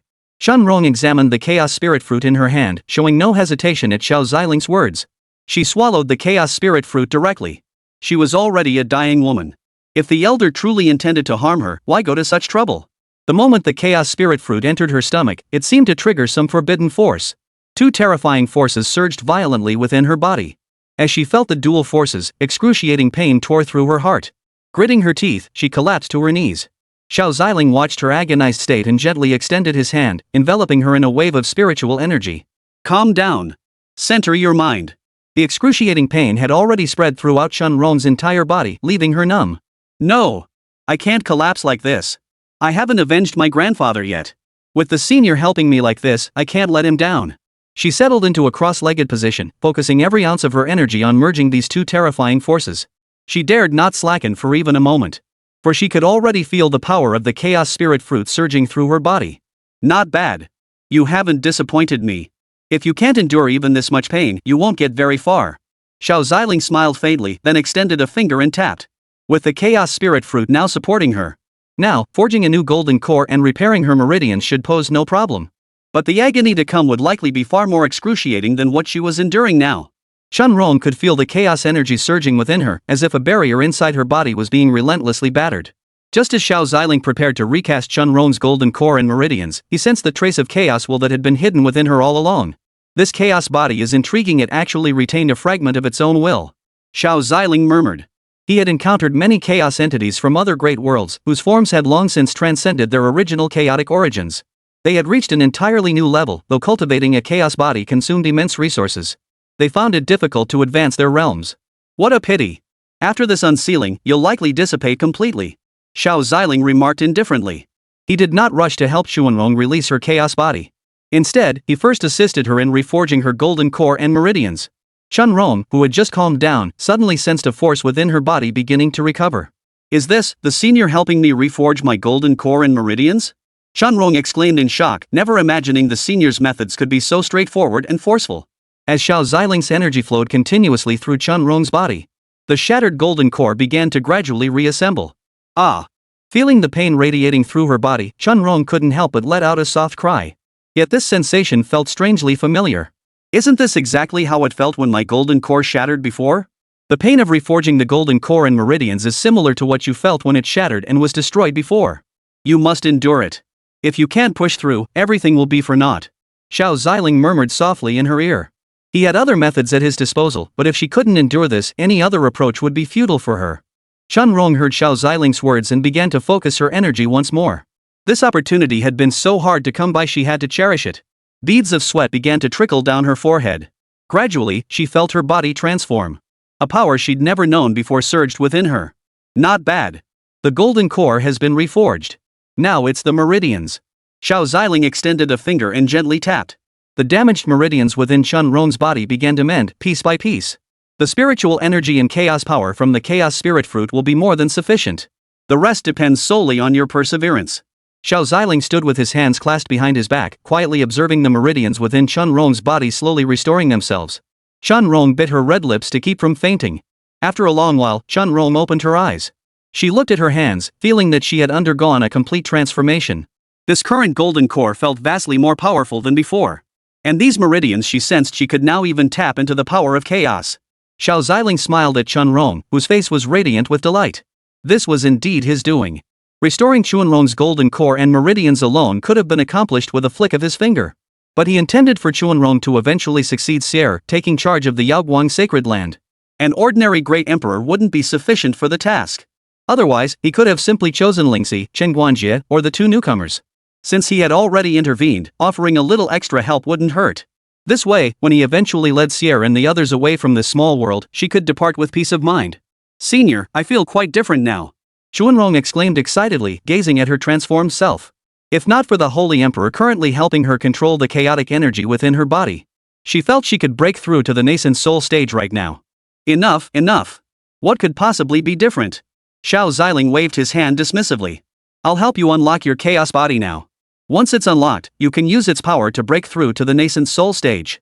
Chunrong nodded and resumed her seated meditation, preparing to unleash the chaos body and advance to the nascent soul stage.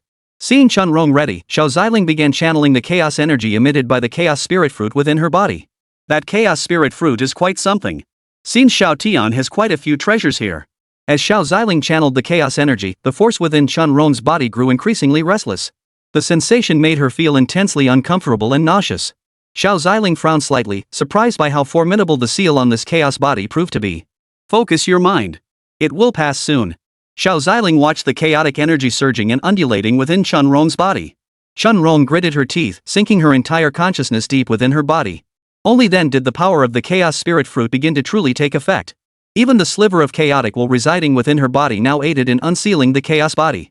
As the chaos spirit fruit was gradually absorbed by Chunrong, the chaos body slowly unsealed itself. The sky was obscured by vast, surging chaos energy, and shadowy figures of deities began to emerge against the azure expanse. After a moment, the sky was illuminated by the radiance emanating from a majestic white lotus. What's happening over there with my husband and the others? How could there be such a commotion? Ruan Munshi turned her gaze toward Xiao Ziling. Though puzzled, she had a rough idea of what was happening. Is this the phenomenon of the chaos body? It seems so far removed from Ze's. Xiao Ziling murmured. Even the chaos body might not surpass the primordial ultimating body, let alone Xiao Zi's supreme demon godbone and annihilation eyes. Chapter 115, Ruan Munshi is pregnant? An excited Xiao Ziling. Within the heavenly sword sanctuary, Go Dongxi and the sanctuary's ancient patriarch stood amidst the scene of chaotic energy filling the sky. Is this the little girl you mentioned who defeated Lu Mo? Indeed. If my perception was not mistaken, she might be the legendary chaos body. Go Dongxi addressed the ancient patriarch of the heavenly sword sanctuary. His perception wasn't weak, he wouldn't have missed sensing that thick chaos energy back then. Interesting. But since this chaos body cannot be harnessed for our purposes, we shall eliminate her along with those other monstrous talents when the time comes. Go Dongxi heard his ancestors' words. A surge of excitement stirred within him. Was the heavenly sword sanctuary finally deploying its true prodigies? Within the eternal realm, the great masters were also paying close attention to the events unfolding outside. Oh my, it seems one crisis barely subsides before another arises. We haven't even sorted out the situation with the demonic race, and now such a massive disturbance has erupted from the Yaoguang sacred land. It's just a chaos body. Frankly, it feels less formidable than the previous one. Enough. The true terror of a chaos body will only become clear once you've clashed with her. The golden age is upon us. It seems they can no longer contain themselves. An old man sighed. Among the ancient imperial clans, the dragon race's emperors and other great beings also noticed the events unfolding outside. It's her. The chaos body. She's appeared again. Damn it. The last chaos body bearer swept through our ancient imperial clan's prodigies before ascending to emperorhood and vanishing without a trace. After all these years, it has returned? The intelligence Dragon Pei and the others brought back not long ago hasn't even been verified yet, and now this new trouble has arisen. What is your plan? Should we deal with the chaos body first, or verify whether the monster described by Long Pei and the others is truly that terrifying? The voices of the great elders echoed ceaselessly across the heavens. Ancestors, there is no need for such concern. Whether it be the chaos body or whatever female demon they speak of, I shall crush them all. A youth with an upright posture, a sturdy build, and eyes radiating golden light slowly approached. Seeing the dashing youth, the tension in everyone's hearts eased. You've awakened too? Only one more was needed. If you join forces, the chaos entity won't stand a chance against you. Rest assured, ancestors. Even if she doesn't awaken, I alone am sufficient to crush the chaos entity. Seeing this, the many great powers of the Dragon Clan also laughed. With this, they could finally put their minds at ease. The emergence of the chaos entity had put numerous factions on high alert. After all, the last time the chaos body appeared, the prodigies of numerous factions were no match for it. Those who could stand against it were, ironically, close friends with its bearer. What a troublesome time indeed. Let us hope this generation's chaos body bearer has not yet come into their own. The great powers masters sighed inwardly. Finally, the chaos body was successfully unsealed. Vast power surged through her body like a raging tide. Chunrong rode the wave, shattering her bottleneck and smoothly advancing to the nascent soul stage. She reached the mid-stage of the nascent soul realm directly. As she slowly opened her eyes, the strange phenomena in the sky gradually dissipated. Her eyes shone with confidence as she expressed her gratitude to Xiao Ziling. Thank you for your assistance, senior. Excitement shone in Chunrong's eyes. Feeling the power granted by the awakening of her chaos body, she knew that if she were to fight Lu Mo again now, it would be nothing like the grueling battle before. Mid-stage nascent soul. Not bad at all. Return and cultivate diligently. You've likely mastered less than a tenth of the chaos body's power. Xiao Ziling smiled faintly, and Chunrong calmed the excitement surging within her. Yes. Thank you, Holy Lord.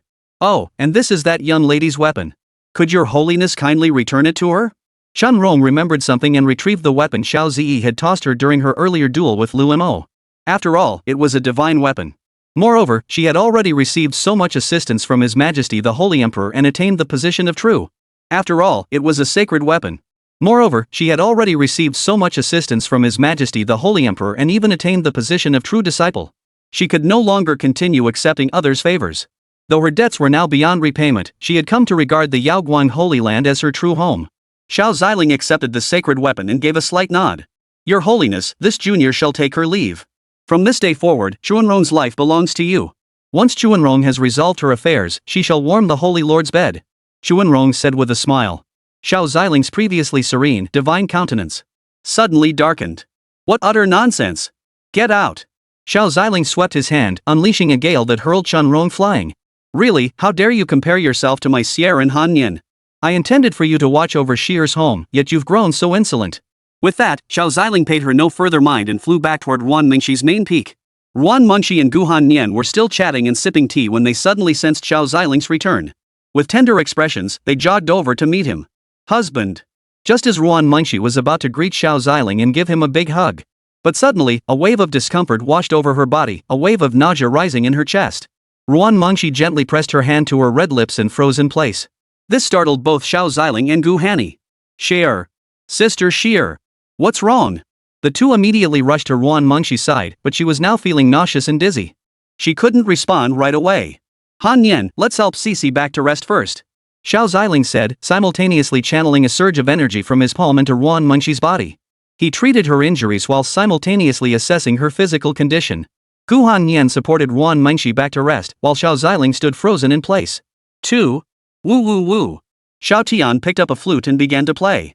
Hee hee, congratulations, master. 1 shot, 2 hits. Twins, oh. Xiao Tian exclaimed gleefully beside Xiao Ziling, who still hadn't fully processed the news. Though he was already a father, he hadn't known about Ziyi's pregnancy back then. But now that Xier was pregnant, and he was right by her side, how could he not be thrilled? I could sense just now that these 2 children are no ordinary ones. Master, you should already know these things yourself. Xiao Ziling nodded. With him here, no one would ever harm his family. Husband, come inside quickly. Why are you lingering outside? Gu Hanni beckoned to Xiao Ziling, fearing her husband might have encountered trouble like Sister Shi. Alright, I'm coming. Xiao Ziling quickly steadied his emotions. Then he walked over to where the two of them were. Chapter 116, entering the forbidden zone of the immortal realm, sweeping away the forbidden zone's immortal beasts. Xiao Ziling entered the room and looked at Ruan Mingxi, whose face was still pale. His heart ached for her. Husband, what happened to Sister Xier? Could it be that she too? Gu Hanni watched Ruan Mingxi's current state. She seemed to grasp something, though she dared not be certain. She had been pregnant before, and her condition back then was exactly the same as Sister Xier's now. Yes, it's exactly what you're thinking. Xiao Ziling chuckled happily, then leaned close to Gu Hannian's ear and whispered, Xier is pregnant. Ruan Mingxi hadn't yet grasped what was happening. As she regained her composure, she noticed the two of them whispering to each other. Husband. Hearing Ruan Mingxi call out to him, Xiao Ziling approached her with a smile. Xier, are you still feeling unwell? Ruan Mingxi shook her head, but the slight pallor on her face spoke volumes. Husband, what's wrong with me? Rest well for now.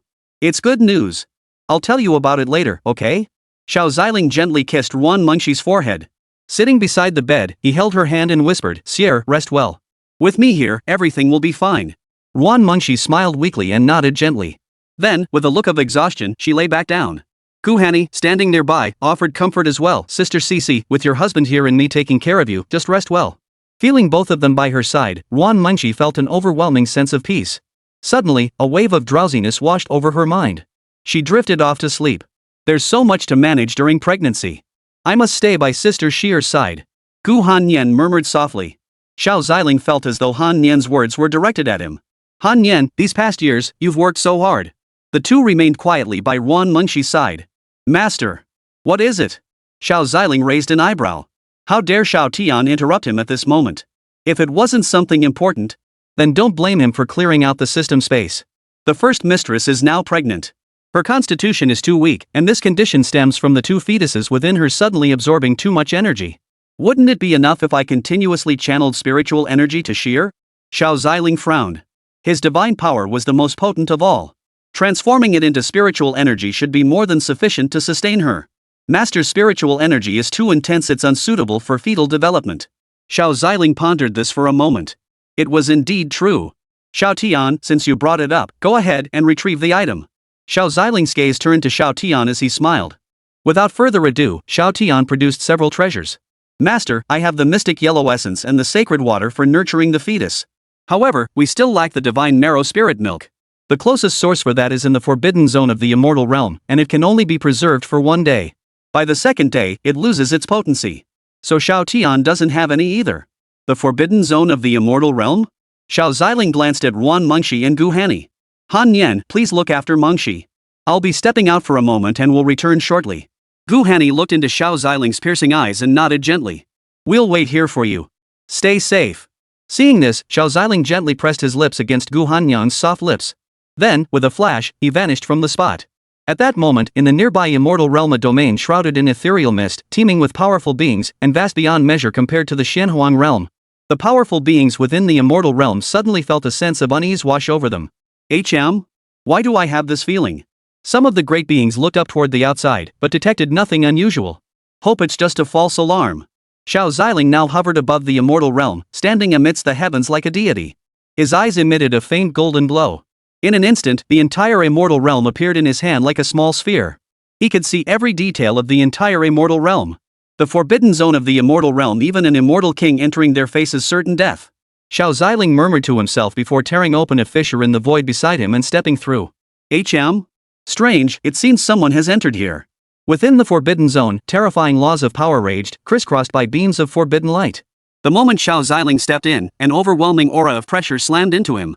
He channeled his divine power, radiating a brilliant light that instantly nullified the pressure. He walked straight through it. Suddenly, a horde of hideously grotesque immortal beasts surged from all directions. Spewing runic symbols of divine law, they launched their assault upon Xiao Ziling. Who knows how many years it's been since anyone dared set foot here. Finally, I get to change things up a bit. Xiao Ziling's eyes turned cold as beams of divine power shot forth from his body, instantly slaying the divine beasts. Back then, even the 4 great sacred beasts united didn't have the guts to attack me. Now a bunch of lowly creatures absorbed from the immortal realm dare to challenge me? Xiao Ziling's expression remained icy as he pressed deeper into the forbidden zone without lingering. Some celestial beasts and ancient demonic creatures within the forbidden zone sensed Xiao Ziling's terrifying aura, their souls trembling in terror. How arrogant, you humans! A massive dragon had slowly materialized before Xiao Ziling. Those who came before you treaded this forbidden zone with utmost caution. I wonder where you found the audacity to challenge the immortal realm's forbidden domain. As the words fell, a massive rift tore open in the heavens above. The heavens and earth trembled incessantly as the heaven-shattering dragon claw, powerful enough to destroy the entire Xianhuang realm, descended toward Xiao Ziling. The overwhelming divine power emanating from it forced the surrounding immortal beasts to retreat in terror. A golden light flashed in Xiao Ziling's eyes. A radiant aura, like an energy field, expanded outward from his body, directly repelling the dragon claw. The entire forbidden zone of the immortal realm began to tremble violently under Xiao Ziling's power. Xiao Ziling extended his hand and clenched it lightly. The dragon claw, carrying the entire dragon head and body, slowly shattered. Dragon blood spattered everywhere. The great beings watching from the distant void paled at the sight. What terrifying power!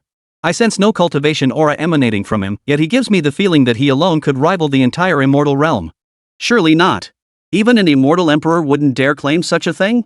These powerful beings did not linger, fearing discovery by that colossal being. Xiao Ziling directly extracted the dragon marrow, dragon spine, dragon essence, and vital blood from the colossal ancient immortal dragon's body. Take these back. Use them to nourish Sierra's body. Xiao Ziling murmured to himself before continuing deeper into the realm. As he delved deeper, no divine beasts or forbidden zone creatures dared to obstruct him along the way. Those terrifying entities, once powerful enough to slay immortal kings, now concealed their auras one by one. Unbelievable. The azure dragon of the heavens is dead. They even ripped out its spine. Chapter 117, Celestial Marrow and Spirit Milk secured. Carrying away the entire celestial marrow heavenly pool. Xiao Ziling lingered no longer, pressing deeper into the forbidden zone. Outside the true immortal realm forbidden zone, this place could scarcely be considered part of it at all. This place was more like a retreat route for those who had accidentally stumbled into the immortal realm's forbidden zone. Venturing deeper into its unknown depths filled one with dread. The great beings within the forbidden zone also noticed Xiao Ziling pressing deeper. What could a powerhouse of his caliber possibly want in the immortal realm's forbidden zone? Who knows? But judging by his calm demeanor, he clearly knows something about the forbidden zone. He might not even fear it at all. The crowd watched as Xiao Ziling, hands clasped behind his back, continued deeper into the forbidden zone. He showed no sign of stopping, which brought them some relief. After all, they weren't much stronger than Tianyu Qinglong. Tianyu Qinglong couldn't even withstand a single strike from this terrifying powerhouse. It was as if he had been casually crushed. This gave them the audacity to challenge Xiao Ziling. Xiao Ziling's gaze swept over the terrifying entities lurking within the forbidden zone. A single glance sent the crowd scattering in terror, vanishing into the void. The things in the forbidden zone are truly interesting, Xiao Ziling remarked indifferently. He was pressed for time now and had no patience to entertain these fools. He could only hope they'd learn to mind their own business. If they dared to obstruct his business, he'd have no choice but to send them all to hell. What a terrifying gaze. Thankfully he wasn't interested in us, or we'd all be dead here. Xiao Ziling locked onto the location of the divine essence spirit milk and made his way toward it. Ha ha ha, what's this forbidden zone of the immortal realm? With the master's arrival, this place is about to become the forbidden zone within forbidden zones. Xiao Tian surveyed the terrified, cowed beings of the forbidden zone. Outside, they were all top-tier beings. Establishing their own small world and becoming its rulers would pose no problem whatsoever. They're just a bunch of ancient monsters who've lived far too long. They've lost interest in the outside world. They just want to live a secluded life. Xiao Ziling remarked indifferently. However, beyond these terrifyingly powerful beings, the area also harbored ancient demonic beasts. Numerous mysterious mechanisms and unknown entities further solidified this place as a forbidden zone.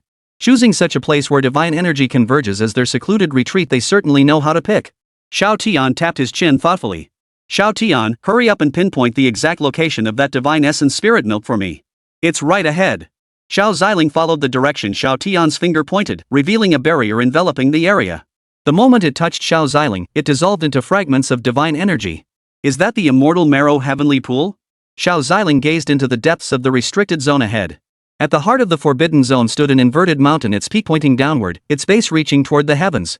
At the mountain's base, a milky white pool swirled silently, the divine essence spirit milk, each drop containing the primordial vitality that created heaven and earth. Master, be cautious. Xiao Tian senses numerous powerful beings guarding this place. Xiao Ziling had long noticed an ancient tree beside the immortal essence spirit pool. The heartwood of the 10,000 sovereigns willow. Its cultivation has actually reached the quasi-immortal emperor realm?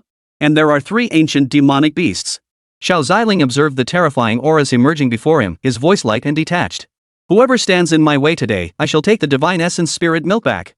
Xiao Ziling's eyes held a cold detachment as he slowly approached the immortal marrow heavenly pool. Sir, coming here to take what belongs to others, isn't that a bit inappropriate? A figure clad in white slowly materialized from within the pool. Its features bore a faint resemblance to Xiao Ziling's, yet its eyes were hollow and devoid of color. As if the soul had been lost. Ha! Looks kinda like the master, huh? The figure did bear a striking resemblance to Xiao Ziling, perhaps 7 or 8 parts alike. Xiao Ziling looked at the figure with some confusion. Was he really that handsome? My apologies. It's been so long since I've been here, I've forgotten what humans look like. I'll just have to borrow yours for now. The figure smiled faintly. You seem unaware of why I'm here. Xiao Ziling remarked with a smile, observing the figure who could now converse with him calmly and even exchange pleasantries. Of course I know why you're here. Or rather, I know why every single person who comes here is here. But then again, no one has ever managed to take the divine realm spirit milk. The figure flickered and vanished, leaving only a faint chuckle echoing through the air. The core of the 10,000 sovereign willow and the several demonic beasts all materialized before Xiao Ziling. Human! Leave this place. This is no place for you to tread. Even as the demonic beasts roared at Xiao Ziling, a golden energy fused with divine power erupted from his body. The terrifying aura instantly hurled the beasts backward. This vast cosmos, this sea of stars and silver rivers. There is no place this sovereign cannot reach. Xiao Ziling's eyes were cold as ice. A mere forbidden zone was nothing to him. Even the 10 great unthinkable realms of the cosmos held no secrets from him. The figure bearing a striking resemblance to Xiao Ziling clearly hadn't anticipated his power being so terrifying. Yet now, he merely frowned. A seal cast long ago by a great power lay upon the surface of the immortal marrow heavenly pool. The divine essence within was utterly impossible to extract. After repelling the others, Xiao Ziling merely raised a finger. The seal covering the immortal marrow spirit milk shattered instantly, and the liquid flew directly into Xiao Ziling's hand. What the hell? How is this possible? The figure was stunned. It was a spirit entity nurtured by the immortal marrow heavenly pool for many years. It had been guarding the divine essence spirit milk under the command of that great being. Now, this guy had broken the seal so easily and taken the divine marrow spirit milk. Brother, what do we do now? We're no match for him. The spirit form of Wan Kuei Lu Muexian approached the figure. I don't know. This guy is far more terrifying than I imagined. Xiao Ziling examined the divine essence spirit milk in his hand, frowning. If this could only be preserved for a day. Sierra still had quite some time before giving birth. This single portion wouldn't suffice, yet taking more wouldn't help either. What if I just take the entire immortal marrow heavenly pool? The thought flashed through Xiao Ziling's mind. With a gentle lift of his hand, the entire immortal marrow heavenly pool was enveloped by a terrifying force. The earth began to tremble violently, startling them all. No! He intends to take the entire immortal marrow heavenly pool. The figure plunged into the pool, attempting to resist Xiao Ziling with its dwindling strength. Seeing this, the demonic beasts and Wan Kuei Lu Muexian all nodded in agreement. They had all reached this point only through the aid of the immortal marrow heavenly pool. Immediately, they all summoned their divine souls and merged into the immortal marrow heavenly pool, seeking to resist Xiao Ziling together. Chapter 118, Xiao Ziling's miniature realm. The great powers of the immortal domain Forbidden Zone are shot. Xiao Ziling observed their actions but paid them no heed. Instead, he reached out and drew their physical forms, along with the 10,000 sovereign Willowwood heart, into his own microcosm. With a slight exertion, he lifted the entire immortal marrow heavenly pool and placed it within his microcosm. He then found a suitable location within his realm and placed it there, transforming it into a unique immortal pool.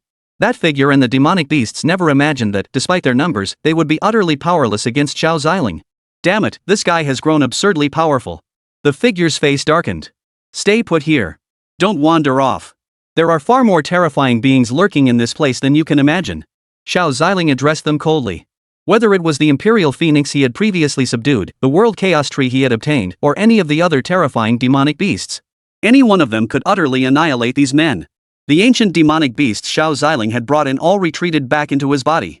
They surveyed the pristine, fragrant surroundings, initially filled with curiosity. But soon, they sensed terrifying auras that surpassed even those of immortal emperors. Where is this place? Their bodies trembled as they looked fearfully at Xiao Ziling. They stared at this monster who had defeated them so utterly they couldn't even fight back. Xiao Ziling glanced at the group, then departed. Master, won't keeping them in your microcosm destroy it? Of course not. What do you mean, my little world? This is a world I created. Everything within it is subject to my will. Besides, those few inside aren't exactly easy to deal with. They are beings who only obey my commands. Xiao Ziling smiled faintly, then prepared to leave this forbidden zone. With a wave of his hand, a rift in the void appeared before him. He stepped through it slowly, leaving this place behind. The powerful beings within the restricted zone sensed Xiao Ziling's departure, and the tension that had gripped their expressions finally eased. Phew, that guy finally left. I thought he was going to stay here forever. Those fools have been stuck inside that barrier, completely unaware of what's happening outside. They'll definitely go straight to challenge that guy. Maybe they've already been wiped out by that guy. We can see if we can get our hands on some immortal marrow spirit milk. Are you sure? With that great power protecting them, they might not have met their end. Besides, if we take the divine essence spirit milk, might that one? The timid starve, the bold feast. Just say yes or no. Let's go. The terrifying beings that had been confined within the restricted zone all headed toward the spot where Xiao Ziling had departed. The moment they entered, their eyes widened in shock. The celestial essence heavenly pool, which had always been enclosed within that barrier. Now, only a massive crater remained. The immortal marrow heavenly pool, along with the divine veins, had been uprooted and carried away. What exactly happened here? Xiao Ziling remained unaware of the scene he had left behind by taking the immortal marrow heavenly pool. The incident sent shockwaves through the entire forbidden zone of the immortal realm, sending its powerful inhabitants into a panic. When he emerged once more from the void fissure, he found himself near the sacred grounds of Yaoguang. He immediately set off toward the mountain range where Wan Mingxi resided. His speed was extraordinary. When he passed by where Xiao Jin was staying, Xiao Jin couldn't even sense Xiao Ziling's presence. Upon his return, he discovered that Wan Mingxi had awakened in her room. Gu Hanyang sat by her bedside, chatting cheerfully with her. From now on, Ze is the big sister. I wonder how she feels about it. Having someone to keep her company, she'll surely be delighted. Seeing that Wan Mingxi had recovered considerably, Gu Hanyang decided to share the news of her pregnancy with her. This news thrilled Wan Mingxi for a moment, but the thought of the child growing inside her quickly brought her back to reality. Han Nian, where is my husband? My husband, he should be back soon. Gu Hani gently patted Wan Mingxi's hand to soothe her. Han Nian, I'm back. Xiao Ziling pushed open the door and stepped inside. Husband, you're back? Gu Hanyang smiled at Xiao Ziling. Xiao Ziling nodded to both of them. I'm sorry for worrying you. Wan Mingxi struggled to sit up, but Xiao Ziling hurried forward to steady her. Cici, don't move. Rest well. Wan Mingxi's eyes brimmed with concern. Husband, were you safe this time? She knew Xiao Ziling's strength far exceeded her imagination, but precisely because of that, anything serious enough to require him to handle personally. It couldn't have been that simple. Xiao Ziling smiled reassuringly. Don't worry. I'll be fine. Seeing this, Wan Mingxi let a faint smile touch her lips. Han Nian must have told you already. You're a mother carrying a child now. With me here, just rest well. Xiao Ziling gently stroked her forehead. Sister Shi, if need be, I'm still here for you. You helped me before, now it's my turn to help you. Gu Hannian smiled softly. Ruan Mengxi's eyes brimmed with warmth as she reached out to embrace Xiao Ziling. After a moment, she released him. Thank you both, my husband and Hannian. Both men gave faint smiles. Gu Hanyang suddenly remembered something. Oh. You two chat. I'll go get you something delicious to eat. With that, Gu Hanyang promptly left the room, giving the couple no time to react. Xiao Ziling had intended to stop her, wanting to go himself. But since Gu Hanyang had already gone ahead, he smiled and shook his head, then sat down beside Ruan Mengxi's bedside. He chatted with Ruan Mengxi and then told her about the child growing inside her. Husband, you mean? I'm carrying twins? Yes, and they're both girls. Gu Zi won't be so lonely anymore. Ruan Mengxi gently stroked her belly with a tender expression. Husband, do you prefer boys or girls? Why ask that? We're cultivators, and we won't stop at just 1 or 2 children. When the time comes, we'll have 1,000 children, both sons and daughters. Xiao Ziling chuckled faintly. Ruan Mengxi gave a helpless smile before reaching out to pinch his waist. Ouch. Though he felt nothing, he had to put on a show he couldn't let his wife see through him. That'll teach you to be naughty. Watching Xiao Ziling's expression, Ruan Mengxi covered her mouth and giggled softly. Suddenly, her expression changed, and she seemed to be in discomfort. Xiao Ziling swiftly channeled a surge of divine energy to aid Ruan Mengxi's recovery. Within Ruan Mengxi's womb, the 2 new lives were beginning to stir with faint awareness. Where is this? Chapter 119, Twins. The Immortal Realm Empress and the Alien Race King. Within Ruan Mengxi's womb, a newly born life murmured to itself. Have I successfully been reincarnated? She still remembered clearly. She had been the foremost powerhouse of the Xiahua Empire, the foremost power in the Immortal Realm years ago. One of the 10 supreme immortal emperors of the Immortal Realm, Empress Chen Yuan. Who would have thought I couldn't defeat that guy after all? What a pity. I wonder how he ended up. Her mind felt muddled now. Back then, when the full-scale war erupted between the Immortal Realm and the alien races of the Otherworld. As the Celestial Realm's foremost combatant, she had naturally taken the field. Her opponent was none other than the peak Immortal Emperor among the alien rulers, Purple Key Immortal Emperor. Their clash shattered the battlefield, reducing countless uninhabited planets to dust beneath their fists and shattering the very fabric of the Starry River. Their power was nearly equal, and their clashes were too numerous to count. Both had grown weary of this endless conflict. Finally, they fought their way to the far shore of the river Styx, burning everything in their path to destroy each other completely. They then chose to be reborn, hoping to begin new lives. Even if she no longer held the title of Empress, she simply wished to live out her life in peace. She was no longer the Empress of Chen Yuan, but the pure and legitimate daughter of Xiao Ziling and Ruan Mengxi. Just as she was preparing for this new life, a sudden discomfort washed over her. This is strange. Why does it feel so cramped? Could there be someone else beside me? Is this mother carrying twins? Do I have a little sister? Just as she was puzzling over this, the second girl beside her also began to stir with consciousness. Am I being reincarnated? How come I still have some awareness? She was none other than the ruler of a distant realm, the Purple Key Immortal Emperor. She remembered being with that Empress of the Immortal Realm back then, acting like a child. They battled for an unknown duration, reducing the entire surrounding Starry River to ruins. The entire starry sky bore countless scars from their clash. The battle between the Immortal Realm and the Foreign Realm was the longest and most brutal of all. Once war begins, it never stops. There were no victors in war, only the survivors wrote the history. Finally, the two fought their way to the far shore of the river Styx, where they perished together. As immortal emperors, neither should have died. Yet they had burned everything within themselves, choosing mutual annihilation. Finally, they disturbed the mighty being who had attained enlightenment in the laws of reincarnation while cultivating on the far shore of the river Styx. Seeing their plight, he felt some compassion and ultimately helped them reincarnate, beginning an entirely new life. Your physical bodies, souls, and divine spirits are utterly destroyed. I can only ensure you have a sliver of chance to be reincarnated. Begin your new lives. When will this cycle of vengeance ever end? Ha! Is there another little sister beside me? Could it be that my mother was carrying twins? Looks like I won't be so bored anymore. As Ruan Mengxi drifted off to sleep, both girls believed the other was their sister. But neither gave it much thought. After all, this was a complete reincarnation, they had no connection to their past lives. What difference did it make who was the younger sister and who was the older? Though both had lost their previous physical constitutions, abilities, and cultivation levels. Their physical constitutions in this lifetime inherited those of Xiao Ziling and Ruan Mengxi, far surpassing their previous strength, even while Ruan Mengxi lay dormant within her womb. This constitution would still absorb spiritual energy from Ruan Mengxi's body. Xiao Tian also explained to Xiao Ziling that the two children within Ruan Mengxi's womb were the reincarnations of two great beings from the Immortal Realm and the Otherworld. Xiao Ziling could sense the lively presence of the two children within Wan Mengxi's womb. Their souls are pure and untainted, so this isn't a case of soul possession or reincarnation. Rather, it's a pure reincarnation, and in this life, they become my children? Xiao Ziling gazed at the two children within Wan Mengxi's womb, a faint smile playing on his lips. Master, rest assured. While they were indeed great beings from the immortal realm and the other world before, in this life, they are truly your biological daughters. Had they not been reincarnated, given your and the mistress's cultivation levels, conception would not have occurred so swiftly. Xiao Tian smiled. I care not what identities you held before.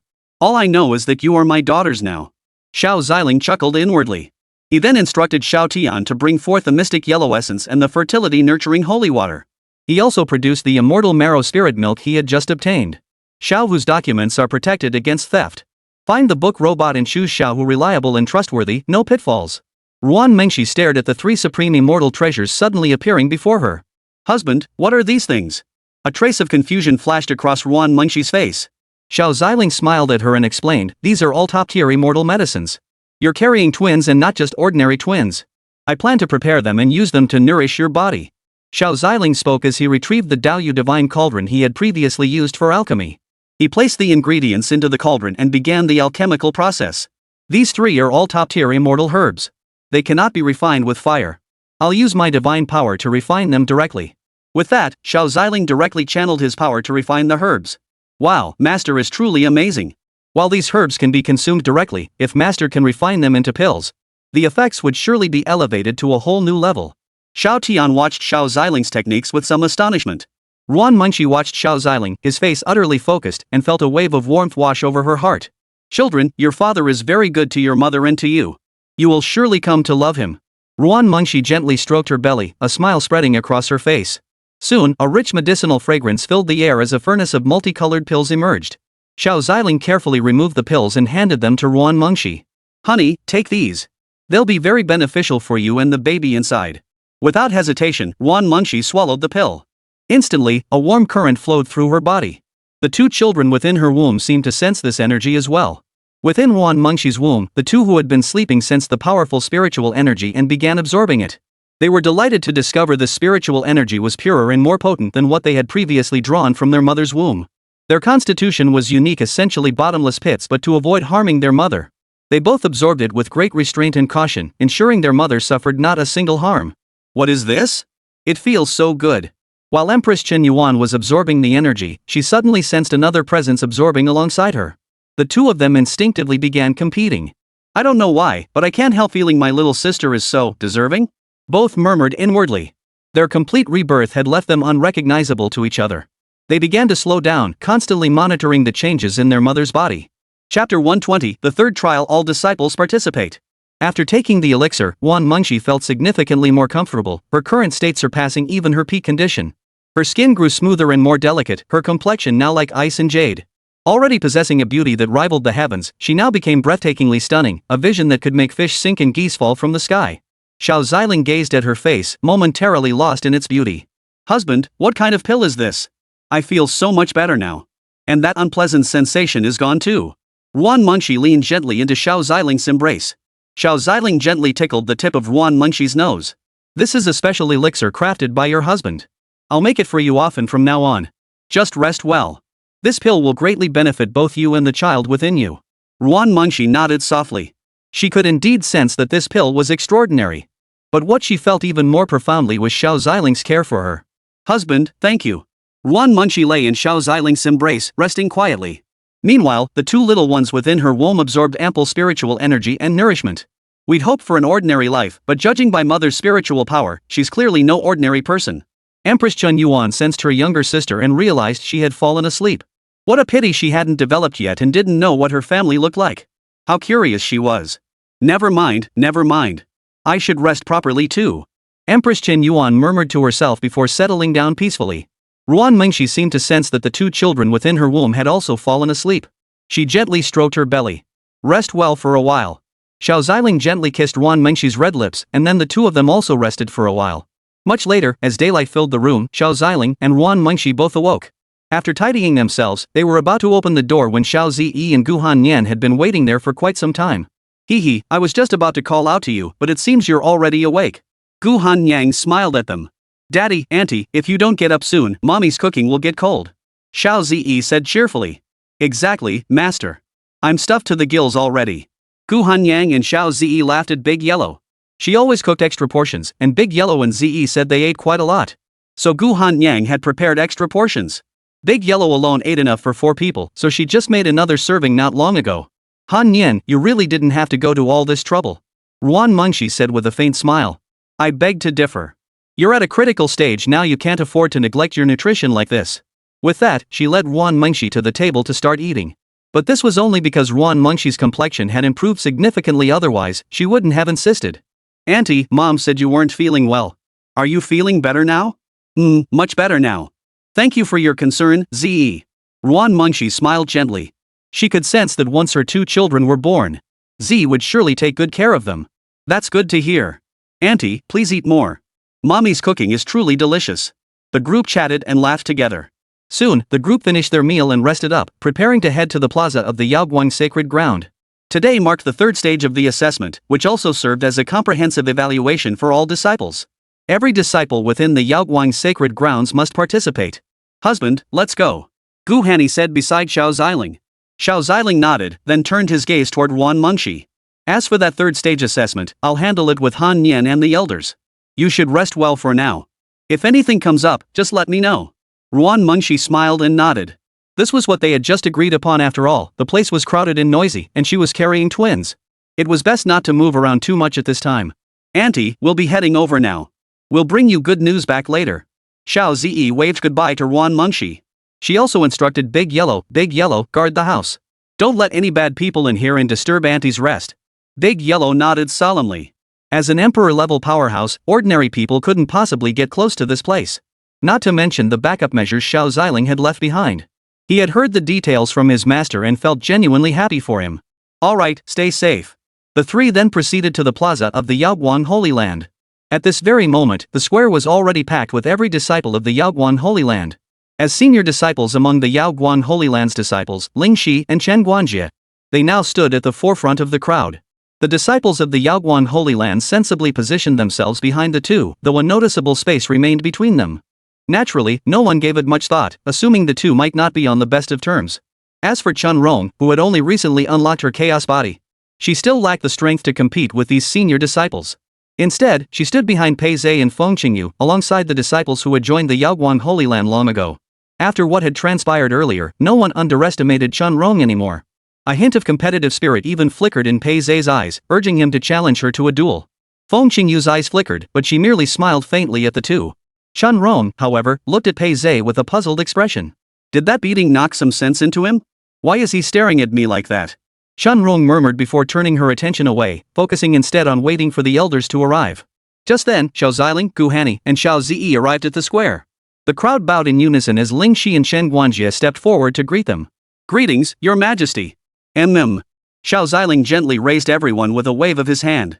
With Xiao Ziling and the others' arrival, the elders of Yaoguang Holy Land had already appeared in the pavilion from before. While this assessment provides an opportunity to gauge the strength of Yaoguang Sacred Grounds disciples, and give the new disciples a taste of cultivation, but surely there was no need to bring Lingxi, Chen Guanjie, and the daughters of His Majesty the Holy Emperor and His Majesty the Holy Sovereign? One elder spoke up. The others nodded in agreement. Indeed, this might discourage the newly joined disciples. Without some setbacks, they won't grow. True. But, where is the Holy Sovereign? The elders present had no objections to the Holy Sovereign's decision. Alright, Ze, you go with Ling Shi and the others. We'll head to the pavilion first. Xiao Ziling smiled faintly, then led Gu Hani to the tower. The elders in the tower bowed respectfully as Xiao Ziling and Gu Hanyang approached. We greet His Majesty the Holy Sovereign. We greet Han Yan. No need for formalities. Xiao Ziling released a surge of psychic energy, lifting everyone off the ground. By the way, Your Majesty, why hasn't the Holy Sovereign come? Chapter 121, Ascending the Clouds. Towards the Celestial Ladder. Xiao Ziling pondered for a moment before addressing the group in a calm tone. She is feeling unwell today and therefore unable to attend. Upon hearing Xiao Ziling's words, the elders all exchanged knowing glances. If the Holy Sovereign or the Holy Lord require any assistance, please do not hesitate to command us. Exactly. We can handle this assessment ourselves if need be.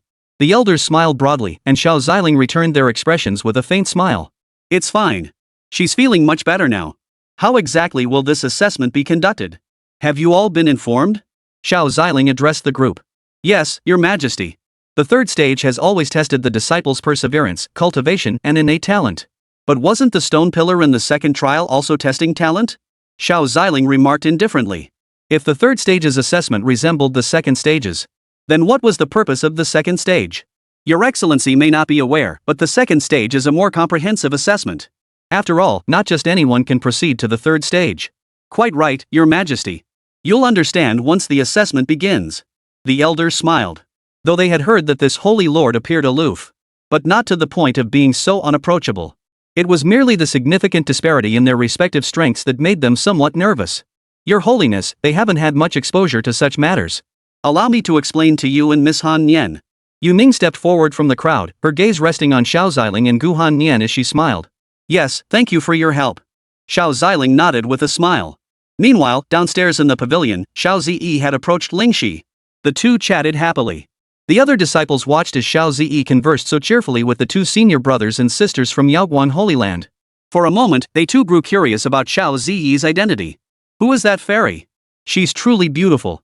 I thought the senior disciples didn't get along well, so they left a large space between them. But now it seems they saved this spot for this ethereal beauty with her divine grace and jade-like features. Many of the new disciples didn't recognize Xiao Zi, and even some senior disciples had only heard of her exploits. Few had actually seen her in person. Let me tell you, this big shot is no ordinary person. Both the senior sister and senior brother have special connections with her. You'd be wise to focus less on her and more on your cultivation. A powerful cultivator who had previously entered the supreme secret realm alongside Xiao Zi and Ling Shi addressed them. Without witnessing Xiao Zi's power firsthand, it was hard to imagine that such a beauty cold as a river, pure as jade, could possess such formidable strength.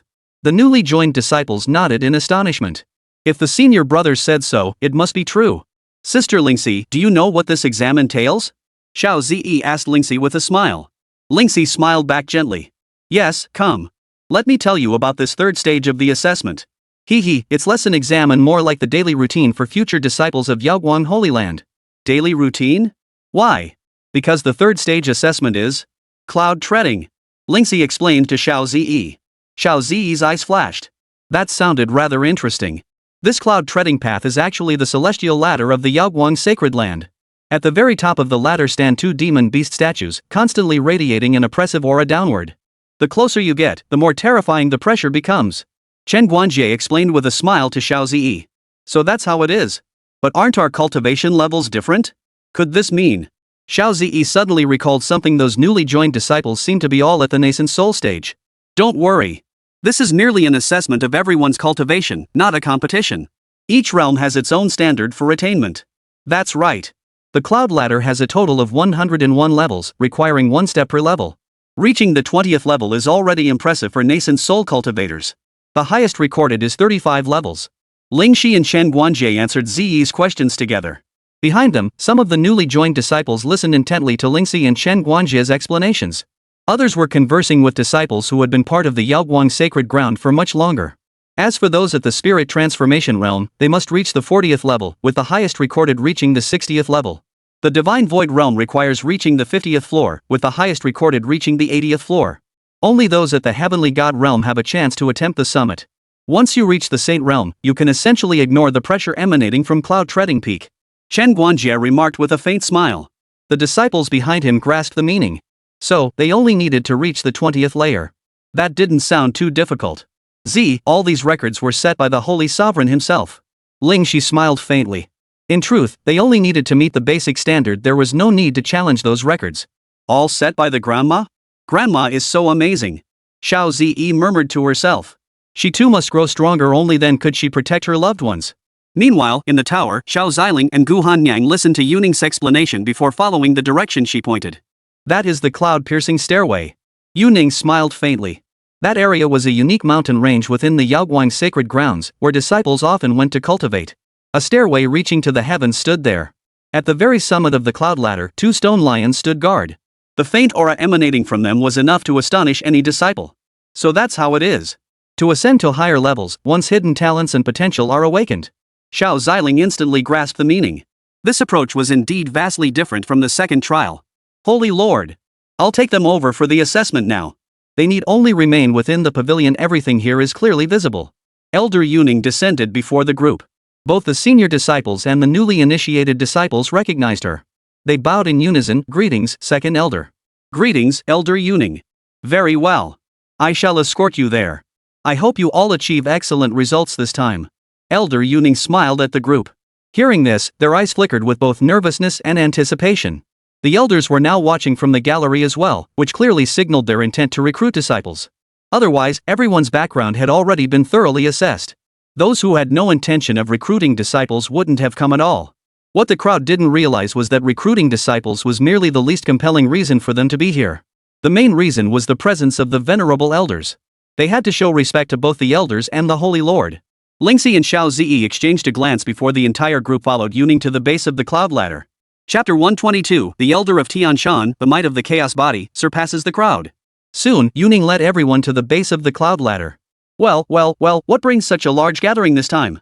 At the base of the cloud ladder, beside a willow tree, an elderly man who appeared frail and worn spoke slowly. Junior disciple Yuning greets Elder Tianshan. Yuning bowed respectfully to the old man. He was also one of the top combatants of the Yaoguan Holy Land. Had he not been away on business when the Blood Slaughter Sect attacked, the Holy Land would not have faced such dire straits. The Blood Slaughter Sect had chosen their moment while many of the Yaoguan Holy Land's strongest were absent from the sanctuary at that critical time. Only the Holy Lord and the Ancestral Patriarch remained as the strongest defenders. Fortunately, with the assistance of the elders, the Yaoguan Holy Land had narrowly avoided total destruction. Senior Tianshan, I have brought them here this time to traverse the cloud-piercing stairway. I wish to use this opportunity to assess the strength of the Holy Land's disciples. I see. Very well, lead them over.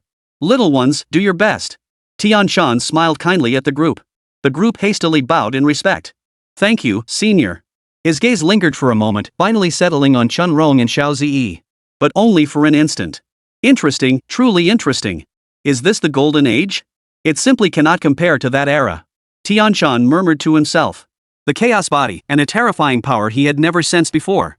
Yet his instincts told him this force would be even more terrifying than the chaos body. Then I'll take them there first. Yuning nodded to the elder. She then led the group to the base of the cloud ladder. Anything else unclear? Lingxi, have you explained everything to them? Yuning looked at Lingxi. Lingxi gave a slight nod. Second elder, I have already informed them. The newly joined disciples also nodded. Well, it's actually quite simple. Use every skill and method at your disposal to climb as high as you can. The elders hold high hopes for you all. Impress them well, and you might just earn the chance to become their disciples. Yuning smiled faintly, then stepped aside, signaling for everyone to begin their ascent. Lingxi was the first to reach the base of the cloud-piercing stairway. She glanced upward, the dazzling light reflecting in her eyes. The two stone lions at the top seemed to radiate a peculiar magnetic field and an oppressive aura. Even a single glance sent a chill down one's spine. Lingxi took a deep breath and stepped forward. At her level of cultivation, the initial steps posed little challenge. Chen Guanjie watched Lingxi set off and smiled. Senior sister is still so impatient. He smiled faintly, then took a step forward himself, slowly following behind Lingxi. Seeing the two set off, the disciples who had been trailing behind exchanged glances. Nodding in unison, they began ascending the cloud ladder together. Xiao Ziling, however, was in no such hurry. She carefully observed the cloud sky ladder. This cloud ladder is enormous. It feels like it could easily accommodate everyone climbing it. Xiao Ziling sensed the energy and imposing aura emanating from the cloud sky ladder. This place was truly a treasure trove, no wonder it required powerful guardians. Wow, our seniors have already set off. Shouldn't we be heading out too? Yeah, let's go. We can't let them get too far ahead. Pei Zhe remained silent. After all the seniors had departed, he was the first to step forward onto the sky ladder. The moment he took his first step, an overwhelming sense of pressure swept over him. His body instinctively ducked downward. He swiftly channeled his spiritual energy, causing a protective aura to instantly envelop him.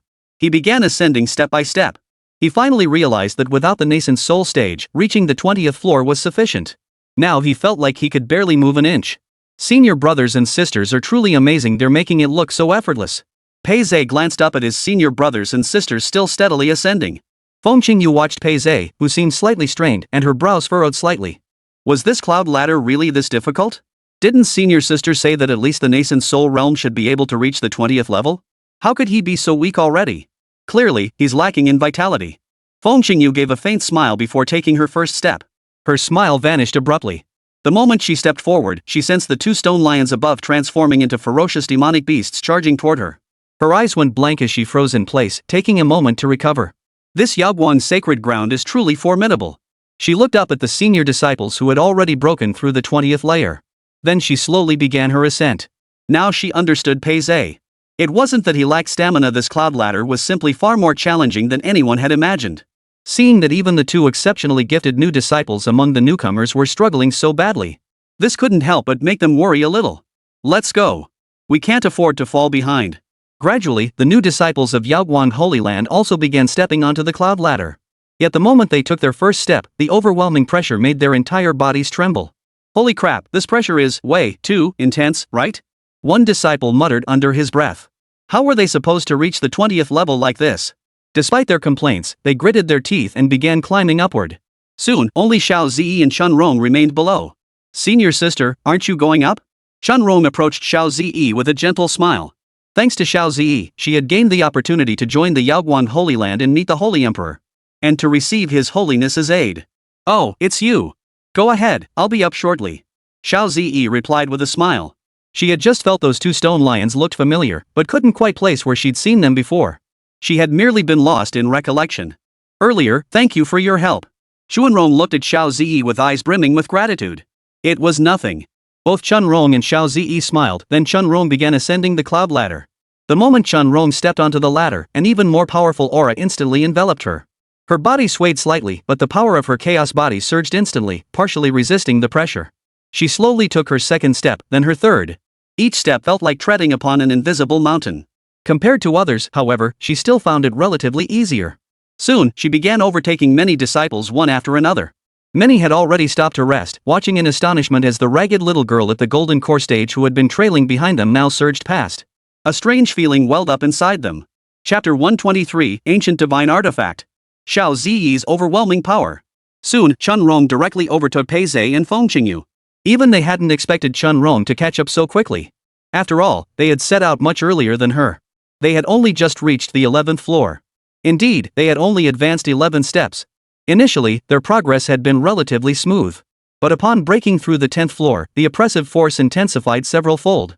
Had they not possessed formidable strength and been prepared, they might have instinctively taken a step back. Feng Qingyu and Pei Zhe looked at Chunrong, who had now joined them. Chunrong nodded to them before they all began ascending slowly together. The other new disciples who had recently joined the Yaoguang Holy Land were already panting heavily.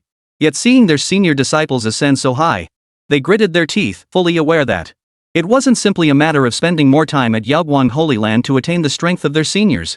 It was daring to challenge their own limits, shattering their boundaries. Only then could they become like their seniors. Most of the Spirit Transformation Realm disciples had already reached the 30s, but the overwhelming pressure had them drenched in sweat. Some disciples paused to recover their stamina and spiritual energy before continuing upward. Ling Shi and Shen Guanjie had both reached the 50th floor, a distance that had already left many disciples behind. Standing on the 50th floor, they continuously projected their aura outward, enveloping themselves to resist the aura and pressure emanating from the stone lion. Behind them, however, not a single disciple had managed to reach the 40th floor. Most had paused at the 38th or 39th floor to recuperate. They planned to attempt the 41st floor again later. It seems Lingxi and Shen Guanjie have likely broken through to the cavern heaven realm. Well, ninth elder, you're awfully late to the party. An elder chuckled at the ninth elder. At their level of cultivation, they could easily sense their realm. Lingxi and her companions possessed no treasures to conceal their aura, making them impossible to miss from the elders who had seen Lingxi up close. We encountered some issues along the way. Elder 9, who had only recently arrived, explained with a smile. Lingxi and Shen Guanjie have both broken through to the cavern realm. But how many layers of their heavenly caverns they've reached now? That's truly impossible to tell. Never mind them, look at those newcomers over there. They're no ordinary bunch either. The elders looked at Pei Zhe, Feng Qingyu, and Chunrong. Who could have imagined that the little girl who arrived here just moments ago, still at the Golden Core realm, with a faint aura and tattered clothes? Now they've actually surpassed everyone else. Is this the power of the chaos physique? It's absurdly strong. Indeed, Yaoguang Holy Land has truly struck gold. The elders all held high hopes for Chunrong. Excellent, excellent. She's already surpassed the number of layers one should reach at the nascent soul stage and has reached the 25th layer. Excellent, excellent. Remember, Chunrong was only at the Golden Core stage when she first arrived. So she must have only recently formed her nascent soul, yet she's already reached the 25th layer. They sense that if given sufficient time to cultivate, she might just break the record left behind by the Holy Master. However, what the elders didn't know was that Wan Munshi hadn't been exerting her full strength back then. Xiao Ziling and Gu Hanni kept a close watch on Xiao Zi. Husband, why hasn't Zi set out yet? Gu Hanyang looked at Xiao Ziling, her expression tinged with concern. It's nothing. Zi has been staring at that stone lion. She probably recognizes it. Xiao Ziling gently caressed Gu Hanyang's fragrant shoulder, a tender smile spreading across his face. That stone lion? What is it? The heaven-sealing lion. A precious artifact, though only a flawed one. I never imagined it would appear in the Yaoguang sacred grounds. It seems the depth of a sacred ground's heritage isn't so simple after all. Xiao Ziling mused. Gu Hanyang also sensed the extraordinary aura emanating from the stone lion, though to her, it seemed rather ordinary. At that moment, Xiao Zi finally recalled the origin of the stone lion. It bore the likeness of the ancient divine artifact, the heaven-sealing lion. Legend held that the heaven-sealing lion possessed the power to suppress the heavens and earth. But this one seems like a defective piece. No wonder I almost didn't recognize it. I nearly embarrassed Daddy. Xiao Zi chuckled, then glanced at the group who had already set off long ago. She too decided it was time to begin her journey into the clouds. A flicker of excitement lit her eyes as she stepped onto the sky ladder. But suddenly, she sensed something amiss and stepped back down. Then she stepped back up. The elders present watched Xiao Zi's peculiar behavior, momentarily puzzled. All eyes turned to Xiao Ziling and Gu Hanyang. After all, Zi was the child of these two and the Holy Lord. They dared not point fingers. Husband, what is Zi doing? Gu Hanni asked in confusion. Xiao Ziling saw through everything at a glance. He smiled faintly. I suspect Zi hasn't sensed the pressure yet. Gu Hanyang paused, then smiled wryly. Meanwhile, beneath the cloud ladder, Xiao Zi froze in surprise. She had deliberately shifted her position, yet still felt nothing. She clearly remembered how difficult it had been for Lingxi and the other disciples to ascend earlier. Why did she feel nothing at all? Did I come to the wrong place? Xiao Zi murmured in confusion, but seeing the others had already pulled ahead. She stopped overthinking it and began climbing upward.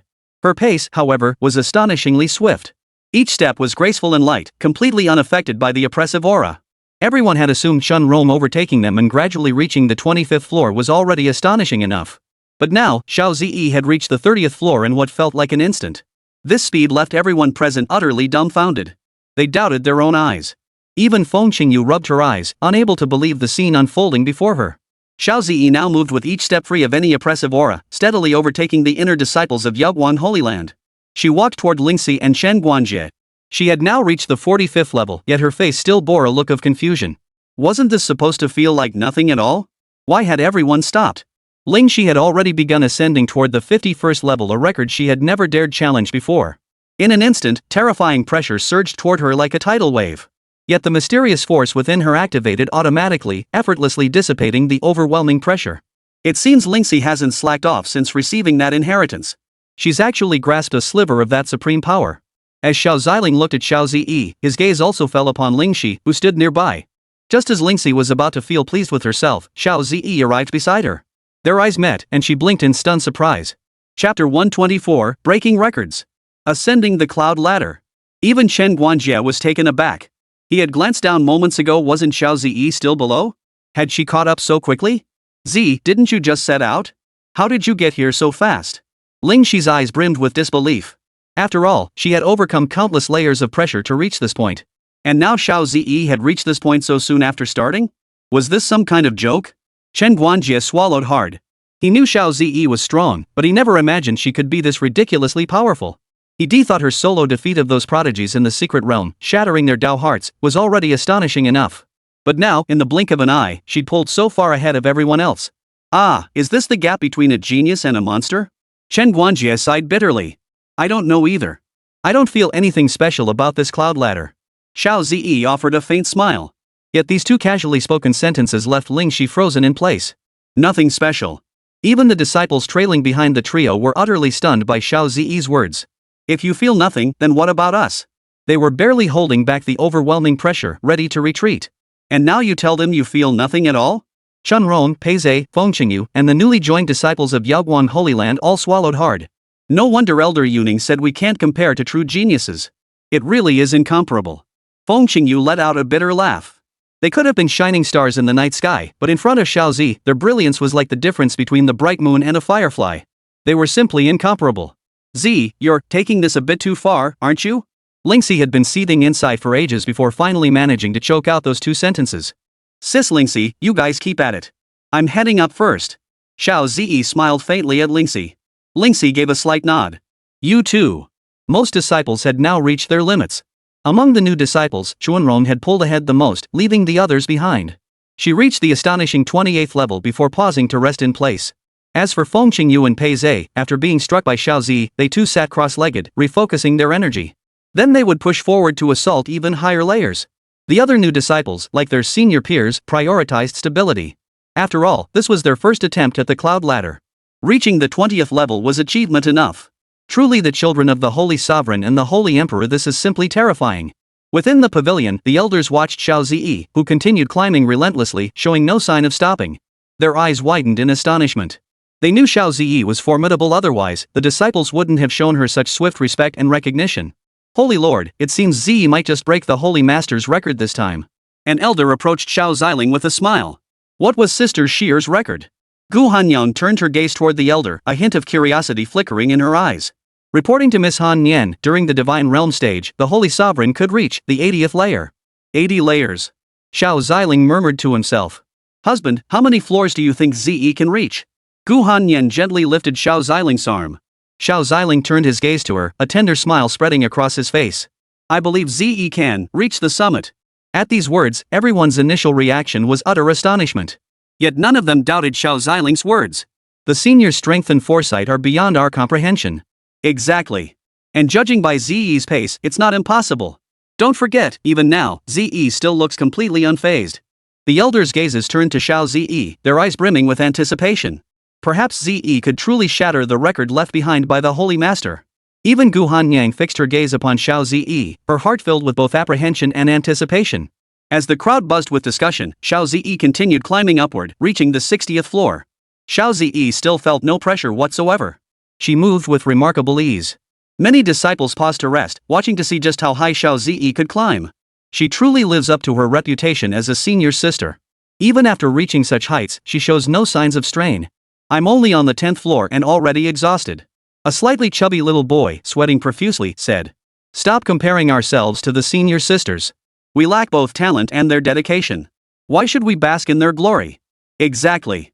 We're disciples of Yaoguang Holy Land now. We just need to do our best, we can't let the elders down. Following Xiao Zi, one after another, the newly joined disciples of the Yaoguang Holy Land unleashed their latent potential. Their cultivation levels and hidden physical constitutions were fully revealed. Though their constitutions weren't as breathtaking as the Chaos Physique or the Five Elements Sacred Physique, they were still more than enough to impress the elders. Who would have thought these disciples were hiding such abilities? Impressive, very impressive. The elders were delighted. Not only the disciples, but even Pei Zhe was now surrounded by an intangible aura. His eyes flashed with a sharp intensity as he began to ascend slowly. Feng Qingyu held nothing back either. A layer of light appeared around her, her aura steadily rising as she too began to ascend slowly. How intriguing. Who would have thought these two youngsters had something up their sleeves? Just as everyone was already sufficiently stunned, chaotic phenomena began to manifest in the sky. A majestic white lotus blossomed amidst the darkness. Chaos unfolds. The white lotus purifies the world. All saints pay homage. The chaos body truly is extraordinary. Back then, it swept away all the prodigies. I wonder how it will fare in this lifetime. Meanwhile, Xiao Zi's ascent suddenly slowed. It turned out that starting from the 80th layer, the oppressive force increased exponentially, making every step upward an immense struggle. Yet her gaze remained serene, her steps steady, not a hint of retreat. Whoa, Zi has actually surpassed the Saint Lord's record. And judging by her demeanor, she's not going to keep climbing, is she? Some elders were stunned by Xiao Zi's strength. She lifted her head to gaze at the strange phenomenon in the sky. Then she turned to look at Chun Rong, only to find that Pei Zhe and Feng Qingyu had already reached the 25th floor, while Chun Rong had even reached the 30th floor. Not only that, but that little girl with the chaos body has also shattered the record left behind by the Holy Lord during his nascent soul stage. What a pair of astonishing young talents, their futures are truly boundless. The elders all smiled faintly. Chapter 125. The crowd cheers with joy. The 100 Flowers Holy Land arrives. After reaching the 30th floor, Chun Rong had no strength left to continue upward. She sat cross-legged in place, circulating her cultivation techniques to absorb the surrounding spiritual energy and replenish her own. Pei Zhe ultimately reached the 26th layer, while Feng Qingyu even ascended to the 28th layer. Panting slightly, she looked at Chun Rong, who was 2 or 3 body lengths ahead. Damn! I thought I'd be the top one here. Who knew there'd be someone even better? Truly, there's always someone better out there. Gu Hanni watched the aura emanating from Feng Qingyu. Even though she concealed it well, Gu Hanni still detected it. Husband, this little girl named Feng Qingyu, she's probably not as simple as she seems. But her intentions aren't malicious. Since she's already here, there's no need to meddle further. Xiao Ziling replied with a faint smile. The stone pillar at the Yaoguang sacred ground was still too rudimentary. There were many things that couldn't be detected by spiritual power alone. Gradually, everyone came to a halt. Yet they did not disappoint themselves, nor did they let the elders down. Every single one had reached the 20th layer or higher, with some even achieving the 22nd layer. As for the disciples who had been part of the Yaoguang Holy Land for a long time, had also achieved new personal bests. They were all pleased with their progress. Only Xiao Zi, Ling Shi, and Shen Guanjie remained climbing. Xiao Zi was currently at the 80th level. Ling Shi and Shen Guanjie were at the 53rd and 51st levels respectively. All three were masters of the heavenly realm. Senior brothers and sisters are so impressive. I wonder how far they can go. Many disciples either sat cross-legged to rest while watching Ling Shi, Xiao Zi, and Shen Guanjie ascend. Others, completely drained of strength, had already begun their descent. Amidst the ongoing murmurs, Shen Guanjie summoned his 3 heavenly caverns. Surrounding spiritual energy steadily coalesced toward them. Step by step, he advanced to the 52nd level, the 53rd level, the 54th level. Ling Shi watched Shen Guanjie overtake her, a faint smile appearing on her face. She unleashed the power of her own heavenly realm. A full 8 divine realms materialized behind her. The onlookers gasped at the sight of Ling Shi's 8 heavenly realms. Such talent was nothing short of astonishing. I sense Ling Shi is currently at the early stage of the heavenly realm. To condense 8 heavenly realms at this stage means she might condense 10, or even 11, by the late heavenly realm. That's an understatement. Ling Shi's future achievements will absolutely surpass even a supreme being. She might even ascend to the supreme emperor realm. The elder's eyes brimmed with astonishment. Though Xiao Ziling's expression remained composed, his heart swelled with pride. The more geniuses Yaoguang Holy Land produced, the more candidates there would be to succeed Sierra. Then he could take his wives far away to roam freely. They'd start by visiting the immortal realm. He had old friends there, after all. Ling Shi's aura surged wildly, like a primordial beast awakening. Propelled by this colossal surge, she pressed forward relentlessly, swiftly overtaking Shen Guanjie as she ascended toward higher levels. After a while, Ling Shi successfully reached the 65th level. Behind her, Shen Guanjie gritted his teeth, mustering his last ounce of strength to reach the 60th floor. Just as all eyes were fixed on Ling Shi and Shen Guanjie, Xiao Zi had already reached the 91st floor, a height beyond anyone else's reach. What? When did this happen? Whoa, wasn't she just on the 80th floor? How did she suddenly reach the 90th floor? Her expression remained serene, as if the ascent itself was effortless for her. Just as everyone assumed Xiao Zi would continue to the summit, reaching the highest 101st floor with her heavenly realm cultivation. Suddenly, the 2 stone lions at the very top seemed to sense some kind of aura. Their bodies radiated a mysterious force, suppressing Xiao Zi's spiritual energy. Her brows furrowed slightly as her footsteps halted. She found herself unable to take another step upward. All eyes focused on her. Shaking the heaven-anchoring lions with the heavenly realm was proving difficult. Just as everyone thought Xiao Zi would halt here, she slowly closed her eyes. The supreme demon god bone within her body suddenly burst into brilliant light. The surging power of the demon god erupted once more, colliding fiercely with the mysterious force emanating from the stone lions. In an instant, the surrounding atmosphere shifted dramatically, spiritual energy surging everywhere. Xiao Zi kept her eyes tightly shut, channeling every ounce of her strength to control the demon god's power, striving to break through this suppression. Her aura surged relentlessly, pushing her heavenly realm power to its absolute limit. However, she did not release her own heavenly realm. In truth, one could wield the power of a heavenly realm without manifesting it. But for most at the heavenly realm stage, this was exceedingly difficult. This was something Xiao Ziling had taught her. Xiao Zi abruptly opened her eyes, a fierce gleam flashing within. Her form shifted as she surged upward toward greater heights. Empowered by the demon god's force, Xiao Zi shattered the stone lion's oppressive aura and continued her ascent. With each step upward, she elicited gasps from the crowd below. What is this power? Why does it feel even more terrifying than the chaos body? 95-96. Could Zi really reach the summit? Is this even possible for a normal person? Xiao Ziling's gaze remained fixed on Xiao Zi. It seems she'll be fine. Gu Hanni heard Xiao Ziling's words and felt a wave of relief wash over her. Finally, Xiao Zi stepped onto the 100th level, just one step away from the 101st level that symbolized supreme glory. Yet, just as she prepared to take that final step, the sky ladder suddenly shook violently. An even more powerful force emanated from its summit. This force seemed to originate from ancient times, carrying boundless majesty and oppressive weight. Daddy and Mommy are still watching over me, heaven-sealing lion. Then I shall soar beyond the heavens. Not a trace of retreat flickered in her eyes, instead, a fiercer fighting spirit ignited within her.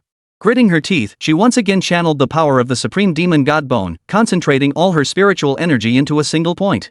Under the tense gazes of the crowd, Xiao Ziling unleashed her final reserves of strength, took that decisive step, and successfully ascended to the 101st tier. In that instant, the entire celestial staircase erupted in brilliant light, its dazzling radiance illuminating the heavens. The cheers of disciples and elders echoed deafeningly. Incredible! Ze actually did it! Unbelievable! Truly the child of the Holy Lord, utterly extraordinary! Unprecedented, truly unprecedented! Reaching the summit of the heavenly realm, even those who've long since entered the divine realm might not achieve this. At that moment, Xiao Ziling returned to the base of the cloud ladder. Ling Shi and the others joyfully ran towards her. Z, you're truly amazing. Reaching the summit, even the Holy Sovereign couldn't accomplish that. You're truly the best, senior sister, so amazing. Just as everyone was still celebrating, an elder approached Xiao Ziling. Your Holiness, the Holy Master of the 100 Flowers Holy Land wishes to see you. Chapter 1, Chapter 126, The Elder of Tianshan wants to take on a disciple? The Holy Master of the 100 Flowers Holy Land. Xiao Ziling nodded with a smile. The people from the 100 Flowers Holy Land seemed to have a good relationship with Xier, though she wasn't here now. Husband, what exactly is this Holy Land of 100 Flowers? Gu Hanyang frowned. How dare anyone come to bully her sister Xier? It's nothing like the Heavenly Sword Sanctuary or those places. The Holy Lord of the 100 Flowers Holy Land and Xier seem to have a good relationship, which has fostered closer ties between the two Holy Lands. Indeed, Your Divine Majesty, Miss Han Yen. It seems they truly have important business here this time. The elder who had come to relay the message smiled faintly. Very well, I understand. Go escort them inside. I'll take them to see Xier shortly. Yes, Your Majesty. The elder nodded and departed, going out to escort the representatives from the 100 Flowers sacred ground inside. The other elders paid no attention to this side. Their attention remained firmly fixed on Xiao Ziling and her companions. However, they were all simply stunned by Xiao Ziling's display. That divine demonic aura just now was utterly terrifying. Indeed, I've never sensed such a terrifying aura either. It's a pity we lack the qualifications to teach such a prodigy. The elders sighed in unison, though each had already set their sights on specific targets to recruit. Among the new disciples, besides Pei Zhe and Feng Qingyu, there were also Chun Rong and the other two. Two others also showed promising potential. Not only were they gifted, but their perseverance was also exceptional. Of course, their perseverance couldn't compare to Pei Zhe's. Truthfully, having cultivated for so many years themselves, they had journeyed through prosperous imperial dynasties, peerless sects, and vast sacred lands. Yet geniuses like Pei Zhe, who relied solely on sheer willpower, were truly a rare sight these days. That nascent aura within Pei Zhe, if honed to perfection, it could very well lead to extraordinary achievements. The elders smiled faintly. The disciples they had chosen among themselves did not conflict. Moreover, the Yaoguang sacred land differed from other sacred lands. Most of its competition was directed outward. Relations between the elders and disciples within the sacred land were exceptionally harmonious. Only some elders eager to retire might be more inclined to take on a direct disciple sooner. The disciples present remained unaware of the elders' thoughts. At that moment, everyone was chatting amidst laughter and cheerful conversation. Z, how exactly do you cultivate? We're all human, why is there such a huge gap between us? Exactly. We all eat, sleep, and cultivate, so why can we only reach the 40s? Hey! Did you say something extra? Aren't you just eating and sleeping? Where's the cultivation coming from? Lingxi turned to the female disciple and smiled. The girl blushed and shook her head shyly, prompting laughter from the group. Whether they cultivated or not, the cloud ladder had already proven everything. They all met the standard that was the best proof. Feng Qingyu, I assume Chunrong, being a chaos body, would naturally surpass me. I never expected you to be this formidable too. Pei Zhe smiled faintly, a glint of competitive spirit flashing in his eyes. He relished challenging prodigies. Back then, both he and Feng Qingyu were top tier, and he'd assumed she wouldn't be far behind him. Yet today, on the cloud ladder, he discovered she had surpassed him by 2 tiers. Mere luck. Feng Qingyu smiled faintly. After exchanging a few casual words with Xiao Ziling and the others, she didn't linger any longer. She hurried back to Xiao Ziling and Gu Hanyang's group, where the elders had already gathered. Preparations for accepting disciples were about to begin. Daddy! Mommy! Zi's back! Xiao Ziling flew straight into their arms. Xiao Ziling smiled faintly. How did it feel this time, Zi? That heaven-sealing lion is no ordinary beast, is it? It was just as you said before, father. Only this one seemed incomplete. Don't worry. All those divine beasts, demon beasts, sacred beasts, and strange beasts I told you about before. You'll have plenty of chances to meet them later. The family of 3 chatted cheerfully together. The disciples and elders were taken aback, for they too had noticed. Zi bore a striking resemblance to both the Holy Lord and Miss Han Yen. Enough, enough. With your strength, none of this matters anymore. Alright, hand over those two sacred weapons. This disciple is mine. I truly wish to retire and live out my days in peace. Enough. You elders, what kind of example are you setting? All of you, get back to your quarters. Senior Tianshan couldn't help but reprimand everyone present. The crowd instantly scattered, even those disciples and elders who'd lingered here for ages made no exception. No, perhaps it was precisely because they had stayed so long that they could truly sense the awe-inspiring presence of Elder Tianshan. The elder of Tianshan then cast his gaze upon Xiao Ziyi. He murmured under his breath, "What a surprising little monster." He then approached Chun Rong. "Little girl, care to accompany this old man on a journey?" Chun Rong paused, then nodded softly. The elders witnessed this and instantly knew their chances were gone. Who would have thought that since the Holy Master isn't taking disciples, we couldn't snatch this chaos body either? Since the Tianshan elder has already intervened, we should. With that, they turned their attention to the remaining disciples. A moment later, the elder arrived with the Holy Master of Hundred Flowers Holy Land, along with elders Yun Zhu and Wu whom Xiao Ziling and the others had met before. Along with Qin Yue, Wang Xinmei, and the others. Holy Master, I've brought them over. MHM. You may go attend to your duties now. Xiao Ziling gave a faint smile, then motioned for the elder to attend to his own duties. Yes, sir. The moment Qin Yue spotted Xiao Ziyi, excitement instantly lit up her face. You little brat. We meet again. This time, I'll definitely defeat you. Huang Xinmei smacked Qin Yue on the head with a fist. Ouch. Who hit me? Qin Yue turned to look behind her, only to find Huang Xinmei looking rather displeased. Qin Yue quickly calmed down and obediently fell in behind the others. This time, it wasn't like the previous trip to the Supreme Secret Realm. This time, His Holiness the Sovereign has also come along. By speaking before His Holiness, aren't you implying you're more powerful than him? Besides, could you even defeat him? Elder Wu tugged at Qin Yue's sleeve, signaling her to behave. Qin Yue nodded obediently. I've had the honor of learning about you all from Yun Zhu. Xiao Daoyu, is it? The Holy Master of the Hundred Flowers Holy Land smiled faintly. Xiao Ziling glanced at the Holy Master of the Hundred Flowers Sanctuary before him. Before him stood a vision of beauty, eyebrows like blossoms, eyes like autumn waters dotted with stars. Her robes flowed like clouds, untouched by dust, and her figure was as ethereal as a celestial maiden from the heavens. Truly birds of a feather flock together. This beauty is almost as stunning as Sierra and Han Nian. Xiao Ziling chuckled inwardly. Indeed, my two wives are still the most beautiful. He then nodded to her. I am Hua Shengu, sovereign of the Hundred Flowers Sanctuary. Chapter 2, Section 127, the stunning Gu Han Nian, who seems somehow familiar. Fellow Daoist Hua. You're here seeking Sierra, aren't you? She's resting in her courtyard on the mountain range. Is there something you need? Xiao Ziling turned his gaze toward the members of the Hundred Flowers Sanctuary. A faint smile touched his lips. Sierra? Could it be that his relationship with Mingxi isn't ordinary? Could it be? A bold thought flashed through Hua Xiangu's mind. But she quickly dismissed the notion, knowing her friend's character well. She had never once seen Wan Mingxi pay any attention to men. Yes, I did come to discuss important matters with Mingxi. Hua Xiangu said, glancing sideways at Gu Hanian and Xiao Ziyi standing beside Xiao Ziling. When her gaze fell upon Gu Hani, her eyes widened in surprise. She was confident her beauty and charm were top tier. Countless men had once fallen at her feet. Yet she had deemed them all beneath her. Now, she beheld Xiao Ziling's divine countenance and extraordinary bearing. Her first impression of him was quite favorable. Moreover, he was one of the rare men who didn't display any of that repulsive, lecherous behavior toward her. When she heard him call Mengxi Sierra, she initially assumed they were merely close friends. She knew Mengxi had once been deeply devoted to a man, but he hadn't been seen in ages. She had intended to tell Sierra, that man of yours might have abandoned you, or perhaps he's already dead. But the words stuck in her throat. Yet when she saw Gu Hani and Xiao Ziyi by Xiao Ziling's side, she completely lost any desire to interact with Xiao Ziyi.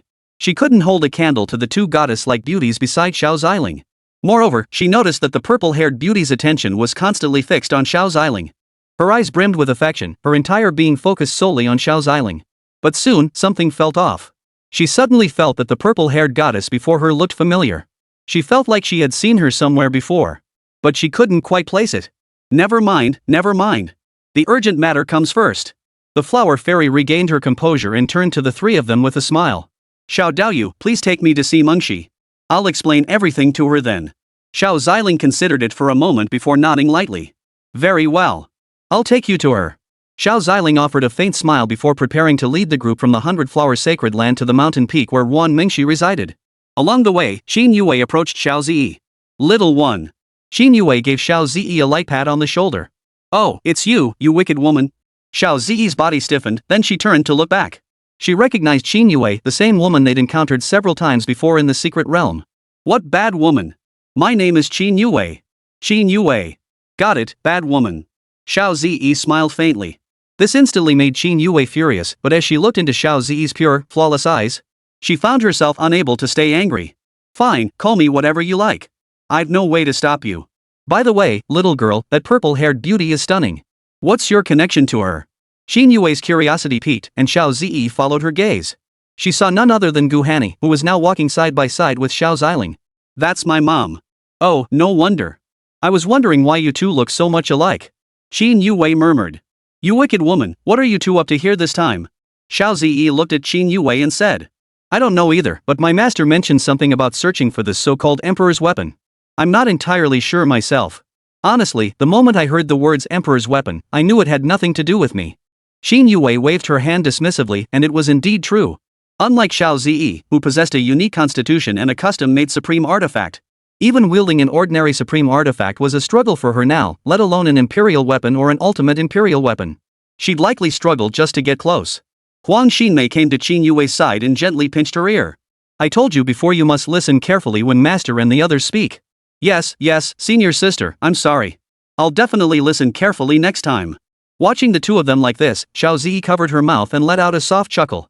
Huang Xinmei glanced at Xiao Zi, a flicker of astonishment crossing her eyes. She sensed that Xiao Zi had grown significantly stronger than before. You seem to have become even more formidable than before. Huang Xinmei said with a faint smile. Senior sister, if anyone is to challenge her, it should be me first. Enough. Neither you nor I are qualified to be her opponent now. Huang Xinmei chuckled softly, but it was the truth. Even against the Xiao Zi of before, she had little confidence in victory. Now it seemed the gap between them had widened even further. How many heavenly realms has that little brat awakened? Her aura seemed so profound. Has she already reached the peak of heavenly realm cultivation?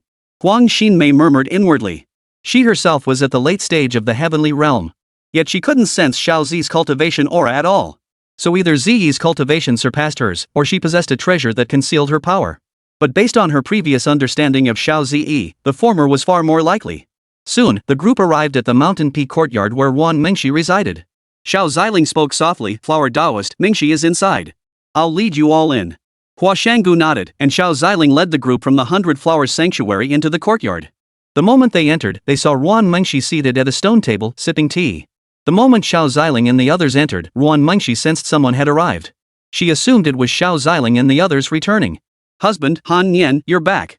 Wan Mengshi rose to her feet, glancing toward the doorway. She discovered that besides Xiao Ziling, Guhan Nian, and Xiao Zi, several other people were following closely behind Xiao Ziling. But Wan Mengshi paid no heed to all that. With a light, graceful movement, she stepped into Xiao Ziling's embrace. We're back. Xiao Ziling gently embraced Wan Mengshi. Given her current condition, she couldn't make any sudden movements. Anything could affect the child growing inside her. Behind him, Hua Sangu froze solid in place, utterly motionless. Husband. Husband. Husband. The word husband echoed relentlessly in her mind. She would rather doubt that the Wan Mengshi before her was an impostor than believe that Wan Mengshi would actually call this man before her husband. Though, he was undeniably handsome, with an extraordinary aura and a face like carved jade. She shook her head vigorously, forcing herself to snap out of it. Chapter 3, Section 128, You're pregnant? You can enter the mini-world. Your body is different now than before. You must take extra care of yourself. Xiao Ziling gently rubbed her back with his hand. I know. A faint blush spread across Wan Mengshi's cheeks as she nodded shyly. The place was crowded, and she hadn't noticed it earlier. But she soon spotted a friend she'd met during her previous outing among the crowd. Xiangu? How come you're back with your husband? Hearing Wan Mengshi say this, Hua Sengui instantly understood. So it's true after all. From now on, Mengshi won't be single anymore, she'll be the only one left out in the cold. Xiangu couldn't help but sigh bitterly inside. Little did she know that Wan Mengshi wasn't just a married woman, now she was also expecting. She too turned her gaze toward Wan Mengshi. Mengshi, it's been ages. I never imagined. After speaking, she glanced over at Xiao Ziling beside her. Well, it's all right. I'm sure you'll soon find a man to spend the rest of your life with. Hua Sangu sighed softly at these words. She approached Wan Mengshi and whispered a few words in her ear. Didn't you say you had someone you liked? Could it really be? Yes, it's him. Ruan Mengshi nodded with a smile. Hua Sengu was utterly stunned by Ruan Mengshi's words. It really is him. Alright then, I won't say much more. I can only offer my blessings. Be sure to invite me when the happy occasion comes. Of course. Come, let's sit down and talk. Ruan Mengshi turned her gaze toward Xiao Ziling and the others. In an instant, everyone gathered around the stone table and sat down. The space was just the right size, comfortably accommodating everyone. Just as Ruan Mengshi rose to brew tea for everyone, Gu Hanni gently stopped her. She stood up herself and smiled. Sister Sheer, let me handle it. You entertain the guests first. Ruan Mengshi smiled back at Gu Hanni and nodded gently. Thank you for your trouble. She then sat back down. Husband, this is a dear friend from my 100 Flowers Sanctuary, the Flower Fairy Bone. Xian Gu, this is my husband, also the sacred lord of the Yaoguang Sacred Land. Ruan Mengshi accepted Xiao Ziling, Gu Hanyang, and Xiao Zi. Xiao Ziling and Xiao Zi nodded to Hua Xianghua. Hua Xianghua smiled faintly. Ah, we've already been introduced. Xian Gu, why did you come? And bringing so many people? You should have told me beforehand so I could come to greet you. Ruan Mengshi replied with a faint smile. Hua Xianghua's expression changed. I came to see you regarding a matter concerning an ultimate imperial weapon. Ultimate imperial weapon? That's right. Word has already spread. That ultimate imperial weapon is currently in a place called the Wilderness Mountains. What kind of place is that? I've never heard of it. Ruan Mengshi frowned. It's a remote, obscure place. Who would have thought such an insignificant spot would hold an ultimate imperial weapon? Ordinary imperial weapons might pique the interest of powerhouses like them, but that was the extent of it. Many imperial weapons, if unsuitable, offered less enhancement than supreme artifacts when wielded. But the ultimate imperial weapon was different. Everyone would be scrambling to get their hands on it. An ultimate imperial weapon. Those fellows will likely come clamoring for a share too. Hua Xiangu furrowed her brow slightly, pondering for a moment before saying, ultimate imperial weapons are exceedingly rare. Whether it's your Yaoguang Holy Land or my 100 Flowers Holy Land. We possess few imperial weapons as it is, let alone ultimate ones. Moreover, whenever an imperial weapon emerges, it's accompanied by other treasures. If we can't outbid those fellows, perhaps we can still obtain some other treasures. Upon hearing this, Ruan Mengshi glanced at Xiao Ziling. True, they hadn't had many before, but now they possessed several. And with her husband here, no matter how many imperial weapons existed, they would be useless. Xiao Ziling sensed Ruan Mengshi's thoughts and gently clasped her hand. He whispered, just follow your heart. With me here, nothing will go wrong. Ruan Mengshi nodded reassuredly. The Flower Fairy Bone continued, all factions are stirring now, and they've already learned that our two forces have joined hands. Thus, the 100 Flowers Sacred Land and the Yaoguang Sacred Land will no longer hide. We will directly vie for the ultimate imperial weapon. This greatly increases our chances of securing the ultimate imperial weapon. Had this been before, Ruan Mengshi might have readily accepted Hua Xiangu's invitation. But now she was pregnant, and she had to consider the child growing within her. Master! Master! A strand of destiny power has just appeared in the wild mountains and desolate lands. Why don't we join the 100 Flowers Sacred Land in heading to the wilderness? Perhaps while the young master requires that force of destiny. And seize that ultimate imperial weapon while we're at it. Forget it. It's just an ultimate imperial weapon. I'd rather spend quality time with Sierra. That fate-chosen one isn't going anywhere. Master, I have an idea. You could bring the Grand Mistress into your microcosm. That way, she could accompany us. Upon hearing this, Xiao Ziling found it rather reasonable. His miniature world possessed more abundant spiritual energy and a far more comfortable environment. It was indeed far superior to this place. Immortal Bones, your journey here was long. Why not rest at the Yaoguang Holy Land first? Let us discuss matters first. Ruan Mengshi suggested with a smile. The Flower Immortal Bone nodded. Yu Ning then approached, leading the people of the 100 Flowers Sanctuary down to rest. Xiao Zi, after exchanging a few words with Xiao Ziling, prepared to depart. Huang Xinmei had just mentioned wanting to spar with her, and she was somewhat interested. But Xiao Ziling reminded her, they're disciples of your aunt's friend. Go easy on them, it's just for fun. Xiao Zi nodded. Soon, only Xiao Ziling, Gu Hanni, Ruan Mengshi, and Hua Xiangu remained on the field. Ruan Mengshi then revealed to Hua Xiangu that she was pregnant. What? You're pregnant? Ruan Mengshi made a shushing gesture. Hua Xianghua covered her mouth, her eyes brimming with both delight and astonishment. Congratulations, Mengshi. This is wonderful news. Ruan Mengshi smiled and nodded. So, I'm afraid I won't be able to join you in the quest for that ultimate imperial weapon. The Flower Fairy pondered for a moment. Though this opportunity is rare, you are now carrying a child, and safety must come first. However, in those wild and desolate mountains, there might be other opportunities. If we can seize them, it would also benefit the sacred land. Xiao Ziling spoke up, I have an idea. Cici, why don't you enter my microcosm and come along with us? The flower spirit was taken aback. She didn't know what a small world was, but she understood that Mingxi could come along. Is that possible? With Xiao Daoyu present, our chances of seizing the ultimate imperial weapon would be much greater. Ruan Mengxi found the idea appealing. Perhaps it was the pregnancy, but she felt stifled staying here. Seeing the world outside sounded appealing. Then so be it. I shall accompany you both. And with my husband and Han Nian's sister there, I'll feel at ease. Chapter 4, Section 129, Journey to the Wilderness and Incident Involving the Grand Elder? While the four were still discussing, Xin Yue had already helped Huang Xinmei, who was still panting heavily with beads of sweat on her forehead, back to the group. She had previously believed her strength was more than sufficient to crush both Ling Shi and Shen Guanjie. She had assumed that even if she couldn't defeat Xiao Ziyi, she wouldn't lose too badly. But now it seemed all that had been nothing but wishful thinking. This is ridiculous. I couldn't even last a single move. Huang Xinmei's face still bore traces of frustration. Xin Yue stood beside her, covering her mouth to stifle her laughter. Thank goodness senior sister had paved the way for her. Otherwise, it would likely be her lying beaten on the ground now. Huang Xinmei sensed the amusement in Xin Yue's laughter. She turned her gaze toward Xin Yue. Junior sister, what are you laughing at? Nothing. Senior sister, I just remembered something funny. Oh? Is that so? Tell your senior sister then. If it's not funny, don't blame me for being blunt. Huang Xinmei's face darkened. Being crushed by Xiao Ziyi was already depressing enough. And now this ungrateful junior sister was mocking her here. Watching the two still joking around, Hua Xiangu's expression also darkened. She hadn't intended to bring these youngsters along, but certain matters required assistance beyond their capabilities. The younger generation had to be involved. Besides, that Yun Zhu had been praising Xiao Ziling to the skies in front of her. Even Huang Xinmei occasionally mentioned Xiao Ziyi among the disciples of the Hundred Flowers Sacred Land. Learning that Huang Xinmei, Xin Yue, Xiao Zi, and fellow Daoist Xiao all had good relationships, she decided to bring them along, letting them see the world. After all, she had already regarded Huang Xinmei as her successor. Unlike Ruan Mengxi, the sacred grounds was teeming with prodigies. Among the Hundred Flowers Sanctuary, Huang Xinmei was currently the most promising. Before Xiao Ziyi's emergence, Huang Xinmei could even single-handedly suppress both Chen Guanjie and Ling Shi.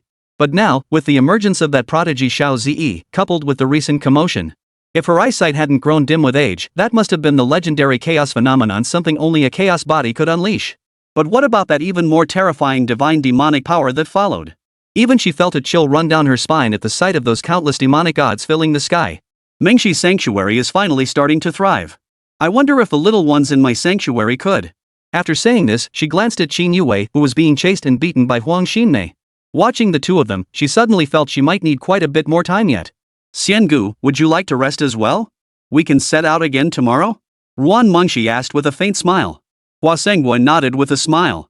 After watching Xiangu leave, Ruan Mengxi approached Gu Hanyan. Sister Shi, what is it? Han Nian, there's something I've wanted to ask you for a while now, but I never found the time. Gu Hanni noticed the slight frown on Ruan Mengxi's brow and gently patted her hand. Whatever it is, you can tell me or my husband.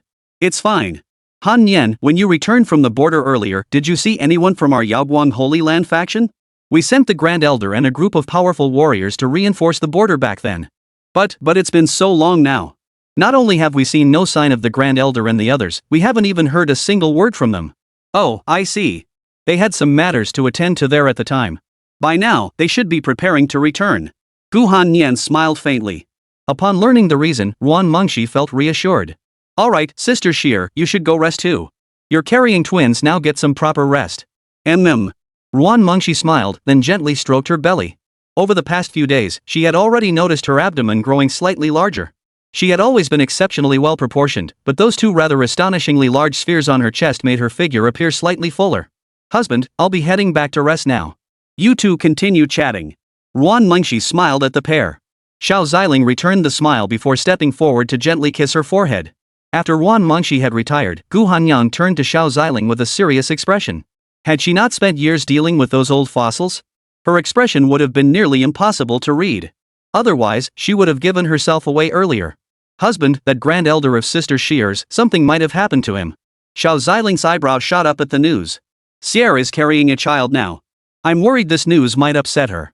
That's why I haven't told her. What happened? Xiao Ziling frowned. Fortunately, Han Yan was clever enough not to let Sierra notice anything amiss. Moreover, even if that so-called Grand Elder had died, he was confident he could resurrect him. The powerful figures sent by the Yaoguang Holy Land to the border received word that the Holy Land had been attacked.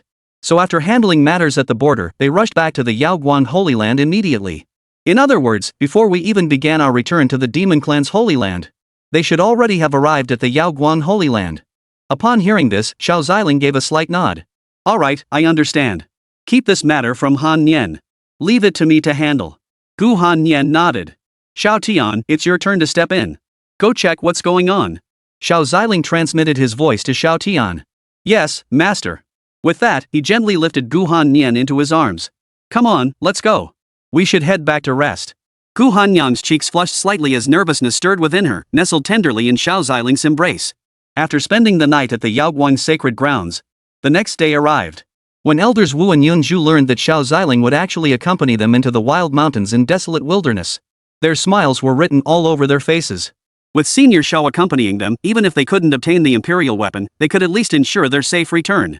Sheer, enter my miniature world first. If you arrive there and there's no need for communication, you can come out to look around. Moreover, you'll be able to see what's happening outside while inside. Xiao Ziling gently stroked Ruan Mengxi's head. Ruan Mengxi smiled tenderly and nodded. Husband, I'll accompany Sister Sheer into your miniature world too. I'm quite curious about it. That's fine. The two of you together won't be bored. I've warned those big creatures they won't interfere with you. Gu Hanni nodded, then turned her gaze to Xiao Zi. Zi, would you like to enter the little world and play? Xiao Zi shook her head gently. I'll stay outside with Daddy. Besides, my friends in Big Yellow are out here too. Alright, but you have to listen to Daddy, okay? Okay. Xiao Zi nodded gently. Chapter 5, Section 130, The Assassins of Dark Star Tower. Shadow and Ghost Hand. Xiao Ziling led Xiao Zi and Big Yellow to a spot not far outside the Yaoguang sacred grounds. The members of the 100 Flowers sacred ground were already waiting here. Yu Ning was also waiting here. Your Holiness. Yu Ning addressed Xiao Ziling respectfully. Elder Yu Ning, any matters can be discussed directly with Sierra. We'll be back here in no time. Rest assured, Your Majesty. The Holy Sovereign informed us yesterday that we can handle these minor matters. Yu Ning smiled at Xiao Ziling. Xiao Ziling nodded lightly. He knew Sierra must have already briefed everyone. Then there should be no need for concern here. Very well, then we shall step out for a moment. Xiao Ziling then approached the group from the 100 Flowers sacred land. Flower Taoist, we can depart now. Xiao Ziling looked at the group and smiled faintly. What about Mengxi and the others? They're in my miniature world. They'll be joining us on this journey. Hua San Gu nodded lightly. She couldn't fathom what kind of charm this man possessed. He had managed to captivate both Mengxi and that purple-haired beauty so completely. He must possess extraordinary qualities. But that was no longer her concern. Even Yunju and Elder Wu have been singing Xiao Ziling's praises to me non-stop. I'll be watching to see just how formidable you are, you who stole Mengxi away. Hua Sen Gu thought to herself. By the way, Xiao Daoyu, are you joining us on our ship? Elder Yunju observed that aside from a large yellow dog, Xiao Ziling and Xiao Zi had nothing else with them. Xiao Ziling smiled faintly, then whistled softly. A colossal creature descended from the sky. Master! Did you call me? Hua Sengu stared at the crimson gold claws of the Supreme Realm Demon Beast, its entire body radiating a wave of warm air. Her expression shifted, and alertness flashed in her eyes. It's actually a crimson-footed golden crow with ancient bloodlines. How could such a beast appear here? Hua Senghua thought in silent alarm. Xiao Ziling noticed the expression on Hua Xingua's face. Don't panic. This is little Jean. Just let it lead us over. Xiao Ziling said with a faint smile. Hua Senghua stared at the terrifyingly powerful demon beast. Is this truly something humans can tame? Hua Xianghua swallowed hard. As an emperor-level powerhouse herself, she knew all too well how incredibly difficult it was to tame a demon beast of this caliber. She had once attempted to tame a saint-level demon beast herself. Yet that beast would rather die than submit to her. Xiao Daoyu, what charm do you possess? How did you manage to make this supreme-level demon beast acknowledge you as its master? Hua Sengu murmured to herself. Sister Hua, care to join us? Hua Senghua froze. She had never ridden atop a demon beast during battle. Now she was genuinely tempted to try it. Since fellow Daoist Xiao has extended such a sincere invitation, we shall not refuse. Thank you, fellow Daoist Xiao. Hua Senghua thanked Xiao Ziling, and soon everyone had gathered atop the barefoot golden crow's back. She instructed Elder Yunju to stow away the spacecraft they had arrived in. Alright, little Jean, into the wilderness we go. Xiao Ziling said calmly. The barefoot golden crow immediately flapped its enormous wings, soaring into the sky. This was the first time Qin Yue, Huang Xinmei, and the others had ever ridden atop a beast. Unconscious surprise still flickered in their eyes. Even Yunju and Elder Wu were somewhat astonished.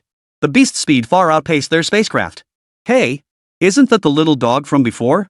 Qin Yue spotted Big Yellow and gently scooped him into her arms. Long time no see, little yellow dog. Qin Yue's two big balls kept rubbing against Big Yellow's face. Damn it! Who dares ambush this emperor? Feeling the sudden suffocating pressure, Big Yellow. He began struggling violently while Xiao Zi covered her mouth and giggled softly.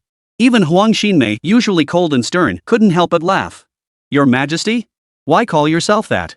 Little yellow dog is just little yellow dog. Qin Yue chuckled faintly, releasing Big Yellow from her embrace only after a moment. The moment he was released, Da Wang felt a bit dazed. He shook his head to clear his senses. Then he turned his gaze toward Qin Yue. Why is it always you? There, Big Yellow. This naughty woman is our friend. Xiao Zi gently stroked Da Wang's head. The three from the 100 Flowers Sanctuary stared straight ahead, acting as if they didn't recognize the two women. Especially Elder Wu, who could only sigh and press her fingers to her temples. She was utterly speechless at her disciples' behavior. Taoist Hua, your Holy Land's disciples are quite amusing. Taoist Xiao, you jest. If I'm not mistaken, that little yellow dog isn't ordinary either. It radiates an aura that sends shivers down my spine. Hua Xiangu remarked indifferently, her gaze shifting toward Big Yellow. It's fine. Amidst the banter, an eerie black mist suddenly materialized ahead. The barefoot golden crow sensed danger, letting out a cry as it slowed its pace. Master, something's wrong up ahead.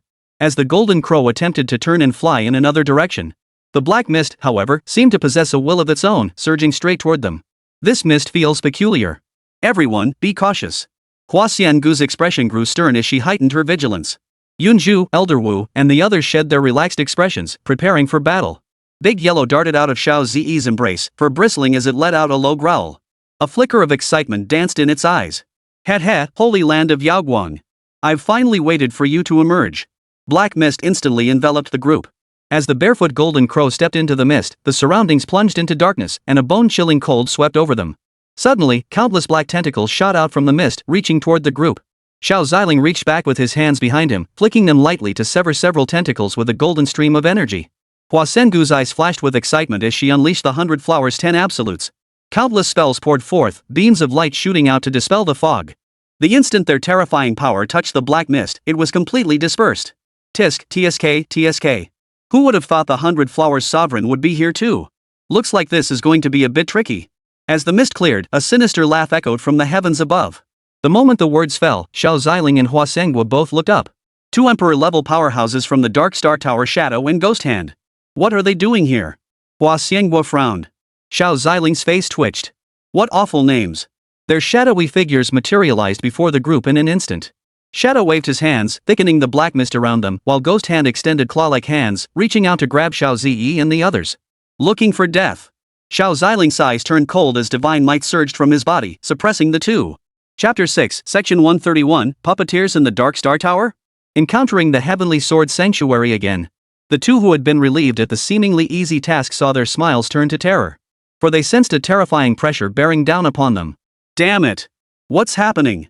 We can't move. Terror flashed in their eyes. They whirled around to look behind them. There stood Xiao Ziling, radiating an awe-inspiring aura, as if an ancient deity had descended. How is this possible? That guy isn't even human. How could he possess such overwhelming power? Their eyes widened in astonishment. They had assumed the strongest presence here would be the Holy Master of the 100 Flowers Sanctuary Hua Sengwa. They hadn't given the other two supreme experts a second thought. All they needed to do was take Xiao Zi away. They didn't need to kill anyone. The overwhelming divine might surge like a raging tide, crushing Shadow and Ghost Hand beneath its weight. Their limbs stiffened, cold sweat pouring down their faces as despair filled their eyes. Who are you? An existence of your caliber shouldn't be confined to a small place like the Yaoguang Holy Land. The outside world is dazzling. Indeed. Why not join our Dark Star Tower? Our Tower Master can guide you toward.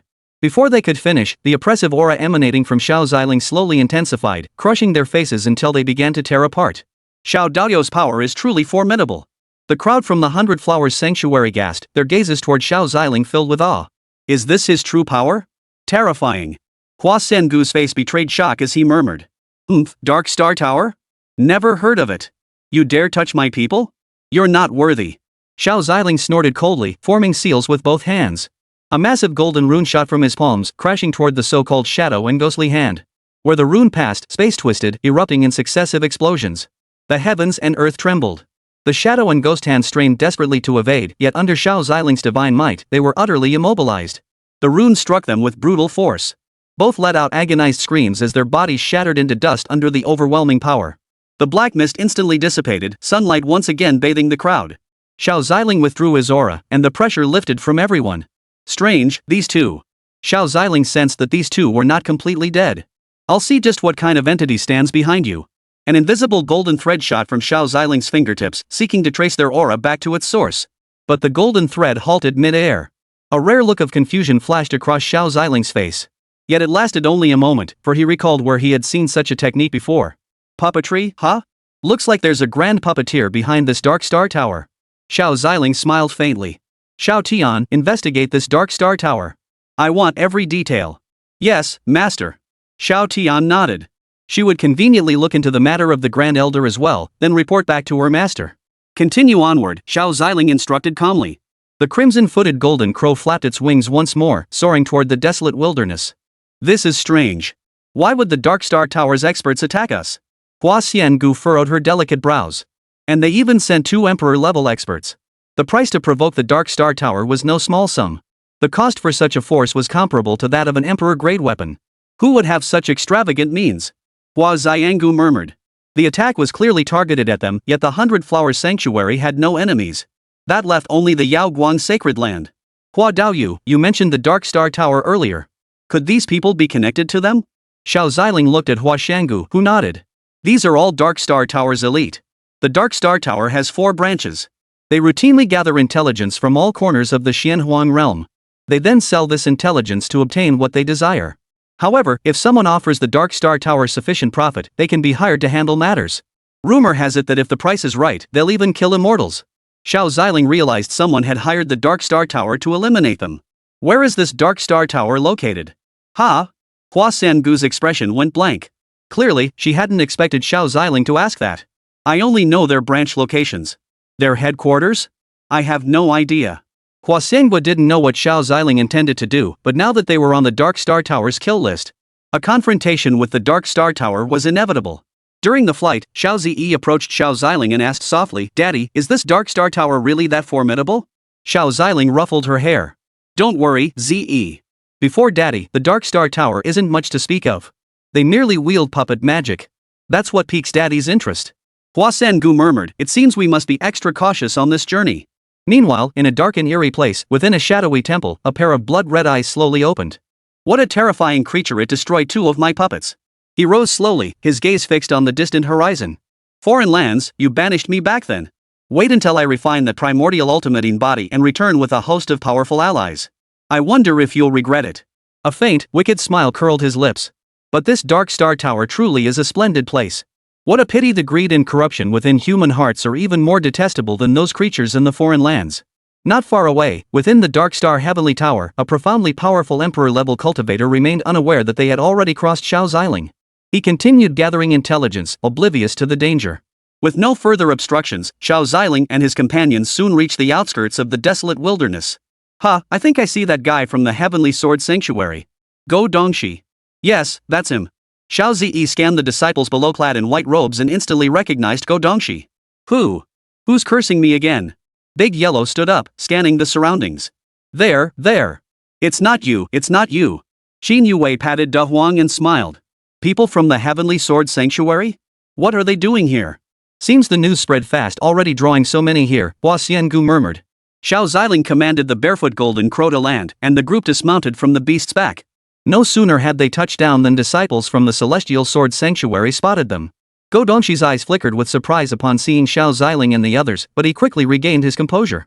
To encounter them here, could they have discovered it too? Go Dongxi stepped forward, clasping his hands in greeting. So it's you, the esteemed guests from the Yaoguang Sacred Land and the 100 Flowers Sacred Land. May I ask what brings you here? Chapter 7, Chapter 132, Hidden Genius? The arrival of the Immortal Realms powerhouse. The crowd watched as several figures descended from a crimson-feathered golden crow. Instantly, all were captivated by the enchanting figures and graceful, slender forms of Hua Sangu and Xiao Zi. But upon seeing Xiao Ziling beside them towering with divine bearing, slender yet imposing, his flawless countenance like unpolished jade, clad entirely in white, they instantly felt utterly ashamed. How could there be such a vast disparity between people? Female disciples from various factions all turned their attention to Xiao Ziling. They were instantly captivated by his divine presence. Isn't this Go Donshi from the Heavenly Sword Sanctuary? What brings you here? Hua Sangu smiled faintly, her expression betraying no hint of emotion. As if she were genuinely joking. Go Donshi's expression grew slightly uneasy. He had long heard that the Holy Master of the 100 Flowers Holy Land was a thorny rose. And she was on good terms with the Holy Master of the Yaoguang Sacred Land. Pfft, what's with the attitude? Sooner or later, I'll take you and that woman from the Yaoguang Sacred Land down together. Go Dongshi muttered inwardly, though he regretted that he could no longer fully command the Heavenly Sword Sacred Land. Now that the Patriarch personally controlled the Heavenly Sword Sanctuary, even he, the former ruler of the sanctuary, found it somewhat dull. Heh, the Holy Master of 100 Flowers jokes. You've come with several distinguished guests from the Yaoguang Holy Land. If you claim not to be here for that treasure, then I might as well smash my head against a wall and die. Go Dongshi smiled faintly. It was obvious to everyone that those who came here were primarily after the ultimate imperial weapon. Holy Master of Heavenly Sword, how have things been within the sanctuary lately? At these words, Go Dongshi's eyes turned cold as he shifted his gaze toward Xiao Ziling. Our holy land is currently stable. Why ask? Could it be that fellow Taoist Xiao has learned something? Then I certainly know something. Xiao Ziling replied with a faint smile. A flicker of light danced in Go Dongshi's eyes. Could it be that the demon beast that attacked the Holy Land earlier is connected to the people of the Yaoguang Holy Land? No, or perhaps it's connected to this fellow standing before us? When the Heavenly Sword Saint Lord bestowed that imperial weapon upon our Yaoguang Holy Land, I thought he'd be furious upon returning. Then he'd beat his own men senseless. Oh? Is that so? A faint smile also appeared on Hua Xiangu's face. Go Dongshi shot a glance at the two, and seeing the smiles on their faces, his expression darkened instantly. Beat them? He'd wanted to do just that, but who knew the ancestor would be present? Not only was it too late to beat them now, but he'd also been thoroughly scolded by his own ancestor. Xiao Daoyu, you jest. Our relationship with the Heavenly Sword Holy Land is quite good, it wouldn't come to that. Besides, it's merely an imperial weapon. Consider it a token of friendship between our two sacred lands. Enough. We're not on friendly terms with your Heavenly Sword Holy Land. We earned this through our own strength. Ah, Holy Master of Heavenly Sword, we shall take our leave now. With that, Xiao Ziling and Hua Xiangu led the followers of the Yaoguang Holy Land and the 100 Flowers Holy Land away. Only Go Dongshi and the Heavenly Sword Holy Land disciples remained behind, utterly bewildered. Wow, I'd heard before that the 100 Flowers Holy Land and the Yaoguang Holy Land were closely connected. Now it seems these two sanctuaries are more than just close. Indeed. They're united against a common foe. Plus, the Holy Masters of both the 100 Flowers Holy Land and the Yaoguang Holy Land are stunningly beautiful. Especially the 100 Flowers Holy Land. TSK, it's full of beauties. The Heavenly Sword Sanctuary really has a knack for self-sabotage, giving away an imperial weapon like that. Exactly. Why didn't they send some to me? Go Dongshi, overhearing the surrounding murmurs, emanated a faint imperial aura. What did you say? He slowly turned his gaze toward the powerful figures from other factions. A single glance was enough to silence the powerful figures from sects and empires. They were supreme experts, no doubt, but in the presence of a true emperor, they were utterly no match. Holy Lord, a man of formidable cultivation, radiating a powerful aura, stood tall and straight, his features sharp and handsome, his sword-like eyes and star-like brows striking. Enough. They will all be defeated by you sooner or later. There's no need to rush this moment. Go Dongshi waved his hand dismissively at the man. He was none other than Zhang Ming, the long-hidden prodigy of the Heavenly Sword Sanctuary. He had been secluded in the sanctuary's ancestral grounds for cultivation. He had only recently emerged from seclusion. Holy Lord, that man earlier possessed an extraordinary aura, yet I sense no cultivation energy emanating from him. Why such fear of him? A slight flicker crossed his brow. Even those three young girls seemed insignificant to him. Could they truly be the source of the sanctuary's current weakness? Zhang Ming, that man is far from simple as you perceive him. You've been out of the world too long, the outside realm has changed considerably. Go Dongshi remarked calmly. One who could slay the Nine Swords Emperor was not someone he dared to offend lightly. What about that chaos entity who defeated Lu Mo? I'd like to see for myself if chaos entities are as terrifying as legend claims. She doesn't seem to be here. Never mind. You'll have your chance to spar with her in the future. Xiao Ziling and Hua Sengguo were unaware that Go Dongshi had already brought the strongest prodigy of the sacred land. Instead, they began surveying their surroundings. This wilderness truly is a wilderness. Xiao Ziling remarked indifferently. According to our intelligence, this ultimate imperial weapon should be somewhere nearby. Elder Yunju spoke up. Moreover, when an imperial weapon emerges, it's usually either heavily guarded by intricate mechanisms or protected by ancient demonic beasts. Or they leak spiritual energy, creating magnetic fields. Daddy, their auras seem so powerful. Xiao Ziling whispered softly, gazing at the powerful figures from the various factions. MHM, this isn't like that previous secret realm expedition. Everyone here is here to vie for the imperial weapon, so naturally, it's swarming with experts. Xiao Ziling replied with a gentle smile. When the time comes, Ze can observe these powerful combatants in action. It will be beneficial for you. Xiao Ziling smiled and nodded. Hua Xiangu, hearing Xiao Ziling's words, also turned her gaze toward Huang Xinmei and Qin Yue. And you too as well learn as much as you can. Don't let yourselves fall too far behind. Understood, Holy Master. Huang Xinmei and Qin Yue nodded firmly. Xiao Ziling's gaze shifted to a spot not far away, where an exceptionally powerful energy fluctuation was emanating. That so-called ultimate imperial weapon must be there. Xiao Ziling's gaze fixed on the spot, yet something felt off. Why did the spiritual energy fluctuations around this imperial weapon resemble those of an array? Ha ha ha ha. Looks like everyone's here after all. A maniacal laugh echoed from the heavens as powerful figures materialized from the void. They are the great masters of the immortal realm? Why would they come here? With their foresight and vision, surely they wouldn't mobilize for just an imperial weapon? Not necessarily, this is an ultimate imperial weapon. The four great masters from the immortal realm surveyed the assembled powerhouses of various factions. Chapter 8, Section 133, The Primordial Imperial Clan. The Ancestral Lord of the Nether Dragon. For those destined to receive it. Not bad, not bad. Thunder Sanctuary, Mystic Ice Sanctuary, Yell Light Sanctuary, Heavenly Sword. Seems quite a crowd has gathered after all. A great power at the Emperor realm level scanned the surroundings with his gaze. He was none other than the peerless powerhouse who had played chess with that elder within the Eternal Life's secret realm. He was also the powerhouse who had come infinitely close to the pinnacle of Emperor-level cultivation Sukoan. My son is preparing to break the seal. I shall bring this ownerless primordial ultimate imperial weapon back. As a gift for my son. Having spoken, he turned his gaze toward the distance. That very spot was where Xiao Ziling had just been looking. Xiao Ziling observed the figures who had appeared.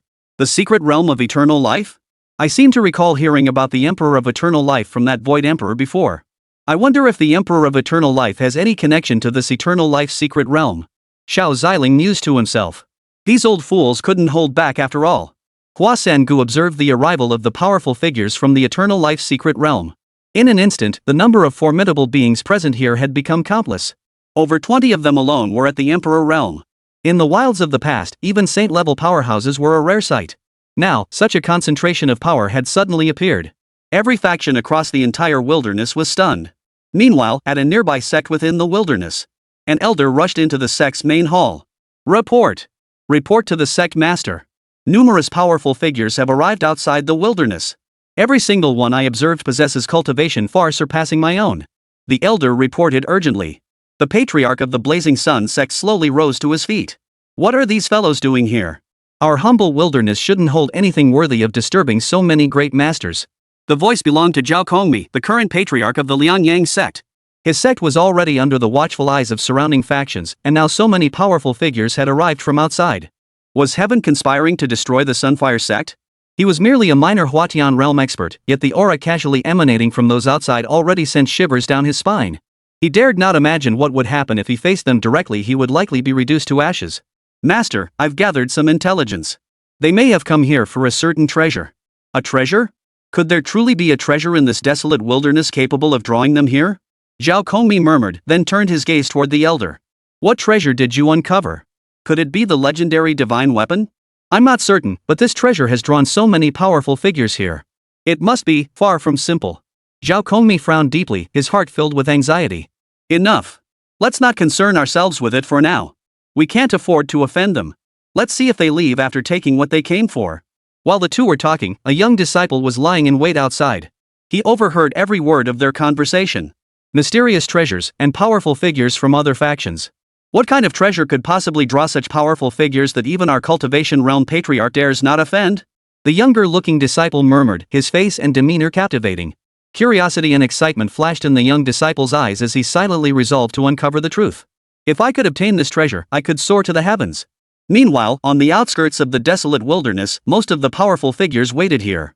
They could already sense that the ultimate imperial weapon was about to emerge. Xiao Ziling sat with eyes closed, meditating. Xiao Zi, Wang Xinmei, and Qin Yue chatted cheerfully among themselves. Their ethereal beauty drew the involuntary gazes of those around them. A figure clad in black robes and wearing a mask. She stole a glance at Xiao Zi and Xiao Ziling from the shadows. Why are they here too? I wonder how word got out. There are far too many powerful individuals here now. That ultimate imperial weapon will be difficult to obtain. If Xiao Ziling and Xiao Zi were to see her now, they would recognize her instantly. She was none other than Su Yan, the one who had previously led Xiao Ziling to the blood slaughter sect within the demonic tribe Sacred Land. Xiao Ziling sensed someone watching him and followed the gaze. His eyes immediately fell upon Su Yan, who had disguised herself. Su Yan knew she had been spotted by Xiao Ziling. She hesitated for a moment, torn between gambling that the elder hadn't recognized her or going over to greet him. Forget it. I'll go greet him first. Worst case, I'll just forego the ultimate imperial weapon. Su Yan took a deep breath just as she was about to walk over to Xiao Ziling and the others. Suddenly, a blinding flash of light streaked across the sky. The torn void trembled once more as several powerful auras descended. They were powerful beings from another major faction, some with dragon horns on their heads, others bearing wings on their backs, their bodies covered in either scales or fur. Golden light flickered in each of their eyes, instantly revealing they were not human cultivators. The figure at the forefront, radiating terrifying dragon-like authority, surveyed the crowd. Clad in black and gold robes, he bore a pair of curved dragon horns upon his head. His gaze was supremely arrogant, utterly contemptuous of others. Who are they? They look so arrogant. Some who had never encountered the ancient imperial clan murmured in confusion. Those are the mighty of the primordial imperial clan. If this old man is not mistaken, that one appears to be a great emperor-level powerhouse from the 10,000 Dragons Court, the ancestral lord of the Nether Dragon. The ancient imperial clan possessed power beyond comparison to ordinary sacred lands or imperial dynasties. Only the great powers and secluded clans could challenge the might of the ancient imperial clan. The primordial imperial clan boasted numerous mighty figures, led by the dragon clan's ancestral dragon. The other ancient emperors all obeyed the ancestral dragon's commands. Legend holds that each ancient emperor possesses strength at the pinnacle of the great emperor tier. Their might far surpasses that of any human great emperor.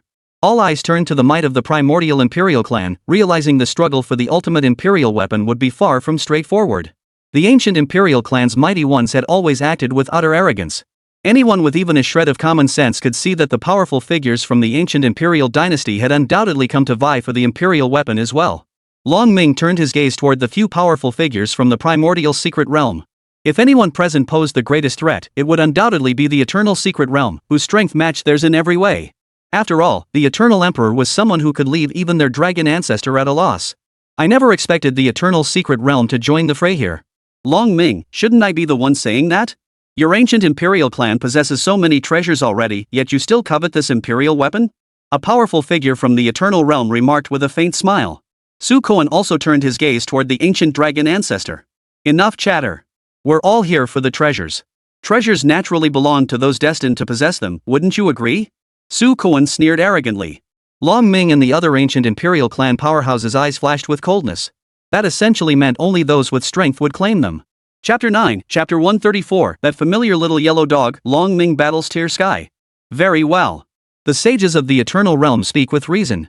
Let us wait and see. Long Ming chuckled. They too had come for that ownerless primordial ultimate imperial weapon. The atmosphere instantly grew more tense. The auras of the emperor-level powerhouses collided, hinting at an impending great battle.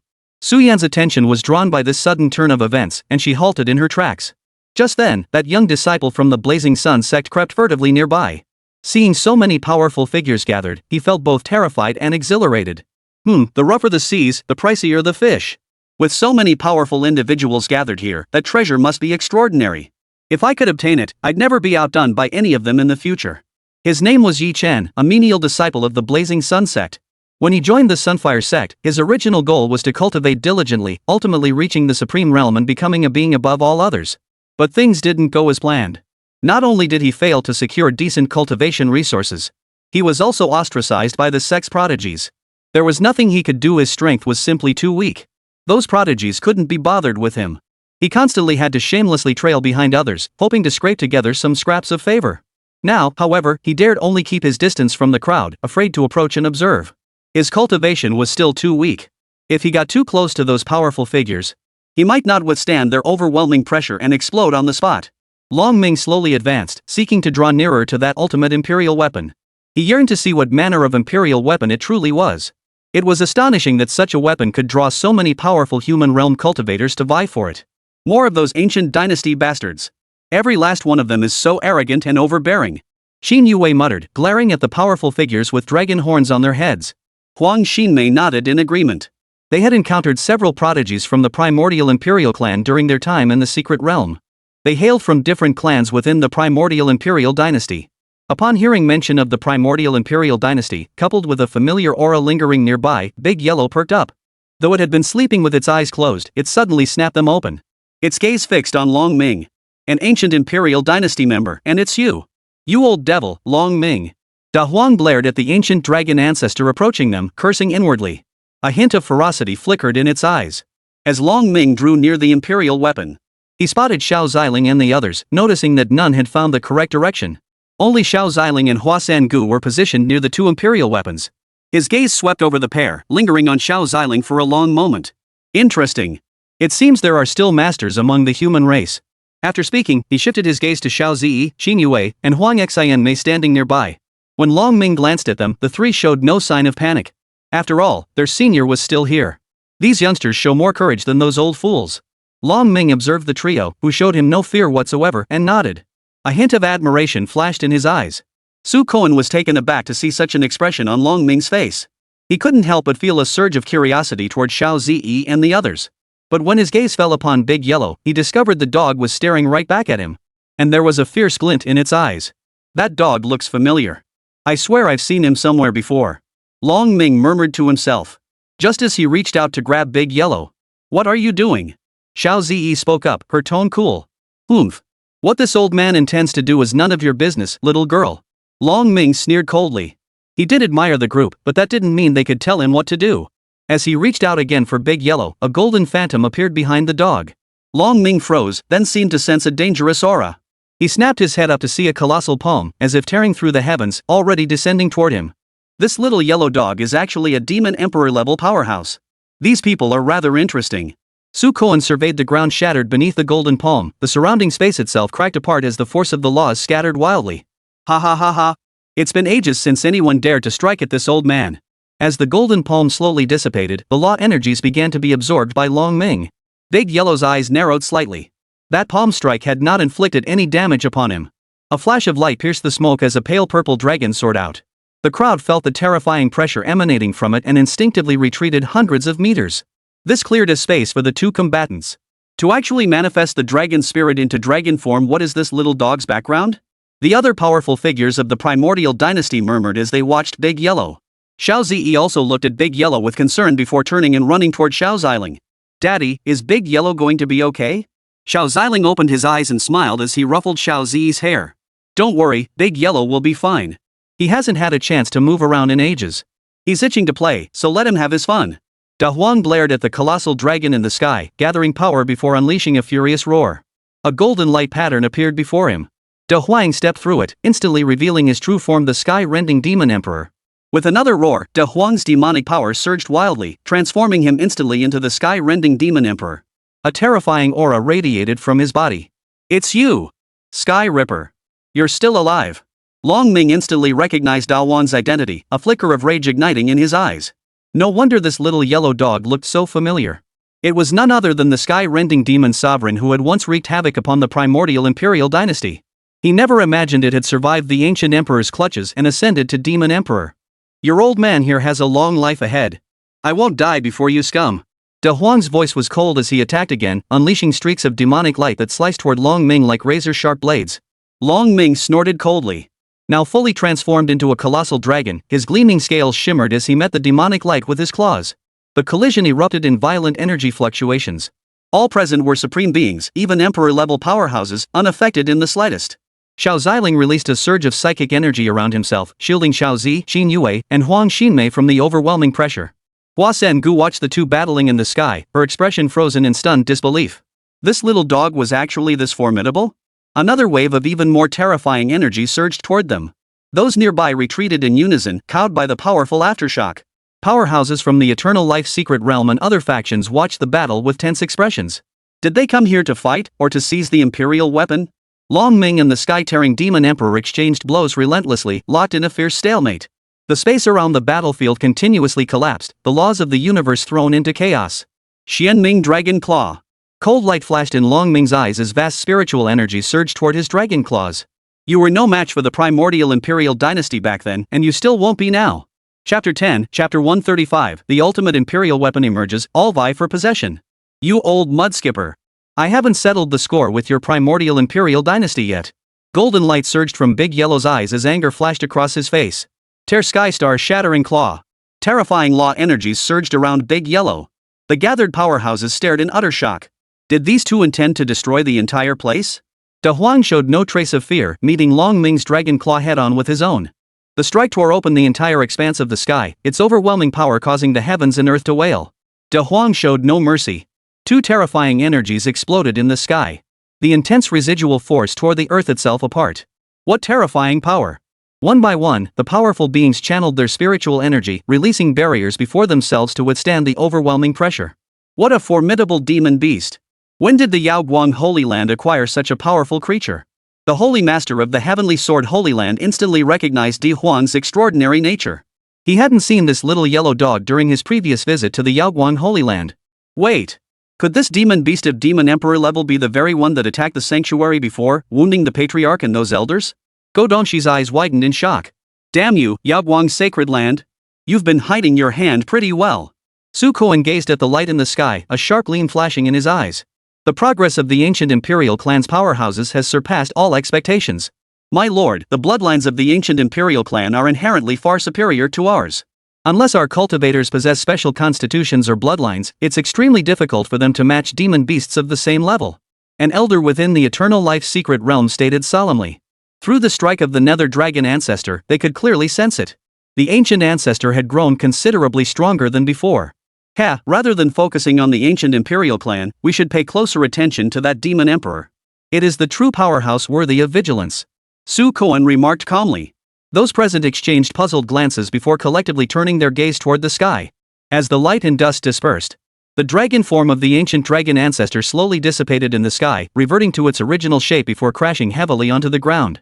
Big Yellow landed steadily on the ground, panting slightly as its gaze fell upon the massive crater left behind. Daddy, Big Yellow is so amazing. Yes, he is an emperor-level powerhouse after all. Study the combat techniques between emperors closely, you'll need them soon enough. Xiao Ziling smiled faintly. The crowd from the Hundred Flowers Sacred Land was utterly dumbfounded. The little yellow dog they'd always interacted with was actually a demon emperor-level powerhouse. Xin Yue was the most astonished of all, her eyes wide with disbelief. Had she nearly single-handedly defeated a demon emperor earlier? The other powerful figures of the ancient imperial clan stared in utter disbelief. Impossible. How could Lord Long Ming have lost? Though stunned, they soon saw Long Ming soar out of the massive crater. Interesting. Truly interesting. Your rate of growth has become almost beyond my comprehension. Long Ming's gaze fell upon Big Yellow, who had now shed the form of the sky-shattering demon emperor and reverted to his original appearance. TSK. You nearly injured me. You've only recently entered the Emperor realm, haven't you? To possess such power. I should never have let you live back then. De Huang shot Long Ming a dismissive glance, paying him no mind. Seeing himself ignored, Long Ming's expression darkened instantly. He was about to strike again to deal with De Huang. But suddenly, he sensed waves emanating from that ultimate imperial weapon. The other powerful figures present also sensed the imperial weapon was about to emerge. The ultimate imperial weapon is about to emerge. Move. We must hurry over. Just as the group prepared to move, a colossal dragon's might descended upon them like a crushing weight. Oomph. A bunch of incompetent rats, daring to compete with us, the primordial imperial clan? Long Ming unleashed his own oppressive aura, crushing down upon them. Even among those at the great emperor realm, there were vast disparities, let alone among these peerless powerhouses. Before a true emperor, they didn't even have the right to speak. Ancestor Minglong. Don't overstep. This ultimate imperial weapon isn't yours yet. A great emperor coldly retorted, immediately releasing his profound aura to resist Long Ming's pressure. He was Emperor Xuansu. Though his strength couldn't compare to those at the pinnacle of the emperor realm, he wasn't so weak he couldn't lift his head. You seek death. Long Ming snorted coldly, about to raise his dragon claw to strike down this defiant emperor. Long Ming. Long Ming halted his attack and turned toward the source of the voice. Long Ming, is bullying a junior truly amusing? Su Koan descended from the sky, accompanied by the elite warriors of the Eternal Life Secret Realm. Oh? Little ones from the Immortal Realm, what's this? Isn't he older than you? In my eyes, aren't you all just a bunch of little brats? Long Ming sneered coldly. Under normal circumstances, he wouldn't bother quarreling with these ants. But now, with the ultimate imperial weapon emerging, there were too many powerful figures here, and one of them was Tizhan, who had long been at odds with the primordial imperial clan. He had no desire to waste time here. Long Ming turned his gaze to the 4 emperor-level powerhouses before him. The only one who gave him a headache was Su Kuan, who stood but half a step away from the pinnacle of emperor-level power. The others were no different from ants in his eyes. Are they bullying us because our ancient imperial clan is outnumbered? The other emperor-level powerhouses of the primordial imperial clan arrived beside Long Ming. All 5 of them, without exception, were emperor-level powerhouses. Combined with Long Ming and the 4 from the Eternal Life's secret realm, there were now 10 emperor-level powerhouses present. The ancient imperial clan speaks too lightly. We would never resort to overwhelming the outnumbered. Instead of arguing with us here, why not go stop those people? A hint of amusement flickered across Su Kuan's face as he gestured toward Xiao Ziling and the group from the 100 Flowers Sanctuary. He noticed they had just ignored Long Ming's imposing aura and were already heading toward the ultimate imperial weapon. Damn it! How did those bastards get through? Long Ming! We can't let Tishian get that weapon. Don't tell me. The ancient imperial clan's powerhouse glanced at the immortal realm's elite. A puff of hot breath escaped his nostrils before he departed the scene. Su Kuan watched Long Ming chase after Xiao Ziling and the others with a faint smile. The smile on his face slowly turned cold and a chill emanated from his body. The ancient imperial clan, still nothing but muscle-bound fools with brains the size of a pea. The other powerful figures from the Eternal Life's secret realm nodded in agreement. However, they were truly no match for the ancient imperial clan at this moment. Of course, if that demon emperor-level powerhouse from earlier could handle Long Ming, then they might not be entirely incapable of taking on the other powerhouses of the primordial imperial clan. Thank you, esteemed guests of the Eternal Life secret realm, for your assistance. Xian Su is profoundly grateful. Emperor Xian Su expressed his gratitude to the 4. Not at all. We simply couldn't stand the ancient imperial clan's arrogance. Su Kuan smiled elegantly. Chapter 11, Chapter 136, Mysterious Barrier Magnetic Field. Just walk right through it. The assembled powerhouses instantly felt their regard for the immortal realm rise. We should hurry over too, or else that ultimate imperial weapon will be snatched by the ancient imperial clan. Yi Chen, who had been lurking in the shadows, watched the departing crowd and breathed a sigh of relief. That had been terrifying enough. If not for his own abilities, he truly would have been torn to shreds by the overwhelming pressure and residual shockwaves from Big Yellow and Long Ming. What kind of monsters are these people? Yi Chen panted heavily, still trembling at the memory of the overwhelming pressure from those powerful figures. Even when facing the top-tier experts within his sect before. Remember, that pressure was directed solely at him. Yet even then, it paled in comparison to a mere fraction of the residual might radiating from these foes. What could possibly be worth such a fierce scramble? No way, I must uncover the truth behind this treasure. Yi Chen declared resolutely. He would rather be crushed by the might of the powerful than live a miserable existence within a petty sect. He gently touched the necklace around his neck. A flicker of tenderness passed through his eyes before he turned and walked away, heading toward the crowd. Xiao Ziling and the others were still approaching the ultimate imperial weapon when Big Yellow suddenly turned to look back. They saw the ancestral lord of the Nether Dragon leading the forces of the primordial imperial dynasty in pursuit once more. They stopped fighting so quickly? The primordial imperial dynasty still bullies others with impunity, just as before. Xiao Ziling also noticed the crowd rushing toward them. Ignore them. Let's go take a look first. Xiao Ziling said with a faint smile to the others. Hua Sengu, Xiao Zi, and the others nodded lightly. Damn it, how can these people move so fast? Long Ming watched as Xiao Ziling and the others steadily pull ahead. No! We can't let them reach the imperial weapon first. Long Ming snorted coldly, then flapped his wings with force. His speed surged instantly, catching up to Xiao Ziling in a flash. Tian, is this your friend? No need to rush. Stop and let's have a proper chat. Long Ming offered a faint smile. As soon as Long Ming finished speaking, Xiao Ziling and the others halted. Only Long Ming continued flying forward. He suddenly noticed Xiao Ziling and the others had halted. A look of confusion flashed across his face as he turned to look behind him. An utterly terrifying surge of energy violently hurled him backward. What the hell is going on? Long Ming struggled to his feet, gently patting his head. His attention had been entirely focused on Big Yellow and Xiao Ziling. He hadn't noticed when a barrier had appeared in front of him. De Huang observed the ancient dragon ancestor's expression and let out a soft chuckle. The ancient dragon patriarch shot De Huang a glance, only to snort coldly. He paid De Huang no mind. Soon, other powerful figures from the ancient imperial clans arrived at the scene. Long Ming, what happened? Why did we just see you suddenly flying backward? The 5 ancient imperial clan powerhouses approached Long Ming. They hail from the Stone Clan, Feathered God Clan, Phoenix Clan, Lion Clan, and the most formidable Dragon Clan of the primordial imperial clans. Like the ancient dragon ancestor, they were all Emperor Realm powerhouses of the 10,000 Dragons Court, now standing before Long Ming.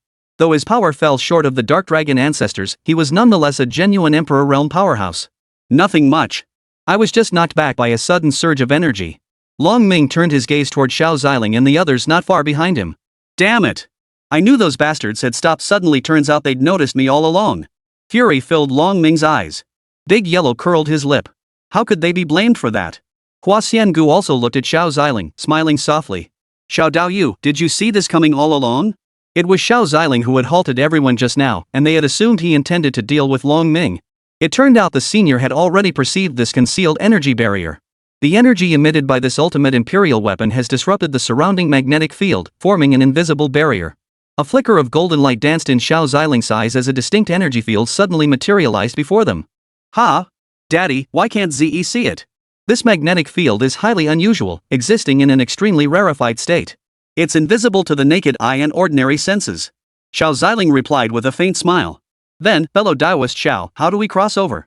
Hua Sengu gazed at Xiao Ziling's handsome profile, her cheeks flushing slightly. Just walk right through it. Xiao Ziling replied with a faint smile. The crowd from the 100 Flowers Sacred Land froze in disbelief. What did he mean, just walk straight through? Hadn't they just witnessed that ancient imperial clan's great emperor-level powerhouse get blasted away? Ze, why don't you try to stop? Ze? Xin Yue was about to ask Xiao Zi to intervene, but to her surprise, Xiao Zi had already reached Xiao Ziling's side. She was ready to walk over with Xiao Ziling. She trusted her daddy. This way, won't something happen to them? Huang Xinmei murmured anxiously. Enough. Follow what fellow Daoist Xiao said. Hua Xiangu said indifferently to the few behind her. She then withdrew her spiritual energy and followed behind Xiao Ziling. Elder Yunju and Elder Wu exchanged a glance and nodded slightly. They then led Huang Xinmei and Xin Yue to follow suit. They too followed Xiao Zi and Xiao Ziling's example, withdrawing their own spiritual energy. Big Yellow stuck out his tongue at Long Ming and the other powerful figures from the ancient imperial dynasty. Then he trotted along behind the group, his steps light and cheerful. Damn it, that yellow-bellied mutt, acting so cocky. Alright, Long Qi, relax. They won't get through either. Long Ming sneered coldly. He had just sensed that energy field was incredibly powerful. Otherwise, he wouldn't have been repelled so easily. Haha, then we'll just sit back and enjoy the show. The ancient imperial clan's elite watched Xiao Ziling and his group with an air of anticipation. Little did they know, Xiao Ziling and his group had already covered quite a distance. They remained unaffected by the barrier, steadily growing farther and farther away from the others. Long Ming, something doesn't feel quite right, does it? Long Qi frowned, then turned his gaze toward Long Ming. Watching Xiao Ziling and the others effortlessly pass through the barrier, Long Ming's expression darkened. Impossible. How could this be? He roared, his heart filled with bitter resentment. The 5 ancient imperial clan experts also wore expressions of shock, unable to believe the scene unfolding before them. Yet suspicion soon crept into their minds. Had Long Ming been putting on a show just now? Long Ming really is getting worse with age. He can't even hold his own against a few youngsters now. Long Qi and the other primordial imperial dynasty members exchanged glances at the furious Long Ming. Pursue them. We can't let them seize the imperial weapon. Long Ming ordered through gritted teeth. Thus, the ancient imperial clan members suppressed their thoughts and all flew toward Xiao Ziling's group. But the moment they drew near, a powerful force repelled them, sending several spitting blood. Chapter 12, Chapter 137, The Great Battle Looms, Godonshi persuades the others. Damn it, there really is a barrier. A flash of shock crossed the eyes of the primordial imperial clan members. It seemed Long Ming hadn't been bluffing. But then, how had those others gotten through? What the hell is going on? Why can they pass through, but we can't? Long Qi demanded, his face twisted with frustration. Long Ming frowned deeply, pondering for a moment before replying, they must have a special method. We can't force our way through. Let's observe the situation first. Soon, the powerful figures from the Eternal Life Secret Realm, along with Su Kuan and other faction leaders, had all arrived at the scene. Seeing the 6 men covered in dust and grime, smiles spread across their faces. The ancient imperial clan, truly embarrassing. Su Kuan shook his head and chuckled. What the hell did you say? Several hot-tempered emperor-level powerhouses among the ancient imperial clan were about to erupt in fury. But Long Ming reached out and stopped them. Hold your horses. We can't go in now. We don't know if this energy is specifically guarding against us. Let's let them test it first. The 5 were speechless. They began to suspect whether Long Ming was an undercover agent for the opposing side. Or perhaps their eyesight had grown dim with age. Had they not seen the sky-shattering demon emperor follow inside just now? But they said nothing, merely parting to make way. Gentlemen, if you're so eager to obtain the imperial weapon, then please go ahead. So we won't be accused of being unreasonable. Long Ming stepped back several paces, making room for the powerhouses from the Eternal Life Secret Realm and other factions. It wasn't wise to clash with these powerful figures just yet. Otherwise, it would be troublesome if those fellows snatched the ultimate imperial weapon away. Su Koan watched as they made way for them, momentarily suspecting something was amiss. But then he glanced at the surrounding elite warriors. He understood what was happening and gave a slight smile. Then, leading the group, he prepared to head toward the ultimate imperial weapon. They had already passed by the ancient imperial clan members and confirmed they truly hadn't made a move. His guarded heart finally relaxed. Indeed, he thought. The ancient imperial clan may be domineering, but they still possess reason. Seeing our numbers, they chose not to attack. Su Koan murmured to himself, unaware of the dragon clan's fiery nature. They would never bow to the weak unless immense profit was at stake. All were drawn by the ultimate imperial weapon. After leaving the ancient imperial clan's powerful figures behind, they began channeling their spiritual energy, accelerating toward the aura emanating from the imperial weapon. Yet, as they neared the barrier, they were violently repelled by a powerful force just like the ancient imperial clan members before them. Many crashed to the ground, blood spilling from their mouths, their faces frozen in shock and bitter resentment. How could this happen? A voice growled angrily from within the crowd. Su Koan's face was equally blank with bewilderment. He couldn't fathom why this was happening. Damn you, Long Ming. How dare you ambush us? Well, what a sorry sight, the esteemed members of the immortal realm. Long Ming approached Su Koan, mimicking the tone and manner Su Koan had used when speaking to him earlier. Su Koan and the others present instantly turned grim. Damn it! Those ancient imperial clan members must have known all along we couldn't get through. No wonder they made us go first. A supreme sovereign spoke with a hint of anger on his face. Long Ming, don't get too cocky. Su Koan patted his own shoulder. What? You want to test your strength against our primordial imperial dynasty? We dragon warriors never shy away from battle. Long Ming spread the twin wings behind him, unleashing an overwhelming imperial aura that pressed down upon the crowd. Other mighty warriors of the primordial imperial clans gathered behind Long Ming. Each bore a hint of provocation in their gaze.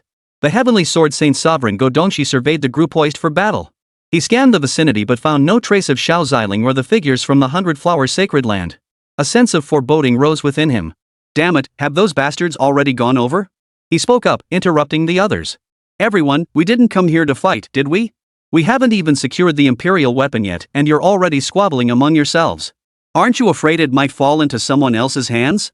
Godongshi looked at the others indifferently. Long Ming and Su Koan also sensed the profound imperial aura emanating from Godongshi. They realized Godongshi must be one of the few great emperor-level powerhouses present, just like themselves. This fellow cultivator speaks wisely. Those few have already gone ahead. Do the cultivators from the immortal realm still wish to waste time here? Long Ming gave a faint smile, showing no fear toward the others. Su Koan snorted coldly before shifting his gaze forward. He pondered how to break through this barrier. You said others have already passed through? How did they manage it? Su Koan asked Long Ming in a low voice. They just walked right through it. Long Ming, do you think this emperor has all the time in the world? Su Koan's eyes radiated an imperial aura as he fixed his gaze on Long Ming. Believe it or not. Long Ming replied coldly. At that moment, Yi Chen, who had been observing from afar, arrived. Seeing the disheveled group, he pondered silently. But if these big shots couldn't handle it, what could he possibly do? Meanwhile, Xiao Ziling and the others pressed on toward the ultimate imperial weapon. Suddenly, he sensed someone following behind him. But the presence was faint, not that of a supreme or even an emperor-level powerhouse. Hua Xiangu and Yun Zhu also sensed someone trailing behind them. They turned to look behind them. Who's there? Hiding like a coward. A dark figure emerged from the shadows. Ha! It's you? Didn't you leave already? Xiao Ziyi recognized the figure instantly. It was Su Yan, the Ghost King Sect's holy maiden she had met in the supreme secret realm. Though she was now merely the former holy maiden. Su Yan lowered her head slightly, a trace of awkwardness on her face. I did leave, but then I thought I'd come here to see if I could find some opportunity. Though slightly embarrassed, she still greeted Xiao Ziling respectfully. Greetings, Senior Xiao. Greetings, Holy Sovereign of 100 Flowers. Xiao Ziling gave a slight nod. He then appraised her from head to toe, offering no further obstruction. The ultimate imperial weapon has no master. Who ultimately claims it depends entirely on one's skill. Su Yan nodded quickly, a flicker of gratitude in her eyes. She understood that the elder had chosen not to hold her previous actions against her. What a magnanimous heart you possess, Senior. Su Yan thought happily to herself. Hua Xiangu, however, frowned at Su Yan's expression. You're the holy maiden of the Ghost King Sect, aren't you? The 100 Flowers holy sovereign jests. That is all in the past now. Su Yan replied with a wry smile. At least this incident had allowed her to see the true nature of a sect. Here, there was nothing much to see. Instead, within Xiao Ziling's miniature world, Gu Hanyang and Wan Mengshi gazed at the outside world while happily playing within Xiao Ziling's realm. My husband's little world is so amazing, it has everything. Chapter 13, Section 138, walk right over and you'll be buried here. Xiao Ziling also noticed the two within his miniature world. A faint smile touched his lips. As long as they were happy, that was enough. Su Yan, however, was scheming. How could she seize this ultimate imperial weapon from the hands of the senior? Never mind the elder, there were also the powerful figures from the major factions. With so many great emperor-level experts present, any one of them could reduce her to ashes. It's over. This imperial weapon. It seems I'll never get my hands on it. Su Yan sighed. Even if she somehow managed to seize the weapon and the elder chose not to intervene, she'd still be unable to carry it away from here. Who on earth leaked the information? Su Yan pondered with her head bowed, while Xiao Ziling and Waxy Ango had already stopped. Lost in her thoughts, Su Yan failed to notice and collided directly into Qin Yue's back.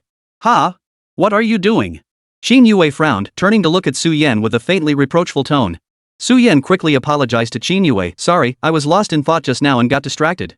You really are amusing. True to your Ghost King sect roots, not a single powerful ally by your side, yet you dare come here to snatch an imperial weapon. Qin Yue looked at Su Yan, a hint of admiration flickering in her eyes. I am no longer affiliated with the Ghost King sect, so naturally no powerful allies accompanied me. Su Yan gave a faint smile. She wished she had powerful allies with her too. But if any powerful cultivators were with her now, they'd only come to kill her. Besides, who said she came to seize the imperial weapon? She had assumed news of this ultimate imperial weapon hadn't spread yet. Yet now, so many powerful figures had come here. Even the weakest among them might surpass her in strength. The only one she was confident she could defeat was Qin Yue, the one speaking to her now. Qin Yue? Flower Fairy Bone glanced at the group chatting idly behind her, sighed helplessly, pressed her fingers to her temples, and shook her head. This imperial weapon is quite interesting. Xiao Ziling's gaze shifted toward the distance.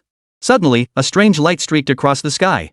Immediately after, a mysterious rune materialized before everyone. The rune flickered with an eerie glow, emanating a powerful yet unsettling aura. What is this? Hua Sengguo watched the rune warily, her hand instinctively tightening around her weapon. Xiao Ziling frowned, sensing that this rune seemed somehow connected to the ultimate imperial weapon. Everyone, fall behind me. Xiao Ziling said calmly, then glanced at Hua Sengguo. You too. Hua Sengguo froze. Wait, since when had she, a powerhouse at the emperor level, become a liability? Though puzzled, she obediently took her place behind Xiao Ziling. Just as everyone stood bewildered, the runes suddenly erupted, transforming into countless fine threads of light that shot toward the group. Xiao Ziling watched the incoming threads as a protective shield materialized before him, shielding everyone behind him. The threads collided with the shield, producing a crackling sound. Xiao Tian called out from the side, Master, it seems like this rune is trying to drive us out? Xiao Ziling nodded slightly. It seems to have gained considerable sentience. We should first ascertain the status of the ultimate imperial weapon before proceeding. With that, he led the group toward the location of the ultimate imperial weapon, while the lingering ripples of the rune's energy still faintly pulsed through the air. Outside, the others had tried countless methods, yet they still couldn't breach the barrier. Were it not for the overwhelming allure of the ultimate imperial weapon, they would have turned back long ago. How did those bastards get in? Long Ming narrowed his eyes, studying the barrier. The others were equally stumped. Long Ming stepped forward, gently placing his hand on the barrier. Then he carefully recalled how Xiao Ziling and the others had entered earlier, their movements and actions. So that's how it was. I see. Suddenly, a smile spread across Long Ming's face as he withdrew his aura. Amidst the astonished gazes of the others, Long Ming slowly walked toward the barrier. Hey! Long Ming! Where are you going? Long Qi asked, his face filled with confusion. Even the powerful figures from the Eternal Life Secret Realm, Su Koan, and the other mighty individuals present were now somewhat perplexed. They had just concentrated all their power to bombard this barrier, yet it had had no effect whatsoever. Could it be that this ancient dragon ancestor actually intended to walk right through it? Looks like this old dragon's been driven mad by this barrier. Su Koan chuckled indifferently, adopting the same wait-and-see attitude as Long Ming had earlier. The next moment, it was the crowd's turn to be utterly bewildered. They watched as Long Ming actually passed right through the barrier, growing farther and farther away from the crowd. The crowd erupted in chaos, voices rising in disbelief. How is this possible? How did he do it? Exactly. He passed through the barrier ages ago. Why wasn't he repelled? Emperor Xiansu raised an eyebrow, watching helplessly as Long Ming grew farther and farther away. He just walked right through. He just walked right through. Su Koan recalled the words Long Ming had shared with them earlier. Then he smiled faintly. Seems I was ignorant. So it really was just walking through after all. With that, he too concealed his aura and cultivation, then began walking forward slowly. The powerful cultivators of the immortal realm wasted no words. Following Su Koan's example, they too concealed their aura and cultivation. They too approached the barrier. Sure enough, they weren't repelled. They immediately quickened their pace, hurrying in the direction Long Ming had departed. Could the key to entering the barrier be concealing one's aura? The others also noticed something peculiar. No one had time to mock Long Ming anymore. Instead, they began mimicking both Long Ming and Su Kuan, suppressing their auras as they approached the barrier. Sure enough, they all passed through the barrier and began walking inside. Yi Chen, who had only just arrived, watched as everyone else entered. He breathed a sigh of relief and immediately headed into the secret realm. Unlike the others, however, he wasn't repelled by the barrier. Instead, he entered directly. He hadn't concealed his aura or cultivation, but his cultivation was too weak. Confronting this barrier was like confronting water. The harder he struck the surface, the more pain the water inflicted upon him. Yet, if he merely dipped his hand in gently, he could slip right through. The less force he applied, the less rebound he suffered. Yi Chen remained unaware that his own feeble cultivation had spared him from disaster. Within the barrier, Xiao Ziling and the others pressed onward toward the ultimate imperial weapon. Suddenly, a strange spatial distortion appeared ahead, as if an invisible force was blocking their path. Xiao Ziling halted, his gaze fixed ahead. The true form of the imperial weapon now stood before him. What formidable spiritual power! Who are you? A voice reached Xiao Ziling's ears. He smiled faintly and murmured softly, Dao Yu. What a name! Leave this place. You still have a sliver of hope. Otherwise, you too will be buried here. Chapter 14, Chapter 139, The Ninth of the 100 Flowers 10 Absolutes. The imperial weapon self-destructs. Xiao Ziling heard the voice, a trace of surprise flickering across his face. Then, with a faint smile, he thought to himself, how many times had he heard similar words since arriving in this Xianhuang realm? You don't have the power to speak to me like that, do you? Xiao Ziling looked indifferently at the ultimate imperial weapon. The weapon glanced back at him. The vast imperial might emanating from its body surged forth, completely overwhelming Xiao Ziling. A faint aura of psychic energy flickered around Xiao Ziling, shielding the others before him. It erased the oppressive aura for them. Just as the two remained locked in confrontation. Ancestor Minglong, Su Kuan, and the other powerful figures had already arrived at the location of the runes. They've been here recently. There seemed to be traces of battle left behind. Long Ming examined the marks on the ground and the lingering ripple of runes in the space. Suddenly, numerous runes appeared in the air, flickering with an eerie glow and emanating a powerful yet unsettling aura. Both Long Ming and Su Kuan furrowed their brows, puzzled by the runes appearing before them. What on earth is this? Just as the group was still puzzling over it, the runes suddenly exploded, transforming into countless fine threads of light that shot toward the group. Su Kuan reacted swiftly, instantly summoning his defensive artifact. But when the light threads struck his artifact, a tremendous force surged through it, sending a numbing shock through his hands. What the hell is this? Su Kuan exclaimed in shock, then unleashed all his spiritual energy and law power. While fending off the light threads, he led the people of the Eternal Life Secret Realm through this area. The other powerful individuals also employed their defensive techniques. But lacking Su Kuan's caliber, they all sustained injuries from the light threads to varying degrees. Go Dongxi, the ruler of the Heavenly Sword Sanctuary, barely managed to lead his disciples to safety, sustaining only minor injuries himself. The other great emperor-level experts also crossed through. Long Ming unleashed a dragon roar, attempting to repel the light threads. Yet their power was staggering, completely ignoring his dragon wave as they hurtled toward him. His pupils dilated as a light shield abruptly materialized before him. Before his eyes, the shield cracked and shattered under the relentless assault of the light threads. He hurriedly led Long Qi and the others, who were also resisting the light threads, through the area. What the hell are these things? After passing through, Long Ming and Su Kuan did not pause, continuing forward. The undamaged strong ones followed them as well. Acquiring the ultimate imperial weapon was their most urgent task now. Go Dongxi let out a soft sigh. He didn't press on further. His original intention had been to bring the disciples of the Heavenly Sword Sanctuary out to broaden their horizons. If they pressed on, danger would surely follow. Enough. Let's go. We won't proceed further for now. Let's rest here. Go Dongxi said softly to Zhang Ming and the others. Holy Master, aren't we going further in? If I hadn't blocked that beam of light just now, you would likely be dead. Go Dongxi fixed his stern gaze upon them. Continuing onward, with no telling what dangers lie ahead, is simply not worth it. Zhang Ming clenched his fists before relaxing them, reluctantly nodding in agreement. Xiao Ziling's aura was still locked in confrontation with that ultimate imperial weapon. Xiaotian's voice rang in his ear. Master, look behind you. They've caught up. Xiao Ziling followed Xiaotian's pointing gaze and saw Long Ming slowly emerging from one side of the warped space, a smug grin on his face. Ha ha ha ha. Finally caught up with you little bugs. His expression flickered with surprise upon seeing Xiao Ziling and the others, then hardened into a defiant glare. Not only Long Ming, but Su Kuan and the other powerful figures from the Eternal Life Secret Realm had also arrived. Their gazes all fixed on Xiao Ziling. This fellow carries no discernible aura, yet he gives off an intensely dangerous vibe. Su Koan murmured to himself. However, upon sensing that Xiao Ziling carried none of the aura of the ultimate imperial weapon, his gaze did not linger on Xiao Ziling for long. Long Ming and other ancient imperial clan powerhouses were also searching everywhere for the whereabouts of that imperial weapon. After a while, numerous powerful figures had gathered here. Soon, a terrifying aura descended like a crushing weight. Xiao Ziling remained silent, a similar aura of authority now enveloping him. His earlier exchange with the ultimate imperial weapon had ended unpleasantly. He still didn't know what this ultimate imperial weapon intended to do.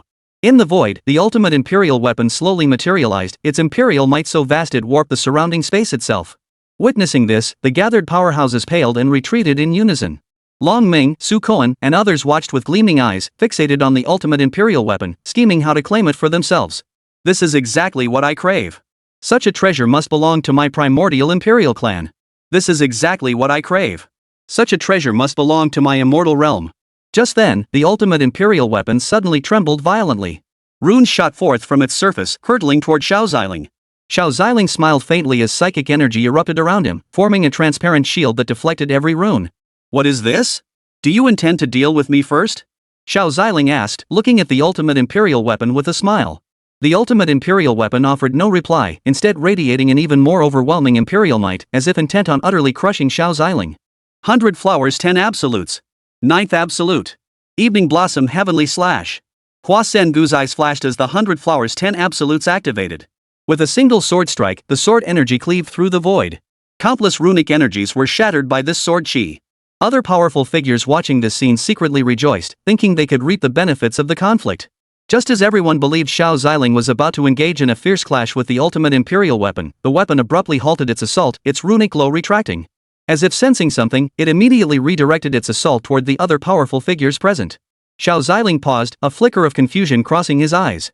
What is it doing? Long Ming, Su Koan, and the others watched in horror, their expressions turning grim. They're courting death. Long Ming roared furiously, charging forward first. Su Koan and the other powerful figures weren't about to be outdone. They all summoned their magical treasures and attacked the ultimate imperial weapon. This imperial weapon belongs to us. Facing the group, the ultimate imperial weapon proved several times easier to handle than when confronting Xiao Ziling. In contrast, the others were struggling immensely. Do you really think we're easy to bully? Long Ming's aura shifted dramatically. Purple dragon scales began to emerge on his arms, and the wings on his back spread wide. He now resembled a humanoid tyrannosaurus. Su Koan sensed trouble brewing. At this rate, the ultimate imperial weapon would likely fall into Long Ming's hands. Just as Long Ming prepared to charge toward the imperial weapon, countless streams of spiritual energy began converging toward the ultimate imperial weapon. The void began to tear apart, piece by piece. The laws of the universe within surged toward the ultimate imperial weapon. Seeing this, Long Ming's heart lurched in shock. Some powerful figures began fleeing outward. Su Koan cried out in alarm, "Leave this place quickly. It's about to self-destruct." Chapter 15, Chapter 140 The Grand Elder in Danger? Black Moon Mystic Sea. Hua Sen Gu channeled the full power of the 100 Flowers 10 Absolutes, forming a barrier before her. She then infused her own spiritual energy into the barrier to reinforce it. Even Big Yellow prepared to act, intending to lead everyone away from this place. They were far too close to this imperial weapon, they were bound to be caught in the blast. Xiao Ziling merely smiled faintly, then snapped his fingers lightly. Instantly, the group was transported into a special space. Boom! The ultimate imperial weapon detonated, unleashing terrifying energy that crashed toward them like a surging tsunami. Long Ming, Su Koan, and the others desperately resisted the explosion's aftershocks. Some weaker powerhouses were instantly consumed by the energy, reduced to ashes. Hua Sen Gu found herself suddenly appearing within a spatial void. Just as confusion arose, Xiao Ziling smiled at the group. Rest for a moment. Wait until the aftershocks of that imperial weapon's explosion subside first. He had likely already figured out why the imperial weapon had suddenly detonated. He needed a little more time to confirm his suspicions. The others nodded and immediately sat cross-legged to rest. Especially Hua Sengwa, she had just unleashed the 9th technique of the 100 Flowers 10 Absolutes, which had taken a significant toll on her. Xiao Ziling glanced at his miniature world before stepping inside. Within the miniature world, Gu Hanyang gazed at the green mountains and flowing streams nearby. This realm was filled with birdsong and floral fragrance, its air thick with spiritual energy. This was truly the idyllic dwelling they had always longed for. My husband truly knows how to live. Gu Hanyang approached Ruan Mengshi and gently poured her a cup of fruit tea. Han Nian, thank you for coming to see me. Would you like to go out and join my husband in Ze? Ruan Mengshi smiled faintly at Gu Hanni, though Hanni had come of her own accord. She could sense that Gu Hanyan had been looking after her these past few days. Xiao Ziling also frequently dropped by to check on the two of them. Hee, Sister Cece, you shouldn't worry about that now. If I want to go out, I can just go. You need to take good care of yourself now. Gu Hanyang gently patted Wan Mengxi's hand and spoke softly. Just then, a figure suddenly appeared in the miniature world, none other than Xiao Ziling. Seeing you two chatting so happily puts my mind at ease. How do you like it here? He said with a smile. Gu Hanyang's eyes lit up. Husband, how did you get here? Xiao Ziling stepped before them. Just checking in on you two. Oh, and there's a pool back there, feel free to splash around if you fancy it. Hearing Xiao Ziling's words, both Gu Hanyang and Wan Mengxi's eyes lit up. This was exactly what they had hoped for. Okay, we got it. Gu Hanyang nodded lightly, then made room for Wan Mengxi. Sister Mengxi, you two chat. I'll go. Gu Hani whispered a few words in Wan Mengxi's ear, then left with a smile spreading across her face. Xiao Ziling watched Gu Hani's retreating figure with a bewildered expression. CC, where did Han Yen go? Oh, she probably has something to attend to. Recalling the words Gu Hani had whispered in her ear moments ago, Wan Mengxi couldn't help but cover her mouth and giggle. Seeing the two of them beaming with joy, Xiao Ziling felt a warm glow in his heart. Xiao Ziling walked over to Wan Mengxi and asked with concern, Sierra, how are you feeling? Wan Mengxi smiled and shook her head. Much better now. I'm sorry to have worried you. Thank you both for your help. Xiao Ziling nodded. It's nothing for me, but Han Yen really has been working hard. By the way, why did you come in? Didn't you two have something to discuss outside just now? Wan Mengxi asked with a gentle smile. Yes, I know. But I was still worried about you two and wanted to check on you. Rest easy here. With me outside, everything will be fine. I've warned those guys too. Empress Phoenix might be curious and occasionally drop by to see you, but she's a decent person. You'll see when you meet her. Xiao Ziling's gaze drifted toward the distance before he offered a faint smile. The flow of time in his small world differed from that outside. Though he'd been here for quite some time, outside, only a moment had passed. Sheer, I'll step out now. If anything comes up, just let me know. Xiao Ziling gently ruffled Wan Mengxi's hair. He gazed at her with a smile before departing. Outside in the outer space, for Xiao Ziling, it was merely the blink of an eye. Xiao Zi and the flower fairy Bone had not noticed a thing. Master, they truly didn't notice a thing. Xiao Tian had stayed by Xiao Ziling's side the entire time. He naturally knew Xiao Ziling had entered his miniature world and then emerged again. A faint smile touched Xiao Ziling's lips.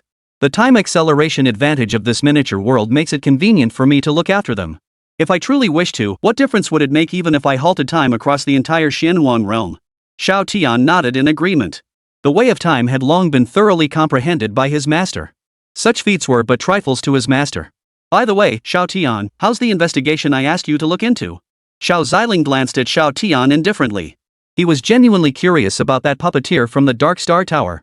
What kind of person dared to refine puppets using living humans? He had seen many such methods of creating puppets from living beings before. After all, this technique could preserve the former strength of the person turned into a puppet to a great extent. But the moment such a person emerged, they would be completely eradicated. They would immediately face relentless persecution from countless factions and powerful beings. He had witnessed one such individual before. That individual, however, was even more ruthless and merciless. In the end, they were hunted down by countless powerful beings, including himself. Countless mighty beings perished in the pursuit. Only then was that individual finally slain with great difficulty. The living puppets can't travel far, and even ascending to immortality is difficult for them. Within the Xianhuang realm, there's still enough of a headache. And that fellow has already mastered crafting puppet emperors. The one I encountered before struggled even to create puppet cultivators at the heavenly realm stage. Xiao Ziling remarked indifferently. Master, the matter concerning that Grand Elder seems to be connected to the Dark Star Tower. Xiao Tian looked at the information appearing on the screen and said somewhat sheepishly. What connection? On their way back, they encountered that puppeteer who crafts living beings into puppets. After a fierce battle, the Grand Elder and the others realized something was off about him. In the end, they were no match for him and were taken away. A flicker of light passed through Xiao Ziling's eyes. So you know where that puppeteer is? And that Dark Star Sky Tower? Crafting puppets from living beings requires draining the victim's spirit nearly to exhaustion, a process that takes considerable time. The Grand Elder should be fine by now. Xiao Ziling remarked indifferently. In truth, this method was far inferior to controlling puppets with slave seals. But it was far superior to normal puppet refinement. Got it. They're all at the border. At a place called Black Moon Mystic Sea. The Grand Elder and the others are safe for now. That person needs a very long time to refine a living being into a puppet. Xiao Tian said solemnly. Xiao Ziling nodded. Understood. I'll go investigate. I want to see what kind of power this Dark Star Sky Tower possesses, daring to hide such a puppeteer. And they even sent assassins. A cold glint flashed in Xiao Ziling's eyes as an icy aura emanated from his body. Chapter 16, Chapter 141 Imperial Might Shakes the Wilderness, Hidden Plan? Xiao Ziling returned to Xiao Zi, Hua Xiangua, and the others. Hua Xiangua and the others from the Hundred Flowers Sanctuary also turned their gaze toward Xiao Ziling. Xiao Daoyu, why did that ultimate imperial weapon self-destruct? Elder Yunju and Elder Wu exchanged puzzled glances. It had been ages since they'd witnessed an imperial weapon self-destruct. In fact, they had scarcely witnessed any weapon self-destructions or even great emperor-level cultivators detonating themselves. They had only heard tales of such events from the powerful figures within the sacred land. Xiao Daoyu, this is precisely what puzzles me. What could possibly compel such an ultimate imperial weapon to sacrifice itself in self-destruction? Hua Xiangu murmured. Even the great emperor-level powerhouses of the Year Tomb wouldn't possess such resolve, would they? For an ultimate imperial weapon to possess such resolve. This imperial weapon is no ordinary artifact. It possesses a degree of sentience, having awakened an imperial spirit. Moreover, it seems to contain a trace of destiny power. Xiao Ziling thought to himself, though he kept this from Hua Xiangua and the others. After all, this was beyond their comprehension. Perhaps it doesn't wish to belong to us. Xiao Ziling shrugged and smiled faintly. Hua Xiangua and the others nodded in agreement. Truthfully, the fate of the imperial weapon no longer mattered to them. Too many powerful figures had come to vie for the imperial weapon this time. Whoever obtained that ultimate imperial weapon would inevitably become a target for other factions. Rather than letting it fall into the hands of the ancient imperial clans or the immortal realms, it might be better to simply let it be destroyed. Xiao Ziling remained undisturbed within this space. Outside the space, however, the powerful figures were still frantically fleeing. The ultimate imperial weapon had detonated its own power, a force potent enough to annihilate even an emperor-level powerhouse. What's going on with this ultimate imperial weapon? It actually self-destructed. Long Ming was now exerting his full strength. He pushed his speed to the absolute limit. The other powerful figures following behind him also unleashed their full might. Boom! Explosions echoed throughout the desolate wilderness. Not far away, the members of the Heavenly Sword Sanctuary who were resting, along with Go Dongxi and Yi Chen who had only recently arrived, were startled by the sudden explosions. The sheer force of the explosions nearly knocked them to their knees. Go Dongxi's pupils dilated as he sensed the terrifying pressure. He immediately thrust his arms forward, shielding his disciples. Zhang Ming hid behind Go Dongxi, his eyes wide with shock. What just happened? He wasn't unfamiliar with battles between emperor-level powerhouses, nor was he new to sensing imperial auras. But the pressure before him now far surpassed anything he'd witnessed from any emperor-level powerhouse before. Impossible. This pressure transcends the realm of emperors. Could it be an ultimate imperial weapon? Go Dongxi frowned.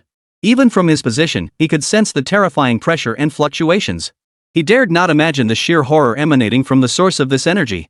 Even as he struggled to withstand this pressure and these fluctuations, the figures of the ancient imperial clan's powerhouses and the immortal realm's masters slowly materialized before his eyes. He also sensed an even more terrifying energy trailing behind them. He immediately led the people of the Heavenly Sword Holy Land away from this place. What on earth is happening over there?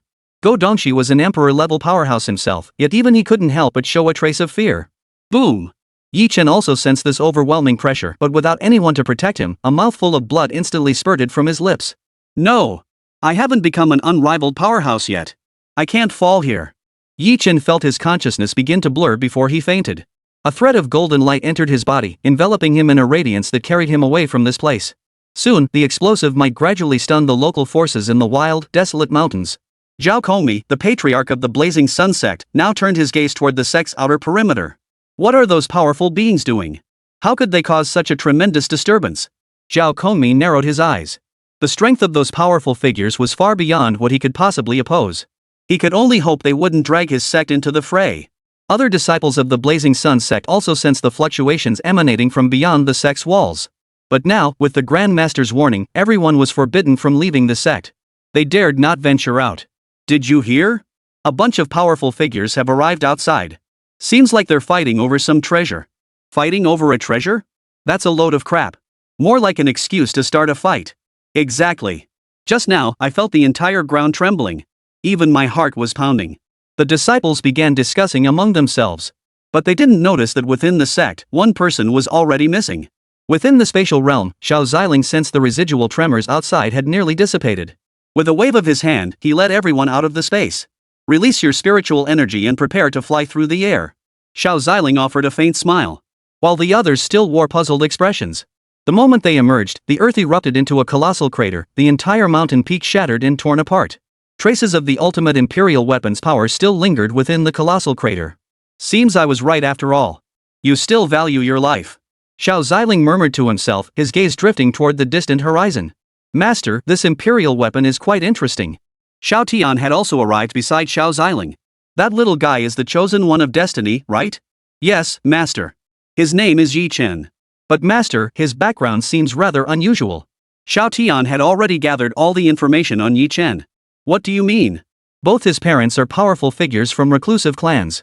However, his mother Gu Jinger was originally betrothed to a genius from another reclusive clan. But she fell for Yi Chen's father, the current head of the Yi family, Yi Ian, before the wedding. Xiao Tian glanced at the data before continuing, and this Yi Ian had numerous women. He then made Gu Jinger his concubine, which the other secluded clan viewed as an insult. The Gu clan felt the same way. Yet for some reason, no matter how the Gu clan's powerful members tried to persuade her, Gu Jinger insisted on staying by Yi Ian's side. So now the Yi clan must fight against both the Gu clan and that reclusive family. What about Yi Chen? Why is he out there again? He could have stayed with that secluded clan, but instead he's running around outside with only average talent. Doesn't the Yi clan fear Yi Chen might just die out there? That's all thanks to Yi Ian's other women. He's quite the womanizer. Any woman who catches his eye, he'll take into his fold.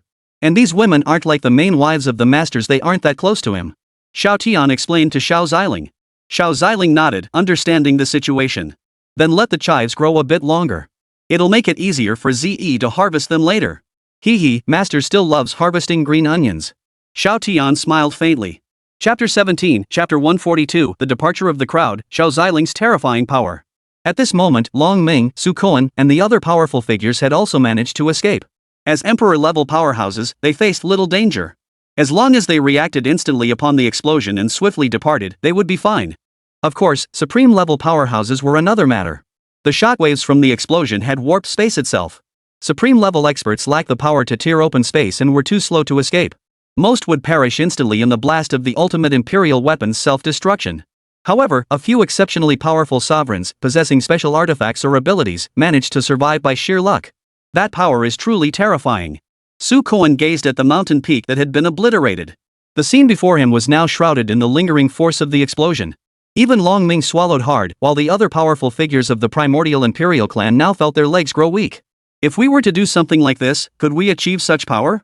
Long Qi's voice was slightly hoarse as he spoke. At that moment, Emperor Xian Su's legs trembled slightly as his voice came out in broken, halting tones. Probably not. Long Ming took a deep breath, then swept his gaze across the assembled crowd. Where once stood so many mighty warriors, after the imperial weapon's self-destruction, fewer than 50 remained. The heavenly sword Saint Master Godongshi approached with a frown. His gaze held surprise as he observed the few survivors. What on earth could have left these men in such a wretched state? After all, either Long Ming or Su Koan alone possessed the power to annihilate their entire heavenly sword sanctuary. Yet here they were, gasping for breath and channeling their spiritual energy to heal their wounds. Long Ming shot Godongshi a glance and snorted coldly, offering no reply. Godongshi, observing Long Ming's attitude, felt a bit displeased. But the gap in their strength was undeniable, leaving him with little to say. Then, one of the great emperor-level powerhouses cursed aloud. What rotten luck! This imperial weapon actually self-destructed, wasting this emperor's time and energy. With that, he departed immediately. Hearing this, Godongshi froze. What? The imperial weapon actually self-destructed? Holy crap, what a godsend! Perfect. Not only did he prevent these fellows from obtaining the ultimate imperial weapon, but he also suffered no loss himself. Godongshi surveyed the disheveled state of the crowd before him, recalling their imposing presence upon arrival. He felt an urge to laugh. But he was professionally trained, he rarely let himself laugh. Those fellows were so close to that imperial weapon. With that kind of power, that Tear Sky fellow must have perished there too. Long Ming spoke calmly, and other ancient imperial clan powerhouses also turned their gaze toward him.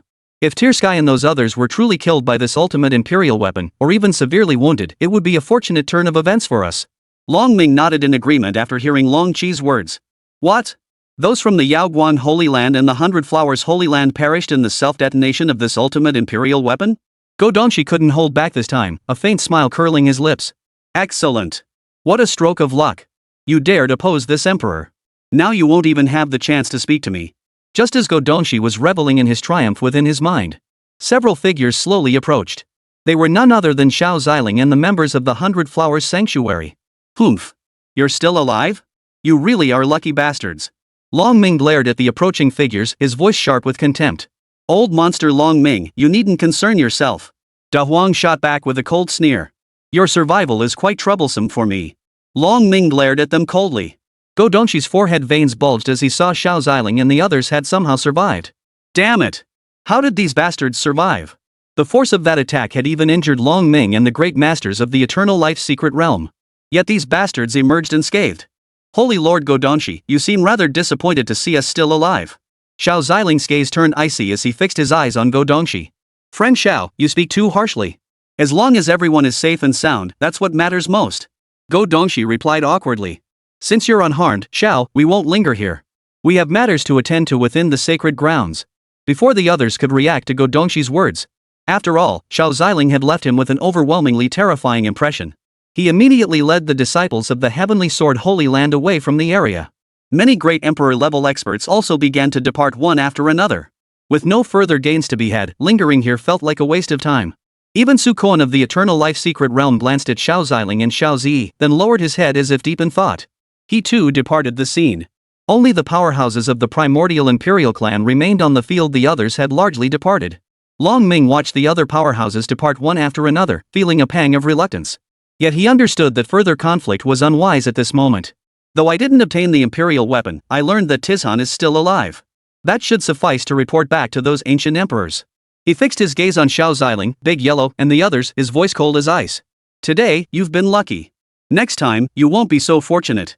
With that, he departed the scene, leading the ancient imperial clan's warriors with him. Old demon Ninglong, tell those ancient emperors not to bother seeking me out.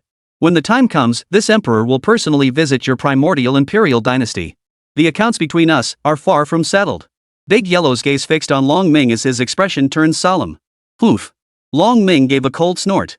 He said nothing further, instead leading his group of powerful warriors away from the place. Long Ming, that bloke was so arrogant just now. Why didn't we? Long Qi made a throat-slitting gesture toward Long Ming. Poof. Do you think I didn't want to? That handsome, otherworldly-looking fellow behind De Huang, his strength is likely far more than meets the eye. You have no idea how terrifying he truly is. If I'd continued provoking him, he might have killed me outright. Long Ming felt a wave of shame wash over him.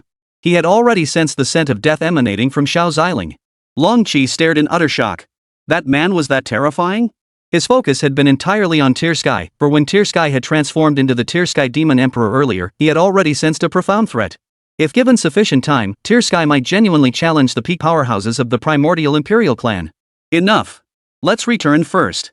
We'll decide our course of action after consulting with the ancient emperors. Long Ming addressed the group. Long Qi and the others nodded in agreement. Xiao Ziling watched the departing group without comment.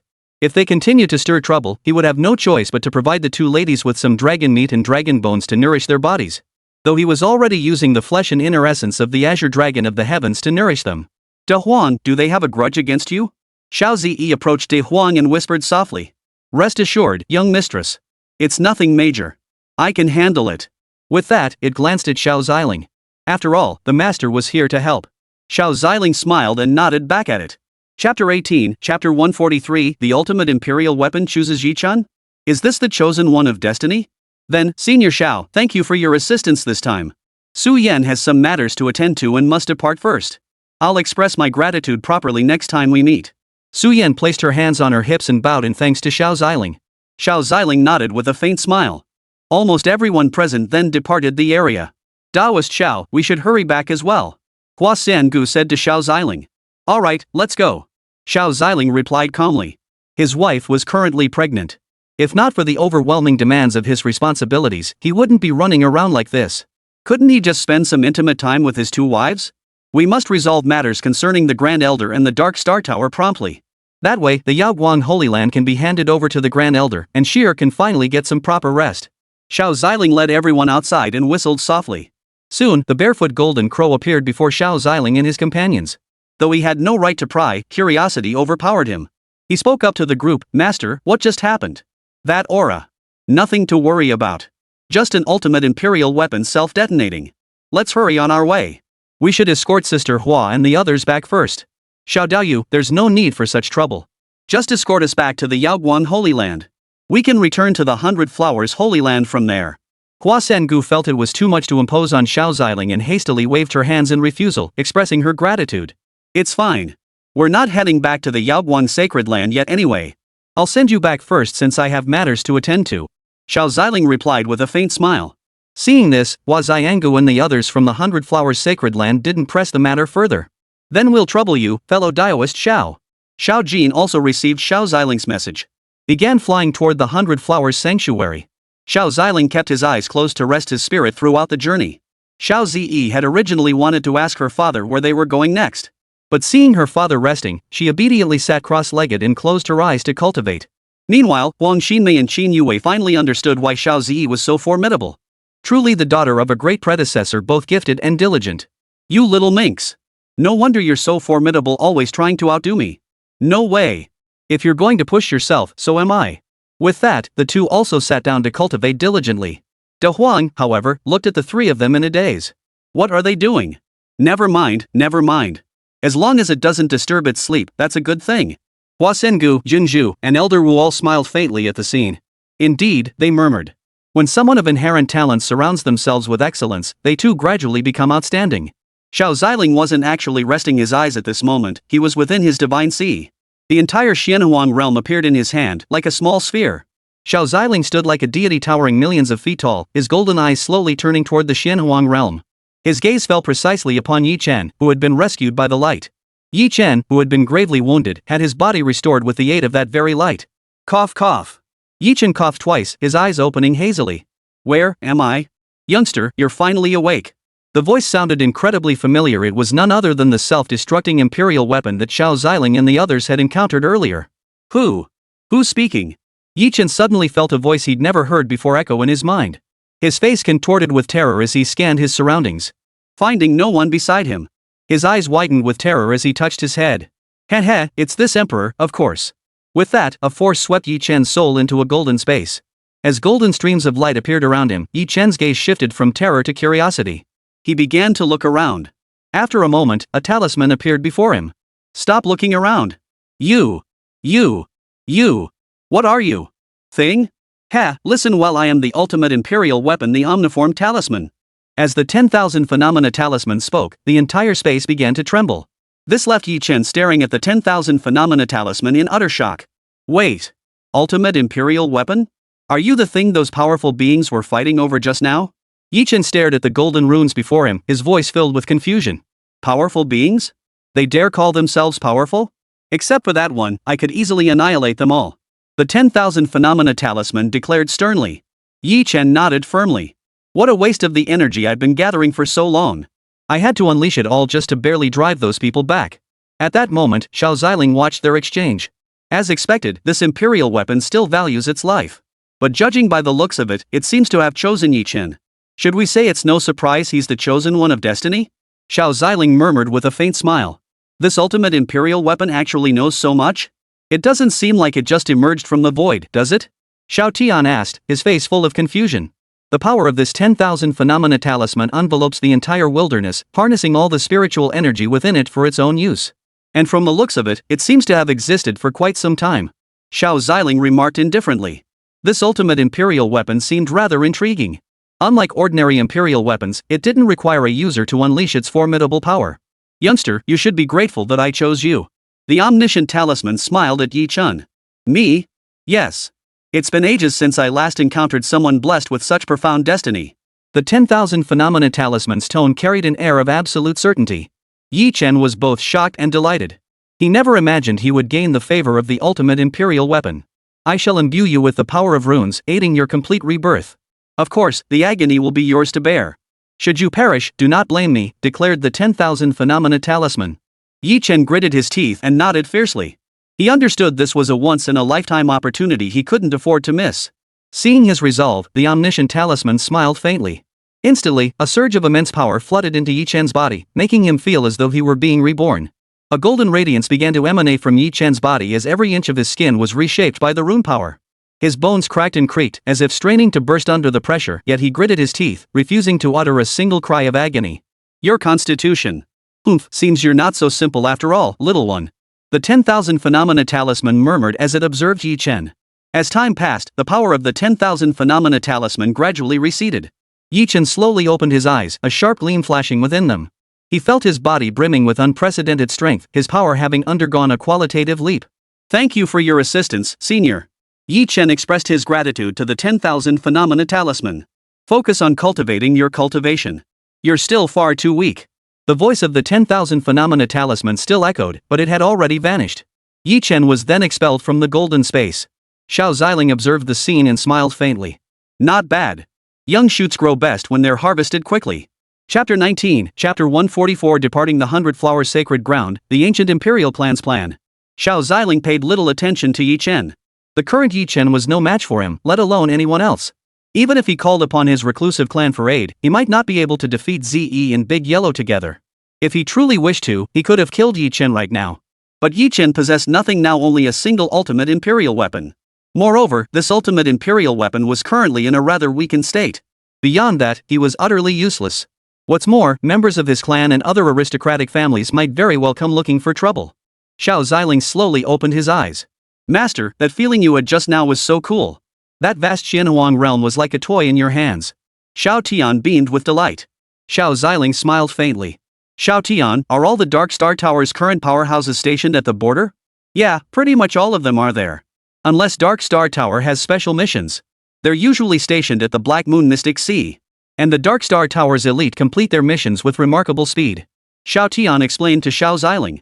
Understood. After we escort CC's friends back, we'll head to the border to investigate. Xiao Ziling's gaze shifted toward the border. Xiao Tian has already persuaded the heavenly Tao of the Xianhuang realm. She won't interfere with our affairs for the time being. Xiao Tian has also reinforced the Xianhuang realm. Master should be able to use minor teleportation and a little bit of power without any problems. Alright, then I'll use just a tiny bit. Xiao Ziling smiled faintly, then turned to see Zi, Wang Xinmei, and Qin Yue still cultivating there. He decided not to disturb them. Daoist Xiao, it's time to claim our 100 Flowers Sacred Land. Hua Sangu smiled faintly at Xiao Ziling. Simultaneously, she gestured to indicate the direction for Xiao Ziling. Elder Yunju and Elder Wu rose to their feet at that moment. Xiao Ziling followed the direction indicated by Hua Xianghua. Before his eyes gradually unfolded a breathtakingly beautiful scene. The sacred garden of 100 flowers appeared shrouded in a layer of multicolored mist, hazy and mysterious. Stepping inside, the rich fragrance of flowers filled his nostrils. Rare and exotic blooms vied for attention across the mountains and valleys, red as fire, pink like dawn clouds, white as snow. A gentle breeze swept through, causing the flower branches to sway and dance. I must say, your sacred garden of flowers is quite impressive. You certainly know how to pick a spot. Xiao Ziling drew in a breath. The air truly carried a faint floral fragrance. Truly a paradise of blooms. Xiao Ziling gazed around him. Crystal clear streams meandered through the flower beds, their rippling waters reflecting the delicate silhouettes of blossoms. Weeping willows graced the banks, their slender branches gently brushing the water's surface, creating ripples that spread outward in concentric circles. The flower fairy smiled and said, "This is but a corner of the sacred land of flowers. Would you like to enter and see more, fellow Taoist Xiao?" Even the three still in meditation heard the sounds outside. They opened their eyes and paused. Daddy, is this the sacred land of 100 flowers? Xiao Ziyi gazed at the vibrant beauty of the sacred garden of flowers before her. She had heard from her aunt that all the disciples here were female. Yes, this is the sacred land of 100 flowers. Xiao Ziling ruffled Xiao Zi's hair with a smile. Flower Taoist, we shan't keep you long. We have matters to attend to. Xiao Ziling declined Hua Xingu's invitation. He still needed to make a trip to the border and couldn't afford to waste any more time here. Very well. When the opportunity arises next time, you must come visit the sacred land of 100 flowers. Xiao Ziling nodded with a smile. Soon after, Xiao Ziling and Xiao Zi climbed onto the back of the barefoot golden crow. Qin Yue scooped up the still sleeping Big Yellow, cradling him between her two large spheres and kneading him gently. Little yellow dog, see you next time. Damn it, let me go. I can't breathe. Big Yellow was speechless. Why did this always happen? This time, they'd even ambushed him while he was sound asleep. Elder Wu witnessed the scene and shuddered violently. Qin Yue, stop fooling around. Release the demon emperor immediately. After all, Elder Wu and the others had witnessed Dehuang battling that ancient imperial clan powerhouse with their own eyes. And Big Yellow had even been gaining the upper hand. How could this little girl be so reckless? Elder Wu sighed helplessly, pressing his hand to his forehead. Qin Yue smiled and released Big Yellow. Then she followed Elder Wu back to the sacred grounds. Little brat, next time I'll definitely beat you. Shut up already. Elder Wu was beginning to feel like he didn't recognize his own disciple anymore. Xiao Ziling smiled faintly and said to the barefoot golden crow, "Let's go. We can depart now." The flower fairy Bone and Yunju watched as the group departed. It's a pity we caused them trouble this time. Hua Xianghua murmured to herself. Yunzhu, should the Yaoguang Holy Land ever require assistance, 100 Flowers Holy Land's support shall be swift and unwavering. Yes, Holy Master. Within the ancient imperial clan, Long Ming and Long Qi now found themselves in a dark abyss at the deepest recesses of the 10,000 Dragons Court. A colossal dragon's head slowly emerged from within. So, back then, with all of you, you still couldn't kill that dog? The ancient emperors present bowed their heads, daring not to meet the gaze of the peerless power before them. Ancestor Dragon, should we proceed to? An ancient phoenix emperor glanced at the dragon ancestor, his expression hesitant. The dragon ancestor exhaled a breath, and the overwhelming pressure emanating from his body instantly left everyone gasping for air. Even Long Ming, who stood but a step away from the pinnacle of the great emperor, found himself momentarily unsteady under the weight of the dragon ancestor's released pressure. Attend to the matter at hand. Should this endeavor falter, you may offer your apologies. The deep voice resonated within the hearts of all present. Then, the powerful figures present slowly vanished from the scene. Long Ming and Long Qi drew deep breaths. The gap between them and these terrifyingly powerful beings was stark indeed. Long Qi, have they awakened? Yes. Good. Then we must see this through. Otherwise, we'll truly have to offer our heads in atonement. Within the Eternal Life Secret Realm, Su Koan had already returned with the realm's elite warriors. Back so soon? The commotion over there was quite intense. An elder whose aura was unfathomably deep looked at Su Koan and smiled faintly. There was a slight complication. I never expected the ancient imperial dynasty to send that dragon Ming fellow. And for some reason, that ultimate imperial weapon over there actually self-destructed. Su Koan looked at the elder before him. The current situation had already surpassed their expectations. Unexpected events are commonplace. Kong Su and Kong Ming are both dead. There's likely a powerful force orchestrating everything behind the scenes. Su Koan frowned. For a powerhouse at the pinnacle of the great emperor realm to be killed, what kind of being could possibly accomplish such a feat? I'd like to play a game with that person, see if I have the qualifications to become the one holding the chess pieces. A faint smile touched the old man's lips as his gaze drifted slowly toward the sky. Chapter 20, Chapter 145 Journey to the Border, Lord of Dark Star Tower Enraged. Countless major factions now stirred in the shadows. Such a golden opportunity, none wished to let it slip away. Xiao Ziling had the barefoot golden crow carry them away from the 100 Flowers sacred land for some distance before dismissing the creature. Return to the vicinity of the Yaoguang sacred land first. Keep watch over it. As you command. Little Jean gently lowered his body, bowed to Xiao Ziling, then leapt into the air and departed without delay. Daddy, where are we going now? Xiao Ziyi watched the departing barefoot golden crow before turning her gaze to her father. We're heading to the border. I have some business to attend to and to deal with a few people who don't know their place. Xiao Ziling smiled faintly, reaching out to touch Xiao Ziyi's forehead. Then he glanced at his miniature world and noticed that Wan Mengxi and Gu Hanni seemed to have played themselves out.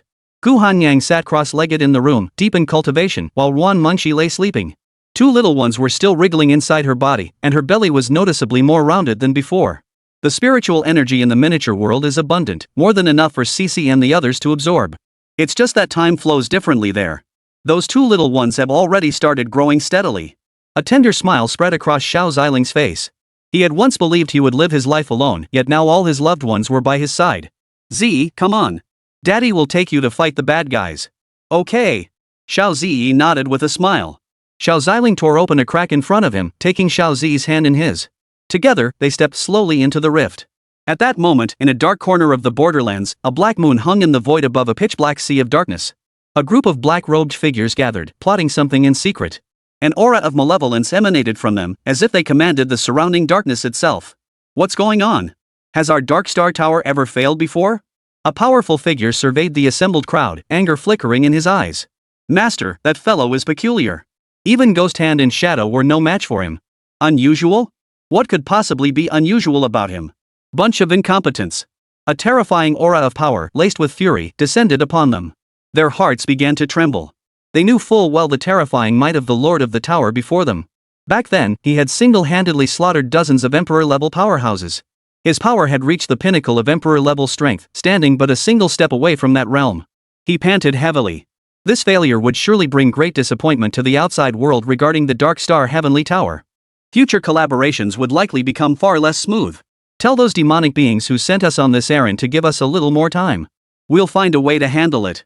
Understood, my lord. As for the items from the Flaming Demon Sanctuary. Of course we took it. What, return it? The master of Dark Star Tower sneered coldly. The others present also let out a cold laugh. Lord Tower Master, we've lost two great emperors outright this time. Should we ask that fellow to send over some more enforcers? A man clad in black robes spoke in a slightly hoarse voice. I'll speak with him in due time. I hear he's acquired quite a haul recently? He's handling matters for us, and I've provided him with what he desires. By the way, be extra cautious these days. Our failure this time has likely been noticed. The enemy's strength is unknown. Avoid provoking them unnecessarily for now. The master of Dark Star Tower addressed the group. Understood. Under his command, the Dark Star Sky Tower's elite began departing one after another. He, however, studied the intelligence gathered by his subordinates, his brow furrowing. There's still too little information about that Xiao Ziling fellow. If it weren't for the substantial benefits offered by the Yanma Holy Land and that person having already spoken up. Otherwise, I wouldn't want to proceed without certainty. Outside the Black Moon Mystic Sea, a fissure suddenly tore open. Xiao Ziling emerged from within, accompanied by Xiao Zi. Daddy, it's so dark in here. Xiao Ziling smiled and gently tapped his finger. A ball of light appeared before their eyes. It illuminated the area around them. Wow, it's not dark anymore. Come on, let's finish what we need to do. Then we'll head back to that place earlier to get some snowflake cakes for your mommy. Xiao Ziling said with a gentle smile. Xiao Zi beamed and nodded firmly. The two began walking forward slowly. Xiao Tian, are you sure this is the place? Yes, this is the place, master. They're just ahead. Xiao Tian pointed ahead. Upon hearing this, Xiao Ziling's eyes glowed faintly golden as he lifted his head to look ahead. A massive pavilion suddenly appeared before their eyes. Daddy, why did you stop? Xiao Zi looked at her daddy, who had suddenly stopped, her eyes filled with confusion. Xiao Ziling had forgotten that Xiao Zi hadn't activated her extinction eyes and her cultivation hadn't reached such a high level. For a moment, he failed to notice the pavilion shrouded within the magical formation. Daddy, would you like to show me a spell? Xiao Ziling smiled faintly. Xiao Zi's eyes lit up, and she nodded lightly. With a light snap of his fingers, the formation instantly dissolved, revealing the Dark Star Tower before them. The moment the formation vanished, Big Yellow, who had been sleeping on Xiao Ziling's shoulder, suddenly opened its eyes. Master, I sense many powerful auras. Da Huan leapt down from Xiao Ziling's shoulder. No wonder no one could uncover the location of the Dark Star Tower headquarters for so long, it's hidden incredibly well. Xiao Ziling smiled faintly. Let's go. We should take a look inside too. The trio began walking toward the Dark Star Tower. The instant the formation was shattered, the auras of Xiao Ziling, Xiao Zi, and Big Yellow were instantly detected by the tower's powerful defenders. Inform the Tower Master. Intruders have breached the perimeter. As soon as the words left his mouth, a figure vanished from the spot, heading straight for the topmost level of the tower. The other elites converged before Xiao Ziling. Xiao Zi and Big Yellow watched the group of powerful figures suddenly materialize out of thin air, their brows furrowing. There are so many great emperors here? Da Huang observed the formidable figures before them, each radiating an intimidating aura, and remarked solemnly. They're either puppets or pseudo-emperors who reach the emperor realm through special methods.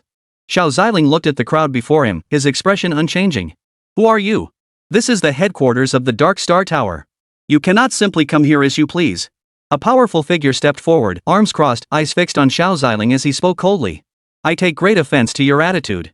A flicker of intensity passed through Xiao Ziling's eyes as a terrifying aura descended from above.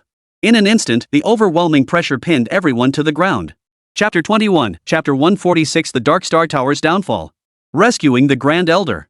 Some powerful figures who had sustained injuries earlier spat blood the instant they touched Xiao Ziling's aura. So terrifying, this pressure. How is this possible?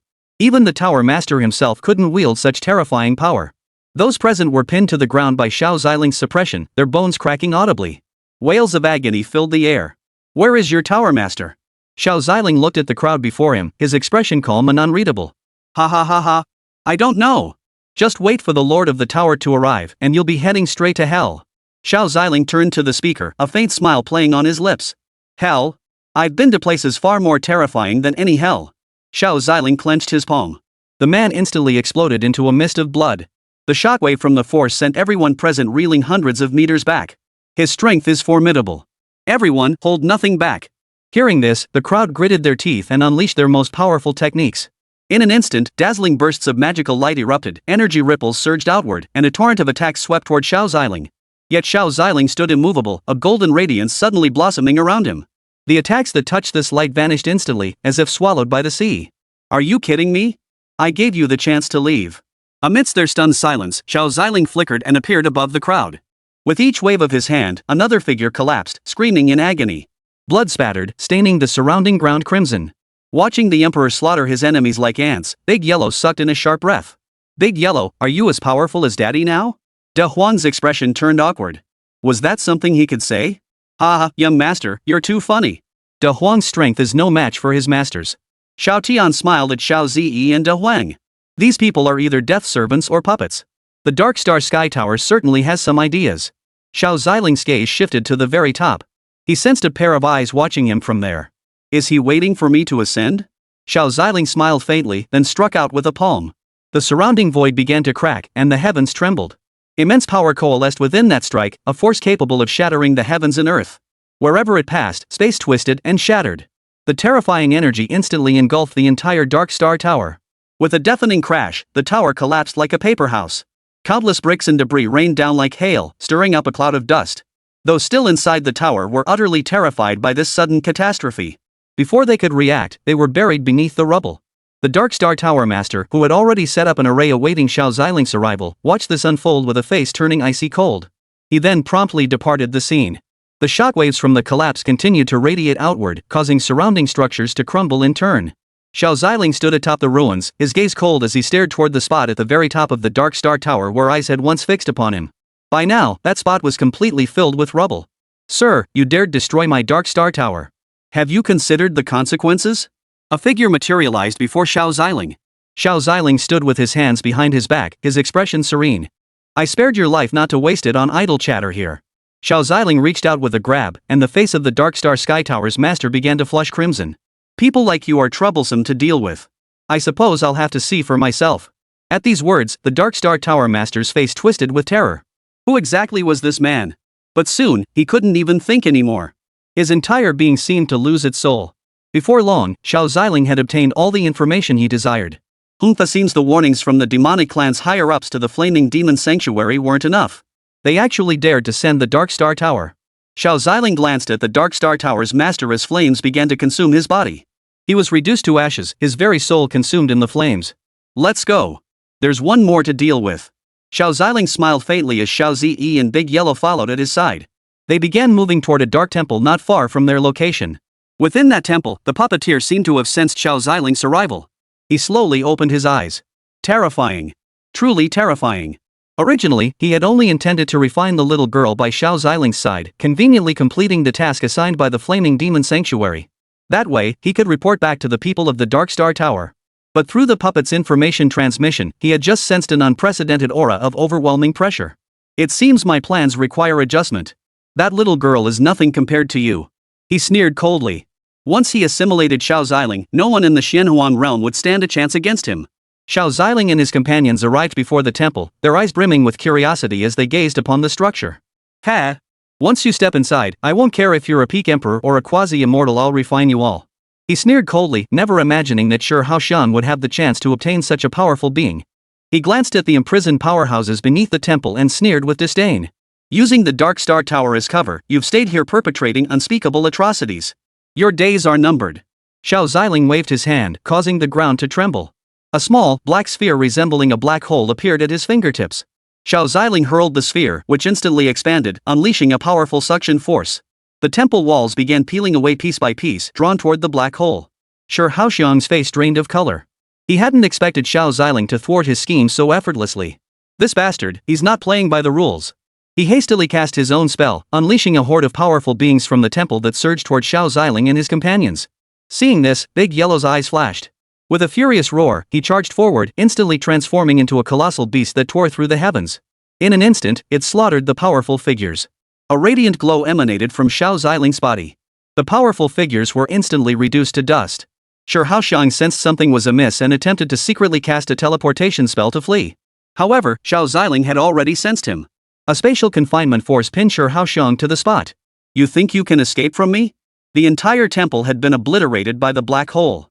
The members of the Yaoguan Holy Land, who Shi Haoxiang had captured, appeared before Xiao Ziling's eyes. Seeing them unharmed, Xiao Ziling reached out. A surge of psychic energy shattered the shackles binding them. He rescued them, then channeled a stream of pure spiritual energy into their bodies to begin healing their wounds. Annihilation Abyss. As Xiao Ziling's words fell, the black hole descended, obliterating the entire temple and leaving only a massive crater. Only Shi Haoxiang stared wide-eyed, utterly incredulous at the scene unfolding before him. Chapter 22, Chapter 147 Crushing Shi Haoxiang, Greetings to the Holy Lord Yaoguan. Xiao Ziling turned his gaze to the surrounding puppets, now under his control. With a gentle wave of his hand, he erased them completely, sending them into the cycle of reincarnation. Shi Haoxiang watched Xiao Ziling's astonishing display. Fear slowly crept into his heart, but he was now unable to move. Even if he wanted to run, he couldn't escape. Xiao Ziling reached out and grasped a patch of air above Shi Haoxiang. With a gentle yet firm tug, he pulled out Shi Haoxiang's entire soul. No! What kind of power is this? Are you demon or immortal? Shi Haoxiang's body, now devoid of soul, became lifeless, his eyes hollow and black. Xiao Ziling's gaze remained impassive, a flicker of divine consciousness passing through his eyes. All of Shi Haoxiang's memories were extracted by Xiao Ziling. Seems the alien race isn't as trashy as I imagined. Now I know what kind of scum you are. Xiao Ziling remarked indifferently. A beam of light appeared, slowly engulfing Shi Haoxiang's soul. Even his body began to shatter piece by piece. It turned to dust. Ah! Shi Haoxiang vanished from everyone's sight amidst endless agony and struggle. Master, he only survived this long because the Lord of the Dark Star Tower aided him. Xiao Tian approached Xiao Ziling and explained. They formed some sort of mutual benefit arrangement. He provided the Dark Star Tower with sufficient powerful warriors and assassins. The Dark Star Tower hides his tracks. Otherwise, his actions alone would be enough to draw the pursuit of every major power in the Xinhuang realm. Xiao Ziling replied with a faint smile. Daddy, who are they? Xiao Zi and Big Yellow stared at the Grand Elder and others Xiao Ziling had rescued. Da Huang observed the several unconscious figures before them. Their auras were anything but ordinary. One emperor, the rest are all supreme realm powerhouses. Da Huang murmured. They're all from your aunt's sacred land. Xiao Ziling said as he channeled some spiritual energy into the group. File anti-piracy bookfinder but choose it and you won't go wrong. With Xiao Ziling's assistance, the Grand Elder and the others quickly recovered. The first elder awoke first, slowly opening her eyes to the dimly lit surroundings. Her entire being instantly became alert. But she soon spotted Xiao Ziling and the others.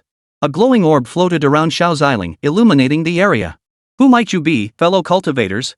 Just as the Grand Elder noticed Xiao Ziling and the others and was about to ask, her peripheral vision caught sight of several powerful figures who had accompanied her to the border. They now lay unconscious nearby. Kyla. The Grand Elder looked at her friend, who still hadn't regained consciousness. She first bowed to Xiao Ziling in gratitude. Then she hurried over to her companions. Rest assured, they're fine now. I've treated their injuries, and they should wake up shortly. Xiao Ziling replied with a faint smile. The elder's eyes brimmed with tears as she nodded gratefully to Xiao Ziling. Thank you for your help, fellow cultivator. By the way, that one who captured us. As she spoke, the elder seemed to sense a certain aura flowing through the air. Fellow Taoist, you wouldn't have already. The elder's voice trembled with shock. That Shi Haoxiang fellow? I've already killed him. Xiao Ziling's expression remained calm as he uttered the words with casual indifference. Yet within the elder's heart, it stirred 1,000 waves. He really has been killed by this fellow cultivator. The Grand Elder's heart lurched in shock. Even she would have struggled to deal with that man. After all, he was surrounded by so many powerful allies. A single great emperor like her simply couldn't stand against them.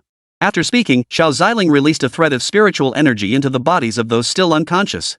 The Grand Elder made no attempt to stop him. For some reason, the moment she first laid eyes on Xiao Ziling, she sensed that this dashing, otherworldly man before her would not harm them. With Xiao Ziling's assistance, the unconscious individuals quickly regained consciousness. Surrounded by unfamiliar surroundings, they were momentarily disoriented. Where are we? Kyla struggled to her feet with the support of the elder. Kyla, how are you feeling? Kyla shook her head. I'm fine. Just feel like I've been asleep for ages. A bit dizzy. Xiao Ziling turned and walked over to Xiao Zi and Big Yellow. Big Yellow, if I'd sent you to fight that guy just now, what were your chances of winning? Xiao Ziling smiled. Da Huang recalled the great emperor-level experts they had just fought. He could clearly sense that those emperor-level powerhouses had essentially unleashed their full potential. I can't say for sure about the one you killed, Master, but if it's just those great emperor-level opponents from earlier, I'd say I had 100% chance. Xiao Ziling had utterly crushed that Shi Haoxiang, and even Da Huang hadn't been able to gauge that person's strength. The bloodline within Big Yellow is exceptionally pure. I believe it won't be long before he too breaks through to a new realm. Xiao Ziling remarked with a faint smile. After a while, the Grand Elder and the others had recovered. They approached Xiao Ziling. Fellow Taoist, I am Liao Jia, the Grand Elder of the Yaguan Holy Land. We are profoundly grateful for your assistance. Without your help, we would have been doomed. Liao Jia expressed her gratitude to Xiao Ziling.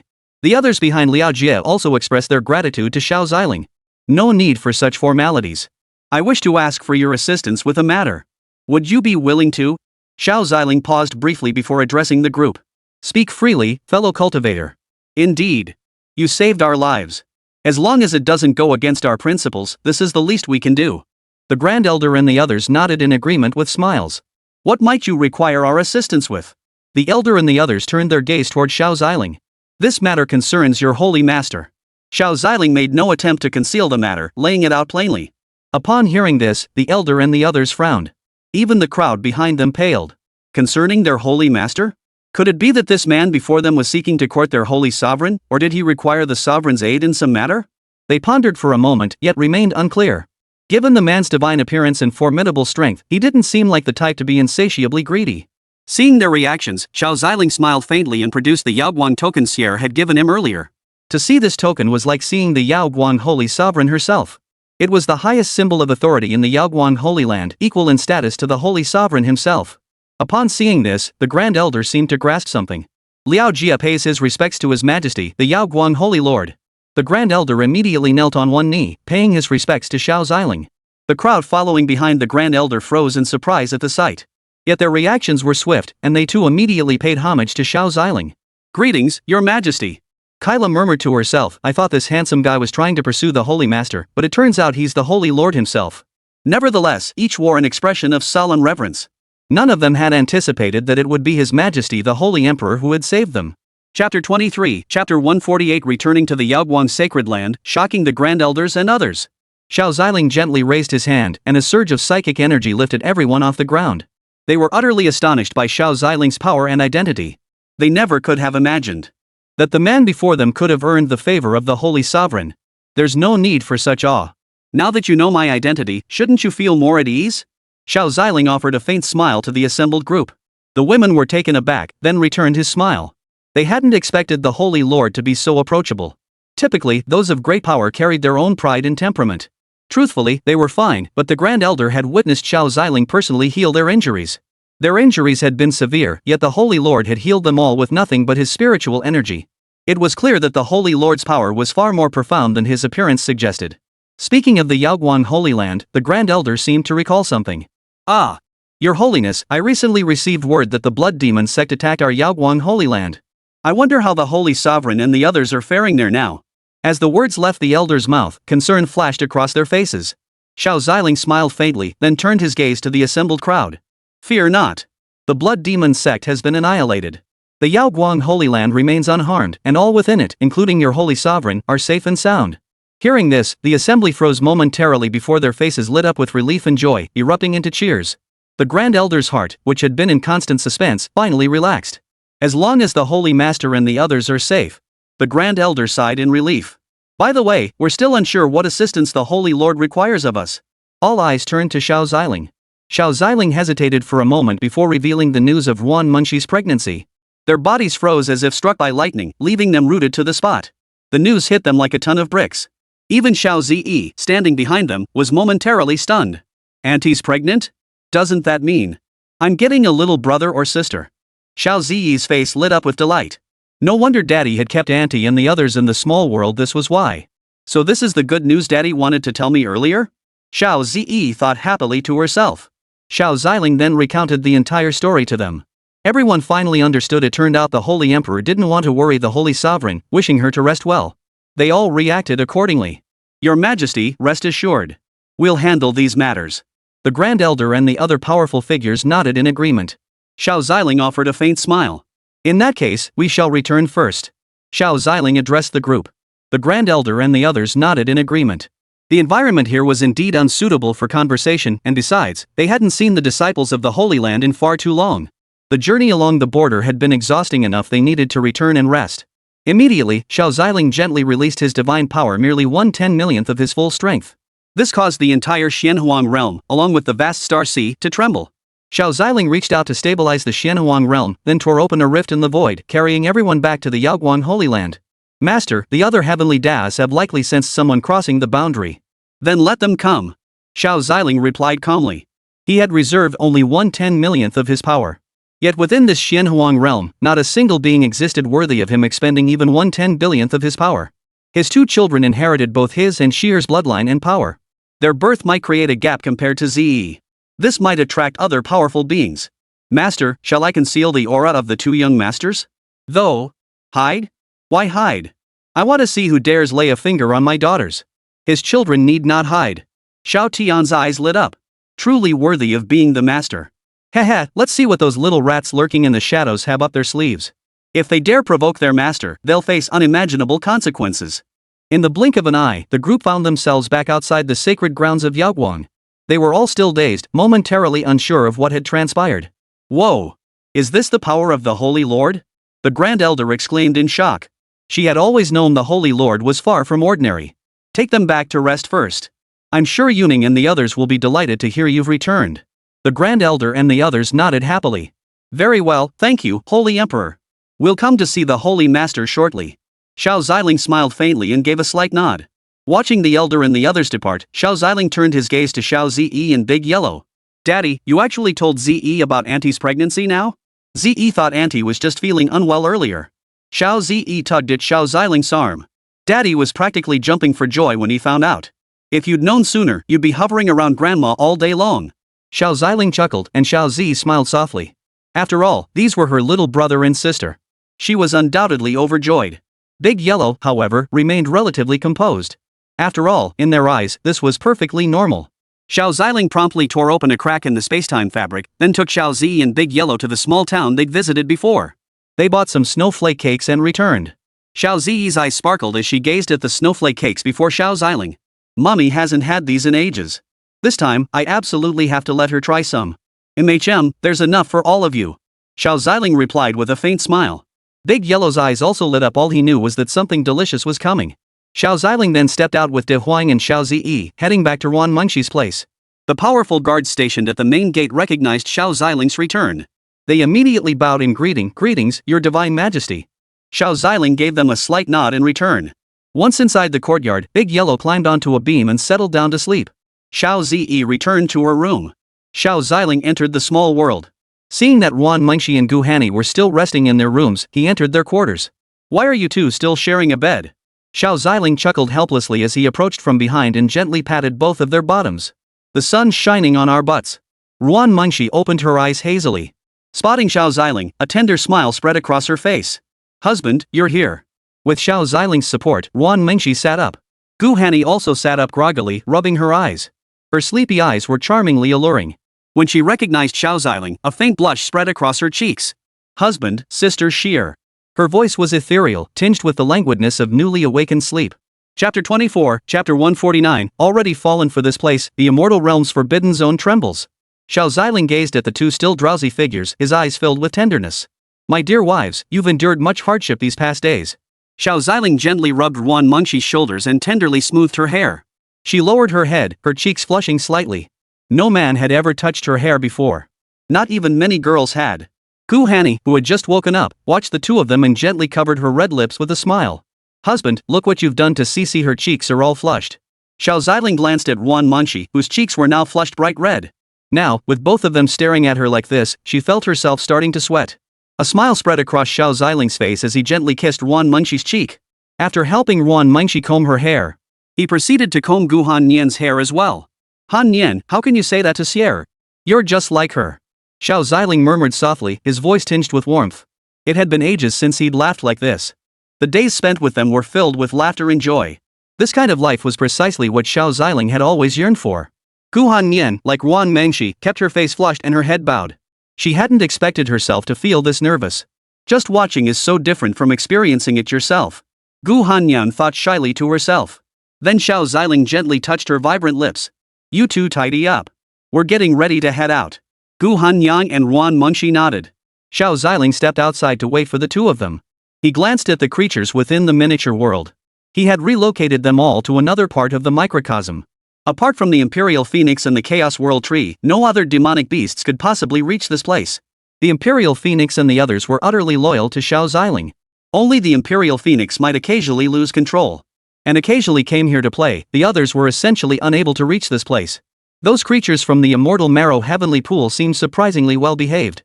The barrier I set up hasn't been touched at all. Xiao Ziling remarked indifferently. The elixirs he'd concocted for Sierra were now depleted. It was time to gather more. He might as well ask Xiao Tian for some more of those precious ingredients to refine even more. Xiao Ziling assumed they were being well behaved, but in truth, they had grown fond of this place. It's amazing. This place belongs to that noble lord, and it's overflowing with spiritual energy, plus it's incredibly safe. Indeed. I don't even want to leave this place anymore. The group murmured contentedly. Wait, what if that noble one kicks us out? You fool! If you get kicked out, you'll be useless. The immortal marrow heavenly pool is here. We're guarding it for the noble one. Perhaps the noble one will even let us stay. The figure addressed the group. They found this reasoning somewhat plausible. Little did they know that this very celestial marrow heavenly pool had already caught the eye of a peerless immortal emperor-level powerhouse. Within the immortal realm, that powerful being had already arrived at the location. I hope those fools have prepared the immortal marrow spirit milk. Otherwise, don't blame me for crippling them outright. A fierce expression hardened his features, his very presence radiating an air of extraordinary power. An aura of divine energy swirled around him, each step causing ripples in the surrounding void. The original guardians of the immortal realm's forbidden zone watched as he stepped into the restricted area. Couldn't help but stifle a smile. They were all eagerly anticipating how he would react when he witnessed the scene within. They certainly feared the one who had uprooted the entire immortal marrow heavenly pool before. But this powerhouse, capable of subduing the demonic beasts that guarded the immortal marrow heavenly pool? They held no fear for him. In fact, this powerful being had no right to boast in their presence. What the hell? Where's my stuff? He saw the immortal marrow heavenly pool had vanished, along with those creatures and the immortal marrow spirit milk. All gone. No. How could this happen? His face hardened with fury as his gaze swept the surroundings, settling on the massive crater. His first thought was that some blind fool had stolen the divine essence heavenly pool. Damn it! Daring to steal from me, Xin Yuan. What audacity! Shi Yuan turned his gaze toward the powerful figures lurking in the shadows around him. He clenched his fist, and a colossal cauldron materialized beside him. Countless streaks of immortal energy rippled across its surface. Do you know something? Or, did you do this? Shi Yuan demanded sternly, his displeasure palpable. If they were indeed responsible. Shi Yuan, don't make us laugh. We wouldn't stoop to such things. If anything, we'd just fight you for it outright. Exactly. Besides, that powerhouse who took the immortal marrow heavenly pool is someone you can't afford to provoke. Got it? Exactly. He could slaughter our entire forbidden zone with ease. You can't even do that. You couldn't even kill us. The assembled powerhouses of the forbidden zone stared at Shi Yuan, their expressions gradually hardening. Is that so? Shi Yuan's gaze swept over these so-called old monsters of the forbidden zone. The colossal cauldron beside him erupted with a surge of power. The surrounding space was relentlessly compressed until a shattering sound echoed. If I weren't occupied with urgent matters, how many blows do you think you could withstand against me? Shi Yuan stamped his foot lightly, sending everyone reeling backward before departing the forbidden zone. The powerful figures within the forbidden zone watched Shi Yuan depart, smiling faintly. That Shi Yuan still lives in the past. If we hadn't honored our agreement back then, he'd truly believe he could push us around. His strength is undeniably formidable, but that doesn't mean he can rule the forbidden zone of the immortal realm. One by one, the powerful figures gazed in the direction Shi Yuan had departed. Even the forbidden zone was now in such turmoil. Who knew what state the immortal realm was in? By the way, old man, have you found your master yet? One of the powerful figures addressed an elderly man of considerable strength. No. I fear the Empress has already. The old man slowly closed his eyes, tears streaming down his cheeks. Ah, try to find peace. At least that powerful being from the alien race is dead too. I truly cannot fathom what power could have slain Her Majesty the Empress. Has that foreign power grown so formidable? They sighed. The immortal realm was no longer what it once was. Xiao Ziling remained unaware that uprooting the immortal marrow heavenly pool had already drawn the wrath of the immortal realm's mighty beings. He still breathed the air of his little world with carefree ease. He planned to keep adding things to this little world, lest the child find it boring once born. After all, he had once come from Blue Star, and his mind was brimming with all sorts of strange and wonderful ideas. With Xiao Tian by his side, these plans should pose no problem. While Xiao Ziling was still deep in thought, Ruan Mengxi and Gu Hanni had already finished tidying their appearance. They slowly emerged from the room. Xiao Ziling gazed at them, utterly captivated. Ruan Mengxi wore a snow-white gauze gown, her golden hair cascading like a waterfall.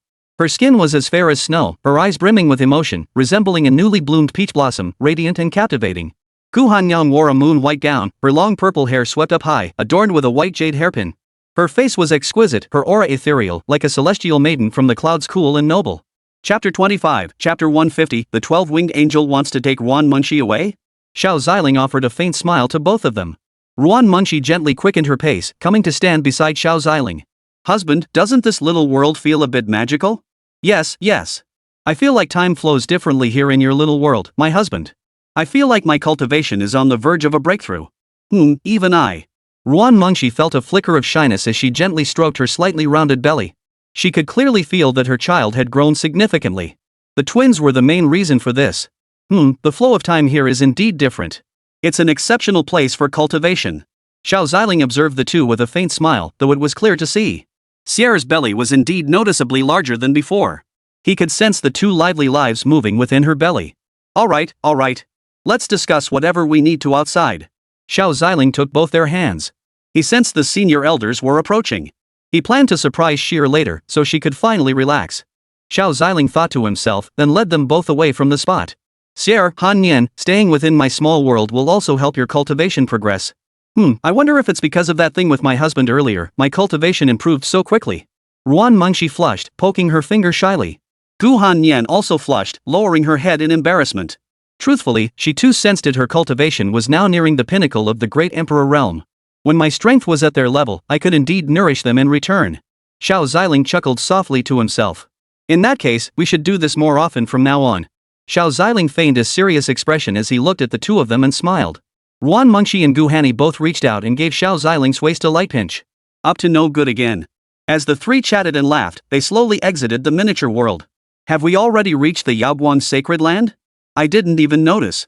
Ruan Mengshi smiled as she looked at her courtyard. Maybe carrying two little ones is too tiring for you. It's perfectly normal you didn't notice.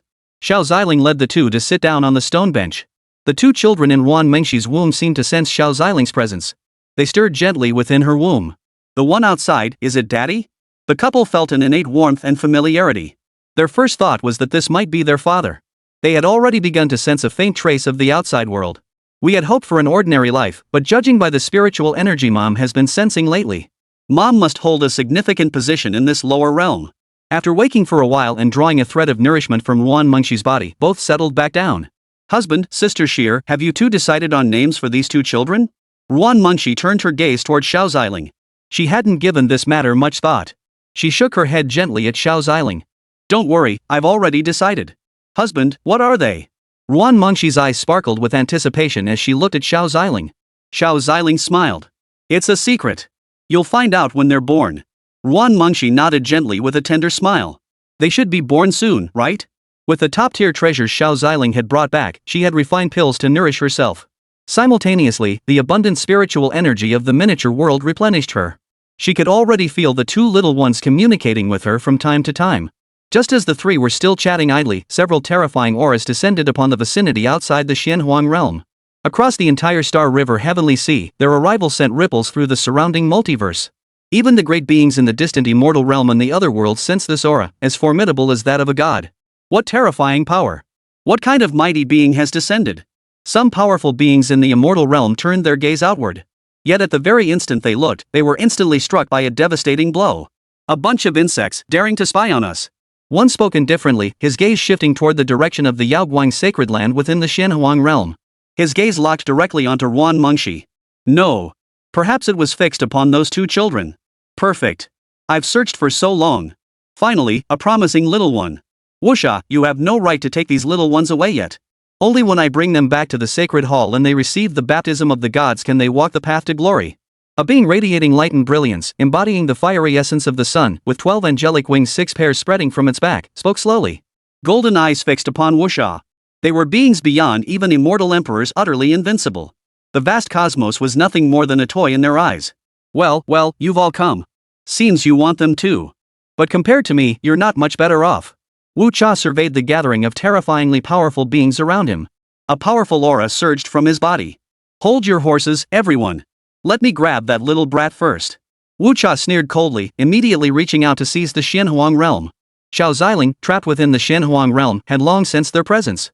He turned his gaze toward those terrifying beings. The golden pupils of the 12-winged angel widened in shock, as if witnessing something utterly terrifying. These two little ones are yours. I have business to attend to and must depart. With that, he swiftly tore open the river of time and space, carrying his aura with him as he vanished from the scene. Useless trash.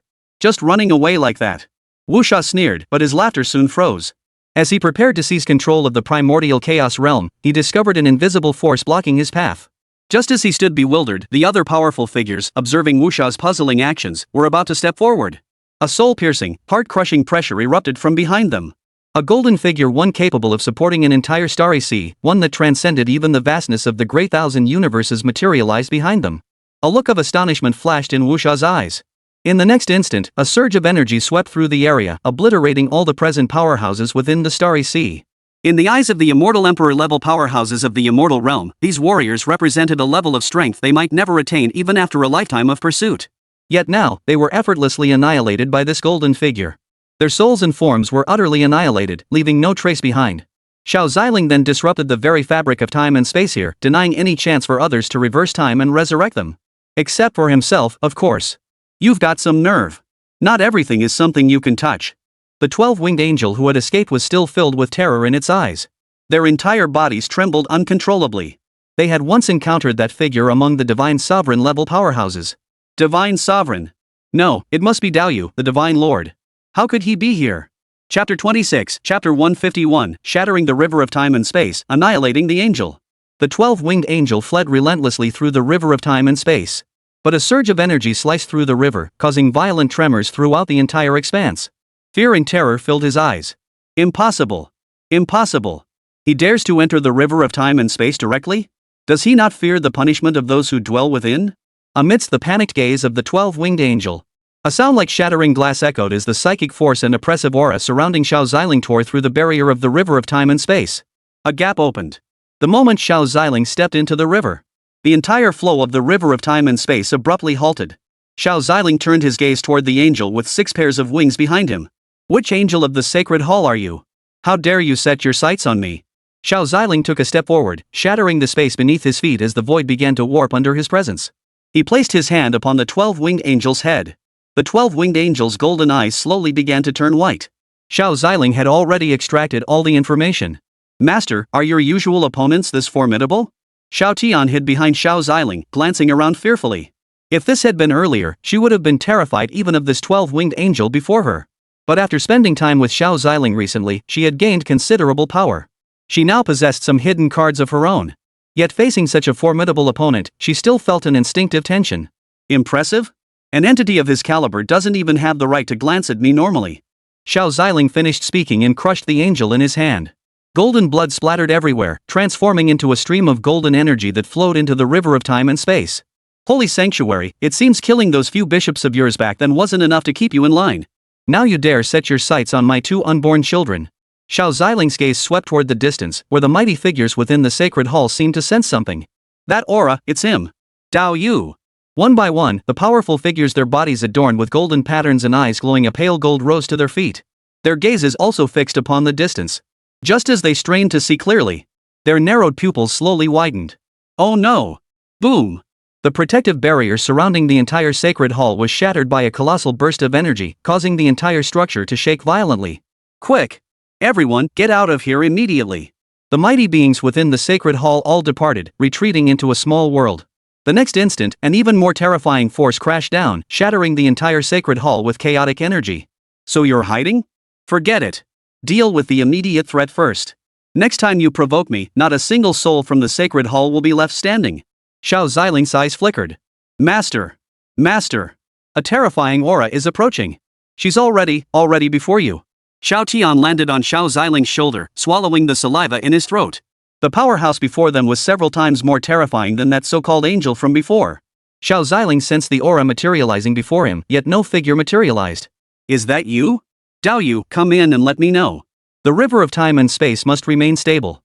Don't fight here carelessly in the future. As the elegant, clear voice echoed, the river of time and space Xiao Ziling had just torn apart began slowly to mend itself. Thank you for coming. I was planning to repair it myself. Xiao Ziling smiled faintly as he listened to the voice. They were old acquaintances, though she lacked Xiao Ziling's formidable strength. No trouble at all. I have matters to attend to. We'll catch up when I'm free. Feel free to bring those little ones along. As the celestial melody and crisp, ethereal music gradually faded away, the entire river of time and space returned to stability. Xiao Ziling nodded to them with a smile. Xiao Tian's eyes widened in astonishment. Such a terrifyingly powerful being was actually the master's friend.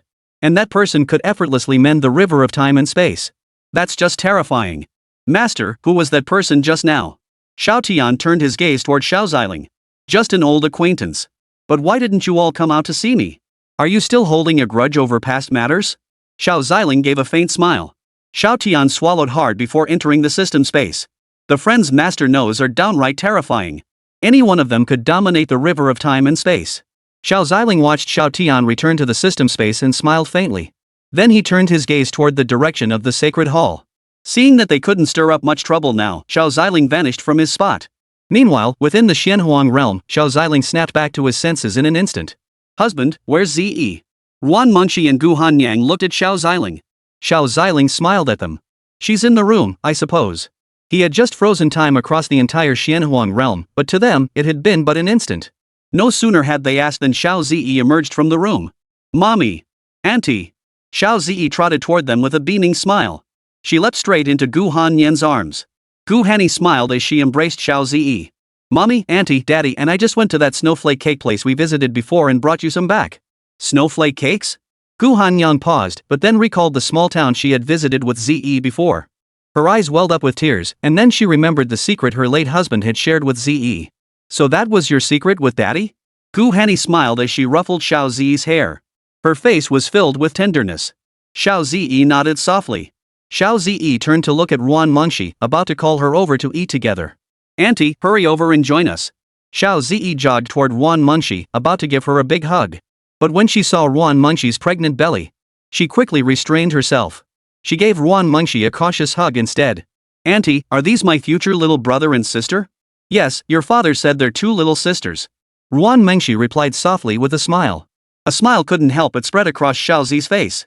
Auntie, I'll help you take care of the little sisters too. Everyone laughed at Xiao Zi's earnest expression.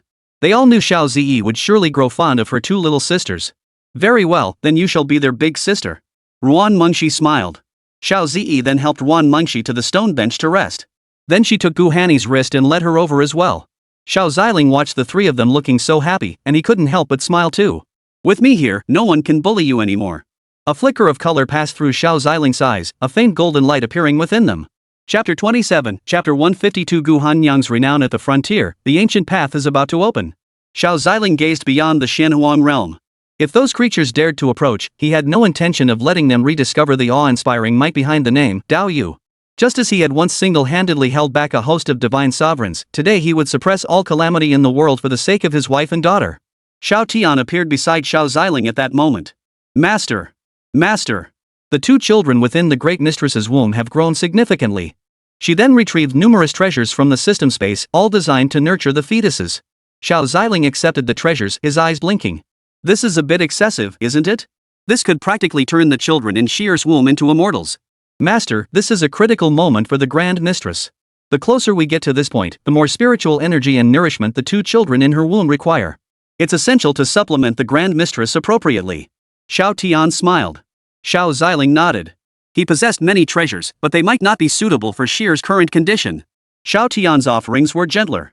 Xiao Ziling stowed these items away, intending to prepare some nourishing immortal herbs for Ruan Mengxi later. While Xiao Ziling, Ruan Mengxi, and the other two were still chatting, the Grand Elder, along with Yuning and the other powerful warriors who had accompanied him on the border campaign, had all arrived at Ruan Mengxi's location. Your Holiness! The Grand Elder and the others have returned safely. Yuning led the group into the courtyard. Ruan Mengxi, who was still chatting with Gu Hanny and Xiao Zi, heard Yuning's voice. A hint of joy flashed across her face. The elders have returned? As if sensing Ruan Mengxi's state of mind, they swiftly quickened their pace, arriving before Ruan Mengxi could rise to her feet. Your Holiness, you need not rise. We came to you. The Grand Elder approached Ruan Mengxi and knelt on one knee. With the Grand Elder leading the way, the others also sensibly knelt on one knee. Seeing this, Ruan Mengxi felt a warmth in her heart. Elder, please rise. As the Elder and the others lifted their heads, they immediately noticed the slight bulge in Ruan Mengxi's abdomen. Then they noticed the sole male present. He was Xiao Ziling, the one who had rescued them earlier. She was still marveling at her own sharpness for recognizing His Majesty the Holy Emperor at a glance. How could Yuning have failed to care for His Majesty? How could he be unaware of such joyous news? The Grand Elder and the others turned to look at Yuning. Yuning wore a bitter smile. She felt rather helpless. How could she possibly know about this? Lately, it had been the Holy Lord who had been tending to the Holy Sovereign. With His Majesty the Holy Emperor attending to him, her visits here had naturally become less frequent. Truthfully, she had already sensed something amiss when the Holy Sovereign hadn't attended the disciples' assessment earlier. But how could she dare meddle in matters between His Majesty the Holy Emperor and His Majesty the Holy Sovereign? Seeing the looks and expressions on both their faces, Ruan Mengshi understood something. Very well, Grand Elder. I've been with my husband these past days, so it's only natural that Yuning wouldn't know.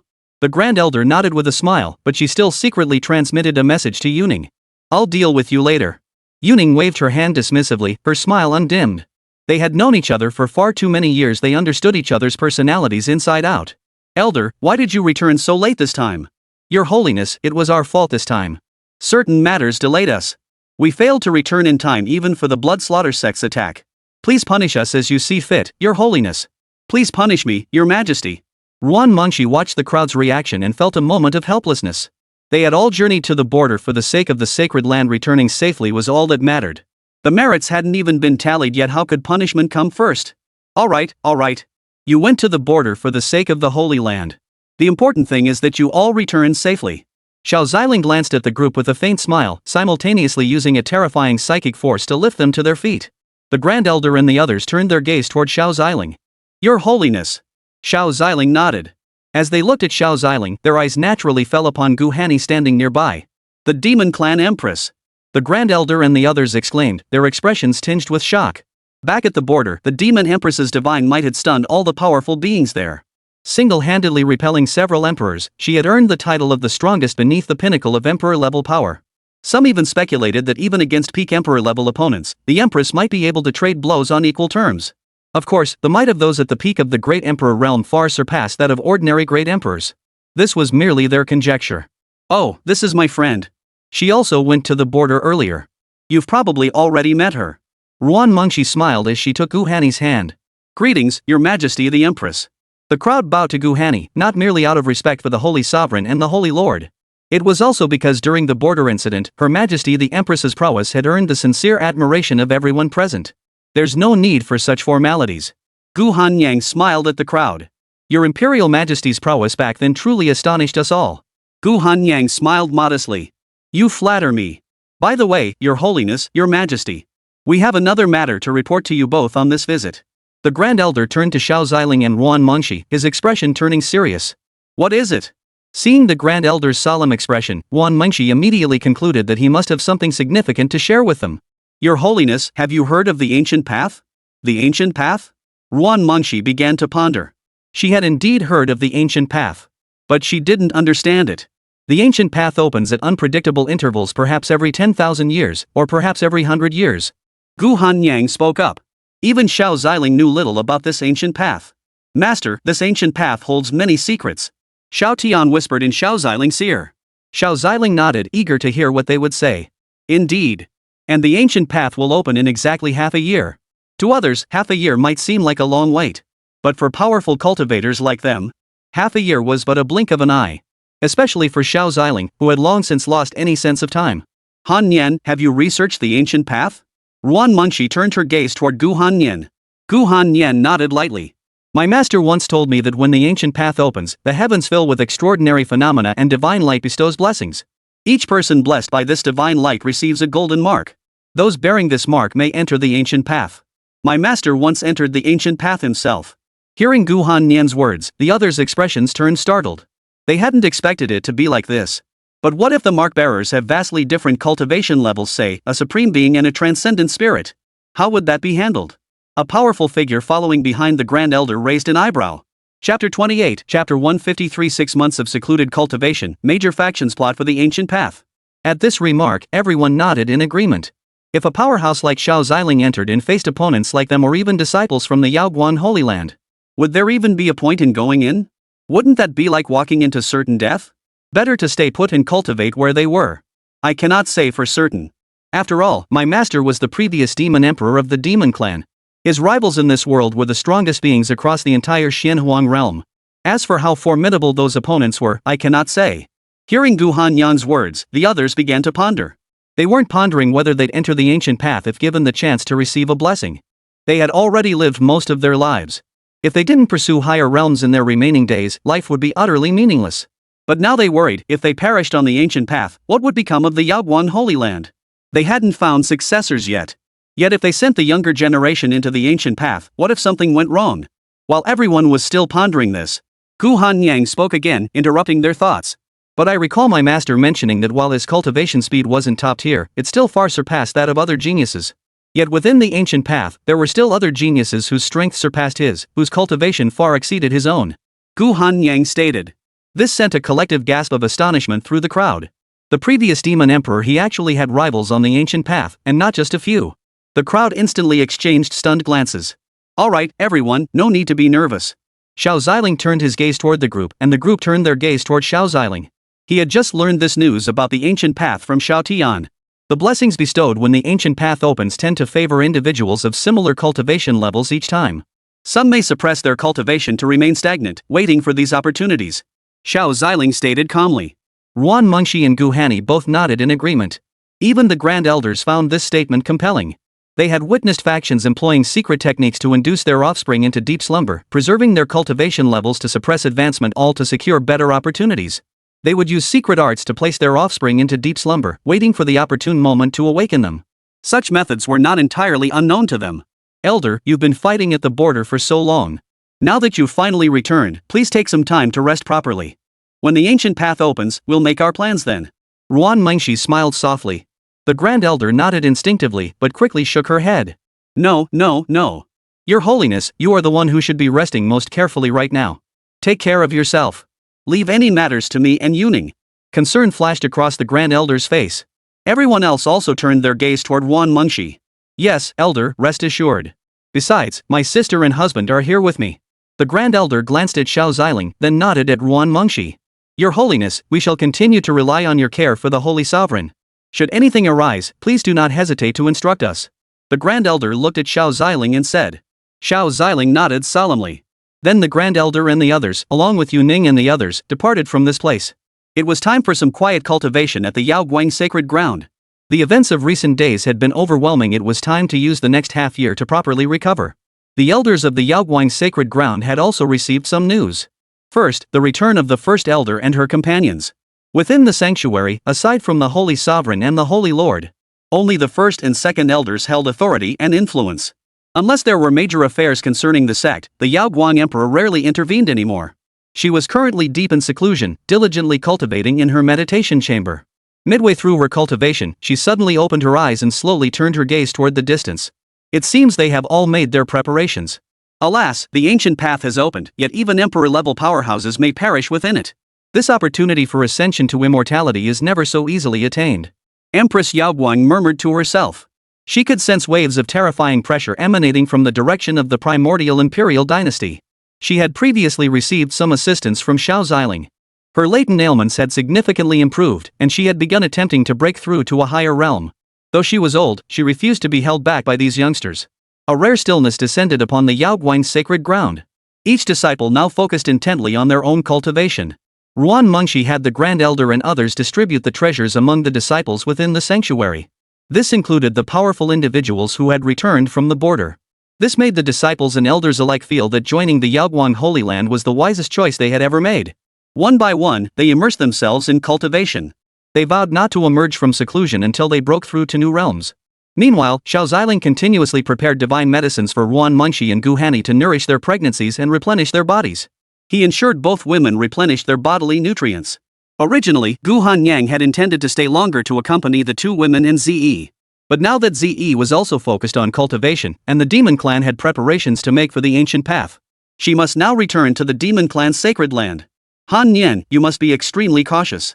When the assassins from the Dark Star Tower came to capture Ze earlier, it was the work of the flaming demon sanctuary.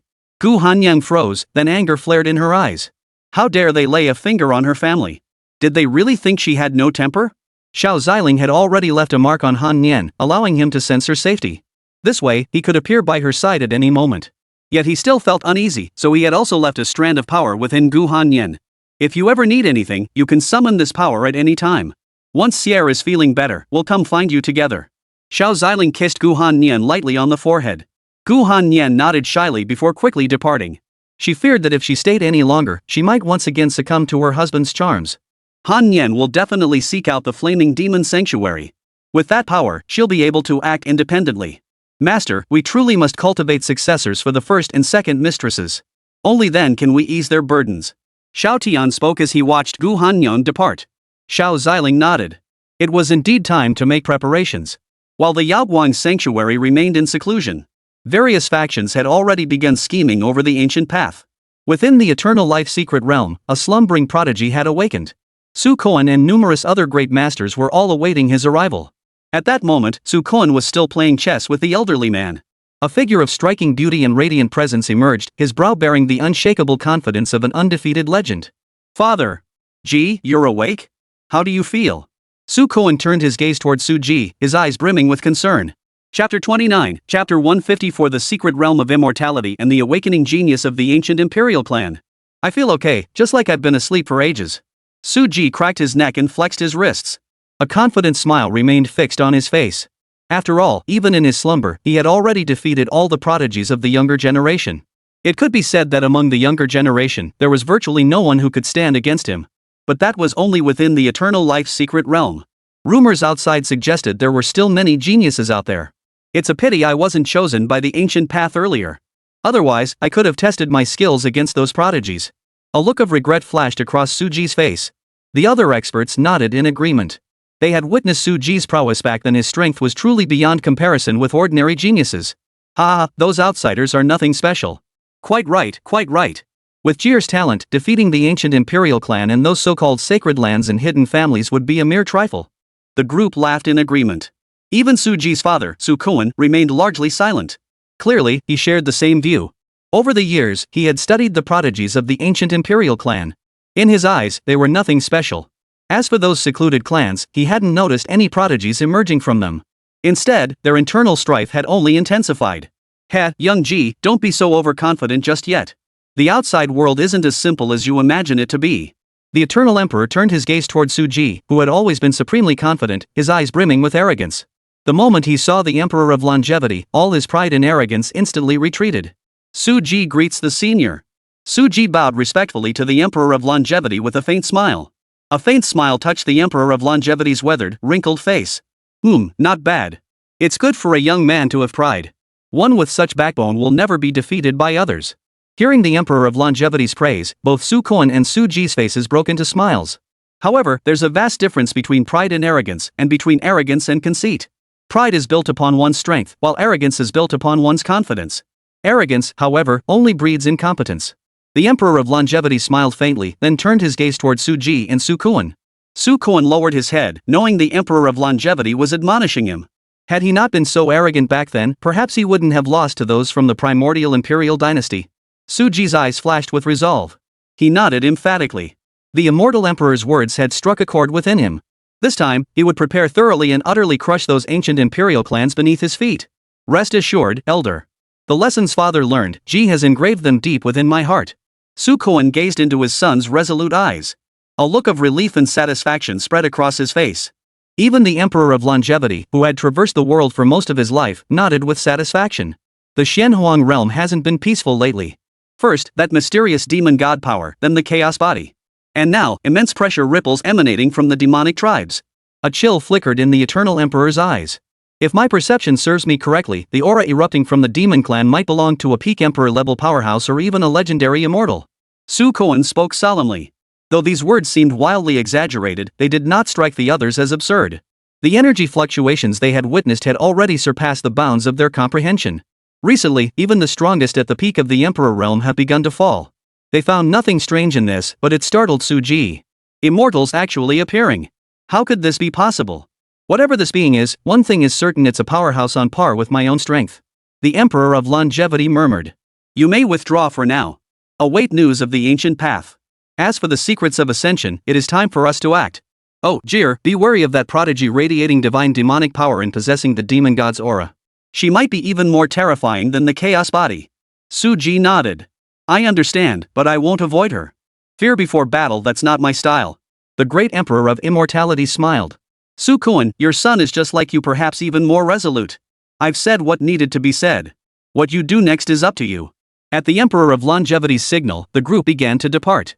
Meanwhile, the primordial imperial clan had awakened their two prodigies who had lain dormant all this time. No, rather than calling them prodigies, they were monsters. Lord Dragon Ancestor, Long Tianyi and Feng Hongyu have both awakened. Long Tianyi had awakened long ago, while Feng Hongyu had only recently stirred. Yet their power was nearly equal. Both were the pinnacle prodigies under the ancient imperial clan. Have you informed them of this mission? Dragon Ancestor slowly opened his eyes, fixing his gaze upon Long Ming. Long Ming and Long Qi both nodded firmly. Ancestor Long, they are aware of the mission, but Long Tianyi may harbor some resentment toward that ancient prodigy. Should I issue a warning? Long Ming's eyes flickered. These prodigies all possess their own pride, but without the strength to back it up, that pride would become their greatest weakness. Let them go all out.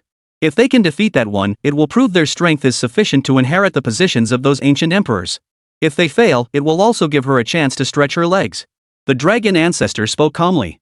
Matters concerning the younger generation should be left for the younger generation to handle. Long Ming nodded. It wasn't just the primordial imperial clan. News of the imminent opening of the ancient path had already spread throughout the entire Xianhuang realm.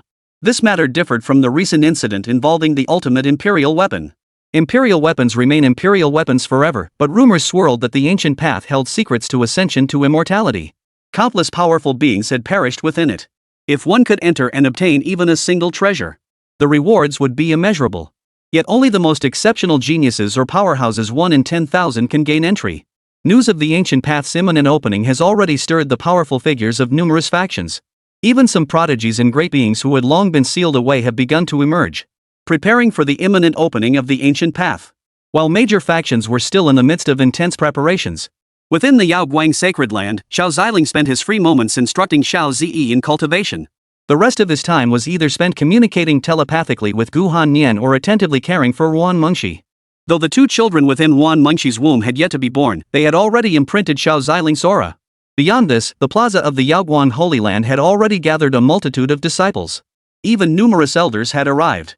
Expectant smiles graced each of their faces. Everyone has been in seclusion for cultivation lately. I wonder how much time has passed now. Which of the two is more powerful? The disciples of Yaoguang Holy Land began discussing among themselves. Chapter 30, Chapter 155, Chun Rong vs. Pei Zhe, grasping the essence of the spear. At the center of the arena, Chun Rong and Pei Zhe's eyes in focus were locked on each other. Earlier, Pei Zhe had been taken as a disciple by an elder. That elder, like Pei Zhe, had long pursued the supreme realm of spear spirit. Most importantly, that elder held Pei Zhe's unwavering perseverance in the highest regard. Though he lacked the exaggerated physique of a chaos body, this very perseverance was Pei Zhe's greatest natural talent. For this reason, the elder had already decided to have Pei Zhe succeed her position, imparting all her knowledge to him. She had even procured numerous divine medicines and treasures to aid his cultivation. Pei Zhe, the time has come to test your strength. The chaos physique may be powerful and mysterious, but it is not invincible. The elder, who was also Pei Zhe's master, was watching him from a distant pavilion. He felt a sense of anticipation for his performance. Pei Zhe looked at Chun Rong. He knew she had also received guidance from the Tianshan elders, and her strength was not to be underestimated. Moreover, being a chaos body herself, during their previous ascent to the clouds, she had even outpaced both him and Feng Qingyu. Hey, who do you think will win? What do you think? The title Chaos Body isn't just for show. Exactly. And junior sister Chunrong's dedication is no less than Pei Zhe's. The gathered disciples watched the two of them radiate confidence on the field. One by one, they began speculating whose strength would prevail. Lingxi and Shen Guanjie also arrived to watch. Not that they wished to compete themselves, having clashed several times before. They had a rough idea of each other's capabilities. Still, they were deeply curious about the true power of the chaos body. Feng Qingyu watched the two brimming with fighting spirit and smiled faintly. These two are quite amusing. They're clearly on the same side, yet they insist on competing with each other day in and day out. Lingxi approached Feng Qingyu's side. Qingyu, don't you want to spar with them? Lingxi asked with a smile. Of course we'll have a match. Feng Qingyu flexed her wrists. Seeing the serious look on Feng Qingyu's face, Lingxi chuckled. So you're interested after all. I thought you didn't want to spar with them. Over the past half year, both of them have made significant progress. If I don't test myself against them, I fear I might fall too far behind. While the two were still chatting, the duel between Pei Zhe and Chun Rong had already begun. A gust of air swept past Chun Rong, but she sidestepped the fierce attack with ease. Impressive reflexes. Ling, she remarked with surprise. What astonished her most was that Pei Zhe's attack had already carried traces of the power of a spirit transformation realm cultivator. Has Pei Zhe already broken through to the spirit transformation realm? That quickly? Lingxi's lips twitched. Even when she had broken through to the spirit transformation realm, had taken far longer than what Pei Zhe had achieved. However, back then, she hadn't been taken under the wing of any elders. Moreover, she hadn't possessed the same abundance of resources, so her longer breakthrough time compared to Pei Zhe was understandable. It was only later that she became a disciple of an elder. and became a direct disciple, enjoying considerable resources. Pei Zhe's eyes flashed with spear intent as he initiated the attack. His long spear darted toward Chun Rong like a soaring dragon, its tip cutting through the air with a piercing whistle. Chun Rong dodged nimbly. Recognizing this strike as a probing move, she held back from counterattacking. Are you testing whether I've broken through to the spirit transformation stage? Chun Rong asked with a faint smile. Pei Zhe's assault grew fiercer, his spear whirling in a flurry of shadows that enveloped Chun Rong. He had grasped the essence of the technique, and a fierce fighting spirit surged within him. Seeing Pei Zhe finally getting serious, Chun Rong ceased holding back. Her eyes flashed with an extraordinary light as chaotic phenomena began to manifest in the sky. The entire sky filled with chaotic energy, as if returning to the primordial chaos of creation. The chaotic energy swirled ceaselessly, forming massive vortexes that swept toward Pei Zhe.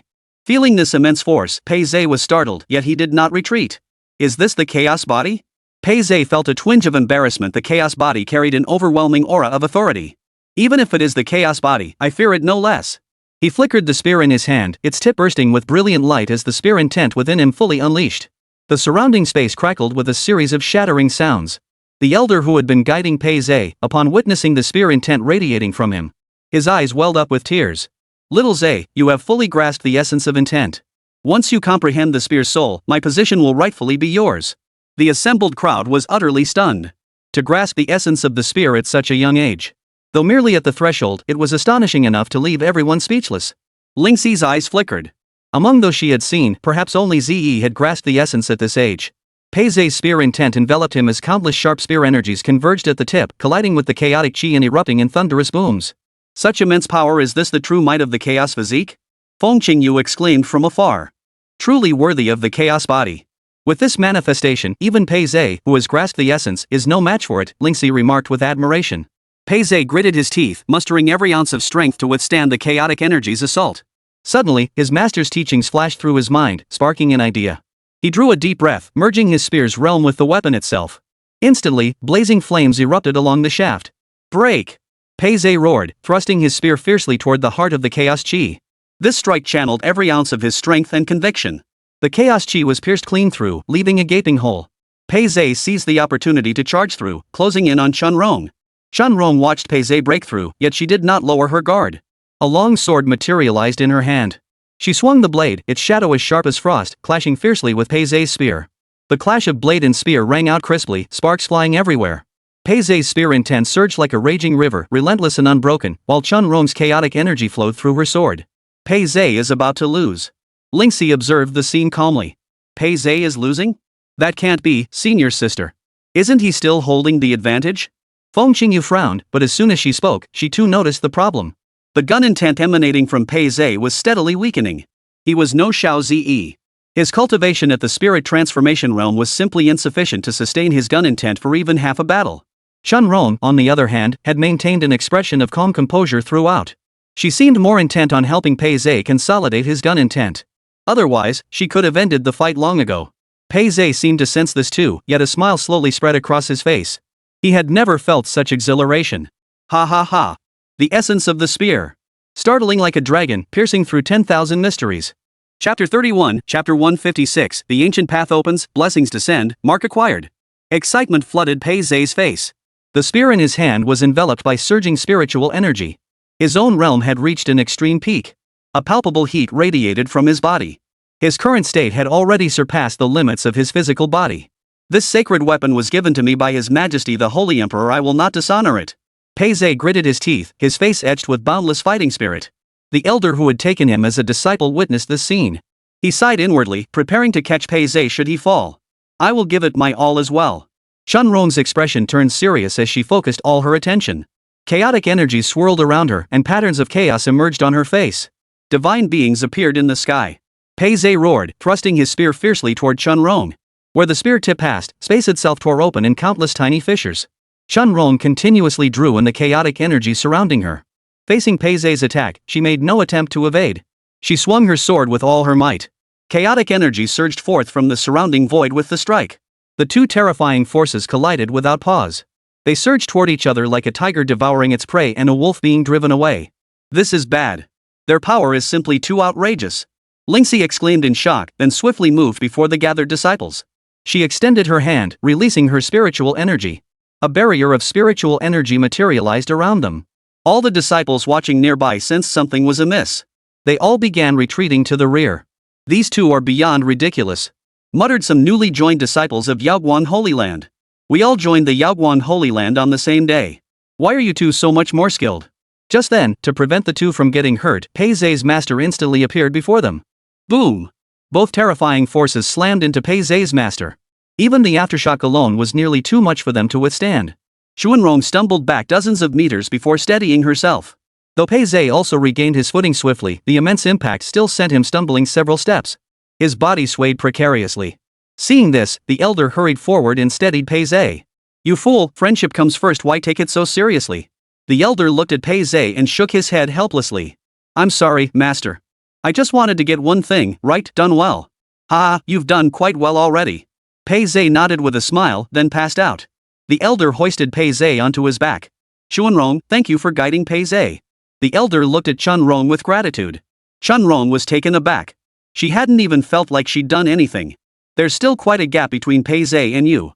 Had Chunrong defeated Pei Zhe in a single move back then, Pei Zhe would never have had the time to channel his intent throughout his entire body. He wouldn't have reached the realm of man and spear as one. No need for such formalities, elder. We are all disciples of the Yaoguan Holy Land. Helping one another is only natural. Xuanrong smiled faintly. Pei Zhe lost. His temperament still isn't up to par. I'll go back and discipline him, the elder said to Chunrong with a smile. After speaking, she led Pei Zhe away from the place. Chunrong watched the direction they departed, smiling as she shook her head. Ling, she turned her gaze toward Feng Qingyu. Do you still want to spar with her now? Ling, she asked with a smile. Feng Qingyu paused, taken aback. She then replied softly with a faint smile, not this time. They've been fighting for so long. Let's wait for the next opportunity. Feng Qingyu brushed a strand of hair from her ear and gazed up at the sky. The sky was so beautiful today. Lingxi watched Feng Qingyu's expression and smiled softly. She too lifted her gaze toward the sky. The sight left her momentarily stunned. A layer of golden light pierced through the sky. The entire earth began to shake. What's happening? It looks like the sky has been torn open. What's there to fear? Didn't we see something like this just a few days ago? Exactly. And that previous spectacle was far more terrifying than this one. The disciples of Yaoguan Holy Land gazed up at the sky. Their eyes were illuminated by the golden light. Meanwhile, those still resting within Mount Wanmengxi. The moment they sensed the sky's transformation, Da Huang's massive form stiffened. His eyes snapped open instantly. Its gaze fixed intently on the sky. For some reason, this aura gave him an odd feeling. Xiao Ziling also stepped out, lifting his head to gaze at the sky. Is this the moment the ancient path is about to open? Those chosen to enter the ancient path? Xiao Ziling murmured to himself. Even Xiao Zi, who was still cultivating, paused her practice. She approached Xiao Ziling's side. Daddy, what's going on? The ancient path must be about to open. Xiao Ziling replied with a faint smile. Truthfully, this so-called blessing meant little to him. If he wished to enter the ancient path, no rules could stop him. What ancient path? Better to spend time with my Sierra. The two children growing within Shier's womb. Nearing birth, how could he bear to leave? If he truly must depart, he would take Wanmengxi with him. But if the children were to be delivered, he couldn't manage without some help. He couldn't possibly bring Yuning or the Grand Elder with him. They might not even be willing to go in. Da Huan leapt down from the mountain peak and approached Xiao Ziling. Master, what is this? Just as Big Yellow was about to ask Xiao Ziling, a series of sounds echoed from the heavens, and streaks of golden light radiated outward. They began to fly toward various regions of the Xianhuang realm. Several golden rays reached the Yaoguang sacred land. Xiao Ziling watched as the golden light approached them. In the next instant, it descended onto Xiao Zi's hand, forming a golden mark. Xiao Ziling remarked calmly, has it chosen Zi? If what Xiao Tian and Han Yan said was true, that the geniuses who entered wouldn't differ greatly in cultivation. Could anyone truly be a match for Zi? Over the past half year, he had been teaching Zi how to suppress her cultivation, transforming it into purer spiritual energy. This method of accumulating strength for a powerful burst not only solidified her cultivation base, but also made future breakthroughs far easier. Though Xiao Zi remains at the peak of the heavenly realm. But if one were to truly face her in battle, even a fully realized heavenly god realm cultivator might not be able to challenge her. Even a saint realm powerhouse might suffer defeat at her hands. Several other beams of golden light landed on Lingxi and Xuanrong's hands, forming golden imprints. Beyond the sacred land of Yaoguang, even more golden rays descended upon other locations. The ancient imperial clan alone received dozens of golden rays. Even Long Pei and his group, who had been easily defeated by Xiao Zi before, received golden light. Chapter 32, Chapter 157. Does the ancient Imperial clan possess true monster-like geniuses on the ancient path? Among the ancient Imperial clan, the geniuses gazed at those chosen prodigies. Their eyes brimmed with envy and delight. But more felt jealousy. For their cultivation surpassed even Long Pei's. Why had this blessing not chosen them? Could it be that this Long Pei was actually more formidable than them? Though discontent simmered within them under the shared honor of the Dragon Clan, they still knew right from wrong. Who would have thought? It seems heaven truly has not forsaken me, Long Pei. Since that's the case, I shall vie for my chance at this ancient path as well. Long Pei rose slowly. These days, after undergoing the dragon blood baptism, the bloodline within his body had become even purer. Moreover, he had received guidance from an ancient emperor-level powerhouse of the 10,000 Dragons Court, causing his strength to surge dramatically. The grudges from last time, I'll settle them all at once this time. A gleam flashed in Long Pei's eyes, a faint light emanating from his gaze. Last time, he had been so thoroughly beaten by that female demon in the supreme secret realm.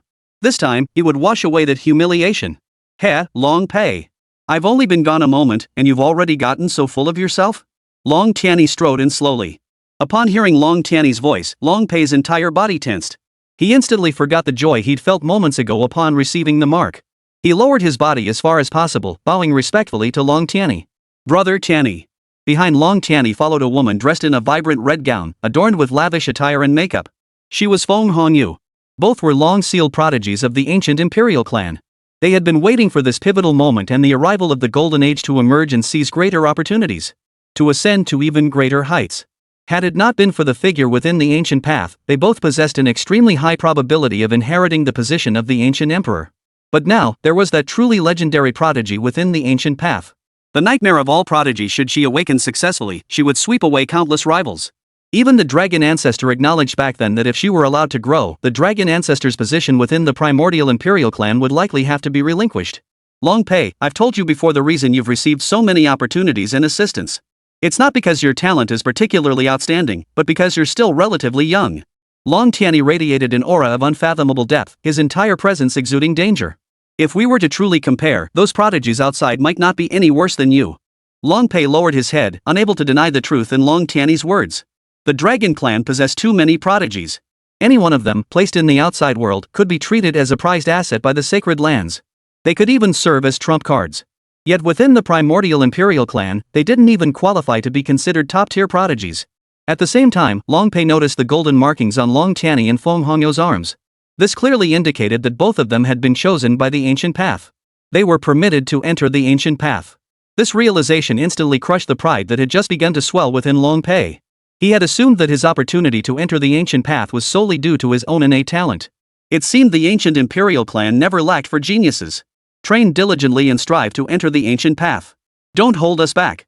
Long Tianyi's resolute eyes radiated an aura of a true ruler. The Dragon Clan was inherently proud, and this was especially true for those who ranked among the elite within their own kind. Long Pei nodded lightly. His current strength far surpassed what it had been before. Though he couldn't compare to Tianyi, dealing with the prodigies from other factions was now a breeze. Tianyi, it seems this little one is quite intimidated by you. Feng Hongyu remarked with a faint smile, her alluring figure shifting slightly as a faint blush touched her cheeks. It added an air of mystery to her beauty. Poof. In the days since I awoke, I've already seen it. These Dragon Clan fellows are still the same as before. They don't know what true genius is. They start gloating after defeating a few opponents. Long Tianyi snapped sharply. In his era, he had aspired to walk the path of invincibility, but the competition was fierce. True prodigies abounded. Though he couldn't defeat them, they found it equally difficult to defeat him. Some prodigies might defeat him at times, while he could overcome them at others. Unlike this current era, where there wasn't even a single worthy opponent left. What a pity. I must admit, I'm actually somewhat curious now. Is that sealed monster truly as exaggerated as the legends claim? A rare smile graced Long Tianyi's face as he slowly walked forward. Along the way, many prodigies who had secured their place on the ancient path greeted Long Tianyi and Feng Hongyu. Though they were among the top prodigies of the Dragon Clan, neither their pedigree nor their strength gave them the right to challenge him. Go train diligently. Prepare to enter the ancient path together and show those prodigies outside what true genius truly looks like. Long Tianyi addressed the crowd in a solemn tone. Yes. With that, everyone departed. Tianyi, Hongyu, Lord Dragon Ancestor seeks you both. Long Ming appeared before them at some point, his voice calm. Long Tianyi and Feng Hongyu nodded, then began following behind Long Ming. They began walking toward the Dragon Ancestor's location. Apart from the primordial Imperial clan, other major factions also had prodigies chosen by the ancient path. But this selection seemed different from previous times. For those chosen to enter the ancient path this time, their cultivation levels spanned a gap of 3 entire realms. The lowest were at the spirit transformation realm, while the highest had even reached the saint realm. Meanwhile, Yi Chen, still following the guidance of the ultimate imperial weapon in his cultivation, continued his relentless training. With the aid of the ultimate imperial weapon, his physique had begun to slowly awaken. 10,000 phenomena. What is it? Do you think if I achieve mastery in my cultivation, I'd still want to return to that family that abandoned me? Yi Chen halted his cultivation and turned his gaze toward the sky. He murmured softly to the 10,000 phenomena talisman within his heart. I don't know about you humans. I've wandered through your world for a long time and seen many of you.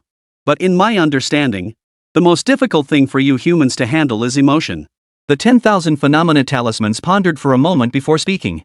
Yi Chen also didn't know how to face his parents. As he kept gazing at the sky, he also noticed the strange phenomenon unfolding above. Elder Wanxiang, what are those things? Yi Chen stared at the golden light radiating from the sky, momentarily perplexed. He had never encountered such golden light before. Could that be the blessing of the ancient path? Is the ancient path about to open? Wanxiang gazed at the dazzling golden light in the sky, and suddenly, a beam of golden light shot toward the two of them. The ancient path? What is that?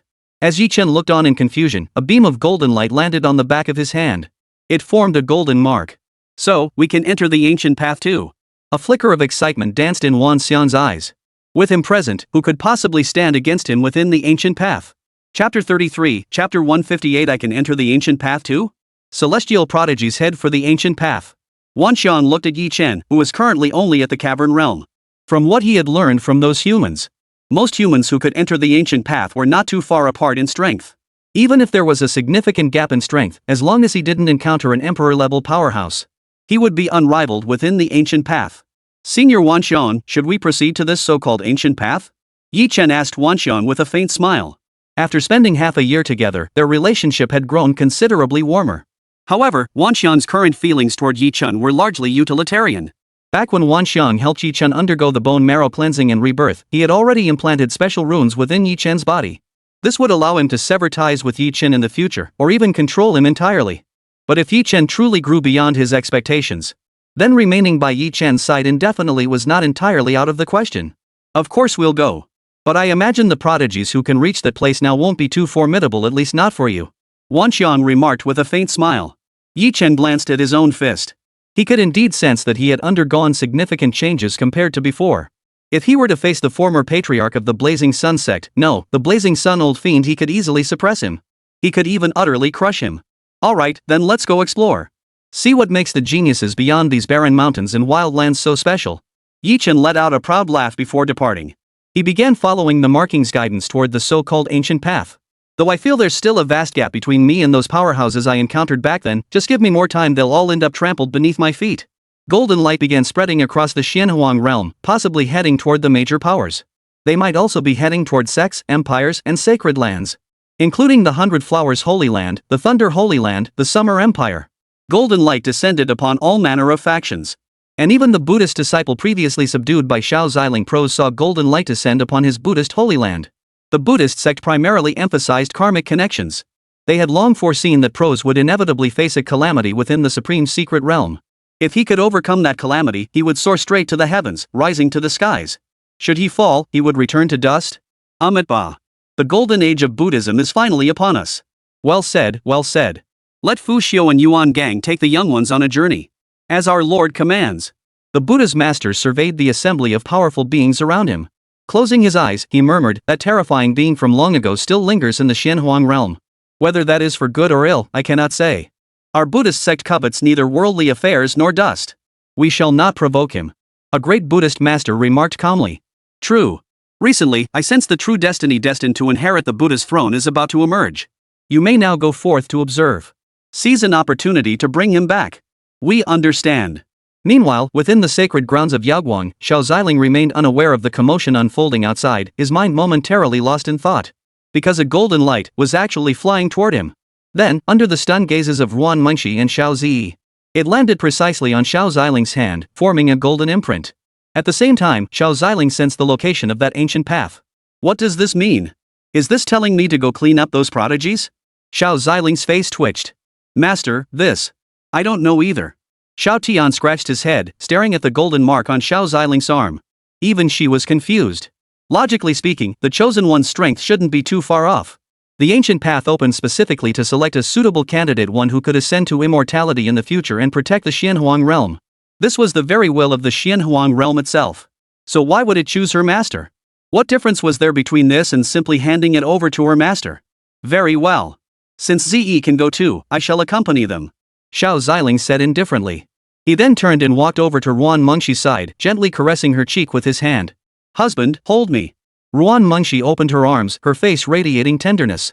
Xiao Ziling smiled gently in return, sitting down on the stone bench beside her and opening his arms. He carefully lifted Ruan Mengxi and placed her gently on his lap. Cici, you mustn't be so mischievous lately. The baby is about to be born. Xiao Ziling gently tickled Ruan Mengxi's nose tip with a soft smile. Ruan Mengxi nodded softly. Mei Chen, they've been very well behaved lately.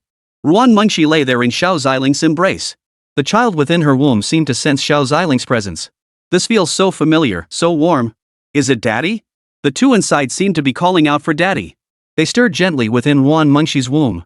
This way, both Ruan Mengxi and Xiao Ziling could feel it, yet it wouldn't cause Ruan Mengxi any discomfort. Hee, it seems like they're calling out to you again. Ruan Mengxi had grown quite familiar with the twins' rhythms by now. At that moment, the Grand Elder of the Yaoguang Holy Land hurried over. Upon seeing the golden mark on Xiao Zi's hand, he was startled at first, then exclaimed joyfully, Holy Lord, Holy Master. This mark on Ze signifies the opening of the ancient path. She has been chosen. Xiao Ziling nodded. Very well. Gather the Yaoguang Holy Land disciples and elders chosen by the ancient path in the plaza. I shall bring Ze there shortly. The Grand Elder gave a slight nod before instructing Ruan Mengxi to take care of herself and to command them if anything arose. Only after a moment did he hurry away. After the Grand Elder departed, Xiao Ziling examined the mark in his hand. What the hell is this ancient path? Could it possibly compare to my wife and child? Forget it. Let Ze go instead. Husband, I never imagined you'd be chosen too. Looks like those prodigies are in for a rough time. Xiao Ziling smiled gently. Truthfully, even without this mark, entering that place would be a breeze for me. But now that our child is about to be born, I couldn't care less about this so-called ancient path. Hearing Xiao Ziling's words, Ruan Mengxi felt a warm glow in her heart. Meanwhile, on his way to the ancient path, Yi Chen encountered several prodigies who also bore the golden mark. Seeing Yi Chen was merely at the cavern realm and had no powerful protector by his side, they wore expressions of utter contempt and mockery. With your cultivation level and no powerful protector, you dare come to the ancient path? You're courting death, one sneered. A cold smile curved Yi Chen's lips. Shut up. Once we're inside the ancient path, I'll show you what I'm capable of. With that, he quickened his pace. Meanwhile, at the Buddhist sanctuary, the patriarch of the Buddhist sect led Fu Xiu and Yuan Gang, along with a group of Buddhist disciples, on their journey toward the ancient path. The ancient imperial clan and other powerful figures and prodigies from various factions also commenced their journeys. Chapter 34, Chapter 159. They're flaunting their affection, and Big Yellow sneaks along. Xiao Zi watched her affectionate daddy and auntie, lifting a hand to brush a strand of hair from her ear. Daddy and auntie are showing off their love again. Xiao Ziling, hearing Xiao Zi's remark, cleared his throat awkwardly. Meanwhile, Big Yellow, sleeping on the beam, suddenly trembled. Because those were the exact words he and Xiao Zi had shared. Earlier, when Xiao Ziling had held Guhan Nian in his arms like that. Xiao Zi asked Big Yellow, what are daddy and mommy doing? Oh, them? They're just showing off their affection, deepening their bond. As long as daddy and mommy can do this, you don't need to pay them any mind.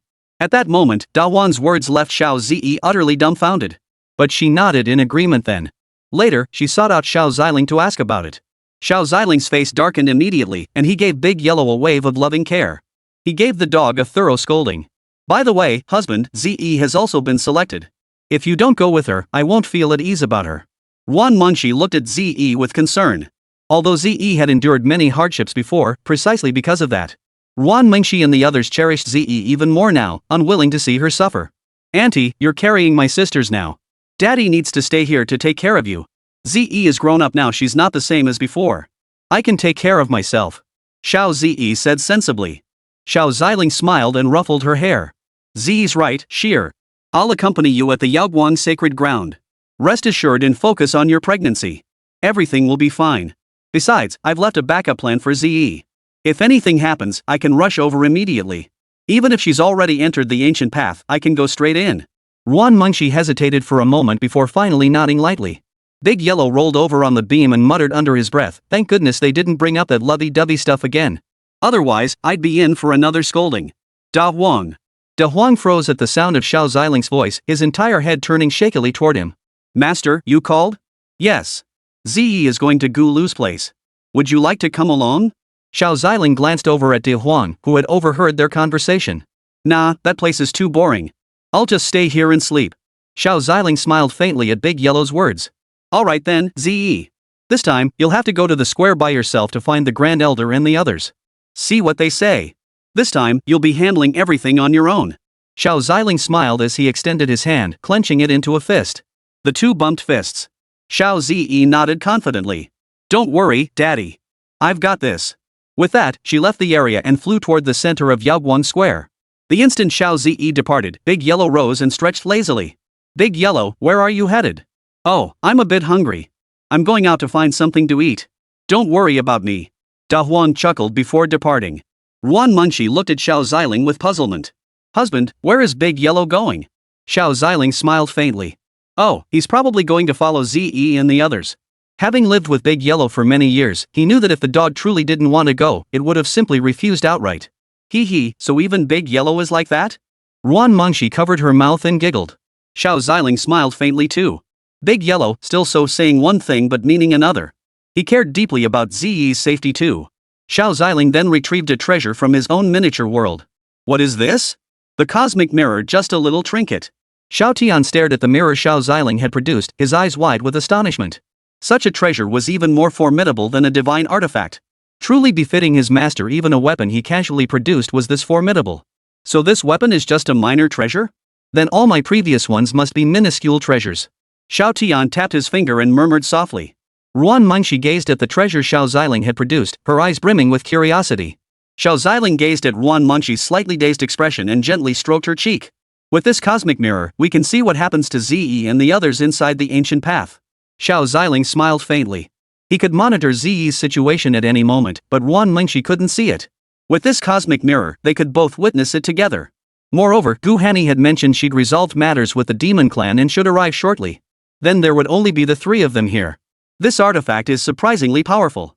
Then we won't have to worry about Zi anymore. Yes, and with Big Yellow secretly following us, nothing should go wrong. Xiao Ziling drew Ruan Mengshi closer into his embrace. He gently inhaled the faint fragrance emanating from her body. Her cheeks flushed slightly as she gazed shyly at Xiao Ziling. Recently, with her pregnancy and Han Nian not being here, her husband must have been pent up. Her husband was far more powerful than either of them. Once the child was born, she would make it up to him properly. Xiao Ziling, however, remained unaware of Ruan Mengshi's thoughts at that moment. As long as his family was safe, happy, and content, he felt fulfilled. In the plaza of the Yaoguang Sacred Land, Xiao Zi felt a bit dazed when she first arrived. Weren't we supposed to go to the ancient path together? Why are only Lingxi and Chuanrong here? Zi, I knew you'd be chosen too. Lingxi's face lit up with a smile upon seeing Xiao Zi arrive. Xiao Zi scanned the surroundings. Upon realizing there were indeed only a few of them present, surprise spread across her face. What? Are so few of us going to the ancient path? Sai, I don't know either. Chen Guanjie and Feng Qingyu weren't selected either. As for Pei Zhe, he overdid it a few days ago and passed out. Lingxi recounted the events of recent days to Xiao Zi. Xiao Zi smiled faintly. The people of Yaoguang Holy Land understood the value of diligent cultivation. Wasn't that a good thing? It was just a pity that so few had been chosen for the ancient path. Ahem. The second elder and the first elder approached them. Greetings, first elder. Greetings, second elder. The first and second elders nodded in acknowledgement. This time, the ancestor himself will personally lead you to the ancient path. Stay vigilant at all times in the outside world. High cultivation alone won't suffice. Moreover, your cultivation levels still fall short compared to those prodigies. The first elder spoke calmly, but when her gaze fell upon Xiao Zi, she was startled by the profound aura emanating from Xiao Zi. It felt as though a terrifying demon god was watching her. Chapter 35, Chapter 160. Departing Yaoguang Holy Land, re-encountering Tianjian Holy Land. She had assumed that when Yaning and the others mentioned Xiao Zi scaling the cloud-piercing ladder with mere cavern realm strength, they were joking. But now it seemed, it couldn't be more real. Of course, you're an exception. Still, you must remain vigilant about your safety. The first and second elders both looked at Xiao Zi with eyes full of concern. Zi was the child of the Holy Lord and the Holy Sovereign. She couldn't come to harm. Xiao Zi nodded lightly. Meanwhile, high above the heavens, Big Yellow turned his gaze toward Xiao Zi and the others. Master really, actually trusts Zi to go alone. This won't do. I must accompany her. Its current power had surpassed that of ordinary Great Emperor-level experts within the Xianhuang realm. There was scarcely anyone who could stand against it. An ancient progenitor-level bloodline was no laughing matter. But it didn't know that Xiao Ziling, Ruan Mengxi, and the others could see it clearly. "Husband, you guessed right, Big Yellow is secretly following ZE." Ruan Mengxi smiled softly, her face radiating a captivating tenderness. Xiao Ziling couldn't resist giving her cheek a playful pinch. This made Ruan Mengxi blush slightly as she playfully scolded, "You're so naughty." Xiao Ziling merely smiled faintly. "I know De Huang's nature well. Now that I'm strong enough, I no longer need his protection. But ZE is different. So if anything happens, he'll definitely go with ZE." While the Grand Elder continued giving them instructions, he also handed over some treasures from the Yaoguang Holy Land's treasury to the three of them. Especially for Xiao Zi, the Grand Elder even presented her with an imperial weapon. However, Xiao Zi declined. Compared to an imperial weapon, the Dark Radiance sword in her grasp suited her current needs far better. The Yaoguang Emperor, who had just arrived, observed how the Grand Elder and Second Elder seemed eager to hand over the entire Yaoguang sacred land to Xiao Zi. She shook her head helplessly. It seemed her worries were unnecessary. She had originally brought along some life-saving treasures and superior weapons. As Mengxi's child, she naturally had to take good care of it. If anything were to happen, how could she ever face Mengxi again? The first and second elders sensed the presence of the great Emperor Yaoguang. Both immediately halted their actions. "Ancestor." They bowed respectfully to the great Emperor Yaoguang. The great Emperor Yaoguang smiled and waved his hand at them. "In my absence, manage the Yaoguang sacred ground diligently. Handle matters yourselves whenever possible. Do not trouble Mengxi or her husband. If they require anything, remember to assist them." The great Emperor Yaoguang turned his gaze toward the first elder and second elder. The smiles that had graced their faces instantly turned solemn. They nodded solemnly. "Ancestor, rest assured. Leave it to us." After a brief discussion and Emperor Yaoguang's final instructions, he departed with Xiao Zi, Lingxi, and Xuanrong. Xiao Ziling watched their departing figures before gently placing Ruan Mengxi onto a nearby stone bench. "Honey, rest here for now. I'll go get you some delicious food and nourishing tonics." Xiao Ziling murmured softly. At his words, Ruan Mengxi's eyes lit up instantly. She had tasted Xiao Ziling's cooking before, and it was truly impeccable. She had never eaten anything so delicious in her entire life. Even Gu Hanyang had been somewhat astonished at the time. She had to admit Xiao Ziling's culinary skills were truly superior to theirs. It was then that Gu Hanny had asked Xiao Ziling to teach her cooking, though she had been learning from him all along. But culinary skills required time and practice above all else. Xiao Ziling gently stroked Ruan Mengxi's belly. "You two be good," he said softly. "Daddy's going to make something delicious for you." Xiao Ziling murmured softly. The child within Ruan Mengxi's womb seemed to understand Xiao Ziling's words, gently releasing a faint breath. This energy won't harm Ruan Mengxi's body. On the contrary, it can help nourish and strengthen her. At the same time, it allowed Xiao Ziling and Ruan Mengxi to sense it. It seems the children heard it too. A deep affection washed over Ruan Mengxi's face as she gently stroked her belly. Whether it was due to her husband's divine elixir or the pregnancy itself, her cultivation had actually increased significantly.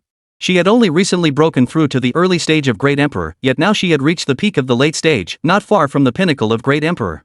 Xiao Ziling smiled faintly before setting off to prepare delicacies and immortal medicines for Ruan Mengxi. Meanwhile, on Yaoguang Emperor's side, guided by Xiao Zi and the others, they began their journey toward the ancient path. Without Xiao Ziling present, they had no choice but to travel by conventional spaceship. Though comfortable, the journey would take considerably longer. "Sister Lingxi, do you know anything about this so-called ancient path?" Xiao Zi looked down at Lingxi and Chunrong with a puzzled expression. Lingxi spoke first. "My knowledge is limited. I only heard from some elders that this ancient path only opens once every many years. We're incredibly fortunate this time to gain entry. Rumor has it this place is a treasure trove that even emperor-level powerhouses covet." Xiao Zi nodded, seeming to grasp the gist of it. Xuanrong then shared what she had heard. "My master once told me that this ancient path holds all manner of opportunities. Even emperor-level powerhouses have ventured in before, only to all perish within." Chunrong murmured shyly. As the youngest among her two senior sisters, she always felt nervous when talking to them. "What? Then why are we going in? Surely not to loot the corpses of those fallen emperor-level powerhouses?" Lingxi shuddered. This wasn't some kind of inheritance at all. Even emperor-level powerhouses couldn't survive inside. Going in would be suicide. "I did hear my father say that whenever the ancient path opens, those who enter are usually of similar cultivation levels." Hearing Xiao Zi's explanation, Lingxi breathed a sigh of relief. However, everyone understood the opportunities the ancient path held. It holds the secrets to ascending to immortality. Just as they were traveling normally, a flying vessel approached their vicinity. Well, if it isn't the esteemed guests from the Yaoguang sacred land." A flying vessel bearing the emblem of a sharp sword on its hull swept past them. The visitors were none other than the Heavenly Sword Sanctuary. At that moment, Godongshi still stood at the bow, towering proudly in the air, his gaze fixed on Xiao Ziling and the others. His gaze swept around the ship, yet he detected neither Wan Munshi nor that irritating aura. What? Your holy master and that fellow haven't come here?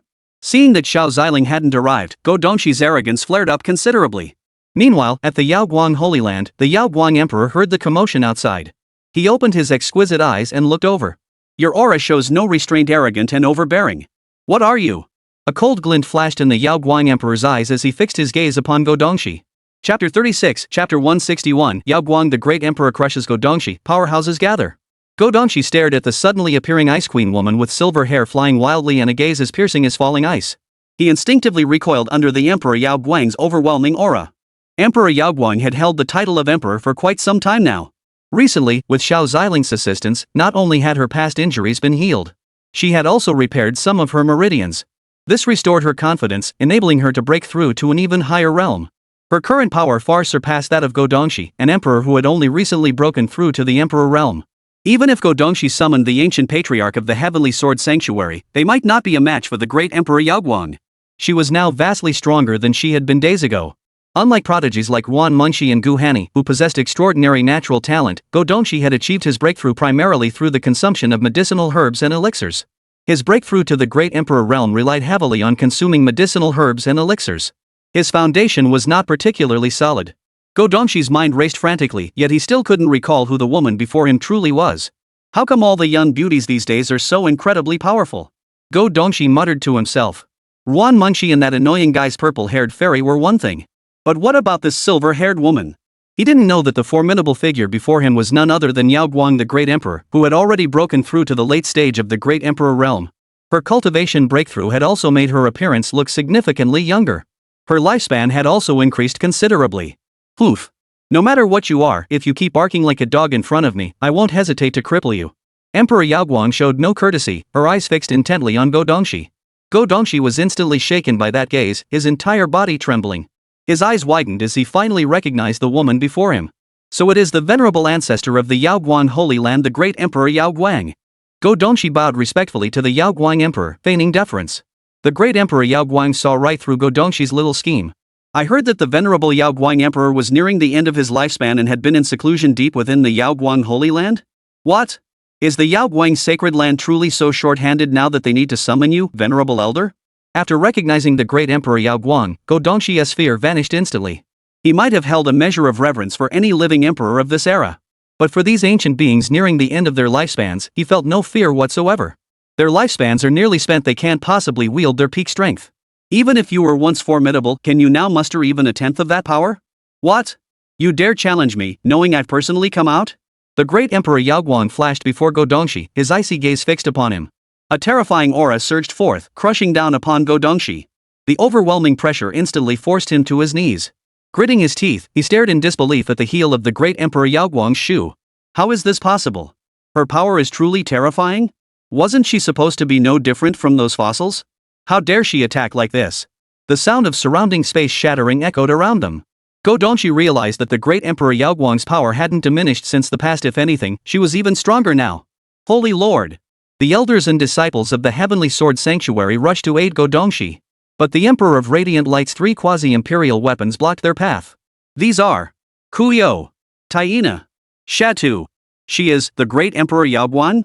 Some of the powerful figures from the Heavenly Sword Sanctuary recognized the silver-haired woman before them the moment they saw these three iconic weapons.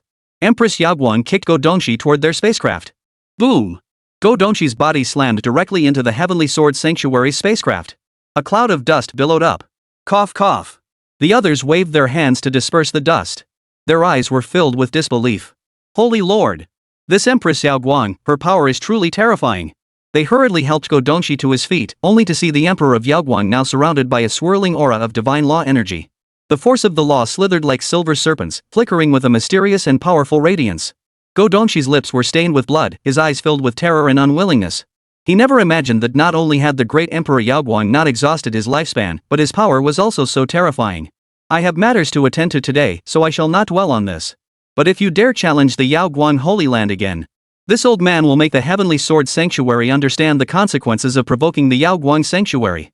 The Emperor of Yaoguang's voice was icy as the power of the law in his hand coalesced into a silver longsword, slashing toward the Heavenly Sword Holy Land spacecraft. Defense, the Heavenly Sword Sanctuary members cried out in alarm, hastily channeling their power to block the attack. Yet the Emperor of Yaoguang's strike was overwhelmingly powerful. The ship shook violently, creaking under the unbearable strain. At that moment, Godongshi channeled every ounce of his law energy. A colossal palm emerged from the void, blocking the Emperor of Yaoguang's assault. Emperor Yaoguang snorted coldly, then turned and departed, no longer concerning himself with the Heavenly Sword Sanctuary. Godongshi clutched his chest, breathing heavily. That old bastard is still so powerful. Exactly. Has she lost all restraint? Could the Yaoguang sacred ground have found an heir so quickly? Godongshi's eyes brimmed with confusion. Holy Master, who is she? Her power seems even more terrifying than the ancestors. Luomo approached Godongshi, his expression grave. Zhang Ming also fixed his gaze on the departing figure of the Yaoguang Emperor. He fell deep in thought. The Yaoguang Holy Land, huh? I hope your disciples don't cross paths with me on the ancient path. Otherwise, they'll meet an untimely end. Zhang Ming let out a cold laugh, a faint chill emanating from his body. The Yaoguang Holy Land dared to show such contempt for their Tianjian Holy Land. When the time came for him to slaughter their disciples, he would show no mercy. After a while, the Yaoguang Emperor returned to the airship. Ancestor. Lingxi and Xuanrong addressed the Yaoguang Emperor respectfully. Only Xiao Zi offered a faint smile, sister by Fa. Lingxi was startled to see Xiao Zi dare address the ancestor so familiarly. She was startled by Xiao Zi's audacity, and even Chunrong, who had just entered the Yaoguang sacred land, was momentarily stunned. Little senior sister, is she really this formidable? The great Emperor Yaoguang showed no displeasure whatsoever. Instead, he gently stroked Xiao Zi's head with a look of tender affection. Rest well, all of you. Pay no mind to those fellows, they can't stir up trouble in front of the ancestor. Just focus on performing your best within the ancient path. Aim to astonish those fellows. Xiao Zi and the others nodded. The group settled into quiet meditation to restore their energy and spirit. Only Xiao Zi remained by the ship's rail, gazing at the scenery outside. It wasn't that she was particularly curious about the view. She was deep in thought. After a considerable time, their spacecraft finally approached the vicinity of the ancient path. By now, it was completely surrounded by spacecraft from various major factions. Chapter 37, Chapter 162. Major factions locked in confrontation. Time to reap the rewards. Emperor Yaoguang led Xiao Zi and the others down. As they advanced step by step, Lingxi and the others sensed the aura emanating from the massive, unopened stone gate of the ancient path. Their bodies trembled. This was the most peculiar aura they had ever encountered. Though not as overwhelmingly powerful as Xiao Ziling's, its pressure leaned more toward an aura of imbalance. It made them feel alternately weightless and as if they were carrying mountains on their backs. As they drew nearer, the pressure intensified.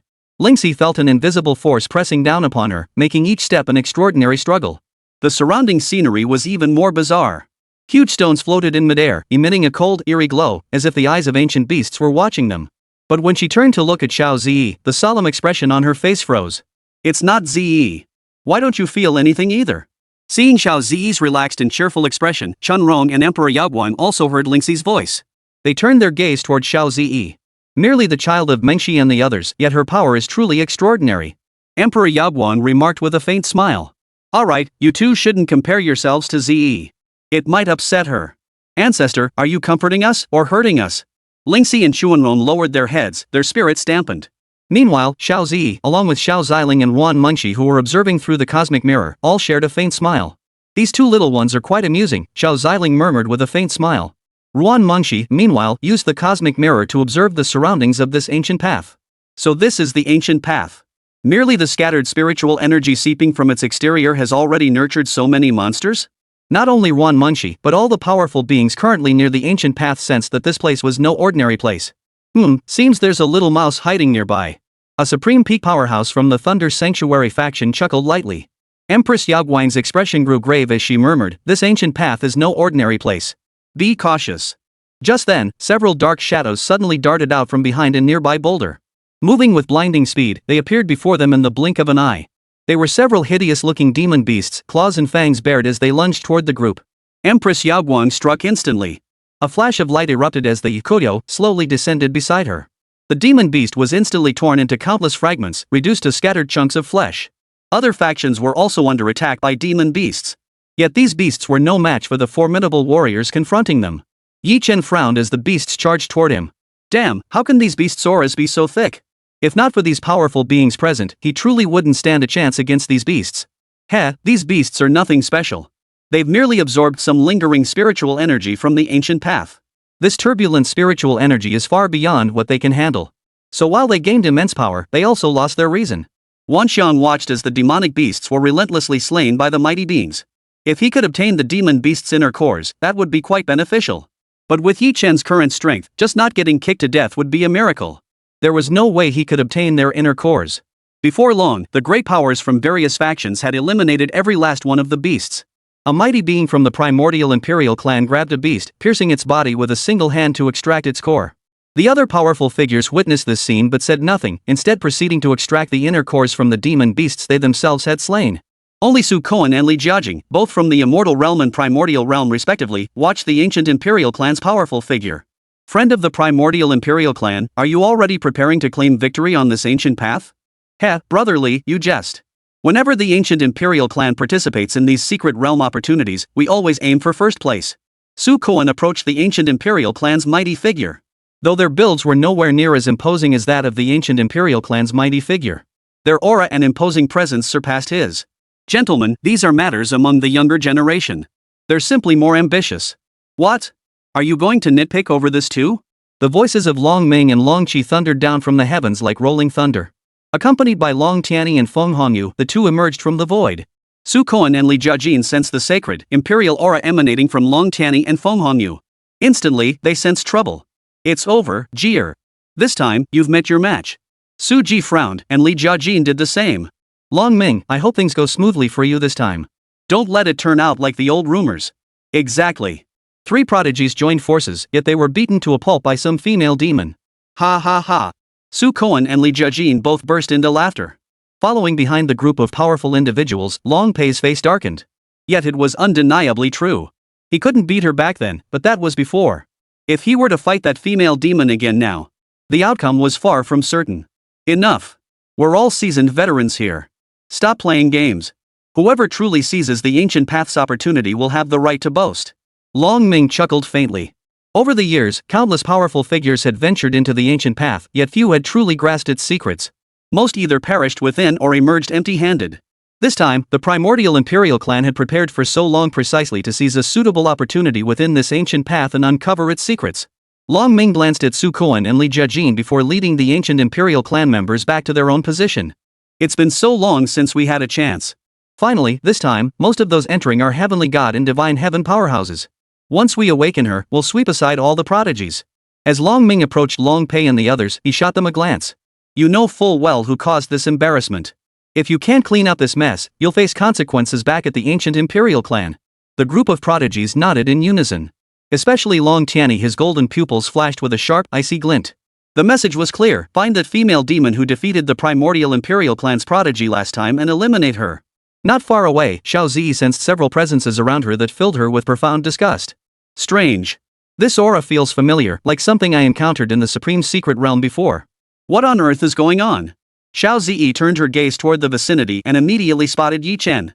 Her brows furrowed before she shifted her attention elsewhere. There were 4 such repulsive auras in total. Xiao Ziling, observing the scene through the cosmic mirror, smiled faintly. It seems everyone's here. Time to harvest the chives. Chapter 38, Chapter 163. Meeting again, the ancient pathstone gate opens, and overwhelming pressure descends. Xiao Ziling immediately spotted the few prodigies present who possessed the power of destiny. Barring any surprises, they would inevitably cross paths with ZE within this ancient path. Truly worthy of fate's favor even without their clan's backing, they've reached this level. They've surged straight to the cavern heaven realm. Xiao Ziling murmured to himself, though he knew Wanxiang had secretly intervened. But to reach this level, even Wanxiang's forbidden talisman techniques couldn't achieve such heights. Yi Chen's inherently formidable special constitution undoubtedly played a crucial role. I wonder if your father will seek vengeance after you're dead. Xiao Ziling remarked indifferently. Ending up with a pleasure-seeking father was truly his misfortune. And with several foster mothers hunting him down, even if he died, his family would never find out. Xiao Ziyi glanced at Yi Chen once more before shifting her gaze toward the direction of the primordial imperial clan. Yi Chen had also sensed someone watching him. But alas, he dared not offend any of the powerful figures present. He could only pray they wouldn't fix their gaze upon him. Little did he know that the one observing him was none other than Xiao Ziyi. Wanxiang shot a disdainful glance at the pathetic Yi Chen. This was nothing short of an embarrassment to him, the ultimate imperial weapon. Xiao Zi's gaze fell upon the two members of the ancient imperial clan. She sensed the same aura emanating from both of them. Long Tianyi and Feng Hongyu immediately sensed someone watching them. Unlike Yi Chen, however, they did not hide or evade. Instead, they immediately followed the direction of the gaze. Oh, a pretty little girl is watching us. Shall we take her in as my slave girl? Feng Hongyu purred with a seductive smile. Long Tianyi rolled his eyes at her words. What a boring woman. He paid little further attention to Xiao Zi. Let her stare. After all, he had only one true opponent this time. That was the prodigy of the ancient imperial clan, hidden within the ancient path. He intended to see for himself whether that prodigy, who had slumbered for so long, truly lived up to the legends of his prowess. Just as Xiao Zi turned to look in the final direction, she sensed a familiar aura drawing near. Just as she turned her head, she saw Qin Yue and Huang Xinmei arrive. Little girl, hee, we meet again. Who were you looking at just now? Qin Yue grinned broadly. As she glanced around, Huang Xinmei delivered a punch straight to Qin Yue's forehead. Senior sister, what are you doing? Qin Yue turned to Huang Xinmei with a pout. Everyone here is a prodigy among 10,000. Don't cause trouble. Got it? Huang Xinmei said sternly. Qin Yue nodded firmly upon hearing this. Yes, senior sister. The holy master of the 100 Flowers Sanctuary Flower Fairy Bone had also arrived. They had spotted the Yaoguang Holy Land starship from afar and decided to come over and greet them. Hua Senghua assumed Xiao Ziling or Wan Mengshi would be leading the delegation again this time. But when she arrived, she saw no sign of Wan Mengshi. Not even Xiao Ziling was in sight. Instead, she saw a woman with flowing silver hair. As Hua Xianga gazed upon that figure, a distinct image instantly surfaced in her mind. Could she be Mengshi's ancestor? The great Emperor Yaoguang? Hua Xianggua's expression changed. She hadn't expected the ancient ancestor of the Yaoguang Holy Land to come in person. Wasn't Mengshi's ancestor nearing the end of her lifespan? Why would she come in person? And shouldn't Mengshi's husband be even more powerful than the great Emperor Yaoguang? Hua Senghua voiced her confusion aloud. In terms of both innate power and the strength he could unleash, Xiao Ziling should far surpass the great Emperor Yaoguang in both innate power and demonstrated prowess. She had witnessed Xiao Ziling's power firsthand back then. At the very least, she was no match for him. She gently shook her head, dismissing all the thoughts swirling in her mind. She approached Emperor Yaoguang slowly and respectfully addressed him. This junior, Hua Shengu, current Holy Master of the 100 Flowers Holy Land, greets the venerable Emperor Yaoguang. As a peer among the great powers of the Sacred Land, and now the current Holy Sovereign of the 100 Flowers Sacred Land. Naturally, she need not perform a formal bow before the great Emperor Yaoguang. A respectful greeting sufficed. The great Emperor Yaoguang turned her head upon hearing someone address her. Upon recognizing Hua Senghua, a smile graced her face. So it's that little girl who often came looking for Mengshi. In the blink of an eye, has she inherited that woman's position too? Emperor Yaoguang smiled faintly. You jest, senior. Our venerable ancestor has already entered seclusion for quiet cultivation and no longer concerns herself with the affairs of the sacred land. Hua Xiangu replied with a faint smile. Her close relationship with Wan Mengshi. But that didn't mean her ancestor and the great Emperor Yaoguang were on good terms. She even knew there was a complex dynamic between the two, part friendship, part rivalry. But they were both ancient now. Such matters no longer mattered to them. The great Emperor Yaoguang smiled in return. In time, if that girl Mengshi takes a liking to the title of Yaoguang, she shall become the great Emperor Yaoguang. If she doesn't, she can choose any name she likes. This old man is weary now. I only hope to do something meaningful for these youngsters one last time. The great Emperor Yaoguang gazed tenderly at Xiao Zi and the others.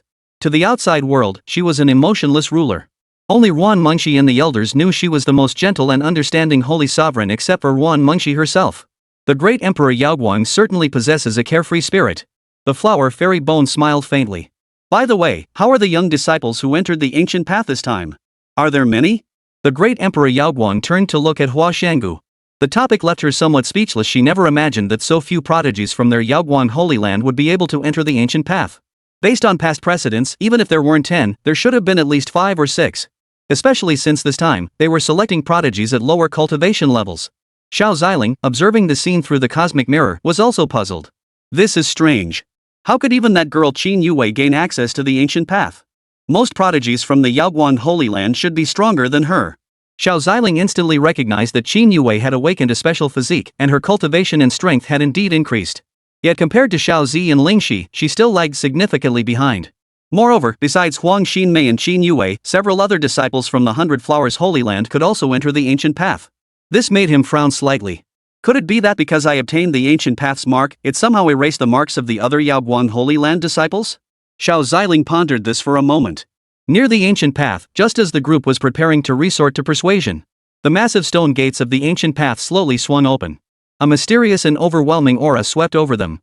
This pressure felt like it emanated from a primordial beast, causing everyone present to hold their breath. Beyond the stone gates lay a dim, profoundly deep space, shrouded in faint mist that obscured the view within. Faintly, ancient runes seemed to flicker, emitting an eerie glow. Chapter 39, Chapter 164, Entering the Ancient Path, Yi Chen trails the primordial imperial clan. Xiao Zi and the others felt the weight of this pressure, their bodies trembling slightly, yet their eyes remained utterly unruffled. Every prodigy present understood that this ancient path brimmed with unknown dangers, yet it also offered a chance to elevate their strength and ascend to the pinnacle.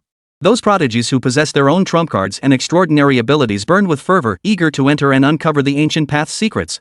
Haha, this secret to ascension that countless mighty emperors covet if I could obtain it, who in the entire Xianhuang realm could stand against me?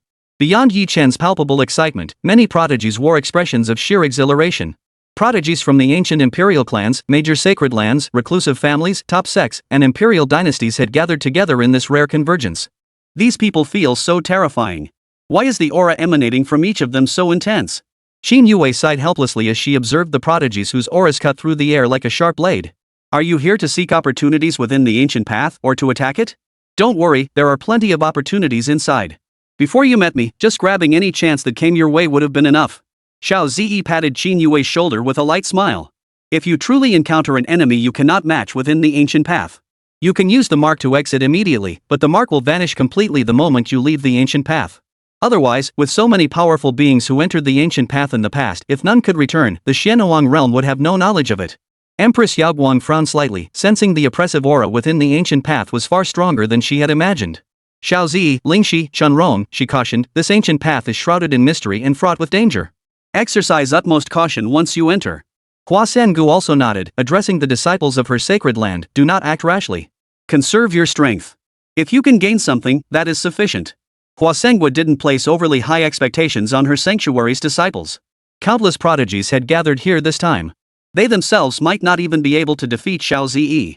If Xiao Ziyi were to lose to those prodigies, then they would likely be no match for them either. Huang Xinmei and Qin Yue both nodded.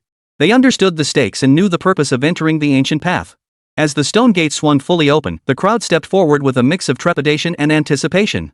One by one, the formidable prodigies began walking deeper into the ancient path. After passing through a burst of light, they too entered the ancient path. Wan Xiang, should we enter now?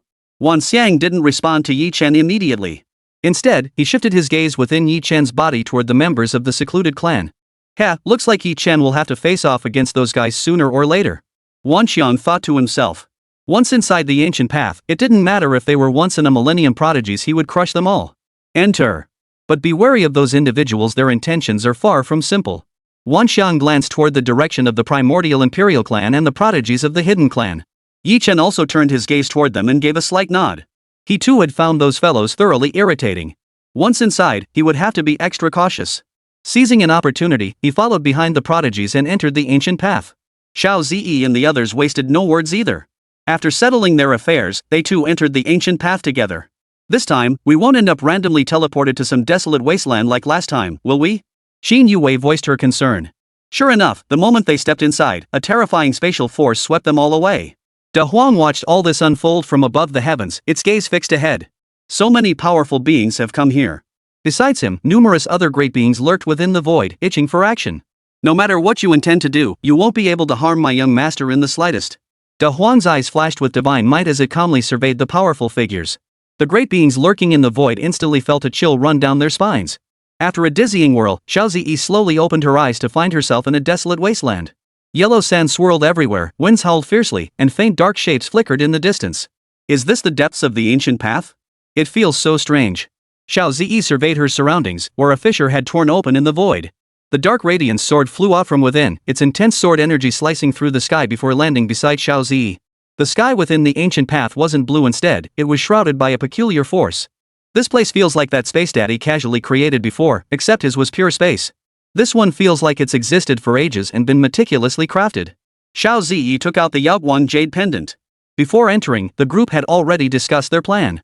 If they weren't all transported to the same location upon entry but instead scattered randomly, They would immediately use the Yaoguang Jade Pendant to sense each other's locations and regroup first. Sure enough, the moment Xiao Ziyi produced the Jade Pendant, Lingxi and Chun Rong's locations instantly became clear. They're actually so close together? That really is convenient. Xiao Ziyi leapt up and headed straight toward their direction. Yi Chen, meanwhile, had been randomly teleported to an unknown location. Is this already within the ancient path? Yi Chen shook his head, feeling a wave of dizziness wash over him. Yi Chen! Get up quickly! I sense many people nearby. Wan Xiang shouted at Yi Chen, who was still recovering. Hearing voices nearby, Yi Chen jolted awake. He hurriedly found a place to hide. Wan Xiang watched his reaction and couldn't help but shake his head. He wondered if the immense pressure from those emperor-level powerhouses back then had left a lasting impact. Or if it was simply that he now overreacted whenever he saw people. Hey, Yi Chen, you don't have to hide from everyone you see, you know? Senior Wan Xiang, you just don't understand. That aura feels all too familiar. It must be that guy with the two little dragon horns on his head. He feels way too weird. Better not run into him for now. Wan Xiang froze at the words. Could it be that the other party also possessed the power of destiny? Sure enough, moments later, a handsome man clad in luxurious robes soared through the sky. Following behind him were several other powerful figures, some at the peak of the heavenly realm, others even reaching the divine heaven realm. A lingering dragon's aura hung in the air. Their speed was so immense it caused the surrounding space to warp. Yi Chen peeked out cautiously from his hiding spot. It's the ancient imperial clan. Where the hell are these guys rushing off to at this speed? Yi Chen murmured to himself. Let's go. We'll follow them and see. They're moving with such purpose. They must be searching for some treasure. Yi Chen found this reasoning plausible, gave a slight nod, and promptly followed their footsteps. He began tailing them. Chapter 40, Chapter 165. The Sealed Celestial Genius Awakens. Chun Rong battles Lu Mo. Brother Tianyi, there's a rat tailing us. Should we deal with him?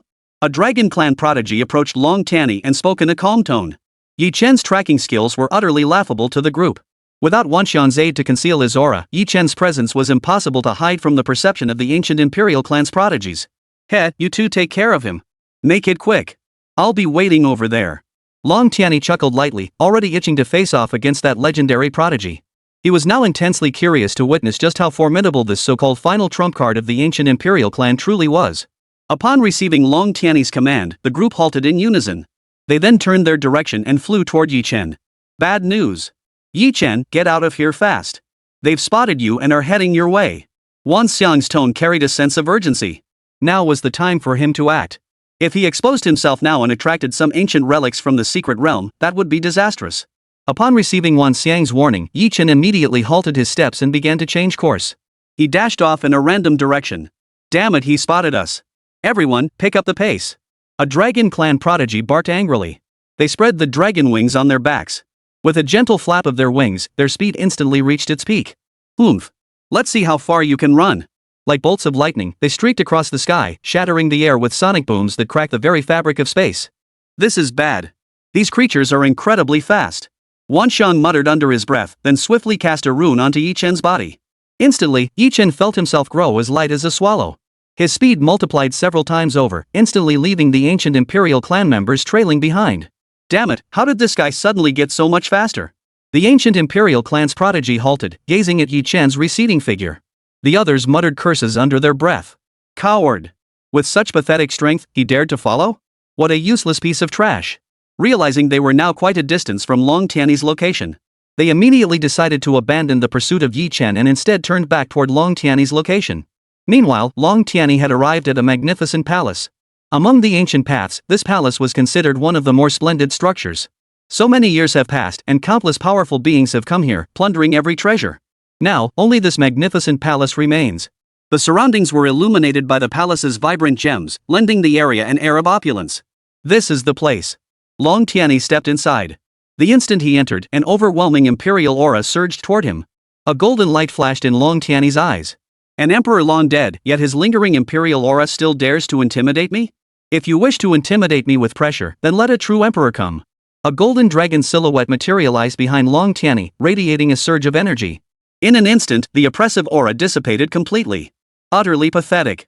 Long Tianyi stepped inside, the surrounding space enveloped by a shroud of spiritual energy. No wonder this place hasn't changed at all over the years. This spiritual energy has warped this place. No matter what destruction it faces, it can restore itself to its original state.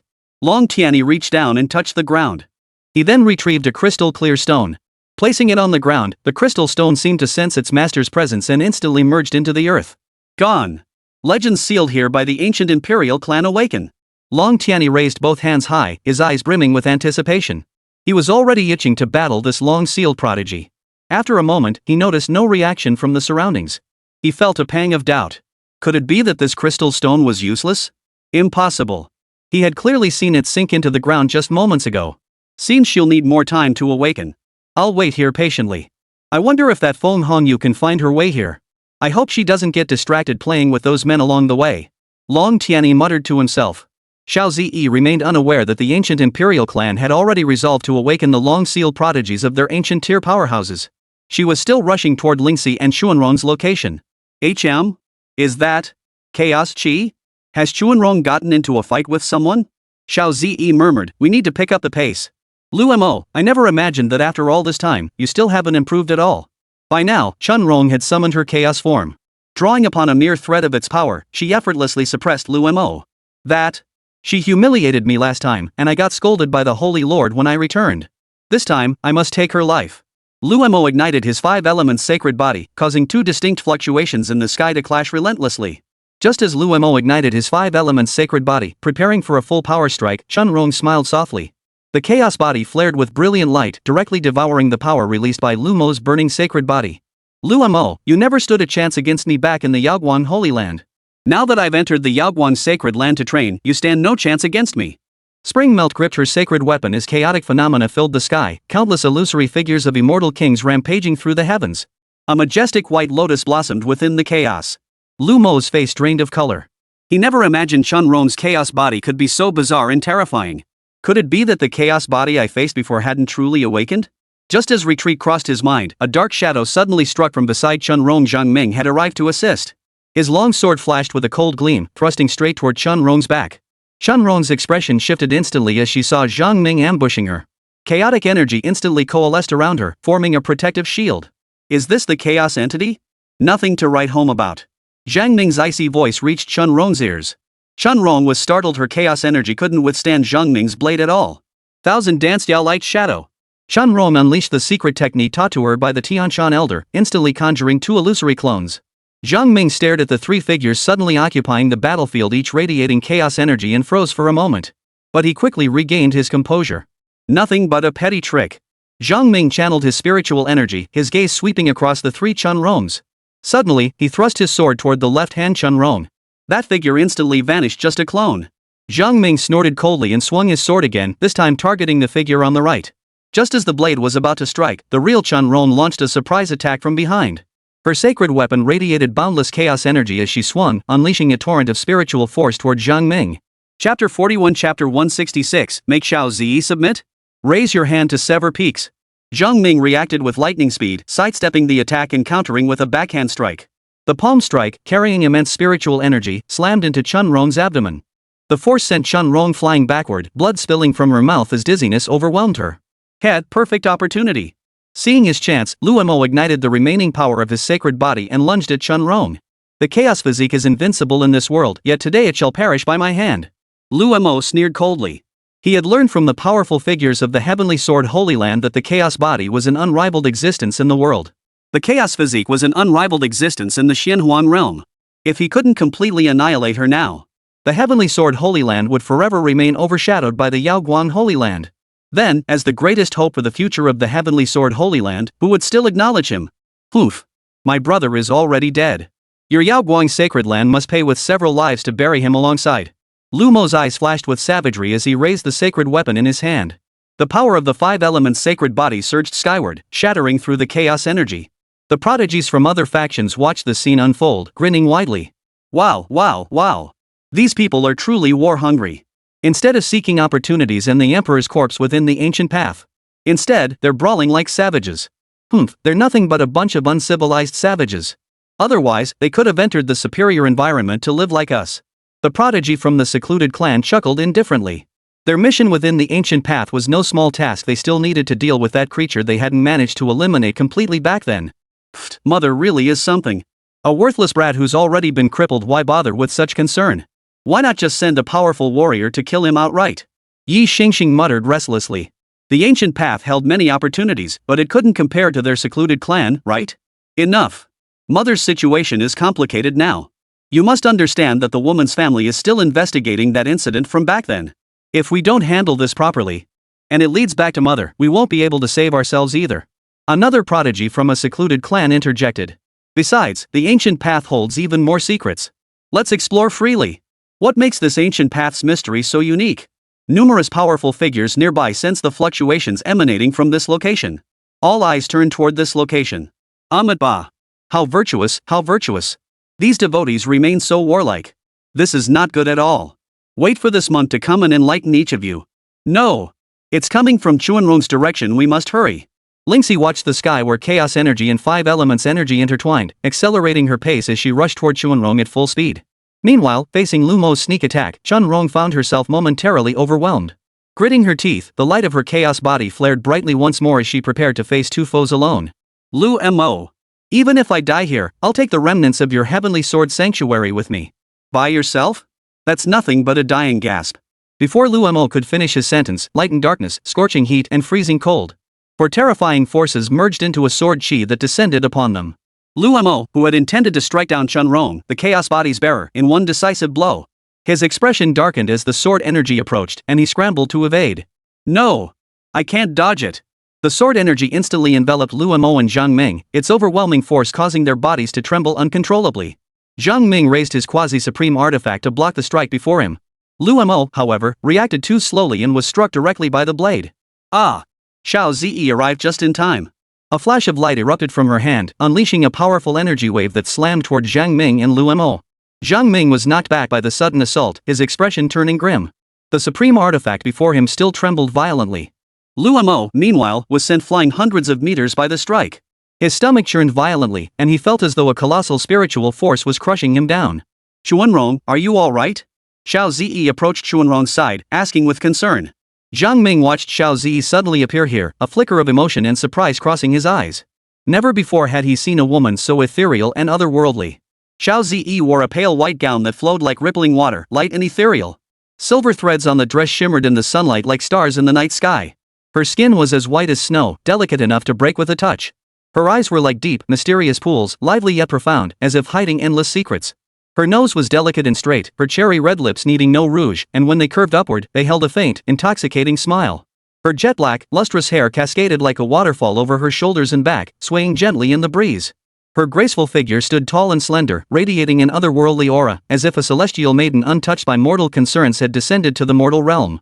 Though startled, Zhang Ming, a disciple of the Heavenly Sword Sanctuary, quickly regained his composure. He snorted coldly, the reinforcements from the Yaoguang Sanctuary arrive in fine time. But do you truly believe you can save her? Xiao Ziling's gaze remained calm as she looked at Zhang Ming before her. Oh, I recognize you. You're the one who used to follow that worthless dog around. Oof. I can't quite recall. Xiao Ziling adopted a look of deep contemplation. Zhang Ming's eyebrow twitched. He was, after all, quite the handsome chap. If even he was forgotten, what exactly did this little beauty remember?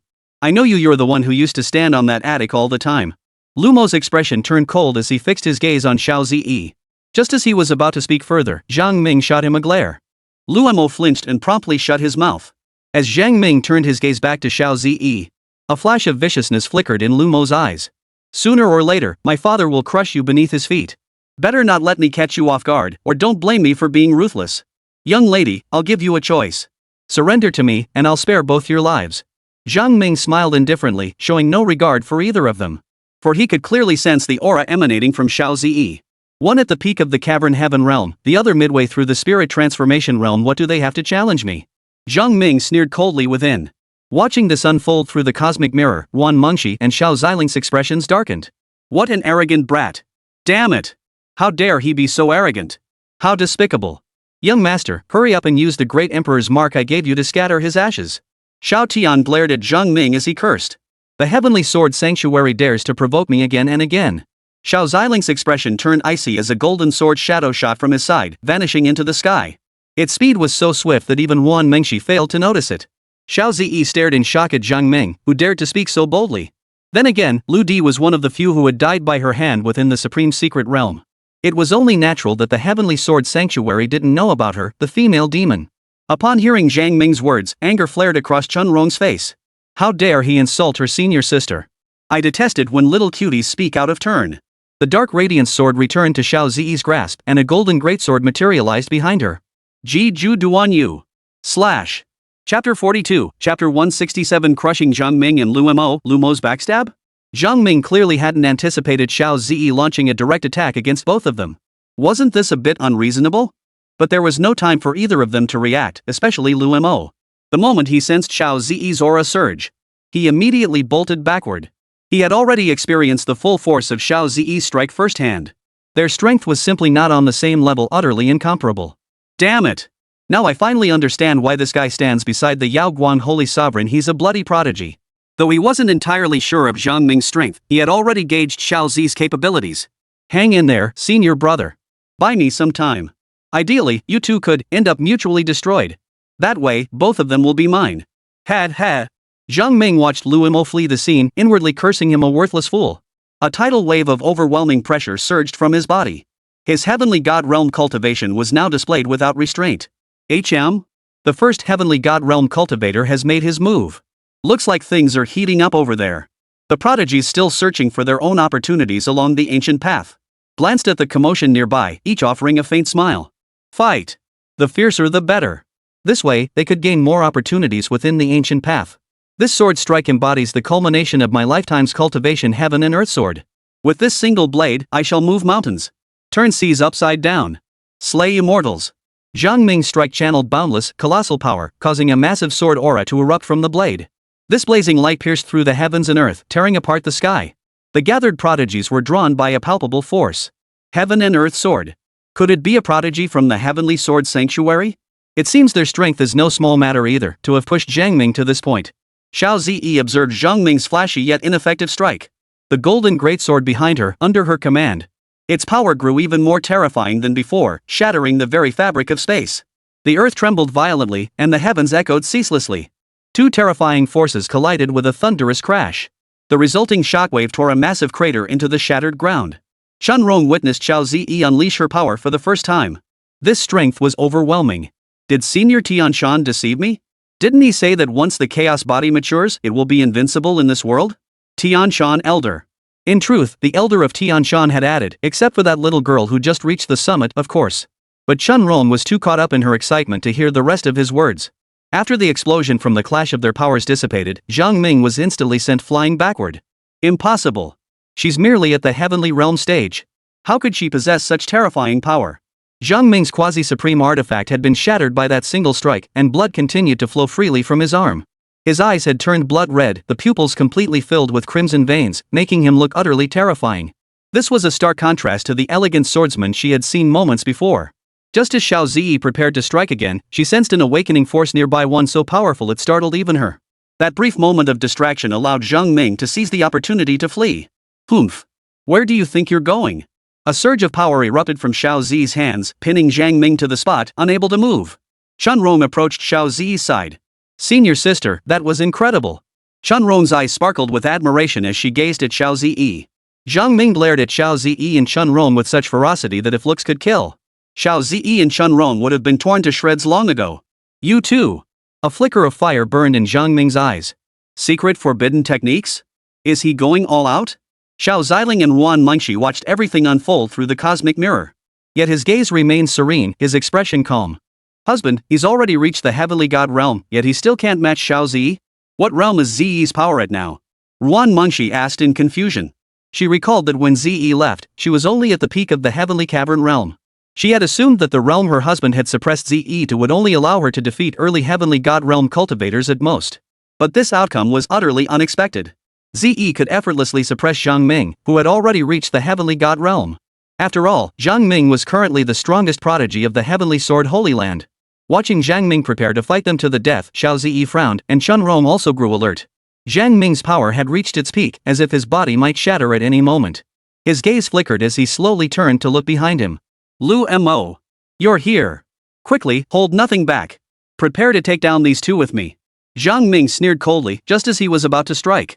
A sharp blade pierced straight through Zhang Ming's body. Zhang Ming turned his head in disbelief, only to see Lu Mo's cold, expressionless face.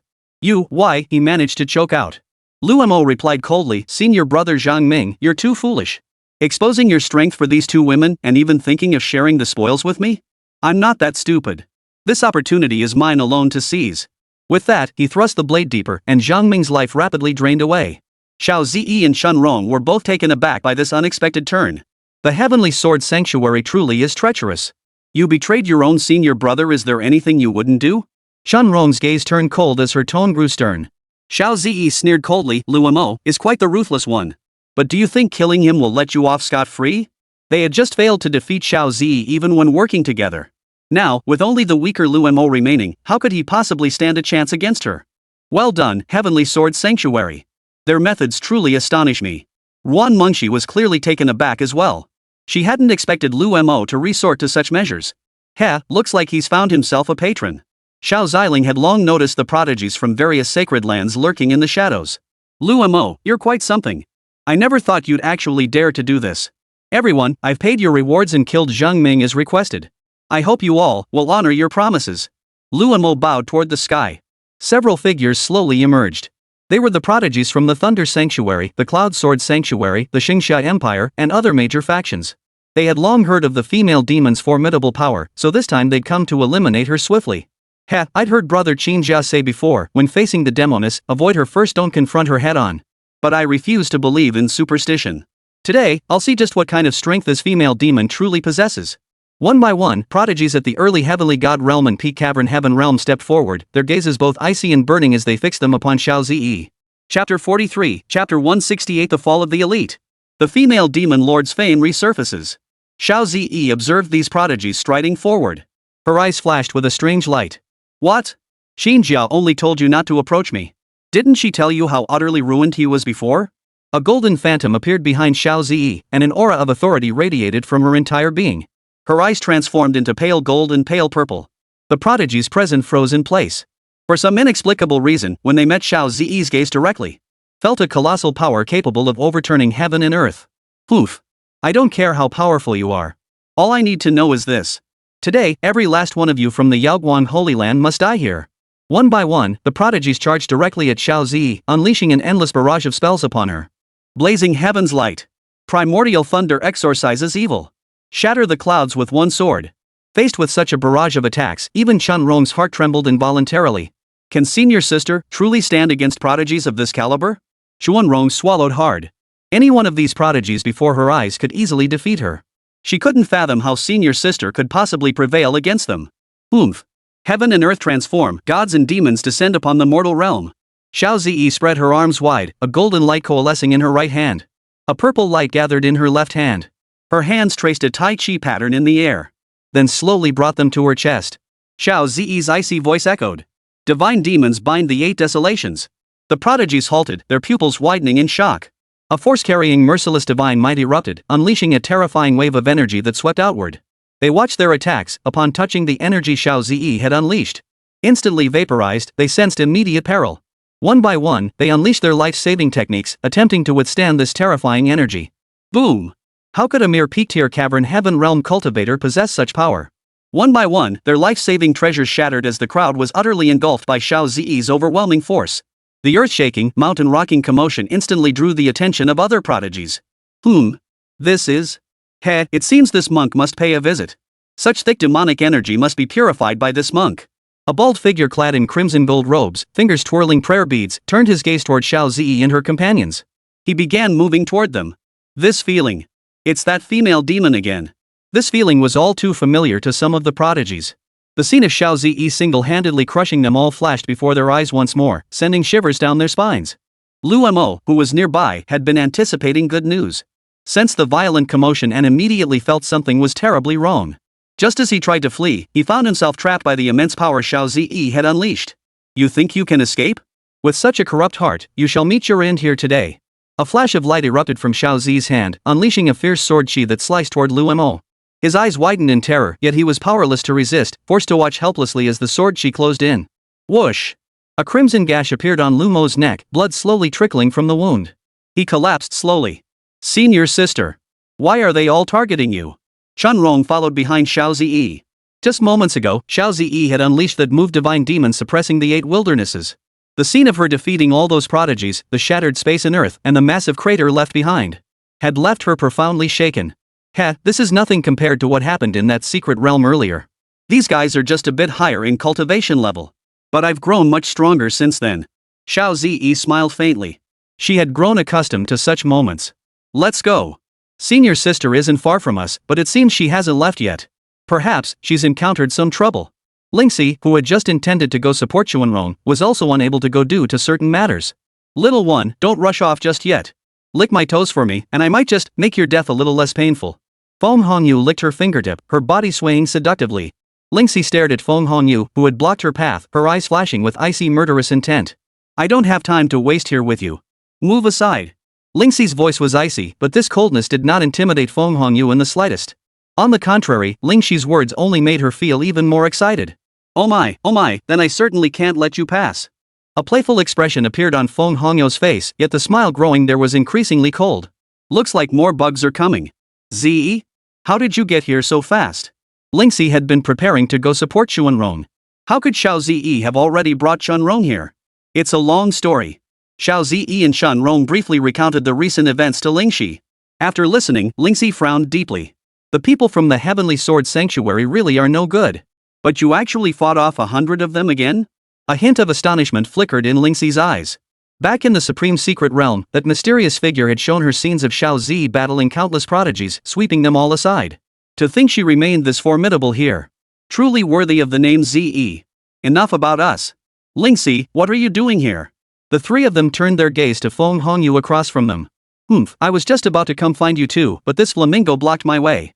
Feng Hongyu instantly bristled at Lingxi's choice of words. Who's a flamingo? I'm a phoenix. A phoenix. In that case, let's deal with this immediate nuisance first. Xiao Zi's eyes turned to Feng Hongyu with a faint gaze. Feng Hongyu observed the three of them, yet showed no fear. Instead, she laughed with growing excitement. Oh?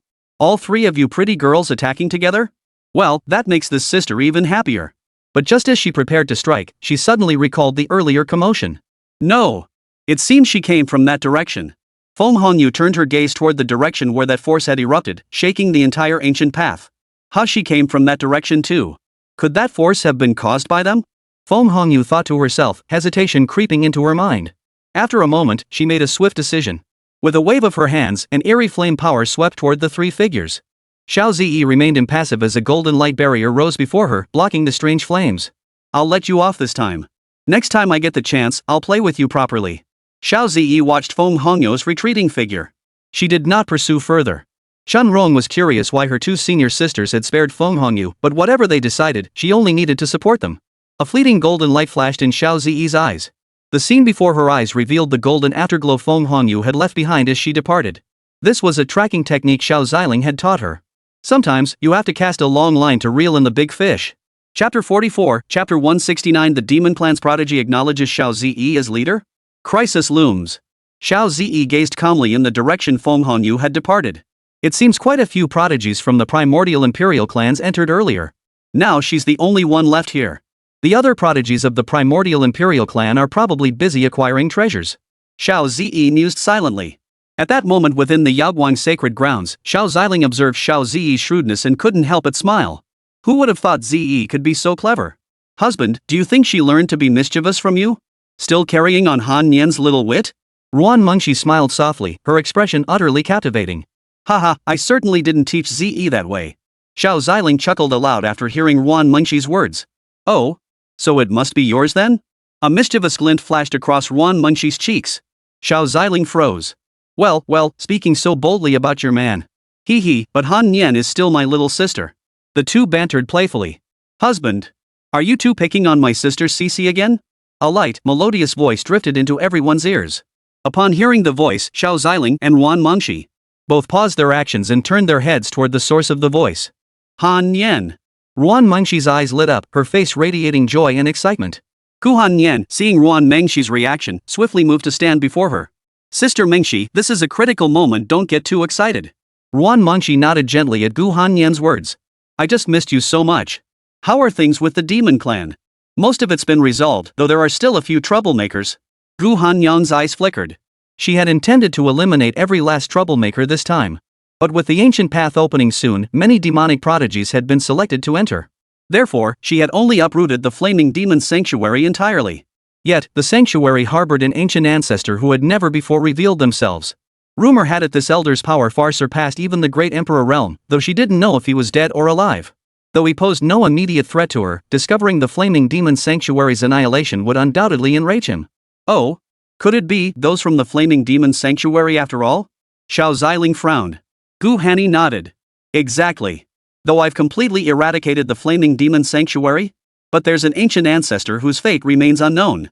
If he learns of the flaming demon sanctuary's destruction, he might do something rash. Ruan Mengshi had no idea what the two were discussing. Flaming demon sanctuary? Why had she never heard of it before? Xiao Ziling raised his hand and pinched lightly, a flicker of light passing through his eyes. Rest assured, that elder from the flaming demon sanctuary can no longer trouble us. Xiao Ziling smiled faintly.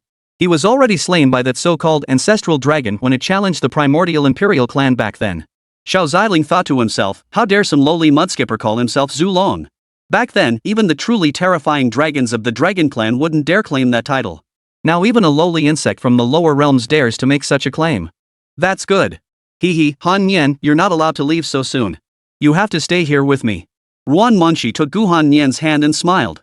Gu Han Nian smiled and nodded. Xiao Ziling watched the two chatting away, merely smiling without interrupting them. He turned toward the room, intending to prepare some nourishing food for them to replenish their strength. By now, the two children growing inside Ruan Mengshi had developed a strong sense of awareness. The moment the aura near Ruan Mengshi shifted, both of them sensed someone approaching. However, upon recognizing the aura as Gu Han Nian's, they calmed down once more. Ruan Mengshi and Gu Hanni had spent considerable time together before. Gu Han Nian's aura had long been etched into their memories. Whose aura is this? It's been so close to Mom the whole time. Ouch. Little sister, stop pushing me. Empress Chen Yuan glanced at the foreign ruler who had bumped into her. At that moment, both merely felt a mutual dislike. But they didn't think much of it, attributing it to a simple dislike of children and seeing nothing unusual. Besides Empress Chen Yuan, the other one also nudged her. Why does my little sister seem so restless? Behave yourself. Once your sister is born, I'll take good care of you. She gently stroked the Empress of Chen Yuan's head, her expression softening.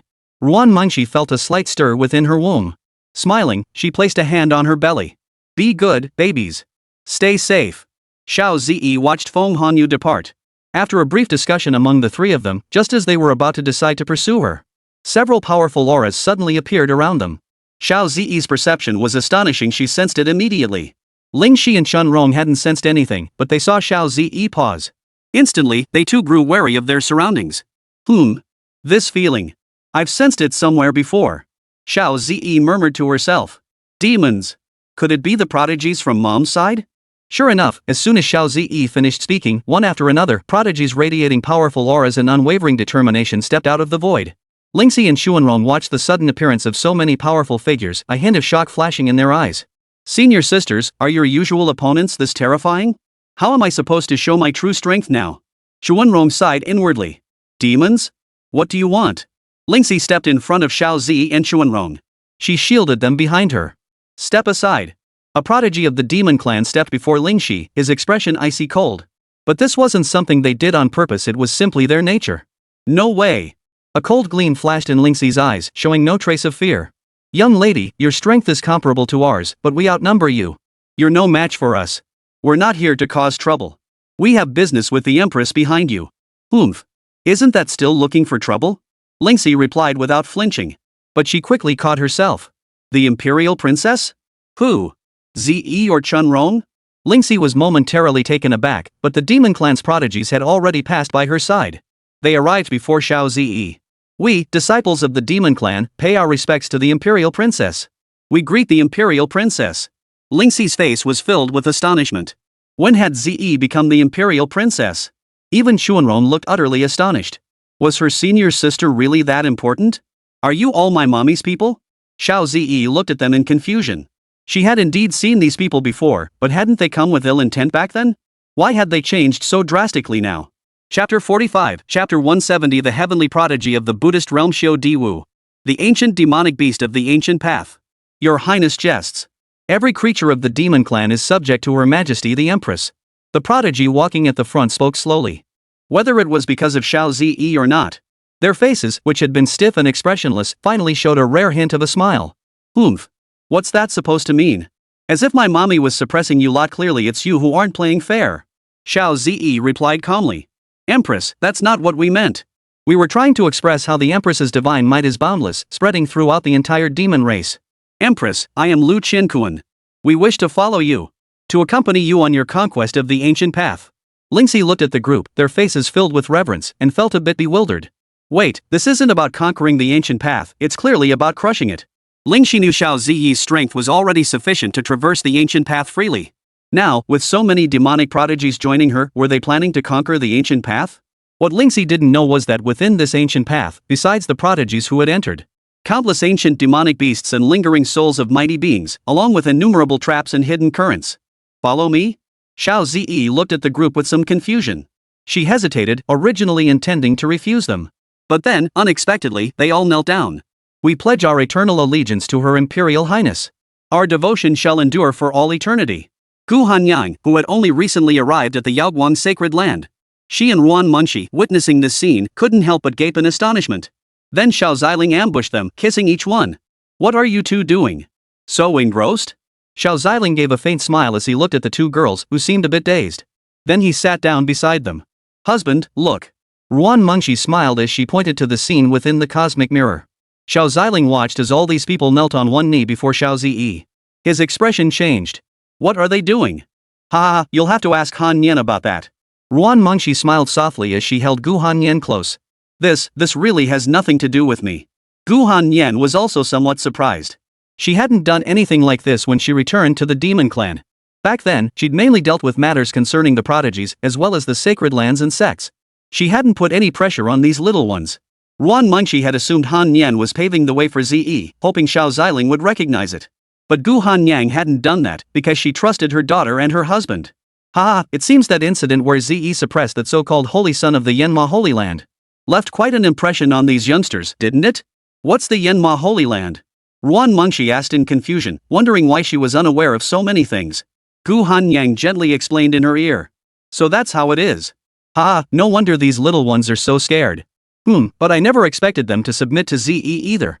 Gu Hanyang couldn't help but smile wryly. Xiao Ziling turned his gaze toward the prodigies.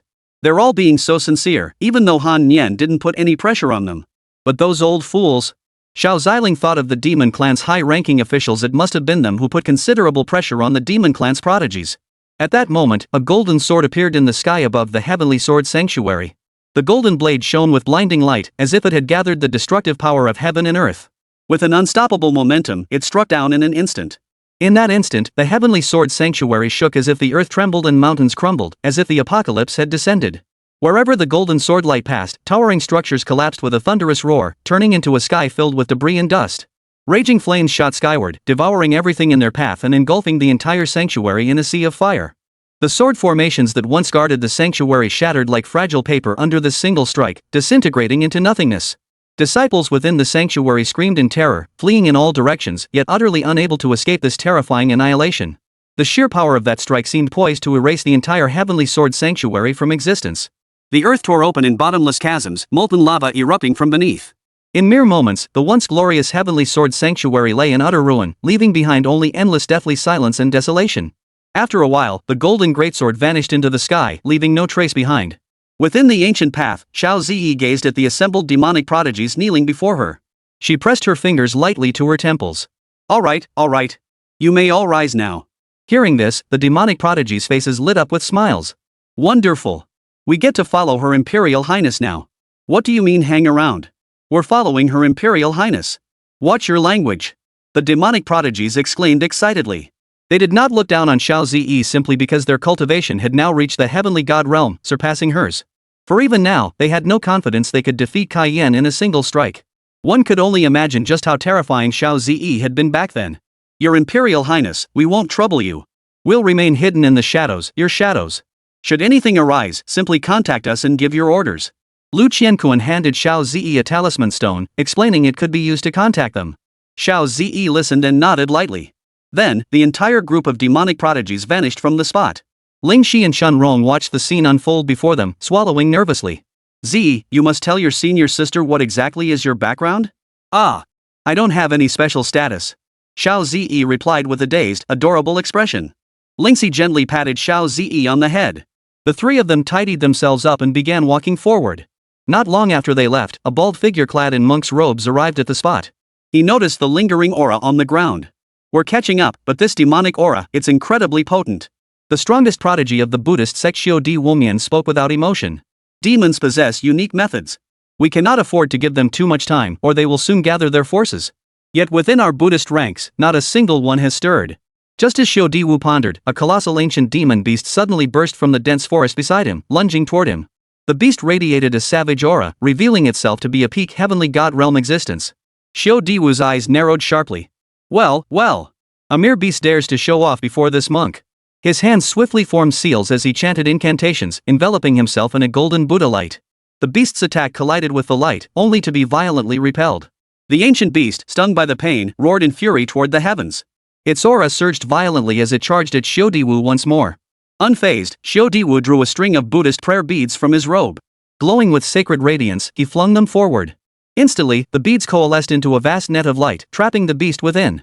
The beast struggled fiercely, yet the net remained utterly unmoved. Chapter 46, Chapter 171 The Force of Destiny, Ancient Jin and I, and the Bully in a Pantsuit Xiao Ziling. Xiao Ziling observed the ancient beast firmly within his grasp, a faint smile touching his lips. The moment you attack me, your life was already in the hands of the Buddha.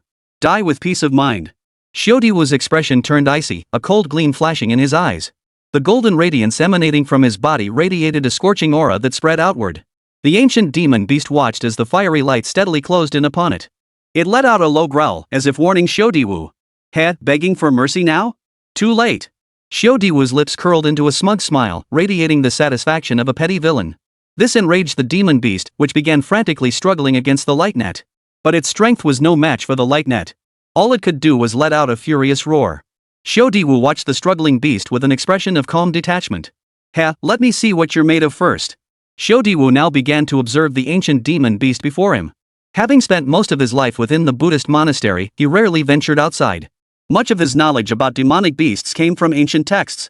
Though he had just recognized a hint of the creature's identity, he remained uncertain. He stepped forward, scrutinizing the beast before him. An ancient golden-scaled beast after all. Its fur is soft and flowing. Wait, soft and flowing fur. This is still an immature ancient beast. Xiao Ziling realized something terrifying. He tried to erase the thought from his mind, but the overwhelming dread pressing down on his heart refused to dissipate. Ancient golden Nyx are divine beasts that suppress destiny. Each one is accompanied by an utterly terrifying great demon. Sure enough, the moment this thought formed, two demonic beasts whose power had already reached the sacred realm above the heavenly god level appeared before Xiao Ziling. Xiao Ziling stared at the beasts appearing before him, sweat beading on his forehead. Saint level. Xiao Ziling sucked in a sharp breath. Just as Xiao Ziling pondered how to escape these two saint-level demonic beasts, a terrifying aura descended from the heavens, crushing down upon the area. However, this pressure targeted only Xiao Ziling. The two saint-level beasts in Jin and I remained completely unaffected. Xiao Ziling struggled to lift his head, but the pressure far exceeded his imagination. He could only manage a few slurred words. Who is it? Senior. What? Bullying the weak and fearing the strong? By your own words, I too am a wicked beast. Come on then, go ahead and strike me. A voice, profound and majestic, echoed in Xiao Ziling's ears. Xiao Ziling's pupils contracted. An even more terrifying pressure bore down upon him. It's killing intent. He wants to kill me. Without hesitation, Xiao Ziling activated 10,000 Buddha's heart ancestral form. Humph. The colossal, terrifying presence above the heavens frowned, sensing the aura emanating from Xiao Ziling. A supreme Buddhist technique? It seems you hold a rather significant position within the Buddhist order. Xiao Ziling smiled faintly at the voice. The influence of the Buddhist sect spans the entire Xianhuang realm. Countless disciples of the Buddhist sect save sentient beings, their merits vast and boundless. A rift tore open in the sky, revealing the shadow of the Buddha within the void. Xiao Ziling used the Buddha's shadow to temporarily withstand that terrifying pressure. The colossal, terrifying presence snorted coldly. So what if it's the Buddhist sect? You've injured the little girl. This debt must be settled today. With that, an even more ruthless attack surged toward Xiao Ziling. Xiao Ziling gritted his teeth, channeling the full might of the 10,000 Buddha's heart ancestral image. Golden light surged, colliding with the attack in a deafening roar. Light flashed across the sky as countless streams of divine power intertwined, distorting the surrounding space. Seizing the moment, Xiao Ziling swiftly fled the scene. He dared not delay for a moment. Given the opponent's power, killing him would be far too easy. Trying to escape, the two demonic beasts at the Saint Realm watched Xiao Ziling depart. Just as they prepared to pursue him. But the mighty being above the heavens halted them. Enough. He's just a mere insect. No need to waste our energy.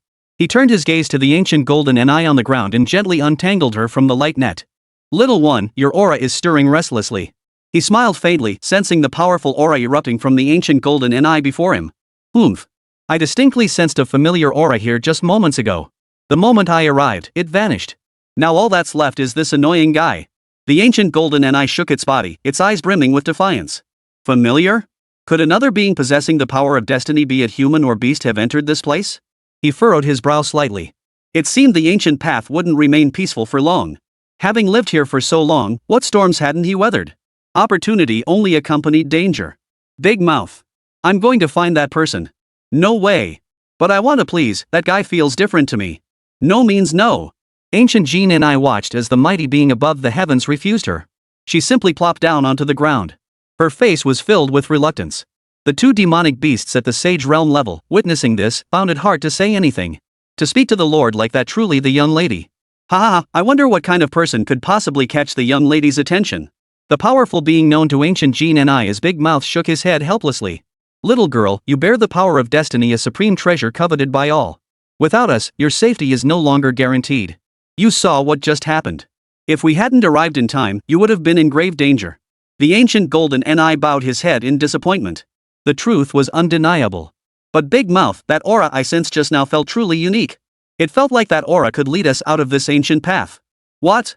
How could that be? The group's expressions changed, their eyes filled with disbelief. From the moment they arrived here, they had no idea how to get out. They didn't want those who entered bearing the mark to have the option of using it to leave if all else failed. Ever since that force had dragged them inside, they'd never had a chance to leave. I'm telling the truth. Why else would I be so agitated? Big Mouth listened to ancient Jean Ni's words.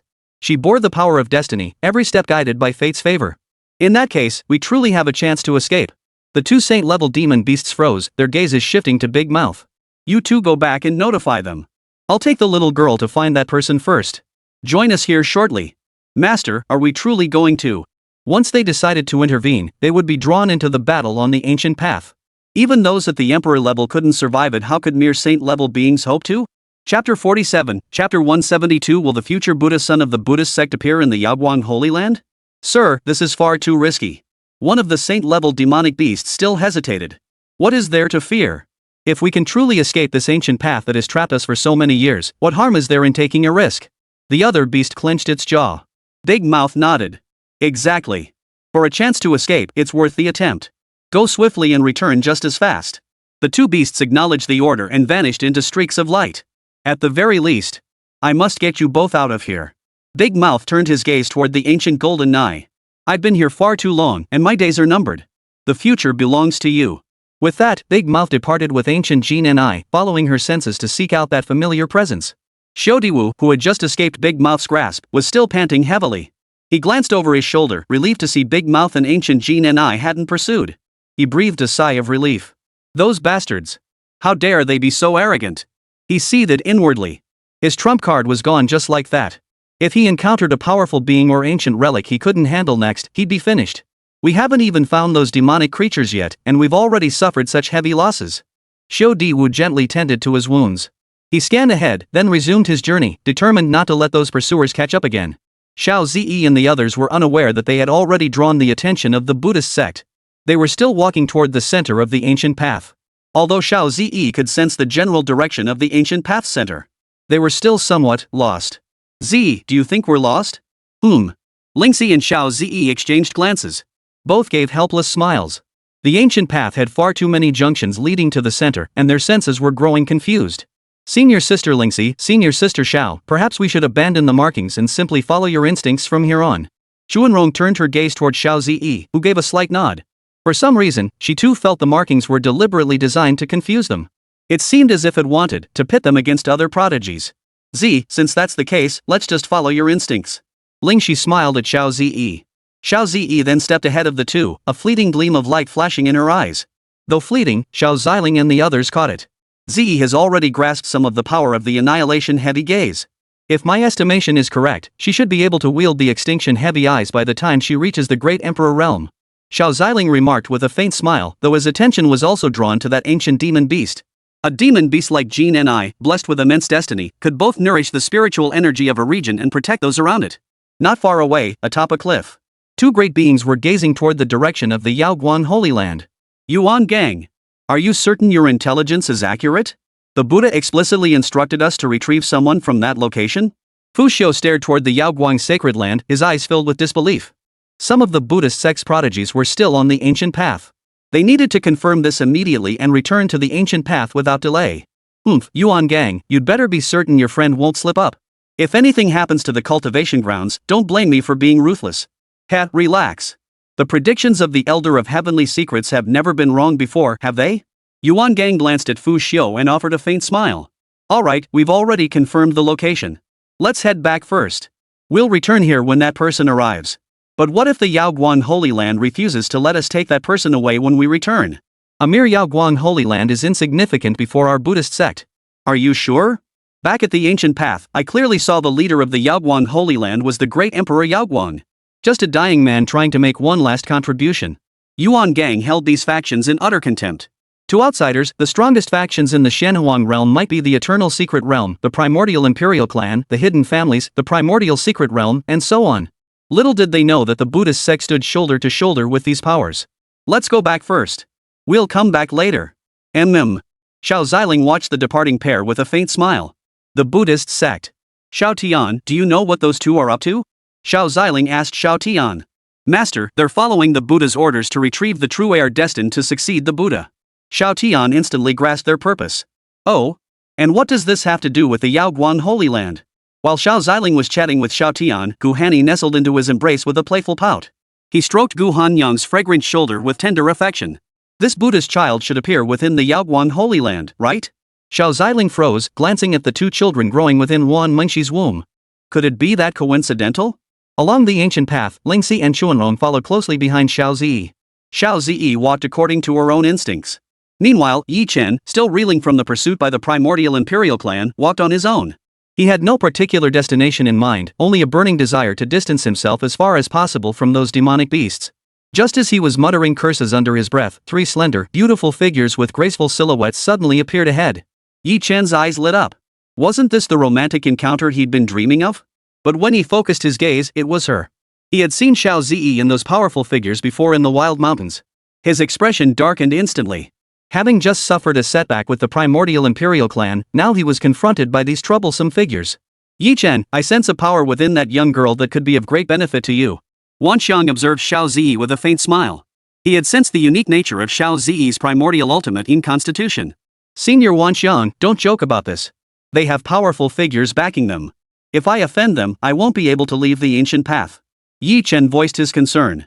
Even the weakest individuals they'd encountered in the wilderness were emperor-level powerhouses. With me here, what is there to fear? Besides, what happens here stays here. No one outside will ever know.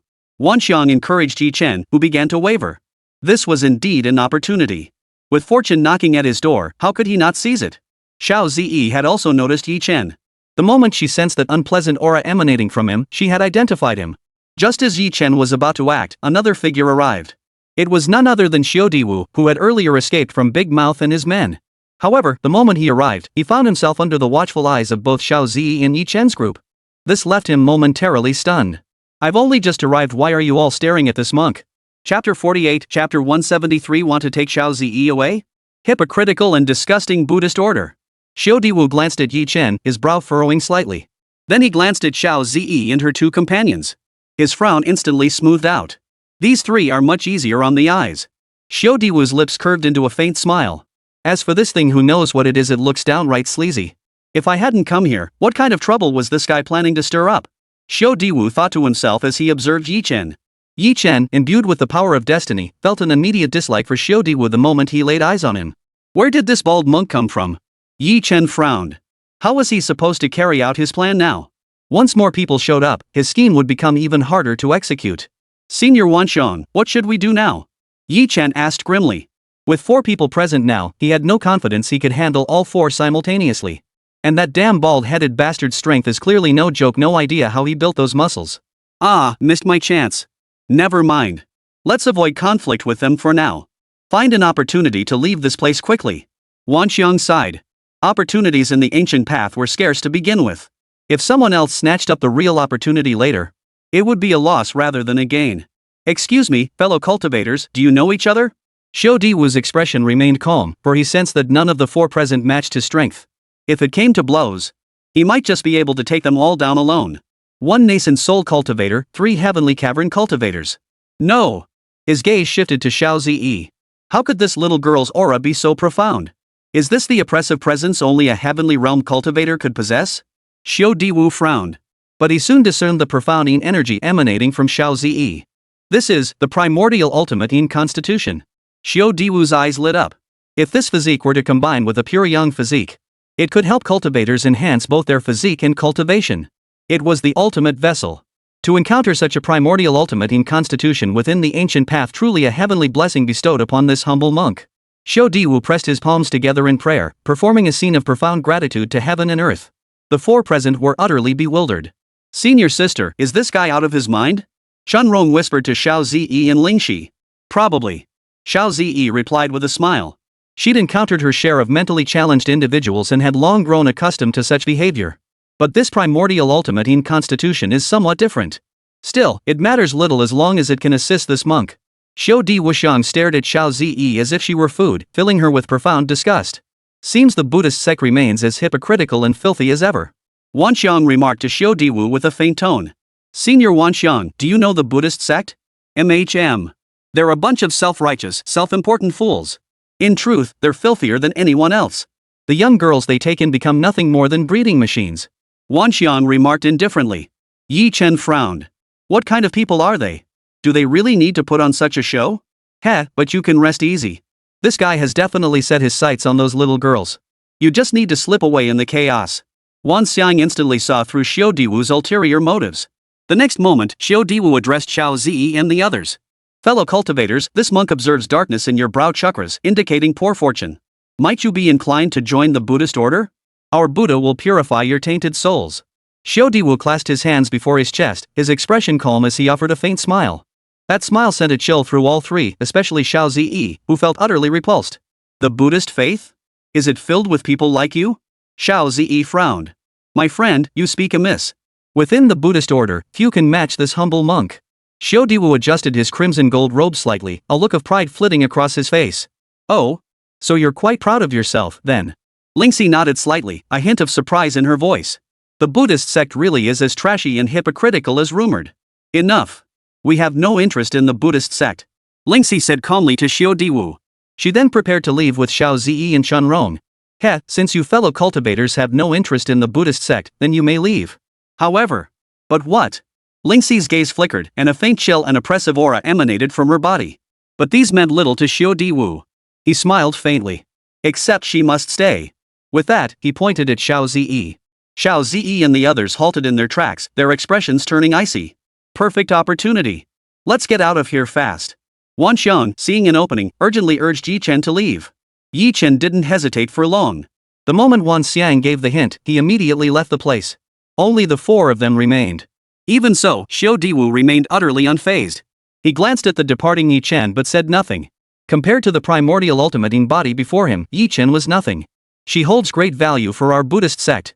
Today, no matter what, she cannot leave this place with you. Xiao Diwu's expression remained unchanged as he turned to the other three with a faint smile.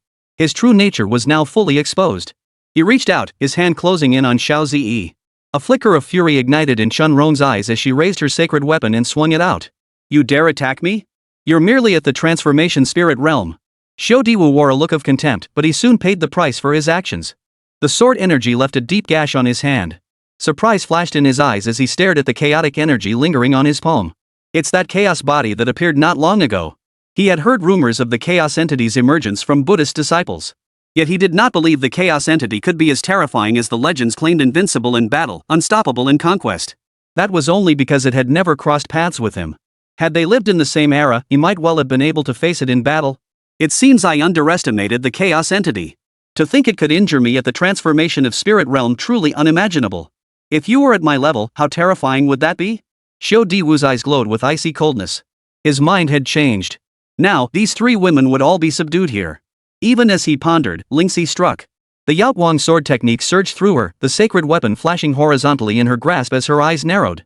Sword light streaked toward Xiao Diwu like shooting stars. He dared not be careless, swiftly forming seals with both hands. A golden light barrier instantly materialized before him. The sword beams collided with the barrier, erupting in a series of thunderous booms. Useless, he sneered. With just the three of you, you couldn't break my defenses even if I let you. Xiao Diwu laughed wildly, his expression brimming with arrogance. Is that so? Chapter 49, Chapter 174 Demon God's Apparition. Buddhist Supreme Art Thousand-Handed Pagoda. Upon hearing that icy voice, Xiao Diwu froze for a moment. What's going on? That voice just now actually made my heart tremble. Xiao Diwu found it utterly unbelievable. Not even the great being from earlier could achieve such an effect. What kind of being was this little girl? A flicker of uncertainty crossed his face, though he concealed it well, escaping the notice of Lingxi and Chuanrong. Only Xiao Ziling and Gu Hanyang saw right through it. Xiao Diwu had already begun to fear Xiao Zi. The Buddhist sect. Always the Buddhist sect. They openly used the banner of subduing demons and exterminating evil to target the demonic race and the ancient imperial clans. They were crushed not long after. How long has it even been? And now they dare to be so arrogant again. A cold glint flashed in Gu Hanny's eyes. She had already slain a powerful figure from the Buddhist sect before. The Buddhist sect's foundations were not weak, but the demonic clan and the ancient imperial clan possessed even more colossal resources. The foundations of all three factions extended into the immortal realm, making the annihilation of any one of them virtually impossible. Unless one possessed the strength of an immortal. The Buddhist sect, I did learn a bit about them back in that supreme secret realm. Xiao Ziling smiled faintly.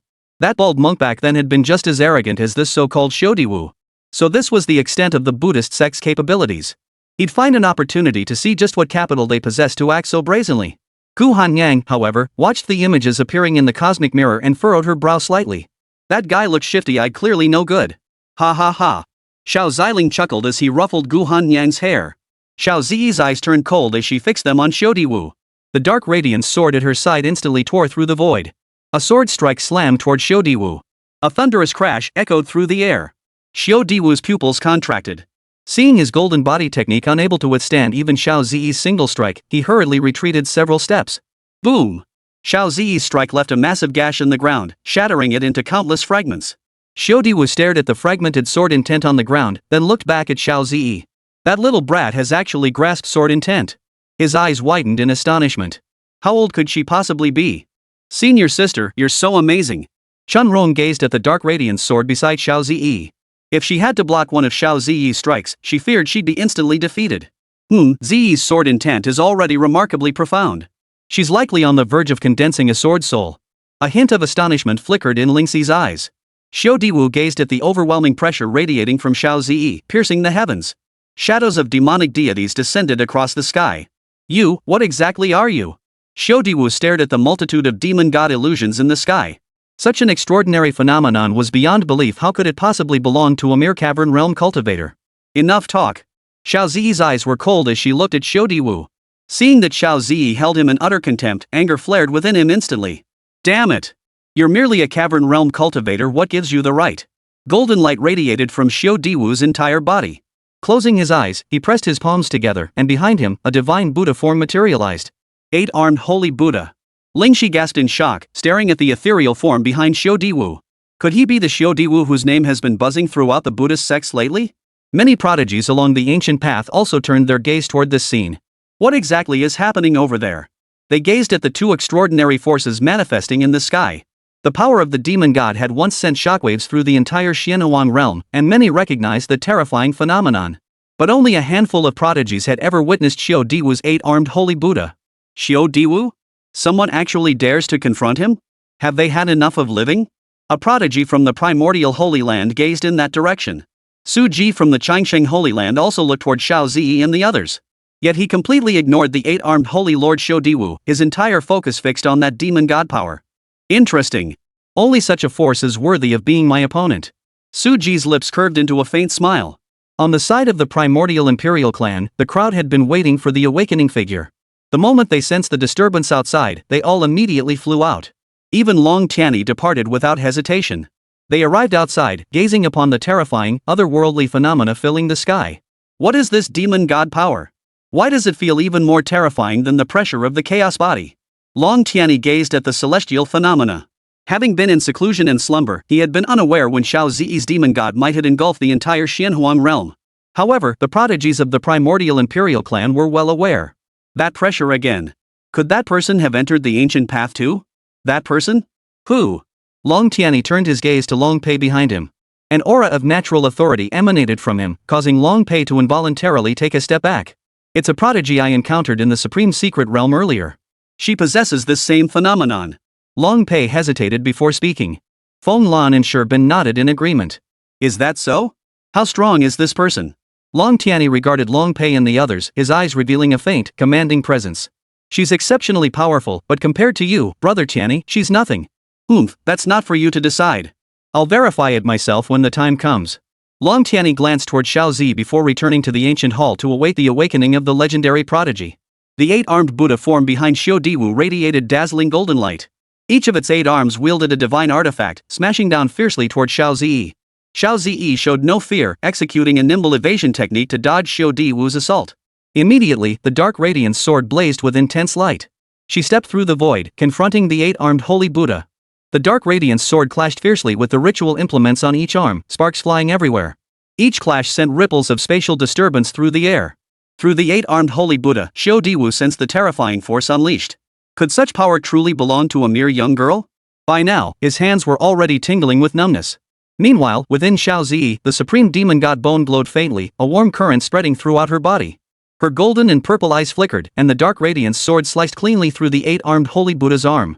One arm dissolved into spiritual energy and vanished. Wicked creature! How dare you destroy my golden body? Xiao Di Wushuang formed seals with both hands, unleashing a beam of light that pierced the heavens. His feet left the ground as he soared directly into the sky. Thousand-handed pagoda. Golden light blazed across the heavens, tearing a fissure in the void. Countless golden arms materialized from thin air, descending upon Xiao Zi like a swarm of tentacles. Each arm contained terrifying power, warping and distorting space wherever it passed. This is the Buddhist supreme art thousand-handed pagoda, annihilating all beings. Lingxi watched as countless arms, giant palms, and weapons all formed from spiritual energy plummeted from the sky. Instantly, she assumed a battle stance, ready for anything. Chapter 50, Chapter 175. The eternal melody shatters the thousand-handed pagoda, crushing the Buddhist prodigy. Ha ha ha ha. You didn't seriously think I summoned the 8-armed holy Buddha just to fight you, did you?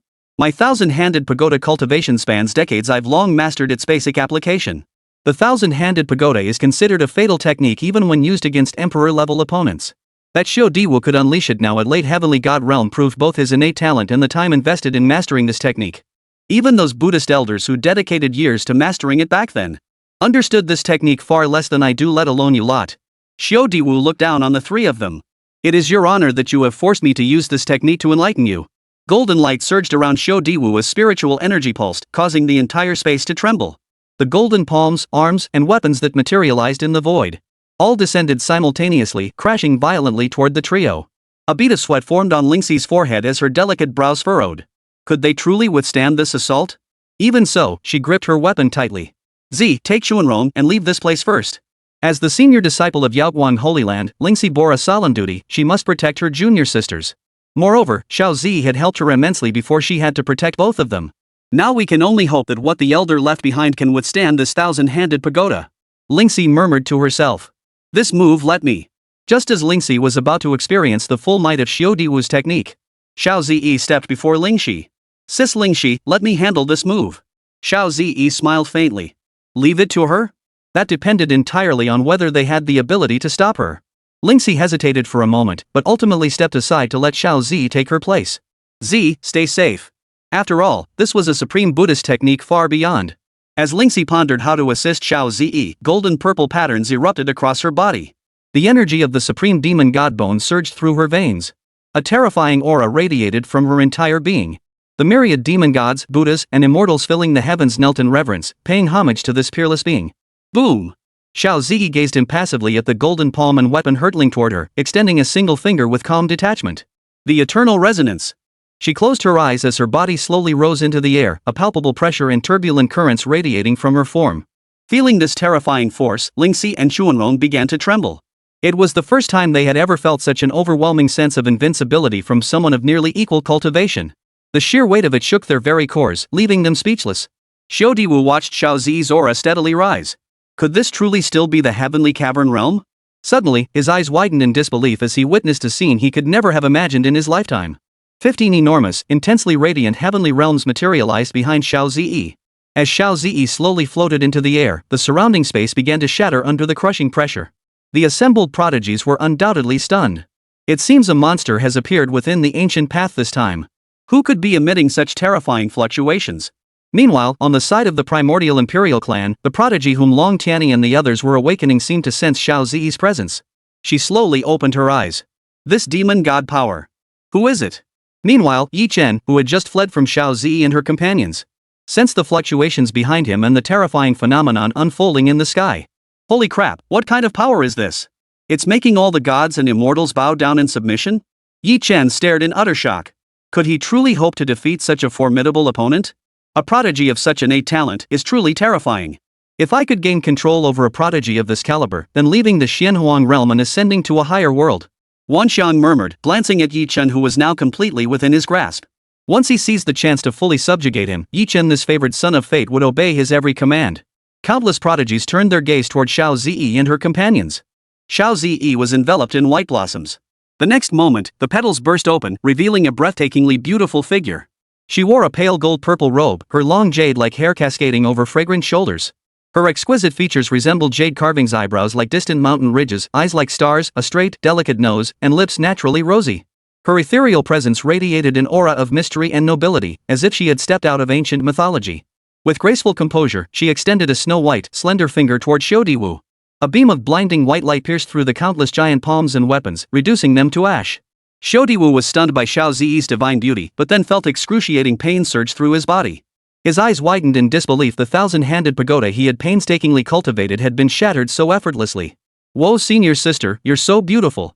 Xuanrong gazed at Xiao Ziyi's ethereal beauty, reminiscent of a celestial maiden amidst the stars, and both of them were momentarily transfixed. Lingxi and Xuanrong's tense hearts instantly relaxed, their eyes brimming with delight and admiration. The beam of light did not stop, piercing directly through the heavens and tearing open a fissure in the sky above the ancient path. Boom! The entire ancient path shook violently. Is this an earthquake? Ancient Jean and I, still searching for that person, felt the tremors from the ground and quickly steadied herself. Be careful. The source of this power is terrifying. Big Mouth stared at the gaping tear in the sky.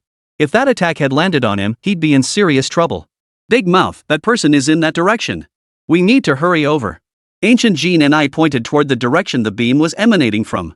Big Mouth was startled, but he nodded nonetheless, leading Ancient Golden and I toward the location. The surrounding prodigies were all stunned by the scene, murmuring among themselves. What kind of terrifying existence is this? Some prodigies even swallowed hard. They had noticed upon entering that certain individuals possessed cultivation levels surpassing their own.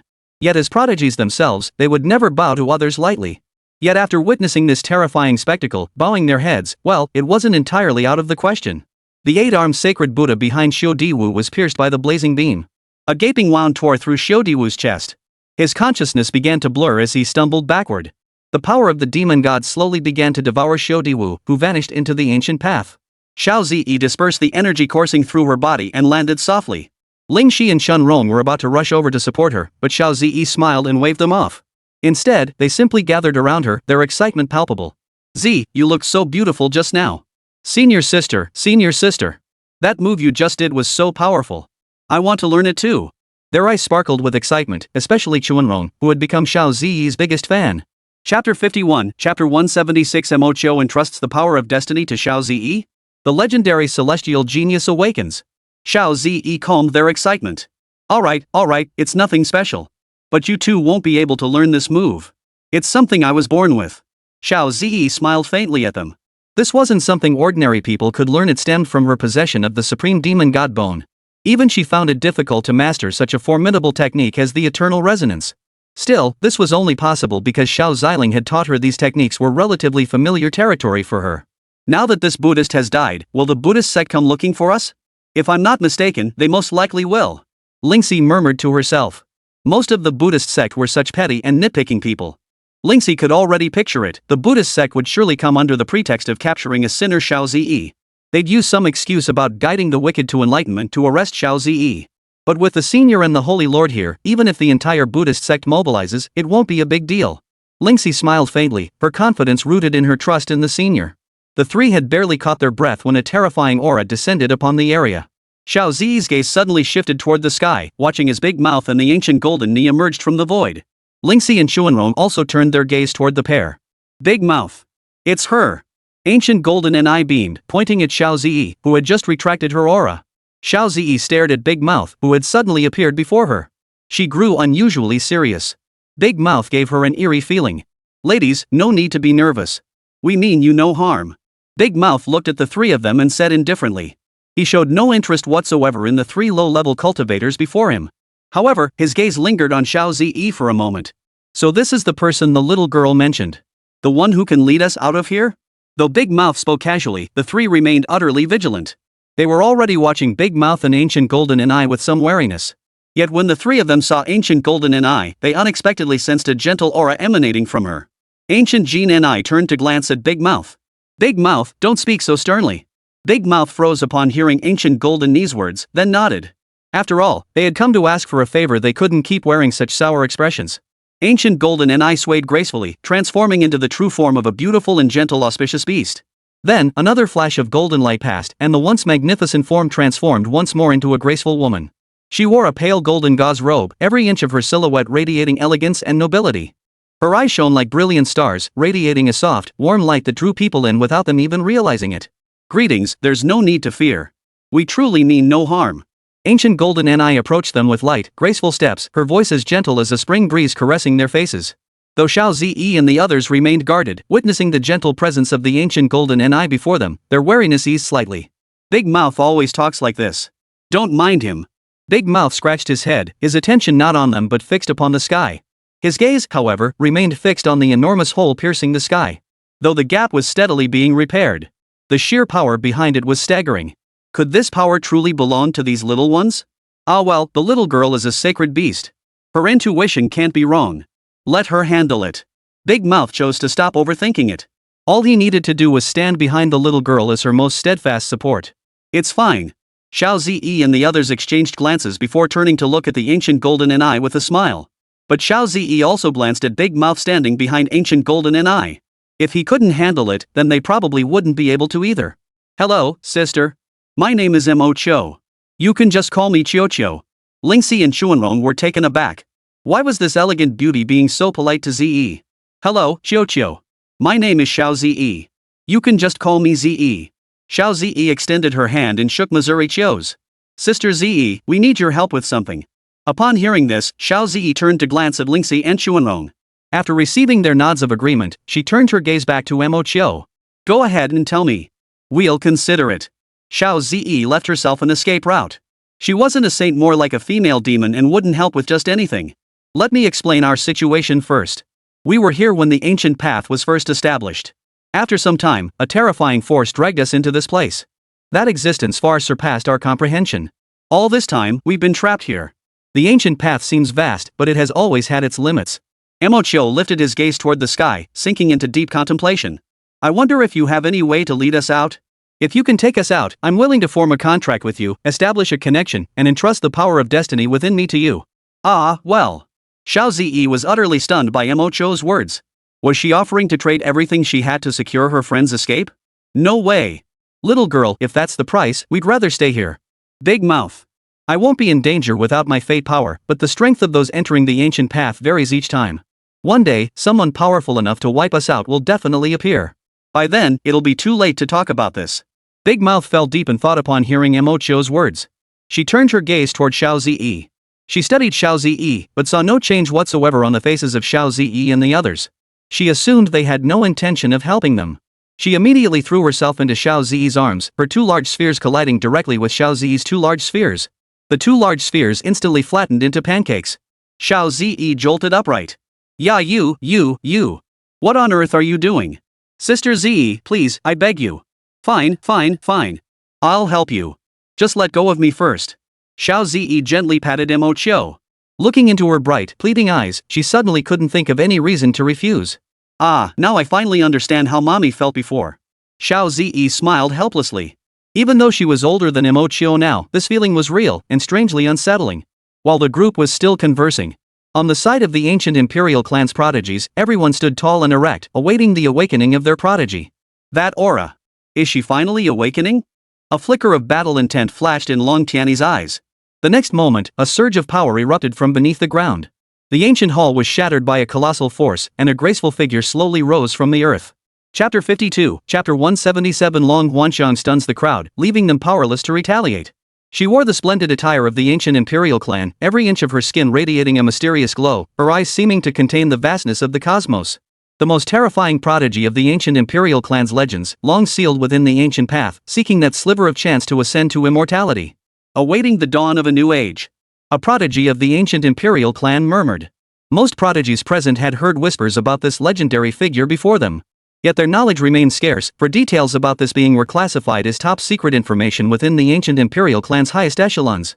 Even those hailed as the future hope of the ancient imperial clan lacked the privilege to know. Is this the future hailed as the Golden Age?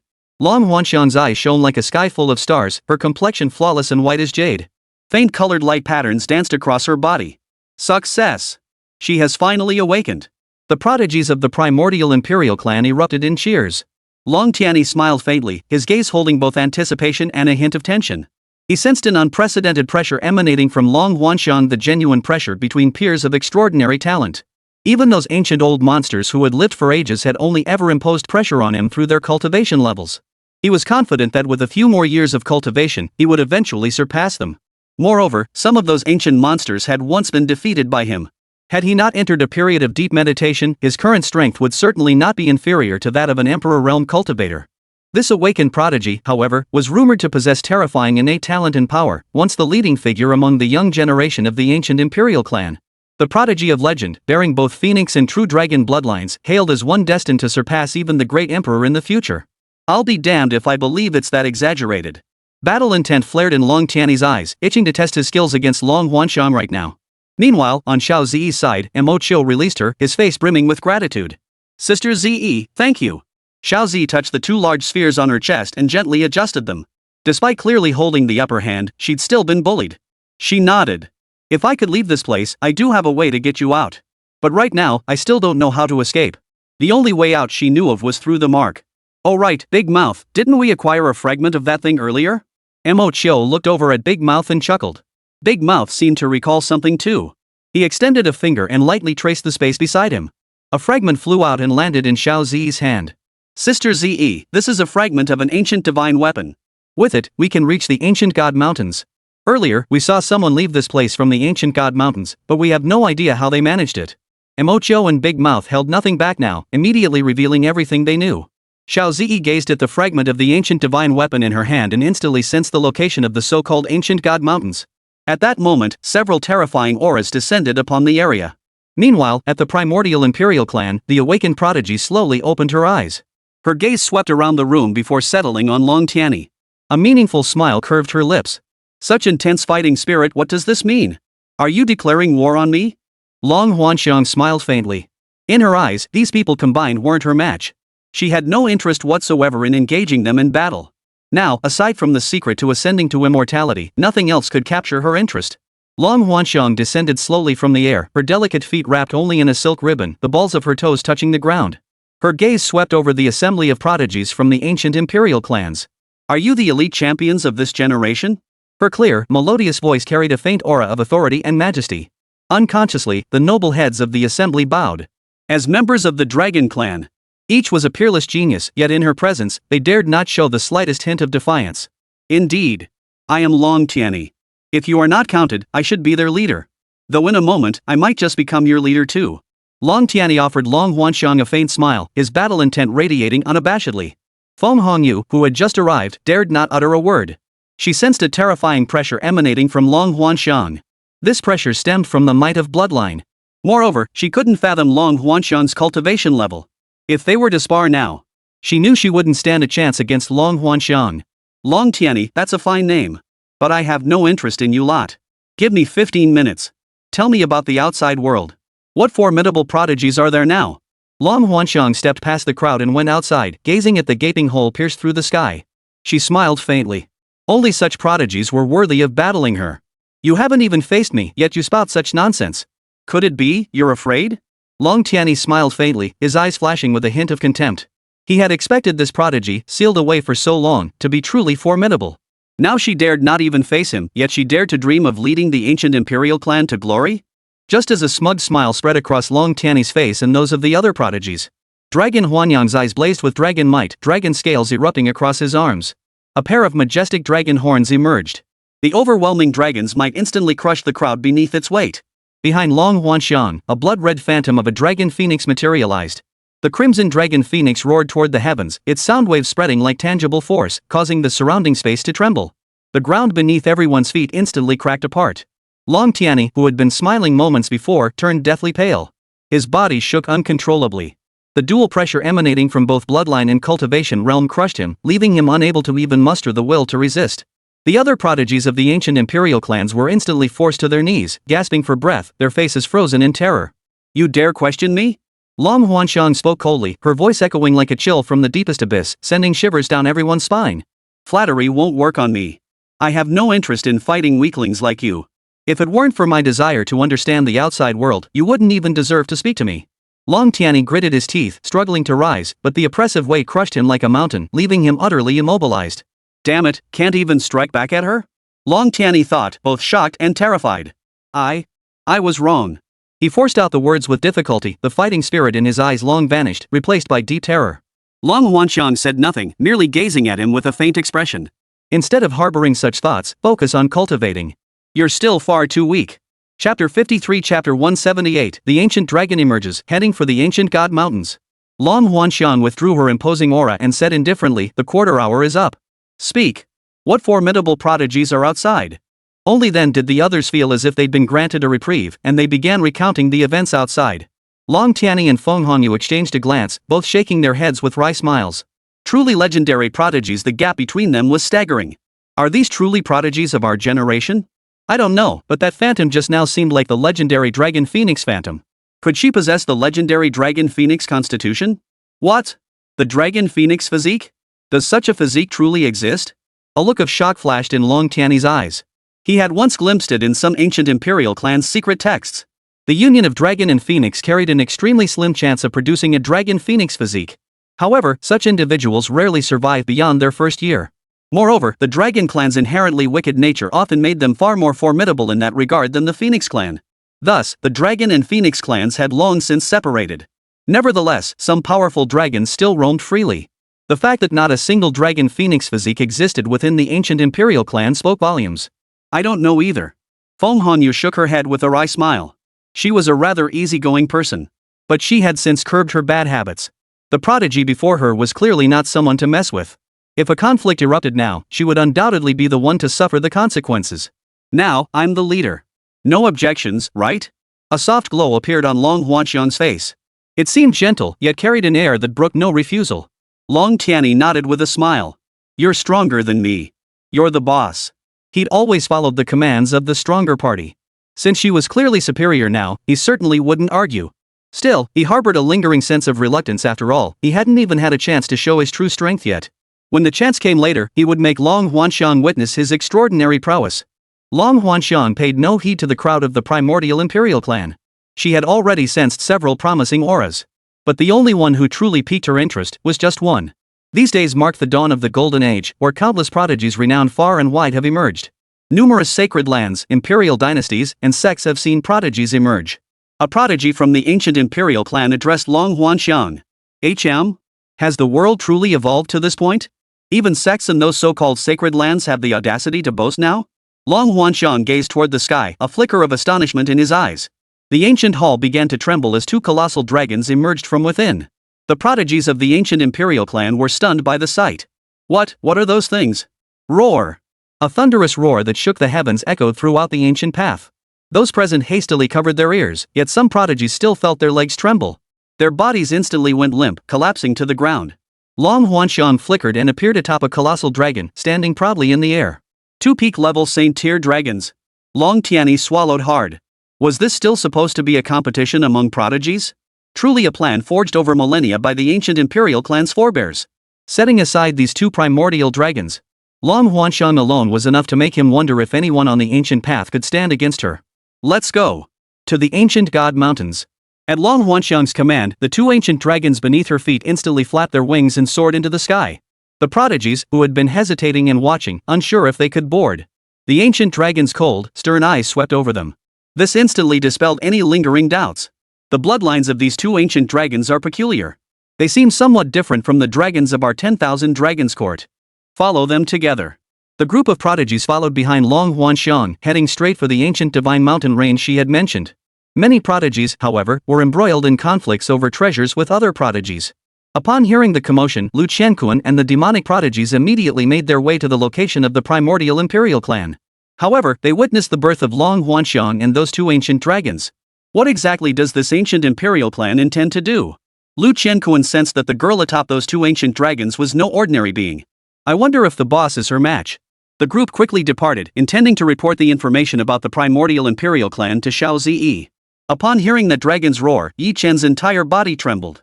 Senior Wanxiang, what kind of demon beast is this? A peak sage level dragon. I'm not sure if it's even of the dragon clan. Wanxiang's voice carried a hint of gravity. Xiao Ziling and her companions were still observing the suddenly arrived powerful figures. Though initially wary, they relaxed slightly after seeing Mo Chou greet those individuals with a smile. They relaxed a little. Sister Ziyi, these are all our friends. Mo Chou introduced them to Xiao Ziyi with a smile. The group of powerful demon beasts gathered behind Mo Chou. They all nodded cheerfully at Xiao Ziyi. Lingxi and Xuanrong were a bit dazed. These powerful beings were on par with the elders of the sacred land, weren't they? Suddenly, a thunderous dragon's roar echoed, causing the ground to tremble violently. The present powerhouses instantly grew alert. They soared into the air, gazing toward the source of the sound. Two peak saint-level insects. Big Mouth remarked indifferently. The other powerful beings gathered around Big Mouth. Those seem to be remnants of some ancient imperial clan, right? Will they cause any trouble? No problem. We're leaving this place anyway. Let them be. Oh? So confident? Have you confirmed it? No, but I trust the little girl. Has she ever made a mistake all these years? Big Mouth glanced at the assembled powerhouses, who nodded in agreement. Big Mouth returned to the ground. Big Mouth, what happened? Nothing. Just two slippery eels. Just as Big Mouth relaxed, he suddenly sensed someone had entered their restricted zone. Ha! How could someone have entered the Earth Saint Lake? Big Mouth muttered under his breath. What? Someone entered the Earth Holy Lake? Wasn't the entrance sealed off? I need to go back and check. We'll go with you. Big Mouth looked at them, momentarily startled, but nodded nonetheless. Little girl, you. Mo Chou saw they were all about to leave. Big Mouth, you guys handle your business first. I'll go with Sister Ziyi.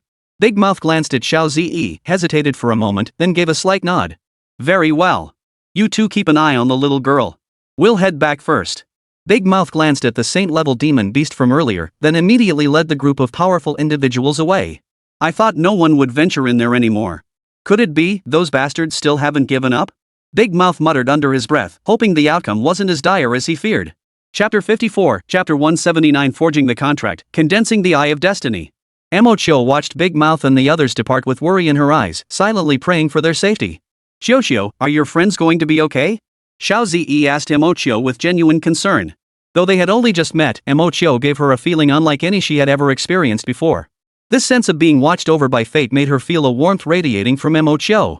Big Mouth and the others are powerful, but their intentions are malicious. We still haven't figured out what they're really after. This was precisely Mo Chou's concern. If their target was Big Mouth, she wouldn't need to worry at all. But if their goal was to maintain the three sacred sources at the end of the ancient path, things would get complicated. Who are they? Xiao Ziyi raised an eyebrow. If they couldn't handle those powerful figures from earlier, then they probably wouldn't be much help either. Lingxi and Xuanrong exchanged a glance. This ancient path was indeed far from simple. They hadn't encountered any opportunities, but they'd certainly run into plenty of trouble. Mo Chou shook his head. I'm not entirely sure either. All I know is that they're extremely powerful. Mo Chou gazed into Xiao Ziyi's eyes, hoping to glimpse a fragment of her future. A faint light flickered in Mo Chou's eyes, but shock quickly spread across her face. She could see nothing of Xiao Ziyi's future. It was utterly blurred. Either it's obscured by terrifyingly powerful beings, or fate itself is too ethereal and elusive. Mo Chou murmured to herself. It seems Sister Ziyi wasn't as simple as she appeared. Z, are we heading to that ancient god mountain range now? Lingxi approached Xiao Ziyi's side, while Xuanrong also turned her gaze toward her. The ancient path had already surpassed their expectations. Not only were the prodigies incredibly powerful, but even the mysterious entities dwelling within the ancient path were terrifying beyond measure. Sister Ziyi, perhaps I should first form a contract with you and bestow the power of destiny upon you. Mo Chou finished speaking and stepped directly before Xiao Ziyi. She pressed her forehead against Xiao Ziyi's. Xiao Ziyi froze, her entire body stiffening in place as she stared blankly at Mo Chou. The instant their foreheads touched, a mysterious force of destiny began to surge. The surrounding air seemed to freeze solid as Lingxi and Xuanrong watched the scene with bated breath.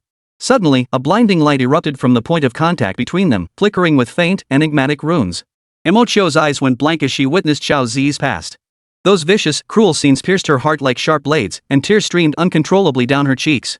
Lingxi and Xuanrong, watching from the sidelines, sensed something was terribly wrong and tried to step forward to intervene. The two Sect-level demon beasts frowned deeply, yet they knew they had no right to interfere in the affairs of auspicious beasts. Yet, as if guided by some unseen force, Lingxi and Xuanrong found themselves halted by a mysterious power of destiny. What's happening?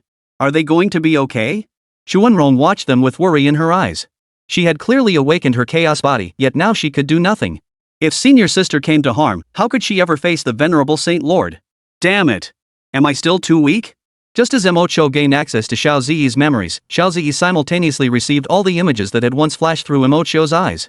Xiao Zi felt a strange force surge into her body, causing her entire being to tremble. This force seemed to aid the awakening of her destiny power, yet it clashed with her own mysterious innate qualities. Emocho's face turned pale, clearly having expended a great deal of energy. Sister Ze, your eyes look strange. This power transcends fate itself. This is what my father gave me. He said this power is not yet something I can control. It's fine. I'll gather all my destiny power to form the Eye of Destiny for you. Emocho now felt a strange kinship with Xiao Zi. Wait, you won't get hurt, will you? Emocho shook her head with a smile. As she spoke, a brilliant light erupted around her, and the power of fate began to gather wildly. As she poured her entire being into forging the Eye of Destiny, extraordinary phenomena erupted across the heavens and earth. Howling winds whipped through the air, dark clouds gathered thickly, and bolts of lightning lashed across the sky like silver serpents. The spiritual energy around the ancient path was violently sucked in, forming a massive vortex that began steadily closing in on Xiao Zi and the others. What's happening over there?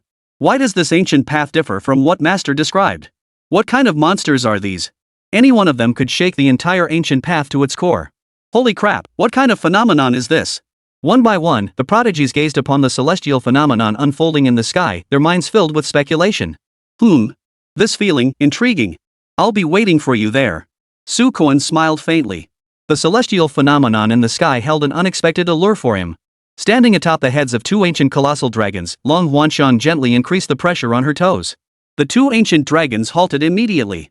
She turned to face the emanating force of destiny not far away. This power. I've never encountered anything like it before.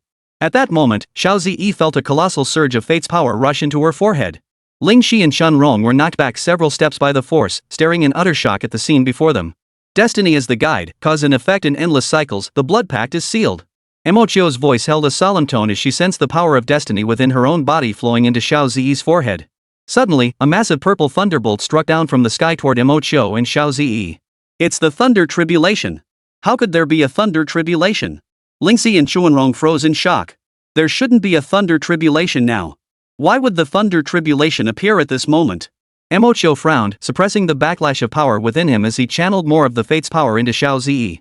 The moment she discerned the shift in Xiao Zi's aura, she understood why the thunder tribulation had descended. Emochio summoned every ounce of her strength, enveloping both of them in the force of destiny. Within this protective cocoon, the thunderbolt was forcibly repelled. Xiao Ziling, Ruan Mengxi, and Gu Hanyang, who had been watching intently. Xiao Ziling remained relatively composed, but Ruan Mengxi and Gu Hani watched Xiao Zi with rapt attention. Z, hang in there. Gu Hani watched his daughter with deep concern. Though he had great confidence in her abilities, as her mother, how could she not feel anxious witnessing this? Master. Should I intervene? Ze is currently. Xiao Tian's adorable face was filled with concern as he looked at Xiao Zi. Xiao Ziling's eyes flashed. Sometimes, facing difficulties can be good for her. As the final thread of fate's power flowed in, Xiao Zi's eyes blazed with brilliant light, and the eye of fate on her forehead began to take shape. Chapter 55, Chapter 180. Xiao Zi breaks through to the heavenly god realm. Heavenly blessings descend. Emocho collapsed from exhaustion. Xiao Zi hurriedly supported her, her eyes brimming with gratitude and tenderness. Thank you. Please rest now. Xiao Zi smiled at Emocho as she spoke, then gently lifted her and placed her into Lingxi's arms. Z, what are you doing? Lingxi looked at Xiao Zi, then glanced up at the thunder tribulation in the sky. That's right. I'm about to break through. I hope the resources I bring will be sufficient. Xiao Zi smiled faintly. She had been suppressing her aura and cultivation all along, but when she formed the contract with Emochio, the suppressed cultivation could no longer be held back. Lingxi licked her tender lips, staring at the thunder tribulation in the sky with surprise. How terrifying was this tribulation? It seemed hundreds of times more dreadful than the tribulation she had witnessed when a peak-level cultivator from the divine realm broke through to the heavenly god realm. A cold aura flickered in Xiao Zi's eyes as she calmly observed the thunder tribulation above. Just as Xiao Zi prepared to deploy her newly acquired abilities, a terrifying force stirred the thunder tribulation across the entire sky, causing violent fluctuations. Ling Shi and Xiao Zi exchanged glances. What's happening? Boom! The thunder tribulation in the sky shattered completely, transforming into a golden energy radiating life force that poured down upon Xiao Zi and the others. What is happening? This energy was far too obvious. It was targeting only Xiao Zi and her group, or rather, only this area. Master, didn't you say you wouldn't intervene? A faint smile appeared on Xiao Tian's face as he looked at Xiao Ziling with delight. Did you see me intervene? Or, did I say I wouldn't? Xiao Ziling smiled faintly, his expression unchanged. Xiao Tian smiled faintly too, settling onto Xiao Ziling's shoulder. Together, they watched the scenes unfolding within the cosmic mirror. Ruan Mengxi and Gu Hanyang froze at the sudden images. What was happening? How could the thunder tribulation turn into a heavenly blessing? Could it be that my husband has intervened? Gu Hanyang turned to Xiao Ziling with a look of confusion. But seeing the harmless smile on Xiao Ziling's face, he looked as though he had nothing to do with it. Gu Hanyang knew immediately. It must have been my husband who intervened. At least he still cares about Ze. He'll reward him later, right? Gu Hani murmured shyly. Reward him for what? Ruan Mengxi, standing right beside Gu Hanyang, caught her words immediately. Curiosity lit up her face as she turned to look at Gu Hanyang. Caught off guard by Ruan Mengxi, Gu Hanyang grew even more flustered and hastily waved her hands. Nothing at all. Is that so? Ruan Mengxi leaned her face closer to Gu Hanyang's. She gently sniffed the scent on Gu Hani's body, making Gu Hani blush intensely. Han Yan's turned naughty too. No. Watching the two playfully banter nearby, Xiao Ziling smiled tenderly. Master, the child in the Grand Mistress's womb is about to be born. Xiao Ziling nodded lightly. Golden light descended upon the ancient path, propelling Xiao Zi's cultivation directly to the heavenly god realm, and it didn't stop there. The breakthrough continued unabated, propelling her directly to the mid-stage of the heavenly god realm. Yet Xiao Zi sensed she wouldn't stop there. She swiftly summoned the divine herbs and supreme treasures, harnessing their potent spiritual energy to propel her toward even greater heights. Late heavenly god realm. Peak heavenly god realm. The aura emanating from Xiao Zi surged dozens of times over. Had she faced the Buddhist cultivator, Wudi, at this moment, she could have crushed him with a single flick of her wrist. This is the perfected heavenly god realm. Ling Shi's face was filled with astonishment and bewilderment. Could it really be that absurd? She had been training relentlessly these past days, all for the day she could assist Ze. She had finally managed to catch up to Ze's cultivation level. Though she knew the gap between them wasn't just about cultivation. At least she could feel a little better about it. But now, not only had a vast chasm opened between them in raw power. Just to catch up to Ze's realm alone, she had no idea how much time it would take. But when she turned to look at Chuanrong, she found her crouched on the ground, drawing circles. She looked utterly depressed. What are you doing? Nothing. I just need some quiet time. But just as they were still feeling a bit down, the golden energy also descended upon the two of them. Ha! This energy is beneficial to us too?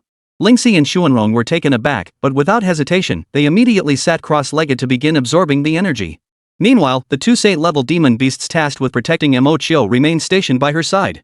Seeing them all cultivating now, they exchanged a glance and nodded to each other. One remained to guard Mo Chiu, while the other stood watch over Xiao Zi and the others.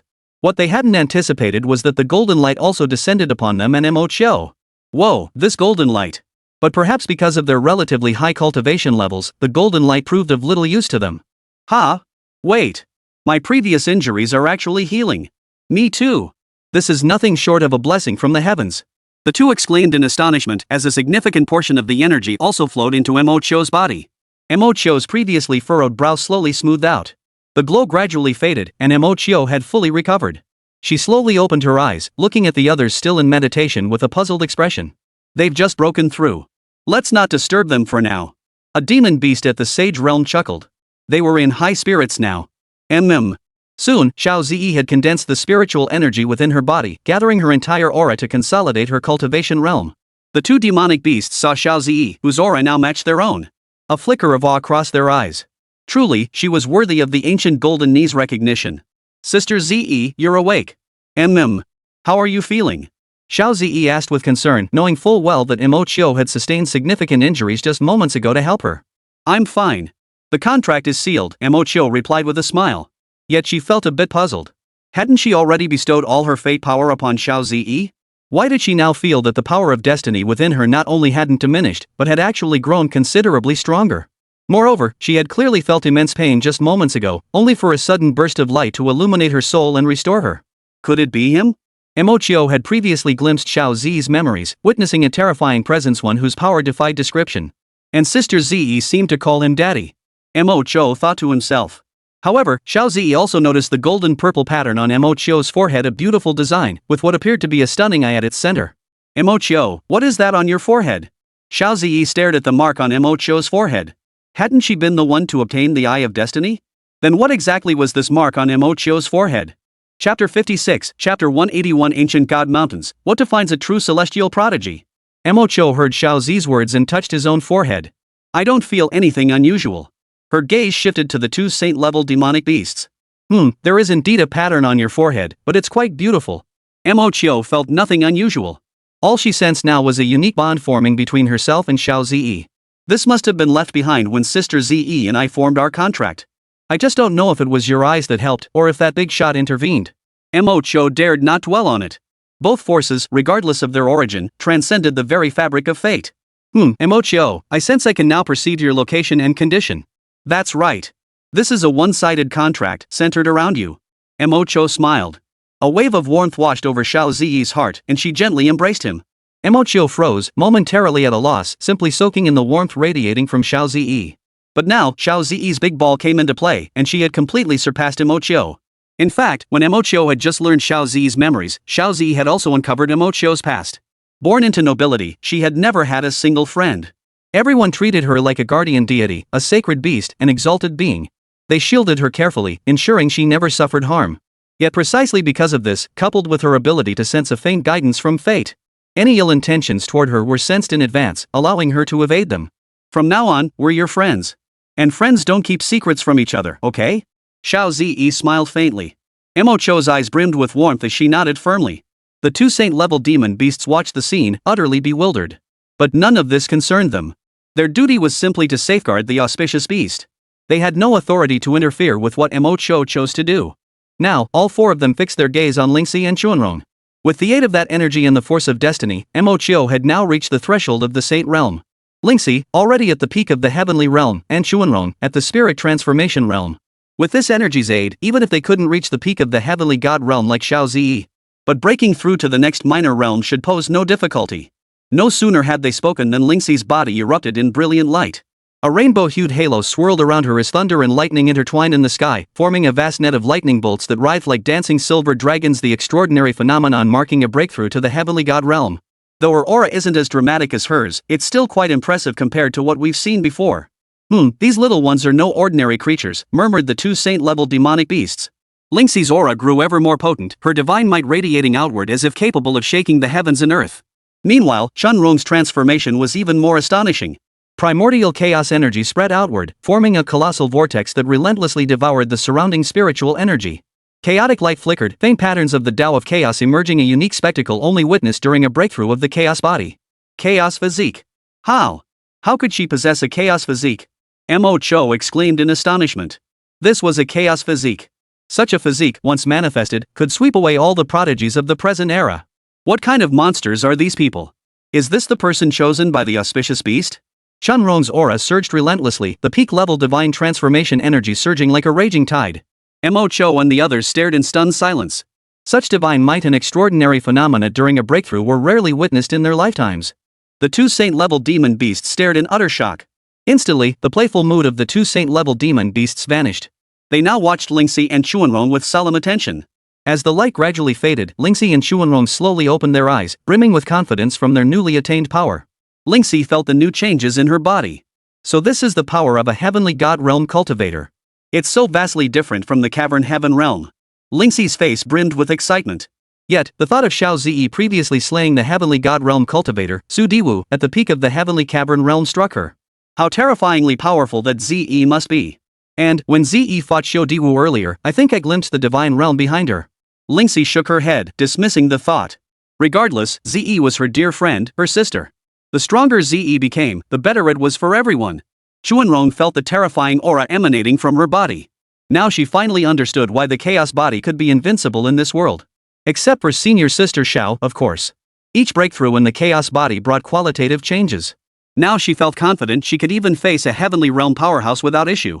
Senior sister Xiao. Xuanrong ran toward them, her face beaming with joy. Reaching the peak of the spirit transformation realm, impressive, very impressive. Lingxi smiled faintly, surprised that they could achieve such blessings without her guidance. Xiao Zi watched Lingxi and Xuanrong's breakthroughs, her heart brimming with delight.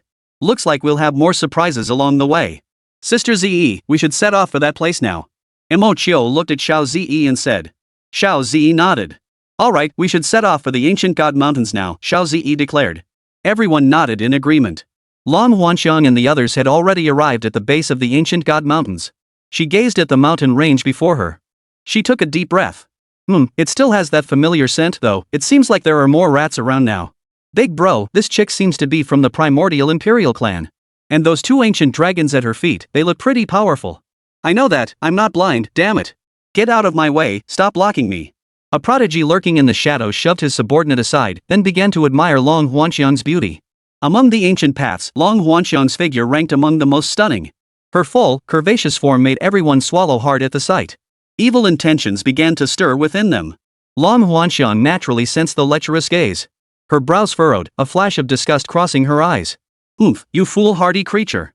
She snorted lightly, and the ancient dragon beneath her feet instantly let out a furious roar. The sound wave surged like a shockwave toward the prodigy lurking in the shadows. Caught completely off guard, the prodigy was struck by the sonic blast, spitting out a mouthful of blood as he was sent flying backward dozens of meters.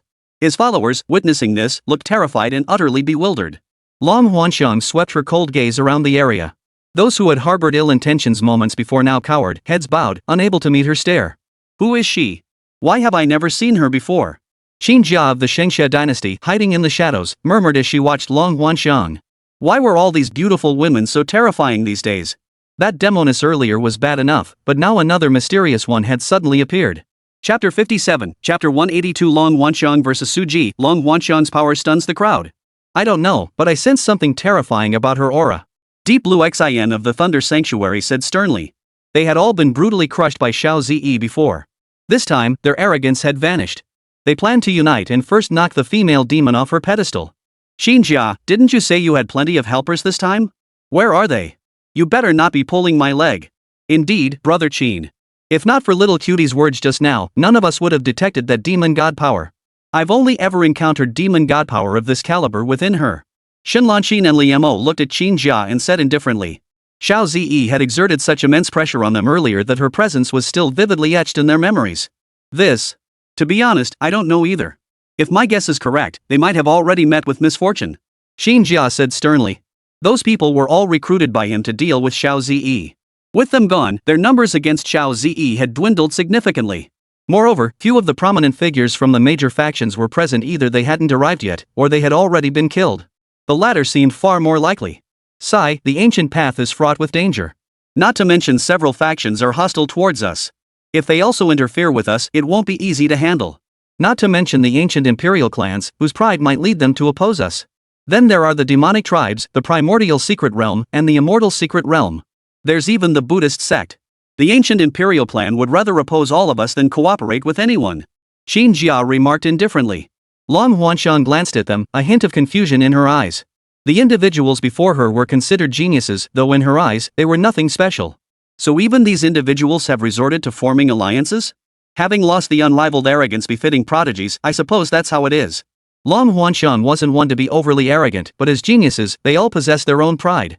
Long Huanxiang waited a few breaths, observing their inaction. Just as she prepared to head toward the ancient god mountains, a sharp sword descended from the sky, its piercing sword intent overwhelming the two ancient dragons. The two ancient dragons roared in fury, instantly positioning themselves to shield Long Huanxiang.